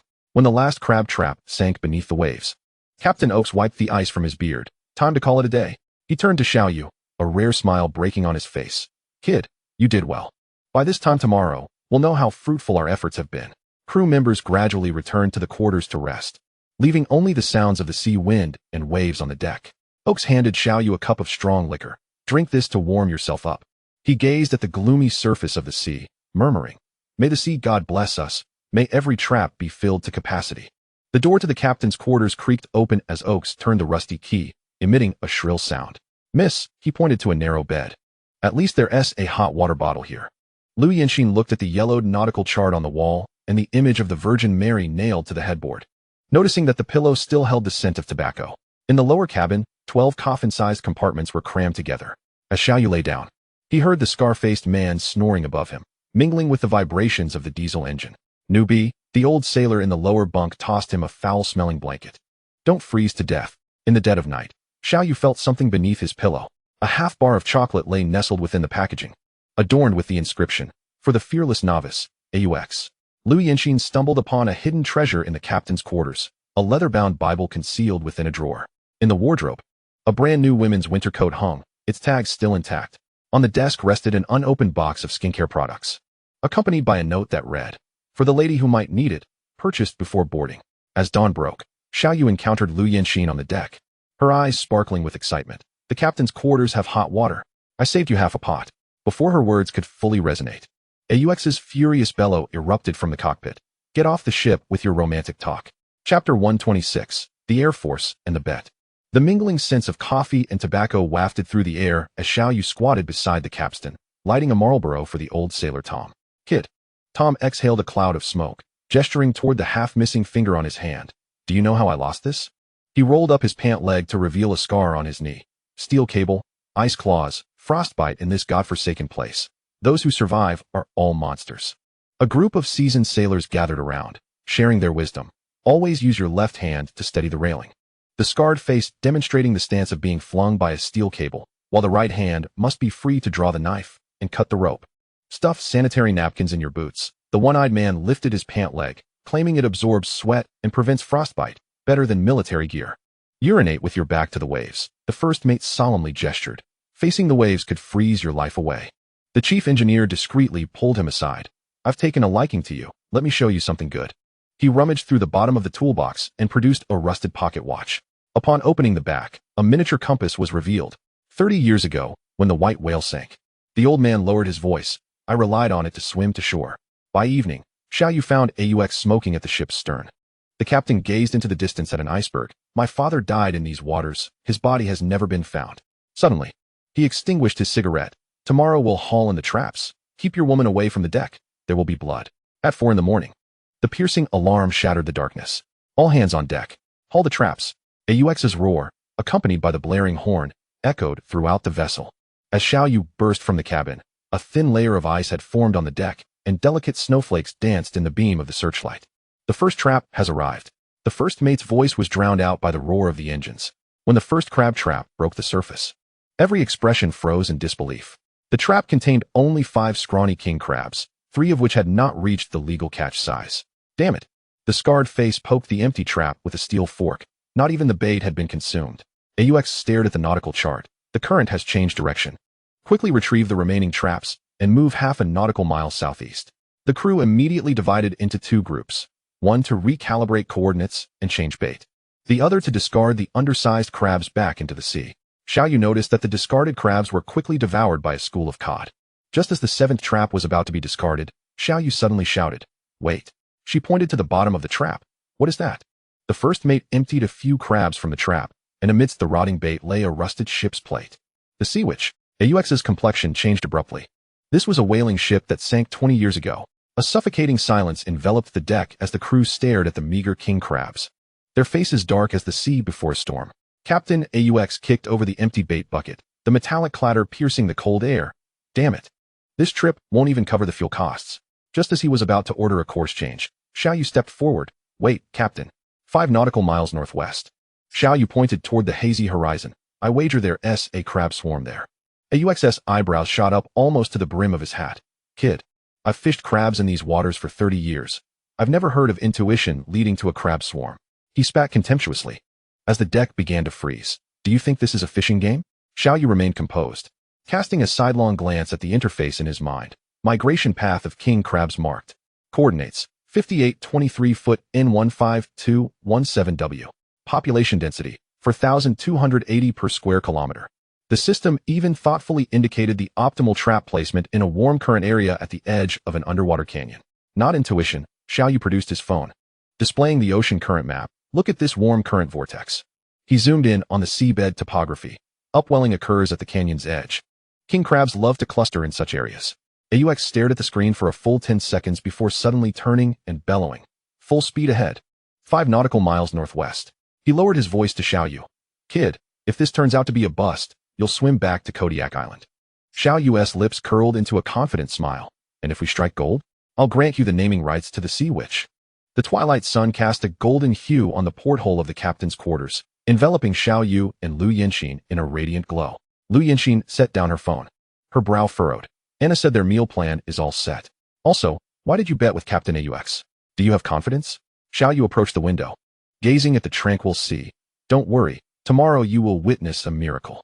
A confident smile graced his lips. By then, let Anna and Mike prepare an extra-large freezer. We'll send her a bounty of king crabs. The following evening, the salty sea breeze swept across the deck. Captain Aux's fingers danced over the control panel, glancing at Xiaoyu from time to time. Kid, this is your last chance to back out. Xiaoyu merely nodded. Haul the traps, Captain. With the roar of the capstan, the first crab trap broke the surface. Splash. As the trap door swung open, dozens of dark-hued king crabs cascaded onto the deck like a waterfall. Holy shit. The first mate's voice crackled through the intercom. This trap must have at least 50. All top quality. Suddenly, the radio in the cockpit exploded with excitement. The second trap is overflowing. The third trap has shattered the single trap record. My God. Are these crabs lining up to commit suicide? Aux yanked off his captain's hat, revealing his bald head. Damn it. How is this possible? Lu Yinxin grabbed Xiaoyu's arm in excitement. How did you do it? Xiaoyu blinked. A secret. He leaned closer to her ear and whispered, but I can tell you, it's the same intuition I used to win you over. When the final crab trap emerged from the water, the entire ship sank a few centimeters. The deck brimmed with king crabs waving their massive claws, gleaming with a bronze sheen in the sunset. Aux lifted a crab larger than his face, bursting into laughter. Kid, from this day forth, you are the honorary first mate of the Sea Witch, and you can even rename her.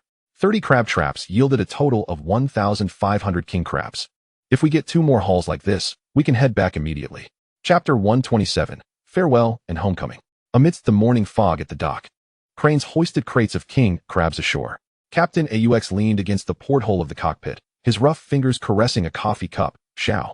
He paused, as if weighing his words carefully. This voyage has been the most fruitful of my 30 years at sea. The old captain turned, his ice-blue eyes locking onto Xiaoyu's. Stay with us. He gestured toward the helm. I'll offer you double pay. No, triple. The Sea Witch needs someone like you.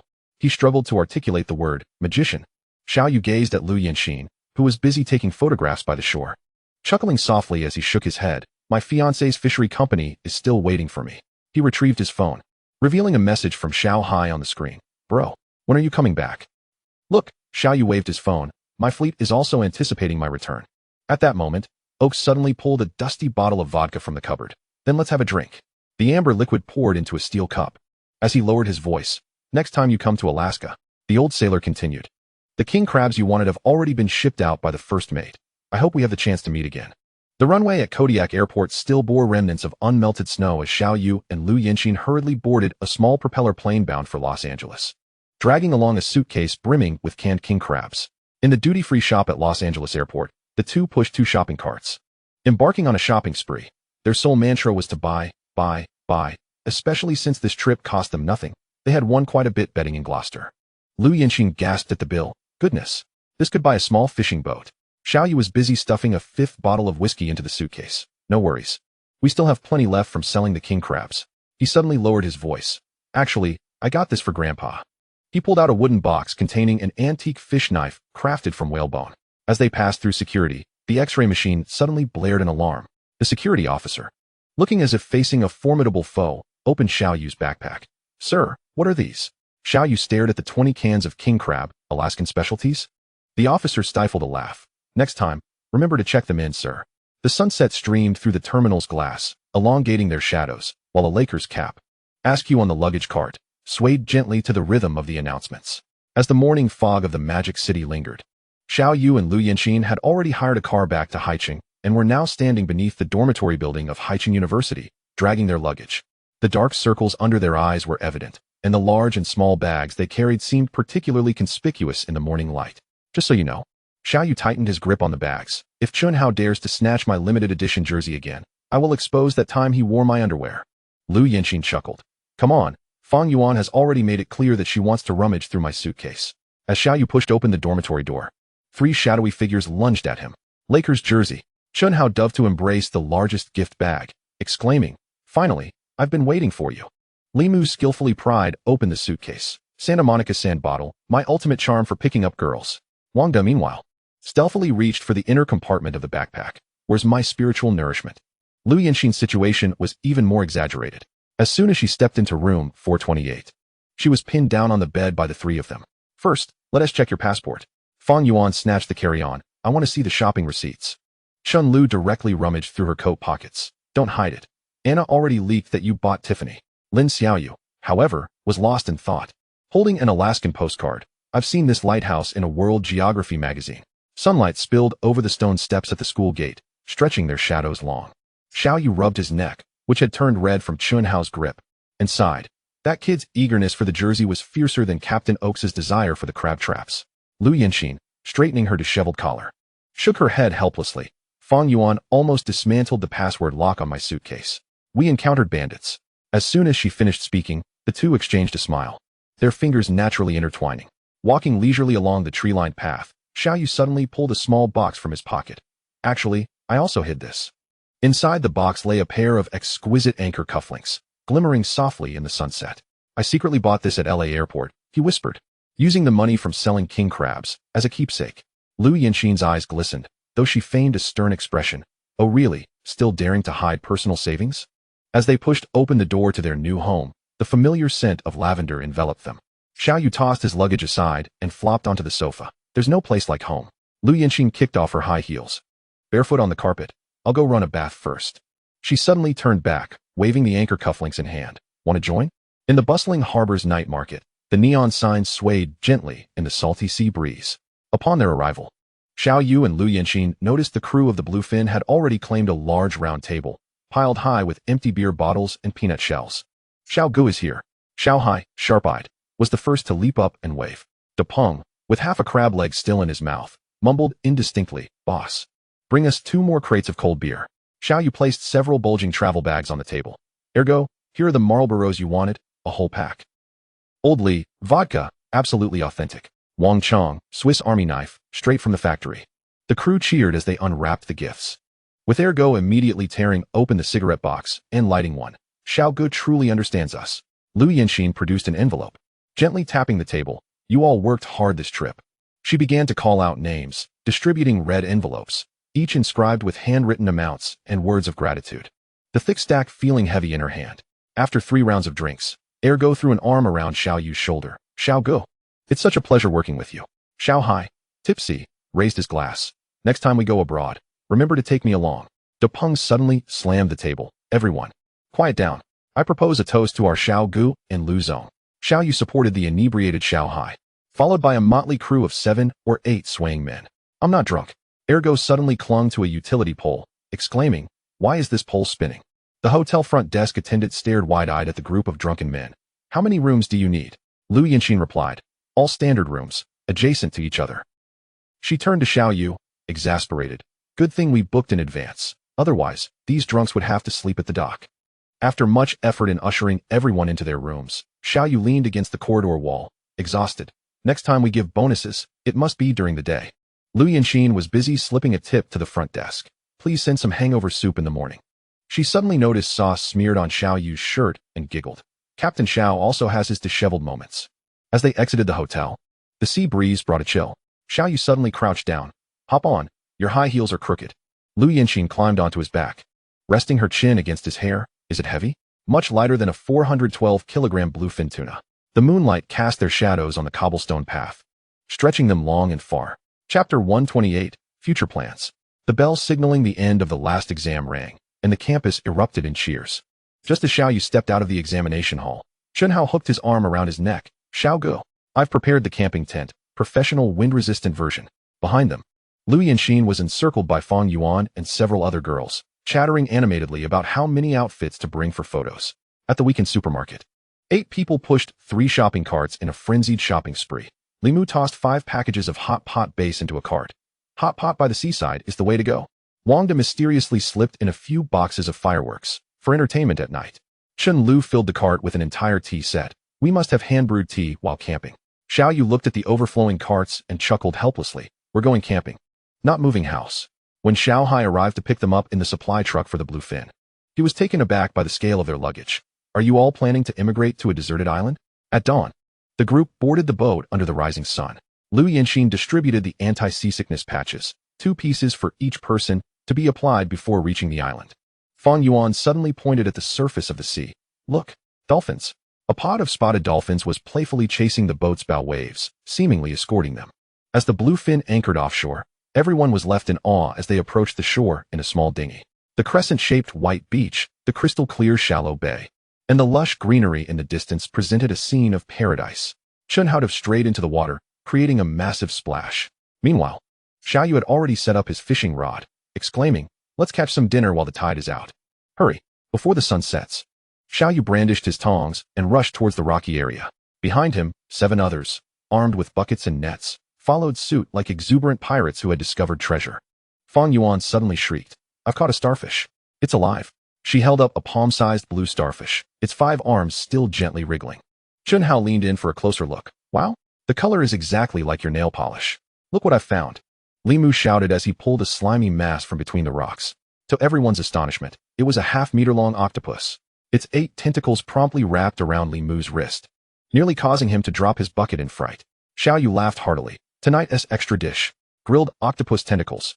In the deeper waters, Xiao Yu and the little sea creature dove in, quickly surfacing with 2 large blue crabs, exclaiming, "Let the female go, but we're taking the male." Lu Yinxin discovered a conch in the shallows when she suddenly felt a tickle in her palm. A small hermit crab peeked out from the shell's opening, causing the girls to giggle uncontrollably. Someone shouted a challenge to see who could collect more, turning the beach into a battlefield. Chun Hao tumbled headfirst into a pile of seaweed while chasing after a fleeing crab. Fang Yuan's bucket was mischievously filled with a sea cucumber by Wang De, leaving her pale with shock. Li Mu and Chun Lu nearly came to blows over a clam.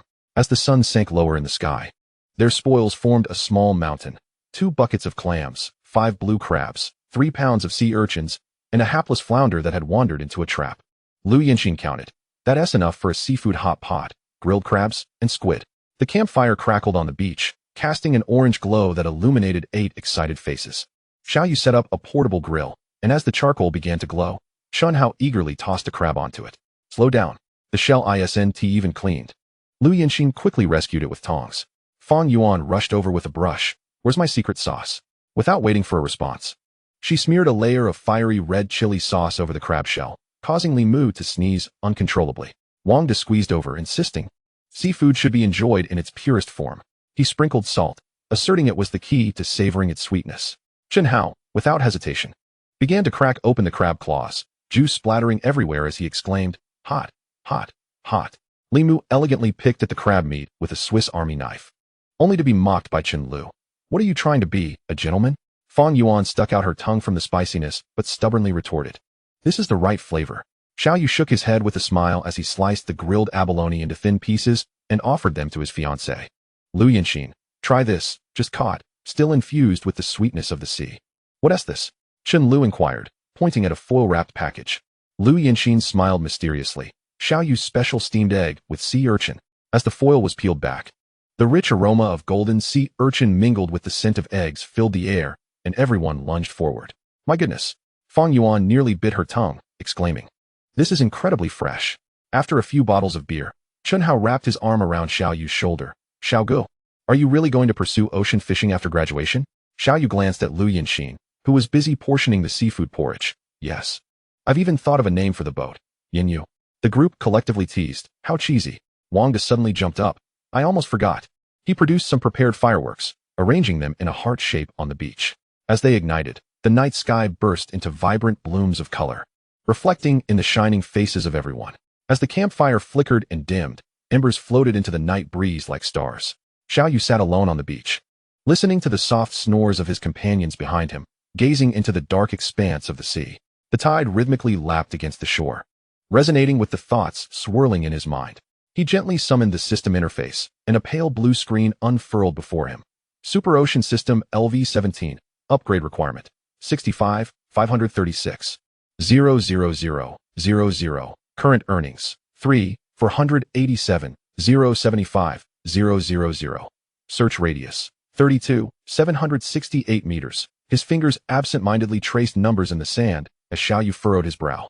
With his current income, he murmured to himself about club membership fees, fishing revenue shares, and the occasional auction of rare catches. It would take at least 10 more years to reach level 20, requiring a total earning of over 520 million, assuming luck was on his side. He pondered what new abilities the system might offer upon reaching level 20. Several ideas flashed through his mind. Bank loans, but the collateral is insufficient. Venture capital, I would likely lose control. Family loans. Yinxin's cousin Lu Jiangsu had mentioned he could discuss financing options during the last engagement banquet. In his imagination, a modern fishing vessel named Yusin sliced through the waves, a total length of 98 meters and a width of 18 meters. Equipped with deep-sea trawls and sonar arrays, and most importantly, with the system's aid in locating fish schools. It even had a small processing workshop. He heard soft footsteps approaching from behind. Wrapped in a blanket, Lu Yinxin sat down beside him. Have you been calculating all night? Xiao Yu tucked away the system interface and took her cool hand in his. Yinxin, I want to discuss purchasing an ocean fishing vessel. Okay. She leaned against his shoulder. What size are you planning to get? With great enthusiasm, Xiao Yu detailed his envisioned fishing boat to Lu Yinxin. She listened intently, occasionally posing questions and suggestions. After he finished, Lu Yinxin pondered for a moment before speaking. Based on the dimensions you've described for the ocean fishing vessel, it would likely cost around 35 million. That means all your funds would be invested in it, and you would need to mortgage the bluefin to secure a loan to cover this amount. Are you really certain you want to proceed?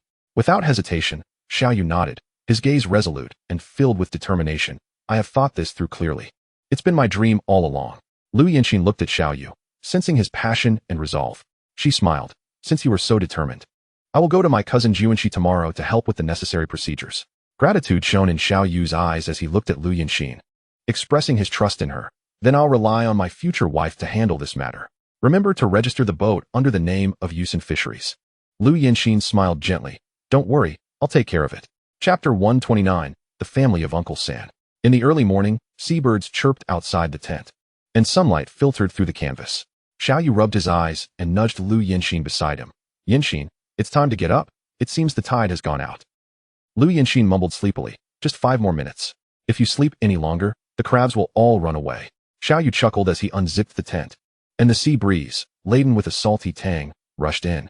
Chun Hao emerged from the neighboring tent, his hair in disarray. Wow. These seabirds are more punctual than an alarm clock. Fang Yuan was already rummaging between the rocks with a small bucket. Come quick. I found an enormous cat's eye shell. Li Mu squatted by a puddle, suddenly exclaiming, Whoa, there's an octopus here. Xiao Yu set up a portable stove, tossing the freshly gathered clams and mussels into the pot. Cooked on the spot, undeniably fresh and sweet. Lu Yinxin, slicing ginger beside him, added, And let us include some of the crab meat left over from last night. Hey, you all are being rather extravagant. Wang Da exclaimed, swallowing dramatically. Seafood feast for breakfast? As the bluefin docked, the group reluctantly gathered their luggage. When will we meet again? Chen Lu asked, gripping Lu Yinxin's hand. Xiao Yu suddenly interjected, By the way, my ancestral courtyard should be ready for occupancy after the new year. Really? Chen Hao's eyes lit up. Is it the mansion with the private dock you mentioned? If you all wish to visit, Xiao Yu smiled, just let me know in advance. We must go. Li Mu excitedly patted Wang Da's shoulder. I heard Brother Zhao's courtyard allows for direct sea fishing. Lu Yinxin added, and it has a hot spring pool and a barbecue area. Wow. Fang Yuan exclaimed, covering her mouth in disbelief. This is no courtyard. It's a resort. Indeed, just a few days prior, Xiao Yu received a call from Foreman Chen, who accidentally uncovered a hot spring.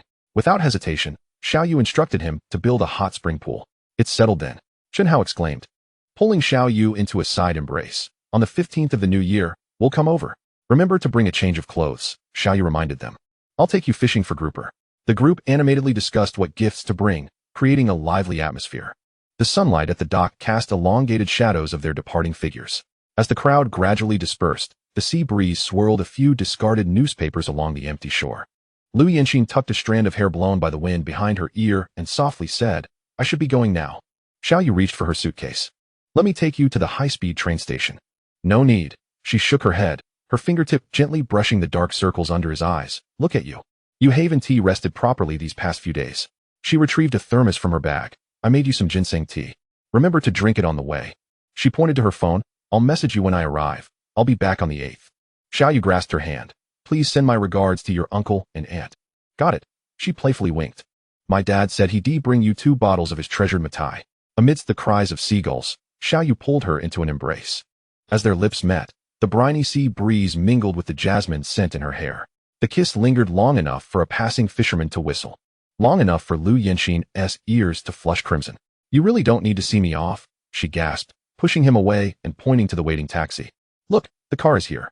Xiao Yu stubbornly lifted her luggage. At least let me help you load it. Captain Xiao, she suddenly adopted a serious tone. This is an order. Go home and get some good rest. As the taxi slowly pulled away, Lu Yinxin abruptly rolled down the window. Oh, by the way. She waved her phone. I've revised the renovation plans for the courtyard a few times. I'll send them to you for confirmation tonight. Xiao Yu hurried after her for a few steps. Remember to video call. Got it. Her voice floated back, mingling with the engine's roar. Don't forget me. As the sound of the bluefin's engine gradually faded, the familiar fishing village dock came into view. As soon as Xiao Yu jumped off the boat, Aunt Zhang waved her fish basket and greeted him. Little Yu is back. Your grandfather has been mentioning you all morning. Hello, Aunt Zhang. Xiao Yu smiled, presenting her with 2 lively grouper, freshly caught that morning. Here's an extra dish for you.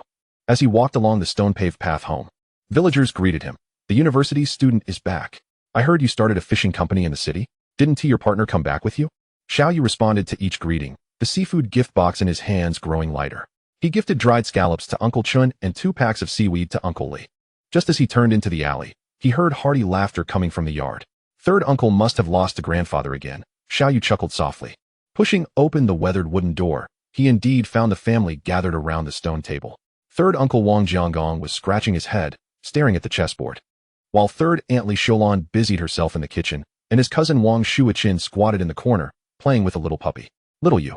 Third aunt was the first to notice him, rushing over with flour on her apron. You've grown so strong. Third uncle dropped his chess pieces and laughed heartily. Good lad. I heard you want to have fun in the beautiful city. His cousin dashed over. Brother, take me out to sea. My classmates all want to see your tuna fishing video. Just then, Xiao Yu's phone lit up with a message from Lu Yanxin. Are you home yet? My parents said they want to visit grandfather for New Year's on the 2nd day. As soon as Xiao Yu set his phone down, third uncle Wang Jianggong eagerly leaned in, his rough hand patting his shoulder. Little Yu, what have you learned on this trip? Tell third uncle. Xiao Yu smiled as he poured third uncle a cup of yellow wine. I learned to catch king crabs from Mad Dog Oaks in Alaska. It's truly a matter of life and death for money. His cousin Wang Shuichin's eyes brightened, dropping his chopsticks. Brother, I just graduated from vocational school, and I studied engine maintenance. He excitedly gestured. I can repair diesel engines and read circuit diagrams. Xiao Yu scrutinized his cousin carefully. If you genuinely want to try it, come out to sea with me after the new year. But let me be clear, he said earnestly. Deep-sea fishing is no joke. Facing storms could make you sick, and I won't treat you any differently because you're my cousin. Otherwise, the other crew members will have issues with it. Wait. Third Aunt Li Xiulan suddenly interrupted. What did you just say about buying a boat? Xiao Yu picked up a piece of braised ribbon fish. 100-meter deep-sea trawler, one with a processing workshop. He gestured, about the same length as our village dock. With a loud clatter, Xiao Dafeng slammed his wine cup down on the table. How much? Around 35 million in total. Xiao Yu replied calmly. Yanxin and I have already discussed it, and we'll have her cousin assist us. Third uncle gasped, counting on his fingers. 1, 10, 100. How many lifetimes of fishing will that take? Third aunt anxiously ladled fish soup into a bowl. Little Yu, what if? Don't worry, aunt. Xiao Yu took the bowl. I've already negotiated purchase agreements with many companies. As long as I can catch fish, they will buy. Seeing Xiao Yu's confidence, the others refrained from probing further about the boat, while his cousin Wang Shuichin continued to ask about going out to sea. Chapter 130 Untitled. After seeing off third uncle's family, Xiao Yu arrived at the construction site of the courtyard. The evening sun cast a warm orange glow over the unfinished courtyard's blue bricks and dark tiles. Supporting his grandfather, Xiao Yu crossed the makeshift wooden planks, and Foreman Shin promptly removed his safety helmet to greet him. Boss Xiao, you've returned just in time. He pointed to the newly installed antique palace lanterns under the eaves. These were specially customized according to Miss Lu's blueprints. Take a look at the carvings. Grandpa Xiao Dafu, supported by a cane, meticulously examined every detail.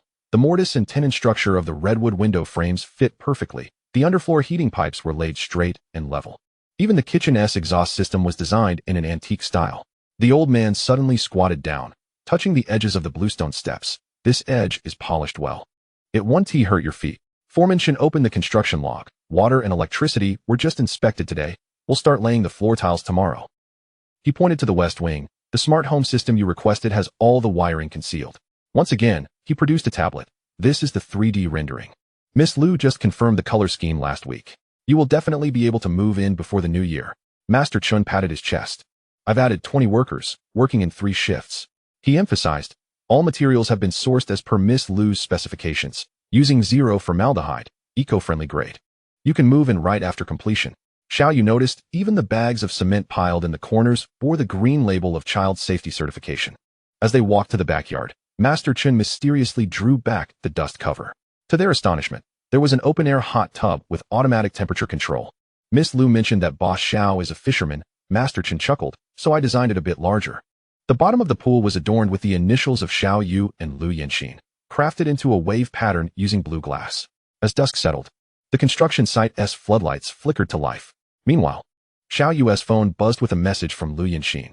Did you see the surprise at the bottom of the pool? Followed by a playful emoji. Xiao Yu pulled out a stack of crisp bills from his wallet and handed them to Master Chen. Master Chen, please distribute this among the workers as an early New Year's red envelope. Master Chen accepted the money, his rough fingers brushing over the bills as he laughed. Boss Xiao is too kind. I can't accept this. It's only right. Xiao Yu waved his hand dismissively. The cold weather makes it tough for the masters.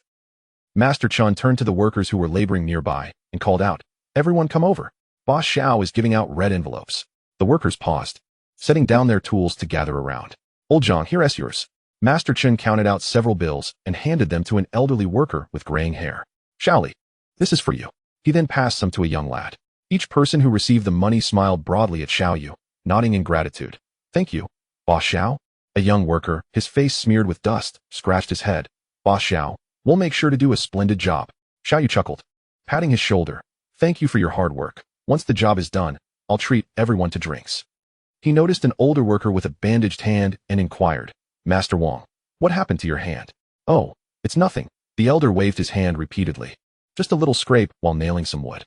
Xiao Yu turned to Master Chen, saying, "Make sure Master Wang goes to the hospital tomorrow. Put the medical expenses on my tab." Once all the workers had collected their money and dispersed, Xiao Yu quietly told Master Chen, "I understand how hard you've worked. Once the acceptance is complete, I have a substantial red envelope prepared just for you." Master Chen's dark face broke into a genuine smile. "Rest assured, Boss Xiao, I will ensure this courtyard is impeccably arranged for you."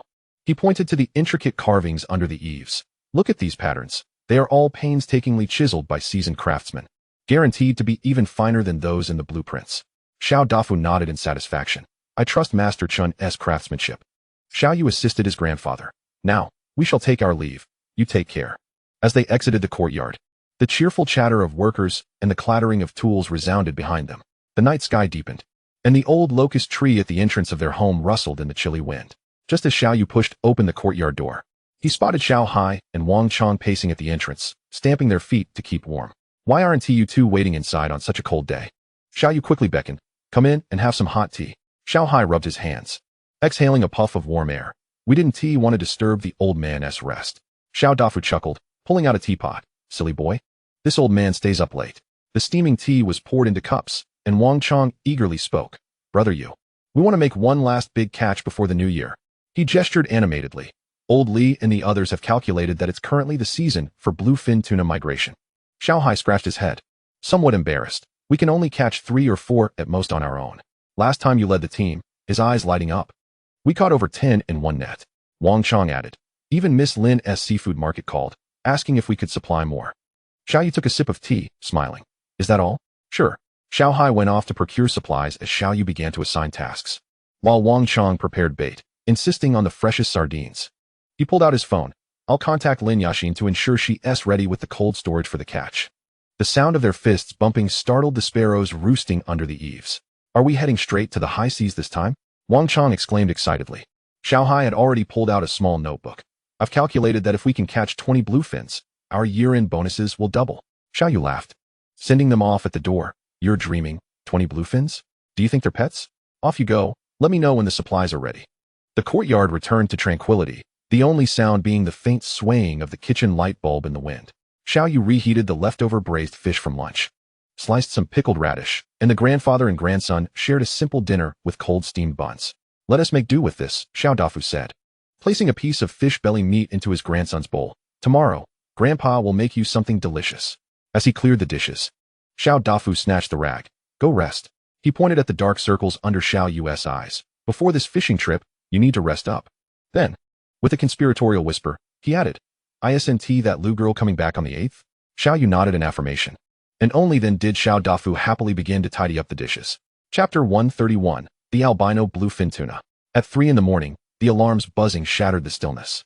Xiao Yu sat up with a start. Outside, it was still enveloped in darkness, with only the distant sea shimmering faintly with a blue glow. He quickly washed up, carefully donned his gear, and before leaving, glanced at his grandfather's closed door. The old man had specifically instructed him not to say goodbye the night before. The village road echoed only with Xiao Yu's footsteps. Occasionally, a night creature darted past the wall, startling a few barking dogs. The salty sea breeze grew stronger, and the outline of the dock gradually became clearer in the night. The lights of the bluefin pierced through the darkness, resembling a lighthouse floating upon the sea. Upon boarding the deck, Xiao Hai was checking the sonar equipment. "Brother Yu, the bait hold is full, and the fuel is topped up." Wang Chong poked his head out from the cockpit. "The route is set. We expect to reach Shisha in a week." Xiao Yu noticed that neatly stacked in a corner of the deck were 5 high-pressure spear guns, 3 riot shields, and even a maritime satellite phone. "Have you checked the weather forecast?" Xiao Yu inquired. Xiao Hai pulled up the tablet. "The next 48 hours will be clear, with waves no higher than 15 meters." "Good." Xiao Yu clapped the ship's railing. "Tell the crew that if we have a good haul this time, the year-end bonuses will double." A cheer erupted on the deck. The roar of the engines startled the seagulls resting at the dock. Standing at the bow, Xiao Yu gazed at the gradually brightening sky. Set course for economic speed. The bluefin sliced through the calm sea, heading toward the dawn. On the 7th day at sea, just as the sun rose above the horizon, casting a golden hue over the bluefin's deck, Wang Shuichin slumped against the ship's railing, his face pale as paper, tightly clutching a vomit bag. His work uniform was stained with fishy odors and sweat, and his lips were cracked from dehydration, yet his gaze was resolute. "Cousin, are you all right?"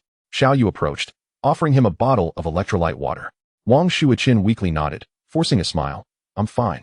Just a bit of turbulence in my stomach." Xiao Hai gave him a thumbs up from the side. "Well done, kid. Anyone who can endure seasickness on their first trip is a hero." Over the past week, Wang Shuichin's plight left a lasting impression on all the crew members. On the first day, he clung to the toilet, vomiting until only bile remained. Day 3. "I felt so dizzy that I couldn't even drink water, relying solely on nutrient solutions to sustain myself." Day 5. "At last, I managed to consume half a bowl of plain rice porridge." Surprisingly, he never once expressed a desire to return. Xiao Yu gazed at his cousin's stubborn profile, recalling how he used to get dizzy even on a carousel as a child. "Shuichin," Xiao Yu said, patting his shoulder, "go lie down in the rest cabin. I'll call you when we reach the fishing grounds." Wang Shuichin, however, shook his head. "No need, brother. I want to learn how to read the sonar, so I won't hold us back next time." As the bluefin sailed into the target sea area, Xiao Yu walked alone to the cockpit, closing his eyes to concentrate. Super Ocean System activated. Scanning radius, 32,768 kilometers. Target, Bluefin Tuna School. Ding. System, Large Fish School detected. Location, 15 nautical miles southeast.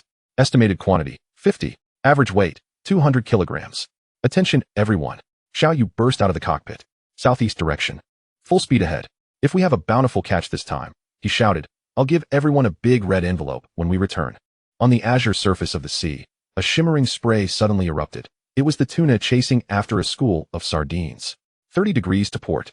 Xiao Yu shouted from the cockpit, deftly adjusting the course to keep the vessel parallel to the fish school. The crew had already taken their positions. Fishing rods lined up along the railing like a row of poised cannons. Xiao Hai's fishing rod bent alarmingly first. "I've got one," he shouted, gripping the rod tightly. The reel screamed as the line rushed out, and in an instant, over half of the 300 meters of line was pulled away. At least 200 kilograms. Xiao Hai's forehead bulged with veins. The force was overwhelming. Immediately, a series of gasps arose. Deping's rod was suddenly yanked forward, nearly slipping from his grasp. Guzi's palm was cut by the fishing line, yet he still clung on fiercely. Li Chong stumbled and knelt on the deck, gritting his teeth as he reeled in. Wang Shuichin stared in awe until his own rod suddenly sank. "Cousin, reel it in," Xiao Yu shouted from the cockpit. Wang Shuichin fumbled to hold onto the rod, but was dragged forward half a meter by the immense force. Wang Chong dashed over from behind, wrapping his arms around him. "Plant your feet on the railing." "Yes, just like that. I can't hold on." Wang Shuichin's face turned pale. "Think about your year-end bonus." Wang Chong roared in his ear. Suddenly, the sea erupted in a massive splash. A nearly 2-meter-long bluefin tuna leapt out of the water, its silvery blue body glistening in the sunlight. "It's the king of fish," Depeng exclaimed, "at least 300 kilograms. It thrashed violently, its tail slapping the surface and sending waves towering high. Xiao Yu quickly adjusted the boat's position. "Everyone, be alert. Maintain a 45-degree angle." Xiao Hai and Li Chong worked together to stabilize the hooked tuna. "Get ready to gaff." Wang Fugue held a 3-meter-long gaff, piercing it accurately behind the gills. "Lift it." 2 hours later, 8 colossal creatures lay on the deck. The heaviest weighed 298 kilograms, caught by Xiao Hai. The longest was 21 meters, caught by Depeng. And the most remarkable was a rare albino tuna, an unexpected catch by Wang Shuichin. "Not bad, kid." Guzi ruffled Wang Shuichin's hair. "You must have a beginner's luck." With a loud bang, the door to the cold storage closed, and the 8 giant tuna were neatly stacked in the freezer at -60 degrees, their silvery blue bodies shimmering under the cold lights. Xiao Yu brushed off the ice shards from his hands and called out to the exhausted crew. Let us fill our stomachs first. Xiao Hai, you take the helm for me in 4 hours. All right. Xiao Hai wiped the seawater from his face and dashed toward the kitchen. I'm going to cook some noodles. The narrow kitchen soon became lively. De Peng retrieved his prized beef sauce from the freezer. Guzi chopped a large bowl of scallions with such speed that it seemed to leave an afterimage. Li Chang was frying eggs. The aroma of oil wafting throughout the cabin. Wang Shuiqin, the novice, clumsily attempted to use chopsticks to fish out the noodles. Add more chili. Wang Chang slammed the chili oil bottle onto the table, declaring that today's harvest deserved a celebration. Surrounded by a folding table, the crew devoured the steaming noodles, which dispelled the coldness of the sea. Did you see my hook? Xiao Hai gestured. I pierced 3 inches behind the gills, precise and fierce. De Peng scoffed. Come on. If it weren't for Xiao Gu's excellent steering, your hook wouldn't even touch a fish scale. Suddenly, Guzi pulled out his phone. Look, I recorded the moment that albino tuna leapt out of the water. The video showed Wang Shuiqin being yanked around by the fish, eliciting a chorus of laughter. Cousin, you did great. Li Chang pointed at him with his chopsticks. First time out at sea, and you caught a mutant. Wang Shuiqin's ears turned red.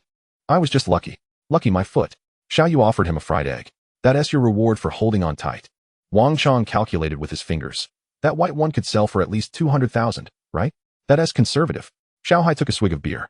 At the last auction in Hong Kong, a pure white one much smaller than ours sold for 800,000. Everyone gasped, momentarily forgetting to chew their noodles. Xiao Yu chuckled, tapping his bowl. Don't worry, as per the usual rules, whoever catches it gets their share of the bonus. Moonlight streamed through the porthole, illuminating the faces of the sleeping crew. Meanwhile, someone had written tomorrow's goal on the kitchen blackboard. Catch 10 more, followed by a wobbly drawing of a tuna. Chapter 132, A Bountiful Return for the New Year. The midnight sea was as dark as ink, with only the navigation lights of the bluefin flickering through the waves. Xiao Yu pushed open the cabin door, the salty sea breeze rushing in and instantly dispelling the last remnants of sleep. He rubbed his temples, the cold seawater splashing on his face revitalizing him. Xiao Yu entered the cockpit, patting the figure at the helm. Go make some late-night snacks. The others will want something warm when they wake up. Xiao Hai yawned, still showing signs of fatigue. Sure, I'll get right on it. What does brother you want? We still have leftover dumplings from yesterday in the fridge. Anything is fine. Just handle it as you see fit. Xiao Yu took the wheel, his gaze fixed on the radar screen. Today, they had to make the most of their time and catch a few more nets before heading back, or they would miss the New Year's Eve dinner. After Xiao Hai left, Xiao Yu closed his eyes, his mind delving into the system interface in his brain.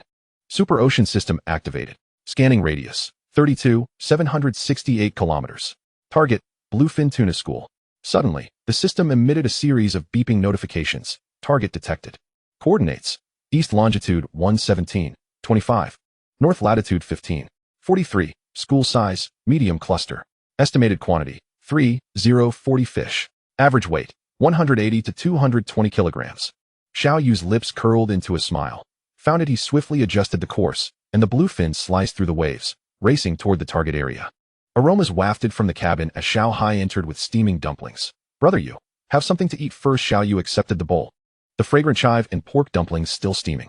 Not bad of course, Xiao Hai replied proudly. My mom made them, specially for me to bring on the boat. As they spoke, the other crew members gradually woke up, rubbing their sleepy eyes as they entered the dining area. Brothers. Xiao Yu set down his bowl and chopsticks, his voice steady. 15 nautical miles southeast. There's a school of bluefin tuna. He surveyed the group. Let us make one last big haul today, and we'll return fully loaded. Roar. The crew united in a chorus, their weary faces reignited with determination. Wang Shuiqin raised his fist. This time, I am determined to catch an even larger one.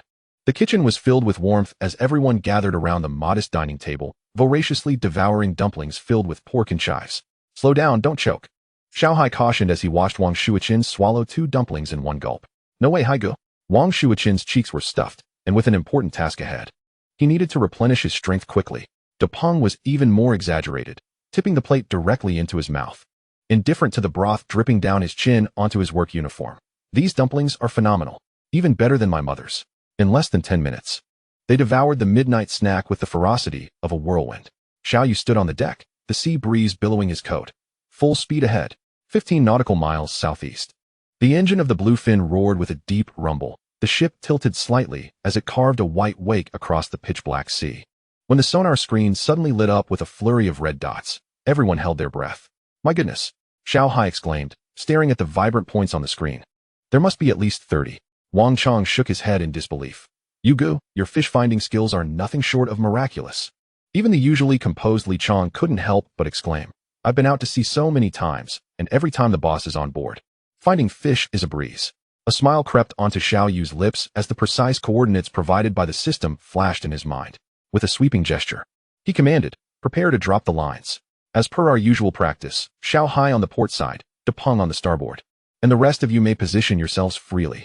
The deck became a flurry of activity. The electric reels clicked open, bait boxes popped open with a bang. And hooks and nets were readied. Despite the late hour, the crew moved with seamless precision. Wang Shuiqin, though still a novice, deftly assisted De Peng in tying the fishing line. Xiao Hai diligently inspected the brake systems on each rod to ensure everything was flawless. While Xiao Yu stood at the stern, night vision binoculars in hand, constantly monitoring the movements on the sea. Under the cloak of darkness, the bluefin searchlight suddenly illuminated a boiling expanse of water. Drop the lines. At Xiao Yu's command, 8 fishing rods were simultaneously cast, their lines slicing through the night sky and plunging into the depths below. Almost instantaneously, every rod bent into a breathtaking arc. Fish on, Xiao Hai bellowed, veins bulging in his hands. His rod nearly folded in half. The reel screamed as line flew out, and in an instant, over 500 meters of line was dragged away. Damn it, this must be a giant. Xiao Hai braced his feet against the side of the ship, nearly sliding forward half a meter as he was pulled. Suddenly, Wang Shuiqin's rod transmitted an overwhelming force. Before he could react, he was yanked forward. Cousin, Xiao Yu sprinted forward, catching him around the waist. They both crashed onto the deck, the rod clattering against the railing, nearly slipping out of their grasp and into the sea. Hold tight. Xiao Yu steadied the rod, exerting force with his waist. Yes, just like that. Suddenly, a nearly 3-meter-long bluefin tuna breached the surface. Its silver-blue body traced a perfect arc in the air, its massive tail striking the water and sending waves soaring several meters high. It's the king of fish, De Peng shouted hoarsely, at least 400 kilograms. It thrashed wildly, blood mist spraying from its gills, resembling a demon emerging from the depths under the searchlight. We can't fight it head-on. Xiao Yu roared, let it run. The crew instinctively released the brakes, the line shooting out with a whoosh. Wang Chong seized the opportunity to grab a bottle of water, spraying it onto the line. The heat generated from the friction had already begun to make the fishing line smoke. After a grueling 2-hour tug-of-war, the king fish finally surfaced, exhausted. Li Chong seized the moment, thrusting a 3-meter-long steel gaff with lightning speed, striking precisely behind the fish's gills. After a brief struggle, lift it. At Xiao Yu's command, the crane roared to life, hoisting the colossal creature from the water. The fish's tail continued to thrash violently, slamming against the deck with a thud, shaking the entire vessel. When the king fish was finally subdued, the deck was a scene of chaos. Xiao Hai's gloves were shredded by the fishing line, his palms a bloody mess. Wang Shuiqin's pants were torn wide open by the fish's tail. Fishing gear lay scattered everywhere, mingled with seawater and blood. Yet, everyone was smiling because in the refrigerated compartment lay this $1-million deep-sea giant. With a loud clang, the metal door of the cold storage closed, and 13 bluefin tunas were neatly arranged at -60 degrees in the ice chamber. Xiao Yu wiped the seawater from his face, glancing at the fuel gauge, which was hovering near the red line. He decisively ordered, time to call it a day, head back.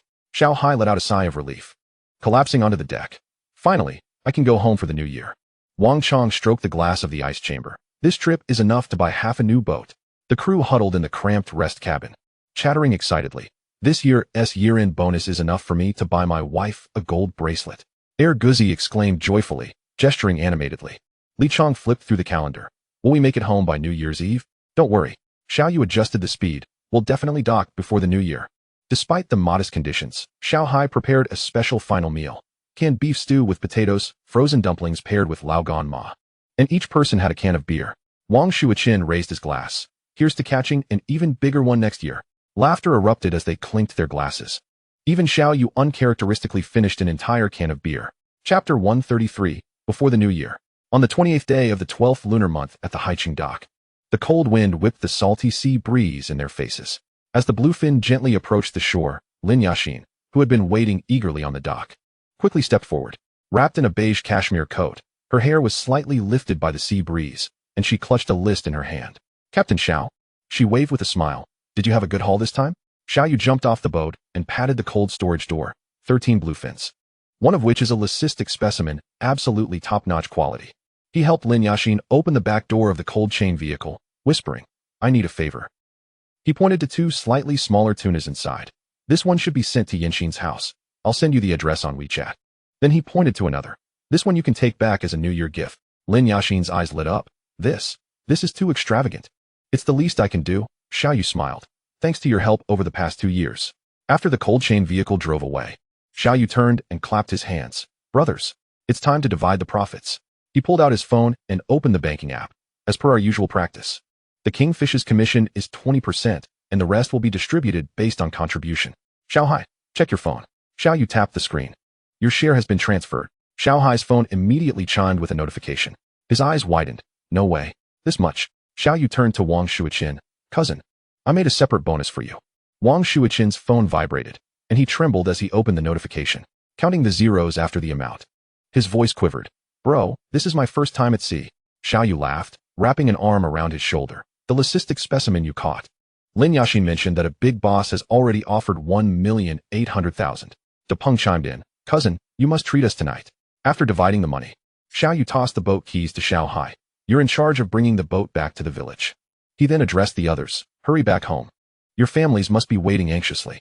Those from my village can take the blue fin back with me. Wang Chong suddenly had tears in his eyes. Yuzi, will you take me out to sea again next year?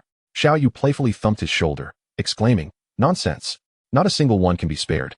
Amidst the horns of the dock, the crew members exchanged heartfelt embraces as they bid farewell. The golden hues of the setting sun cascaded upon the cobblestone path of the village, elongating the shadows of the four companions. The bluefin lay quietly at the dock, its hull still bearing the salt residue from evaporated seawater. Xiao Yu locked the cabin securely and turned to face the three young men. Xiao Hai Shuiqin, he said, patting the shoulders of his two younger brothers. Listen to your brother. He retrieved his phone and, illuminated by the twilight, revealed 2 transfer records. I've sent each of you 50,000 as pocket money. The remainder, he paused, his tone turning serious, must be entrusted to your parents for safekeeping. Do you understand? Wang Shuiqin lowered his gaze upon the phone, the zeros following the transfer amount causing his fingers to tremble. Brother, this is far too much. Too much? Nonsense. Xiao Hai interjected, wrapping his arms around Shuiqin's neck. Listening to brother Yu is never a mistake. Turning to Wang Chong, Xiao Yu merely exchanged a light fist bump. Xiangzi, you can manage your share as you see fit. Wang Chong grinned widely, revealing his sun-kissed teeth. Don't worry, I plan to get Dad a new set of fishing gear and save some tuition for my sister.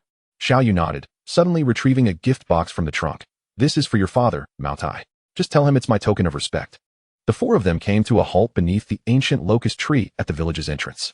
All right, Xiao Yu waved his hand. Each of you return to your homes and find your mothers. Xiao Hai suddenly called out to him. Brother Yu, let's go to town for karaoke on the 3rd day of the new year. Wang Shuiqin mustered his courage. ILL treat. Pushing open the weathered wooden door, an enticing aroma of fish soup wafted from the courtyard. Xiao Dafeng sat on a stone bench beneath the old locust tree, fanning himself with a palm frond. His head still bowed as he remarked, You little rascal, the soup is nearly boiled dry. Xiao Yu chuckled as he set down his luggage. Grandpa, if you keep scolding me, I might just finish all the food and leave none for you. On the stone table lay an array of homely dishes. Creamy Crucian carp soup, garlic stir-fried water spinach, and Grandpa's signature stir-fried snails. Xiao Dafeng ladled a bowl of hot soup toward him. Drink it while it's warm. The old man took a sip of yellow wine and suddenly remarked, Yesterday, Master Chen called, saying the courtyard has been tidied up nicely. Xiao Yu's chopsticks paused midair. Really? That is wonderful.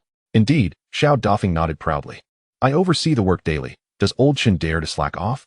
Xiao Yu shoveled in a couple of bites. I'll go check it out first thing tomorrow. He pulled out his phone and opened his notes. Need to buy a refrigerator and a washing machine. Oh, and Yinxin mentioned wanting to install a smart home system. Suddenly recalling something, he asked, Grandpa, do you need anything? I can get it all at once. Xiao Dafeng grunted. Give me a sound system that can play opera. It must include the complete version of the 4 generals visiting their mother. He lowered his voice conspiratorially, and secretly buy a case of beer and stash it in your room. Don't let that Lu girl know. She is already meddling with me before the marriage. Xiao Yu couldn't help but chuckle.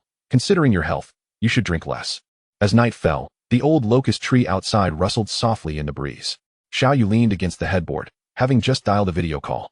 When Lu Yinxin's face appeared on the screen, her visage adorned with a facial mask. Why are you calling so late? Having just discussed the courtyard with his grandfather. Xiao Yu adjusted the camera. By the way, I had Xian send over a blue fin. It should arrive tomorrow. Lu Yinxin yanked off her mask in astonishment. Oh my.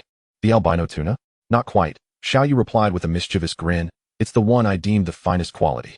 Smaller, but absolutely exceptional. The girl on the screen's eyes lit up. My dad will be overjoyed. He has been mentioning for months that you haven't sent him any good stuff lately. For the next 2 hours, Lu Yinxin showcased her newly decorated bedroom, adorned with a photograph of the two of them in Alaska. They even found themselves playfully comparing whose dark circles were more pronounced. You look like a panda. Lu Yinxin laughed, pointing at his eyes. As their conversation continued, Xiaoyu felt his eyelids growing heavy. I woke up too early today.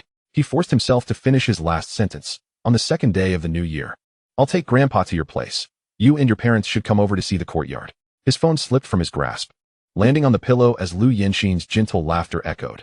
Silly, go to sleep. Chapter 134. Purchasing New Year goods in town.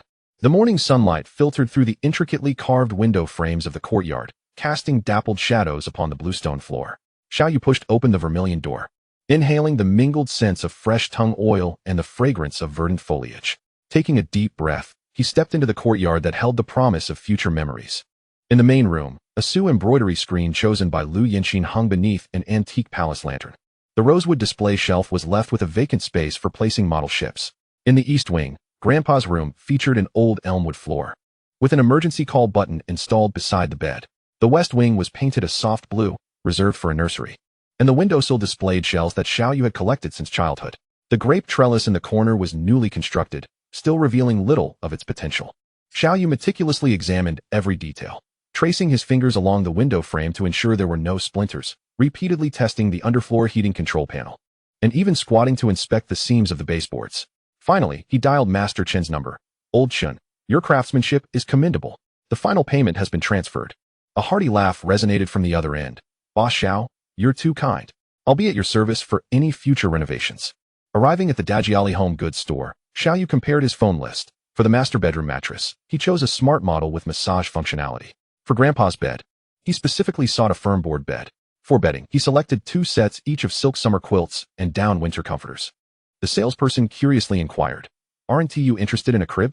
Xiaoyu's ears flushed. That can wait a couple of years. Passing through the home appliance section, he made a note of the models. When the 618 online event comes, Yinxin mentioned that the entire smart home appliance set could save 2 to 3,000. The midday sun streamed through the supermarket's glass facade, illuminating the goods in his shopping cart, which gleamed like a treasure trove. Pushing a fully loaded cart, Xiaoyu stood in line at the checkout, the items piled high like a small mountain. In the fruit section, vibrant strawberry gift boxes and plump Gannan navel oranges. In the pastry section, traditional rice cakes, sesame candies, and golden sugar. In the meat section, Jinhua ham and Yunnan Xianwei cured meat. In the seafood section, vacuum-packed scallops and shrimp. The cashier, scanning the items, chuckled. Looks like you're preparing for the new year, young man. Xiaoyu nodded. Yes. I'll be celebrating in my new home this year. He lingered in the fresh produce section for a while before finally selecting 2 fresh yellow croakers, Grandpa's favorite. A box of premium snowflake beef for the New Year's Eve barbecue. A few packs of hot pot base that Lu Yinxin liked. Passing through the snack aisle, he casually grabbed a few packs of sunflower seeds and nuts, reminiscing about the moments spent with Grandpa during New Year's Eve, cracking seeds together. Looking at the towering pile of New Year goods, Xiaoyu took out his phone and made a call. 10 minutes later, a small van pulled up at the supermarket entrance. Driver, could you please deliver this to the courtyard at West Coast? Xiaoyu handed over the address. There will be someone to receive the delivery. The driver, Lao Zhang, a familiar face, smiled. Boss Xiao, don't worry, I'll ensure it all arrives safely. The midday sun filtered through the old persimmon tree in Wang Chang's yard, casting dappled shadows on the ground. As Xiaoyu stepped through the gate, he heard the rhythmic chopping sounds of Wang Chang's mother preparing filling in the kitchen, the aroma of fried meatballs wafting through the air. Well, a rare guest. Wang Chang darted out from the main room, still clutching a half-finished spring festival couplet. What brings the big boss to our humble abode? Xiaoyu, with a smile, raised the gift box in his hand, saying, "Come see how my best sailor has prepared for the new year." He feigned a stern expression and added, "But with your attitude, next year's bonus. Forget it." Wang Chang snatched the gift box and shouted into the house, "Mom, Xiaoyu has come to mooch a meal." Wang Chang's grandfather, sitting in a wrought-tan chair basking in the sun, opened his eyes upon hearing the commotion. "Little Yu has arrived?" Xiaoyu hurried forward. "Grandpa Wang, I wish you an early new year. I've brought some seafood. It makes for a nourishing stew." The elderly lady peeked out from the kitchen, flour dusting her apron. Perfect timing. "Come help me taste the filling for the dumplings." Wang Chang poured Xiaoyu a glass of homemade bayberry wine. "Give it a try, brewed with the mountain honey you gifted last year." After downing 2 cups, Wang Chong began to tease. Remember back in middle school when you stole my family's persimmons and fell from the tree? Shut up. Xiao Yu stuffed a piece of sausage into his mouth. That was still you egging me on. Wang Chong's father suddenly chimed in. Now you've made something of yourself. Bringing in big money with Chong. His sister's tuition relies on you guys. An old hen clucked as it waddled over the threshold, while the evening sun cast the shadows of everyone on the newly pasted spring festival couplets. Just then, Xiao Yu's phone lit up with a message from Lu Yanxin. My dad says that bluefin tuna is incredible. As dusk fell, Xiao Yu pushed open the courtyard door, the aroma of stewed meat wafting through the air. His grandfather, Xiao Defuku, was squatting at the door of the side room, hammer in hand, adjusting the mortise and tenon of a new bed. Without looking up, he remarked, back already? Didn't Wang Chong bring you any fried meatballs? Xiao Yu squatted down to help his grandfather support the bed frame. Have they all been delivered? Of course, Xiao Defuku replied. The installation technician struggled for half a day with that smart mattress in your room. He grimaced, my old elm bed is far more comfortable. These youngsters are always chasing after fancy gadgets. After tidying up his tools, the old man suddenly became serious. Tomorrow is New Year's Eve. Remember to go to the ancestral hall. He pulled out 3 sticks of precious agarwood, light incense for your grandmother and your parents. Xiao Yu took the yellowed bundle of incense, inhaling the familiar scent of sandalwood, which was his grandmother's favorite fragrance during her lifetime. Your father, at your age, would always bow there before heading out to sea, Xiao Defuku said, gazing toward the ancestral hall. He patted his grandson's shoulder with his rough hand. Over the years, they have surely been watching over you from above. A sudden gust of wind swayed the red lantern in the corner, casting a warm glow. Moonlight filtered through the newly changed gauze curtains, showering the space in silvery light. Xiao Yu lay on the brand-new smart mattress, his fingers unconsciously stroking the family portrait on the headboard, taken the year he was accepted into high school, with his grandparents in front of an old fishing boat. In the photograph, his grandmother wore a gentle smile, her eyes crinkled with the unique wrinkles of a fisherman's wife. He closed his eyes, conjuring the interface in his mind. Super Ocean System LV-17. Current earnings, 76 million. Despite earning so much, he had only about 26 million in liquid assets. A year ago today, he was still feeling lost about his future, yet now he possessed his own fleet and a courtyard. The gentle sound of waves outside resembled the fishing lullabies his grandmother used to hum to him as he fell asleep. Grandma, Xiao Yu whispered. Was it you who sent the system to me? Suddenly, he recalled a past Qingming festival, where he burned a paper boat at his grandmother's grave. Crafted in the likeness of his grandfather's favorite fishing vessel from his youth, with smooth sailing written on its mast. His phone screen lit up again. This time a message from his grandfather. Burn some new clothes for your parents as well. Stop always making those fishing boat models. Xiao Yu couldn't help but chuckle. His father had loved tinkering with model boats during his lifetime, while his mother often joked that the two of them treated their fishing vessels like wives. Staring at the ceiling, he remembered a message from Lu Yanxin earlier that day, inviting him over for dinner on the second day of the new year. Grandma, Mom and Dad, he spoke softly to the air. Next year, I will bring my wife to pay respects. Chapter 135, New Year's Eve.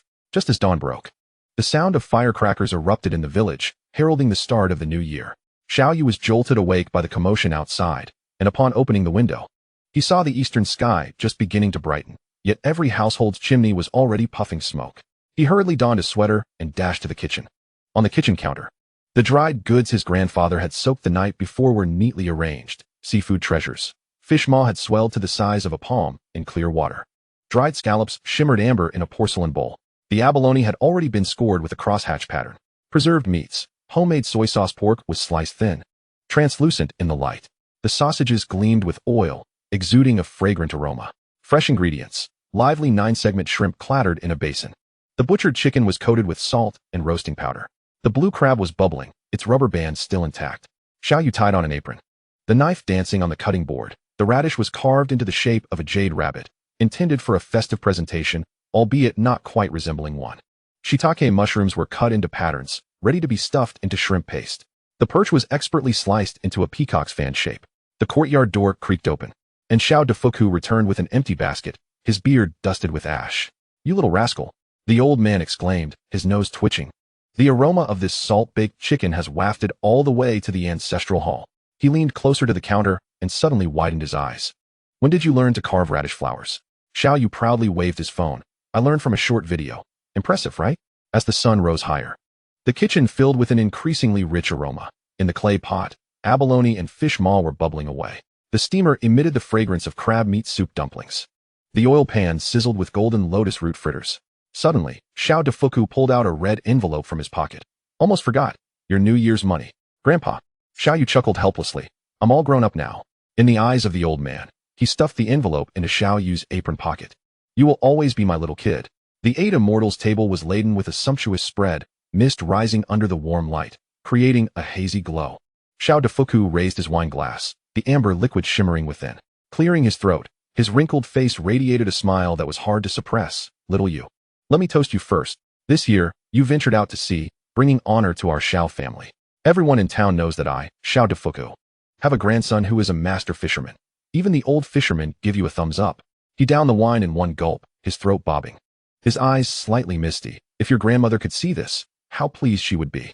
Xiao Yu quickly rose, holding the cup with both hands. Grandpa, it is I who should toast you.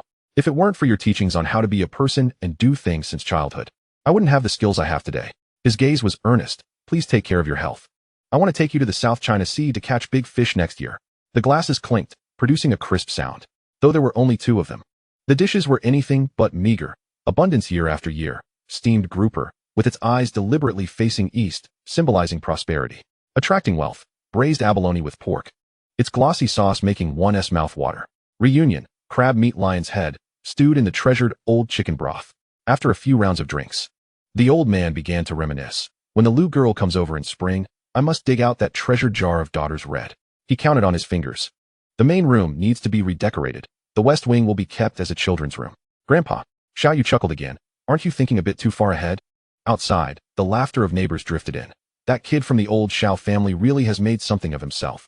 I heard he sold a fish for over $1 million. Indeed, if only my kid had half of Xiao Yu's capability. Xiao Dafu listened intently, the wrinkles on his face smoothing out as he poured himself another glass of wine. Xiao Yu, bundled in a down jacket, sat on a rattan chair in the living room, the flames in the charcoal stove crackling merrily, just as he had tucked his grandfather in snugly. His phone vibrated with a message from Lu Yanxin. What are you up to? Must be a bit dull keeping vigil, right? Accompanying the text was a lively picture of the Lu family ancestral home. His great-uncle, sporting reading glasses, was dominating the card table, while several younger relatives huddled around the fire, toasting rice cakes. In the background, Lu Yanxin's father was seen bustling about with a teapot. Just as Xiao Yu was about to respond, a video call request suddenly popped up. Upon connecting, the screen burst into view with Lu Mengming's mischievous face. Brother-in-law. Happy New Year, she exclaimed, shaking her two little braids. Where's my red envelope? The camera shook slightly, and one could hear Lu Yanxin's voice in the background scolding. Lu Mengming. Who told you to snatch my phone? Xiao Yu couldn't help but chuckle. Happy New Year. Little witch. How big of a red envelope do you want? At least this much. Mengming held up 5 fingers, then slyly winked. But if my brother-in-law wants to bribe me, she lowered her voice conspiratorially, I could spill some embarrassing stories about my sister. Lu. Meng. Meng. Lu Yanxin's furious shout echoed from afar, followed by the sounds of playful scuffles. By the time the phone returned to Lu Yanxin's hands, her hair had come undone and her cheeks were flushed from the commotion. Don't listen to that little brat. Xiao Yu laughed as he took a screenshot. Too late. I've already saved the evidence. He shook his phone, but in light of this delightful surprise, I'll double the red envelope for Mengming. The two continued their conversation about their respective New Year's Eve dinners, with Xiao Yu flipping the camera to showcase the charcoal stove. Grandpa's homemade bayberry wine. I've saved a jar for you. Lu Yanxin discreetly shifted the camera to the living room. My dad made a sashimi platter with the tuna you sent. Bragging about it to everyone. Suddenly, she lowered her voice. Remember to dress formally on the second day of the new year. And take good care of Grandpa on the way. Outside, the sporadic sounds of firecrackers echoed, and the glow of the charcoal stove illuminated Xiao Yu's smiling profile. Meanwhile, on the phone screen, Lu Mengming was frantically typing. Brother-in-law, red envelope, red envelope. After sending her an 888 yuan red envelope, Xiao Yu's phone suddenly began to vibrate uncontrollably, the screen inundated with a flurry of red envelope emojis. Ding dong, ding dong, ding dong. Xiao Yu's phone danced upon the coffee table, while Lu Mengming's barrage of gratitude washed over him.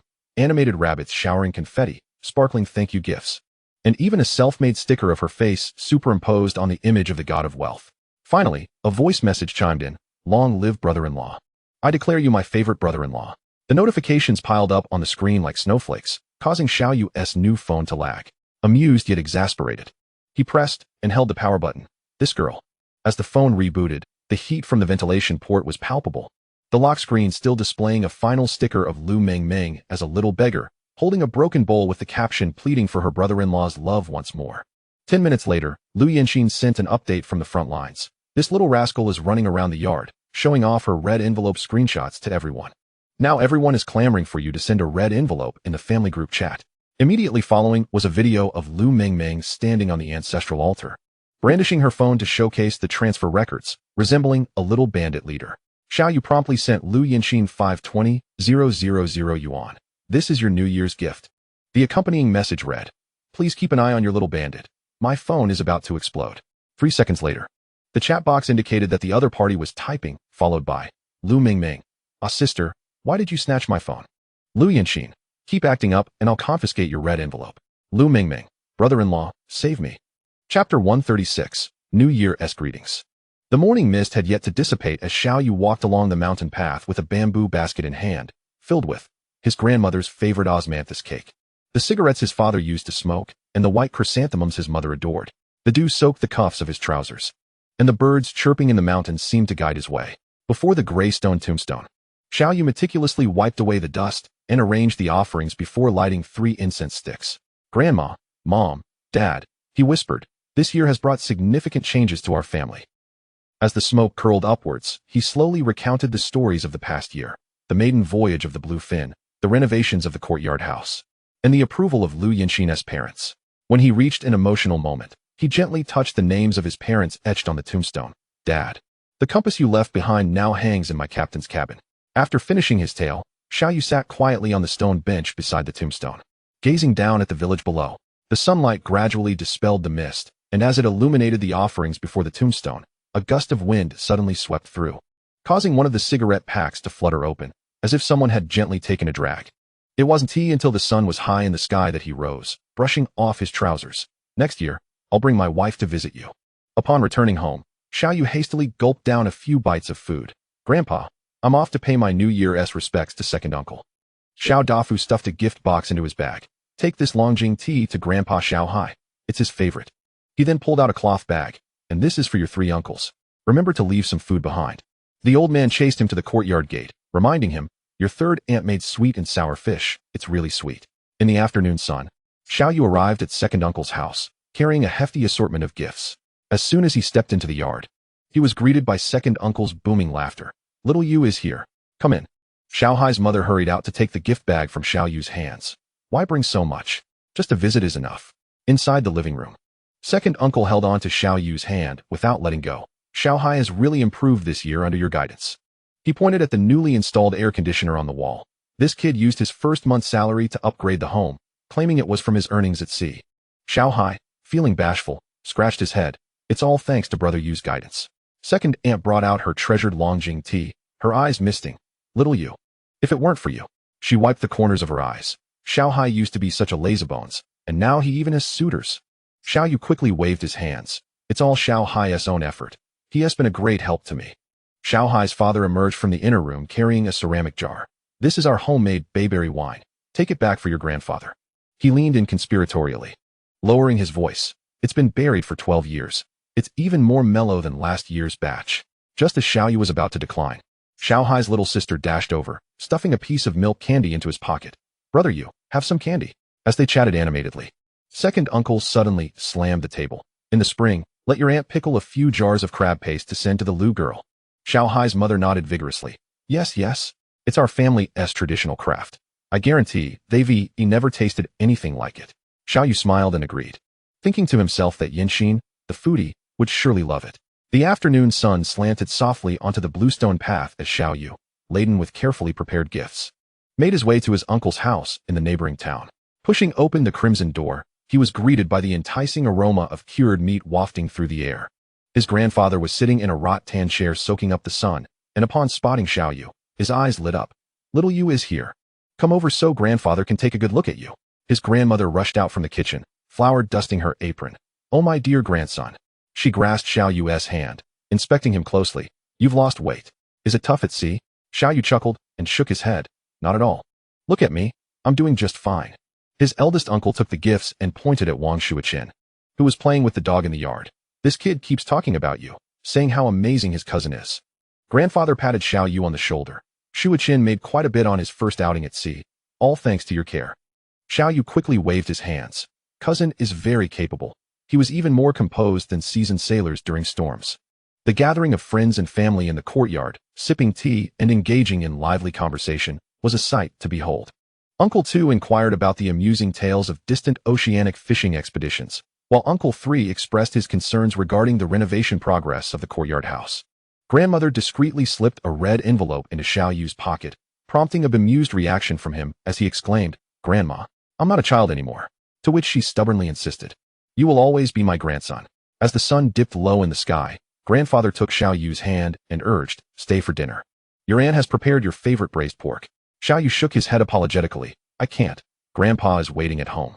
I promised to bring Yin Xin to visit you soon." With reluctance, Grandmother accompanied him to the door, reminding him, "Do visit often. I've saved some cured sausages for you." In the twilight, Xiao Yu's silhouette gradually faded into the distance. At dawn, as the rooster crowed its first call at 5 o'clock, Xiao Fu stood in the courtyard, brimming with energy. Dressed in his finest Zhongshan suit, his shoes polished to a gleaming shine, he carried a bamboo gift box filled with delicacies prepared overnight, home-cured salted fish, a decade-aged mulberry wine, and sun-dried wild sea cucumbers. "Grandpa, you look rather formal." Xiao Yu, rubbing the sleep from his eyes, couldn't help but chuckle at his grandfather's attire. "What do you know?" Xiao Fu retorted, "This is to meet the future in-laws." He scrutinized his grandson's outfit. "Why are you still in that old jacket? Go change into that suit." Reluctantly, Xiao Yu returned indoors to retrieve the deep blue suit that Lu Yin Xian had gifted him, complete with the tie she had personally selected. At the village entrance, Uncle Wang awaited in a 7-seater business vehicle, exclaiming, "Old Xiao, you look quite dapper." At precisely 11:30 a.m., the high-speed train arrived punctually. At the exit, Lu Yin Xian, striking in a red dress, caught everyone's attention, accompanied by the impeccably dressed Lu Haishan. "Hello, Grandpa," she exclaimed, sprinting toward them. Was the journey tiring? Xiao Fu's eyes crinkled in delight. "Not at all. My dear, you look even more beautiful." Xiao Yu politely greeted Lu Haishan. The black Mercedes smoothly glided into the villa area, flanked by celebratory red lanterns hanging from the plane trees. Peering through the car window, Xiao Fu observed several well-dressed relatives standing before the Lu family's villa and adjusted his tie, asking, "Xiao Yu, do I look all right?" Xiao Yu grinned as he straightened his grandfather's collar. "You look particularly distinguished today, even more handsome than I am." As the vehicle came to a halt, Qi Feng Lian emerged, wearing an apron, her attire still carrying the aroma of the kitchen. "Uncle Xiao, welcome. Come inside for some hot tea," she said, taking the bamboo gift box from Xiao Fu's hands. "Oh my, you shouldn't have brought anything from so far." Inside the dining room, a large round table was already adorned with an array of cold dishes, crystal-clear slices of pork, half-split drunken crab with rich yellow roe, and a sashimi platter of bluefin tuna brought by Xiao Yu. Qi Feng Lian guided everyone to their seats, saying, "Let's have a light bite first. The hot dishes will be ready shortly." Aromas wafted from the kitchen as she personally cooked, preparing crab meat lion's heads with the king crab meat Xiao Yu had previously sent, and braised yellow croaker, made in a coastal style with minimal seasoning. Xiao Fu nodded in appreciation, remarking, "Your culinary skills are even more exquisite than those of a restaurant chef." During the meal, Lu Haishan raised his glass. "Uncle Xiao, thank you for raising such an outstanding grandson." Xiao Fu beamed with pride. Xiao Yu has achieved this through his own efforts, and now he has found such a wonderful girl in Yin Xian. Under the table, Lu Yin Xian subtly grasped Xiao Yu's hand, and they exchanged a knowing smile. Chapter 137, The Arrival of the In-Laws.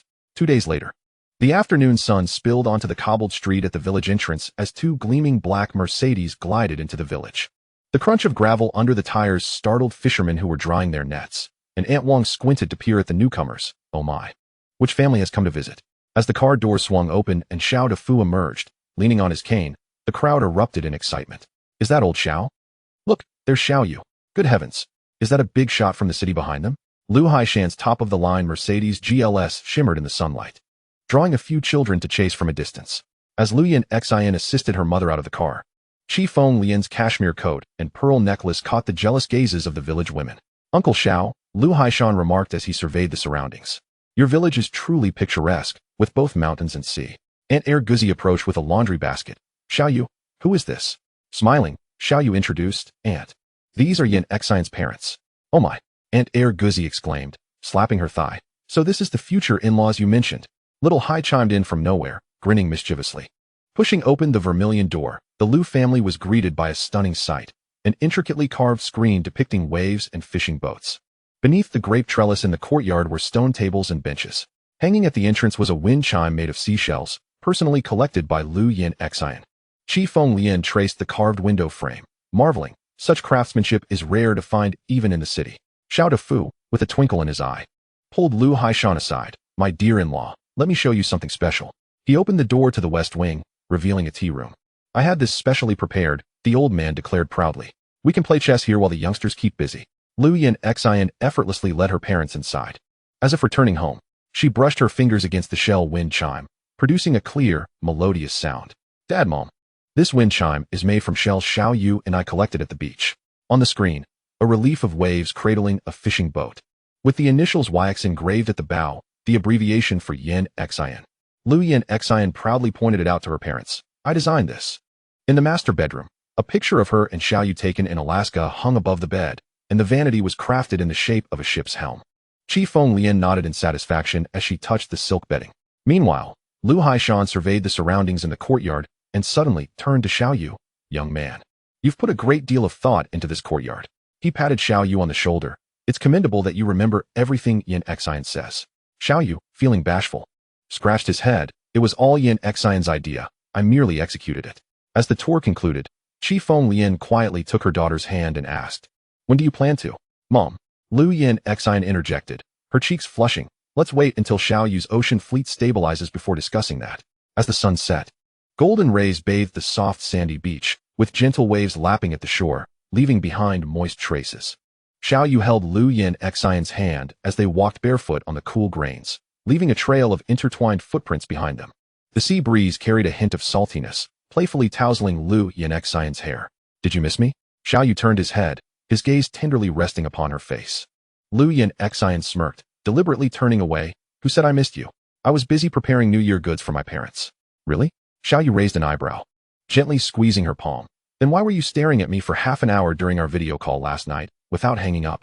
Liu Yin Xian's ears flushed slightly as she kicked up a spray of seawater. That's because the signal was poor.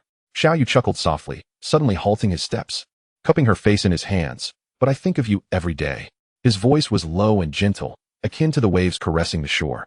When I'm adrift at sea and see the stars, I am reminded of your eyes. Liu Yin Xian's heart skipped a beat, her eyelashes fluttering. Who taught you to speak so sweetly? Self-taught. Xiao Yu leaned closer to her ear. Only for you. Two individuals approached a boulder and settled beside it. The horizon blending seamlessly with the sea, while the setting sun resembled molten gold.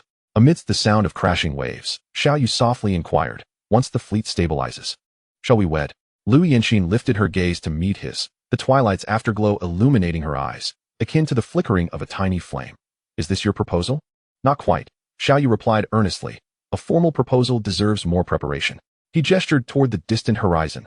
For instance, aboard that newly acquired ocean vessel, filled with your favorite bluefin tuna. Liu Yinxin chuckled softly. Who proposes with fish? Then what do you desire? As long as it is you. She nestled into his embrace. That is all I need. The crimson lanterns hung high in the courtyard, casting a warm glow upon the 8 immortals table.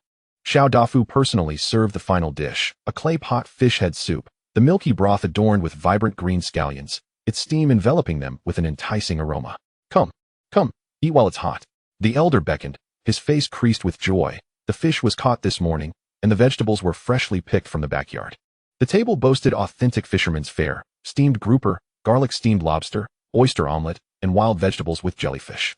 Qi Fenglian picked up a piece of fish, exclaiming, this tenderness is simply unattainable in the city. Although our family is in the catering business, you seaside fishermen truly understand seafood. She placed a shrimp in Xiao Dafu's bowl. Uncle Xiao, I hear your pickled crab paste is exceptional? I'll prepare a few jars for you to take home tomorrow. The elder perked up, paired with freshly steamed buns. I assure you, you will crave more. Liu Haishan chuckled, pulling out a cigarette, but suddenly recalled something and put it away. By the way, Yinxin mentioned you've quit smoking. That's commendable. Unlike me, who every time I go out, it's either cigarettes or alcohol. Quitting is quite the challenge. After several rounds of drinks, Xiao Dafu raised his glass and stood, his aged face glowing. Haishan, Fenglian, I shall address you directly. Allow me to toast you. His voice trembled slightly. Our Xiao family has been fishing for generations. Yet I never imagined Xiao Yu would be so fortunate. Uncle Xiao, you flatter us. Liu Haishan quickly rose. It's our Yinxin who is truly fortunate to have such a capable young man. Unbeknownst to them, the moon ascended to its zenith, as Xiao Dafu and Lu Haishan clinked their glasses, akin to longtime friends. Chapter 138. Daily life in the fishing village. Moonlight cascaded like water, illuminating the bluestone path of the courtyard with mottled shadows. Lu Yinxin tiptoed to Xiao Yu's side, tugging at the hem of his garment. Is the hot spring pool ready for use now? Her voice was barely above a whisper, yet her eyes sparkled as if concealing stars. Xiao Yu's lips curved into a smile as he leaned close to her ear. It's been adjusted. The water temperature is just right at 38 degrees. He deliberately paused, but remembered to lock the courtyard gate. The warm breath brushed against her ear, causing Lu Yinxin's ears to flush. You rogue. Upon returning to their guest room, Lu Yinxin leaned against her mother. Mom, the pool is ready. Shall we try it? Qi Fenglian, folding clothes, perked up at her words. Is it the open-air pool where you can see the stars? Yes. Lu Yinxin nodded.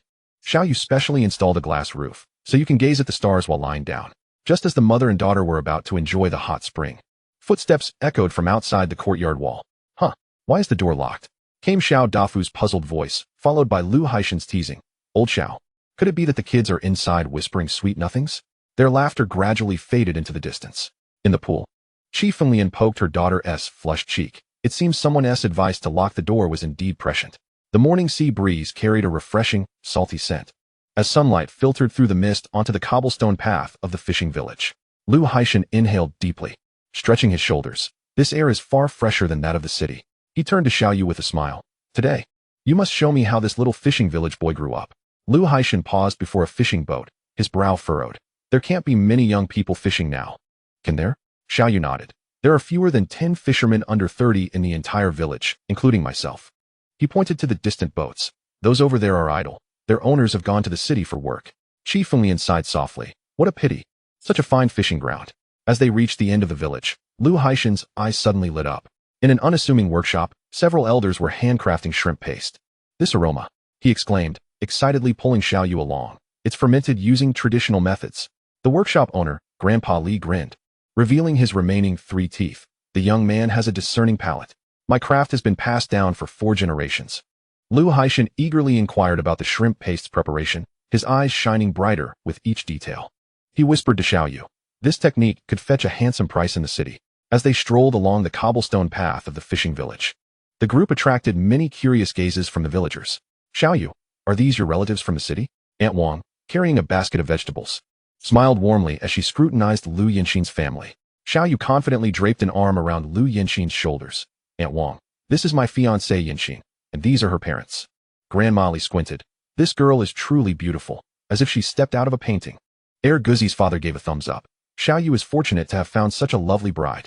Guzi also earns a fortune by going out to sea with Xiao Yu. Lu Haishan naturally produced cigarettes, offering them to the elderly men lounging beneath the trees. Upon reaching the old locust tree at the village entrance, he unexpectedly plopped down on a stone bench, engaging in spirited conversation with a few old fishermen. Those calluses on your hands must signify 30 years at sea, right? Hey, that keen eye of yours is commendable. Old Zhang grinned, revealing his toothless grin. When I was your age, I weathered storms at sea with old Xiao. Xiao Yu gazed in astonishment at his father-in-law, a formidable figure in business, now utterly absorbed in tales of the fishing village's past. As the sun climbed higher, the 4 returned to the courtyard, where enticing aromas wafted through the air. Xiao Dafu, clad in an apron, was busily stir-frying. You've returned just in time. The freshly caught clams are best when stir-fried. Lu Haishan leaned in, inhaling deeply. Uncle Xiao, your culinary skills are exceptional. The elder proudly tossed the spatula, flames leaping high. Soon, you shall taste the true flavors of the fisherman's life. The morning mist had yet to dissipate, and the red lanterns in the courtyard swayed gently in the breeze. Lu Haishan stood at the entrance, luggage in hand, while Qi Fenglian packed the final jars of pickled crab paste into the trunk. Leaning on his cane, Xiao Dafu stuffed a bag of dried wild sea cucumbers into the car.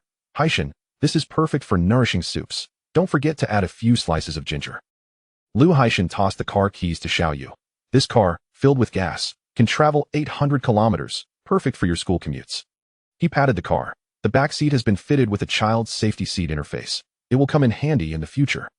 Xiao Yu felt his ears flush, while Lu Yinxin stomped her foot in embarrassment. Dad, what are you saying? Qi Fenglian grasped her daughter's hand.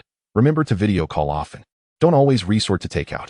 Suddenly lowering her voice, she added, I tried the hot spring pool. It's indeed comfortable for you two lovebirds. Mom, Lu Yinxin interrupted, her face aflame, causing everyone to burst into laughter. As the engine roared to life, Xiao Dafu suddenly leaned against the car window. When spring arrives and the mackerel are fat, you must come back. Lu Haishan waved. Absolutely.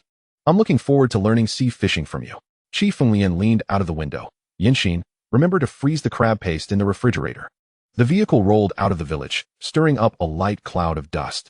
The following morning, the sunlight streamed through the lattice windows of the courtyard, and suddenly, Xiao Yu's phone rang. Hey Xiaogu.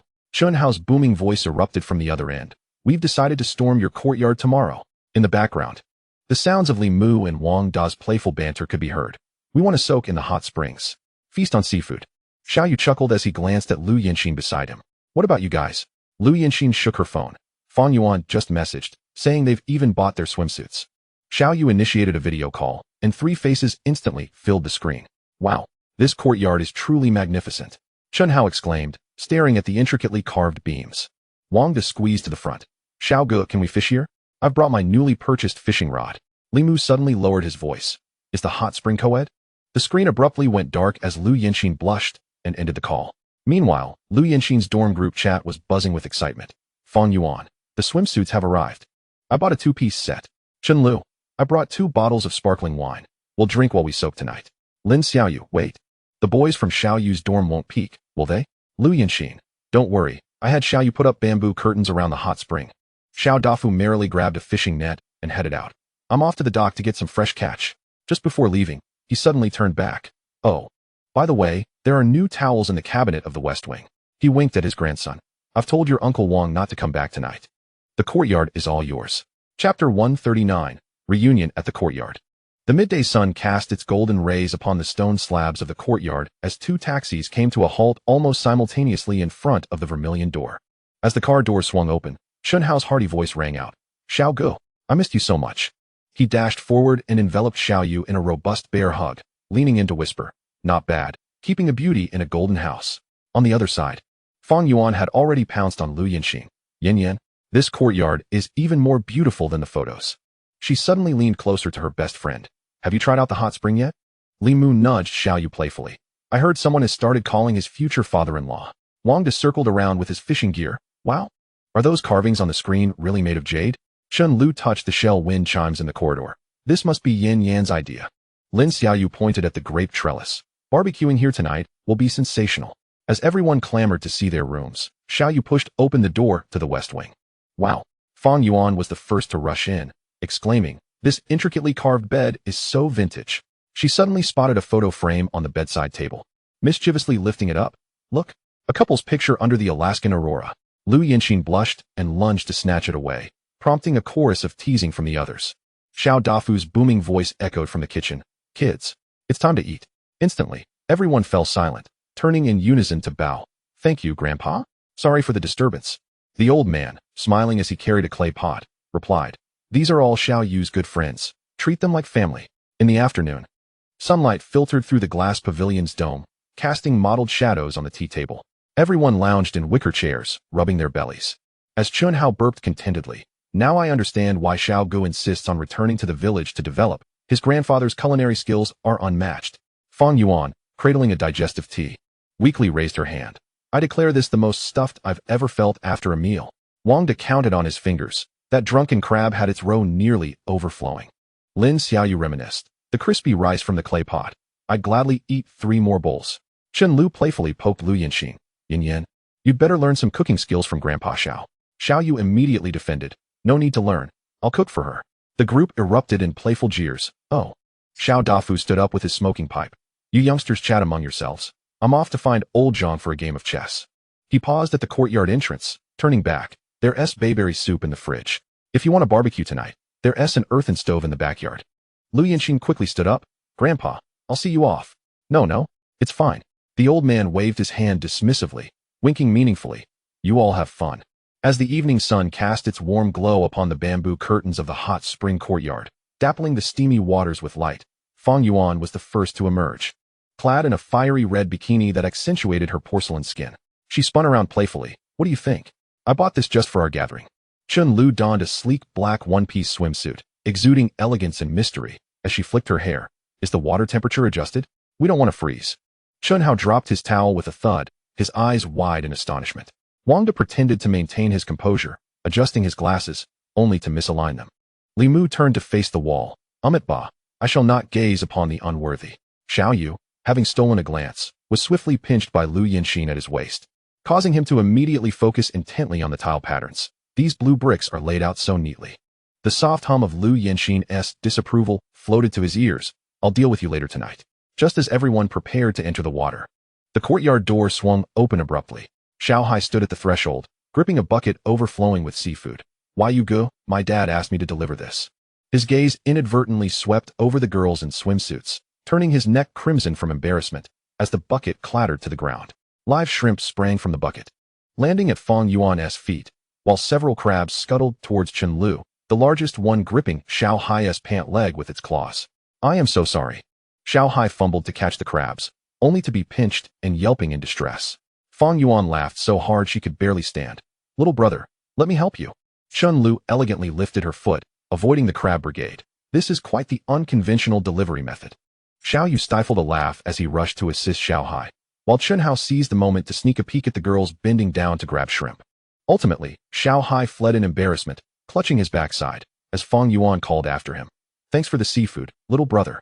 Let us eat together tonight. Xiao Yu surveyed the chaotic scene and sighed. I'll handle this seafood first. My hot spring adventure seems to be postponed. Lu Yinxin twisted his ear. Are you thinking of running away too? The warm steam rose slowly, and the hot spring water shimmered with a lustrous blue glow. Fong Yuan was the first to step into the pool, splashing playfully and tossing her hair. Ah, this water temperature is divine. Leaning against the pool wall, her collarbone subtly revealed through the mist, eliciting a collective gulp from the boys. Chun Lu elegantly tested the water, gradually immersing herself, while Lin Xiaoyu yelped from the heat, splattering water onto Wang Dai's glasses.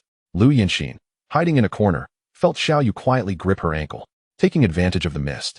Xiaoyu traced circles on Lu Yinxin's waist with his fingers. Someone seemed quite happy earlier.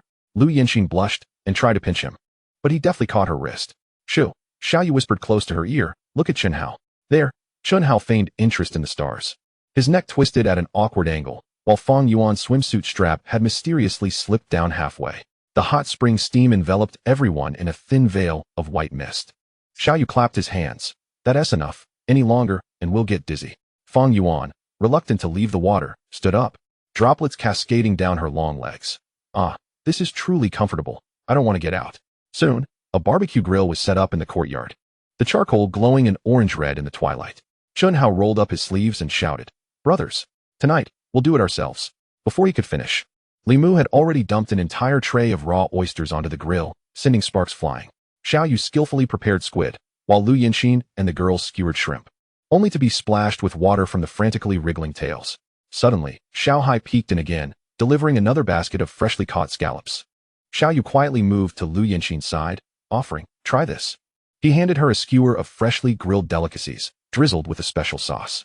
Lu Yinxin took a bite, her eyes instantly sparkling with delight. Delicious. How is it made? It's a secret. Xiao Yu leaned closer to her ear. Unless you retract your request for me to sleep in the guest room. Just as the crowd erupted into a cheerful commotion, the courtyard gate was suddenly pushed open. Xiao Dafeng entered, carrying 2 jars of wine. Kids, let's add some more dishes.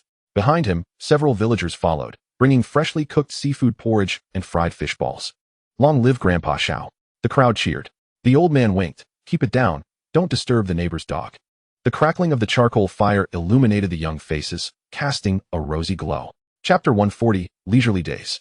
The morning sun bathed the rocky shores of the deserted island, waves crashing and creating delicate foam. The night before, everyone had informed Xiao Yu that they would take him out to catch seafood today. As the group scattered in pairs to search for marine treasures, Lin Xiaoyu's shrill screams sliced through the sea breeze. Come quickly. There's a large sea turtle stuck here. The crowd rushed over to find a nearly 1-meter-long green sea turtle wedged between the rocks, its heavy shell covered in densely packed barnacles, its front flippers helplessly flapping in fear. Xiao Yu crouched down to examine it closely. Don't touch it. Startling it will only make it struggle more. He swiftly paddled back to the bluefin and returned 10 minutes later with tools in hand. First, he covered the turtle's eyes with a wet cloth to reduce its stress, then carefully began chiseling at the rocks from the side. Taking turns, Xiao Yu passed the hammer to Chunhao, switching every 10 minutes to maintain a steady force. After 2 hours, with a crisp crack, the rocks finally split apart. The turtle seemed to sense the loosening and suddenly strained against the opening. With a splash, it regained its freedom but lingered in the shallow water, hindered by the heavy barnacles on its shell. Lu Yinxin crouched in the shallow water, gently stroking the turtle's shell. What are these gray-white lumps? They're marine psoriasis, Xiao Yu explained, pulling out a diving knife. The scientific name is barnacles. They can suffocate the turtle. Let's help it clean up a bit. Just watch my movements. 3 hours later, as the last barnacle was removed, the turtle's shell revealed its original dark green color. It seemed to sense something, suddenly nudging Xiao Yu's wrist with its head, its eyes glistening with moisture. It was as if it was expressing gratitude. Fang Yuan whispered, her eyes misty. The turtle surveyed the group one last time before gracefully swimming back into the depths of the sea, leaving behind a shimmering trail. Watching the turtle disappear, Xiao Yu turned to the others. Let's head back to town. I'll take you to savor some local delicacies. As the bluefin slowly approached the shore, the fishermen at the dock cast inquisitive glances. Xiao Yu was the first to leap off the boat, turning to the weary group with a smile. Come on, let's treat ourselves. Chun Hao rubbed his sore arms. I hope there is something to replenish my energy. I feel like I've exhausted every ounce of strength chiseling those rocks. They navigated through winding alleys and stopped in front of an old tiled house. A weathered wooden sign read Old Joe's Fisherman's Cuisine, with dried chili strings swaying gently in the breeze. This is the place. Xiao Yu pushed open the creaking wooden door. Don't let the small storefront fool you. Their seafood skills have been passed down for 3 generations. The aroma that wafted toward them prompted everyone to inhale deeply in unison. On the clay stove, a bubbling seafood soup simmered, and the master chef was swiftly chopping fish fillets. Gathering around the round table, Xiao Yu skillfully placed their orders, Uncle Zhou, the usual, and add a serving of signature seafood porridge for this group of weary souls. In no time, an array of delectable dishes appeared, garlic-steamed clams, wine-marinated yellow croaker, spicy and sour sea anemone soup, seafood clay pot porridge, and grilled squid, all generously portioned. Fang Yuan ladled herself a bowl of porridge. Blowing on the steam, oh my, this porridge has sea cucumbers and scallops. Suddenly pausing, she spotted goji berries and angelica floating at the bottom. Is this medicinal cuisine? Xiao Yu nodded. Uncle Zhou's special revitalizing porridge. Fishermen love to drink this upon returning from the sea. Chun Hao had already devoured 3 bowls. I feel my strength returning. Tomorrow I could save 10 more sea turtles. Uncle Zhou approached with a jug of wine. I heard you saved a sea turtle? He poured each of them a glass of homemade bayberry wine. This one's on me. It's rare to find young folks with such a heart. Exiting Old Zhou's establishment, the group strolled along the bluestone path, surrounded by the enticing aromas of various street foods. Lu Yinxin suddenly tugged at Xiao Yu's sleeve, her eyes sparkling as she pointed toward the street corner. Look, a crowd had gathered, where a group of acrobats donned in colorful attire were performing. A young boy with a headscarf was swallowing and regurgitating torches, while a girl in a red dress balanced 3 stacks of blue and white porcelain bowls on her head. The most astonishing was an elderly man with white hair, performing the feat of breaking large stones on his chest. Wow! Fang Yuan dashed forward. This is even more exciting than what I've seen on TV. The crowd squeezed in, captivated. The torch boy suddenly breathed out a torrent of fire, startling Chun Hao into jumping back, while the bowl-balancing girl bent backward, her bowls steady as ever. Lin Xiaoyu received a paper windmill from one of the performers, beaming like a child. As the performance concluded, Xiaoyu pulled out a 100 yuan note and tossed it into the gong. Thank you for your hard work. The elderly performer clasped his hands in gratitude. Young brother, you are generous. He turned and retrieved a red silk pouch from the bottom of his box, offering them a talisman for safety. After traversing 2 streets, the bustling market came into view. After a round of hearty shopping, the group returned home, their hands laden with ingredients, the moonlight stretching their shadows long. The evening sun cast its warm glow upon the courtyard's green bricks, elongating their silhouettes. Xiao Yu placed the bamboo basket filled with ingredients onto the stone table, clapping his hands. Tonight, let us try something new. Each person will prepare their signature dish, and we'll vote for the best. Boss Xiao is quite generous. Chun Hao immediately raised his hand. I want to make my family's spicy stir-fried clams. Fang Yuan was equally eager. My mom's sweet and sour fish is unbeatable. Lu Yinxi noticed Xiao Yu sneaking around the kitchen and leaned in for a closer look. He was drizzling a special sauce over the steamed fish, a recipe she had casually mentioned before, reminiscent of her mother-esque cooking. Cheater. She laughed, playfully striking him. I thought we were all using our own skills. Xiao Yu blinked innocently. This is a strategic reserve. An hour later, as dinner time arrived, everyone presented their culinary creations, eagerly sampling each other's dishes. Wang Da's overly salty fried rice faced collective criticism, while Li Mu's sweetmeat slices were humorously dubbed the taste of first love. Fang Yuan's sweet and sour fish turned out to be unexpectedly crispy on the outside and tender within. Chen Lu's cold seaweed salad was refreshing and appetizing. But it was ultimately Lu Yinxin's seafood steamed egg that won the crown with its velvety richness. Xiao Yu chuckled as he handed her a red envelope. The boss lady truly deserves it.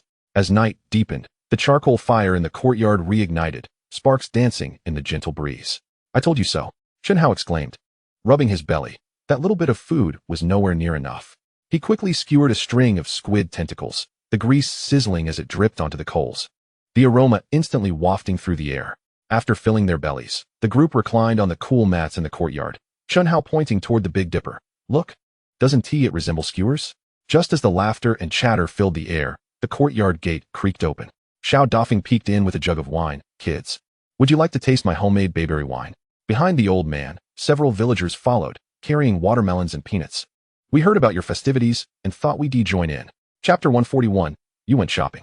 The morning mist enveloped the dock, the engine of the Bluefin rumbling low. Xiao Yu stood on the deck, watching Lu Yinxin's taxi recede into the distance until it vanished around the corner of the village. He took a deep breath and turned to the crew, who had been waiting patiently, clapping his hands. Brothers, prepare to set sail. Xiao Yu unfolded the nautical chart in the cockpit, tracing several marked points with his fingertip. This time, we are heading to the southeast fishing grounds. I've heard that schools of bluefin tuna have been spotted recently. He then turned to Wang Shuichin, saying, Cousin, follow Xiao Hai and learn how to steer. This journey will last at least half a month. Wang Shuichin swallowed hard but nodded resolutely. I will learn diligently. Li Chong whistled. Xiao Gu. We are going for something big this time. With a long blast of the ship's horn, the bluefin slowly departed from the dock. Standing at the stern, Xiao Yu gazed at the receding coastline. Suddenly, his phone vibrated. It was a message from Lu Yinxin. Remember to send your location when you reach the fishing grounds. I will help you check the latest ocean current data. Accompanied by a cute emoji. Xiao Yu smiled as he replied. At your service, Professor Lu. The sea breeze, laden with a salty tang, enveloped him as, 2 weeks later, the bluefin came to a gentle stop in the target waters. Inside the cockpit, Xiao Yu closed his eyes, his consciousness sinking into the system interface within his mind. Super Ocean System activated. Scanning radius, 32,768 kilometers. Target, Bluefin Tuna School. A three-dimensional sea map instantly materialized in his retina, countless points of light twinkling like stars. Suddenly, 3 enormous red markers began to flash furiously in the northwest direction. Bluefin Tuna School detected. Estimated quantity, 4050. Average length, 23 meters. Largest individual, 31 meters. Estimated weight, 380 kilograms. I can feel them, Xiao Yu exclaimed, opening his eyes wide and declaring, 12 nautical miles northwest, full speed ahead. He explained to his cousin Wang Shuichin, look at that patch of shimmering water. That's a school of small fish fleeing. When tuna chase small fish, he pointed into the distance. They leave a trail of bubbles on the surface. Wang Shuichin suddenly understood. So those birds were chasing the small fish driven out by the tuna. The surface of the sea glimmered as the bluefin cruised above the school of fish. Prepare to drop the line, Xiao Yu commanded. And Xiao Hai immediately cast the prepared live bait into the water. Dapeng stood at the edge of the boat, his eyes fixed intently on the surface. It's coming. Look at that splash. Hooked. Air Guzi suddenly shouted, the fishing rod bending perilously. Wang Chong dashed forward to assist. This force is definitely a big one. Together, they gripped the rod, their veins standing out on their arms. The fishing line zipped out, releasing over 200 meters in the blink of an eye. Steady, Xiao Yu directed. Let it run for a while to tire it out. Suddenly, the giant fish leaped out of the water, its silver-blue body shimmering in the sunlight, measuring over 2 meters in length. My heavens!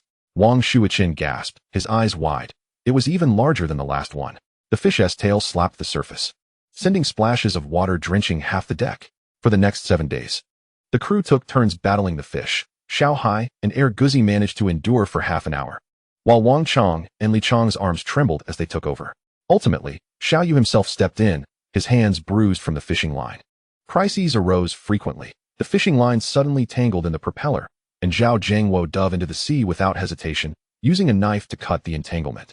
During a storm while wrestling with the giant fish, Wang Fuguei nearly got swept off the boat by the fish's tail. Wang Shuichin progressed from chaos to independently managing the rod, and by the 5th day, he surprisingly caught a 180-kilogram bluefin. Li Chong unexpectedly hooked a rare yellowfin tuna, while Xiao Hai set a record with a single catch weighing 248 kilograms. When the last fish was hoisted onto the deck, everyone collapsed in exhaustion. Xiao Yu counted their haul, 21 fish, averaging 200 kilograms. Xiao Hai rubbed his sore arms. Worth it. This haul could buy a new boat. Stopping suddenly noticed. Hey, Xiao Gu, what's that on your wrist? Xiao Yu looked down at the scabbed wound. It's nothing. This is the best badge of honor. More than 10 days later. At the harbor of Haicheng, shrouded in morning mist, the outline of the bluefin gradually came into focus. Lin Yaxin, in high heels, stood at the edge of the dock, gazing expectantly. When the refrigeration compartment door opened, she gasped in surprise. 21 bluefin tuna lay neatly arranged, their silver-blue bodies glistening under the cold light. The plumpest among them displayed intricate fat lines on its belly, resembling exquisite marble. Xiao Yu, her voice trembled. Did you bring back the entire school? These. He pointed to the plumpest ones, will be airlifted to Uncle Lu tomorrow morning. As the workers were unloading, a commotion erupted at the dock. Several Japanese merchants crowded around the 248-kilogram giant caught by Xiao Hai, excitedly gesturing. A translator hurried over. Mr. Yamamoto asks if you would consider parting with this one. He is willing to offer 3,000 yuan per kilogram. Xiao Yu raised an eyebrow. Tell Yamamoto that this one is not for sale. He turned to Lin Yaxin. Send it to Yinxin's family restaurant as a prized possession. As the morning mist lingered at the dock, Xiao Yu leaned against the railing of the bluefin, lightly tapping the bar with his fingers. By the way, he suddenly turned to Lin Yaxin, who was checking the inventory. Do you know where I might procure a 100-meter-long deep-sea fishing vessel? Preferably one that comes with its own processing workshop. Lin Yaxin paused, her pen halting on the paper, as she looked up with a knowing smile. What a coincidence. President Qin from our club mentioned this to me last week. He has complained about it 3 times. Lin Yaxin flipped through her contacts, saying Captain Xiao always stands him up. Xiao Yu took the note with the number written on it. Please set up a dinner meeting for me. A shrewd glint shone in his eyes. I will exchange the coordinates of the fishing spots from the bluefin for his shipbuilding resources. President Qin, this is Xiao Yu. Laughter resonated from the other end of the line. Ah, our king of tuna finally remembers me. After some pleasantries, Xiao Yu got straight to the point. I hear you have connections for acquiring deep-sea vessels? What a coincidence. President Qin's voice rose an octave. I just acquired a retired Norwegian research vessel, 98 meters long, with a built-in 60 freezing workshop. Xiao Yu interrupted. I wonder if President Qin is free tonight? Let's meet at Haiyan Building. I would like you to try the bluefin belly meat I just caught today. Once Xiao Yu received President Qin's affirmative response, he turned to Lu Yinxin and said, Thank goodness I collaborated with Sister Yusin to establish a sea fishing club. Otherwise, when faced with issues, it wouldn't be so easy to resolve. Indeed, you should see who you're dealing with, she replied, and with that, Lin Yaxin departed alongside the cold chain truck. Chapter 142, Partnership Agreement. The afternoon sun streamed through the floor-to-ceiling windows into the new residence. Just as Xiao Yu lay down on the sofa, the doorbell rang urgently. He opened the door to find Lu Yinxin standing at the entrance, her cheeks flushed from her brisk walk. She held 2 cups of iced coffee. I guess you must not have slept well after returning from the sea.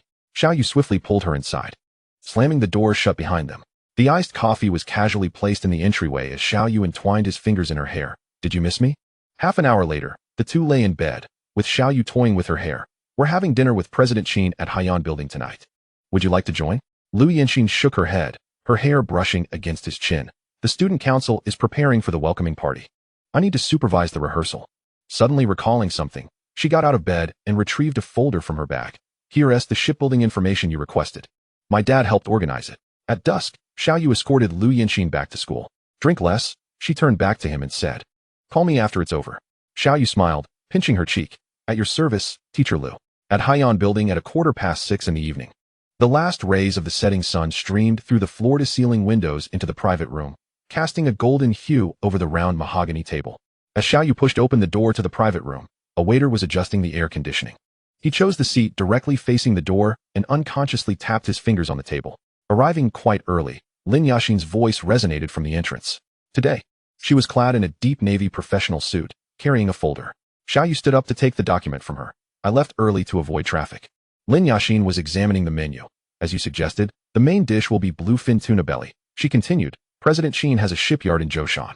Lin Yaxin flipped through the materials, mentioning that he had just won the bid for a deep-sea scientific research vessel renovation project last year. Xiao Yu nodded. Let's first gauge his intentions. As the clock struck 6:45, there were 3 polite knocks on the door. Come in. Xiao Yu adjusted the cuff of his suit. At the entrance, a middle-aged man with graying temples stepped inside. Dressed in a tailored suit, his cufflinks were exquisitely designed like anchors, and the Patek Philippe watch on his wrist gleamed subtly under the light. Mr. Lin, thank you for your patience. President Qin greeted Lin Yaxin with a nod before shifting his gaze to Xiao Yu. You must be the bluefin killer, Captain Xiao? Xiao Yu rose to greet him. And as they shook hands, both discreetly assessed each other's strength. You flatter me, President Qin, Xiao Yu replied, guiding the guest to his seat. Just call me Xiao. President Qin chuckled heartily. Then I shan't stand on ceremony. I heard you caught 21 bluefins this time. I saw the news in Zhoushan.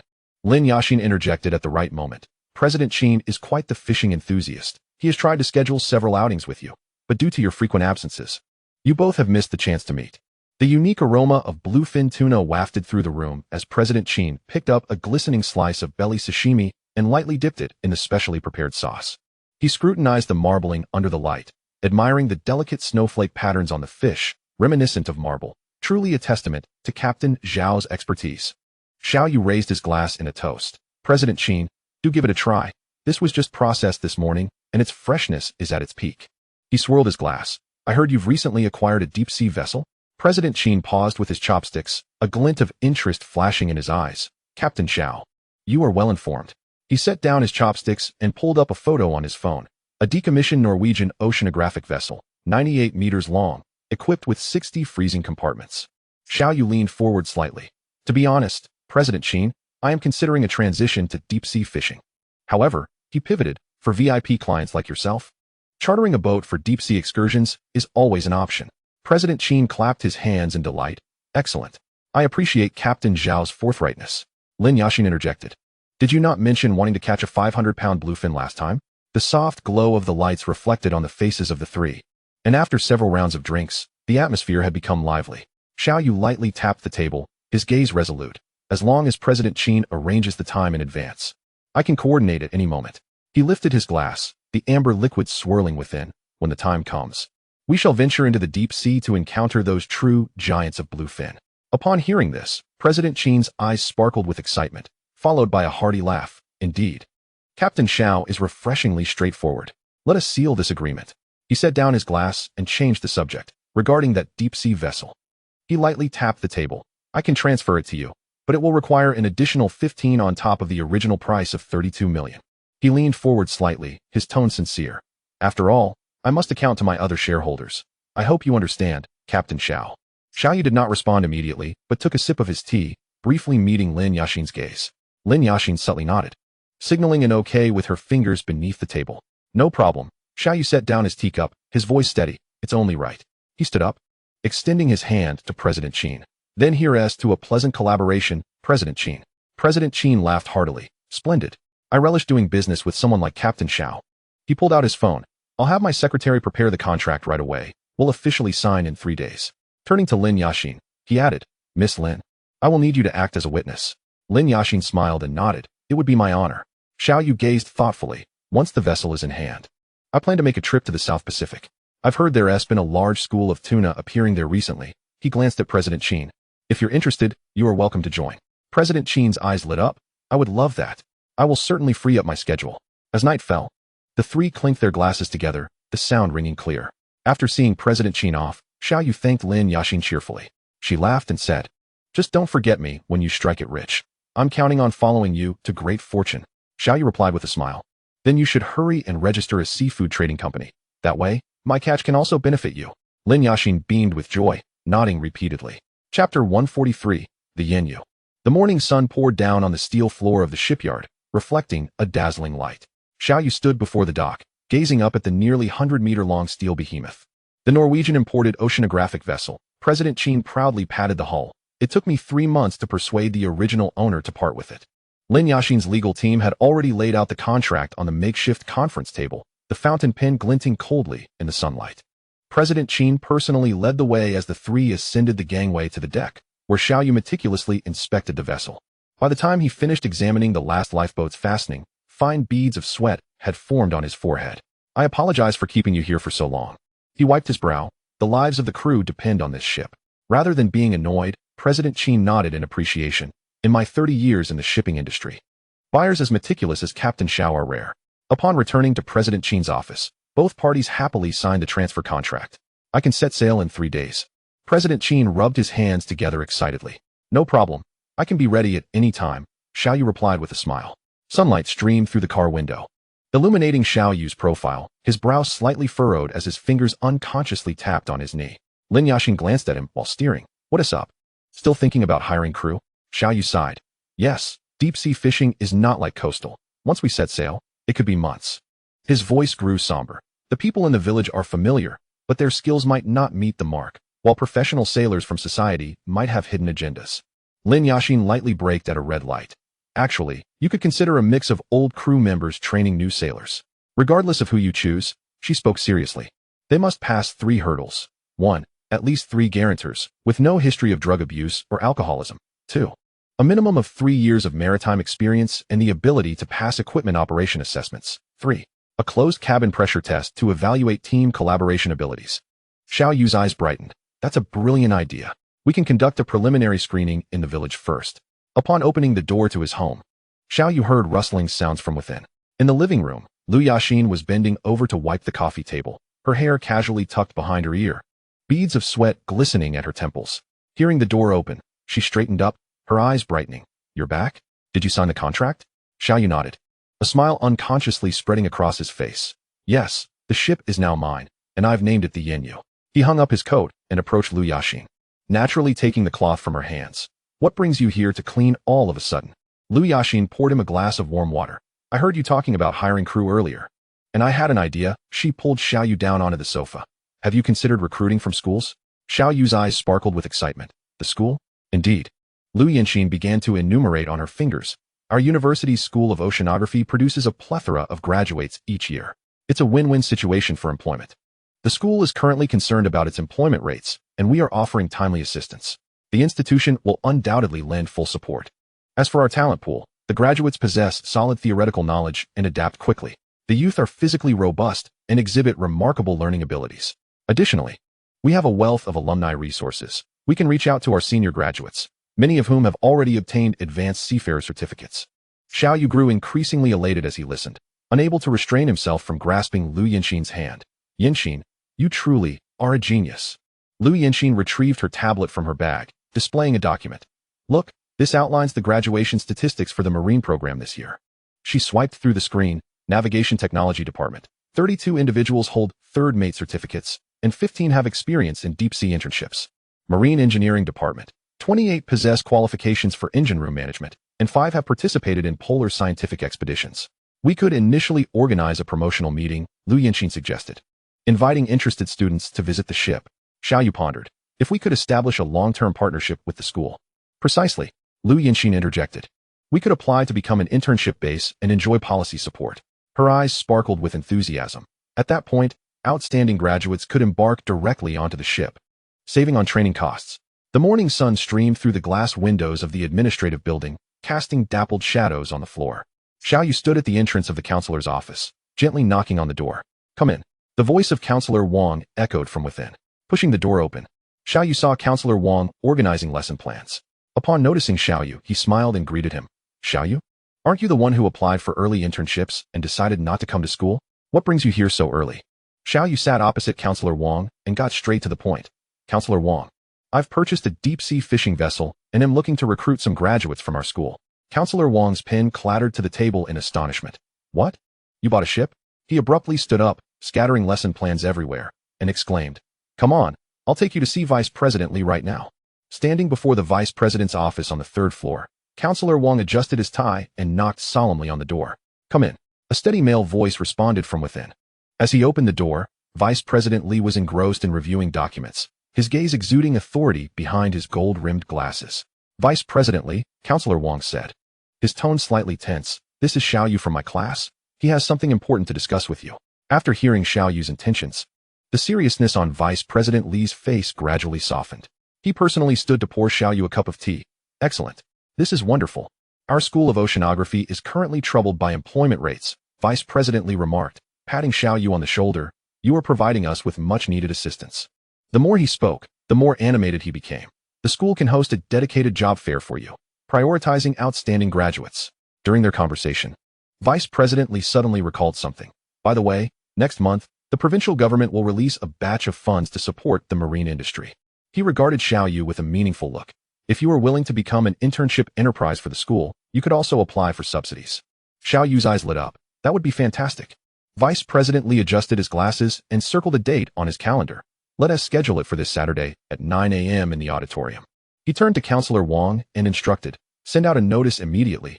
All graduating students from the School of Oceanography must attend. Vice President Lee emphasized, I will be present myself on that day. He lowered his voice. Leaders from the education department will be visiting for an inspection. This presents a splendid opportunity to showcase our school's achievements in entrepreneurship and employment. Xiaoyu nodded in understanding. Understood. I will ensure that my seniors perform well. Chapter 144. Campus Job Fair on Saturday morning at 9 a.m. The auditorium was already bustling with students. Xiaoyu stood backstage. Peering through the curtain seams to see the packed hall, filled not only with recent graduates, but also with second and third-year students crowding the aisles. He adjusted his suit collar and took a deep breath before stepping onto the stage. The spotlight instantly illuminated him, and the audience erupted into enthusiastic applause. Hello, esteemed seniors and juniors. I am Xiaoyu from the class of 2015 in the School of Oceanography. Aerial footage of the Yin-Yu vessel played on the big screen, showcasing the azure sea as the fishing boat left a white wake behind. This vessel, Xiaoyu pointed to the screen, is in need of a crew of daring and industrious individuals. Next, he addressed the salary structure, prompting immediate silence from the audience as they leaned in attentively. Salary structure. Internship period. 8,000 monthly, including meals and accommodation. Upon confirmation, base salary of 12,000 with performance bonuses. Year-end participation in company profit sharing. Benefits, full social insurance and housing fund contributions. Annual paid leave of 45 days. Family members receive complimentary seafood gift boxes. Promotion pathway. Outstanding individuals can qualify for a chief mate position within 2 years. Company sponsorship for obtaining a captain's certificate. Exceptional performers may be allocated equity. Xiaoyu. How long is the internship period? Asked a senior from the Marine Engineering Department. 3 months. Xiaoyu responded. As long as you pass the assessment. You will be confirmed immediately. He added with a smile. If you are like you, the top performer in your program, perhaps even 2 months would suffice. Can females apply? A girl's voice chimed from the audience, eliciting good-natured laughter. Of course, Xiaoyu replied, gesturing towards the screen. Our current navigator is a female. Not all positions require us burly men. The scene switched to a photo of Lin Xiaoyu operating radar. She had just obtained her second mate certificate last year. Indeed, it was Lin Xiaoyu. After returning to the dormitory that day, Lu Yanxin had mentioned Xiaoyu's recruitment, and Lin Xiaoyu immediately volunteered. Suddenly, a bespectacled boy in the back stood up. I heard deep-sea fishing is quite dangerous. Xiaoyu's expression turned serious. Indeed. However, our ship. He displayed photos of safety equipment. Is equipped with the most advanced life-saving systems, safer than many passenger vessels. Besides, didn't Brother Chong mention that the greater the storm, the more valuable the fish? He also showcased a training video for crew members. Before taking up their positions, they undergo rigorous survival training at sea. At that moment, Vice President Lee stepped onto the stage. I hereby announce that we will hold on-site interviews today. Staff members promptly brought in tables and chairs, and a long line formed at the side door of the auditorium. The crew of the launchy vessel, led by Lu Yanxin, began interviewing attendees. Although the crew's academic backgrounds were modest, their wealth of experience made them suitable candidates. Observing the enthusiastic crowd, Xiaoyu quietly remarked to the vice president, Thank you for your support. It seems we will exceed our recruitment goals. Suddenly, the auditorium doors swung open, and a steady sound of footsteps resonated. Vice President Lee's eyes lit up as he hurried to greet the newcomer. Ah, Director Zhang, what brings you here in person? The middle-aged man at the forefront, dressed in a dark suit with a gleaming party badge on his chest, replied, I heard our school has produced a student entrepreneur, so I brought my team to learn from you. Vice President Lee warmly introduced Xiaoyu. This is our student Xiaoyu, who just acquired a deep-sea fishing vessel and is here today specifically for recruitment. He further explained to Xiaoyu, this is Director Zhang from the Municipal Education Bureau, and the individuals behind him are colleagues from the Employment Office. Xiaoyu confidently extended his hand. Hello, Director Zhang, and greetings to all the leaders. Director Zhang surveyed the packed auditorium, nodding in satisfaction. What a lively scene. He turned to Xiaoyu. Young man, I hear you started a business before even graduating? Xiaoyu humbly replied, I merely benefited from favorable policies. The director of the Employment Office interjected. How many job positions can your vessel provide?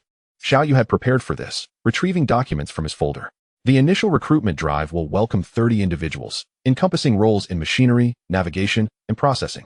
He gestured toward the planning chart, indicating that once the second vessel arrives, it is anticipated that an additional 50 graduates could be absorbed into the workforce.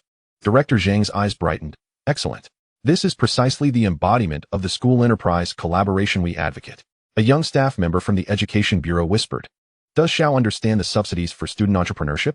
Xiaoyu smiled. I am in the process of applying, though there are certain procedures to navigate. Director Zhang decisively announced. Xiao Wang, you will take charge of liaising with Xiao Yu on this matter. Turning back to Xiao Yu, he added, should you encounter any difficulties, do not hesitate to reach out to me. We must support young individuals who are daring and industrious. The director of the employment office suddenly suggested. Shall we consider a feature report on this? He pointed to the accompanying journalist. We are currently in need of exemplary young entrepreneurial figures like you. Xiao Yu glanced at Vice President Li, receiving an affirmative nod before replying. It would be my honor. At noon, the sun bathed the campus's tree-lined paths, with groups of people making their way toward the parking lot. Xiao Yu briskly approached Director Zhang, slightly bowing. Director Zhang, esteemed leaders, I have arranged a simple meal at Haiyan Building, and I wonder if you would grace us with your presence? Just as Director Zhang was about to decline, Vice President Li interjected with a smile. The owner of Haiyan Building, Boss Lin, is the vice president of our city's catering association. Her seafood banquet has even been featured on CCTV's A Bite of China. The director of the employment office's eyes lit up. Is that the Haiyan Building famous for its one fish?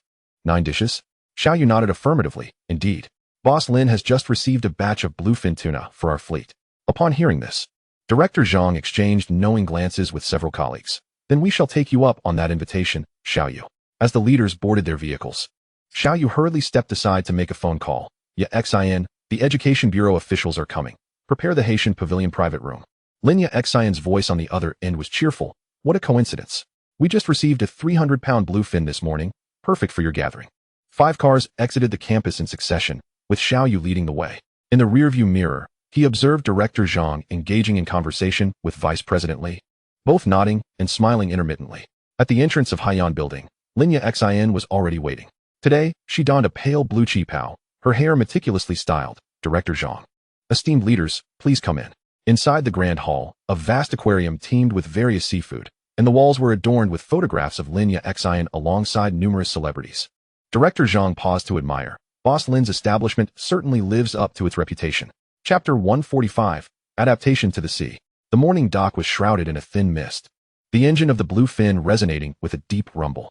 Xiao Yu stood on the deck, holding a roster, addressing the 30 seniors clad in pristine uniforms before him. Today marks the first day of our adaptive sailing. We shall divide into 5 groups of 6, taking turns to board and experience the vessel. The sea breeze fluttered the pages of his meticulously organized training plan. The 6 seniors from the first group eagerly boarded the bluefin, among them Zhang Lei from the machinery department, who could not resist touching the ship's railing. This vessel is exceptionally well maintained. Xiao Yu stood solemnly before the cockpit. Setting sail is no trivial matter. Let me lay down a few rules. Safety regulations. Life jackets must be worn at all times, except when sleeping. Solo movement on board is prohibited. You must always be in pairs. Upon hearing the alarm, all must assemble on deck within 3 minutes. Job discipline. The engine room watch must record data hourly. Shift handovers at the control station require sign confirmation. Report any anomalies immediately. Senior student Li Yuan from the navigation department murmured. This is far stricter than our school's practical training. Xiao Yu, with keen ears, turned and smiled. Out at sea, a small lapse can jeopardize the entire crew. As the bluefin departed the harbor, Xiao Yu began to guide the groups. For the navigation team, learn to identify fish school signals on the radar. These dense red dots signify a school of sardines. Tuna typically hunt on the periphery, so one must anticipate their routes. For the machinery team, while checking the engine oil pressure, Xiao Yu abruptly shut off the main power. Now, who can tell me how to activate the emergency generator? Zhang Lei scrambled to find the switch, earning a round of applause.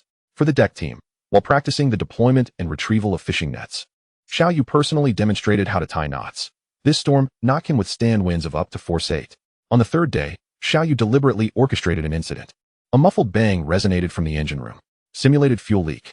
He shouted over the intercom, deck team, prepare absorbent pads. Machinery team, investigate the leak. Amidst the chaos, veteran crew member Wang Chong was the first to react. Close the valves. Follow me. During the debriefing, Xiao Yu nodded in satisfaction. Wang Chong responded the quickest. I will note this as exemplary. On the final night, Xiao Yu organized night navigation training. Star navigation. The North Star is over there. Remember this angle. When your phone has no signal, a sextant is your lifeline. You are all graduates of the Ocean University. I believe you will master this with ease. Emergency drill. The fire alarm rang out suddenly, testing everyone's response speed. Li Yuan's team completed their assembly in just 2 minutes and 40 seconds. As the sun set, the last batch of students returned safely. Xiao Yu's phone screen illuminated as he sent a notification in the workgroup, akin to a stone cast into a tranquil lake. Attention everyone. In 3 days at 0700, the yen you will set sail for the Southern Pacific tuna schools. Please bring a change of clothes and personal items. The machinery department should prepare additional toolkits. As soon as the message was sent, the group erupted in excitement. On the day of the yen yu's maiden voyage, Xiaohai meticulously checked the new recruit's gear, suddenly discovering several packs of spicy strips in Zhang Lei's bag. This won't do. It will become soggy in the damp sea within 3 days. De Peng, busy numbering life jackets, looked up at the remark. I brought 20 pounds of beef jerky. Enough for everyone to chew on. Ergo mysteriously produced a tin. Fish sauce from my hometown. It enhances the flavor of anything. At the dock, Zhang Lei's mother grasped Xiao Yu's hand. Captain Xiao, my son is embarking on his first long journey. Xiao Yu patted her hand reassuringly. Do not worry, Auntie. I will ensure they all return safe and sound. Not far off, Li Yuan's boyfriend suddenly shouted, Yuan, your heat pack. A pack wrapped in pink was accurately tossed onto the deck, provoking laughter among the crowd, as the new crew members' parents waved to their children from the shore. On the vast ocean, the yen yu sliced through the deep blue waves, the passage of time rendered vague and elongated by the daily routine. On the deck, Zhang Lei rhythmically struck an empty can with a wrench. At this rate, I could join a percussion ensemble. Li Yuan leaned against the rail, counting the flying fish leaping from the water. 127, 128. Wang Chong hooked a 30-pound marlin with a makeshift fishing rod, as everyone gathered for photos. The fish's tail splashed Zhang Lei, prompting Xiao Yu to declare the winner a week of exempted deck washing duty. Ergo's infernal spicy seafood soup and De Peng's secretly stashed Lao Gan Ma sparked a culinary battle, with Li Yuan's burnt cookies humorously dubbed life-saving provisions for maritime emergencies. While the deck cinema screened Titanic, Xiaohai playfully shouted that there was a leak, nearly causing Wang Chong to jump overboard. Xiao Yu instructed daily on weather interpretation through cloud observation, sextant usage, and sonar feature analysis. In a blindfolded knot-tying competition, Zhang Lei repaired the water pump in 5 minutes, earning resounding applause. As the sun dipped below the horizon, Zhang Lei's symphony echoed once more. Meanwhile, in the navigation log of the cockpit, Xiao Yu penned, Day 31. Morale is fair. We shall arrive at the fishing grounds tomorrow. At the break of dawn, the yen yu gently glided into the designated maritime zone. The surface of the sea shimmered with a silvery hue, while a flock of seabirds circled low in the distance, occasionally diving into the water, an unmistakable sign of the fish's activity. Xiao Yu stood in the cockpit, eyes closed in concentration, his consciousness sinking into the system interface within his mind. Super Ocean System initialized. Scanning radius, 32,768 kilometers. Target, high economic value fish schools. Instantly, a three-dimensional nautical map unfolded across his retina, with countless points of light twinkling like stars. Suddenly, 3 prominent golden markers illuminated in the northwest direction. Bluefin tuna school detected. Estimated quantity, 6080. Average length, 25 meters. Maximum individual, 32 meters. Estimated weight, 420 kilograms. Xiao Yu's eyes flew open. All hands on deck. A target fish school has been located 10 nautical miles northwest. As the yen yu approached the fish school, the sonar screen filled with a dense array of red dots, causing the crew to hold their breath. It was the bluefin tuna hunting sardines, perfectly poised for capture. Deploy the net, Xiao Yu commanded, as the enormous 800-meter encircling net unfurled like a canopy. Just as everyone focused on the netting, an alarm rang out in Xiao Yu's mind. Rare fish species detected. Location, 5 nautical miles due north. Suspected, king yellowfin tuna. A smile crept across Xiao Yu's lips. Li Yuan, adjust our course to sail north for 5 nautical miles along the net. As the sun rose fully, it cast elongated shadows of the bustling figures on the deck.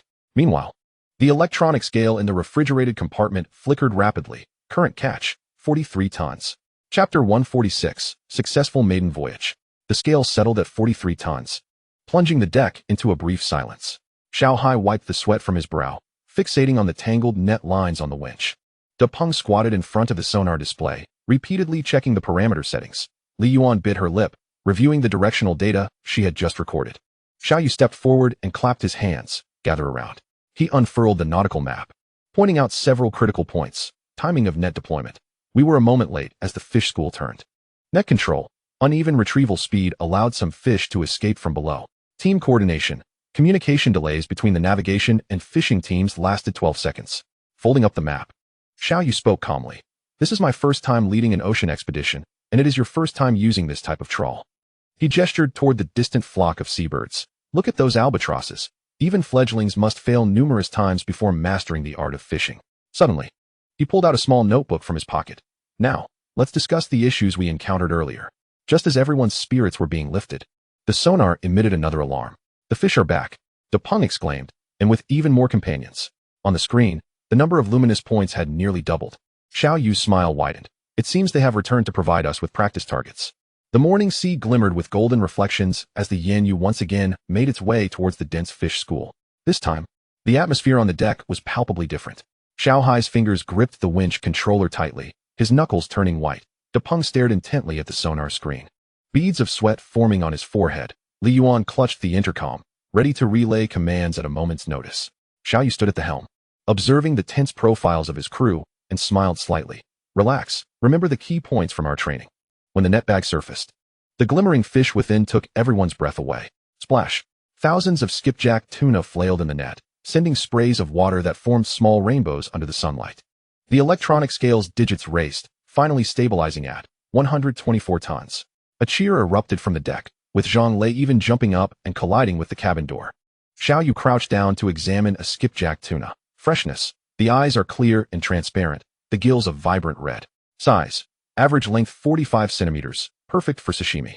Fat content. The abdominal marbling meets grade A standards. Splendid. He stood up, realizing this batch could fetch at least 3 times the price of regular skipjack tuna. Lin Xiaoyu brought out prepared, chilled watermelon. Brother Xiao said we'd have a feast if we broke the record. As the crew gathered for photographs with their catch, Wang Chong suddenly noticed, "Hey, what's that blue light in the net?" It turned out a few rare fluorescent octopuses had mingled in, shimmering with a dreamlike blue-green under the sun. Xiao Yu chuckled. It seems even the sea is awarding us medals. On the azure sea, the Yan Yu traced a silver streak as it surged towards home. Over the past 2 months, the system interface in Xiao Yu's mind had become the most reliable navigational compass aboard. Each dawn, he would stand at the helm, close his eyes and focus, and immerse himself in that azure 3-dimensional nautical map. 28 nautical miles northwest, deep-sea cod school detected. 15 nautical miles southeast, mackerel school detected. 9 nautical miles due east. Large squid activity noted. On the eve of their return, Xiao Yu convened the core team to tally their catch. Quantity summary. Mackerel, 300 tons. Skipjack tuna, 76 tons. Deep-sea cod, 142 tons. Mackerel, 89 tons. Squid and others, 67 tons. Quality assessment, 95 reached export-grade standards. Special harvests included 12 rare silver-blue variant squids, 3 boxes of precious deep-sea rock lobsters. Economic forecast. Lin Yashin reported that 3 foreign merchants have already placed orders, with expected total revenue exceeding 15 million. While organizing the fishing gear, Depeng stumbled upon a shiny object caught in the net. "Captain, look." It turned out to be a rusted Spanish silver coin, its edge entwined with seaweed. Xiao Yu carefully wiped away the grime. "It seems we've salvaged a treasure from a sunken ship." Standing on the deck, he clapped his hands. "Brothers, you've worked hard these past 4 months. We will now have free fishing. Whatever you catch is yours." The crew was momentarily taken aback, then erupted in cheers. Xiao Hai was the first to dash towards the fishing gear compartment. "Quick, quick, let us catch as many as we can before nightfall." The deck instantly buzzed with excitement. Xiao Hai's first cast landed a 5-pound red grouper, worth over 2,000 yuan per pound, as he shouted in exhilaration, "I'm rich." Li Yuan battled with a rare blue-striped grouper for half an hour with a lightweight rod, eventually bringing it onto the deck, valued at 150,000. Depeng, intending to catch a common bass, unexpectedly reeled in a 3-pound exquisite lobster, its claws still clutching a small fish, drawing a crowd of onlookers. Wang Shuiqin held up a golden-hued yellow-lipped fish, his hands trembling. Xiao Yu confirmed this fish was worth at least 150,000. Its scales shimmering with a luxurious golden sheen under the flash of the camera.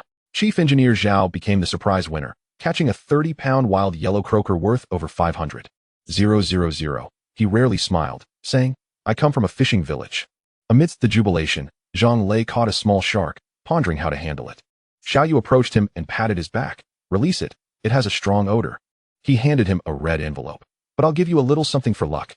On the return journey, the deck of the Yan Yu transformed into a bustling gold mining ground. Every morning, several figures could be seen crouched by the ship's railings.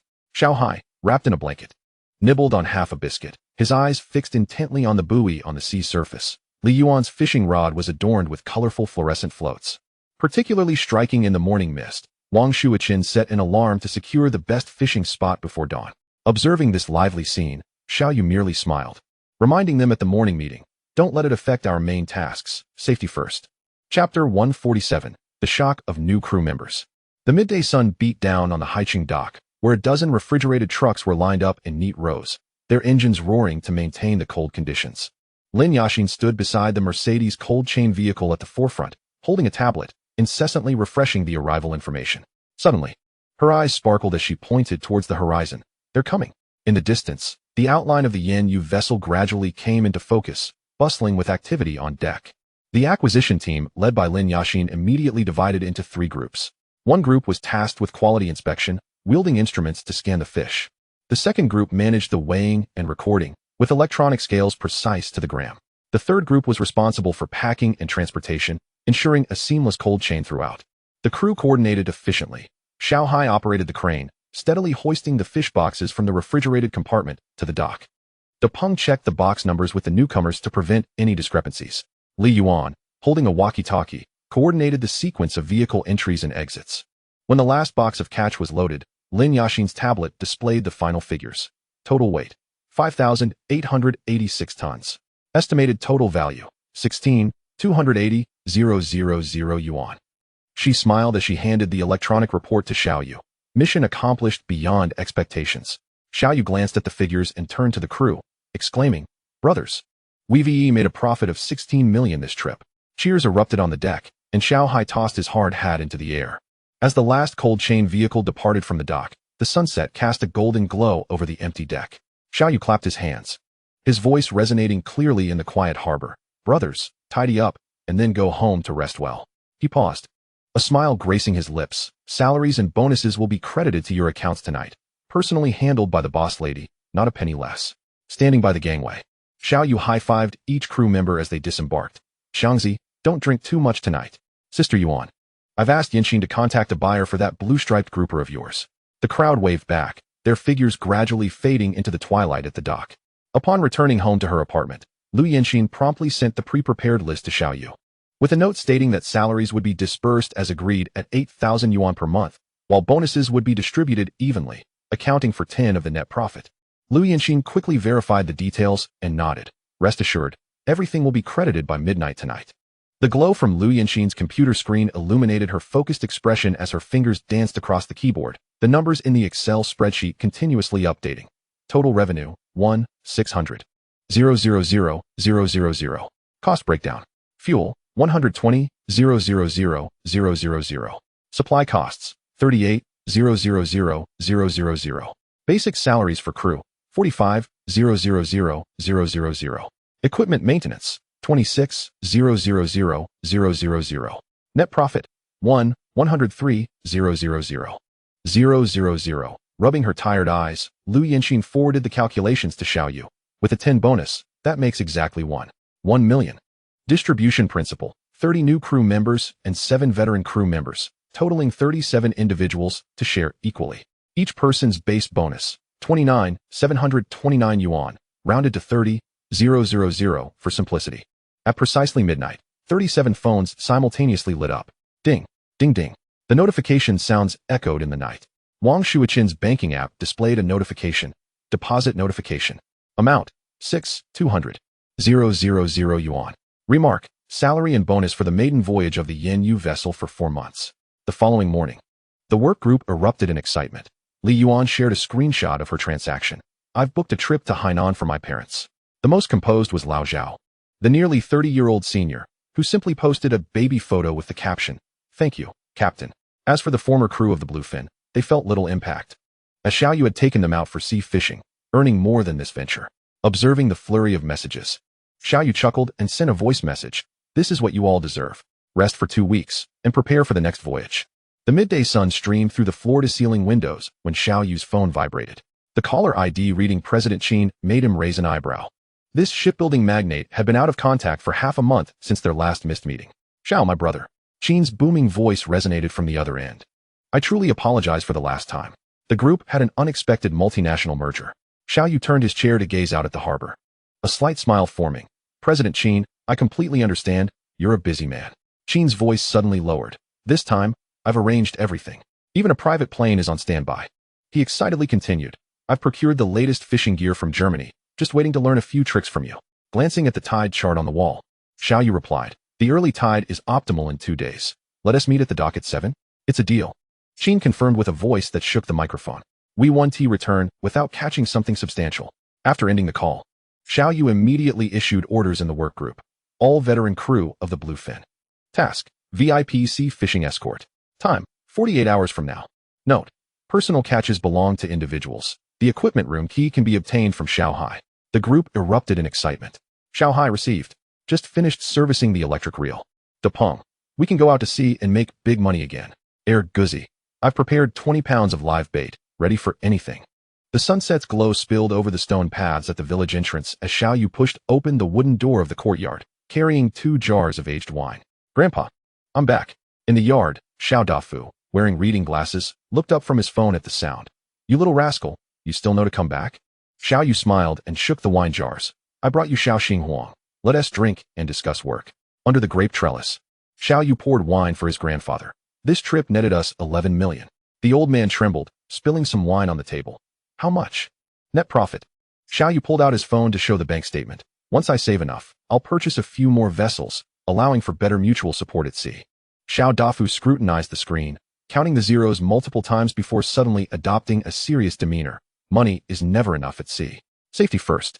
I've installed the latest collision avoidance system, and all crew members are certified," Xiao Yu interjected. The next day at noon, Xiao Yu returned to his apartment in Haiqing. On the balcony, he was polishing the limited edition fishing rod brought back by Depian when his phone screen lit up. "President Qin, the plane has taken off. It will arrive punctually at 6 tomorrow morning." Chapter 148, The Guide Party. The morning sea breeze carried a salty tang as the roar of engines echoed from the dock. A black Maybach slowly parked beside the Bluefin, and as the door opened, President Qin, clad in casual attire, stepped out, flanked by several distinguished middle-aged men. "Xiao, my brother." President Qin waved enthusiastically, his voice booming. "Thank you for your patience." Xiao Yu leaned over the deck, a smile spreading across his face. "President Qin, you arrived just in time. I just brewed some coffee." President Qin turned to introduce. "This is Mr. Li, who manages foreign trade and just flew in from Dubai. Beside him is Mr. Chun from real estate, who secured a plot in the coastal New District last month." Xiao Yu descended the gangway to shake hands with the two. "I'm Xiao Yu. A pleasure to meet you." Mr. Li appraised the Bluefin, exclaiming, "I've long heard of Captain Zhao's prowess. Today, I finally get to witness it." Mr. Chen adjusted his gold-rimmed glasses. "Let us hope I don't get seasick." As the ship's horn sounded, the Bluefin slowly departed from the dock. President Qin stood at the stern, gazing at the receding coastline. "Finally, I can relax this time." Mr. Li, cradling his coffee, leaned against the railing. "Captain Xiao, I heard you can locate fish schools that others cannot find?" Xiao Yu responded with a mysterious smile. "You'll see shortly." The Bluefin glided smoothly across the azure surface of the East China Sea, sunlight glimmering on the deck, creating a dazzling display of shimmering waves. Xiao Yu stood in the cockpit, pointing at the densely packed signals of the fish school on the sonar screen, and turned to address several executives. The East China Sea is renowned for its abundant catch of big-eye and yellowfin tuna. Although their size pales in comparison to the majestic bluefin tuna, their flesh is tender and succulent, making them ideal for sashimi and sushi. He paused momentarily before adding, "As for the bluefin tuna, they primarily roam in the more distant Pacific waters, although they occasionally venture this way in search of fortune." President Qin patted Xiao Yu on the shoulder, saying, "Brother Xiao, you take the lead. We trust in your expertise." President Li adjusted his glasses with a smile, adding, "As long as we can catch a big tuna, any variety will do. It's all about the experience." President Chun stretched his wrist, exclaiming, "I brought my camera. Just waiting to capture the big fish." The twilight sun cast a warm glow over the shimmering surface of the sea. As the bluefins slowly anchored in the depths of the East China Sea, Xiao Yu stood in the cockpit, closing his eyes in concentration, his consciousness sinking into the system interface in his mind. Super Ocean System activated. Scanning radius, 32,768 nautical miles. Target, tuna species. In an instant, a three-dimensional sea map unfolded on his retina, with countless luminous points sparkling like stars. Suddenly, 3 prominent red markers illuminated in the northwest direction. 15 nautical miles northwest. Big Eye Tuna School, approximately 50, average length 18 meters. 8 nautical miles due north. Yellowfin Tuna School, over 100, densely active. 22 nautical miles northeast. Suspicious large target, over 3 meters in length, suspected bluefin. Xiao Yu's pupils constricted. This was an unexpected delight. The engine of the bluefin emitted a low rumble, and the vessel tilted slightly, turning towards the northeast. President Qin, holding a cup of coffee on the deck, furrowed his brow upon sensing the change in course. "Brother Xiao, didn't we say we'd head northwest first?" Xiao Yu poked his head out of the cockpit. His hair tousled by the sea breeze, yet his eyes gleamed with excitement. "President Qin, I have a hunch that there's a big fellow to the northeast. It might just be a large bluefin." President Qin hesitated, placing his coffee cup down and glancing at his watch. "But our time is limited." Recalling Xiao Yu's previous catch of a 400-kilogram behemoth, he couldn't help but feel a surge of anticipation, ultimately sighing, "All right, we'll follow your lead." The other executives reacted. President Li adjusted his glasses and said, "Bluefin? Now that is something to behold." President Chun had already taken out his phone, ready to record.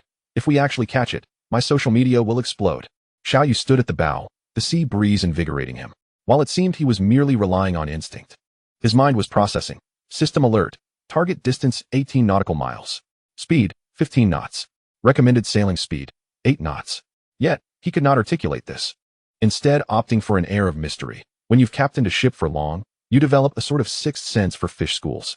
Xiao Yu beckoned everyone to bring the specially designed fishing rods onto the deck, capable of withstanding a pull of 500 kilograms.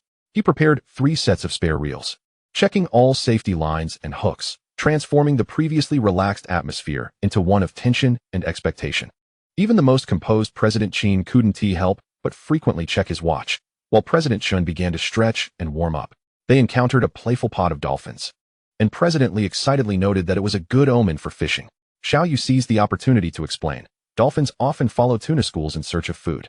On the surface, a massive silver-blue shape sliced through the waves, shimmering with a metallic luster under the setting sun. "Look, 3 o'clock. Xiao Hai suddenly shouted, pointing towards the distant sea. Instantly, all eyes focused on the nearly 3-meter-long bluefin tuna, gliding with astonishing speed, its dorsal fin slicing through the water with a spray of sparkling droplets. Xiao Yu swiftly adjusted the course, the bluefin tracing a graceful arc to position itself in front of the fish school. President Qin, President Li, President Chun, he handed them the specially designed heavy-duty fishing rods. "Now is the perfect moment to cast your lines." The 3 executives accepted the rods, their eyes sparkling with excitement. Suddenly, President Qin's fishing line was yanked with tremendous force, the rod bending into a perilous arc. He had hooked a fish. "Captain Xiao, your guidance is incredible," he shouted, gripping the rod tightly as the line screamed out, releasing over 200 meters in an instant. Seeing this, President Qin immediately set down his rod to assist. "Old Chun, steady now." Together, they battled to control the rod, their arm muscles taut with effort.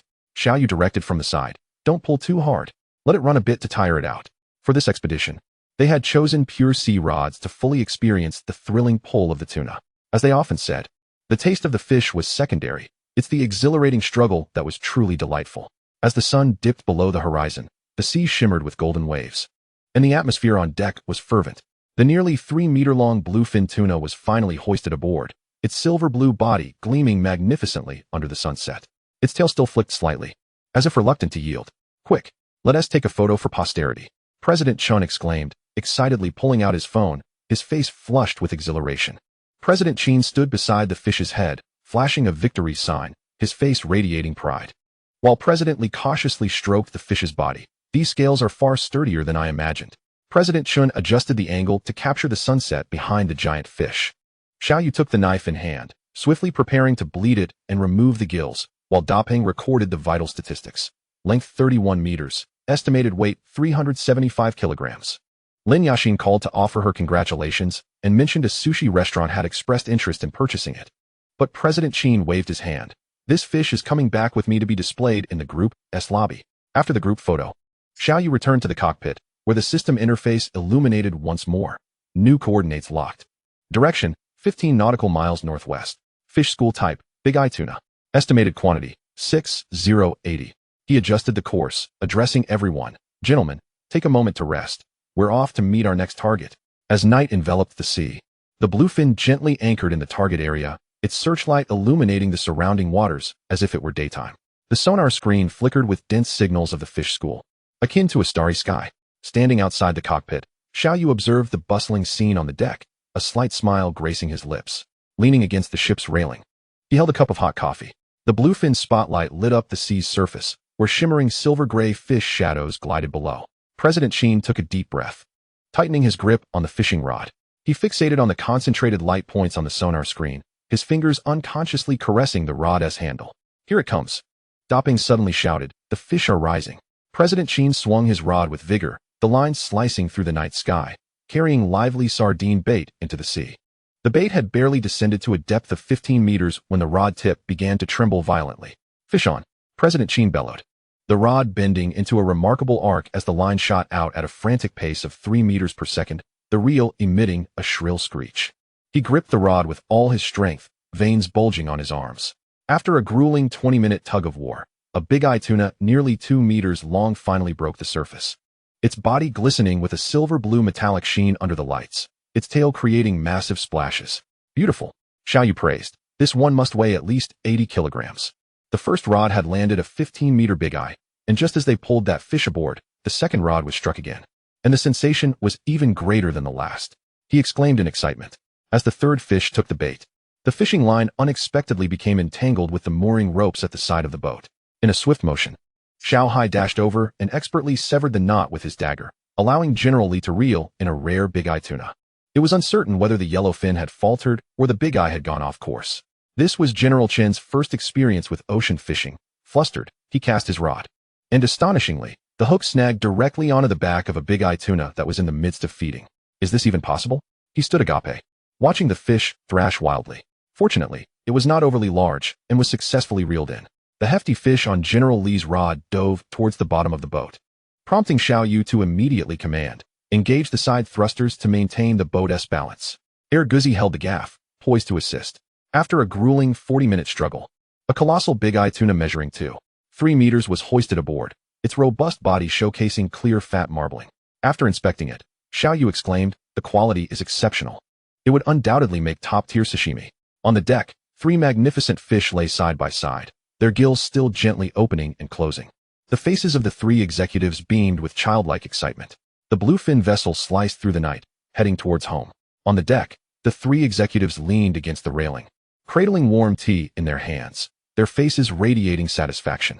The sea breeze whisked away the lingering scent of fish, yet could not dissipate the thrill in their eyes. General Qin patted Xiao Yu on the shoulder. "Xiao brother, this trip was truly exhilarating." General Li nodded in agreement. "Indeed. It's far more thrilling than signing billion-dollar contracts in the office." General Chun pulled out his phone, scrolling through the photos he had just taken. "This bluefin tuna will give me bragging rights for half a year." "Captain Xiao, I'm truly impressed by your skills," General Qin remarked. "I'll introduce some friends from the real estate circle to you. They adore high-end sea fishing." He rummaged through his business card holder. "Here's the contact for General Zhang of Wanlong Group. He has been wanting to come for ages. I have several clients in Dubai who relish such deep-sea giants." General Chen added, "Next time, we could organize an international fishing expedition and charter a plane. Profit sharing. You take 70, I take 30. Xiao Yu accepted General Qin's business card with gravity, placing it into a waterproof case. "I am honored by your kindness, gentlemen. The success of Yusen Club today is entirely due to your support. Next time we go out to sea," he indicated towards the distant horizon, "I'll take you to the depths of the Pacific, where even more thrilling giants await." At the harbor in Haicheng that afternoon, several luxurious refrigerated trucks emblazoned with the logos of various corporations were lined up neatly along the shore.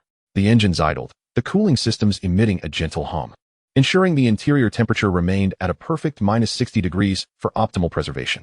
General Qin opened the car door, then turned back. "Xiao brother, this trip was immensely satisfying."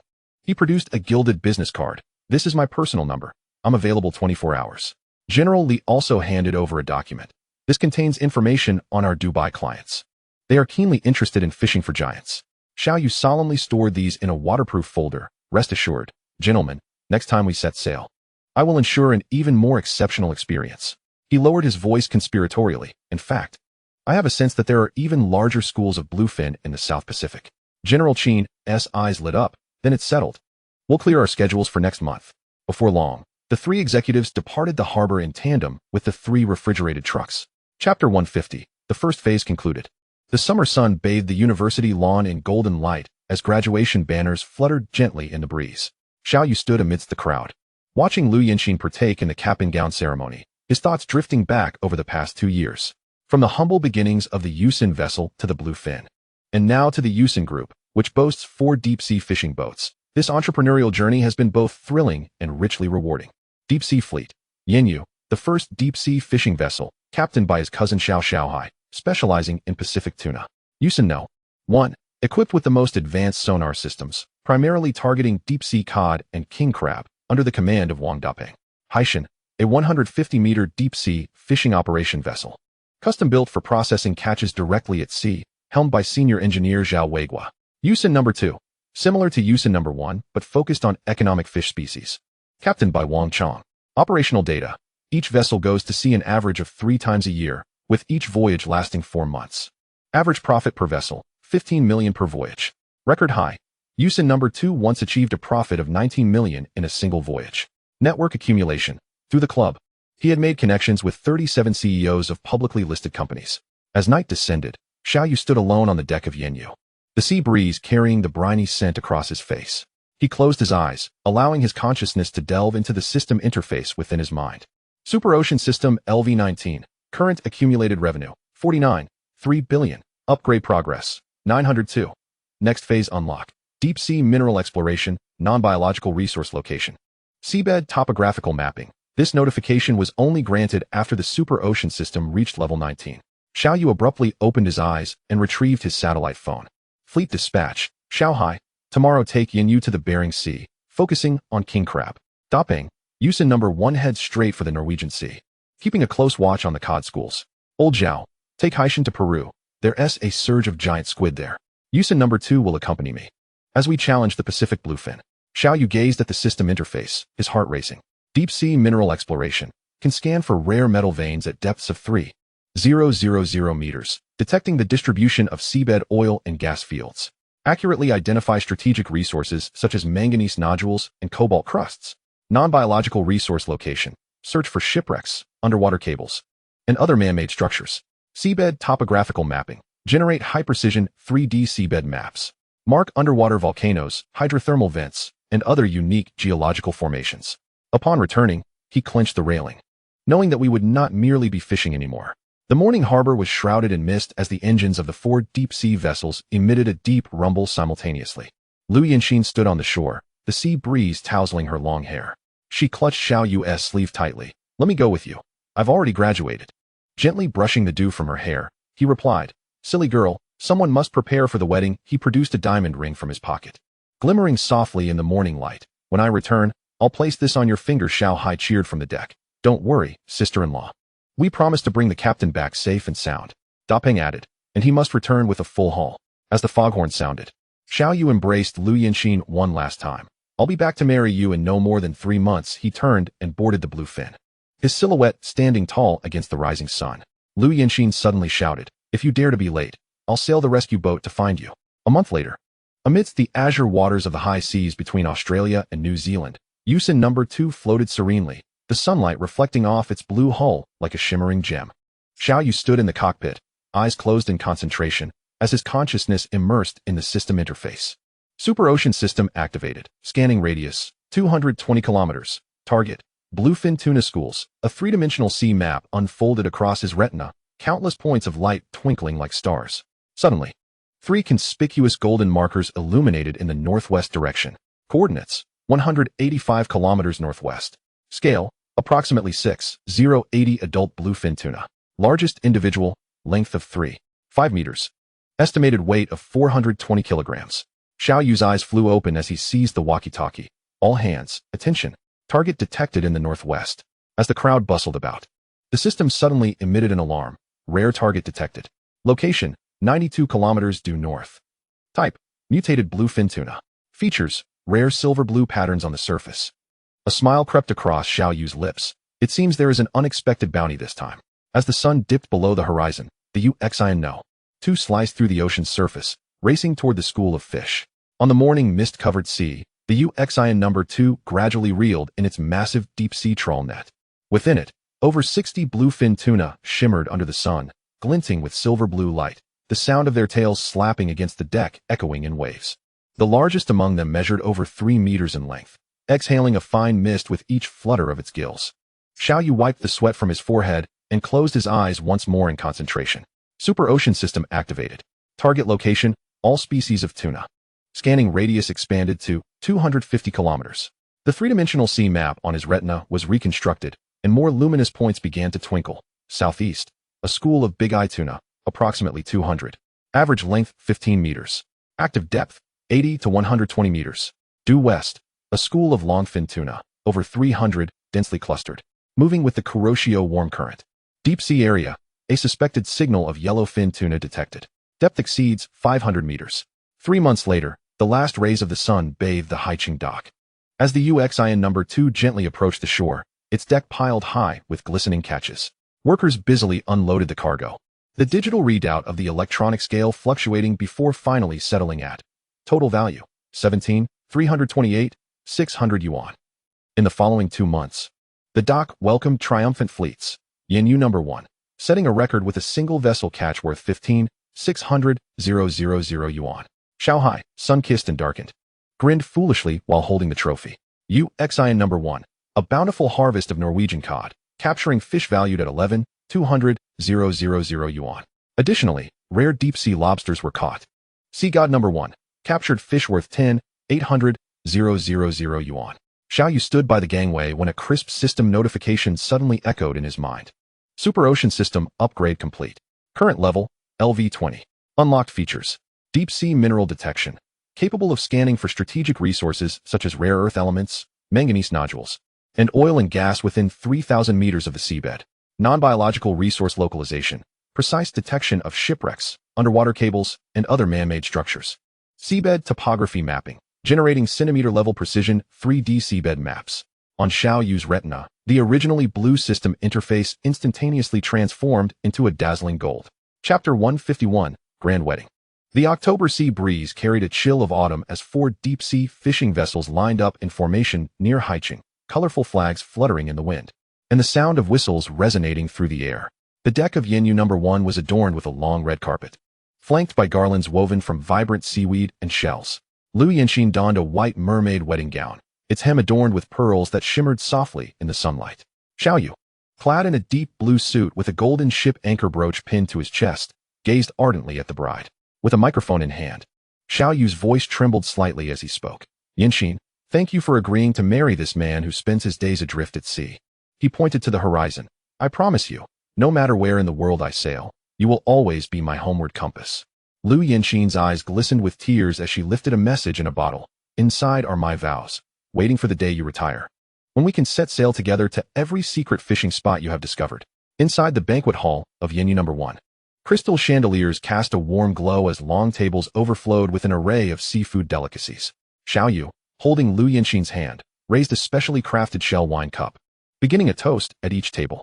The hem of Lu Yanxin's gown gently brushed against the deck, the pearls glistening softly in the light. An elder, holding his cherished bayberry wine, had tears welling in his eyes. Xiaoyu, I finally see you settling down. Xiaoyu knelt on one knee.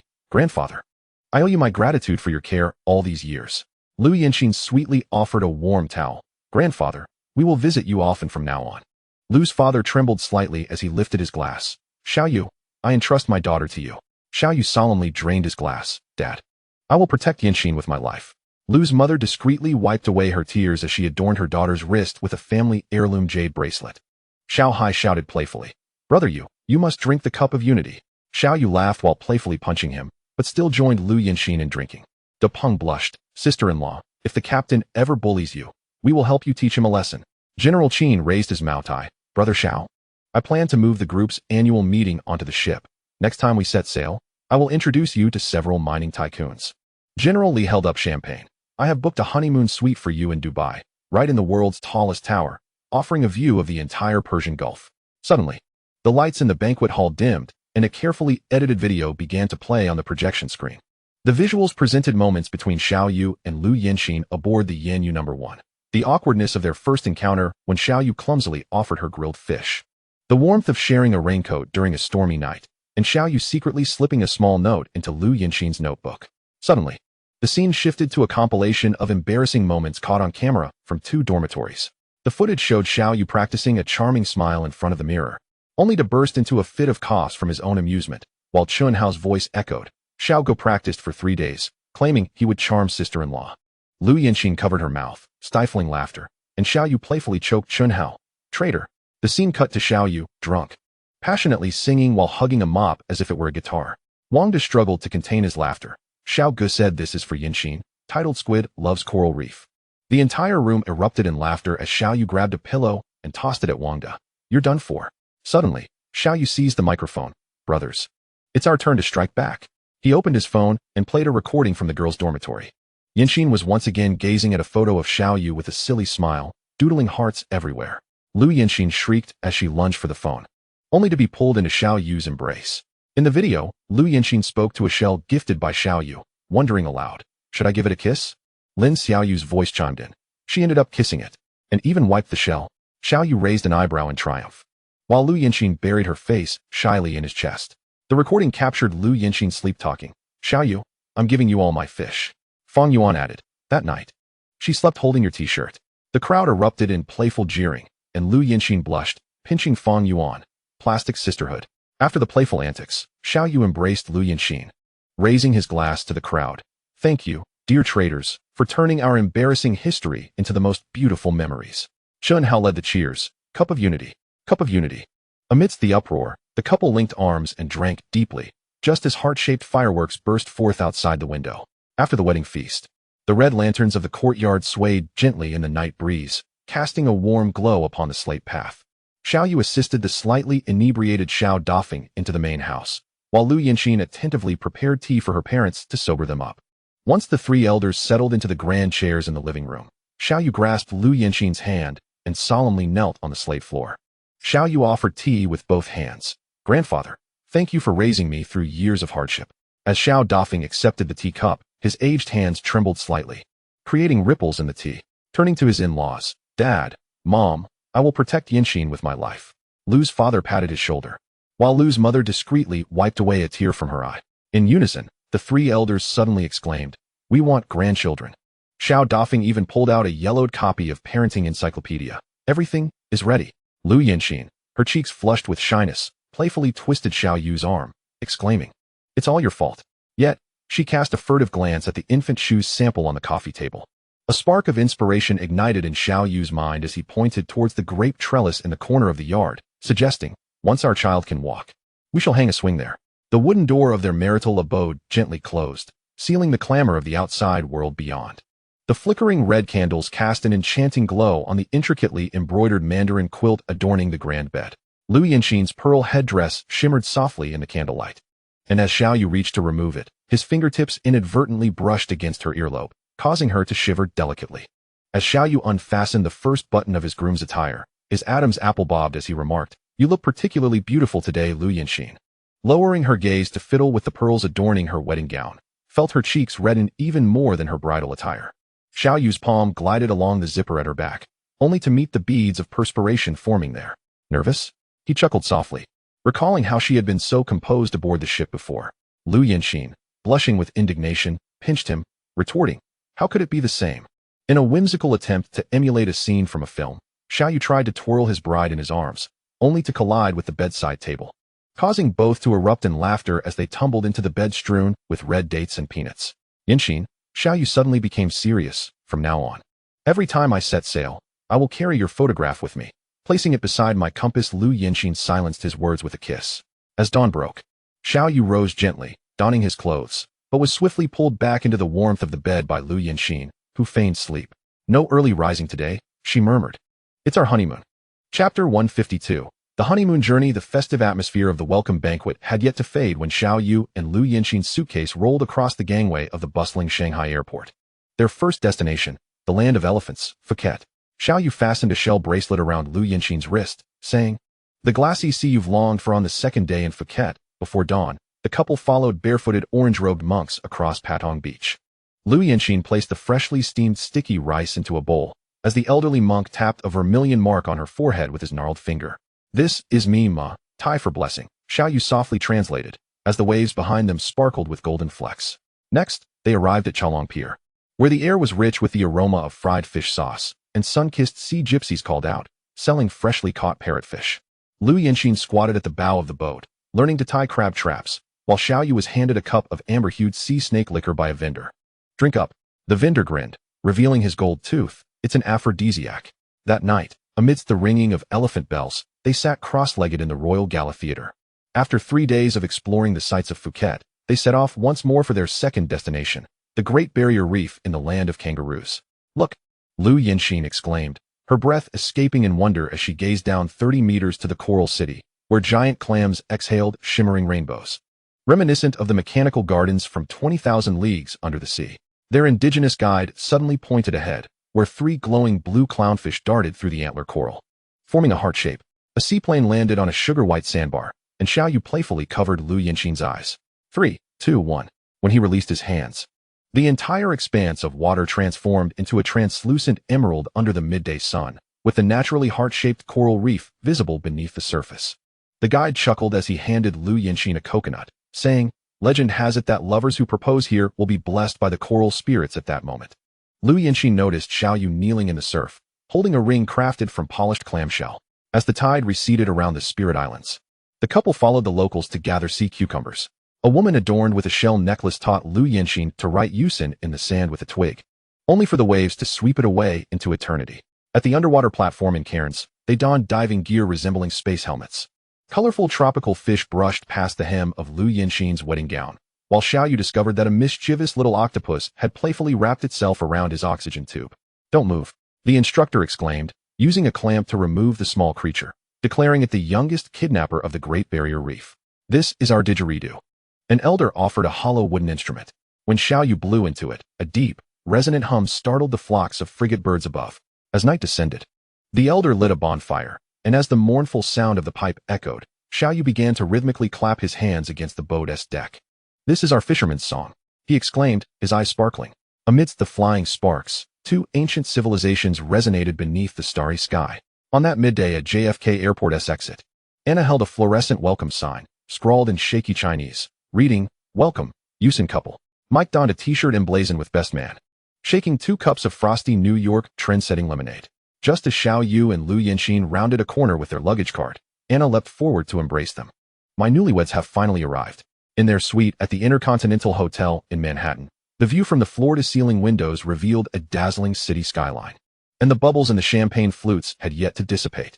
Lu Yinxin, perched upon a velvet sofa, curiously inquired, "Anna, how is the food truck plan coming along?" "The seafood truck you mentioned?" A sudden silence enveloped the room. Anna and Mike exchanged glances, their smiles gradually fading.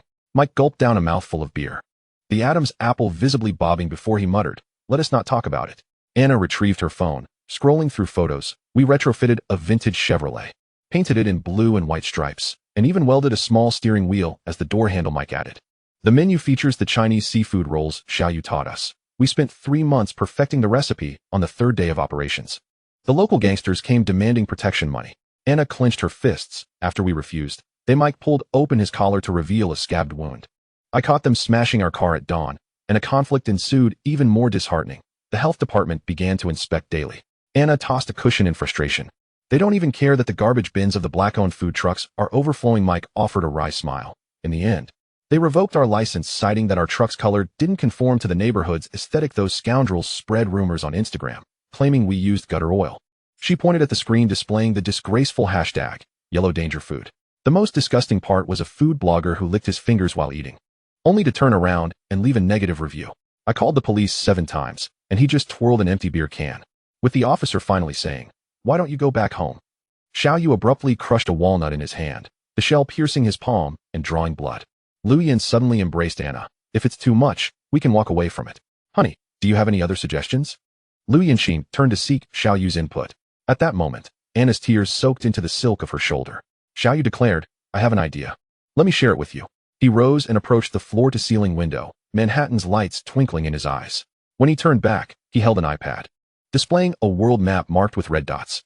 "Look here." Xiaoyu's finger traced the Caribbean region. "Just the Spanish treasure fleets alone have sunk at least 30 ships in the Bermuda Triangle." He projected the business blueprint from the iPad onto the hotel suite's white wall, the red dot from the laser pointer moving like a deep-sea sonar across the chart. "On the technical side, I have unique channels to acquire deep-sea scanning systems capable of penetrating 2,000 meters of seabed silt with an error margin of no more than 3 meters. Regarding equity distribution, Mike will hold a 10 share for legal affairs, Anna will hold 10 for leading PR and marketing, while Yinxin and I will provide the vessels and equipment, accounting for 70, with the remaining 10 designated for an employee stock option pool. As for risk control, We will specifically target international waters for shipwrecks to avoid disputes while retrofitting the cargo hold into a bonded warehouse for customs inspections. This ratio not only ensures decision-making efficiency, but also allows our dedicated salvage experts and divers to partake in the rewards. His laser pointer abruptly halted on the modification blueprint of the Deep Sea Queen at the Norwegian shipyard, a vessel equipped with a 300-ton A-frame crane, perfectly suited for salvaging the treasures of sunken ships. Liu Yinxin gazed at her husband, Xiao Yu, and inquired, "When did you prepare all this?" Xiao Yu smiled without answering. He could hardly divulge to his wife and Anna Mike the existence of a system plugin in his mind. Chapter 153, Ocean Exploration Company. Xiao Yu swiftly navigated through a series of three-dimensional ship designs on his tablet, the metallic hull glistening with a cold sheen beneath the crystal chandelier of their hotel suite. The Deep Sea Explorer would emerge as Asia's most advanced civilian salvage vessel. He magnified the details of the ship's bow, noting that the entire structure was constructed from specialized HY-100 steel, capable of withstanding collisions with ice flows in the Antarctic Circle. Continuing, Xiao Yu elaborated, the double-hull design is filled with high-polymer cushioning material, while the main deck is laid with corrosion-resistant titanium alloy grating, boasting a load-bearing capacity of 20 tons. The 7 watertight bulkheads comply with the highest anti-sinking standards set by the International Maritime Organization. As for the power system, it is equipped with 4-man 3244 CR diesel engines, generating a total power of 42 megawatts, paired with Shuttle SRP 1010 azimuth thrusters that allow for centimeter-level precision positioning. The redundant power system ensures uninterrupted power supply to critical equipment for 72 hours. In terms of operational capabilities, the 500-ton crane, outfitted with a dynamic compensation system, can maintain stability even in sea conditions rated at level 6. Centrally located in the moon pool is an 8x8-meter entrance for submersibles, compatible with the Jiaolong-class deep submersible, while the onboard saturation diving system can support simultaneous operations for 12 personnel at depths of 300 meters. After a brief pause, Xiao Yu continued, as for the living quarters, there are 80 single cabins, each equipped with independent bathrooms and portholes. The gym features wave-resistant treadmills and low-pressure oxygen chambers, with Wi-Fi 6 coverage throughout the vessel and a maritime satellite bandwidth of 200 megabits per second. Additionally, medical facilities include a deck helipad for the takeoff and landing of an EC-145 medical rescue helicopter and an operating room equipped with remote medical robots, directly linked to the expert system of Concord Hospital. Xiao Yu set down the tablet, resting his hands on the coffee table, his gaze as tranquil and resolute as the deep sea. In terms of funding, Yusen Fisheries can cover the entire construction cost of $400 million. He looked at Anna and Mike, but we need to clarify our respective boundaries of responsibility. Anna, what you are creating is not an ordinary PR team, Xiao Yu emphasized, pulling up a cover of National Geographic, but rather dream weavers capable of making every artifact narrate an epic tale. He particularly stressed, when live streaming the salvage process, remember to install 8K panoramic cameras on the crane. We can sell these videos to television stations or online media companies across various nations. As for you, Mike, Xiao Yu slid a document marked in red across the table. Focus on researching Article 149 of the United Nations Convention on the Law of the Sea. That is our safeguard. He tapped the table, especially when salvaging World War II shipwrecks. Be prepared with templates for non-military material certificates to avoid situations like those faced by Odyssey Marine Exploration. All funds will flow through an offshore company in the Cayman Islands. Mike, as a national of the great beautiful country, you will be the one to take charge. Xiao Yu illustrated the flow of funds. Yusen Fisheries will remain an invisible shareholder. Lowering his voice, he added, in case of any mishap, at least we can protect our fishing fleet. Xiao Yu's lips curved into a slight smile as he gently tapped the rim of his champagne glass, producing a crisp chime. So what do you think? He glanced between Anna and Mike. Would you care to join me in diving to retrieve something intriguing from the depths? The room fell into a sudden hush, the only sound being the faint hum of the central air conditioning. Anna's fingertips unconsciously traced circles on the tablet, her eyelashes casting delicate shadows on her cheeks. Mike's Adam's apple bobbed, the beer can in his hand crumpling under pressure, when both suddenly looked up, exclaiming in unison, "Let's do it." Xiao Yu's smile widened, as if he had anticipated their decision. Calmly, he retrieved a gilded business card from his suit pocket and slid it across the table to Mike. "Mike, this is the contact information for my private lawyer in the Cayman Islands," Xiao Yu said, lightly tapping the embossed anchor emblem on the card. "He will assist you in completing the offshore company registration within 48 hours. Turning to Liu Yinxin, he continued regarding the funding.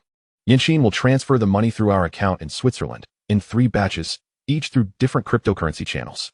Liu Yinxin finally understood why Xiao Yu had insisted on her registering so many accounts recently. The foreshadowing was now clear. Xiao Yu handed over a secure USB drive. Mike, here you will find the complete structure of 3 shell companies. Choose the cleanest one. And I must emphasize, prioritize registering for deep-sea, archaeology, and marine research business licenses. Anna, contact these 3 diving companies founded by retired Navy SEALs. Xiao Yu pulled up a secure contact list. Inform them we offer combat-level insurance. And ensure thorough background checks for all recruits. Character is paramount. The twilight of Manhattan filtered through the restaurant's floor-to-ceiling windows, casting a liquid amber glow on the champagne in their crystal flutes. Xiao Yu raised his glass, the condensation beads rolling down to his diving watch, to the endless treasures. May every shipwreck antique we uncover be more intoxicating than this bottle of Dom Perignon. The 4 glasses clinked together in midair, producing a clear sound that startled the white doves perched outside. As night fell and the lights twinkled after dinner, Anna and Mike strolled hand in hand on their way home, while Xiao Yu and Lu Yinxin opted to return to their hotel room. Upon entering their room, Xiao Yu looked at Lu Yinxin with a hint of trepidation and softly said, "Wife, you won't hold it against me for not telling you about this beforehand, will you?" Lu Yinxin's previously smiling face turned serious upon hearing his words. She cast a reproachful glance at Xiao Yu, saying, "Husband, I am a bit saddened that you kept such significant matters from me." Seeing her expression, Xiao Yu hurried to her side, took her hand, and sincerely apologized. "I was wrong, dear. I just wanted to surprise you. I promise I won't do it again." As Lu Yinxin observed Xiao Yu's earnest demeanor, her resentment gradually dissipated. Unable to suppress a giggle, she playfully chided, "Silly, I am your wife. I support you in everything you do." Hearing her words, Xiao Yu felt a wave of relief wash over him. He embraced Lu Yinxin tightly, savoring her warmth and understanding. Chapter 154, The Significance of the Ocean. In the rare books reading room of the Boston Public Library, dust danced in the slanting sunlight. Xiao Yu's fingers cautiously brushed over a yellowed parchment page of a 1582 maritime log, suddenly pausing at a faded ink mark. "Yinxin, look. This page documents the final course of the Santa Maria at Yale University's Beinecke Rare Book and Manuscript Library, wearing white gloves.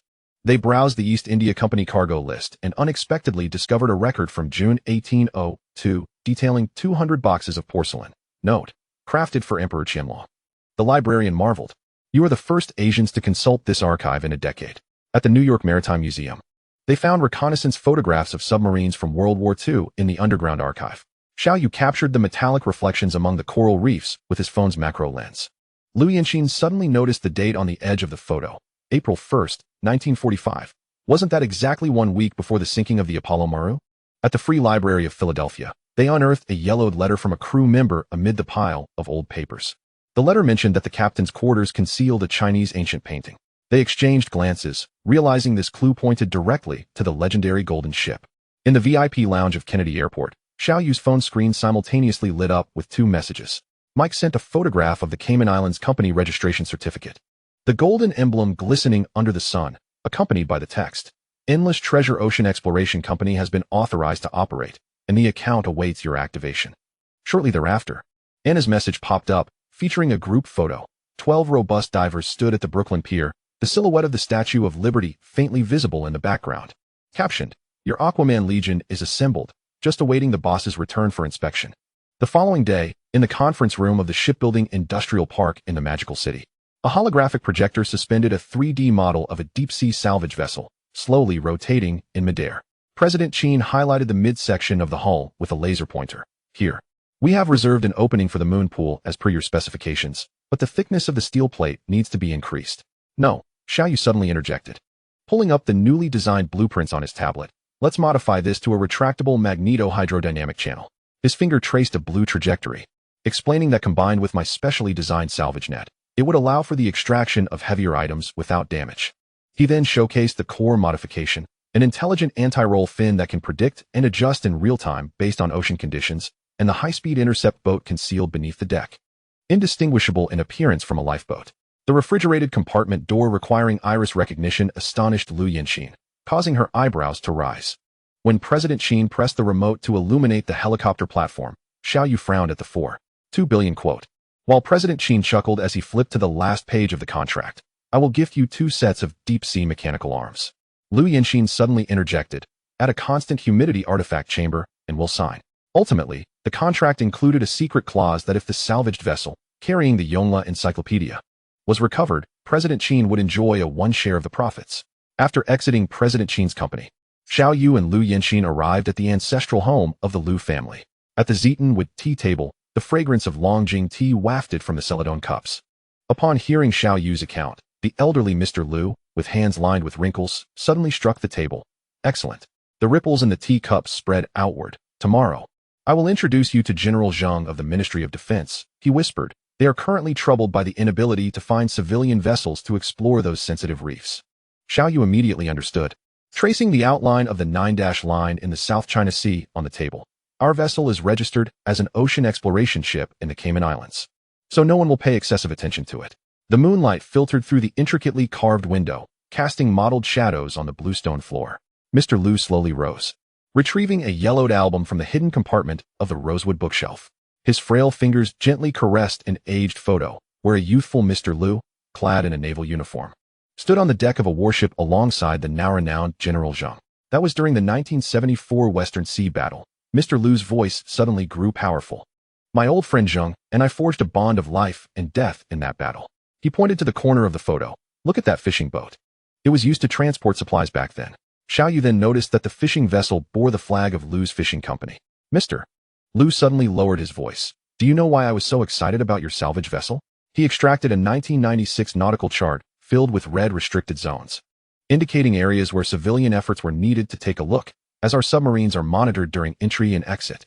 Mr. Lu instructed a servant to bring him a suit. Handing it to Xiao Yu, wear this Zhongshan's suit tomorrow. General Zhang despises suits.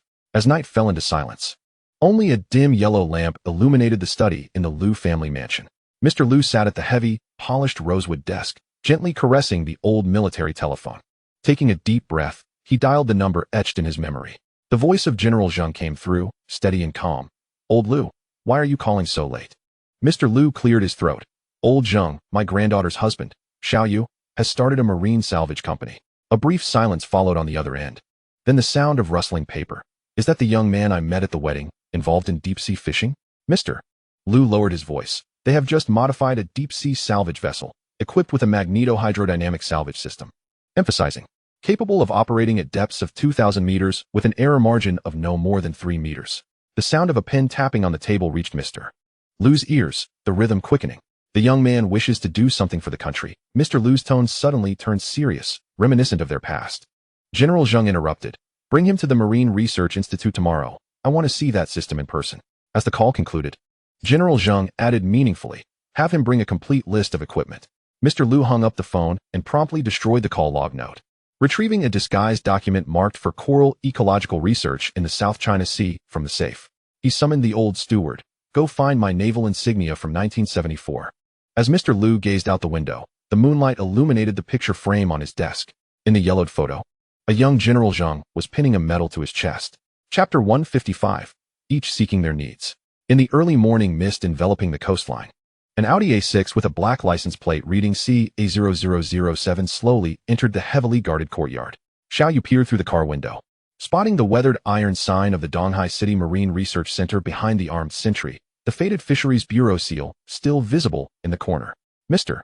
Lu adjusted the collar of his old military uniform, which lacked shoulder insignia, and whispered, remember, when you address General Zhang, refer to him as Director Zhang. General Zhang stood on the steps, his epaulets glinting in the morning light. Mr. Lu jogged forward, suddenly standing at attention and saluting. His movements so precise they belied his 70 years. Xiao Yu noticed that when General Zhang returned the salute, his right ring finger was missing half of its length, a mark likely left by the ravages of war.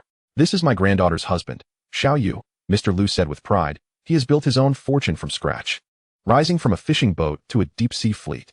General Zhang's keen gaze swept over Xiao Yu before he extended a firm handshake. Young man, impressive. Come in and have a seat. The tea served in the reception room was a specially supplied Longjing. The bottom of the cup embossed with South China Fleet 1974. On the wall, the outlines of coral reefs depicted marine aquaculture, clearly representing the islands of the South China Sea. General Zhang's finger traced the electronic sand table, the blue waters of the South China Sea shimmering like ripples. Young Xiao. The general suddenly looked up, his gaze as inscrutable as the deep sea. I have heard that your salvage vessel is equipped with a special surveying system. Xiao Yu's heart skipped a beat. This was precisely the seafloor topography mapping function upgraded in his system. He lifted the teacup and took a cautious sip, allowing the warm Longjing to linger on his tongue before responding. We have indeed acquired a multi-beam sonar system through special channels from abroad, achieving centimeter-level imaging accuracy of the seafloor terrain. General Zheng's fingers suddenly froze at the edge of the sand table, the knuckles whitening from pressure. Excellent. Excellent. He sighed repeatedly, his eyes sparkling with vigor, as if rejuvenated by 20 years. The general turned and retrieved a stack of photos from the safe, spreading them across the table, each featuring close-ups of various unconventional hydrological detectors, some resembling giant starfish, others akin to steel jellyfish, gleaming coldly amidst the coral. These toys, the general's fingertip pressed heavily on a photo, are deployed thousands of times annually in our territorial waters. He suddenly lowered his voice. A dangerous undercurrent akin to the depths of the sea, if you encounter them while navigating. Xiao Yu interjected. It would be just the right opportunity to test our newly developed magnetic salvage net. He tapped his tablet, displaying a simulated animation of a mechanical arm accurately grasping a detector, the foreign markings on its casing clearly visible. Mr. Liu timely added, consider it an effort to clean up marine debris, an environmental initiative. General Zheng suddenly burst into laughter, causing the teacup to tremble. Yes. Remember to prepare waste classification for the detectors. He significantly pushed forward the document, its cover emblazoned with the title South China Sea Fisheries Resource Protection Plan, while the inner pages were inscribed with the acoustic signatures and common deployment coordinates of various countries' detectors. General Zheng's fingertip lightly tapped the file, a glint of sharpness flashing in his eyes. Manganese nodules, cobalt crusts, he murmured, as if savoring a rare delicacy. It seems your understanding of deep-sea minerals far surpasses that of ordinary marine studies students.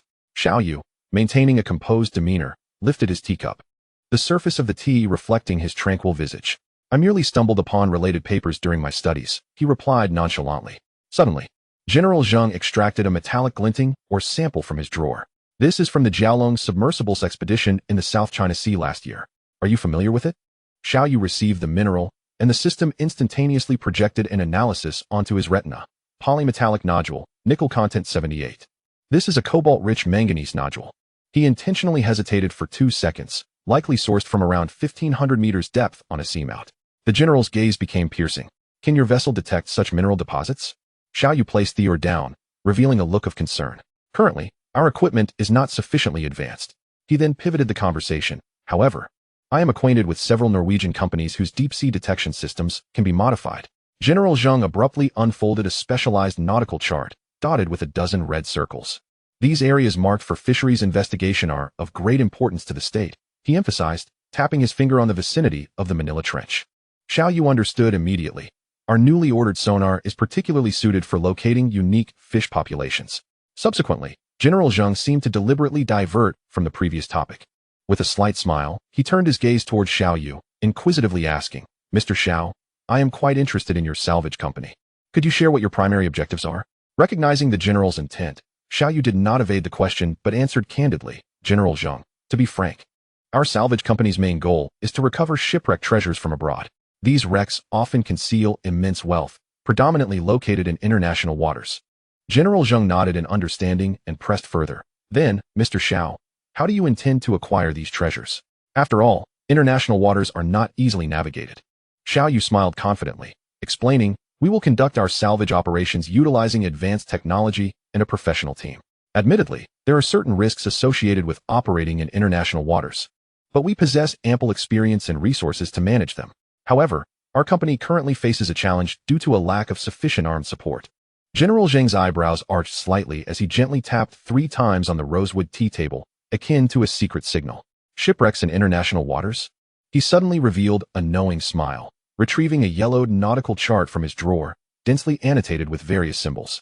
As it happens, I have coordinates for a few special shipwrecks.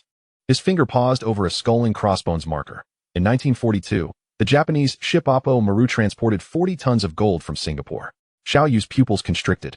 This was precisely the high-value target marked by his system. Old Master Liu coughed suddenly. Old Zheng, is that location still accessible?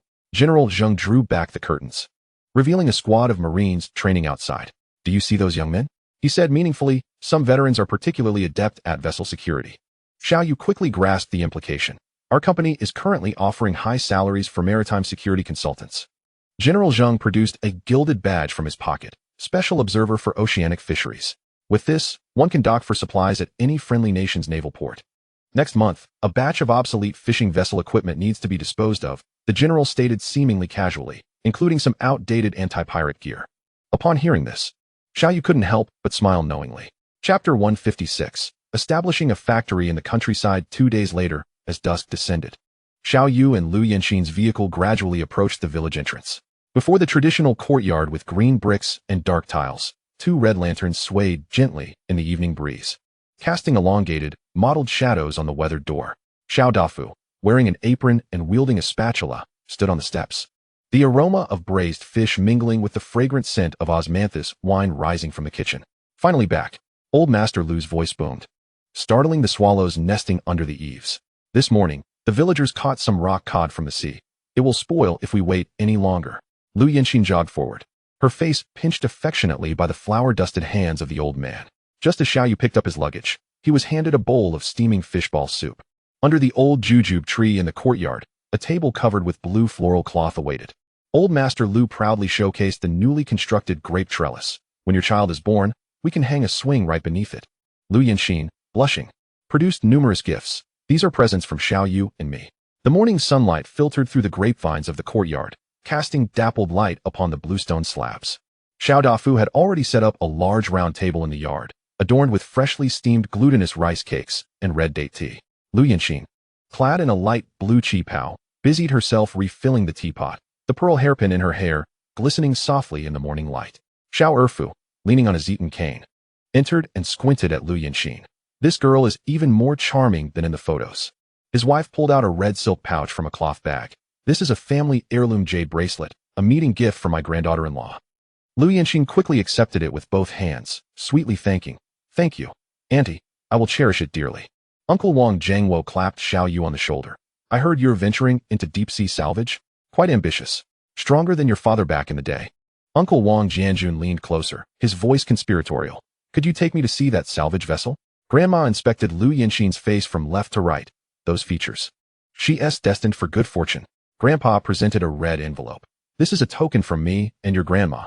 Accept it to buy some sweets. Lu Yanxin's eyes glistened with warmth. Thank you, Grandpa and Grandma. You are too kind. Old Master Lu, holding up the teapot, announced robustly, my granddaughter-in-law is a top student, helping Xiaoyu manage the company with utmost efficiency. Lu Yanxin shyly lowered her head. It's all thanks to Grandpa's guidance. As Lu Yanxin was surrounded by relatives, bombarded with questions, Xiaoyu timely offered her a warm cup of tea. Drink some water, don't tire yourself out. Third uncle teased. Oh, so you're protecting her already? Xiaoyu laughed as he wrapped his arm around Lu Yanxin's shoulder. My wife, of course, deserves protection. She proactively poured tea for Annie, then handed soft cushions to Grandpa and Grandma. Seizing a moment, she helped Xiao Dafu bring out a plate of freshly steamed osmanthus cake. Second aunt tugged at her hand, sighing. This girl is truly considerate. The sunset's afterglow bathed the courtyard's grape trellis, stretching the shadows of the vines long. Xiaoyu lifted the teapot, pouring a warm cup of Longjing tea for Grandpa and Grandma, the fragrance of tea wafting through the twilight. Grandpa and Grandma, he softly said, since you both are getting on in years, why not stay here? I've tidied up the east wing for you. It's peaceful and sunny. Grandma caressed the teacup, her gaze drifting to the flourishing camellia plant in the corner of the yard, hesitating to speak. Xiaoyu pointed to the vacant lot outside the courtyard. I've inquired. The Zhang and Li families are willing to sell their parcels. Unfolding the design plans on his mobile phone, we can rebuild in the style of our old home, each family with a small garden. Grandpa's eyes sparkled. We could grow some fruits and vegetables? Turning to his 3 uncles. Eldest uncle, if there's anything you wish to do, please let me know. Second uncle's welding skills, he chuckled, could be utilized by the shipyard's repair team. Looking at third uncle, haven't you always wanted to open a seafood restaurant? I think the land by the dock looks promising. I plan to invest in the village as a way to give back. Suddenly, Grandma wiped away her tears, lamenting the ancestral home in the countryside. Xiaoyu clasped her hand reassuringly, saying, every month, I will arrange for a vehicle to take you and Grandpa back to visit. Or perhaps have some of your brothers take you back for a look. At that moment, Lu Yanxin timely presented an album, saying, look, this is the newly constructed senior activity center in the village. Just then, the village chief arrived, holding freshly picked loquats. I heard that, Mr. Xiao plans to invest in our village. Seizing the opportunity, Xiaoyu broached the subject of the land for construction. The village chief smacked his thigh. Leave this matter to me. If not, Mr. Xiao, why not consider investing in other ventures, like a seafood processing factory? The evening sun cast its golden glow upon the stone mill in the corner of the courtyard, while the village chief's rough fingers unconsciously traced the rim of his teacup. The tea leaves slowly unfurling in the residual warmth. Leaning against the old pear tree in a wicker chair, Xiaoyu gently tapped the armrest with his fingertips. Village chief. Establishing a processing factory is not an issue. He paused, glancing at the nosy villagers peering in from outside the courtyard. However, certain matters must be addressed up front. Sitting up straight, he continued, the factory will require a fully automated sorting line. 1 carrot, 1 pit. The village chief eagerly nodded. Of course. The second son of the Laozhang family has worked on an assembly line in the city and understands the protocols. Xiaoyu's tone grew somber as he recalled. Last year, the seaweed factory in the neighboring village lost 6 million due to cutting corners. The village chief slammed his thigh. Who would dare tarnish our village's reputation? I'd be the first to break their legs. Lu Yanxin interjected, presenting a tablet. This is Japan's seafood drying technology. I aim to produce high-end scallops and abalone. Xiaoyu added, we must first send a few young people to Dalian for training. The village chief's eyes lit up. My third son happens to be studying food processing. Suddenly, Aunt Wang, who had been observing from outside the courtyard, shouted, rest assured, Zhao's family. Our village has a long-standing tradition of drying fish. Uncle Li, passing by with a fishing net, chimed in, my daughter has worked at the seafood wholesale market. She understands quality. Only family remained in the courtyard. Gathered beneath the old pear tree, Xiaoyu poured Lu Yanxin a cup of hot tea and softly remarked, Yanxin, I remember that Mr. Wang from the Yusin Sea Fishing Club specializes in importing foreign trade equipment. Please contact him tomorrow. Lu Yanxin nodded, noting it in her phone's memo. All right. I will reach out to Mr. Wang first thing in the morning to inquire about the imported equipment. Xiaoyu turned to his 3 uncles. Uncles, you are the most prudent in your endeavors. I entrust you with the daily management of the factory. He approached his elder cousin, Xiao Jiqiang. Uncle, you have run a grocery store in town for over a decade and understand business best. I leave the factory sales channels in your capable hands. Xiao Jiqiang patted his chest. Rest assured, I know many wholesalers in town. Lu Yanxin added, I hope we can all work together to make the factory a success. Chapter 157, Joyous Events. The noon sun filtered through the gauzy curtains when Lu Yanxin had just set down her phone after speaking with Mr. Wang. And the screen lit up with a video call invitation. She chuckled softly as she pressed the answer button. And the smiling faces of her 3 best friends instantly filled the screen. Yin Yin. Chun Lu's voice burst forth first, shaking her phone, the backdrop a bustling office building. I saw on your social media that you are establishing a seafood processing factory. Reserve a position for me. I am a top graduate in marketing. Lin Xiaoyu squeezed into the frame, clad in outdoor gear, with what seemed to be a mountain camping site behind her. I refuse to sit in an office. Yin Yin. I heard you're going for deep-sea salvage? Take me on board. I've even obtained my diving certification. Fang Yuan remained silent, merely blinking her large, watery eyes.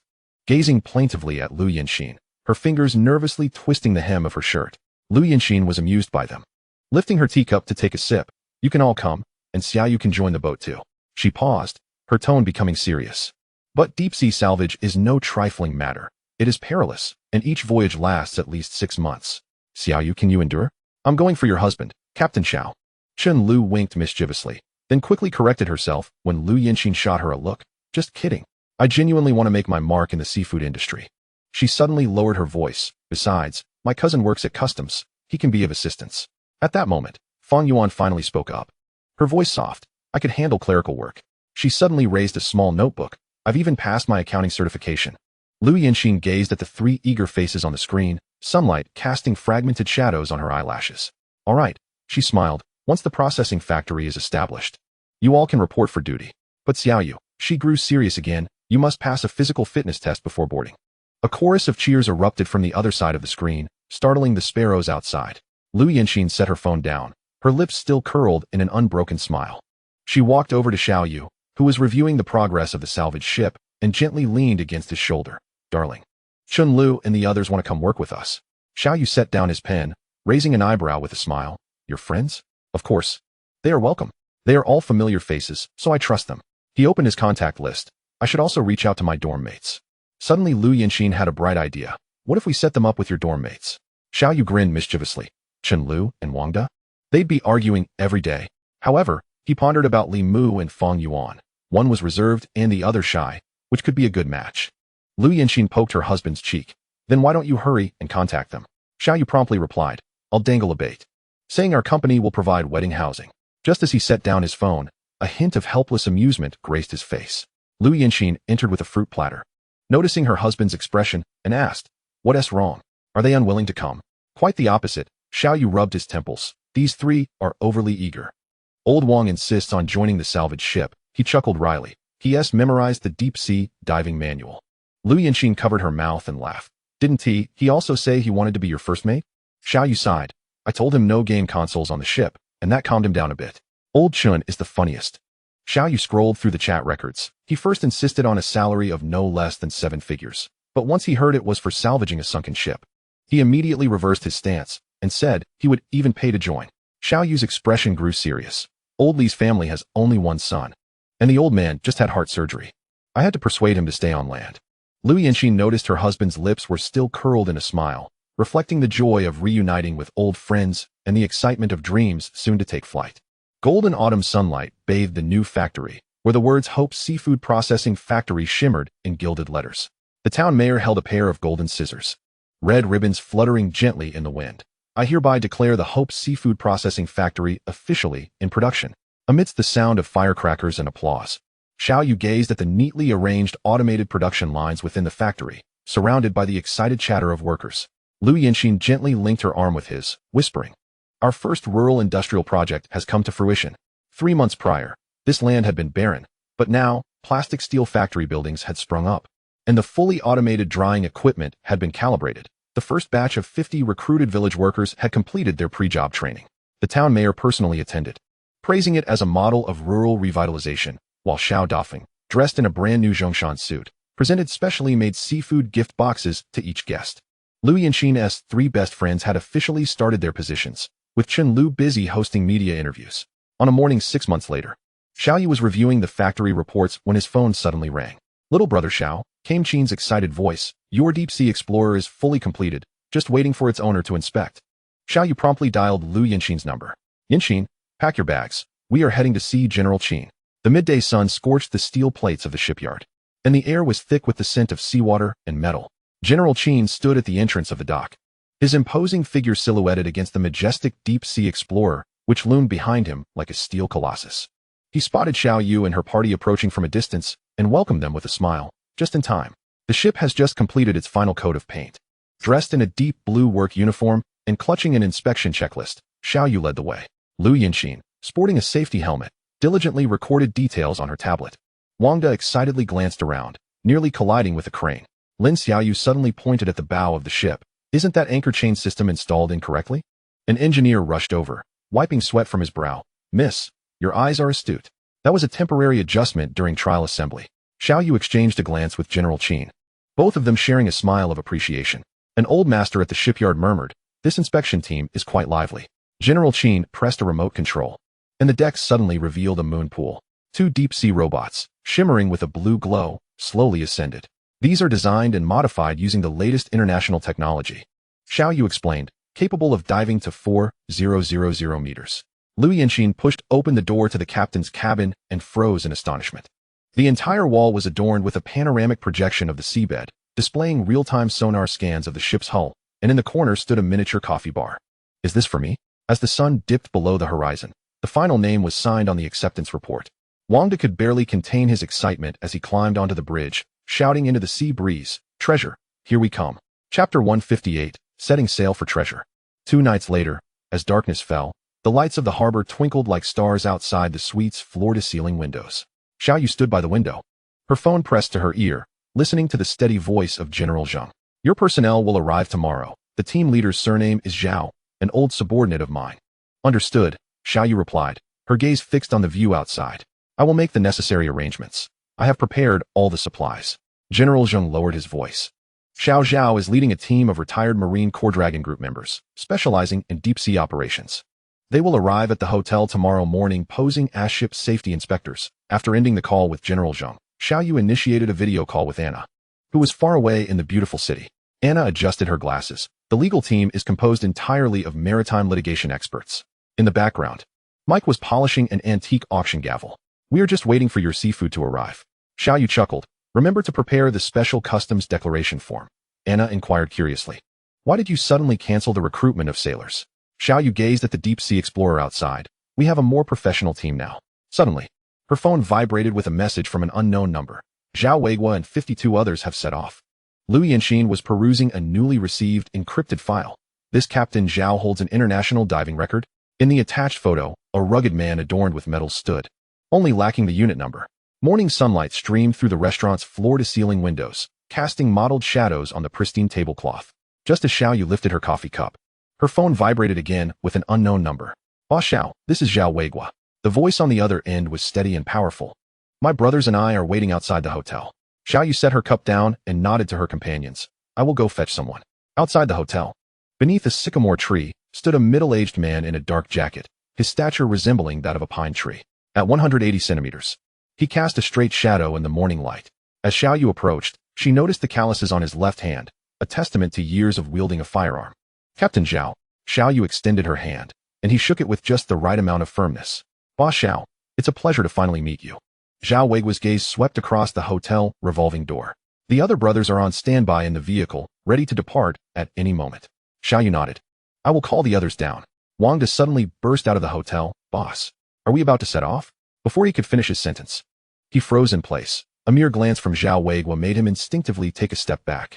Xiao Yu raised an eyebrow inwardly, noting, this reaction is certainly that of a special forces soldier and undoubtedly an exceptional one. An hour later, from the captain's cabin of the Ocean Explorer, waves gently lapped against the hull, producing a low rumble.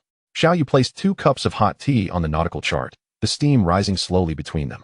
She fixed her gaze on Zhao Weiguo's eyes. Captain Zhao, I would like to know the specific arrangements for these 51 brothers. Zhao Weiguo extracted a waterproof document from his pocket and spread it on the table. Boss Xiao, please take a look. Deep Sea Team, 10 members equipped with military-grade saturation diving systems.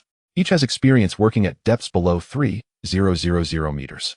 The team leader, a foam, is indicated in the photo, a scarred face who has previously salvaged black boxes from downed aircraft in the South China Sea. Engine Team, 20 members proficient in various types of ship propulsion systems. They carry miniature welding equipment and emergency repair pods. The old class leader leads the team. Zhao Weiguo chuckled. He can fix an aircraft carrier with a wrench. Combat Team, 21 members. The document merely labels them as maritime safety consultants. However, Xiao Yu noted that the diving knives at their waists were specially designed. Zhao Weiguo added meaningfully. They are more adept at handling emergency situations. Zhao Weiguo turned to the second page. They are usually ordinary crew members.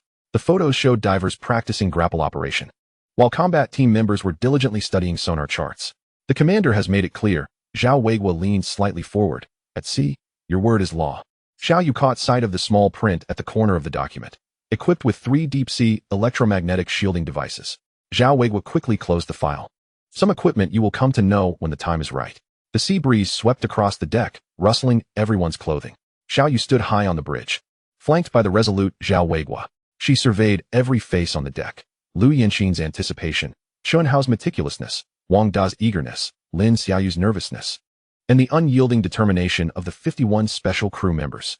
Ladies and gentlemen, Xiao Yu's voice cut through the sea wind. This is Mr. Zhao Weiguo, who will serve as the first mate of the Ocean Explorer from today onward, responsible for all navigation and operational command aboard the ship. Zhao Weiguo stepped forward, rendering a crisp military salute. The 52 team members simultaneously stood at attention, causing the deck to tremble. Wang Da's eyes widened. Is this truly the demeanor of ordinary crew members? Zhao Weiguo pressed the communicator. Take your positions, prepare to set sail. Moments later, the engine roared from the engine room. Xiao Yu took a deep breath and addressed the entire ship over the intercom. I hereby announce the departure of the Ocean Explorer. The horn blared long and loud, startling a flock of seagulls into flight. Liu Yanxin quietly tugged at Xiao Yu's sleeve. Are you sure they are just ordinary crew members? Xiao Yu smiled enigmatically, pointing to Zhao Weiguo, who was skillfully maneuvering the helm. The massive vessel sliced through the azure waves, leaving a straight wake behind. The cabin's windows reflected the rolling waves. Half a day later, as the Ocean Explorer reached a specific maritime area, Xiao Yu closed her eyes and concentrated, sinking her consciousness into the system interface within her mind. Super Ocean System activated. Target, the wreck of the ABO Maru. Scanning radius, 500 nautical miles. A three-dimensional sea chart unfurled across her retina, countless light points flickering, culminating in a prominent red mark glowing in the southeast direction.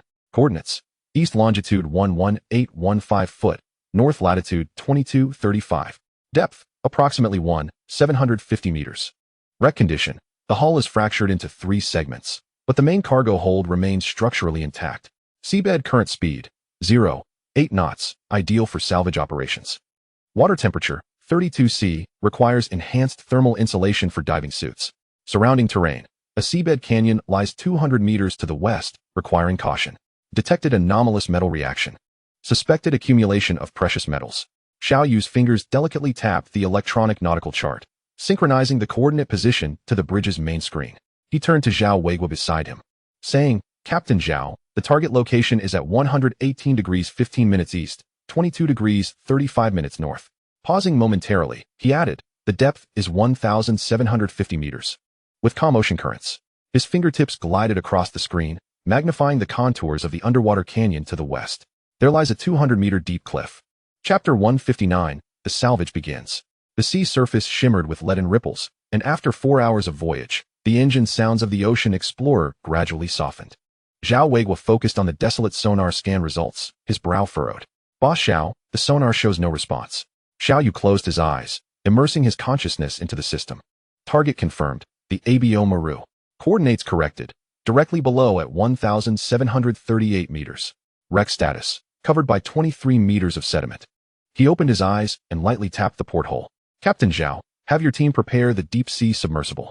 Zhao Weiguo gripped the intercom tightly, his knuckles whitening as he recalled General Zheng's instructions before departure. "At sea, he is your superior." Suddenly, he pressed the communication button, declaring, "Dragon Team, prepare.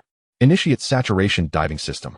On the deck, the heavy winch began to operate, the steel cables humming, while 6 divers checked their equipment, the titanium alloy cutters gleaming coldly. Lin Xiaoyu suddenly exclaimed, "The sonar has detected a faint echo. It seems like a metallic return." Xiaoyu placed a reassuring hand on Zhao Weiguo's shoulder. "Trust me. Beneath lies 4 tons of gold." Zhao Weiguo inhaled deeply, hearing the intercom relay that preparations were complete, and he pressed the submersible's activation button. Half an hour later, images from the deep-sea submersible's camera returned. Beneath the sonar blind spot, after the covering layer was blown away, the rusted bow of the ship emerged, faintly revealing the characters ABO Maru on its side. The ship's intercom suddenly blared, "Target discovered." "Repeat, target discovered." Xiao Yu glanced at Zhao Weiguo, who was whispering into General Zheng's satellite phone, the content succinctly encapsulated in 2 words, "It's real." As dusk deepened, the last rays of sunlight trailed a long golden streak across the sea surface. Xiao Yu gazed at the indistinct image of the rusted bow relayed by the submersible under the searchlight, resembling a slumbering giant. He raised his hand to the communicator. "All personnel, attention, cease operations." He pointed towards the distant lights flickering on the horizon. "A freighter is passing 12 nautical miles out."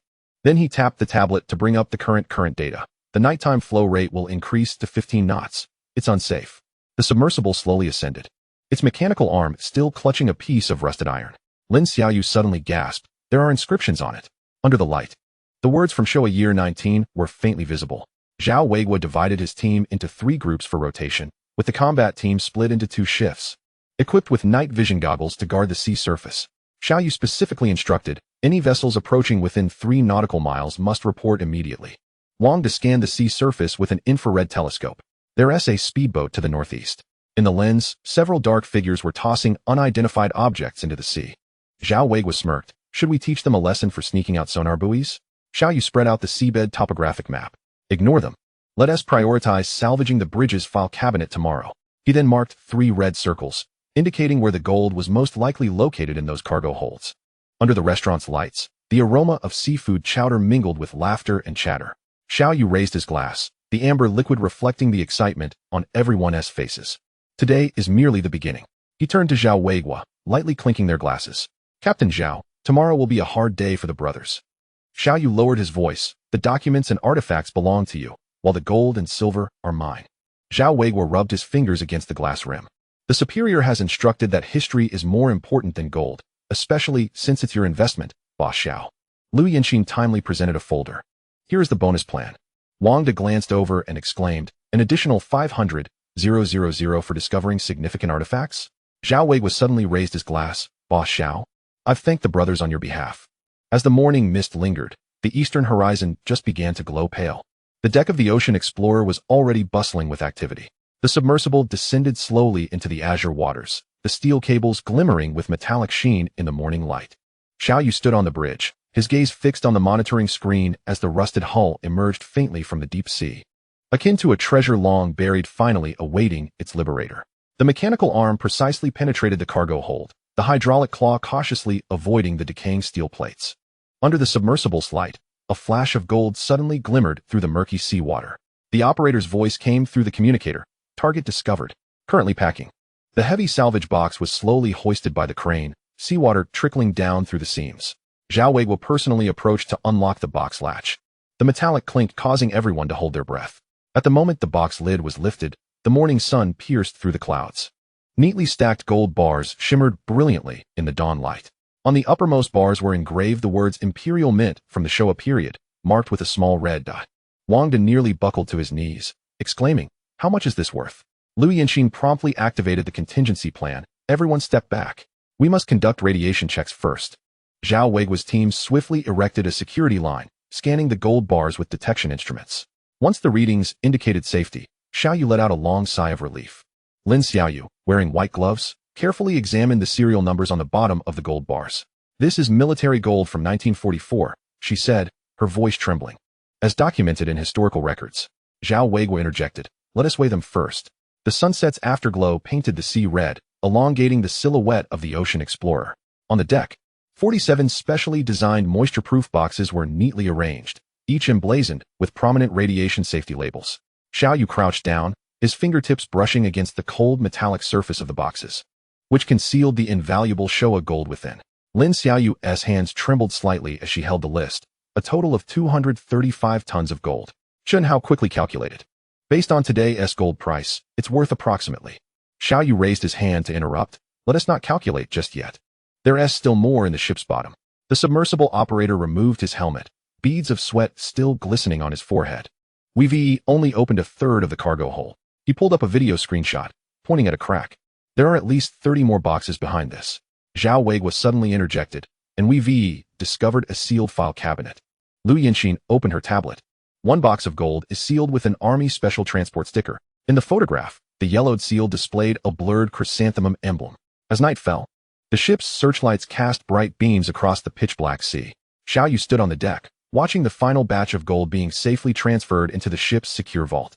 The heavy metal door closed with a dull thud, the triple mechanical locks engaging sequentially. "Everyone go eat." He turned to address the group. "Tonight's dinner is on me. The kitchen has prepared a seafood hot pot." Chapter 160, Sea Rescue. At dawn, the storm continued to rage, the inky waves crashing against the hull like a monstrous beast. Xiaoyu stood on the violently swaying bridge, gripping the railing tightly. Outside, rain poured like a waterfall against the porthole, visibility reduced to less than 100 meters. Behind him, a series of dry heaves erupted as Chun Hao leaned against the wall, his face pale. Lin Xiaoyu slumped in a corner, clutching a vomit bag. Wang De lay flat on the deck, exuding an air of desolation. This cursed weather. Liu Yinxin weakly supported herself against the wall. "It's more thrilling than a roller coaster." Xiaoyu stared at the weather radar, his brows furrowed tightly. Wind speed at 32 knots, wave height at 6 meters. Zhao Weiguo wiped the rain from his face. "It's too dangerous to salvage in this weather." Xiaoyu nodded. "Notify the entire ship. Operations are suspended for today." At noon, the communicator suddenly blared an ear-piercing alarm. Amidst the intermittent crackle of the radio, a voice amidst the static cried out, "Save us, we're sinking." Zhao Weiguo abruptly seized the microphone, demanding, "Location. Report your position." Xiao Yuning gazed out at the tumultuous waves, remaining silent for a protracted moment. Suddenly, she turned to Zhao, declaring, "Captain Zhao, weigh anchor." She continued, "Prioritize safety, but do all you can to rescue those in peril." Without hesitation, Zhao Weiguo activated the emergency protocol. "All hands, prepare for rescue operations." The engine room roared to life, stabilizing fins adjusted to their maximum angle, while 6 members of the combat team donned their life-saving gear, poised for action. The colossal waves relentlessly battered the bow of the vessel, producing a disconcerting metallic groan. The radar operator shouted, "Target acquired." 2 o'clock, 3 nautical miles away.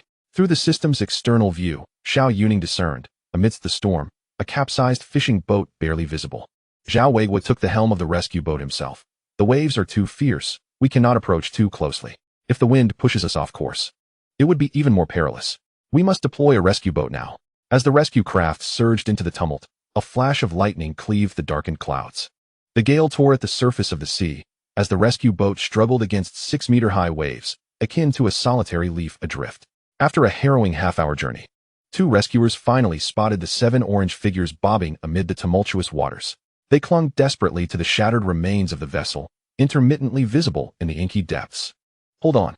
We're here to save you," the team shouted against the howling wind, their voices nearly swallowed by the crashing waves. The rescue boat swayed perilously at the crests, each approach fraught with danger. The team quickly assessed. 4 of them are in critical condition. We must rescue them first. A massive wave threatened to sweep away the furthest fishermen. The rescuer threw a lifeline, grabbed the rope. One at a time, the shivering fishermen clutched the line with all their might, their nails drawing blood. As the last individual was pulled aboard, the rescue boat had already taken on a third of its volume in water. "Hold on. I'll be right back," the rescuer shouted to the remaining 3. One elderly man weakly waved his hand, insisting, "Save the young ones first." The rescue boat turned back, battling the towering waves on its return journey. The ocean explorer had deployed the life net. Zhao Weiguo personally directed operations from the ship's side. "Prepare the crane. Medical team, stand by." Just as the rescue boat was nearing, a monstrous wave suddenly struck from the side, causing the vessel to rise almost vertically before crashing heavily back into the sea. On the deck, 2 new rescue team members were donned and ready, the lifelines snapping in the fierce wind. "This time I'll go." Zhao Weiguo abruptly grabbed a life jacket. But Xiaoyu restrained him, insisting, "You are the commander. You must remain on the ship." 2 robust team members leaped aboard the rescue boat, the engine roaring like a beast as they charged once more into the deadly waters. A colossal wave loomed ahead, nearly lifting the rescue boat vertically. While the driver clung tightly to the steering wheel, seawater pouring down his collar. Xiaoyu's voice crackled through the communicator. "The waves have reached 7 meters. Be cautious."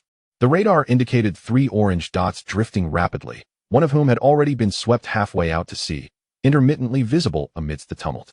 The team gritted their teeth and accelerated. "Hold tight. We're going to ride the waves." The rescue boat executed a sharp turn, tracing a perilous arc at the crest of a wave, the line expertly securing the waists of the 2 nearest individuals. While the elderly man was suddenly engulfed by a whirlpool, one team member, leaped into the sea. The lifeline taut as he grasped the old man's collar amidst the murky waters. Both were propelled toward the rocky outcrops by the surging waves. Xiaoyu commanded, "Deploy the second rescue boat." Just as the second craft was about to be engulfed by a monstrous wave, Zhao Weiguo abruptly removed his command headset and seized a life jacket. "I'm going," he rasped, his gaze sharp as a blade. That was an old fisherman who could not afford delay. Without waiting for Xiaoyu's response, he hurled himself into the tumultuous rescue boat, his military boots thudding heavily against the deck, resonating through the steel hull. Zhao Weiguo took the helm, the rescue boat slicing through the waves like an arrow. His naval instincts honed from years of military service, allowing him to predict the trajectory of the waves, tracing a dangerous S-shaped path at the crest. Upon spotting the elderly man being dragged toward the rocky outcroppings by an undercurrent, Zhao Weiguo unfastened the safety line and leapt into the sea amidst the team's shouts of alarm. His iron-like arms encircled the old man's waist, while his other hand clutched a crevice in the rocks, his knuckles bloodied by the sharp shells. When the waves crashed, he arched his back to shield the old man from the impact. He climbed back aboard the rescue boat with one hand, his teeth clenching the lifeline to secure the elderly man, as the engine roared to life, propelling them out of the dangerous waters, leaving a long trail of blood in their wake. Just as Zhao Weiguo returned to the ship, a medic cut away his soaked clothing, revealing extensive abrasions on his back mixed with shell fragments, the scars from his military past reopening and bleeding.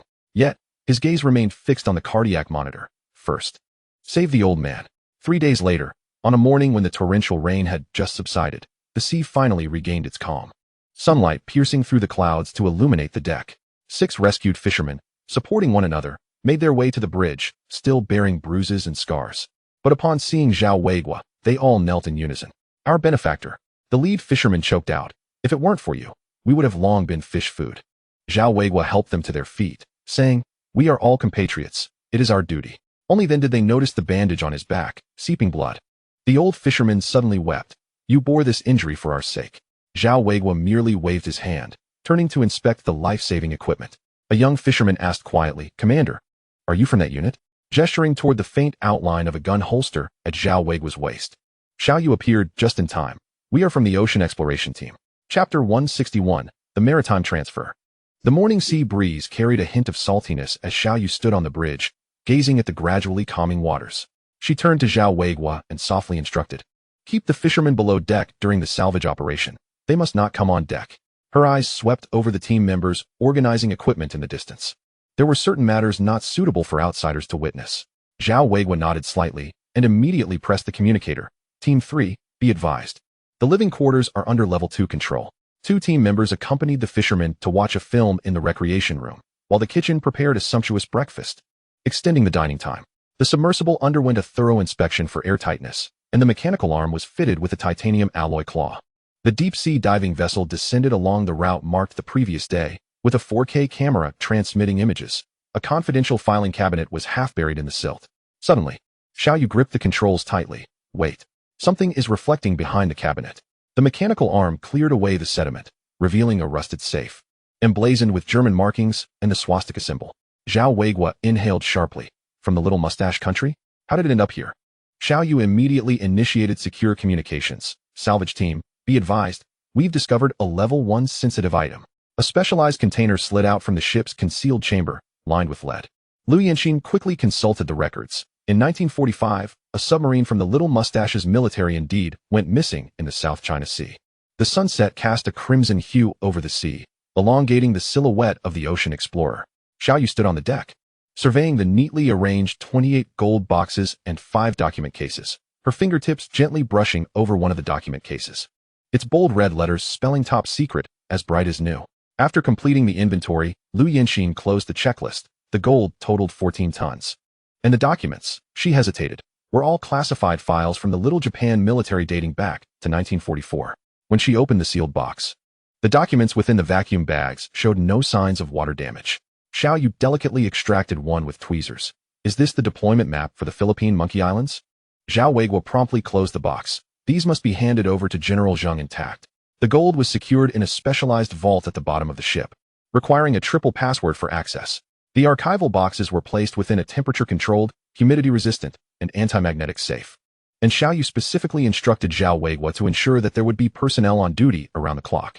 Xiaoyu marked a new coordinate on the nautical chart. The salvage operation for the ship's bow would commence tomorrow. A particular area was circled.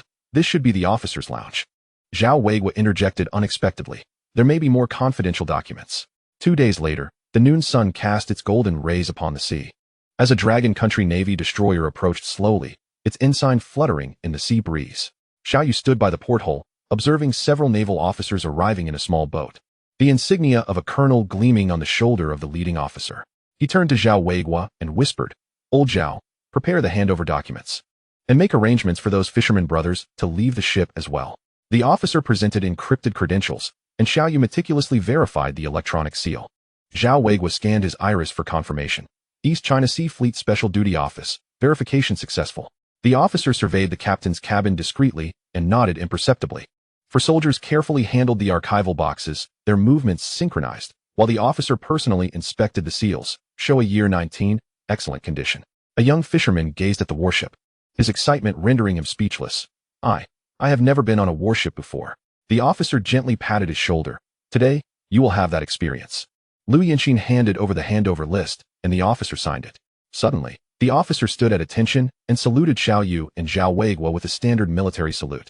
General Zheng sends his regards. He lowered his voice, inviting you to come by for a drink when time permits. Watching the warship sail away, Xiaoyu let out a long breath. Zhao Weiguo patted his shoulder. Those hot potatoes have finally been dispatched. Liu Yanxin curiously inquired, "What is that old place?" Xiaoyu smiled, but remained silent, merely shaking his head and gesturing that he could not elaborate. Wangda touched the engravings on the gold bars. "Do we not need to submit these?" Xiaoyu tapped his head. "What are you thinking? These are illegally salvaged items." Days of salvage operations continued on the tranquil sea, the morning sun bestowing a golden hue upon the outline of the ocean exploration vessel. Standing on the deck, Xiaoyu gazed at several decaying briefcases that had just been hoisted from the depths, their leather swollen from soaking, metal fasteners rusted, and the papers inside long transformed into a mushy blur. "Let's collect these," he said to Zhao Weiguo, "for although they are in tatters, we may yet uncover some clues." Lin Xiaoyu, wearing rubber gloves, cautiously sifted through the rotting briefcases and suddenly exclaimed, pulling out half a photograph from the muck. The yellowed image faintly revealed several figures in military attire, though their faces were now indistinct. Seizing the opportunity during the lunch break, Xiaoyu entered the captain's cabin alone. Closing his eyes, he activated the system. Comprehensive scan of the wreck of the Apollo Maru.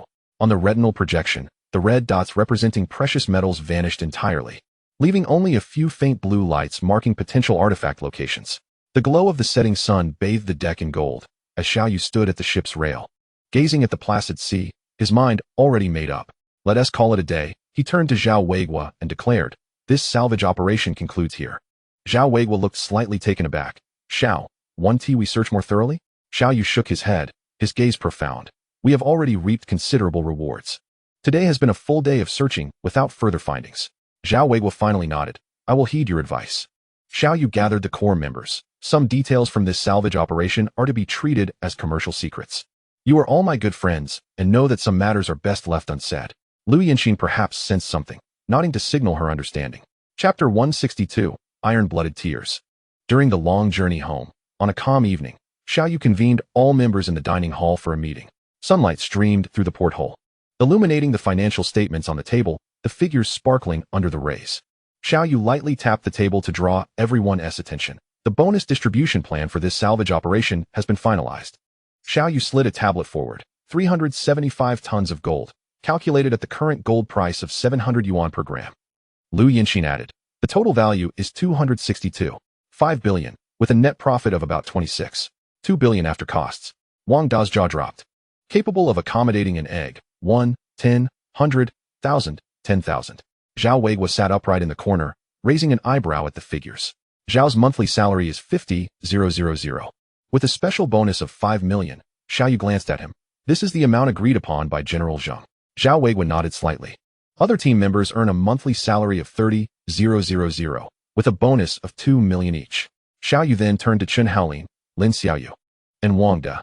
"You three will receive a monthly salary of 20,000, with a bonus of 1 million each."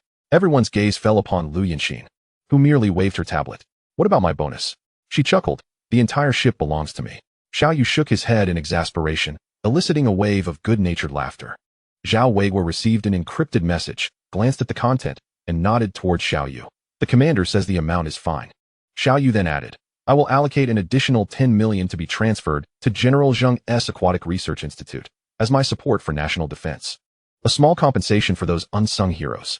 The dining hall fell suddenly silent, with only the gentle sound of waves lapping against the hull. As Xiao Yu's words faded, Zhao Weigua and the team members simultaneously rose to their feet. Sunlight filtered through the porthole, casting mottled shadows upon their resolute faces, each pair of eyes glistening with unshed tears. "Salute." 12 pairs of military boots came together with a crisp, powerful sound.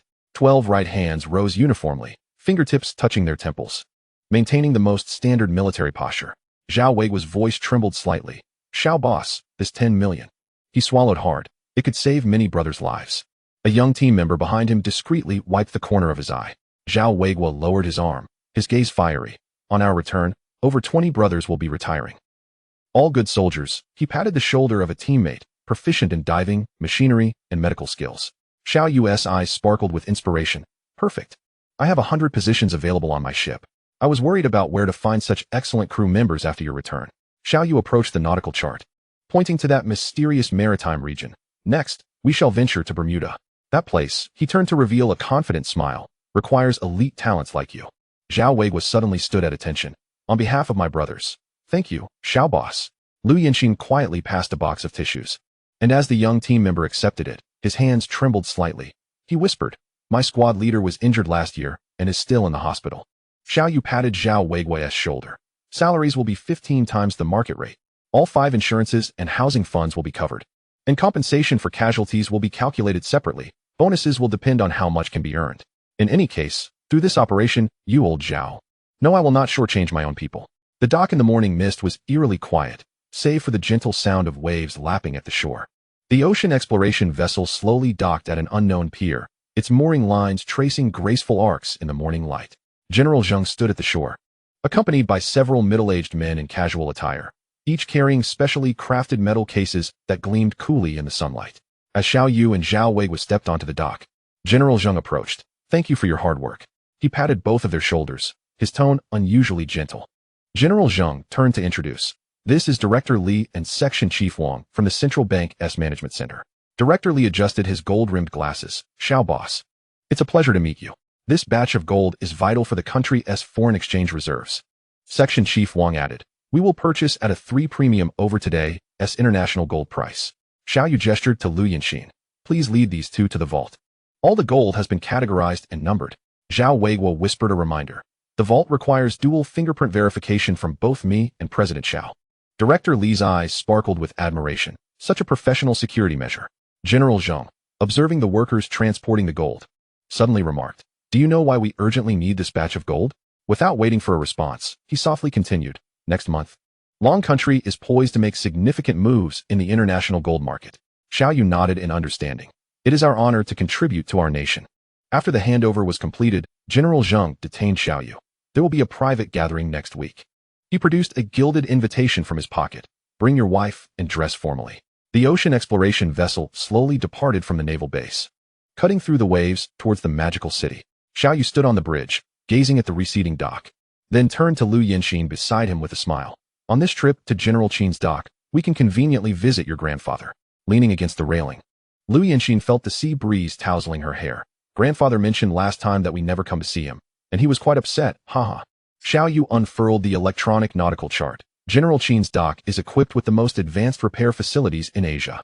His finger traced the screen. Moreover, it's only a half-hour drive from the Lu family estate. As the skyline of the magical city emerged on the horizon, Xiao Yu's phone vibrated. A message from General Qin arrived. "Dock 3 has been cleared. I'm outside. Let's gather again next time." The silhouette of the ocean exploration vessel shimmered with a golden hue at the magical city dock. Xiao Yu stood by the gangway, instructing Chun Hao and the others. "You will stay tonight at the Pearl Hotel by the dock. The rooms are already booked." He handed over a black card, adding, "Order whatever you like, just charge it to my account." Lu Yinxin intertwined her arm with Xiao Yu's, adding, "Tomorrow the holiday begins. Make sure to rest well at home." Chun Hao adjusted his glasses. "Don't worry, boss. I'll keep a close eye on these two lively treasures." Wangda had already pulled out his phone. "I heard the hotel has a rooftop bar." Lin Xiao Yu rolled her eyes. "Let me make it clear. You must return to your rooms by midnight." Xiao Yu hailed a taxi, carefully assisting Lu Yinxin into the vehicle. The driver glanced through the rearview mirror. "Which neighborhood are you heading to?" Xiao Yu provided the address. Wutong Road, Old Western-style house district, Lu family courtyard.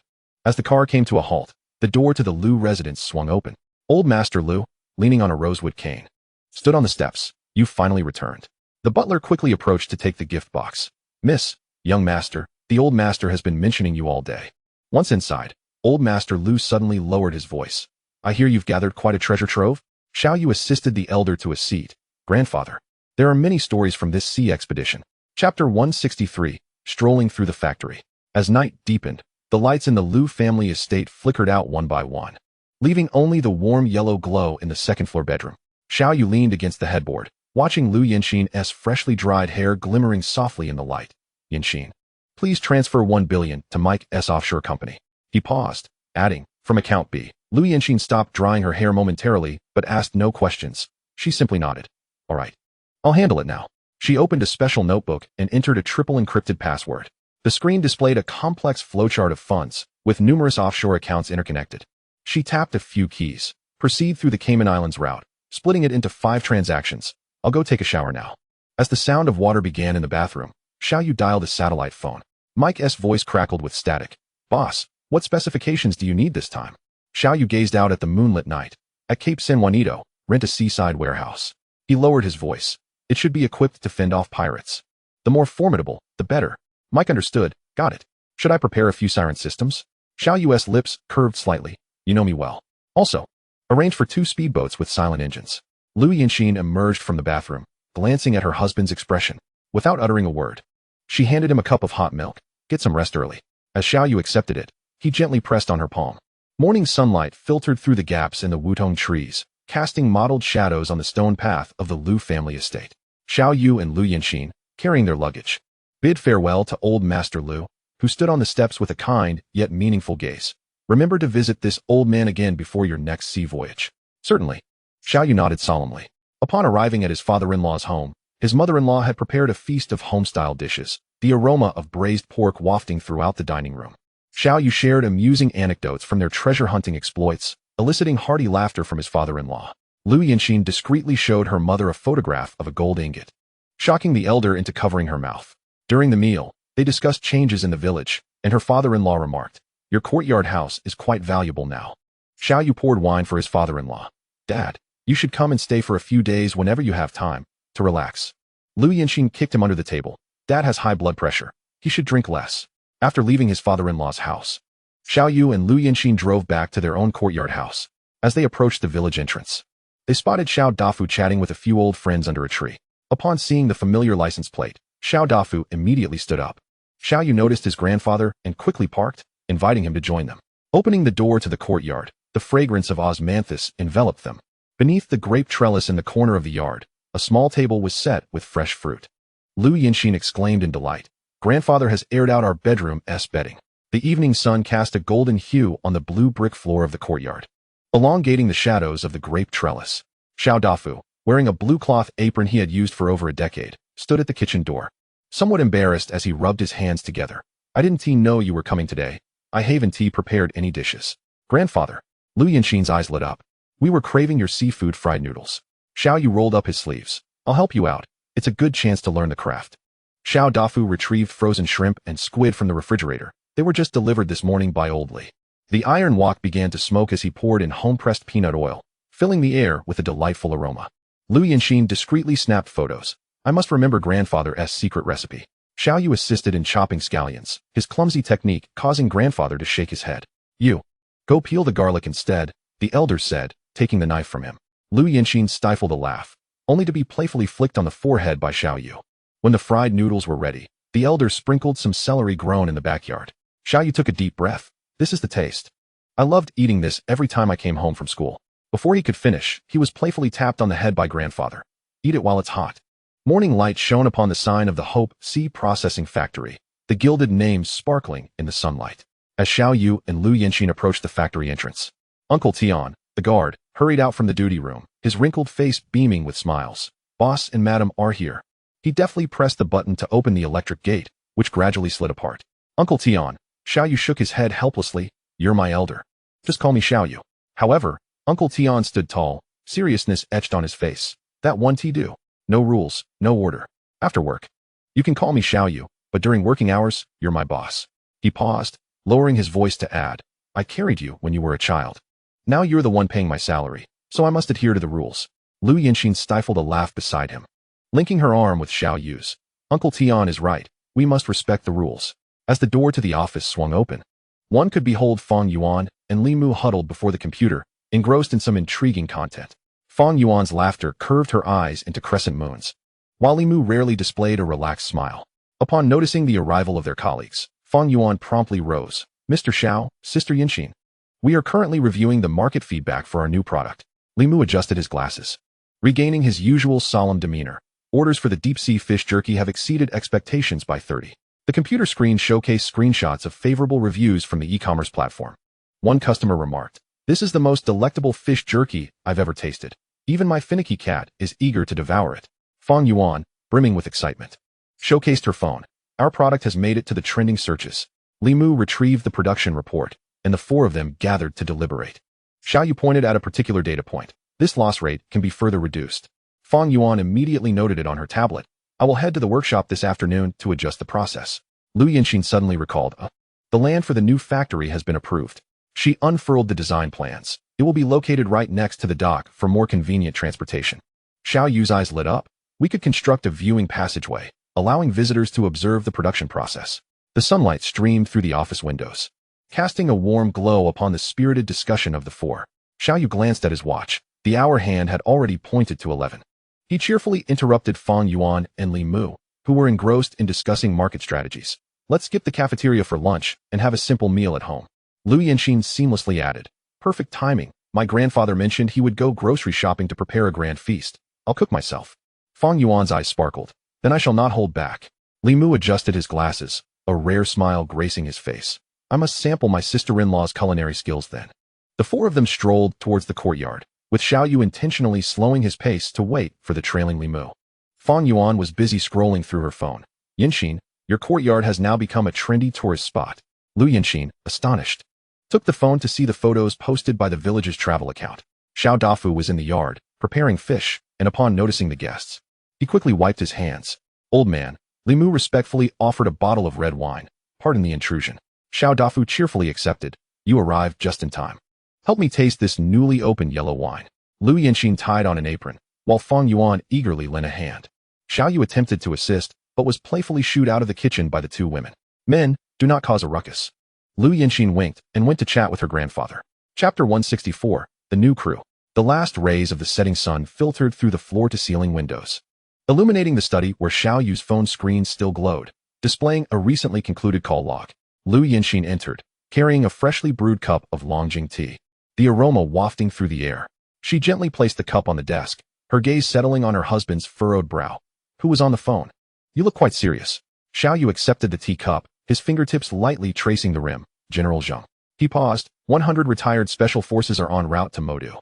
Recalling General Zheng's unusually gentle voice from the call, "These young men are remarkable. One named who saved 12 compatriots in Somalia." Xiao Yu solemnly assured, "Rest assured. Under my command, they will always be the most respected brothers." General Zheng revealed, "Your information has already been entered into the systems of the embassies abroad. If you encounter any trouble," he paused, "just mention you are from Great Wall 199. Near the end of the call, General Zheng abruptly advised, "The waters you will be heading to are perilous. Try not to bring any relatives." Though some details remained unspoken, Xiao Yu understood. He grasped his wife's hand. "This time at sea, you and Chun Hao must not go." Liu Yinxin's fingers trembled slightly, but she quickly clasped her husband's hand in return. "I understand. Ensure you send me messages of safety every day." Liu Yinxin opened her notebook. "I will finalize the new production line at the new processing plant. When you return," she winked, "we will be able to mass-produce deep-sea caviar." Xiao Yu suddenly embraced her. "I promise to return safely." A day later, at a warehouse on the outskirts of Modu, the midday sun pierced through the skylights of the warehouse, casting dappled shadows on the concrete floor. Xiao Yu pushed open the iron door of the warehouse, and the sight before him momentarily halted his steps. 100 retired soldiers stood in formation, akin to 100 unsheathed swords, gleaming with a cold brilliance in the sunlight. They maintained a standard attention stance, the muscular outlines beneath their camouflage uniforms faintly visible, each pair of eyes sharp as an eagle's. A tall man in the front row suddenly stepped forward, the sound of his military boots striking the ground crisp and commanding. "Reporting to Mr. Xiao." His voice boomed. "I am Li Weifeng, former squad leader of the 3rd Team of the Jiaolong Assault Brigade." The 99 men behind him simultaneously stood at attention, the sound of 100 military boots colliding resonating like thunder. Subsequently, 4 team leaders stepped forward in succession: demolition expert Wang Taizhu, communications soldier Zhang Yuan, medical officer Zhou Shui, the only female soldier, and diving instructor Chen Hai. Xiao Yu noted the calluses on their hands and the scars barely visible beneath their combat uniforms. He bowed deeply. "Thank you, brothers, for your trust." Straightening up, his gaze fierce, "The sea is not like land, but the rewards will undoubtedly match your skills. Starting salary is 50,000 a month, with bonuses calculated based on the value of the items salvaged. You must have heard about the situation of those brothers who accompanied me on the last voyage. They each received a 2 million yuan bonus, in addition to a 5 million yuan compensation for any casualties, though I hope you will never have to rely on that." He paused. "I, Xiao Yu, keep my promises." Li Weifeng presented a checklist. "We have finished inventorying the equipment. We are short 20 sets of deep-sea diving suits." Xiao Yu immediately dialed a number. "President Qin, please add 20 sets of 5 Malawian Quach's suits, the thicker version." Turning to the group, "Each person will also receive a set of radiation protection gear." Zhou Shui suddenly spoke up. "Mr. Xiao, I need a sterile medical cabin." Xiao Yu nodded. "It has already been modified on the ship. It can accommodate 3 surgeries simultaneously." He pointed to Zhang Yuan. "The satellite communication system has also been upgraded for direct connection to the Beidou satellite." Xiao Yu leaped onto a shipping container, his voice reverberating throughout the warehouse. "This time we are heading to Bermuda, not for sightseeing." His gaze swept across everyone, but to salvage from the Devil's Triangle. The 100 soldiers remained motionless, yet their eyes ignited with the spirit of battle. The afternoon sun poured down upon the dock, the sea breeze carrying the briny scent toward them. Xiao Yu stood by the gangplank of the ocean exploration vessel, watching as Li Weifeng led 9 capable team members swiftly down the gangplank. Clad in matching deep blue work uniforms, their military bearing remained unmistakable. "Li, remember to buy plenty of fresh fruits. We cannot afford to lack vitamins," Xiao Yu called out. Li Weifeng nodded sharply. "Understood, Mr. Xiao. And let us also bring some invigorating tea." He neatly folded the shopping list and tucked it into his chest pocket, issuing a brief command to his team: "Form groups of 3 and complete the shopping within 2 hours." A young soldier timidly inquired, "Captain, can we buy some spicy sauce?" Xiao Yu dialed a number given by President Qin for a gas station, and the other end responded readily. "The fuel truck is already on its way." The remaining 90 team members, led by a temporary leader appointed by Li Weifeng, toured the ship's compartments. Demolition expert Wang Taizhu examined the equipment in the engine room, his eyes gleaming. This is even more advanced than what we had in our unit. Medical Officer Zhou Shui was inspecting the first aid cabin. Nodding in satisfaction, the equipment is comprehensive. A few team members stumbled upon a small gym in the lower deck, the machine still adorned with usage instructions, evidently newly added. Chen Hai tested a resistance machine. Impressive. More professional than the base. As dusk deepened, the dock's searchlight carved out bright beams of light against the encroaching night.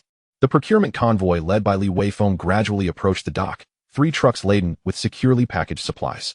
Standing beside the gangway, Xiao Yu spotted Li Weifeng leaping down from the driver's cabin of the first vehicle, the sound of his military boots echoing sharply against the concrete ground. "Xiao General," he called out, striding towards her, beads of sweat glistening on his forehead. "All items have been procured as per the list. And we additionally secured 200 boxes of self-heating rice." Xiao Yu blew her whistle, prompting the entire team to swiftly assemble on the deck. Li Weifeng directed the division of labor. Group 1 was tasked with handling frozen goods, Group 2 with transporting dry goods, and Group 3 with inventorying pharmaceuticals. The team members operated like finely tuned gears as cargo boxes swiftly moved along the conveyor belt. Zhou Shui personally inspected the medical boxes. Antibiotics and tourniquets are in excellent condition. Chen Hai discovered several green plastic crates. "What are these?" Li Weifeng replied with a mysterious smile, "Fresh strawberries, as specifically requested by Xiao General." At 10 p.m., the aroma of braised beef wafted from the kitchen, mingling with the scent of freshly steamed rice. Xiao Yu made an exception and opened several bottles of beer. "A small toast tonight. We commence a dry spell tomorrow." The team raised their cups, the metallic clinking resonating softly in the light. After the meal, Xiao Yu stood at the center of the dining area. The Bermuda Triangle is not an ordinary maritime region. The projector illuminated, displaying a satellite image of the enigmatic triangular zone. "However, I believe," he surveyed the room, "there is no ocean you cannot conquer. Other nations have previously come to plunder our treasures. Now it is our turn to salvage theirs, and we shall make them pay to reclaim their own." Li Weifeng distributed waterproof notebooks. "Each of you will record your health status daily." Zhou Shui added, "Remember to apply anti-motion sickness patches before bed. Health checks at 6 tomorrow morning." A young soldier murmured, "It's even stricter than in the army." As the clock on the dock chimed 12, the entire vessel fell into silence. Chapter 165. Preparations before salvage at dawn. The horizon shimmered with a pearlescent glow, a thin veil of mist still enveloping the dock. The deck of the Ocean Explorer was already bustling with activity, the roar of the engine shattering the morning tranquility. Li Weifeng stood on the bridge, holding a walkie-talkie. His voice steady and authoritative. "All teams, report on readiness. Power compartment, in position. Navigation system calibrated. Medical team, fully assembled." Responses echoed throughout the ship. Zhou Shui led the medical team in a final inventory of emergency supplies. Chen Hai inspected the diving equipment in the lower compartment. The oxygen gauge firmly within the safety zone. The aroma of coffee drifted from the kitchen, where the cook had prepared a high-calorie breakfast for departure. Xiao Yu pressed the ship's intercom, his voice resonating in every corner. "Attention everyone, this is the captain. Ocean Explorer, setting sail." He paused for a second. "Destination, the Caribbean Bay." The ship's horn blared, startling a flock of seagulls as the propellers churned white froth, the vessel slowly departing from the dock. Li Weifeng marked the route on the electronic nautical chart, steering clear of known storm zones. Communications Officer Zhang Yuan adjusted the satellite antenna, ensuring a clear signal. Xiao Yu summoned the core team to the conference room, where the projector illuminated the ocean current map of the Caribbean. "Here," he pointed to a specific location, "is our first operational site." Suddenly, the radar operator reported, "Unidentified vessel to the northeast." Li Weifeng quickly pulled up the binocular view. It was a fishing boat, moving away. Xiao Yu pondered, mark the position and continue monitoring. The azure sea glimmered under the midday sun, as the Ocean Explorer's anchor sank into the depths, splashing a plume of white foam. Standing on the deck, Xiao Yu gazed towards the distant silhouette of the Panama coastline and dialed Mike's satellite phone. The sea breeze fluttered his shirt as Mike's voice came through clearly. "Boss, I'm at Cologne Port. I'll be there in half an hour." Li Weifeng ordered a level 3 alert. Drones lifted into the sky for patrol, and the engine room remained on standby, ready to set sail at a moment's notice. About half an hour later, the radar operator abruptly reported, "Speedboat. 2 o'clock." Through the binoculars, Mike stood at the bow, flanked by 2 unfamiliar faces. Li Weifeng frowned. "Those 2 are armed. Should we be on guard?" Xiao Yu shook his head. "They're Mike's bodyguards. Let them pass." Mike's bodyguards were stopped at the gangway, the metal detector buzzing ominously. Li Weifeng personally took their sidearms. "They will be returned upon departure." Mike shrugged nonchalantly. "I understand the rules." Xiao Yu led Mike into the soundproof captain's room, where the electronic jamming device had already been activated. The screens displayed a map of the Caribbean, several red dots blinking. Mike whistled. Looks like you found the treasure. A beam of sunlight streamed through the captain's window, landing perfectly on the nautical chart laid out on the table. Xiao Yu's finger traced the screen, halting at an area marked with red crosses. On September 12, 1857, the Central America sank in these waters. His fingernail gently tapped that point, recalling the ship's cargo of 3 tons of gold from the California gold rush, and Mike leaned forward, his chair squeaking in protest. What else? Xiao Yu summoned the file projection, revealing a yellowed photograph of a wooden sailing ship, officially recorded to carry 18 tons of gold. He chuckled lightly. But the captain's diary indicated the actual cargo was 32 tons. Mike's breathing quickened, his fingers unconsciously tapping the table. The research material prepared for Xiao Yu by Lu Yinxin appeared on the screen, and converting to current gold prices, Xiao Yu squinted, estimating its value at approximately $4.7 billion.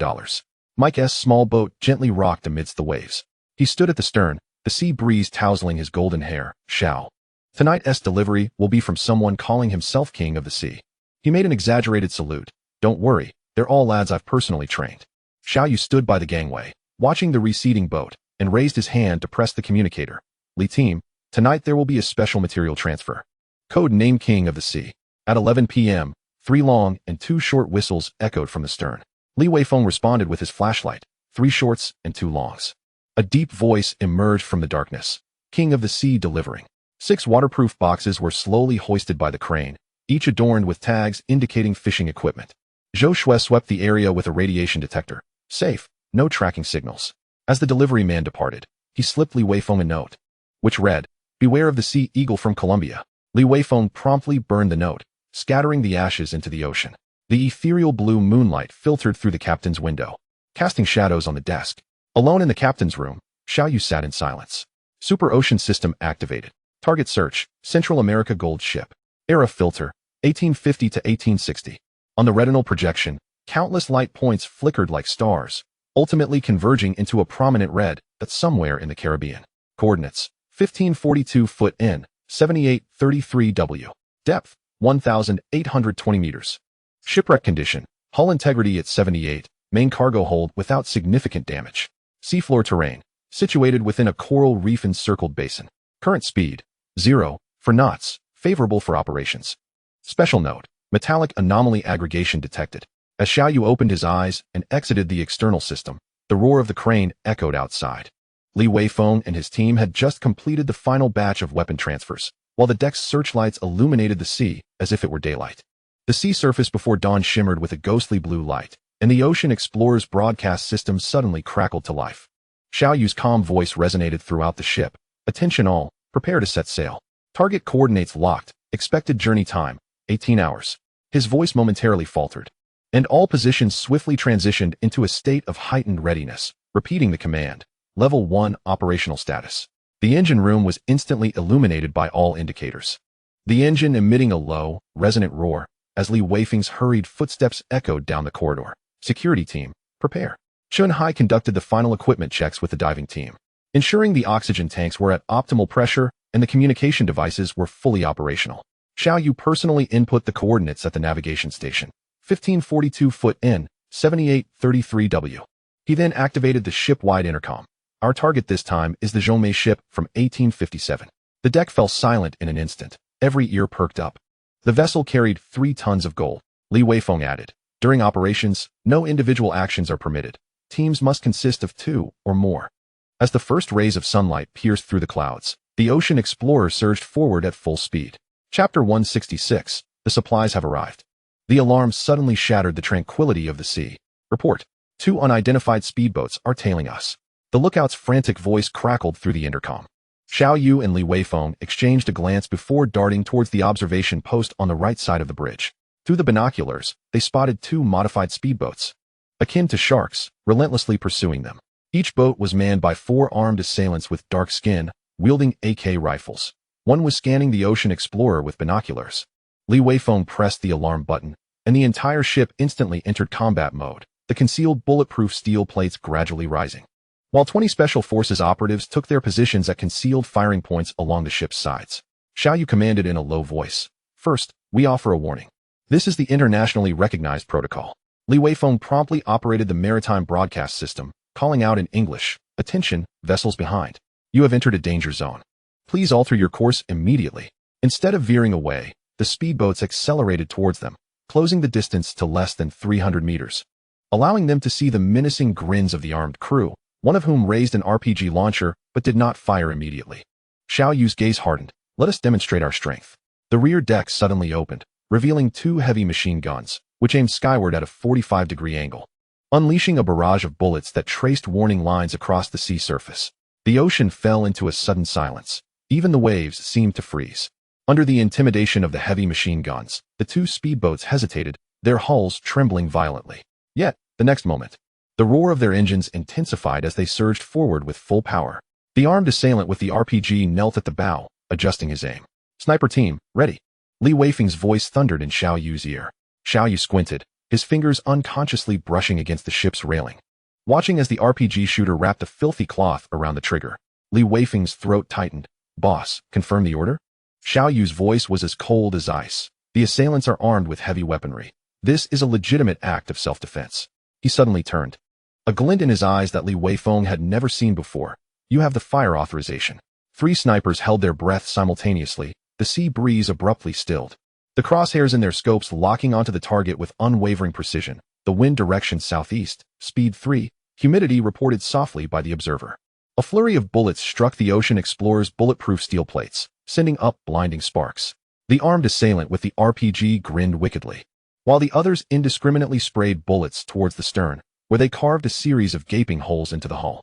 Activate the ship's cameras. Xiao Yu barked, deftly sidestepping flying shards of glass. I want every frame of this footage to be crystal clear. Bullets rained down like a tempest.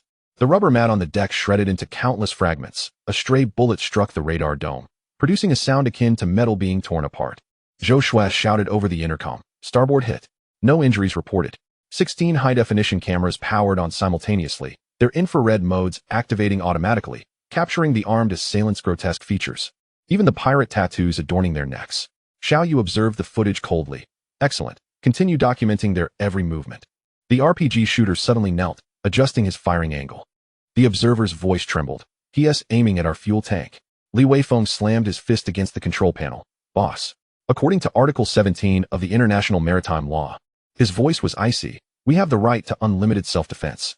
Xiao Yu pressed the recording button. This is your final warning, otherwise, we shall. Before he could finish, another barrage of bullets interrupted the broadcast. Open fire. These 2 words fell lightly, like a sigh.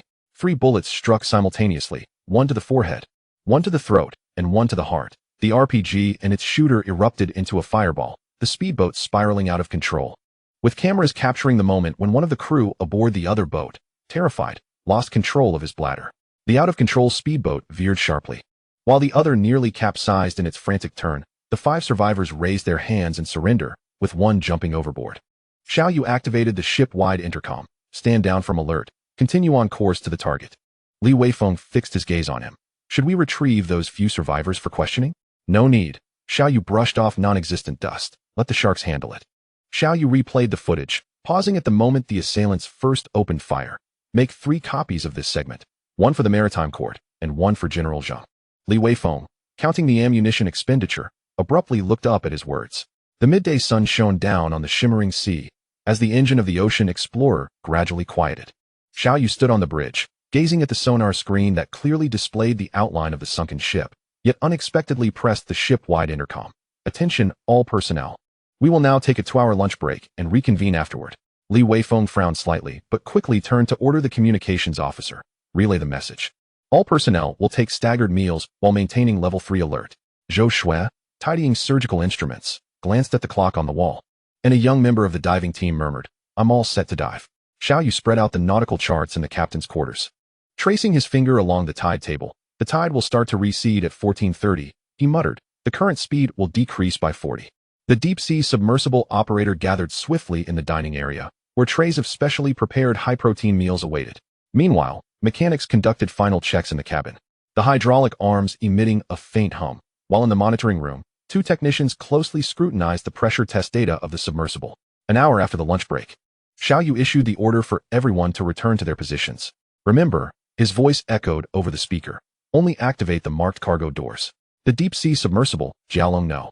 7, was undergoing its final self-check. the titanium alloy claws of its robotic arm gleaming coldly, capable of easily slicing through 20 centimeters steel plates.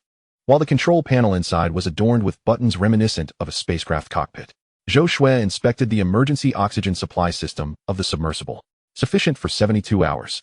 She informed the operations leader, but do not exceed the planned duration.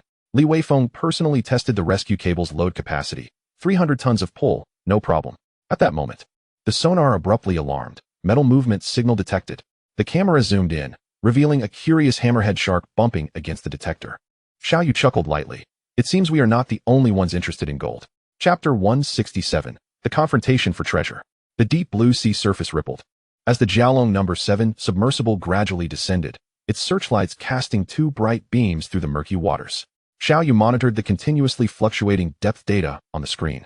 Suddenly turning to Li Weifeng. Old Li, prepare the combat team for level 1 alert. His fingers lightly tapped twice on the control panel, and the main screen immediately switched to the surface monitoring display. Li Weifeng pressed the alarm button, and a sharp beeping echoed throughout the vessel. The ballistic steel plates, concealed along the sides of the ship, gradually ascended, allowing 6 sharpshooters to swiftly take their positions, their rifles collectively aimed at the alert zone. In accordance with international maritime regulations, Xiaoyu activated the projection of legal statutes, identifying a suspicious target. A warning horn blared, followed by a signal from the searchlight to deter the intruder. Li Weifeng added, after the third warning, non-lethal fire would be permitted. Xiaoyu initiated the ship's 16-channel 4K camera system, ensuring that all footage was backed up in real time, including sonar and radar data, with a particular focus on recording any evidence of force being used by the other party. The enchanting underwater world appeared even more mysterious under the searchlight, when suddenly, the submersible's feed jolted violently. Report, wooden structure detected. The operator's voice trembled with excitement.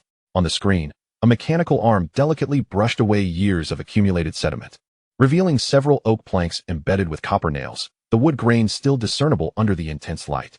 Xiaoyu immediately leaned closer to the monitor, urging caution, operate carefully. Use the high-pressure water nozzle in a fan pattern and avoid any potential archaeological sites. The mechanical arm shifted to a fine mode, spraying high-pressure water with surgical precision, methodically peeling away layers of sediment, while the operator continually adjusted the pressure, currently at 0.8 MPa, within the safety threshold. Suddenly, a rusted ship emblem emerged, inscribed with the ornate lettering of Central America. Zhou Shui gasped in the medical chamber. It's the Central America, which sank in 1857. A sudden surge of current stirred the seabed silt, drastically reducing visibility. The operator promptly activated the stabilizer, engaging anti-current mode.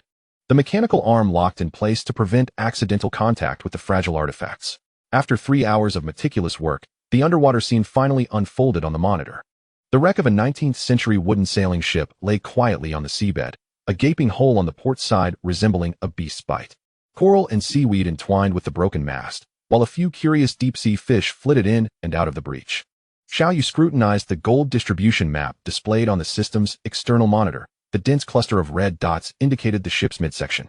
He feigned contemplation, stroking his chin. Let's begin our search from the middle of the ship, as that is typically where the cargo hold is located. The submersible glided towards the ship's center, the searchlight penetrating the gloom. The operator queried, why start here? Other areas appear more intact. Xiaoyu pointed to the sonar image. Observe this structure. It is clearly a reinforced cargo hold.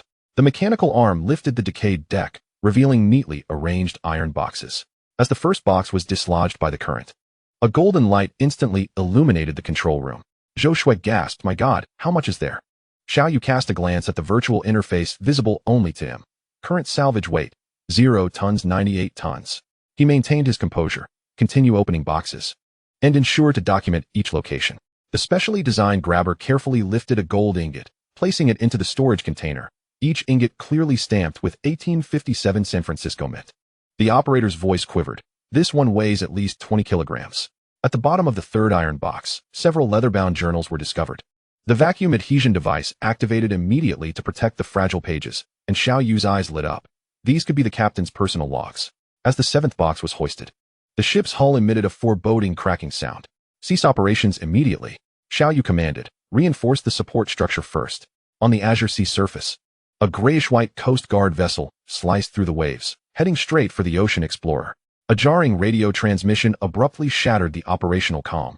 Vessel ahead. This is Panama Coast Guard PC-308. Please halt for inspection.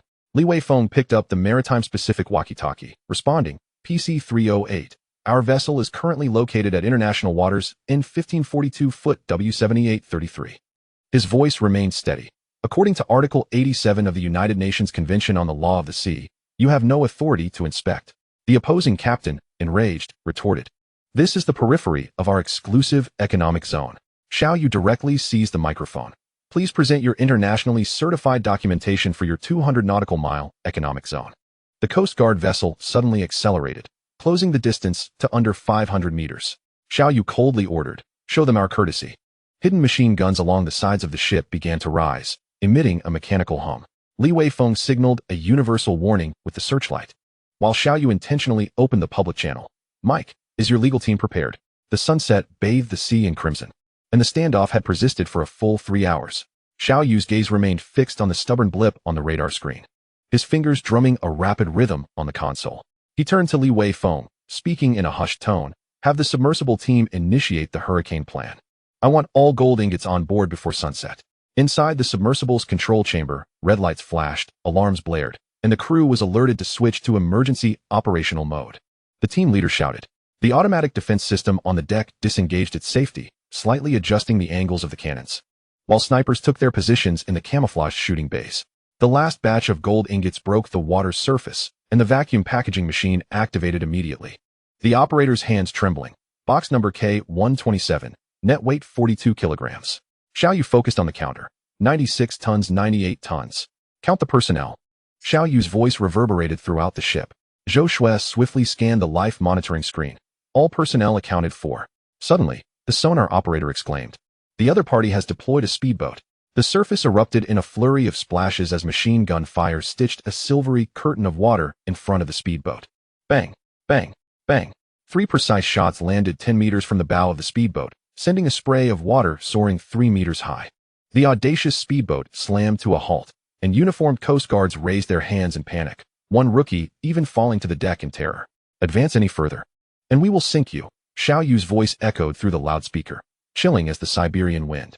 The concealed turrets on either side of the ship fully emerged, their dark barrels locking onto the target, the crosshairs of the sniper's infrared scope steady on the driver's forehead. Li Weifeng repeated over the radio, this is your final warning. Immediately change course. The grayish-white Coast Guard vessel suddenly surged forward, cleaving through the waves. Figures bustling on the deck as someone unveiled a large piece of equipment under a rain cover, revealing a high-pressure water cannon, while others brandished automatic rifles. Shao Yu pressed the red button, and a piercing battle alarm resonated throughout the ship. The armored doors slammed shut, sealing off critical areas. Chapter 168, A Fierce Gunfight.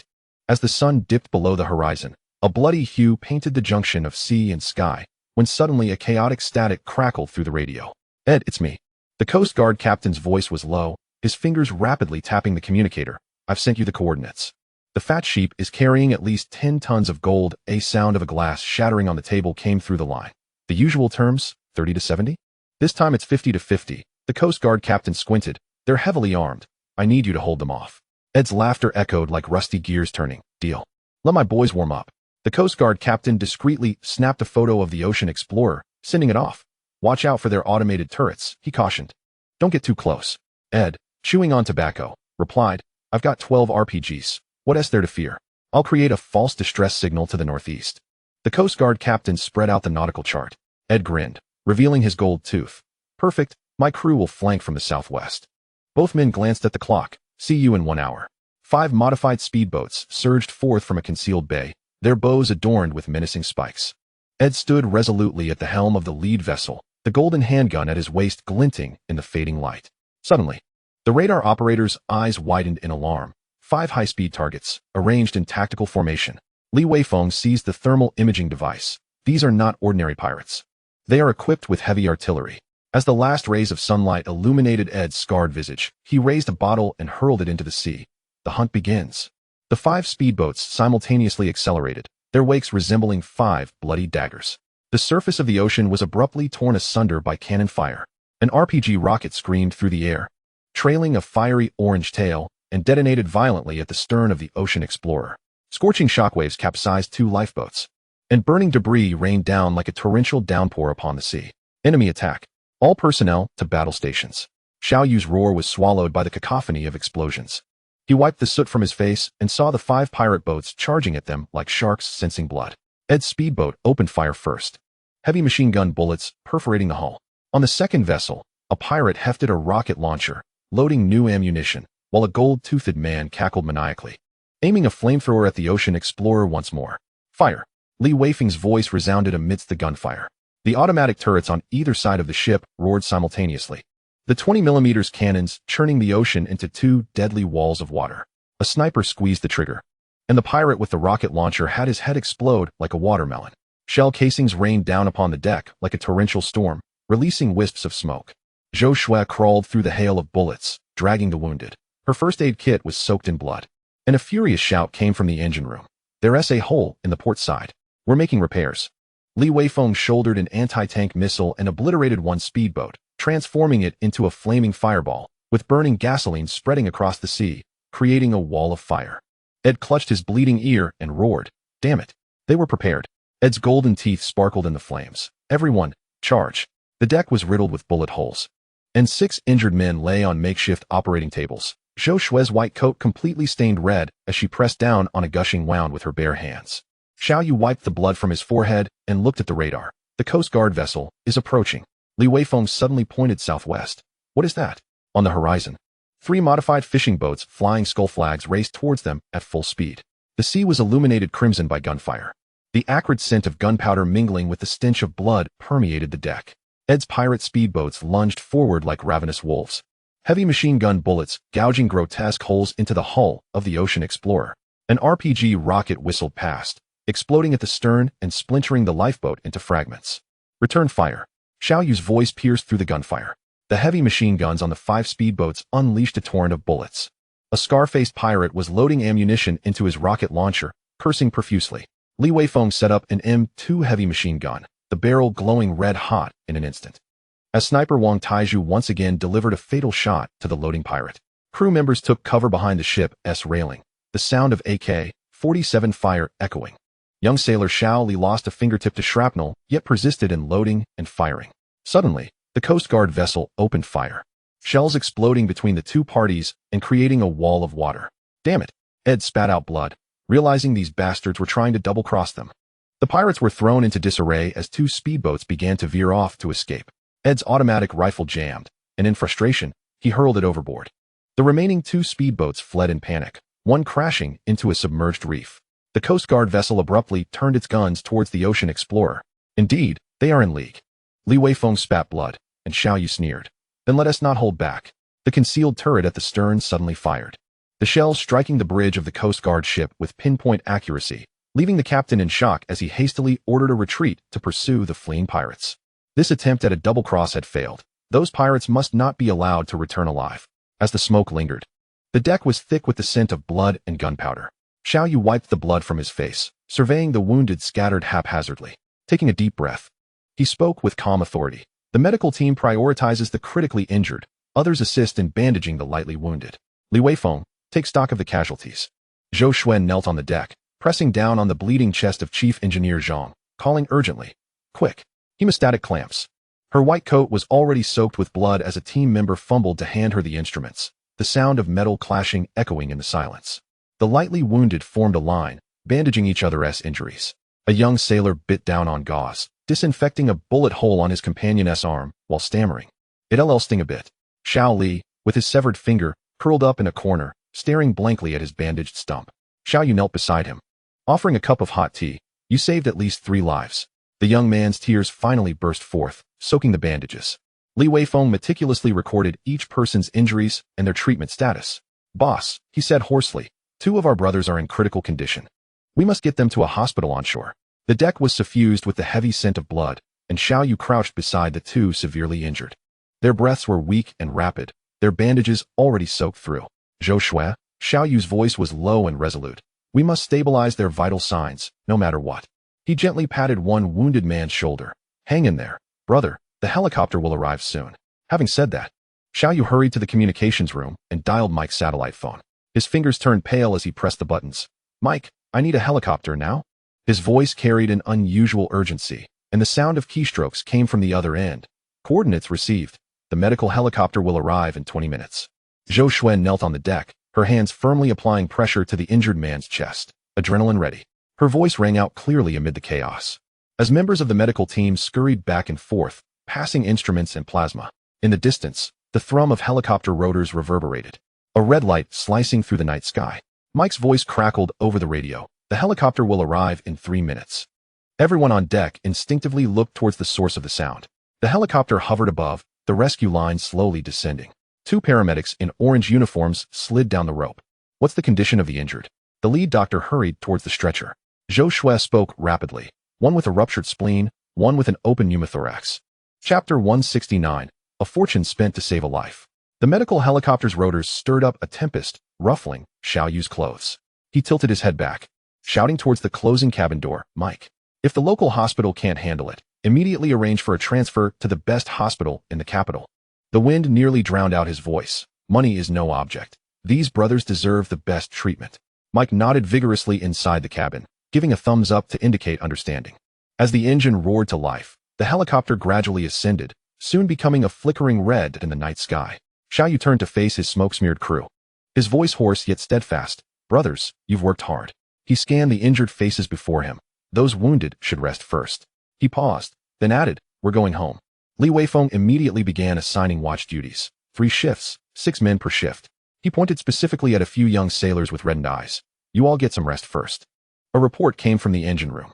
The left engine has been repaired and is ready to set sail. Zhou Xue was distributing special painkillers to the lightly wounded. Every 8 hours, she softly advised, get as much rest as you can. Suddenly, a young team member grasped her wrist. Will those 2 brothers be okay?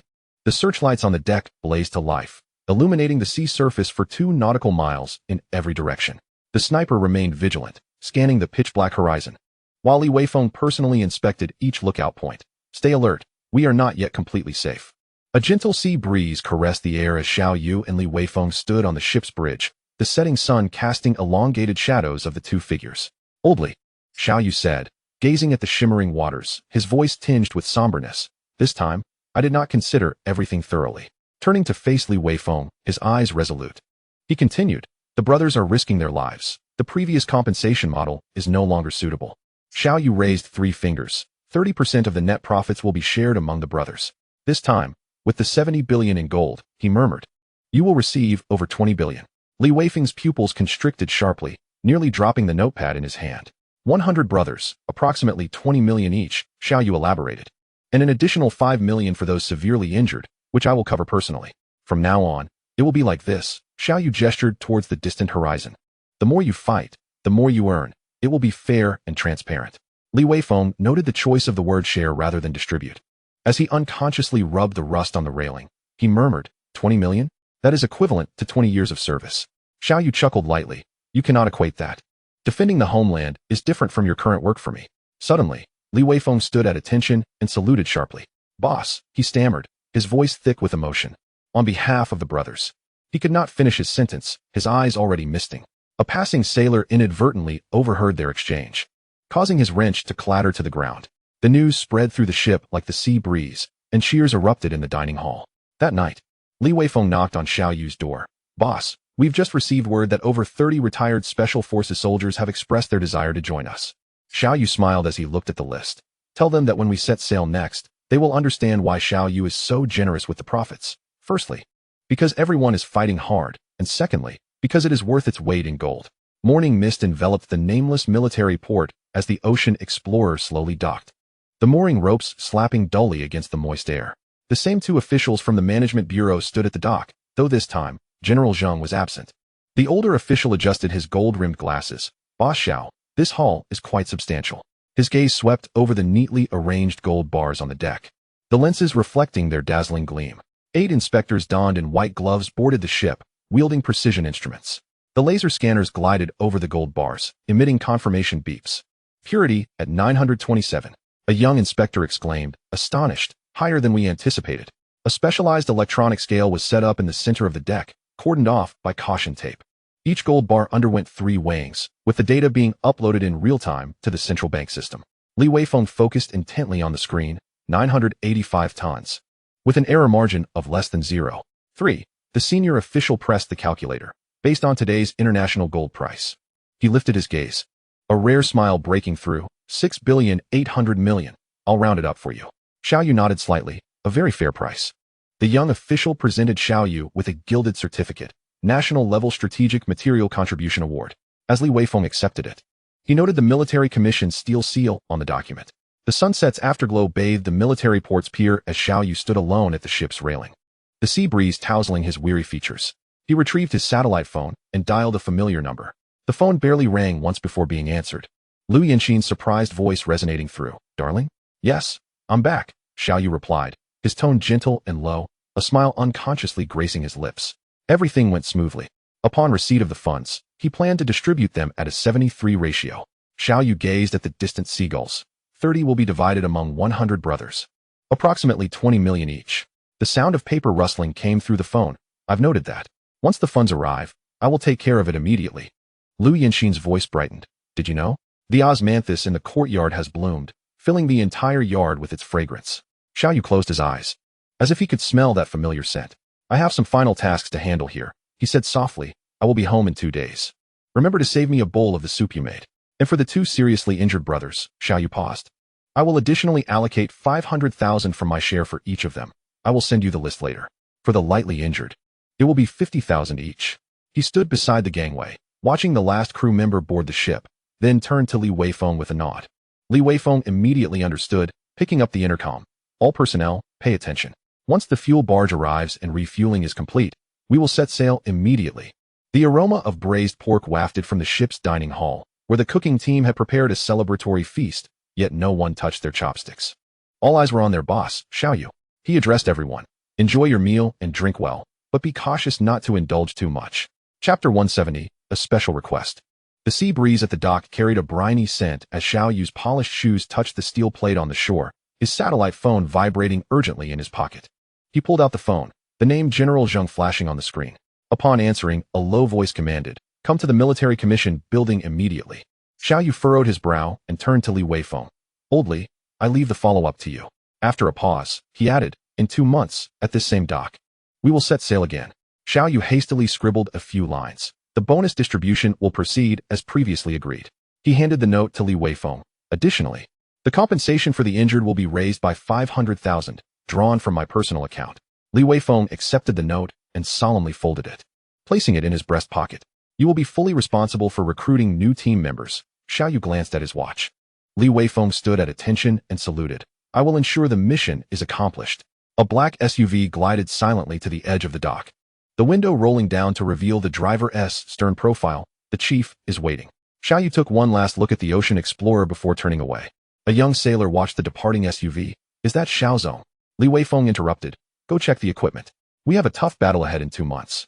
Once this bonus arrives, everyone can return home for 2 months, having earned so much. It's time to repay our parents and wives. Dismissed. The military district's courtyard was tranquil and solemn, the red brick walls adorned with climbing ivy. Xiao Yu followed the guards through 3 security checks, finally stopping before a small gray-white building. As he knocked, General Zheng's calm voice came from within. Come in. Upon entering, Xiao Yu saw General Zheng standing by the window, while 2 officers with gleaming epaulets occupied the sofa. The room was filled with the mingled scents of sandalwood and faint tea, yet the atmosphere was taut with tension.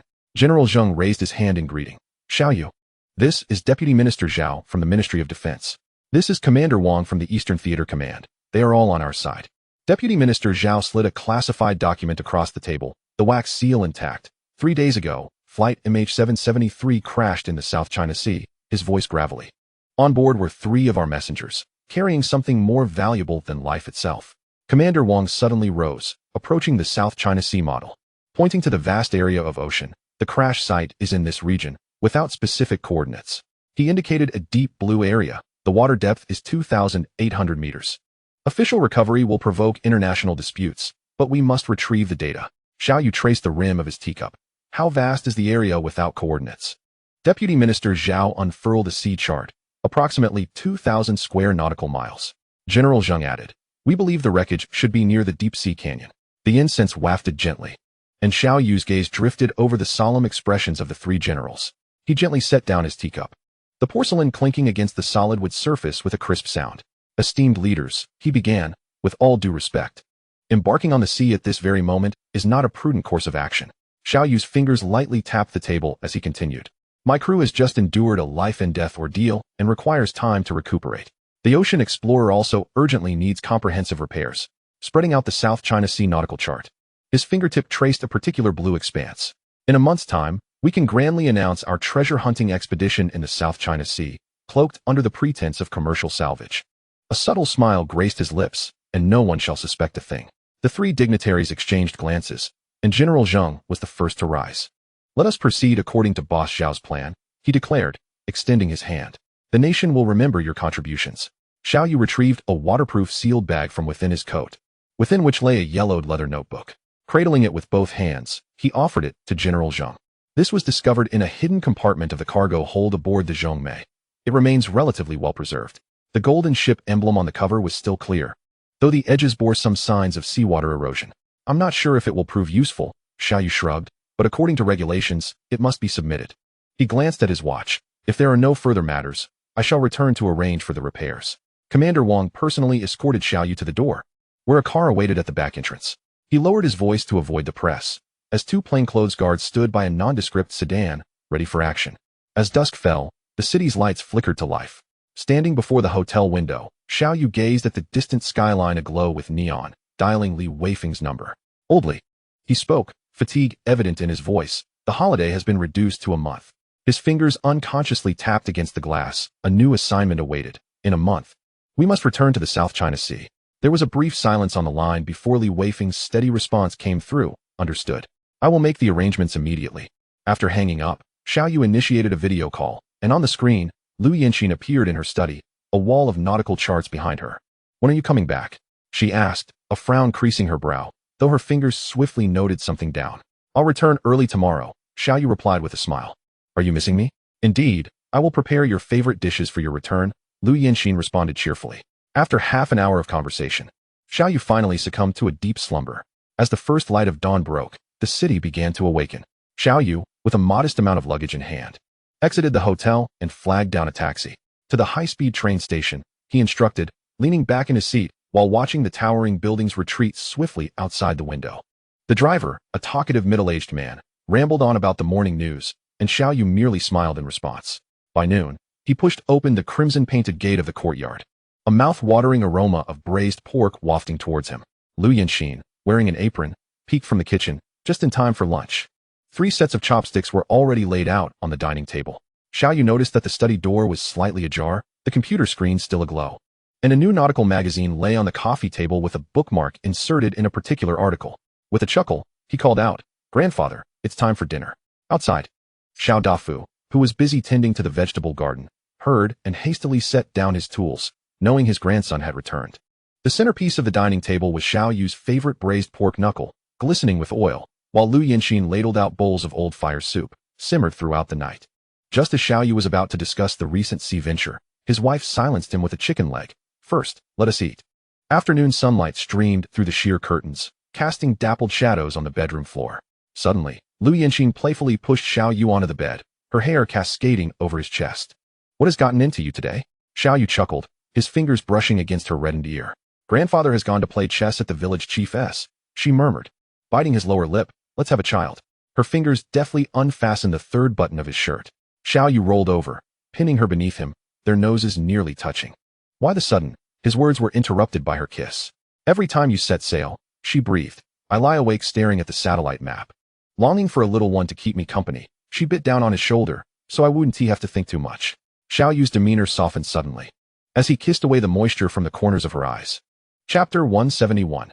Company arrangements. The afternoon sun bathed the courtyard in warmth as Xiao Yu sat beneath the grape trellis, brewing tea. Suddenly, he heard familiar laughter and voices outside. Brother Yu, we're back. Xiao Hai's voice preceded him as he and Wang Shuaqin entered the courtyard, their sun-kissed faces brimming with excitement. They rushed to Xiao Yu, enveloping him in a hearty embrace. Goodness, you two have grown stronger. Xiao Yu clapped their shoulders. Did the bluefin cause you any trouble? Wang Shuaqin animatedly recounted. Last month, we caught a 300-pound bluefin tuna. That beast nearly dragged the second mate overboard. Xiao Hai chimed in. Luckily, old Wang made a flying leap. Xiao Yu laughed heartily. You're still as reckless as ever. Noticing a new scar at the corner of Xiao Hai's eye, Xiao Yu inquired, what happened there? Oh, this was from last year when we tussled with pirates in the Indian Ocean, Xiao Hai shrugged nonchalantly. Wang Shuaqin suddenly grew solemn. But what of the boss's injuries? Lu Yinxin emerged from the kitchen with freshly stir-fried by Luo Chun tea. Try this, she smiled. A rare preaching Ming tea treasured by the old man. Xiao Hai exaggeratedly sniffed the fragrance, far better than the taste of seawater. From a distance, Wang Chong's booming voice rang out, "Boss, I missed you." Following him were Li Chong and Zhao Jiangwo, each carrying seafood, fresh from the shore. "Look at this East Star grouper, it's for you, boss," Wang Chong declared proudly. Finally, Wang Daping and Heir Guzi Li Ming arrived, apologizing. "Sorry for being late, boss. We were delayed unloading the fishing boat." Xiao Yu gazed at the once skinny lad who had now matured into a steady first mate. The group settled around the stone table, the clinking of teacups filling the air. "Do you remember 2 years ago?" Zhao Jiangwo suddenly asked. "We had just one fishing vessel and a small boat." Wang Fuguwei interjected. "Now we boast a fleet of over a dozen ocean-going vessels." Xiao Yu tapped the tea tray. "I wish to discuss a matter regarding the profits from our catch." He surveyed the group. "You shall receive a 20 share. The courtyard fell silent, save for the bubbling of the teapot. Wang Chong's teacup clattered to the ground. While Li Chong's voice trembled, "That's too much." Heir Guzi's eyes glistened with tears. "Am I a boss now too?" Xiao Yu raised his teacup. "This is what you all deserve." The evening sun cast a warm glow over the courtyard, and the breeze carried the fragrant scent of seafood. As Xiao Yu and Lu Yinxin welcomed everyone to take their seats, footsteps echoed from outside the gate. "Apologies for being late." Chen Hao strode in, followed by Li Mu, Wang De, and others. Lin Xiaoyu cradled a thermal box in her arms. "Just picked up some lobsters from the dock, still chilled." Xiao Yu smiled as he took the box. "Perfect, let us add to the feast." He tapped his wine glass, imitating a movie tone. "I plan to open several seafood processing factories domestically." He scanned the group. Who is in favor? Who is against? He chuckled at his own proposal. Lu Yinxin pulled out a tablet, displaying a map of coastal cities. Each factory requires an investment of 20 million, with equipment imported from Germany. Xiao Yu picked a piece of lobster for Lu Yinxin. "If there are losses, they are on us, but profits will be split 50-50. He raised his palm. "You will take half." Chen Lu paused mid-bite. "Isn't this too generous?" Xiao Yu turned to her. "You will oversee quality control for the 5 factories' product standards. Your word is final." Chen Lu's glasses fogged up. "I will certainly not disappoint." Morning light filtered through the sheer curtains in the study as Lu Yinxin's phone vibrated suddenly. The screen displayed an incoming call from Anna. "Darling." Anna's excited voice came through the line. "The Polaris Fishing Company is officially registered." The background is filled with the distinctive sounds of the dock, the horn of a ship, and the cries of seagulls. Lu Yinxin pressed the speakerphone, allowing Xiao Yu, who was poring over the nautical charts, to hear. "Could you elaborate?" Anna spoke rapidly. "I have my eye on 3 second-hand crab-catching vessels, built in Norway, each capable of holding 40 tons of live crabs," she added, "but they require refurbishment." Lu Yinxin accessed her offshore account. "Transfer $30 million initially, and remember," she stressed, "to conduct the entire transaction using cryptocurrency." Anna whistled. "Don't worry, I have a Swiss channel lined up. Not a single crab is to be sold in Europe or America." Xiao Yu tapped on the nautical chart. "We will transport everything back home under cold chain logistics, allowing us to drive down the price of king crabs," Lu Yinxin added. "The captain must recruit seasoned hands from Kamchatka." Anna sifted through her materials, identifying one named Ivan, who had been catching king crabs for 20 years. Xiao Yu nodded. "That's the one. Offer him double the salary plus profit sharing." 3 months later, Anna, brimming with confidence, announced that the first batch of crabs had arrived in the bustling metropolis. Lu Yinxin smiled. "I'll treat you to a crab feast then." In early summer, sunlight filtered through the grape trellis of the courtyard, casting dappled shadows on the bluestone slabs. Xiao Yu reclined on a rattan chair, the rustling of Lu Yinxin flipping through account books in his ears. Grandfather Xiao Dafeng tended to his orchids in the corner of the yard, occasionally glancing over at the young couple with a smile playing at his lips. The aroma of chicken soup simmering in the kitchen mingled with the fragrance of jasmine wafting through the yard. In the morning, Xiao Yu accompanied Lu Yinxin in practicing Tai Chi in the courtyard. As she stumbled during a move called White Crane Spreads Its Wings, she fell into his embrace. "In such a hurry?" Xiao Yu whispered in her ear. "We can talk about it tonight." After lunch, while playing chess with Xiao Dafeng, the old man boasted, "Checkmate." Xiao Yu secretly let 3 pieces slide, yet still suffered a dismal defeat. The rocking chair beneath the grape trellis creaked as Xiao Yu rested his head on Lu Yinxin's lap, sleeping like a child. A fallen leaf floated down to his nose, and she gently brushed it away. Aunt Wang, the mother of Wang Chong, brought over freshly picked loquats for the young couple to replenish their energy. Lu Yinxin blushed as she accepted them, swiftly feeding Xiao Yu a piece, only to see him grimace at the sourness, which sent her into fits of laughter in his arms. In the stillness of the night, the two sprawled on the bed, poring over a dictionary. Xiao Hai, Xiao Lan. Lu Yinxin nibbled on the tip of her pen. Suddenly, Xiao Yu pointed at Xiao Yuan. If it's a boy, I hope he aspires to great heights. If a girl, I wish for her to be as beautiful and understanding as her mother. Chapter 172, The Storm at Sea. Just as the first light of dawn broke across the horizon, morning dew clung to the jasmine petals in the corner of the yard. Xiao Yu gently tightened his embrace around Lu Yinxin, resting his chin on the top of her head. I must leave now. His voice was husky with the remnants of sleep, his fingers unconsciously entwined in a lock of her hair. Lu Yinxin responded with her eyes closed, her eyelashes fluttering in the morning light. Remember to send a safe signal every day. She traced a circle on his chest with her finger. Xiao Yu kissed her forehead. If it gets too stuffy, I know, Lu Yinxin interrupted with a smile. I'll go to my parents for a meal. Her hand slid down to her abdomen, then quickly withdrew. The movement did not escape Xiao Yu's notice. Xiao Dafeng was practicing Tai Chi in the yard, executing a move called Wild Horse parts its mane with vigor. Grandfather, I'm off, Xiao Yu called from the steps. The old man concluded his form with a huff. Nonsense. I still have 20 years to live. Take care of yourself and come back early. Xiao Yu sat in the car, glancing at the rearview mirror, where his wife still stood at the doorway, the morning breeze lifting the hem of her robe. As the car ascended the highway, the sun rose majestically above the horizon. The radio broadcasted a typhoon warning, and Xiao Yu casually switched to the current affairs channel. Last night, the ocean explorer from Yusen Fisheries announced plans to salvage sunken treasures in a certain area of the South China Sea. By noon, Xiao Yu arrived at the dock, where General Qin had been waiting at the berth, holding the latest modification report. Everything is ready, he pointed into the distance. We've modified 2 escort boats. Xiao Yu looked up and saw Li Weifeng calibrating equipment on the deck. The salty sea breeze enveloped the dock, and Xiao Yu stood by the gangway, shaking hands with General Qin to bid farewell. General Qin, Xiao Yu lowered his voice. I have a special channel in Alaska that can reduce the price of king crabs to 60% of the market rate.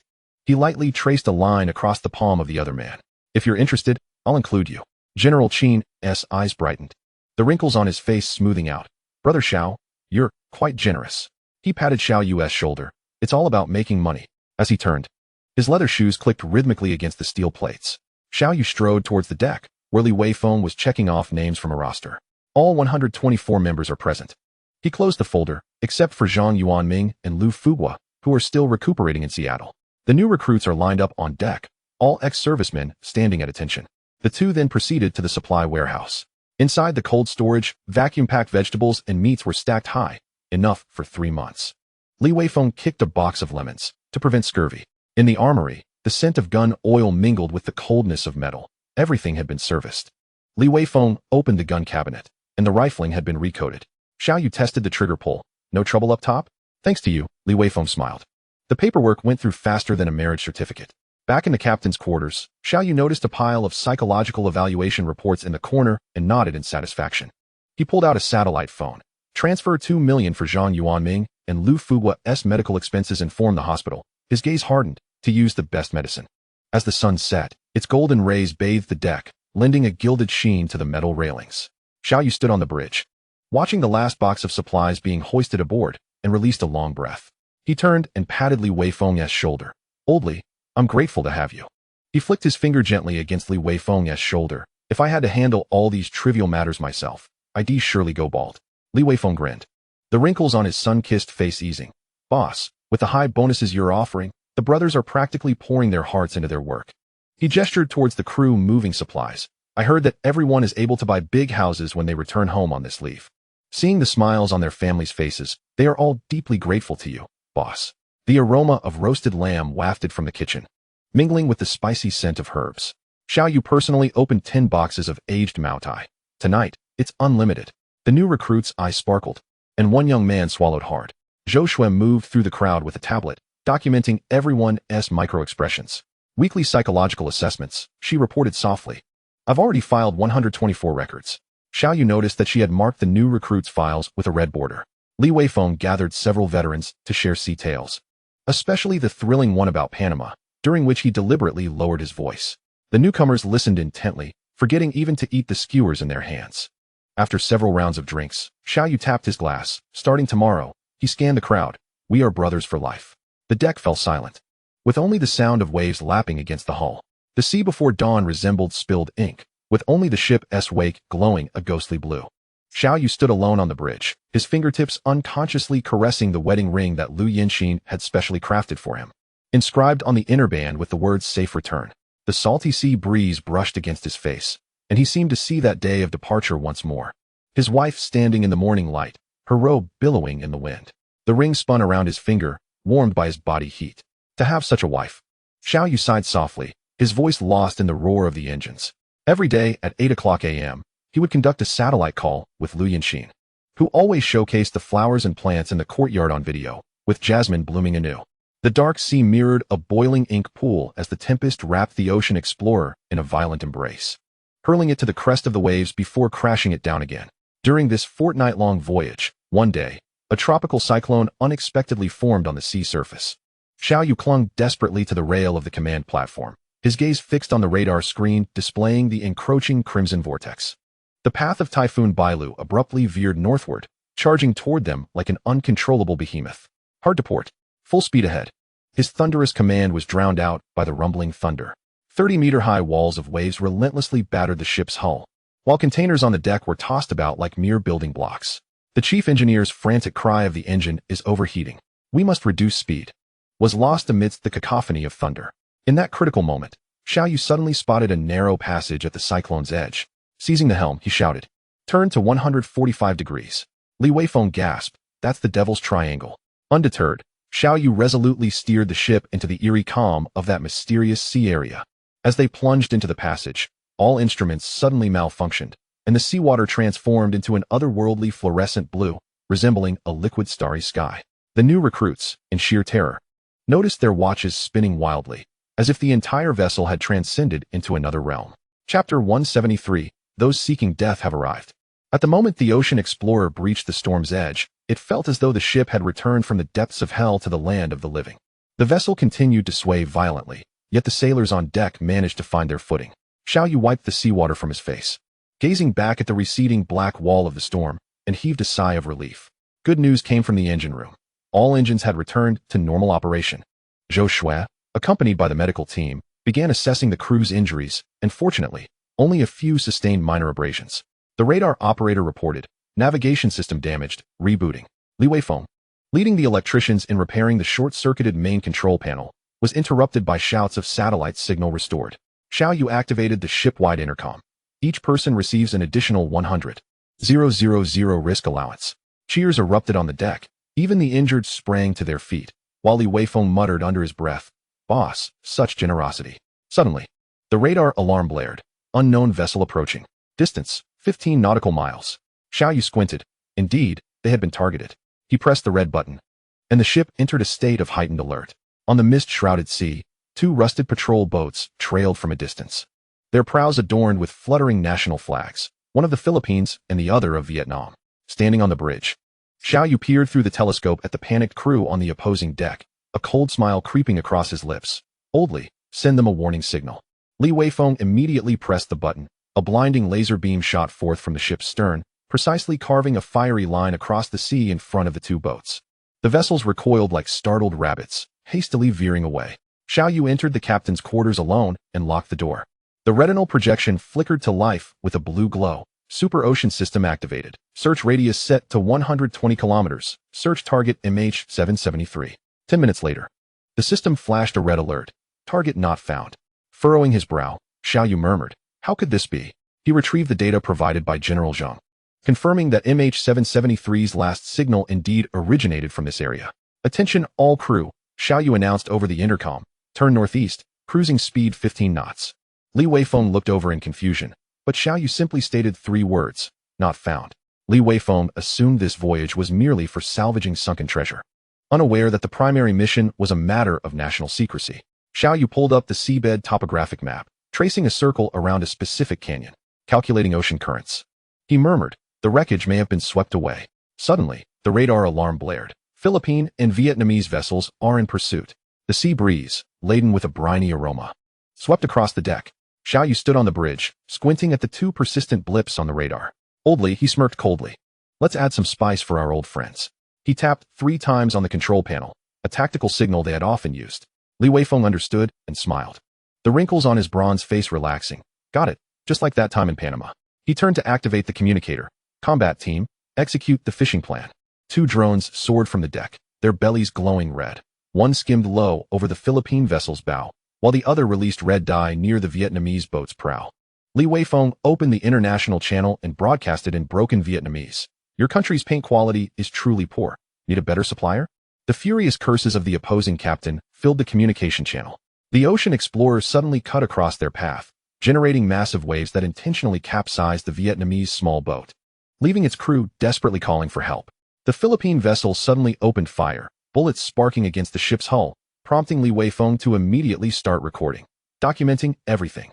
Concealed turrets emerged from the deck, automatically locking onto targets. Warning shots. Xiao Yu commanded coldly, 3 shells accurately landing 50 meters in front of the enemy ships, erupting into 10-meter-high walls of water. The 2 enemy vessels hastily turned away, one colliding with its own buoy. Li Weifeng laughed heartily. This performance deserves an Oscar. Xiao Yu stood on the bridge, his gaze dark as he watched the 2 shadowing vessels in the distance. Old Li, his voice turned icy. If they follow us to the next coordinate. He lightly traced his finger across his throat, the motion delicate as if brushing away a speck of dust. Li Weifeng's pupils dilated sharply, his throat bobbing. Boss, that's not like you.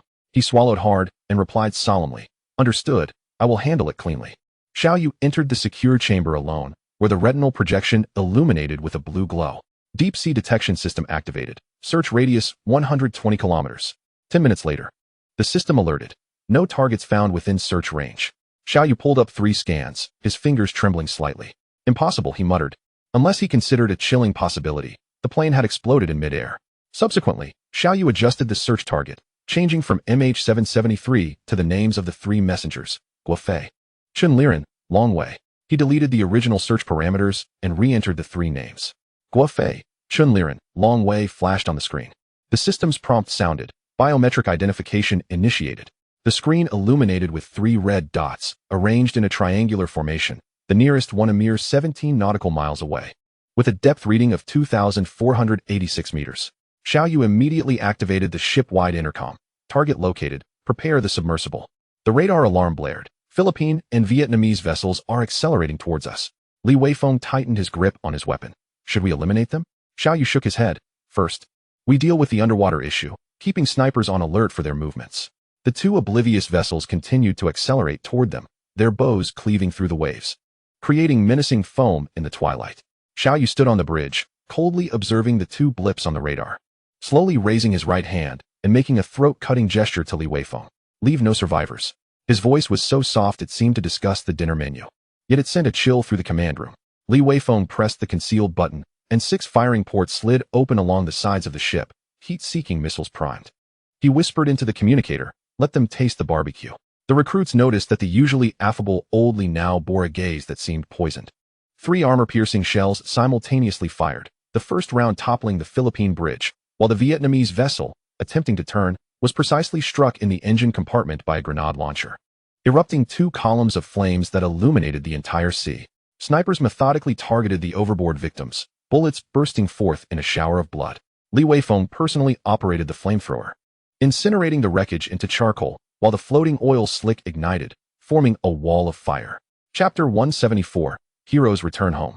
The burning oil slick on the surface of the sea cast a fiery orange glow against the hull of the ocean explorer. Xiao Yu stood upon the deck, gazing at the dimming sky, before turning to wave at Li Weifeng. Old Li, his voice resonated with a deep clarity. Command the submersible to search within a radius of 100 meters.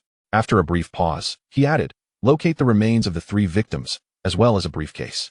Li Weifeng's pupils constricted, instantly grasping the gravity of the situation. He hurried to the submersible control panel and leaned close to the operator's ear, whispering a few urgent words. The operator's expression transformed from confusion to shock, quickly reverting to a professional composure as he nodded emphatically. 2 submersibles were deployed simultaneously, their searchlights piercing the darkness. The mechanical arms were equipped with specialized clamps to avoid damaging the targets. Within less than an hour, the bodies of all 3 victims were recovered.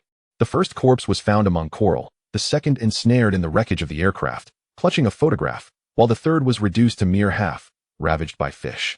As the mechanical arm cautiously hoisted the remains, Xiao Yu immediately ordered the bodies to be placed in specially designed body bags, each meticulously labeled and infused with preservatives. Near the third body, the searchlight illuminated a reflective object, a black briefcase wedged between the rocks, its exterior seemingly intact. Xiaoyu sprang to his feet, exclaiming, "That's it. Carefully retrieve it." However, as the briefcase was extracted from its rocky prison, it suddenly split open, releasing several yellowed photographs that drifted downwards through the seawater. The operator swiftly activated the underwater drone, successfully capturing the floating images. As the briefcase was hoisted onto the deck, droplets of water still clinging to its leather surface. Xiaoyu stepped forward, hand steady as he received it. His fingertips trembled slightly as he brushed away the seaweed, revealing a gilded emblem. When no one was watching, he quickly dialed an encrypted number. "Chief, the item has surfaced," Xiaoyu spoke in a hushed tone, his throat constricting slightly. "I will send the coordinates shortly." On the other end, the sound of a teacup shattering echoed, General Zhang's voice raspy and urgent. "Good. The South Sea Fleet is on its way." Xiaoyu personally secured the briefcase in a titanium alloy safe. "Everyone, take a break," he announced loudly. "Tonight, we celebrate." Li Weifeng, understanding the implication, began organizing shifts to ensure the safe remained under constant surveillance. Following Xiaoyu's orders, the chef brought out a cherished bottle of Maotai, pouring each crew member a small cup for a toast to their success. As Xiaoyu raised his glass, his gaze swept across each crew member. On the midnight deck, the sea breeze carried a damp chill. Suddenly, the communicator crackled to life. "This is the South Sea Fleet Kunlun Mountain, requesting to dock." Xiaoyu briskly made his way to the control room, the ship's emblem glowing coldly in the moonlight. He pressed the call button. "Verification code Great Wall, 199. The response was immediate. "Reply Dragon Palace number 3. A faint smile crept across Xiaoyu's lips. "Welcome aboard." The rotor wash dispersed the mist on the deck as the hatch opened, revealing a colonel adorned with 4 stars. The sound of his military boots striking the steel deck awakening the night watch crew. As the colonel shook hands with Xiaoyu, both pressed their thumbs firmly. A unique signal entrusted to him by General Zhang prior to his departure, confirming their identities. "General Zhang sends his regards," the colonel said in a low voice. "Are the items prepared?" Xiaoyu turned towards the cabin, retrieving the titanium password box, instructing Li Weifeng to bring the 3 victims' bodies for transfer. Leaning close to the colonel's ear, he whispered, "The code is 110. The helicopter's engine remained unshut, poised for immediate ascent. The colonel accepted the box, the veins on his wrist slightly bulging. "Rest assured," he patted the box, "as long as the box is here, so are we." "Sir, these are the remains of 3 heroes, which I now entrust to you," Xiaoyu stated solemnly. "Understood. I shall take these heroes home," the colonel replied. As the helicopter transformed into a flickering red dot against the night sky, Xiaoyu finally exhaled with relief.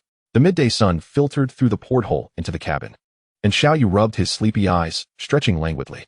The fatigue from the previous night's handover had not entirely dissipated, yet the desire for exploration was already stirring within him. He summoned the system. "Activate the super ocean system. Search radius 120 kilometers. Target valuable shipwrecks." The system's prompt sounded. "Suspected shipwreck detected. Distance 1,198 kilometers." The 3D imaging gradually clarified, revealing the outline of a wooden sailing ship. The vessel stretched approximately 60 meters in length, with a broken mast and significant damage to the side hull. The system noted, estimated era, late 18th century to early 19th century. A smile played on Xiaoyu's lips. It appears to be an ancient relic. The system assessed, metal content approximately 15 tons, likely silver ingots or gold artifacts. Xiaoyu opened his phone, perusing his collection of shipwreck data, suspecting it to be a Spanish treasure ship. Records from 1796 indicated that a vessel named Santa Maria had vanished in this vicinity. The cargo manifest revealed 40 tons of silver, 2 tons of gold, and numerous jewels. Xiaoyu pressed the communicator. "Attention all personnel, team leaders assemble in the conference room." Li Weifeng was the first to burst in, half an apple still in hand. "Boss, have we found something?" he mumbled through his mouthful. "Target depth is 2,800 meters. Approximately 200 kilometers away," Xiaoyu instructed the group. "Li Weifeng, you are in charge of equipment adjustments. Everyone else, check the salvage tools. We depart in 2 hours." "Remember," Xiaoyu scanned the group, "this sea area is perilous. The radar indicates unidentified vessels nearby. Stay vigilant, and if any situation arises, follow the plan without hesitation." The twilight's afterglow bathed the ocean's surface, enveloping the ocean exploration vessel in a golden sheen. Xiaoyu stood on the bridge, his gaze sharply fixed on the radar screen, where 3 flickering dots appeared. "Zoom in on the image," he commanded in a low voice. The radar operator swiftly complied, revealing 3 vessels approximately 20 meters in length, likely fishing boats. "Humph, are those fishermen from the Philippines?" Xiaoyu scoffed, tapping the control panel lightly. "Combat team, assume a state of heightened alert.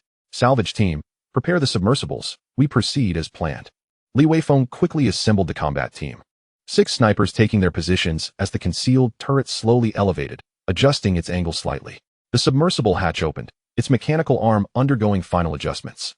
While the operator checked the oxygen systems and communication devices to ensure everything was flawless, Zhou Shui prepared the medical bay, ready to respond to any emergencies. The ocean exploration vessel glided closer to the coordinates of the shipwreck. Chapter 175, The Mysterious Sea Chart. Shortly thereafter, both submersibles entered the water simultaneously, their searchlights cutting through the gloom as the operators expertly maneuvered the mechanical arms, steering clear of the seabed reefs. Xiaoyu fixated on the monitoring screen, his brow furrowing. Shift left by 15 degrees. He relayed the system's guidance to the submersible operator. Suddenly, a massive shadow appeared on the screen. The wooden hull encrusted with thick coral and seaweed, with the cargo hold door ajar, revealing glimpses of metallic items within. The radar operator suddenly reported, "A Philippine fishing vessel is approaching." One of the boats abruptly accelerated towards the ocean exploration vessel. Xiaoyu's expression hardened. "Warning shots, drive them back. If they ignore the warning, let them feed the sharks." Li Weifeng ordered 2 warning shots to be fired, splashing into the water ahead of the fishing boat, which veered away in fright, the other 2 vessels quickly distancing themselves. Seizing the opportunity, the submersible began retrieving items from the cargo hold, successfully hoisting the first box of silver ingots, which gleamed in the sunlight. Xiaoyu smirked slightly. It seems this haul will be quite substantial. The radar indicated more vessels approaching from the distance. Increase speed, Xiaoyu commanded. Operators, proceed with caution, and the combat team, ensure everyone's safety. Li Weifeng nodded. Understood, arrangements have been made. As the sun descended in the west, the sea shimmered with golden reflections. The 3 fishing vessels lingered at a safe distance, akin to lurking wolves, yet hesitated to approach the ocean explorer, the lion of the sea. Standing on the deck, Xiaoyu clearly observed through his telescope the crew of the opposing ships urgently conversing on satellite phones. In the distance, several dark shapes gradually grew larger as more fishing boats began to congregate. Ignore them. Xiaoyu lowered the telescope, his voice steady and powerful. Let's focus on the salvage. As long as they don't cross the boundary, they can merely spectate. The robotic arm of the submersible skillfully grasped bars of silver, and the operator excitedly reported, "The 3rd crate is full." Li Weifeng had snipers stationed at high points for vigilance, while 2 machine guns disguised as lifting equipment stealthily targeted the nearest fishing boat. Drones circled continuously, monitoring the ever-increasing number of fishing vessels. Xiaoyu deliberately swept the searchlight over those boats, under the harsh glare. The frantic shadows of the crew were clearly visible, a silent message that they were being watched. With a cold smile, Xiaoyu mused, "This is the best form of deterrence." Radar indicated that 9 fishing boats had gathered around, with the closest merely 500 meters away, yet they dared not approach. Observers reported, "They are shouting to each other, seemingly waiting for something."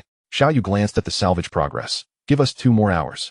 Then initiate electronic interference to disrupt their communications, and have Zhou Shui prepare the medical bay, just in case they are pirates in disguise." Deep within the cargo hold, the submersible discovered a small safe, adorned with gold, and engraved with what appeared to be the private emblem of a bullfighting country. Xiaoyu's eyes lit up. This is likely a valuable find. The last crate of silver bars was safely hoisted aboard, and as the submersible was retrieved, it deliberately stirred up a cloud of silt from the seabed. The ocean explorer suddenly illuminated all its searchlights, the blinding light piercing the fishing fleet, causing them to scatter in panic, engines roaring as the massive vessel sliced through the waves, departing with a flourish. While tallying the spoils, Xiaoyu discovered a hidden compartment within the safe, containing a yellowed maritime map that outlined the rough shape of a mysterious island. Pondering this, he stroked his chin thoughtfully. Intriguing. Once they were a safe distance from the fishing boats, Xiaoyu stood before the mountainous treasures in the warehouse, his tablet swiftly calculating the astonishing haul. 39 tons of silver. The voice of the crew member in charge trembled with excitement. Valued at approximately 202.8 billion yuan based on the current international silver price of 52 yuan per gram. Xiaoyu nodded, shifting his gaze to the gleaming pile of gold bars. 5 tons of gold, worth 35 billion yuan at 700 yuan per gram. His fingers glided over the tablet to include these figures. The safe was carefully opened, revealing a velvet-lined interior cradling a dozen brilliant gemstones.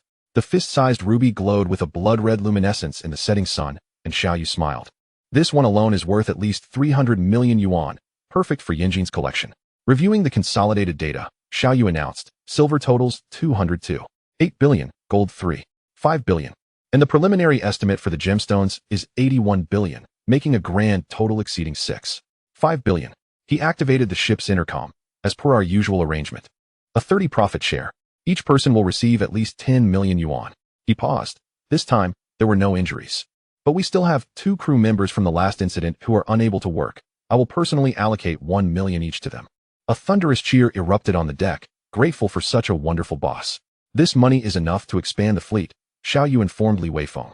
I plan to construct another salvage vessel. This will not only increase our manpower, but also significantly enhance our risk resilience. As for recruitment, I will leave that to you.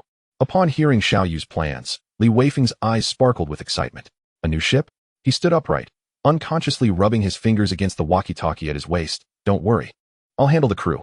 After a moment, he inquired, how many do we need? Xiaoyu gazed at the newly rising stars on the distant horizon and whispered, around 100. The best. 30 divers, he counted on his fingers, 20 marine engineers, and 15 weapons experts. Li Weifeng swiftly noted this down on his tablet, adding, and 10 medics. Prioritize recently discharged personnel, Xiaoyu emphasized, especially those from the Navy's Special Forces. Li Weifeng nodded in understanding. Got it. I know a few retired sea dragons. They exchanged a knowing smile, a testament to their unspoken camaraderie. Chapter 176, Unexpected Surprises. Morning mist enveloped the unnamed naval port, where a stranger in uniform stood on the dock, the stars on his epaulets glimmering in the dawn light. Mr. Xiao, it's an honor, the officer stepped forward, his polished shoes echoing on the steel plates. I am the new liaison officer, Lin Yi, and I will be responsible for coordinating with you from now on. His voice was deep and resonant as he extended a document bearing the military commission seal. Xiaoyu discreetly scanned the document before dialing the satellite phone. Commander, has there been a change? Laughter rang from the other end. Xiao Lin is my student. You can trust him. 6 inspectors in white gloves boarded the ship, wielding precision instruments. The laser scanners glided over the surface of the gold bars, emitting confirming beeps. Lin Yi retrieved the real-time gold price. Silver totals 202. 8 billion. Gold 3. 5 billion, amounting to 552. 8 billion. The funds will be transferred to your designated account tomorrow. Lin Yi glanced toward the gemstones in the safe. Xiaoyu lightly tapped the lid. Private collection, a gift for my wife, not for sale. After the transaction was completed, the crew's morale soared, and the aroma of delicious food wafted from the kitchen. A celebratory feast had commenced. In President Qin's office, the subtle scent of sandalwood lingered, with a bustling shipyard visible through the floor-to-ceiling windows. Xiaoyu lounged on a leather couch, his fingertips gently drumming against a mahogany coffee table. Construct another salvage vessel?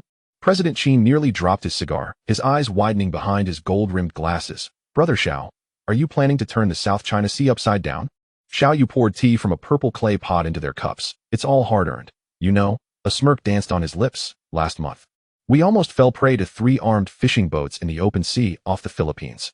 Seated comfortably, Xiaoyu slowly articulated his collaboration proposal. President Qin, I'm here to invite you to partake in a lucrative venture. He displayed his tablet, showcasing the revenue curves from the last 3 salvage operations. As he scrolled to the summary page, the staggering figures caused President Qin's fingers to tremble slightly. You possess the finest dock. Xiaoyu pointed toward the new ship under construction, while I have the most professional team. The screen flashed images of Li Weifeng leading training sessions, transitioning to drone footage of the perilous encounter where 3 armed fishing boats viciously attacked the Ocean Explorer, bullets leaving gnarled marks on the portholes. President Qin took a deep breath, his gaze sharpening behind the gold-rimmed glasses. Brother Xiao, are you trying to drag me into a pirate ship? Xiaoyu chuckled. Sipping his tea, 5 equity. We will each bear half the cost of constructing the new vessel. What do you say? President Qin paused, his cigar suspended in midair, his eyes glinting with interest. Brother Xiao, he suddenly erupted with laughter, the ash from his cigar cascading onto his tailored suit without concern. I, Qin, cannot miss out on such an opportunity. He raised a glass of Mao Tai and downed it in one go, the amber liquid trailing down the cup like tears of joy. This time, I will personally finance it. He lowered his voice, tapping out a rhythm on the table like Morse code. We won't go through the shipyard's accounts. In the inner pocket of his suit, a corner of the black card from the Swiss bank peeked out, sparing him the incessant chatter of those antiquated souls. Nonetheless, I could still urge them to expedite the renovations of the new ship using the finest technology. After exiting President Qin's office, Xiaoyu returned to the ocean exploration vessel. Standing beside the gangway, gazing at the assembled crew, the sea breeze caressing his slightly fatigued, yet smiling countenance. Brothers, his voice, though soft, silenced the bustling deck in an instant. The bonuses will be credited tomorrow. This statement ignited a spark in everyone's eyes, followed by the announcement of a well-deserved vacation to spend quality time with family. He paused, scanning each sun-kissed face. For the next mission, Old Li will notify everyone. With that, he patted Li Weifeng's shoulder beside him. Xiao Yu handed over the captain's log to Li Weifeng, murmuring the need for extra diligence regarding the new ship. Li Weifeng nodded, his finger tracing the recruitment list. As the car emerged onto the highway, Xiao Yu retrieved his phone and sent a voice message to Lu Yanxin. "Darling, I'm back." His tone was tender, a stark contrast to the earlier gravity. As dusk fell, Xiao Yu's vehicle came to a gentle halt before the courtyard, its headlights casting a warm glow upon the bluish bricks of the wall. Before the car had fully stopped, the vermilion gate creaked open. Lu Yanxin stood on the porch, her apricot-hued qipao fluttering softly in the evening breeze, a spatula in hand, a gentle smile gracing her lips. "Wife." Xiao Yu rushed forward, arms outstretched to lift her and twirl her around. "Wait." Lu Yanxin chuckled, placing a delicate hand on his shoulder, her fingers gradually resting on her flat abdomen. "We can't be so boisterous right now." Xiao Yu froze momentarily, confusion morphing into astonishment, and finally blossoming into jubilant ecstasy. "Really?" His voice trembled as his rough hand cautiously covered his wife's abdomen, as though touching a fragile treasure. Lu Yanxin nodded, her eyes sparkling with starlight. "I only found out after going to the hospital since my period was absent this month." She leaned closer to her husband's ear. "The doctor said it's already 6 weeks." Xiao Yu suddenly felt at a loss. Even the act of guiding his wife into the house transformed into a supportive gesture. Lu Yanxin chuckled. "You don't need to help me just yet." On the dining table, for dishes and a soup awaited, all of Xiao Yu's favorites. Yet in the center sat an additional bowl of Dangshan chicken soup for prenatal nourishment. Xiao Yu's gaze fixated on that bowl, his eyes suddenly glistening. "I've thought of a few names," Lu Yanxin mentioned, pulling up her phone's memo. "If it's a boy, he'll be called Xiao Hai. If a girl, Xiaolon." Xiao Yu interjected abruptly. "What if it's twins?" Old Master Xiao Defu had only just learned of his granddaughter-in-law's pregnancy, laughing heartily, at last. "The Xiao family will have heirs." His booming voice resonated, startling the tiles. After being playfully halted by Lu Yanxin's laughter, a fond smile spread across Old Master Zhao's face as he quickly added, "Why would Grandpa blame you, little girl? You are now the great benefactor of our Xiao family. I could not be happier." As he spoke, Old Master Xiao ushered Lu Yanxin to the dining table, continually serving her more dishes, chattering, "Come now, eat up. You're nourishing too with one meal. We mustn't let our little baby go hungry." Lu Yanxin looked at the bounty on the table, feeling slightly shy. "Grandpa, I can't eat this much. You should join me." Old Master Xiao waved his hand dismissively. "Grandpa, I sent tea hungry. You eat first, then I'll have mine after. By the way, tomorrow I'll visit the village elders to obtain some nourishing herbal recipes for you," he added. At this juncture, Old Master Xiao suddenly recalled something and quickly inquired, "By the way, have you informed our in-laws? Do they know about your pregnancy?" Lu Yanxin smiled as she replied, "Actually, I haven't told them yet. I'd like to wait until Xiao Yu returns so we can share this joyous news together. It would feel more meaningful that way." With a gentle sigh, she continued, "After all, this is a matter for our little family of 3, and I hope we can share in this joy together." As her words hung in the air, Lu Yanxin's face radiated happiness, her eyes gleaming with hopes and dreams for the future. Thus, the evening meal transformed into an exceptionally warm and joyful occasion, with the 3 of them gathered around the table, savoring the delicious dishes while sharing snippets of their lives. Laughter and conversation intertwined, creating a beautiful symphony of familial harmony. Chapter 177. Special honor. As the morning light began to grace the eaves of the courtyard, Xiao Yu had already made 3 laps around the village. Clad in a long-neglected custom suit, even his shoes gleamed with a polished shine. He greeted everyone with a wide grin, exclaiming, "Yanxin is pregnant." His fingers continuously dispensed red envelopes from his pocket. Even the old yellow dog basking in the sun at the village entrance received a meat bun. Aunt Lu's basket brimmed with red envelopes, nearly too heavy to lift. "You're either going to be a father or a fortune dispenser." She laughed, slapping her thigh. Xiao Yu added a box of imported cherries into her basket. Both. Both. The production line at the seafood processing factory abruptly halted, and the announcement blared. "Attention, everyone. The boss's wife is expecting. Today we double the pay." Workers stared in disbelief at the suddenly appearing 10,000 yuan red envelopes, their phones nearly bursting from the fervor. The porch of the courtyard overflowed with fresh farm eggs delivered by the villagers, while Old Master Xiao Defu crouched in the yard, exchanging pleasantries with the gift givers. Lu Yanxin surveyed the room, filled with supplies. "We'll be eating this until the child goes to college." "You," she poked Xiao Yu on the forehead. "Must you make it so widely known?" While Xiao Yu was busy sending red envelopes to his university professor, he chuckled foolishly. "I'm just so happy." Suddenly, His phone vibrated. It was General Zheng messaging. Congratulations, the gift is ready. Xiaoyu had been quietly keeping vigil by the bedside for half an hour. When Lu Yanxin opened her eyes, she saw her husband holding a glass of honey water at just the right temperature, his eyes sparkling as they fixated on her abdomen. Honey, she sighed, pressing her forehead. You're putting a lot of pressure on me. Xiaoyu awkwardly stepped back. But couldn't he resist the urge to assist her in getting out of bed? Lu Yanxin suddenly adopted a stern expression. If you keep this up, I'll pack my bags and return to my parents' house. Xiaoyu's hand froze midair, resembling a chastised large dog. Xiaoyu even checked the temperature of the water for Lu Yanxin 3 times. The yard was lined with non-slip mats, and the steps were padded with soft rubber. I'm just pregnant, not incapacitated. Lu Yanxin stood with her hands on her hips at the bathroom door. Xiaoyu, clutching a change of clothes, looked pitiful. The floor is slippery. Last warning, she raised her finger. If you come in again, I'll go back to my parents' house. Suddenly, the bedside was cluttered with a plethora of pregnancy and childbirth books, each adorned with sticky notes and key points highlighted with fluorescent markers. Lu Yanxin discovered the wardrobe stuffed with anti-radiation clothes, with even the phone tucked into a lead box, leaving only a small gap to answer calls. Are you preparing for a nuclear attack?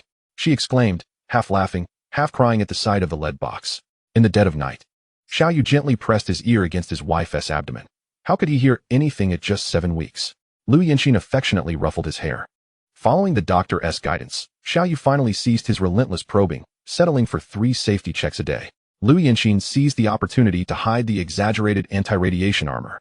As her mother, Qi Fenglian, pushed her suitcase into the yard, Xiaoyu rushed forward, brandishing a thick stack of pregnancy guidelines. Mom, here's Yanxin's schedule.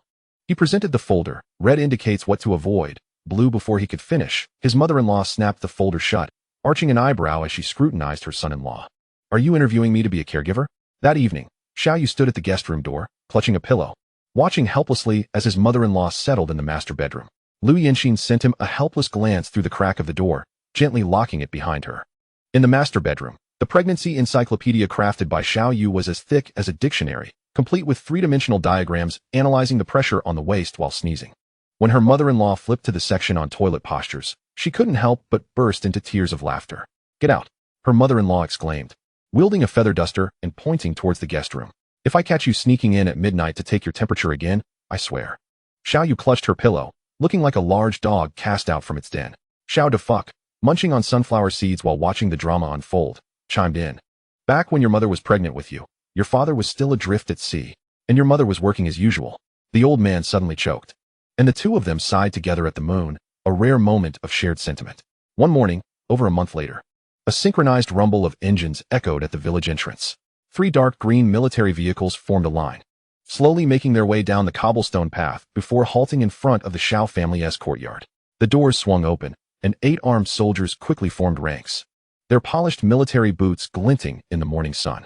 The gathering villagers grew in number, and Aunt Wang dropped her vegetable basket in shock. Has the young lad from the old Xiao family gotten into trouble? She craned her neck to see, only to spot the leading officer holding a plaque draped in red silk.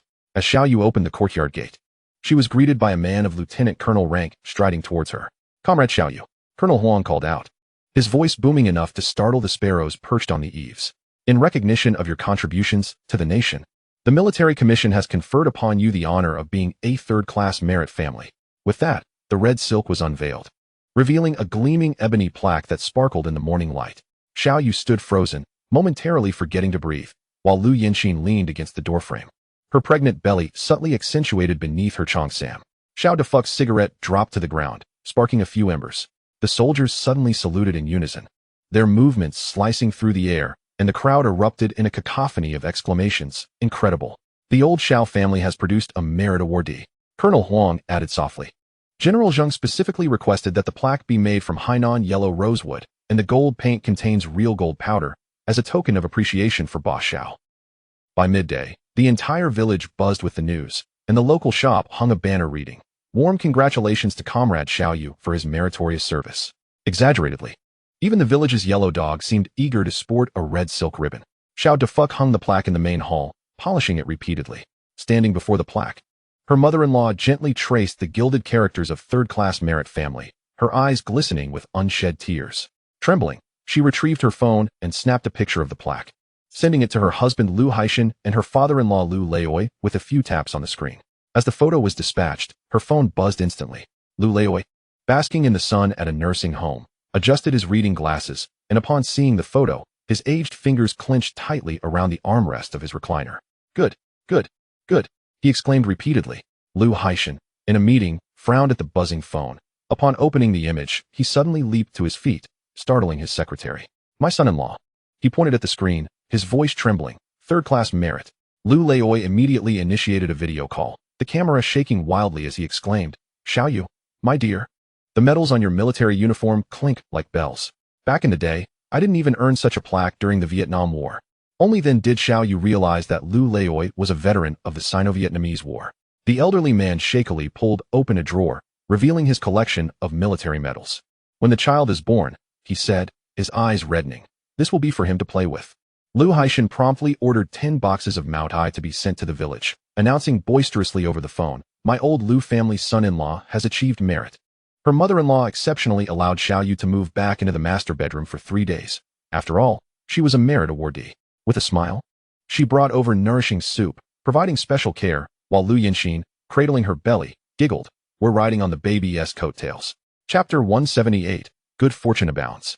The afternoon sun filtered through the grape trellis, casting dappled shadows in the gazebo. Xiaoyu was peeling lychees for Liu Yanxin when she suddenly heard a familiar rhythmic knock at the door. Who could it be at this hour? Xiaoyu frowned and opened the copper ring of the crimson-painted door. Outside, Anna's golden hair shimmered in the sunlight, while Mike dragged 2 enormous suitcases behind her. Surprise!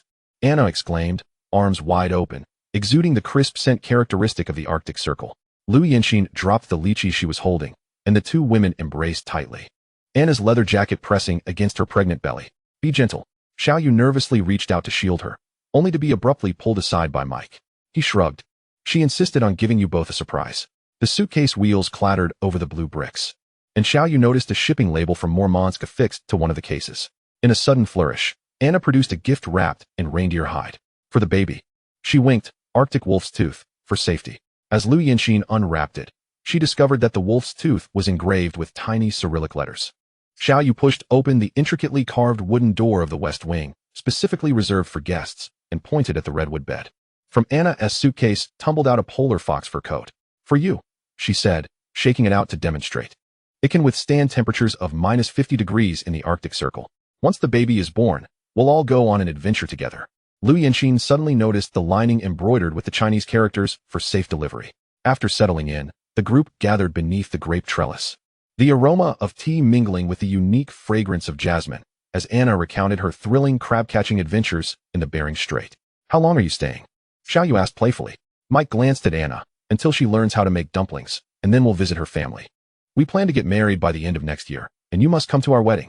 As dusk descended, the kitchen of the Xiao family courtyard wafted with tantalizing aromas. Xiao Defuck wielded a frying pan, flicking his wrist as flames shot up 1/2 meter high, illuminating Anna's astonished face. Now, this is food worthy of a human, Anna exclaimed, cradling a bowl of dompa pork, a bit of sauce splattered on her golden hair. While I'm here indulging in salad every day, I feel like I'm turning into a rabbit. Her exaggerated gestures elicited peals of laughter from everyone. Xiao Defuck's spatula danced in the firelight, and when the Kung Pao chicken emerged from the pan, the peanuts still dancing within. Mike, holding his chopsticks, was agape. This is more exciting than acrobatics.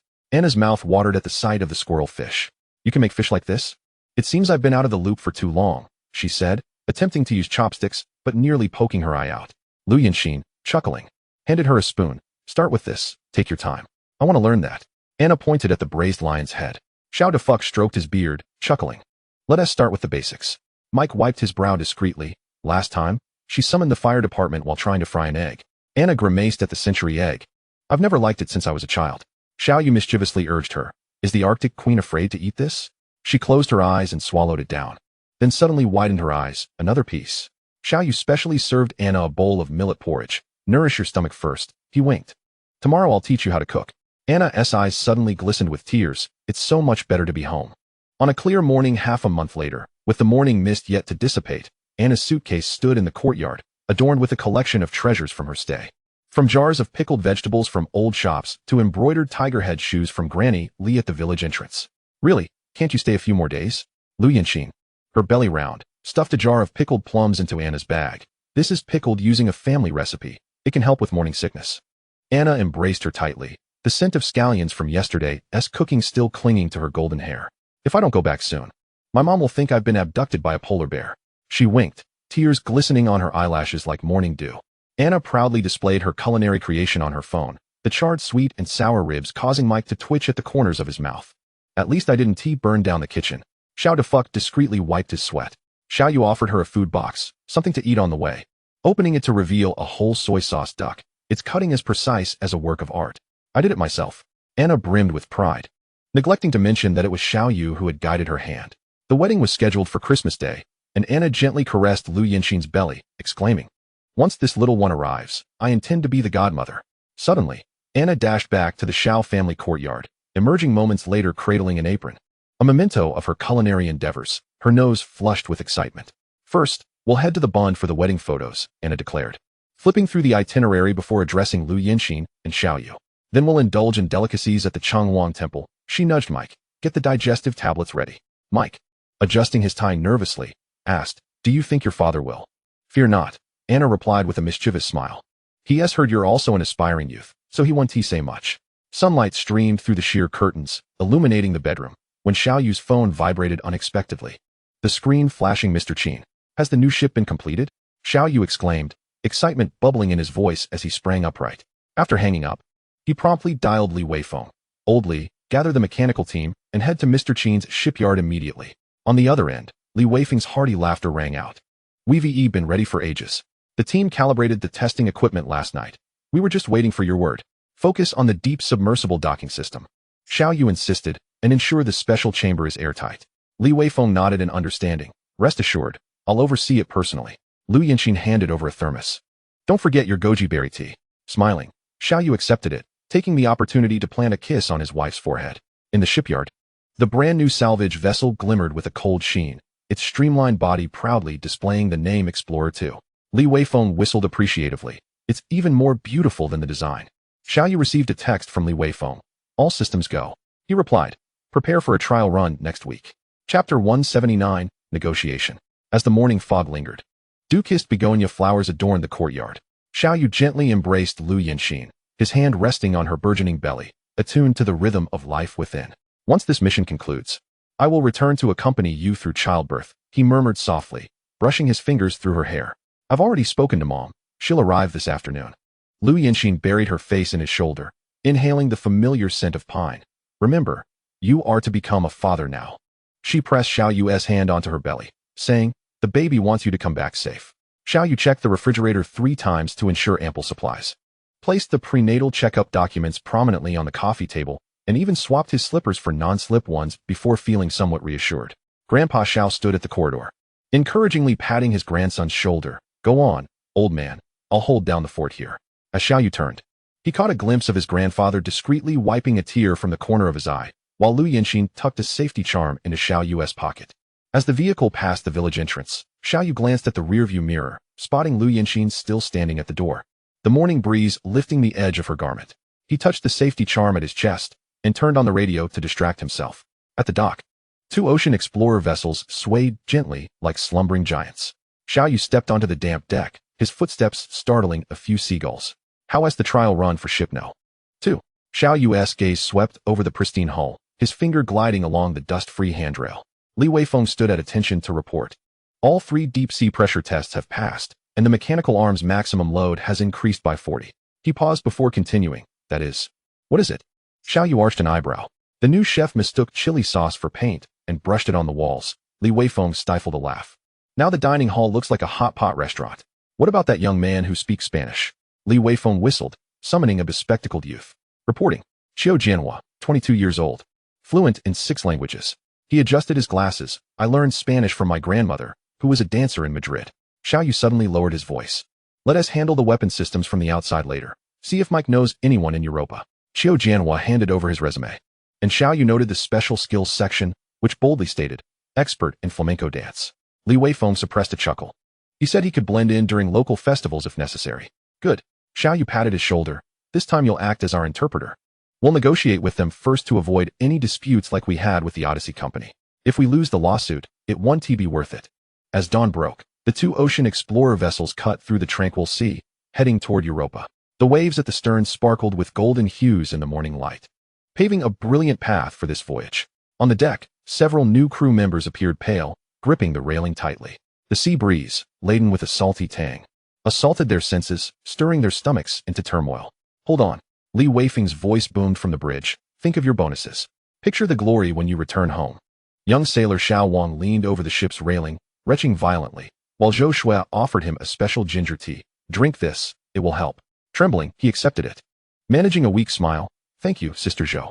Chief Engineer Zhang, pipe in mouth, patted the newcomer's shoulder. When I first went to sea, I was even worse. He squinted, recalling, I was sick as a dog, then produced a homemade peppermint balm. Put this on your temples. It works wonders. On the 7th morning, the sea began to lighten, and Xiao Wang joyfully exclaimed, I'm not seasick anymore. He dashed up to the deck, inhaling deeply of the invigorating sea breeze. The new crew members commenced their training on professional equipment, mastering the operation of mechanical arms, sonar monitoring, and deep-sea detectors. At dinner, the dining hall buzzed with laughter as new and seasoned crew members gathered to share their maritime tales. Xiao Yu raised his juice glass. Welcome to the ocean exploration team. A pod of dolphins trailed the fleet, frolicking in the waves, as the new crew members crowded the deck, vying to capture the moment in photographs. Old Zhang chuckled. This is a good omen. After nearly a month of drifting, the coastline of the bullfighter nation drew nearer on the nautical chart. Xiao Yu convened the core team to outline mission details. At noon in Vigo Bay, the sea breeze carried a hint of saltiness as Xiao Yu stood on the speedboat, gazing at the serpentine coastline of the bullfighter nation. Remember, Xiao Yu straightened his collar, addressing Qiu Jianhua. You'll be responsible for translation, but keep your eyes peeled. The young man nodded, his gaze sharpening behind his glasses. As the speedboat approached the shore, Xiao Yu dialed the ambassador's number. A steady voice answered. The other party has been contacted. Here is his private number. Xiao Yu noted it down, a slight smile gracing his lips. Xiao Yu chose a seaside cafe, the second floor offering a panoramic view. Qiu Jianhua had already confirmed all exit routes, feigning a tourist as he engaged the waiter in Spanish, his ears alert. Qiu Jianhua dialed the number, and on the other end, a deep male voice instructed, 3 o'clock this afternoon at the Blue Harbor Cafe. The young man conveyed the information casually before whispering to Xiao Yu, Boss, the other party will arrive at 3. Xiao Yu selected a window seat. Leaning against a solid wall, with a copy of Don Quixote prominently displayed on the table, spine facing outward as a predetermined signal. At precisely 3 o'clock, a man clad in a deep blue suit entered, scanning the room until his gaze lingered on Don Quixote. Xiao Yu noticed a silver coin ring adorning the man's pinky. Is this seat taken? The man inquired in English. Xiao Yu smiled. I'm waiting for a night of windmills. A flicker of amusement crossed the man's eyes. This was the agreed-upon signal. Upon seeing the arrival, Qiu Jianhua seamlessly took a seat at the empty spot beside them. The illumination within the cafe suddenly intensified, casting a glaring brightness over the room, while the air became thick with the rich aroma of coffee mingled with an underlying scent of gunpowder. Xiao Yu's fingers gently tapped against the tabletop, the rhythm reminiscent of a countdown. As Qiu Jianhua translated the opposing party's offer, his gaze turned frigid in an instant, akin to the chilling winds sweeping across the Antarctic glaciers. 30%. Xiao Yu's voice was soft, yet it sliced through the tension like a drawn blade, indicating that they could retain all documentation regarding the artifacts. But as for the treasures, he hesitated. They were only granted the right of first refusal. Qiu Jianhua translated fluently, beads of sweat forming on his brow, as the other party abruptly stood, the chair screeching against the floor with a jarring sound. Unacceptable, he exclaimed angrily, waving his arms in protest. Xiao Yu leisurely sipped his coffee, remaining unperturbed, reminding him softly, we possess the precise coordinates. Qiu Jianhua emphasized the word precise deliberately during his translation. The opposing party suddenly lowered his voice, speaking in rapid Spanish, causing Qiu Jianhua's complexion to shift slightly. He claimed that someone was willing to offer a higher price. Xiao Yu's fingertips stilled momentarily. 30% is the bottom line, he declared, rising to his feet, his shadow looming over the other man. Otherwise, we will seek cooperation with the Portuguese. Qiu Jianhua's translation carried an unmistakable firmness. Xiao Yu placed a business card on the table, its edges gilded in dark gold, with a note indicating a 72-hour consideration period. Adjusting his cuff, he turned, his polished shoes striking a cold rhythm against the floor. Chapter 180, Deception and Tempest. As night descended, the surface of Vigo Bay shimmered under a silvery moonlight. The engine of the ocean explorer rumbled with a deep growl, reminiscent of a slumbering beast. Xiao Yu stood on the bridge, his finger gliding gently across the nautical chart. Full speed ahead, he announced, relaying a series of coordinates, his voice laced with suppressed excitement. Li Weifeng's pupils constricted. This was an uncharted territory for them. The Golden Fleet? Li Weifeng whispered, referring to the legendary fleet said to carry 5,000 carriages. Xiao Yu's lips curled into a slight smile. In 72 hours, the officials of the bullfighting nation will find his fingertips gently tracing his neck. We will have already secured our prize. Suddenly, an abnormal rise appeared on the sonar screen, shaped not like a reef but resembling neatly arranged cargo containers. Xiao Yu fixated on the string of system data visible only to him, his eyes gleaming with intensity. The two ships positioned themselves in a pincer formation, and Xiao Yu swiftly orchestrated the setup, with the submersible prepared and mechanical arms on standby. Li Weifeng suddenly realized that the coordinates lay precisely at the boundary between international and territorial waters.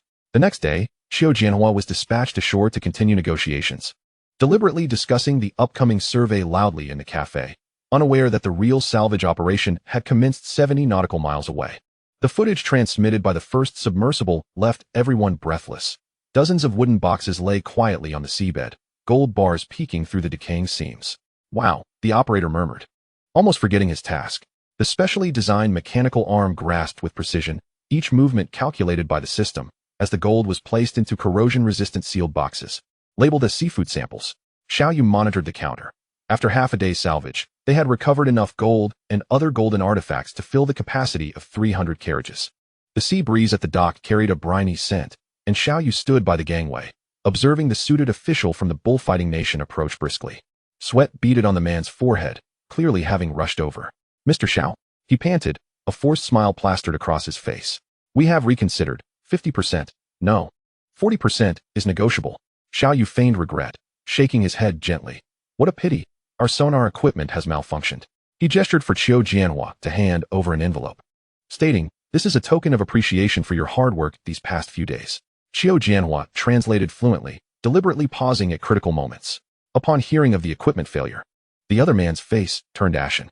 Xiao Yu pretended not to notice, continuing to sigh in disappointment. Inside the envelope were crisp euros, exuding the scent of fresh ink. The official squeezed the thickness, a glimmer of greed flickering in his eyes. Xiao Yu's lips curled upward. This sum was sufficient to buy 3 months of his silence. As the man was merely a low-level pawn, the two hastened towards the speedboat, their strides steady yet unhurried. Qiu Jianhua caught sight of a suspicious figure lurking in the shadows of the dock, and he intentionally declared in Spanish, "We will return tomorrow to inspect the equipment." Once they departed the dock, Xiao Yu promptly activated electronic interference, causing the speedboat's identification signal to transform into that of the fishing vessel Mary. By the time those on shore looked up again, the sea was devoid of any trace. Upon returning to the main ship, Xiao Yu inspected the special cargo hold, where 12 tons of gold had been melted into ordinary industrial ingots, their surfaces treated for oxidation, rendering them undetectable by X-ray. As for the other gold artifacts, they had been concealed in a hidden location. The blistering sun beat down on the dock at Djibouti port, while the salty sea breeze carried waves of heat. The two ocean explorers lay quietly moored at military berths, with a few officers in camouflage standing beside the gangway. Xiao Yu dialed a familiar number, and after 3 busy signals, a steady voice came through the receiver. "Old Zheng has made arrangements. Special supplies are prepared for you." Less than 10 minutes after hanging up, 3 military fuel trucks roared onto the scene, their dark hoses resembling giant serpents connecting to the ship's hull. As dusk fell over the Indian Ocean, the sky was suddenly engulfed by swirling dark clouds. The previously tranquil surface of the sea erupted violently. Colossal waves resembling enraged beasts tossed the two ocean explorers high into the air, only to crash down mercilessly. Xiao Yu gripped the handrail of the bridge tightly, peering through the water-streaked windows as a bolt of lightning cleaved the sky, illuminating the pitch-black sea as if it were daylight. The howling winds tore at the vessel, emitting a metallic groan that sent shivers down spines. "All personnel, report to your stations." Xiao Yu's voice was nearly shredded by the tempest as he commanded, "Initiate the typhoon emergency protocol." A 20-meter-high wall of waves crashed toward them, the ship tilting at a 45-degree angle as containers on the deck toppled like building blocks, plummeting into the abyss below. Li Weifeng screamed over the radio, "Ship 2 has sustained damage to the starboard side." Xiao Yu focused on the approaching eye of the storm on the radar, barking, "Jettison cargo," to keep the ship afloat. Gritting his teeth, he ordered the crew to tearfully push half of their supplies into the sea to lighten their load. Ship 2 sent a distress signal, water flooding the engine room. But Xiao Yu refrained from risking a closer approach. At 4 in the morning, the barometer suddenly ceased its descent, and Xiao Yu noticed a gap in the clouds. a beam of starlight illuminating the tumultuous deck like a divine miracle. By dawn, Ship 2 limped along, its hull battered, twisted metal and cables strewn across the deck. Yet miraculously, everyone had survived. The sea, eerily calm after the storm, reflected the sunlight breaking through the fragmented clouds, casting mottled shadows upon the two scarred vessels. Xiaoyu stood on the tilted deck, his satellite phone finally regaining signal. Wiping the salt from his face, his voice was hoarse yet steady. All personnel, assemble for a head count of the injured. In the medical bay, Zhou Shui was stitching up Xiao Wang, rebuking, "I told you not to bathe during a typhoon." Her hands moved deftly, while the young man winced in pain, who knew the ship would suddenly capsize. Li Weifeng and the mechanical team were submerged in the engine room. Meticulously reconnecting wires in the murky seawater, Ship 2 is operational. Came the jubilant shout over the intercom. Xiaoyu personally distributed bottles of liquor to each injured crew member to calm their nerves, patting the shoulder of a new recruit whose hands trembled as he held his drink. The lookout stations were tripled in staff, sonar operators fixated on their screens, afraid to blink. If another typhoon struck, Li Weifeng vowed, he would fight tooth and nail. While clearing debris, they stumbled upon a school of deep-sea fish swept in by the storm, making for an unexpectedly delightful sashimi dinner, fresh and sweet. Xiaoyu smiled, declaring, "This is a gift from the sea." The second vessel trailed a battered hull ahead, while Xiaoyu's primary ship followed closely behind, vigilant, with its radar fully operational, resembling a protective mother beast guarding her injured offspring. In the morning mist of the Malacca Strait, two battle-worn ocean exploration ships lay quietly moored at the shipyard. Seagulls circled above the masts, seemingly mocking the fractured hull. Old Li, gazing at the welding work on the second ship, urged them to expedite the repairs. Money was no object. Amidst the shower of sparks, workers were affixing brand new armor plating to the hull, which was 3 millimeters thicker than the original. The 20-day wait had rendered Xiaoyu's days interminable. Each morning, he would stand by the dock, watching the sunrise gild the repaired hull in gold, akin to witnessing the birth of his unborn child. When the outline of the nameless military port finally emerged, Colonel Lin had already positioned himself at the dock, flanked by 5 military trucks. "I hear you've struck it rich?" he greeted with a smile, though his eyes were fixated on the scars along the ship's side. As the cargo hold door creaked open, a cascade of golden light flooded the dock, revealing 12 tons of gold ingots neatly stacked like a miniature pyramid. While the golden artifacts, crowns, idols, scepters, flowed with an ancient luster under the sun. Colonel Lin's throat moved slightly. "Boss Xiao, these relics," he rarely rubbed his hands together. "The nation desires." Before he could finish, Xiaoyu had already handed over the list. "I've prepared it in advance." Xiaoyu's finger gently traced the valuation column, suggesting they calculate based on the gold price, dismissively. Lin's pen abruptly halted on the paper, splattering ink. "How about exchanging them for the bronze heads of the zodiac from the old summer palace?" Xiaoyu's words caused Lin to jerk his head up, prompting the 2 military men beside him to stand straight and salute Xiaoyu. During the inventory process, Xiaoyu suddenly produced a small box. "This." He opened it to reveal a cross embedded with sapphires. "Please donate it to the Forbidden City, but do not mention my name." As they prepared to part, Colonel Lin unexpectedly thrust a brocade box into Xiaoyu's hands. "For your child," he winked, revealing a longevity lock inscribed with loyalty to the country. Under the lights of the testing room, the gold ingots shimmered with a steady glow on the precision instruments. The chief inspector adjusted his glasses, his voice trembling slightly. "Report, the total gold amounts to 119 tons, with 2 tons of gold artifacts, averaging a purity of 92. Upon hearing this, Colonel Lin suddenly slammed his hand down. "Price it according to the 999 pure gold standard." He turned to Xiaoyu, his eyes sparkling with rare excitement. "This is a special thank you approved by the military commission, calculating at today's international gold price of 700 yuan per gram." He pushed his glasses up. 119 tons equals 11,900,000 grams. The screen flashed the first line of numbers. 11,900,000 grams. 700 yuan per gram, totaling 8,330,000,000 yuan. As the financial officer handed the report to Colonel Lin, his fingers trembled slightly. "According to the military commission's directive," he added, "including the 2 tons of gold artifacts, we round it to 10 billion yuan."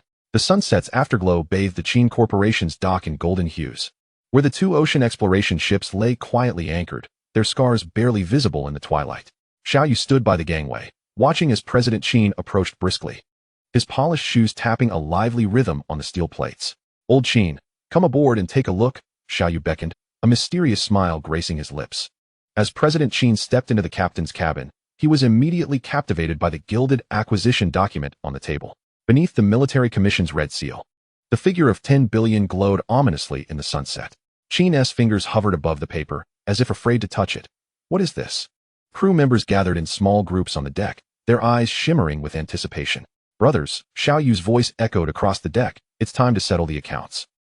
The military commission's purchase price, 10 billion yuan, including cultural relic subsidies. Actual expenditure, 278, 654, 218 yuan. Distributable profit, 10 billion minus 278, 654, 218 equals 721, 345, 782 yuan. Divided among 30 crew members, 721, 345, 782 divided by 30 equals 223, 711, 526.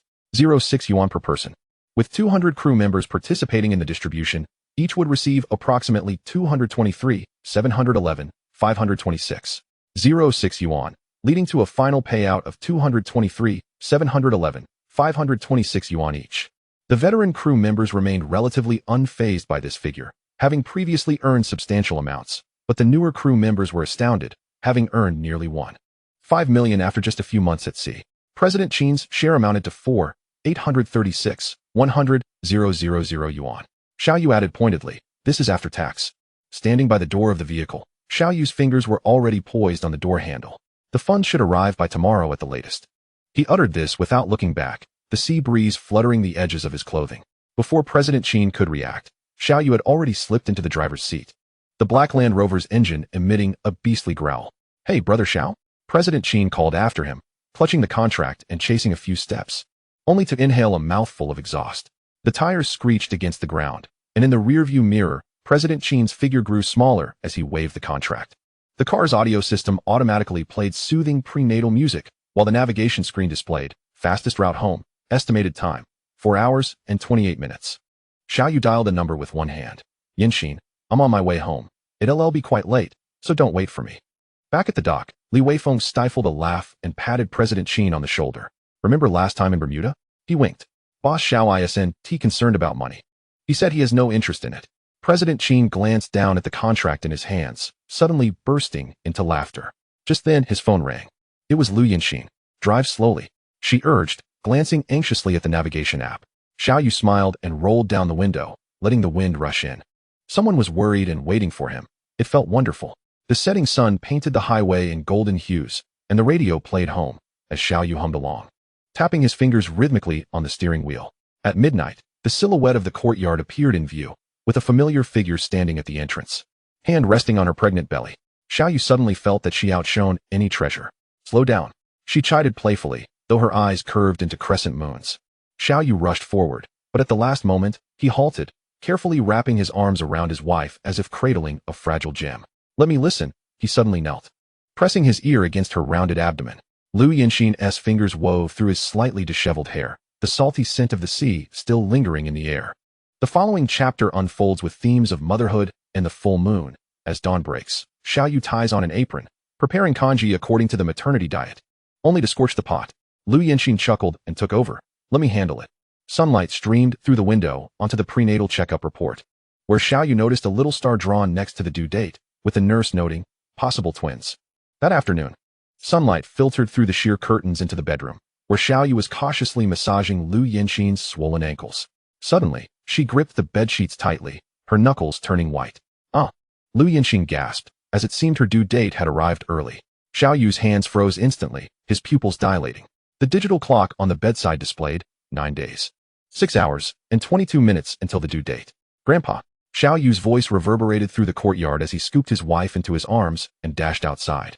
Yinxin is going into labor. Without even closing the door of the Land Rover, they sped out of the courtyard, tires leaving dark marks on the stone pavement. With one hand gripping the steering wheel and the other clasping his wife tightly, the navigation switched to the hospital route, estimating a 12-minute arrival. Quickly call the in-laws. Xiao Fu shouted into the phone, hurry. The twins can't wait. A loud crash echoed from the other end as a chair toppled over. Lu Yinxin pointed to the back seat through gritted teeth, the delivery bag. Xiao Yu turned back to see a red cloth bag sitting in the back. Upon arriving at the hospital, the emergency nurse recognized the license plate, having been informed beforehand, and promptly wheeled a stretcher to meet them. General Zheng exchanged pleasantries. and the doctor whispered to Xiao Yu that the entire hospital's team of specialists was on standby.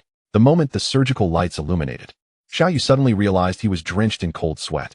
Outside the delivery room, he paced anxiously, his shoes tapping rhythmically against the tiled floor.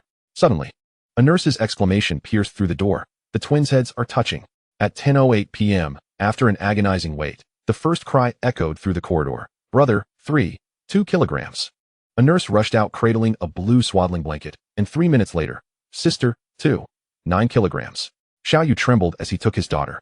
The little girl unexpectedly grasped his finger, and Lu Haishan, now a grandfather, was weeping with joy beside him. She looks just like Yanxin when she was a child. As for the son, he was held by Qi Fenglian, the proud grandmother, while Xiao Dafeng, seeing his 2 grandchildren, was smiling so broadly that his eyes were nearly closed. He wanted to reach out and hold them, but feared that his rough hands might hurt the little ones. Xiao Yu saw his wife, Lu Yanxin, being wheeled out of the delivery room and swiftly handed their daughter to the grandfather, then took Lu Yanxin's hand and said, "You've worked hard, my dear." Lu Yanxin managed a weak smile. 2 days later, the crimson doors of their courtyard creaked open, and Xiao Yu carefully assisted Lu Yanxin over the threshold. The 2 infants peacefully lay in the arms of the confinement nanny, sunlight filtering through the grapevines, casting dappled shadows upon them. Finally, they were home. Lu Yanxin exhaled deeply, but her smile froze upon seeing the large, steaming pot on the dining table, filled with the dark, rich essence of a nourishing soup, wafting a strong herbal aroma. At 5 a.m., sweet fermented rice with brown sugar eggs. At 9 a.m., angelica and blackbone chicken soup. At 1 p.m., ginger vinegar pig trotters. At 5 p.m., Crucian carp and tofu soup. At 10 p.m., bird's nest with snow frog stew. As for the 2 children, Xiao Lang only wrinkled his nose when hungry, while Xiao Lan remained utterly quiet, prompting the nanny to exclaim, "In my 300 experiences, I've never encountered such easygoing children." Lu Yanxin secretly poured the nourishing soup into a flower pot, and 3 days later, the clivia plant grew taller than a person. When Xiao Yu discovered this, he placed 3 more pots on the windowsill. Subsequently, Lu Yanxin devised a covert sharing plan for her confinement meals, dividing the nourishing soup with Xiao Yu. The result? Xiao Yu's nose bled profusely for 3 days, leading her to laugh and scold him for it. As dawn's light painted the ancient locust tree at the village entrance, a white delivery truck from the restaurant lined up in the square. Chefs in uniforms swiftly set up tents and arranged tables and chairs, transforming the space that had been used for drying grain into a festive banquet venue for the celebration of Xiao Yu's children's full moon feast. Standing on the makeshift platform, Xiao Yu gazed at the approaching convoy, led by the red flag L5 of the elder Lu, followed by a dozen cars, stirring up a cloud of jubilant dust. "They have arrived." Xiao Yu rushed forward, encountering elder Lu, who descended from the vehicle with a sandalwood cane. Lu Haishan supported Qi Fenglian, carrying 2 jars of daughter red wine that had been buried for 30 years. As he broke the mud seal, the fragrant aroma wafted through the air. Lu Yanxin's aunts surrounded the baby carriage, stuffing red envelopes into a little mountain. Xiao Lang, clad in a blue tang suit, remained calm, while Xiao Lan, wrapped in a pink swaddle embroidered with waves, was passed around and fell into a sweet slumber. Under the ancient locust tree at the village entrance, several villagers, wielding hoes, paused in their tracks, mouths agape as they gazed at the grand feast unfolding in the square. 88 round tables sparkled like gold under the sun, each adorned with dragon and phoenix carvings, and at the center stood a half-meter-tall sugar ship titled Ocean Exploration, complete with vividly crafted sugar sailors on deck. "How much does all this cost?" Old Zhang exclaimed, his basket of vegetables falling to the ground, eggs rolling out unnoticed. "The sugar ship alone," a lad who had worked in the city gulped, "is enough for my family to eat for 3 years." Uncle Zhao from the neighboring village trembled as he touched the gilded cutlery. "Are these chopsticks pure silver?" He held them up to the sunlight for inspection. While a nearby young man chuckled, "Uncle Zhao, you've got them the wrong way. The gilded side should face up." The banquet featured 28 exquisite dishes, and when 3 whole roasted lambs were brought out, the crowd erupted in astonishment. A lady counted the number of lobsters. 8 on this table. How much could that possibly cost? In a corner of the square, a whimsical dessert station had been set up, and children gathered around the chocolate fountain, shrieking with delight. Xiao Yu watched from a distance, signaling the chef for more sugar. As the sunset cast a crimson hue over the square, the revelry began to subside. Xiao Yu stood before the makeshift checkout counter, his fingers tapping on a tablet as he transferred the final payment to the restaurant's manager. "Mr. Wong, thank you for your hard work." From his pocket, Xiao Yu produced a plump red envelope and pressed it into the manager's hand. "Today's extravagance even earned praises from my old man." Manager Wong, feeling the weight of the envelope, brightened. "You're too kind, Boss Xiao." He straightened his back. Inside the envelope were 888 yuan in new bills, tied with a golden ribbon, the back embossed with a gilded ship's crest. As Manager Wang discreetly waited, he was caught by Li Weifeng, and the two exchanged knowing smiles. Servers were busy packaging leftover dishes into eco-friendly containers. Xiaoyu specifically instructed, pack extra hard dishes for the impoverished households. Village head Old Zhao was touched, rubbing his hands together. This will be enough for them for a week. Chapter 183, An Uncanny Magnetic Field. Morning light filtered through the gauzy curtains, casting warm patches of light on the crib. 3-month-old Xiaolang and Xiaolon lay side by side, their tiny hands waving in the air as if bidding farewell to their father about to embark on a journey. Xiaoyu knelt before the crib, gently caressing the cheeks of the two little ones. Suddenly, Xiaolon grasped his finger with surprising strength. See, Xiaoyu smiled at his wife. This girl will surely be an excellent diver in the future. He cradled Lu Yanxin's face and planted a long kiss on her forehead. As he turned to leave, Lu Yanxin suddenly tugged at the hem of his shirt. Come back safely. The 3 words weighed heavily, trembling slightly in the morning light. Milk powder money, household expenses, dowry. Xiaoyu murmured, his fingers tapping out a Morse code rhythm on the stroller's railing, causing Xiaolang to giggle, his tiny hands clapping along. The suitcase was packed full of the medicine pouches prepared by Lu Yanxin, each labeled for seasickness, injuries, and fever, with a family photo tucked at the bottom. The back inscribed with waiting for you. As Xiaoyu started the car, a flash from the rearview mirror caught his eye, at the window of the nursery. Lu Yanxin held the twins. Lu Yanxin stepped into the yard, remaining until the sound of the engine faded completely, when Xiaolon suddenly let out a coo, as if comforting her mother. The newly hung bronze wind chimes swayed gently in the breeze. At noon, the sunlight bathed the dock in golden hues, and Xiaoyu stood beside the gangway of the ocean exploration, the sea breeze lifting the hem of his shirt. From the deck came the synchronized shouts of the crew. Li Weifeng was leading them in combat training, sweat glistening in the sunlight. Boldly, Xiaoyu's voice cut through the sea wind. Li Weifeng executed a crisp stance and jogged over, his training uniform soaked through. Everything is arranged. He wiped the sweat from his forehead. The military-approved gear was loaded onto ship number 2 overnight. The success of retrieving the batch of gold artifacts had garnered numerous treasures in return, and Li Weifeng handed over a tablet displaying the news. Our country successfully reclaimed the Zodiac head of the Yuanminjuan. On the deck, both new and seasoned crew members engaged in combat training, with retired special forces teaching underwater fighting techniques. As the sunset cast a blood-red glow over the dock, Xiaoyu's fingers gently traced the nautical chart, ultimately resting on the deep blue waters of the Point Nemo, the loneliest spot on Earth. Point Nemo? Li Weifeng's voice suddenly rose. That ocean desert even satellites ignore? He instinctively touched the scar on his left arm, a remnant from the last time spent in Bermuda. Xiaoyu's lips curved upward. Precisely, for therein lies the most astonishing secrets. Xiaoyu retrieved a weathered copy of a maritime logbook, a relic from the time he and Lu Yanxin had explored the libraries of the great beautiful nation. In 1583, the Portuguese Glory fleet had mysteriously vanished here, the reasons for their chosen route along this path remaining an enigma. Li Weifeng's eyes widened at the sight of the fleet's formidable formation of 20 warships, which, in that era, rivaled the Royal Navy. Standing on the bridge, Xiaoyu activated the ship's intercom. Destination: South Pacific Nemo Point. Set sail, he commanded, plunging the deck into an eerie silence, save for the rhythmic sound of waves crashing against the hull. Inside the conference room, the water visible through the porthole shimmered with an uncanny dark blue hue, as if it were absorbing all light. Xiaoyu stood before the electronic nautical chart, his fingertips gently tapping the screen, which erupted in a flurry of static, the coordinate data oscillating wildly.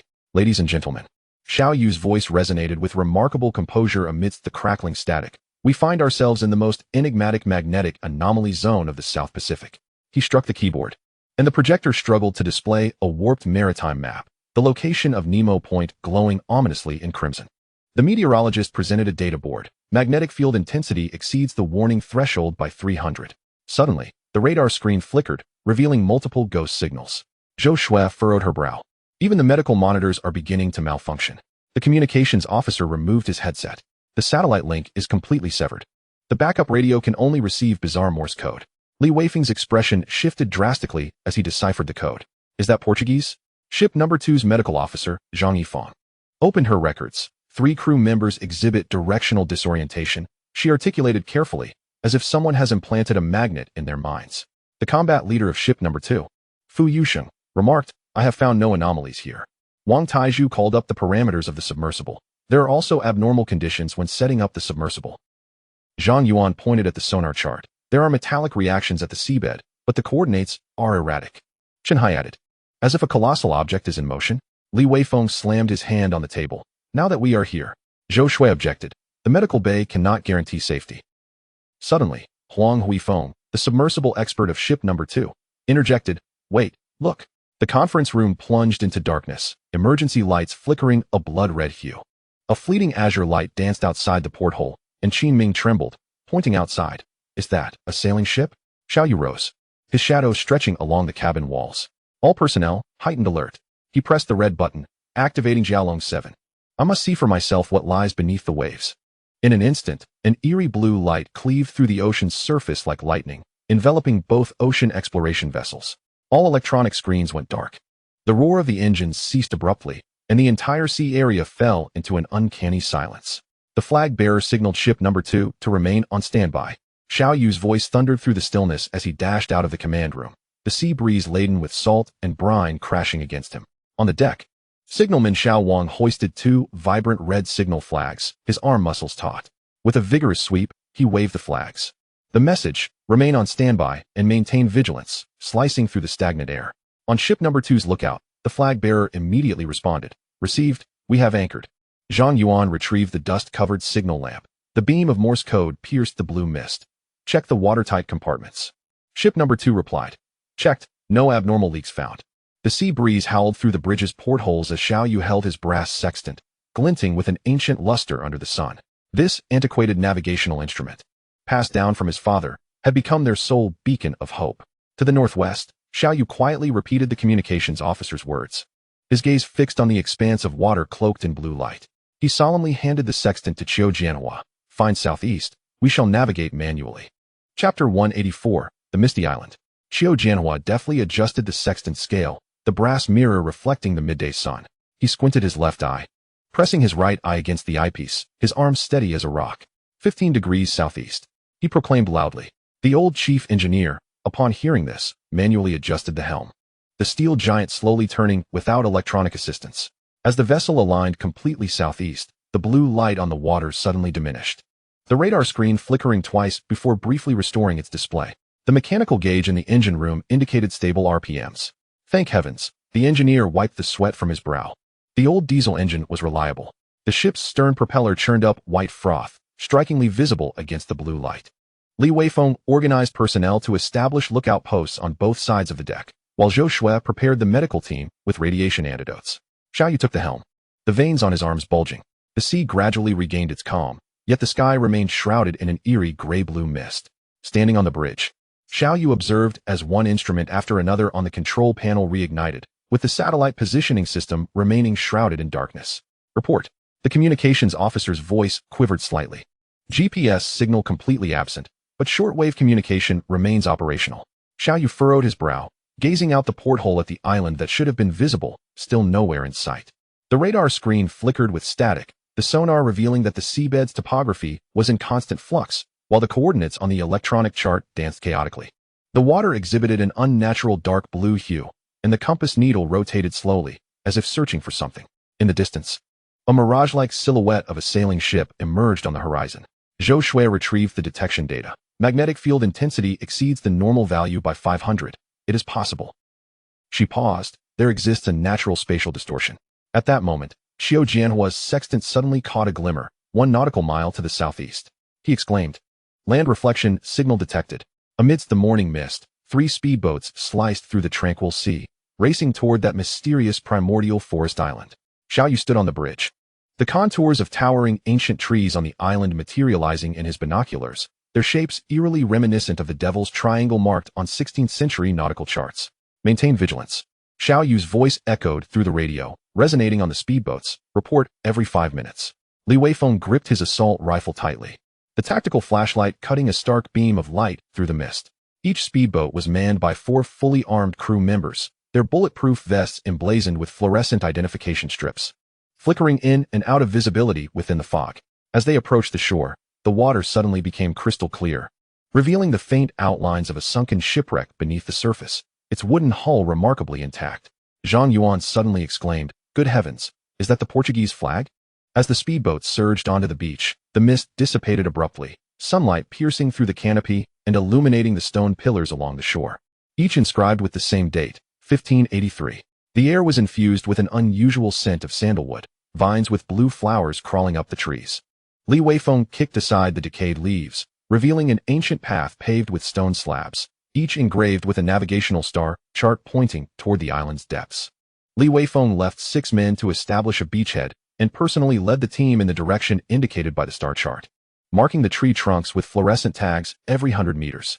Emerging from the dense forest, they stumbled upon a circular plaza, where, at the center, lay 20 wooden compasses inscribed with Portuguese. Upon deciphering, the inscription read, "The Glory Fleet rests here in eternal slumber." Dated, June 17, 1583. Nearby stood numerous stone structures. And after careful inspection, Li Weifeng concluded that the place was devoid of any inhabitants. Li Weifeng's report sparked a glint of sharpness in Xiao Yu's eyes. He turned to gaze at the mysterious island enveloped in twilight, the silhouette of the primordial forest resembling a slumbering behemoth. "All personnel prepare." Xiao Yu's voice rang clear in the sea breeze. "Except for the watchman, everyone shall disembark." He clenched his fists, knuckles turning pale. Had it not been for the peculiar island floating enigmatically upon the sea, he might have activated the super ocean detection system deeply concealed within his mind. The starlight was warped into bizarre trails by the magnetic mist enveloping the island. Xiao Yu stood alone on the rocky shore, closing his eyes as the super ocean system within the depths of his consciousness quietly initiated. On the retinal projection, the seabed structure of the entire island unfurled in a three-dimensional image, revealing a colossal natural magnetite, akin to a slumbering behemoth of the deep. "So that is how it is." Xiao Yu suddenly opened his eyes, a flicker of blue light dancing in his pupils. He turned and shouted to Li Weifeng, "Arrange for a few divers to explore below, and ensure they secure the rescue ropes tightly." 3 deep-sea divers, clad in professional diving gear, were meticulously wrapped from head to toe. They bore oxygen tanks on their backs, utility belts adorned with various tools and spare equipment, and transparent masks shielding their faces from the surrounding seawater. Xiao Yu stood at the water's edge, scrutinizing each team member's equipment, ensuring every detail was meticulously prepared. He nodded to the divers, signaling them to plunge into the depths. Without hesitation, they leapt into the water, sending up a cascade of splashes. Time passed, each second ticking away, and within half an hour, the anxious individuals on the shore awaited with bated breath. Suddenly, the rescue rope began to stir. Li Weifeng instantly tensed, urgently directing the others to slowly pull on the rope, wary of any unforeseen incidents. After a tense period of operations lasting more than 10 minutes, all 3 deep-sea divers finally emerged from the water, exhausted yet beaming with excitement. One of them eagerly exclaimed to Xiao Yu, "Boss, we discovered a cavern down below, approximately 20 meters deep. The cave is vast and dry, filled with peculiar stones. As we approached these stones, it felt as though we were magnetically ensnared, completely immobilized. However, once we removed our diving suits, the magnetic pull dissipated." Upon hearing this, anticipation surged within Xiao Yu and the others. This discovery could very well unveil the secrets of the island. What were these bizarre stones, and why did they exert such a formidable magnetic force? These questions lingered in everyone's minds, igniting a fervent desire for exploration. Chapter 185, Astonishing Harvest. Xiao Yu stood on the rocky outcrop, observing the first group of divers donning their gear and leaping into the water, the splashes reflecting an unnatural bluish-green hue amid the magnetic mist. "Remember," Xiao Yu shouted into the radio, "if there's any sign of danger, everyone should come up immediately." His voice resonated with a metallic timbre due to the magnetic interference. On the shore, Zhou Shui had already laid out the radiation-proof suits, their silver linings glistening in the morning light. The divers scuttled like industrious ants within the underwater cavern. Under the beam of their powerful lights, the stones emitted an eerie blue-purple glow, and each time one was picked up, the surrounding seawater momentarily distorted. Qiu Jianhua was constructing a temporary processing area on the shore, stacking 3 layers of radiation suits into specially designed packages. 3 days later, as the operation to retrieve the magnets came to completion, the mist on the sea suddenly dissipated, as if a stage curtain had been abruptly drawn back. In the distance, the iconic outline of the Nemo Point Island emerged clearly on the horizon, as though it had never vanished. Sunlight pierced through the clouds, casting a golden pathway upon the surface of the sea. "The satellite signal has been restored." The radio crackled with the excited voice of the communicator, tinged with the characteristic static of electrical interference. The people on the island paused in astonishment before erupting into jubilant cheers. Yet, Xiao Yu squinted, gazing at the now re-exposed sea area, where 20 ancient wooden warship wrecks lay quietly in the crystalline waters. The frayed Portuguese flag atop their masts swayed gently in the current, as if recounting tales from 4 centuries past. Oldly, immediately arrange for a team to salvage those Portuguese wrecks. Once we're done, we'll head back home, Xiao Yu instructed Li Weifeng. A day later, the cargo hold of the first sunken ship was filled with sealed copper and wooden boxes. Qiu Jianhua pried open a rusted latch, and gold instantly spilled forth. Damn. His voice trembled. These are the golden relics of the Incan Empire. The twilight glow bathed the deck, gilding the mountain of gold with a crimson hue. Xiao Yu stood on the bridge, gazing at the endless golden radiance before him, as the weight inspector's quivering voice echoed in his ears. 25 tons, a full 25 tons. An eerie silence suddenly enveloped the deck, which was soon shattered by thunderous cheers. The old chief engineer knelt on the ground, his rough fingers brushing against the Incan totem inscribed on a gold ingot. Zhou Shui cradled a golden chalice, the year 1583 etched at the bottom glimmering in the twilight. We almost. Li Weifeng abruptly fell silent, gazing at the now eerily tranquil sea, which a month prior had been a labyrinth of magnetic fields that consumed lives. Stacks of gold bars formed 3 small hills, each inscribed with ancient emblems, while the golden relics were arranged on a specially designed display, adorned with mysterious patterns. As night descended, the decks of the 2 ocean exploration vessels glowed brightly, champagne bubbles shimmering silver under the moonlight. The crew raised their glasses in celebration, their songs drifting in the sea breeze, a jubilant festivity born from survival and a defiance against fate. Xiao Yu stood alone on the bridge, observing the distant revelers. Zhou Shui, having appeared at his side unnoticed, handed him a glass of whiskey. It's time to relax, boss. Even old Li is dancing the tango now. Chief Engineer Zhang embraced a guitar, strumming and singing a folk tune from his hometown, while several young sailors used life rings as dance partners, wobbling in their revelry. Even the usually solemn Li Weifeng loosened his collar, swaying to the rhythm. The dawn broke over the sea, shimmering with golden light, as the engines of the ocean exploration vessels emitted a steady rumble, slicing through the tranquility of the South Pacific.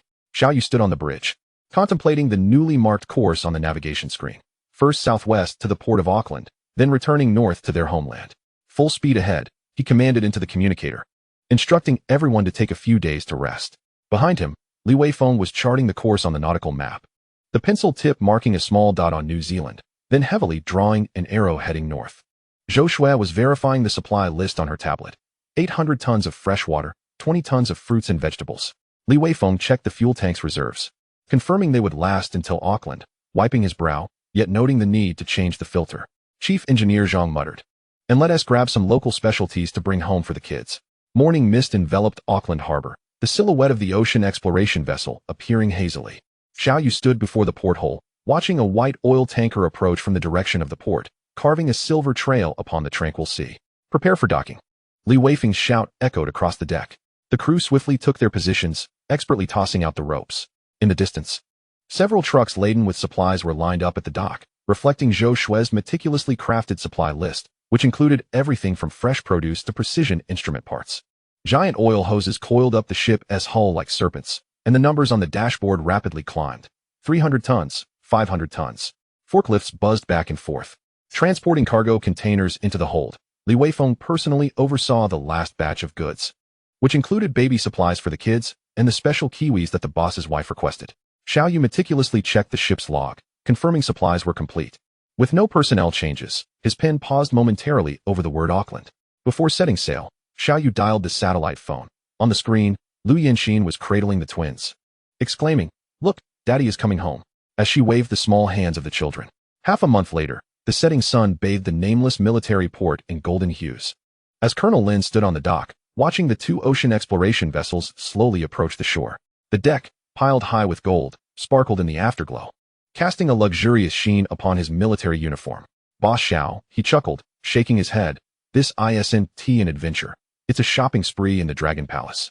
He absent-mindedly rubbed his rank insignia and added, "I almost wish I could tear off this shoulder patch and join you in your fortune."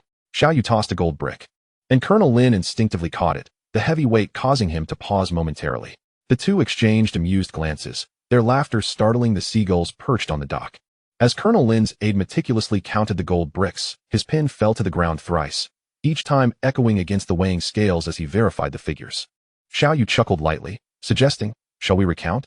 Inside the makeshift tent at the dock, the rich aroma of Moutai liquor wafted through the air. Colonel Lin loosened his uniform's regulation button, saying, "Honestly, Bring me along next time.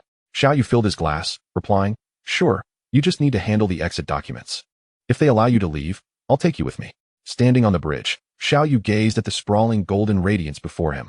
The weighmaster's trembling voice echoing in his ears, 25 tons, exactly 25 tons. The finance officer's fingers danced over the calculator. The sound of keys clicking crisp as the clinking of gold coins. The numbers on the screen flickered before settling on a staggering figure. Base value, 25 tons, 25,000 grams. Current gold price, 700 yuan per gram. Total value, 25,000,000,700,17, 500,000,000 yuan, 1.75 billion. Cost deduction, total cost of voyage, 40 million yuan. Distributable profit, 1.75 billion 0. For billion 1. 746 billion. Profit distribution, 216 crew members, share 30, 1. 746 billion 3,523. 8 million. Per capita, 523. 8,216 2. 425 million.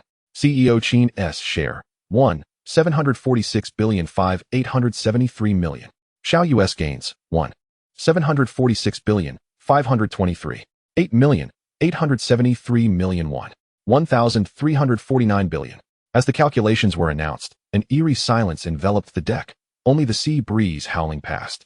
The old chief engineer's pipe clattered to the deck, scattering a few sparks. Chapter 186, Warnings and Affections. The sunset bathed the dock in golden hues. With 2 ocean exploration vessels quietly moored at their berths. On deck, crew members' phones buzzed with incoming messages, the vibrations heralding bank deposits. Merging into a jubilant symphony against the twilight. Xiao Yu stood on the bridge, pressing the broadcast button for the entire ship. His voice carried with the sea wind to every corner. "Brothers, this money is earned with your lives." He paused, adding, "Remember, this is not charity. It is the honor you deserve." Xiao Yu's voice, unusually warm, acknowledged the injuries of old Zhang and little Wang as badges of valor, causing a few hardened men on deck to suddenly mist up. "Anyone who squanders this money on gambling or vice," he warned, tapping the microphone, the reverberation shaking hearts, "will find their name absent from the next voyage roster. Now, go home." The last 4 words softened. After uttering the final phrase, Xiao Yu swiftly descended the gangway. The Land Rover had already roared to life, its engine growling like a beast returning to its den, tires leaving 2 trails of smoke on the dock. Half an hour later, CEO Qin arrived with celebratory drinks, only to find the bridge empty, a note left on the table, "Save the drinks for next time." On the highway, the Land Rover sped towards 120, Xiao Yu gripping the steering wheel with one hand. As he entered the city, neon lights cascaded like a river of stars. He rolled down the window, inviting the evening breeze filled with the scent of home. At midnight, the courtyard lights glowed, casting shadows of 3 familiar figures at the door. Xiao Yu slammed on the brakes, the tires squealing in joyous protest. Moonlight filtered through the sheer curtains, casting a gentle halo by the crib. Xiao Yu softly patted Xiao Lang and Xiao Lan's backs until their breathing became even and deep. Once the nanny quietly wheeled the baby stroller away, only the warm glow of the bedside lamp remained in the room. Lu Yanxin leaned against the headboard, her silk nightgown shimmering with a pearlescent sheen. She patted the space beside her, and Xiao Yu, understanding, settled down and drew her into his embrace. "Was it smooth sailing this time?" she inquired softly, her fingers unconsciously curling around the hem of her husband's shirt. Xiao Yu smiled as he recounted the wonders beneath the sea, describing the blue glow of the magnet as luminous coral, turning the perilous magnetic storms into fascinating underwater auroras. Lu Yanxin's gaze drifted to her husband's wrist, where a healing bruise was covered by a skin-toned bandage. She did not press it but gently kissed the spot instead. Lu Yanxin's hair spilled across the pillow like ink, and as Xiao Yu's fingers intertwined with her tresses, he whispered, in the darkest depths of the ocean, "I always think of your eyes." Suddenly, she rolled over, pinning her husband down, declaring that the lying sailor must be punished, her fingertips tracing his Adam's apple. Xiao Yu chuckled as he reached for the bedside table. "Just so happens I bought new navigational equipment." A few mornings later, as the morning light streamed through the sheer curtains, Xiao Yu crouched beside the crib, gently stroking Xiao Lan's sleeping face. His phone vibrated suddenly, the screen flashing General Zhang, causing his fingers to hesitate momentarily. "I have to step out," he softly told Lu Yanxin, who was feeding the baby, as he took the bottle from her. His wife merely glanced up at him, her gaze calm as water. She had long grown accustomed to such farewells. Xiao Fu was in the yard, polishing his old smoking pipe, nodding in acknowledgement as he heard, "Go ahead, I'll hold down the fort at home." The embers in the bowl flickered in the morning mist. When Xiao Yu arrived at the entrance of the Marine Research Center that afternoon, the sentinel verified his iris, the device emitting a blue light. "Mr. Xiao," the guard saluted. "Your biometric data has been updated." Xiao Yu brushed his eye corner, unsure when the data had been recorded. Under the blue and white lights of the laboratory, General Zheng held a fragment of magnetite radiating an eerie glow.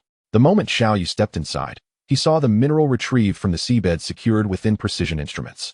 Visible arcs of electricity dancing across its surface. "You arrived just in time." General Zheng turned, excitement hidden in the wrinkles at the corners of his eyes. He patted the track of the massive electromagnetic cannon prototype beside him, where several similar magnets emitted a high-pitched hum. "These little things you brought back have solved our decade-long heat dissipation dilemma." General Zheng activated a holographic projection, red markers scattered across global maritime territories. Manganese nodules, rare earth minerals, helium-3. He traced his finger across them, declaring, "These are the lifelines of a great nation." Pushing through highly classified documents, the steel seal still bearing the scent of ink. The title read, Deep Sea Strategic Resource Collection Plan. Xiao Yu noted that the signatures bore the dual seals of the Military Commission and the Ministry of Science and Technology. He locked eyes with General Zheng, stating, "I have but one request. The 2 ocean exploration vessels need a complete set of new armaments." He unfurled a list detailing everything from outdated automatic cannons and close-in weapon systems to torpedo defense systems. They must be able to counter unknown threats in the deep sea. Xiao Yu pointed to a bolded line.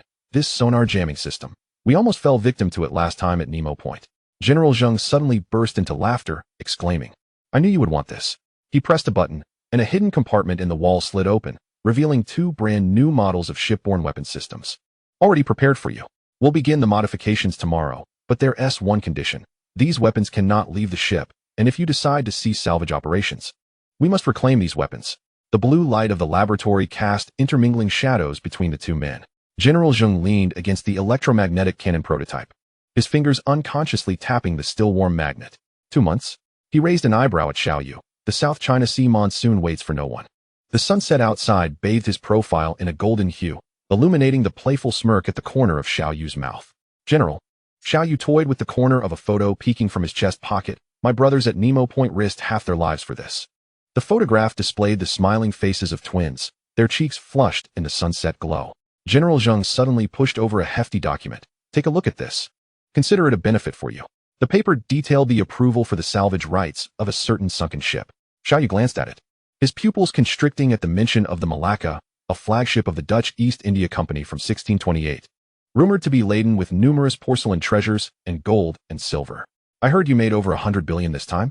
The general cast a sidelong glance at him. Xiao Yu shrugged nonchalantly. "Just a small sum, barely enough to buy milk powder for the children." General Zheng laughed and scolded him, tossing a steel pen his way. "Keep pretending. Keep pretending." Chapter 187. A Journey to the Grand Beauty. Beneath the grape trellis of the courtyard, sunlight filtered through the leaves, casting dappled shadows. Xiao Yu sat cross-legged beside the wicker cradle, gently patting the sleeping Xiao Lan with one hand while expertly preparing milk powder, ensuring the water temperature was precisely 45 degrees with the other. He scraped the powder spoon against the can's edge, achieving perfect accuracy.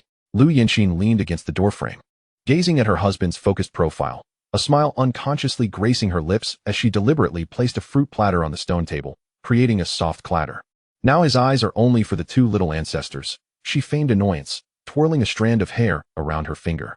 Upon hearing her, Xiao Yu looked up, his eyes brimming with tenderness as he reached out to pull her into his embrace.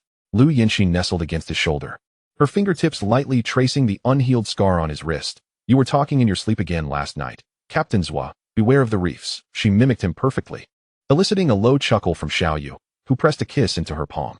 In the corner, Aunt Zhang, the nanny, discreetly wiped away a tear. "I've raised children for 30 years, yet I've never seen a wealthy man who dotes on his wife and children so dearly." Xiao Yu could effortlessly unfasten the most complex baby harness and had invented a method to soothe infants to sleep in 3 seconds, gently stroking their brows while humming a lullaby. However, it seemed of little use, as even changing diapers turned into a playful endeavor, folding them into little sailboat shapes. Xiao Lan adored grasping her father's thumb to fall asleep, while Xiao Lang preferred lying on his broad back, listening to his heartbeat. Lu Yinxin often held up a camera to capture these tender moments. As for their visiting friends and family, they were utterly enchanted by the 2 little ones. Chun Hao charged into the courtyard with a remote-controlled submarine, splashing water from the bathtub onto everyone. causing Xiao Lan to giggle and hiccup as her small hands splashed the surface.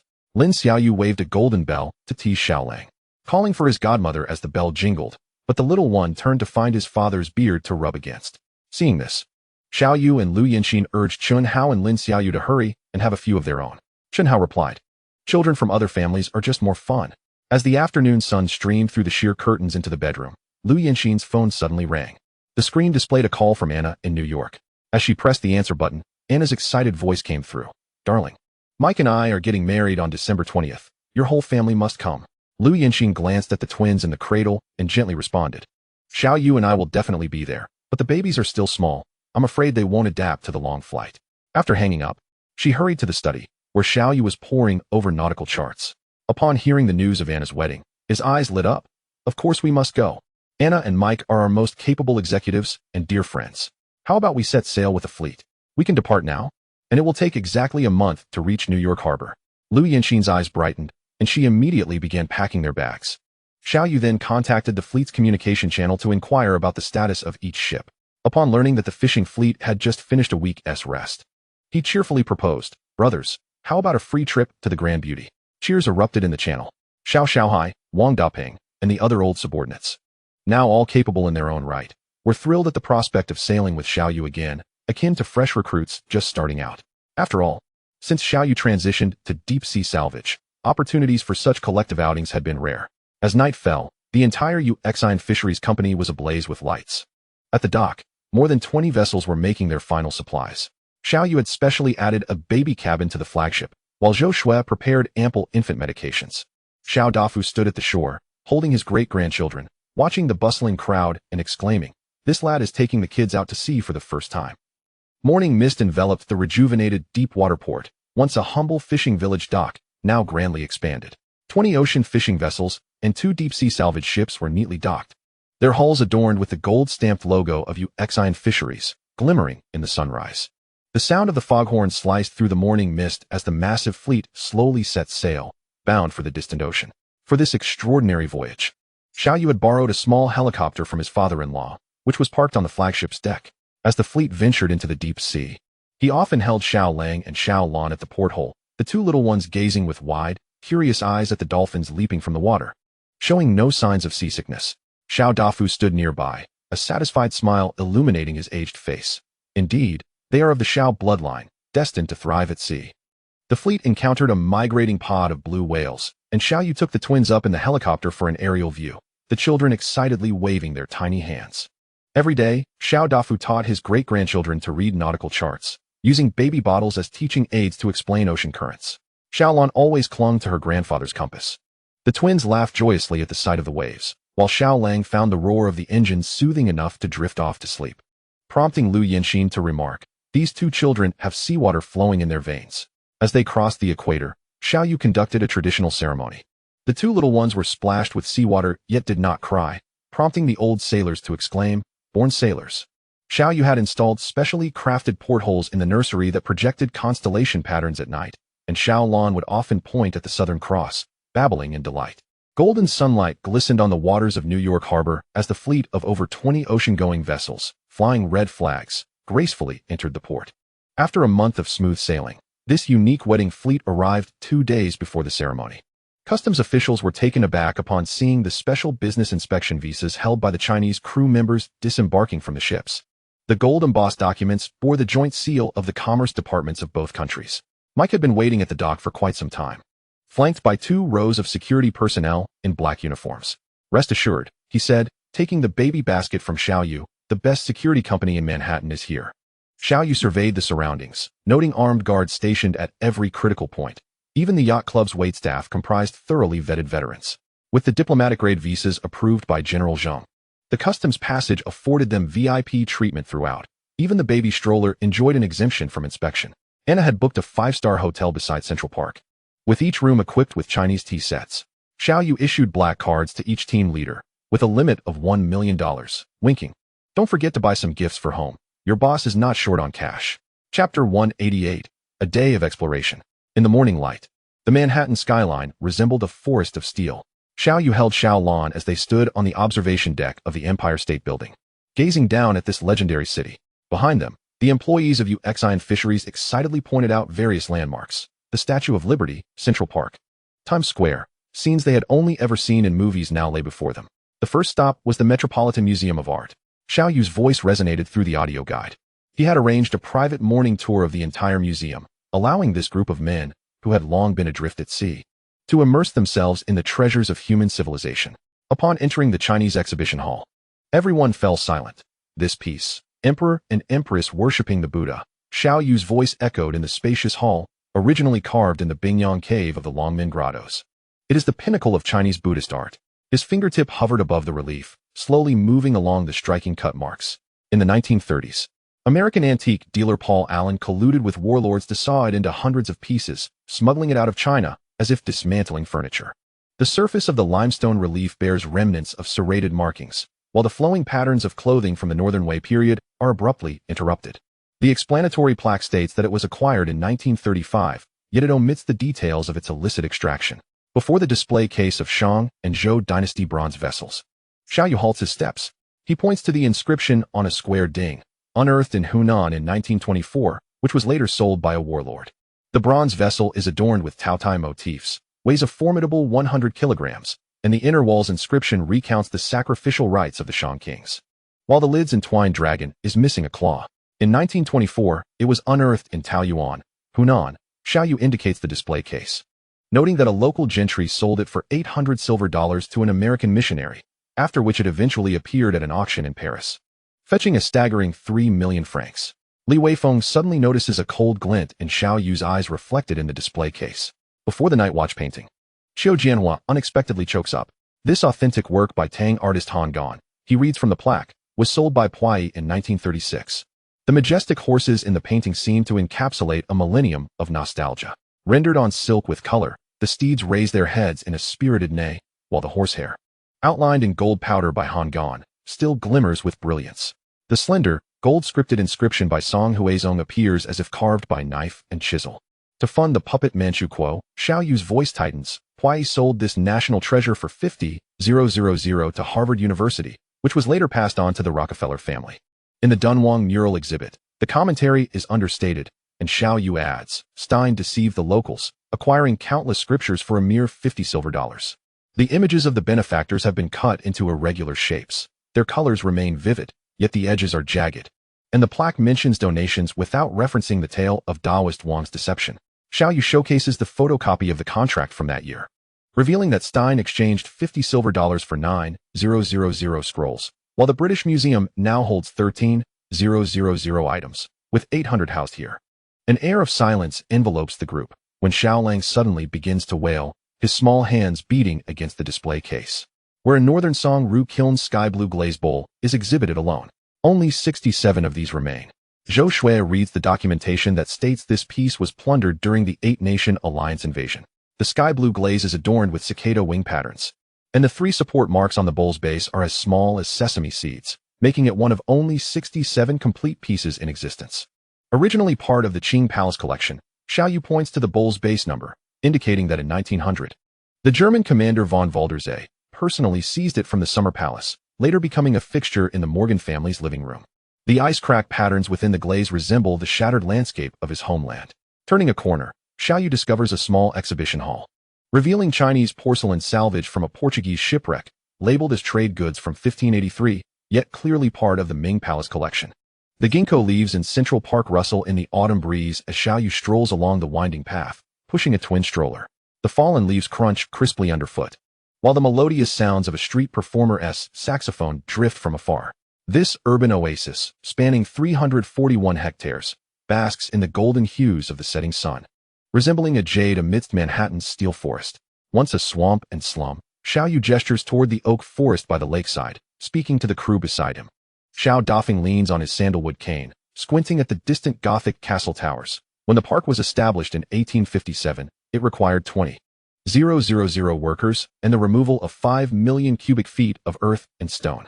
In 1844, poet Bryant first proposed the idea of creating a park, and during the site selection, real estate developers and environmentalists clashed fiercely, ultimately settling on this marshland, known as the graveyard of the poor.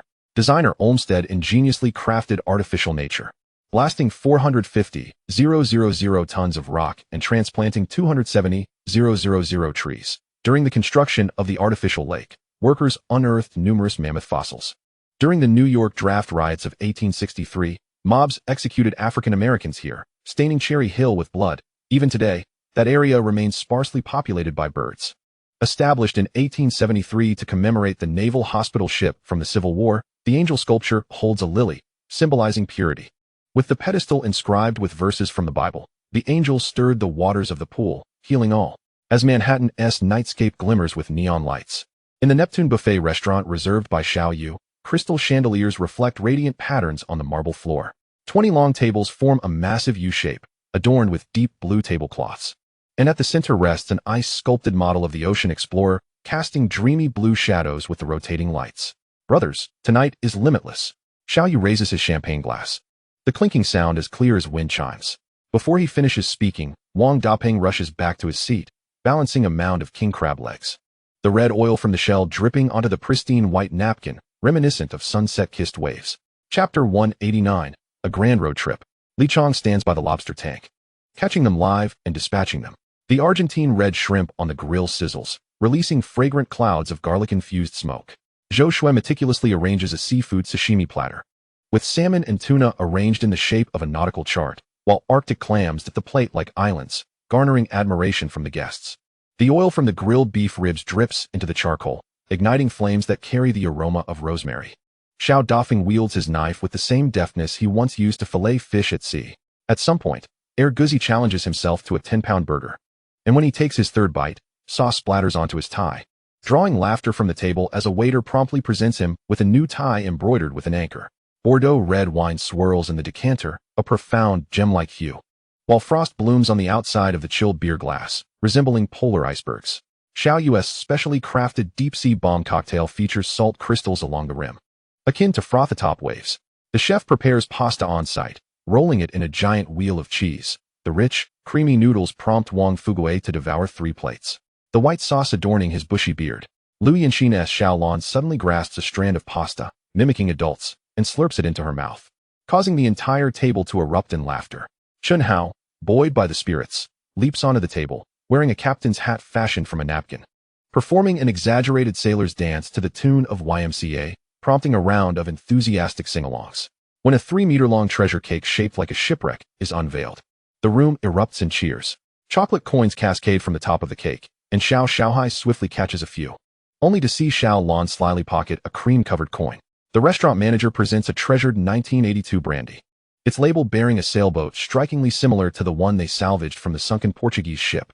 In a haze of intoxication, Li Weifeng clings to a pillar, reciting maritime regulations, while Wang Dapeng and Zhao Jiangwo wager the right to use the captain's cabin on their next voyage. Upon parting, each receives a nautical-themed gift box, with a pure silver bottle opener engraved with their respective crew numbers. As the staff tidies up, they discover a napkin adorned with a detailed nautical chart. Beside Xiao Yu's signature, the date is inscribed, as if this splendid feast has become a memorable coordinate on their journey. Morning sunlight spills over the white picket fences of the estate, with dew glistening like jewels on the rose petals. Carrying Xiaolon, Xiao Yu is followed by core crew members Li Weifeng, Zhou Shui, and others. Upon stepping through the grand entrance of the estate, they hear Anna's delighted exclamation from the terrace. "Xiao, you've finally arrived." Anna rushes over, her golden hair fluttering in the morning breeze. She first bends down to kiss Xiao Lan's small face, then envelopes Xiao Yu in a hearty embrace. "This little beauty has grown. You must be my flower girl on the wedding day." Mike strides over, shaking Xiao Yu's hand vigorously. "Brother, your fleet's arrival caused a sensation throughout New York." Xiao Yu smiles, gesturing to the crew behind him.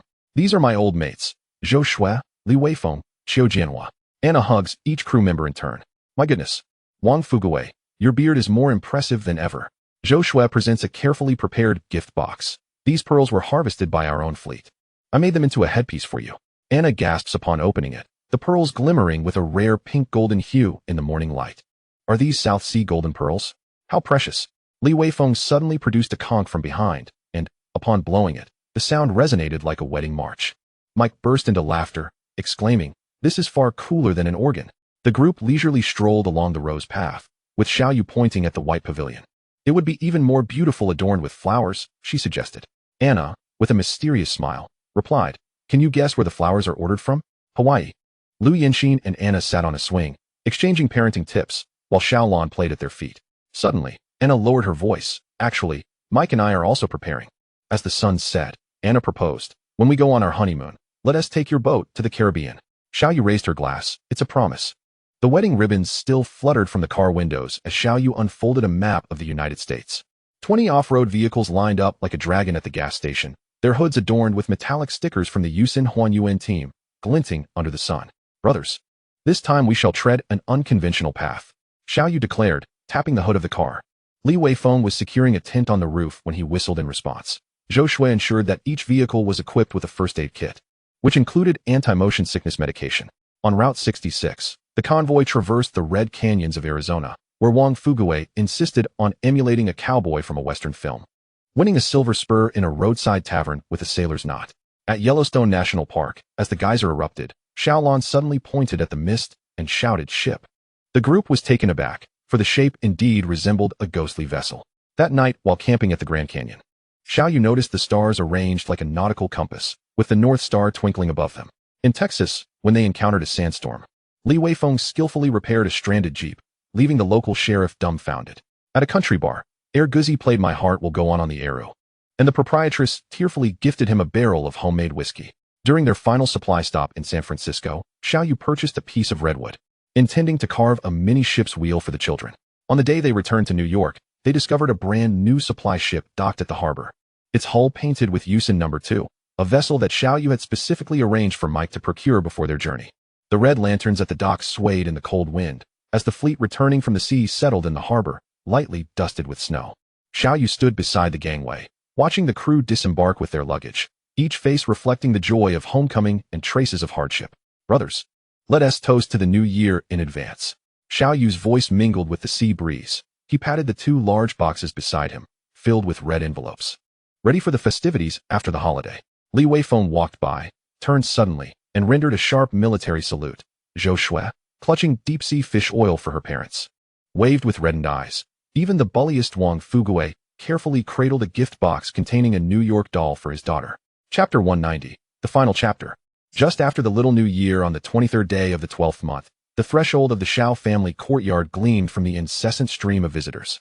The red lanterns under the eaves swayed gently in the cold wind, illuminating the newly hung plaque proclaiming 4 generations under one roof, which Xiao Dafeng had specially commissioned from an elderly calligrapher in the city, the gold powder shining brightly against the vermilion background.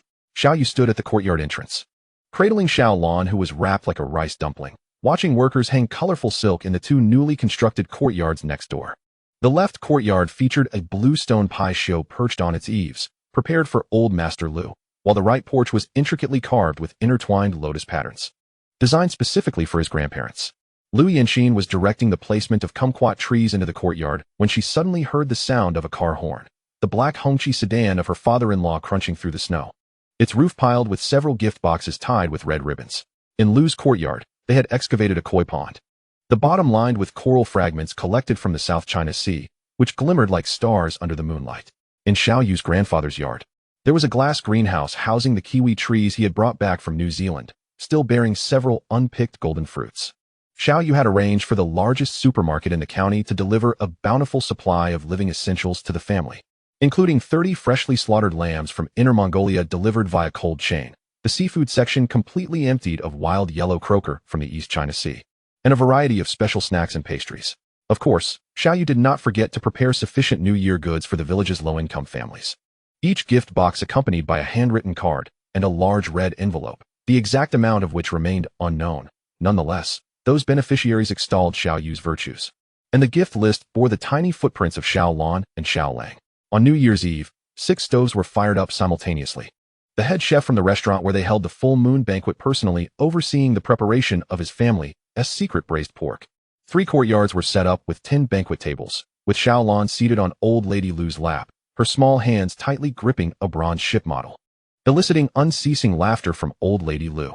As dawn broke, Xiaoyu stood on the deck of the ocean exploration vessel, the sea breeze caressing his face with its salty tang. He glanced down at the coordinates flickering on his watch, marking the location of a newly discovered mineral vein identified by the superocean system. Behind him, the crew busily inspected the equipment, their faces alight with anticipation for yet another fruitful voyage. In Liu Yanqing's work group, red envelopes fell like rain, accompanied by a chorus of "Thank you, boss" and nautical emojis. Leaning against the ship's railing, she watched the blessings pop up one by one on her phone screen, her lips curving into an involuntary smile.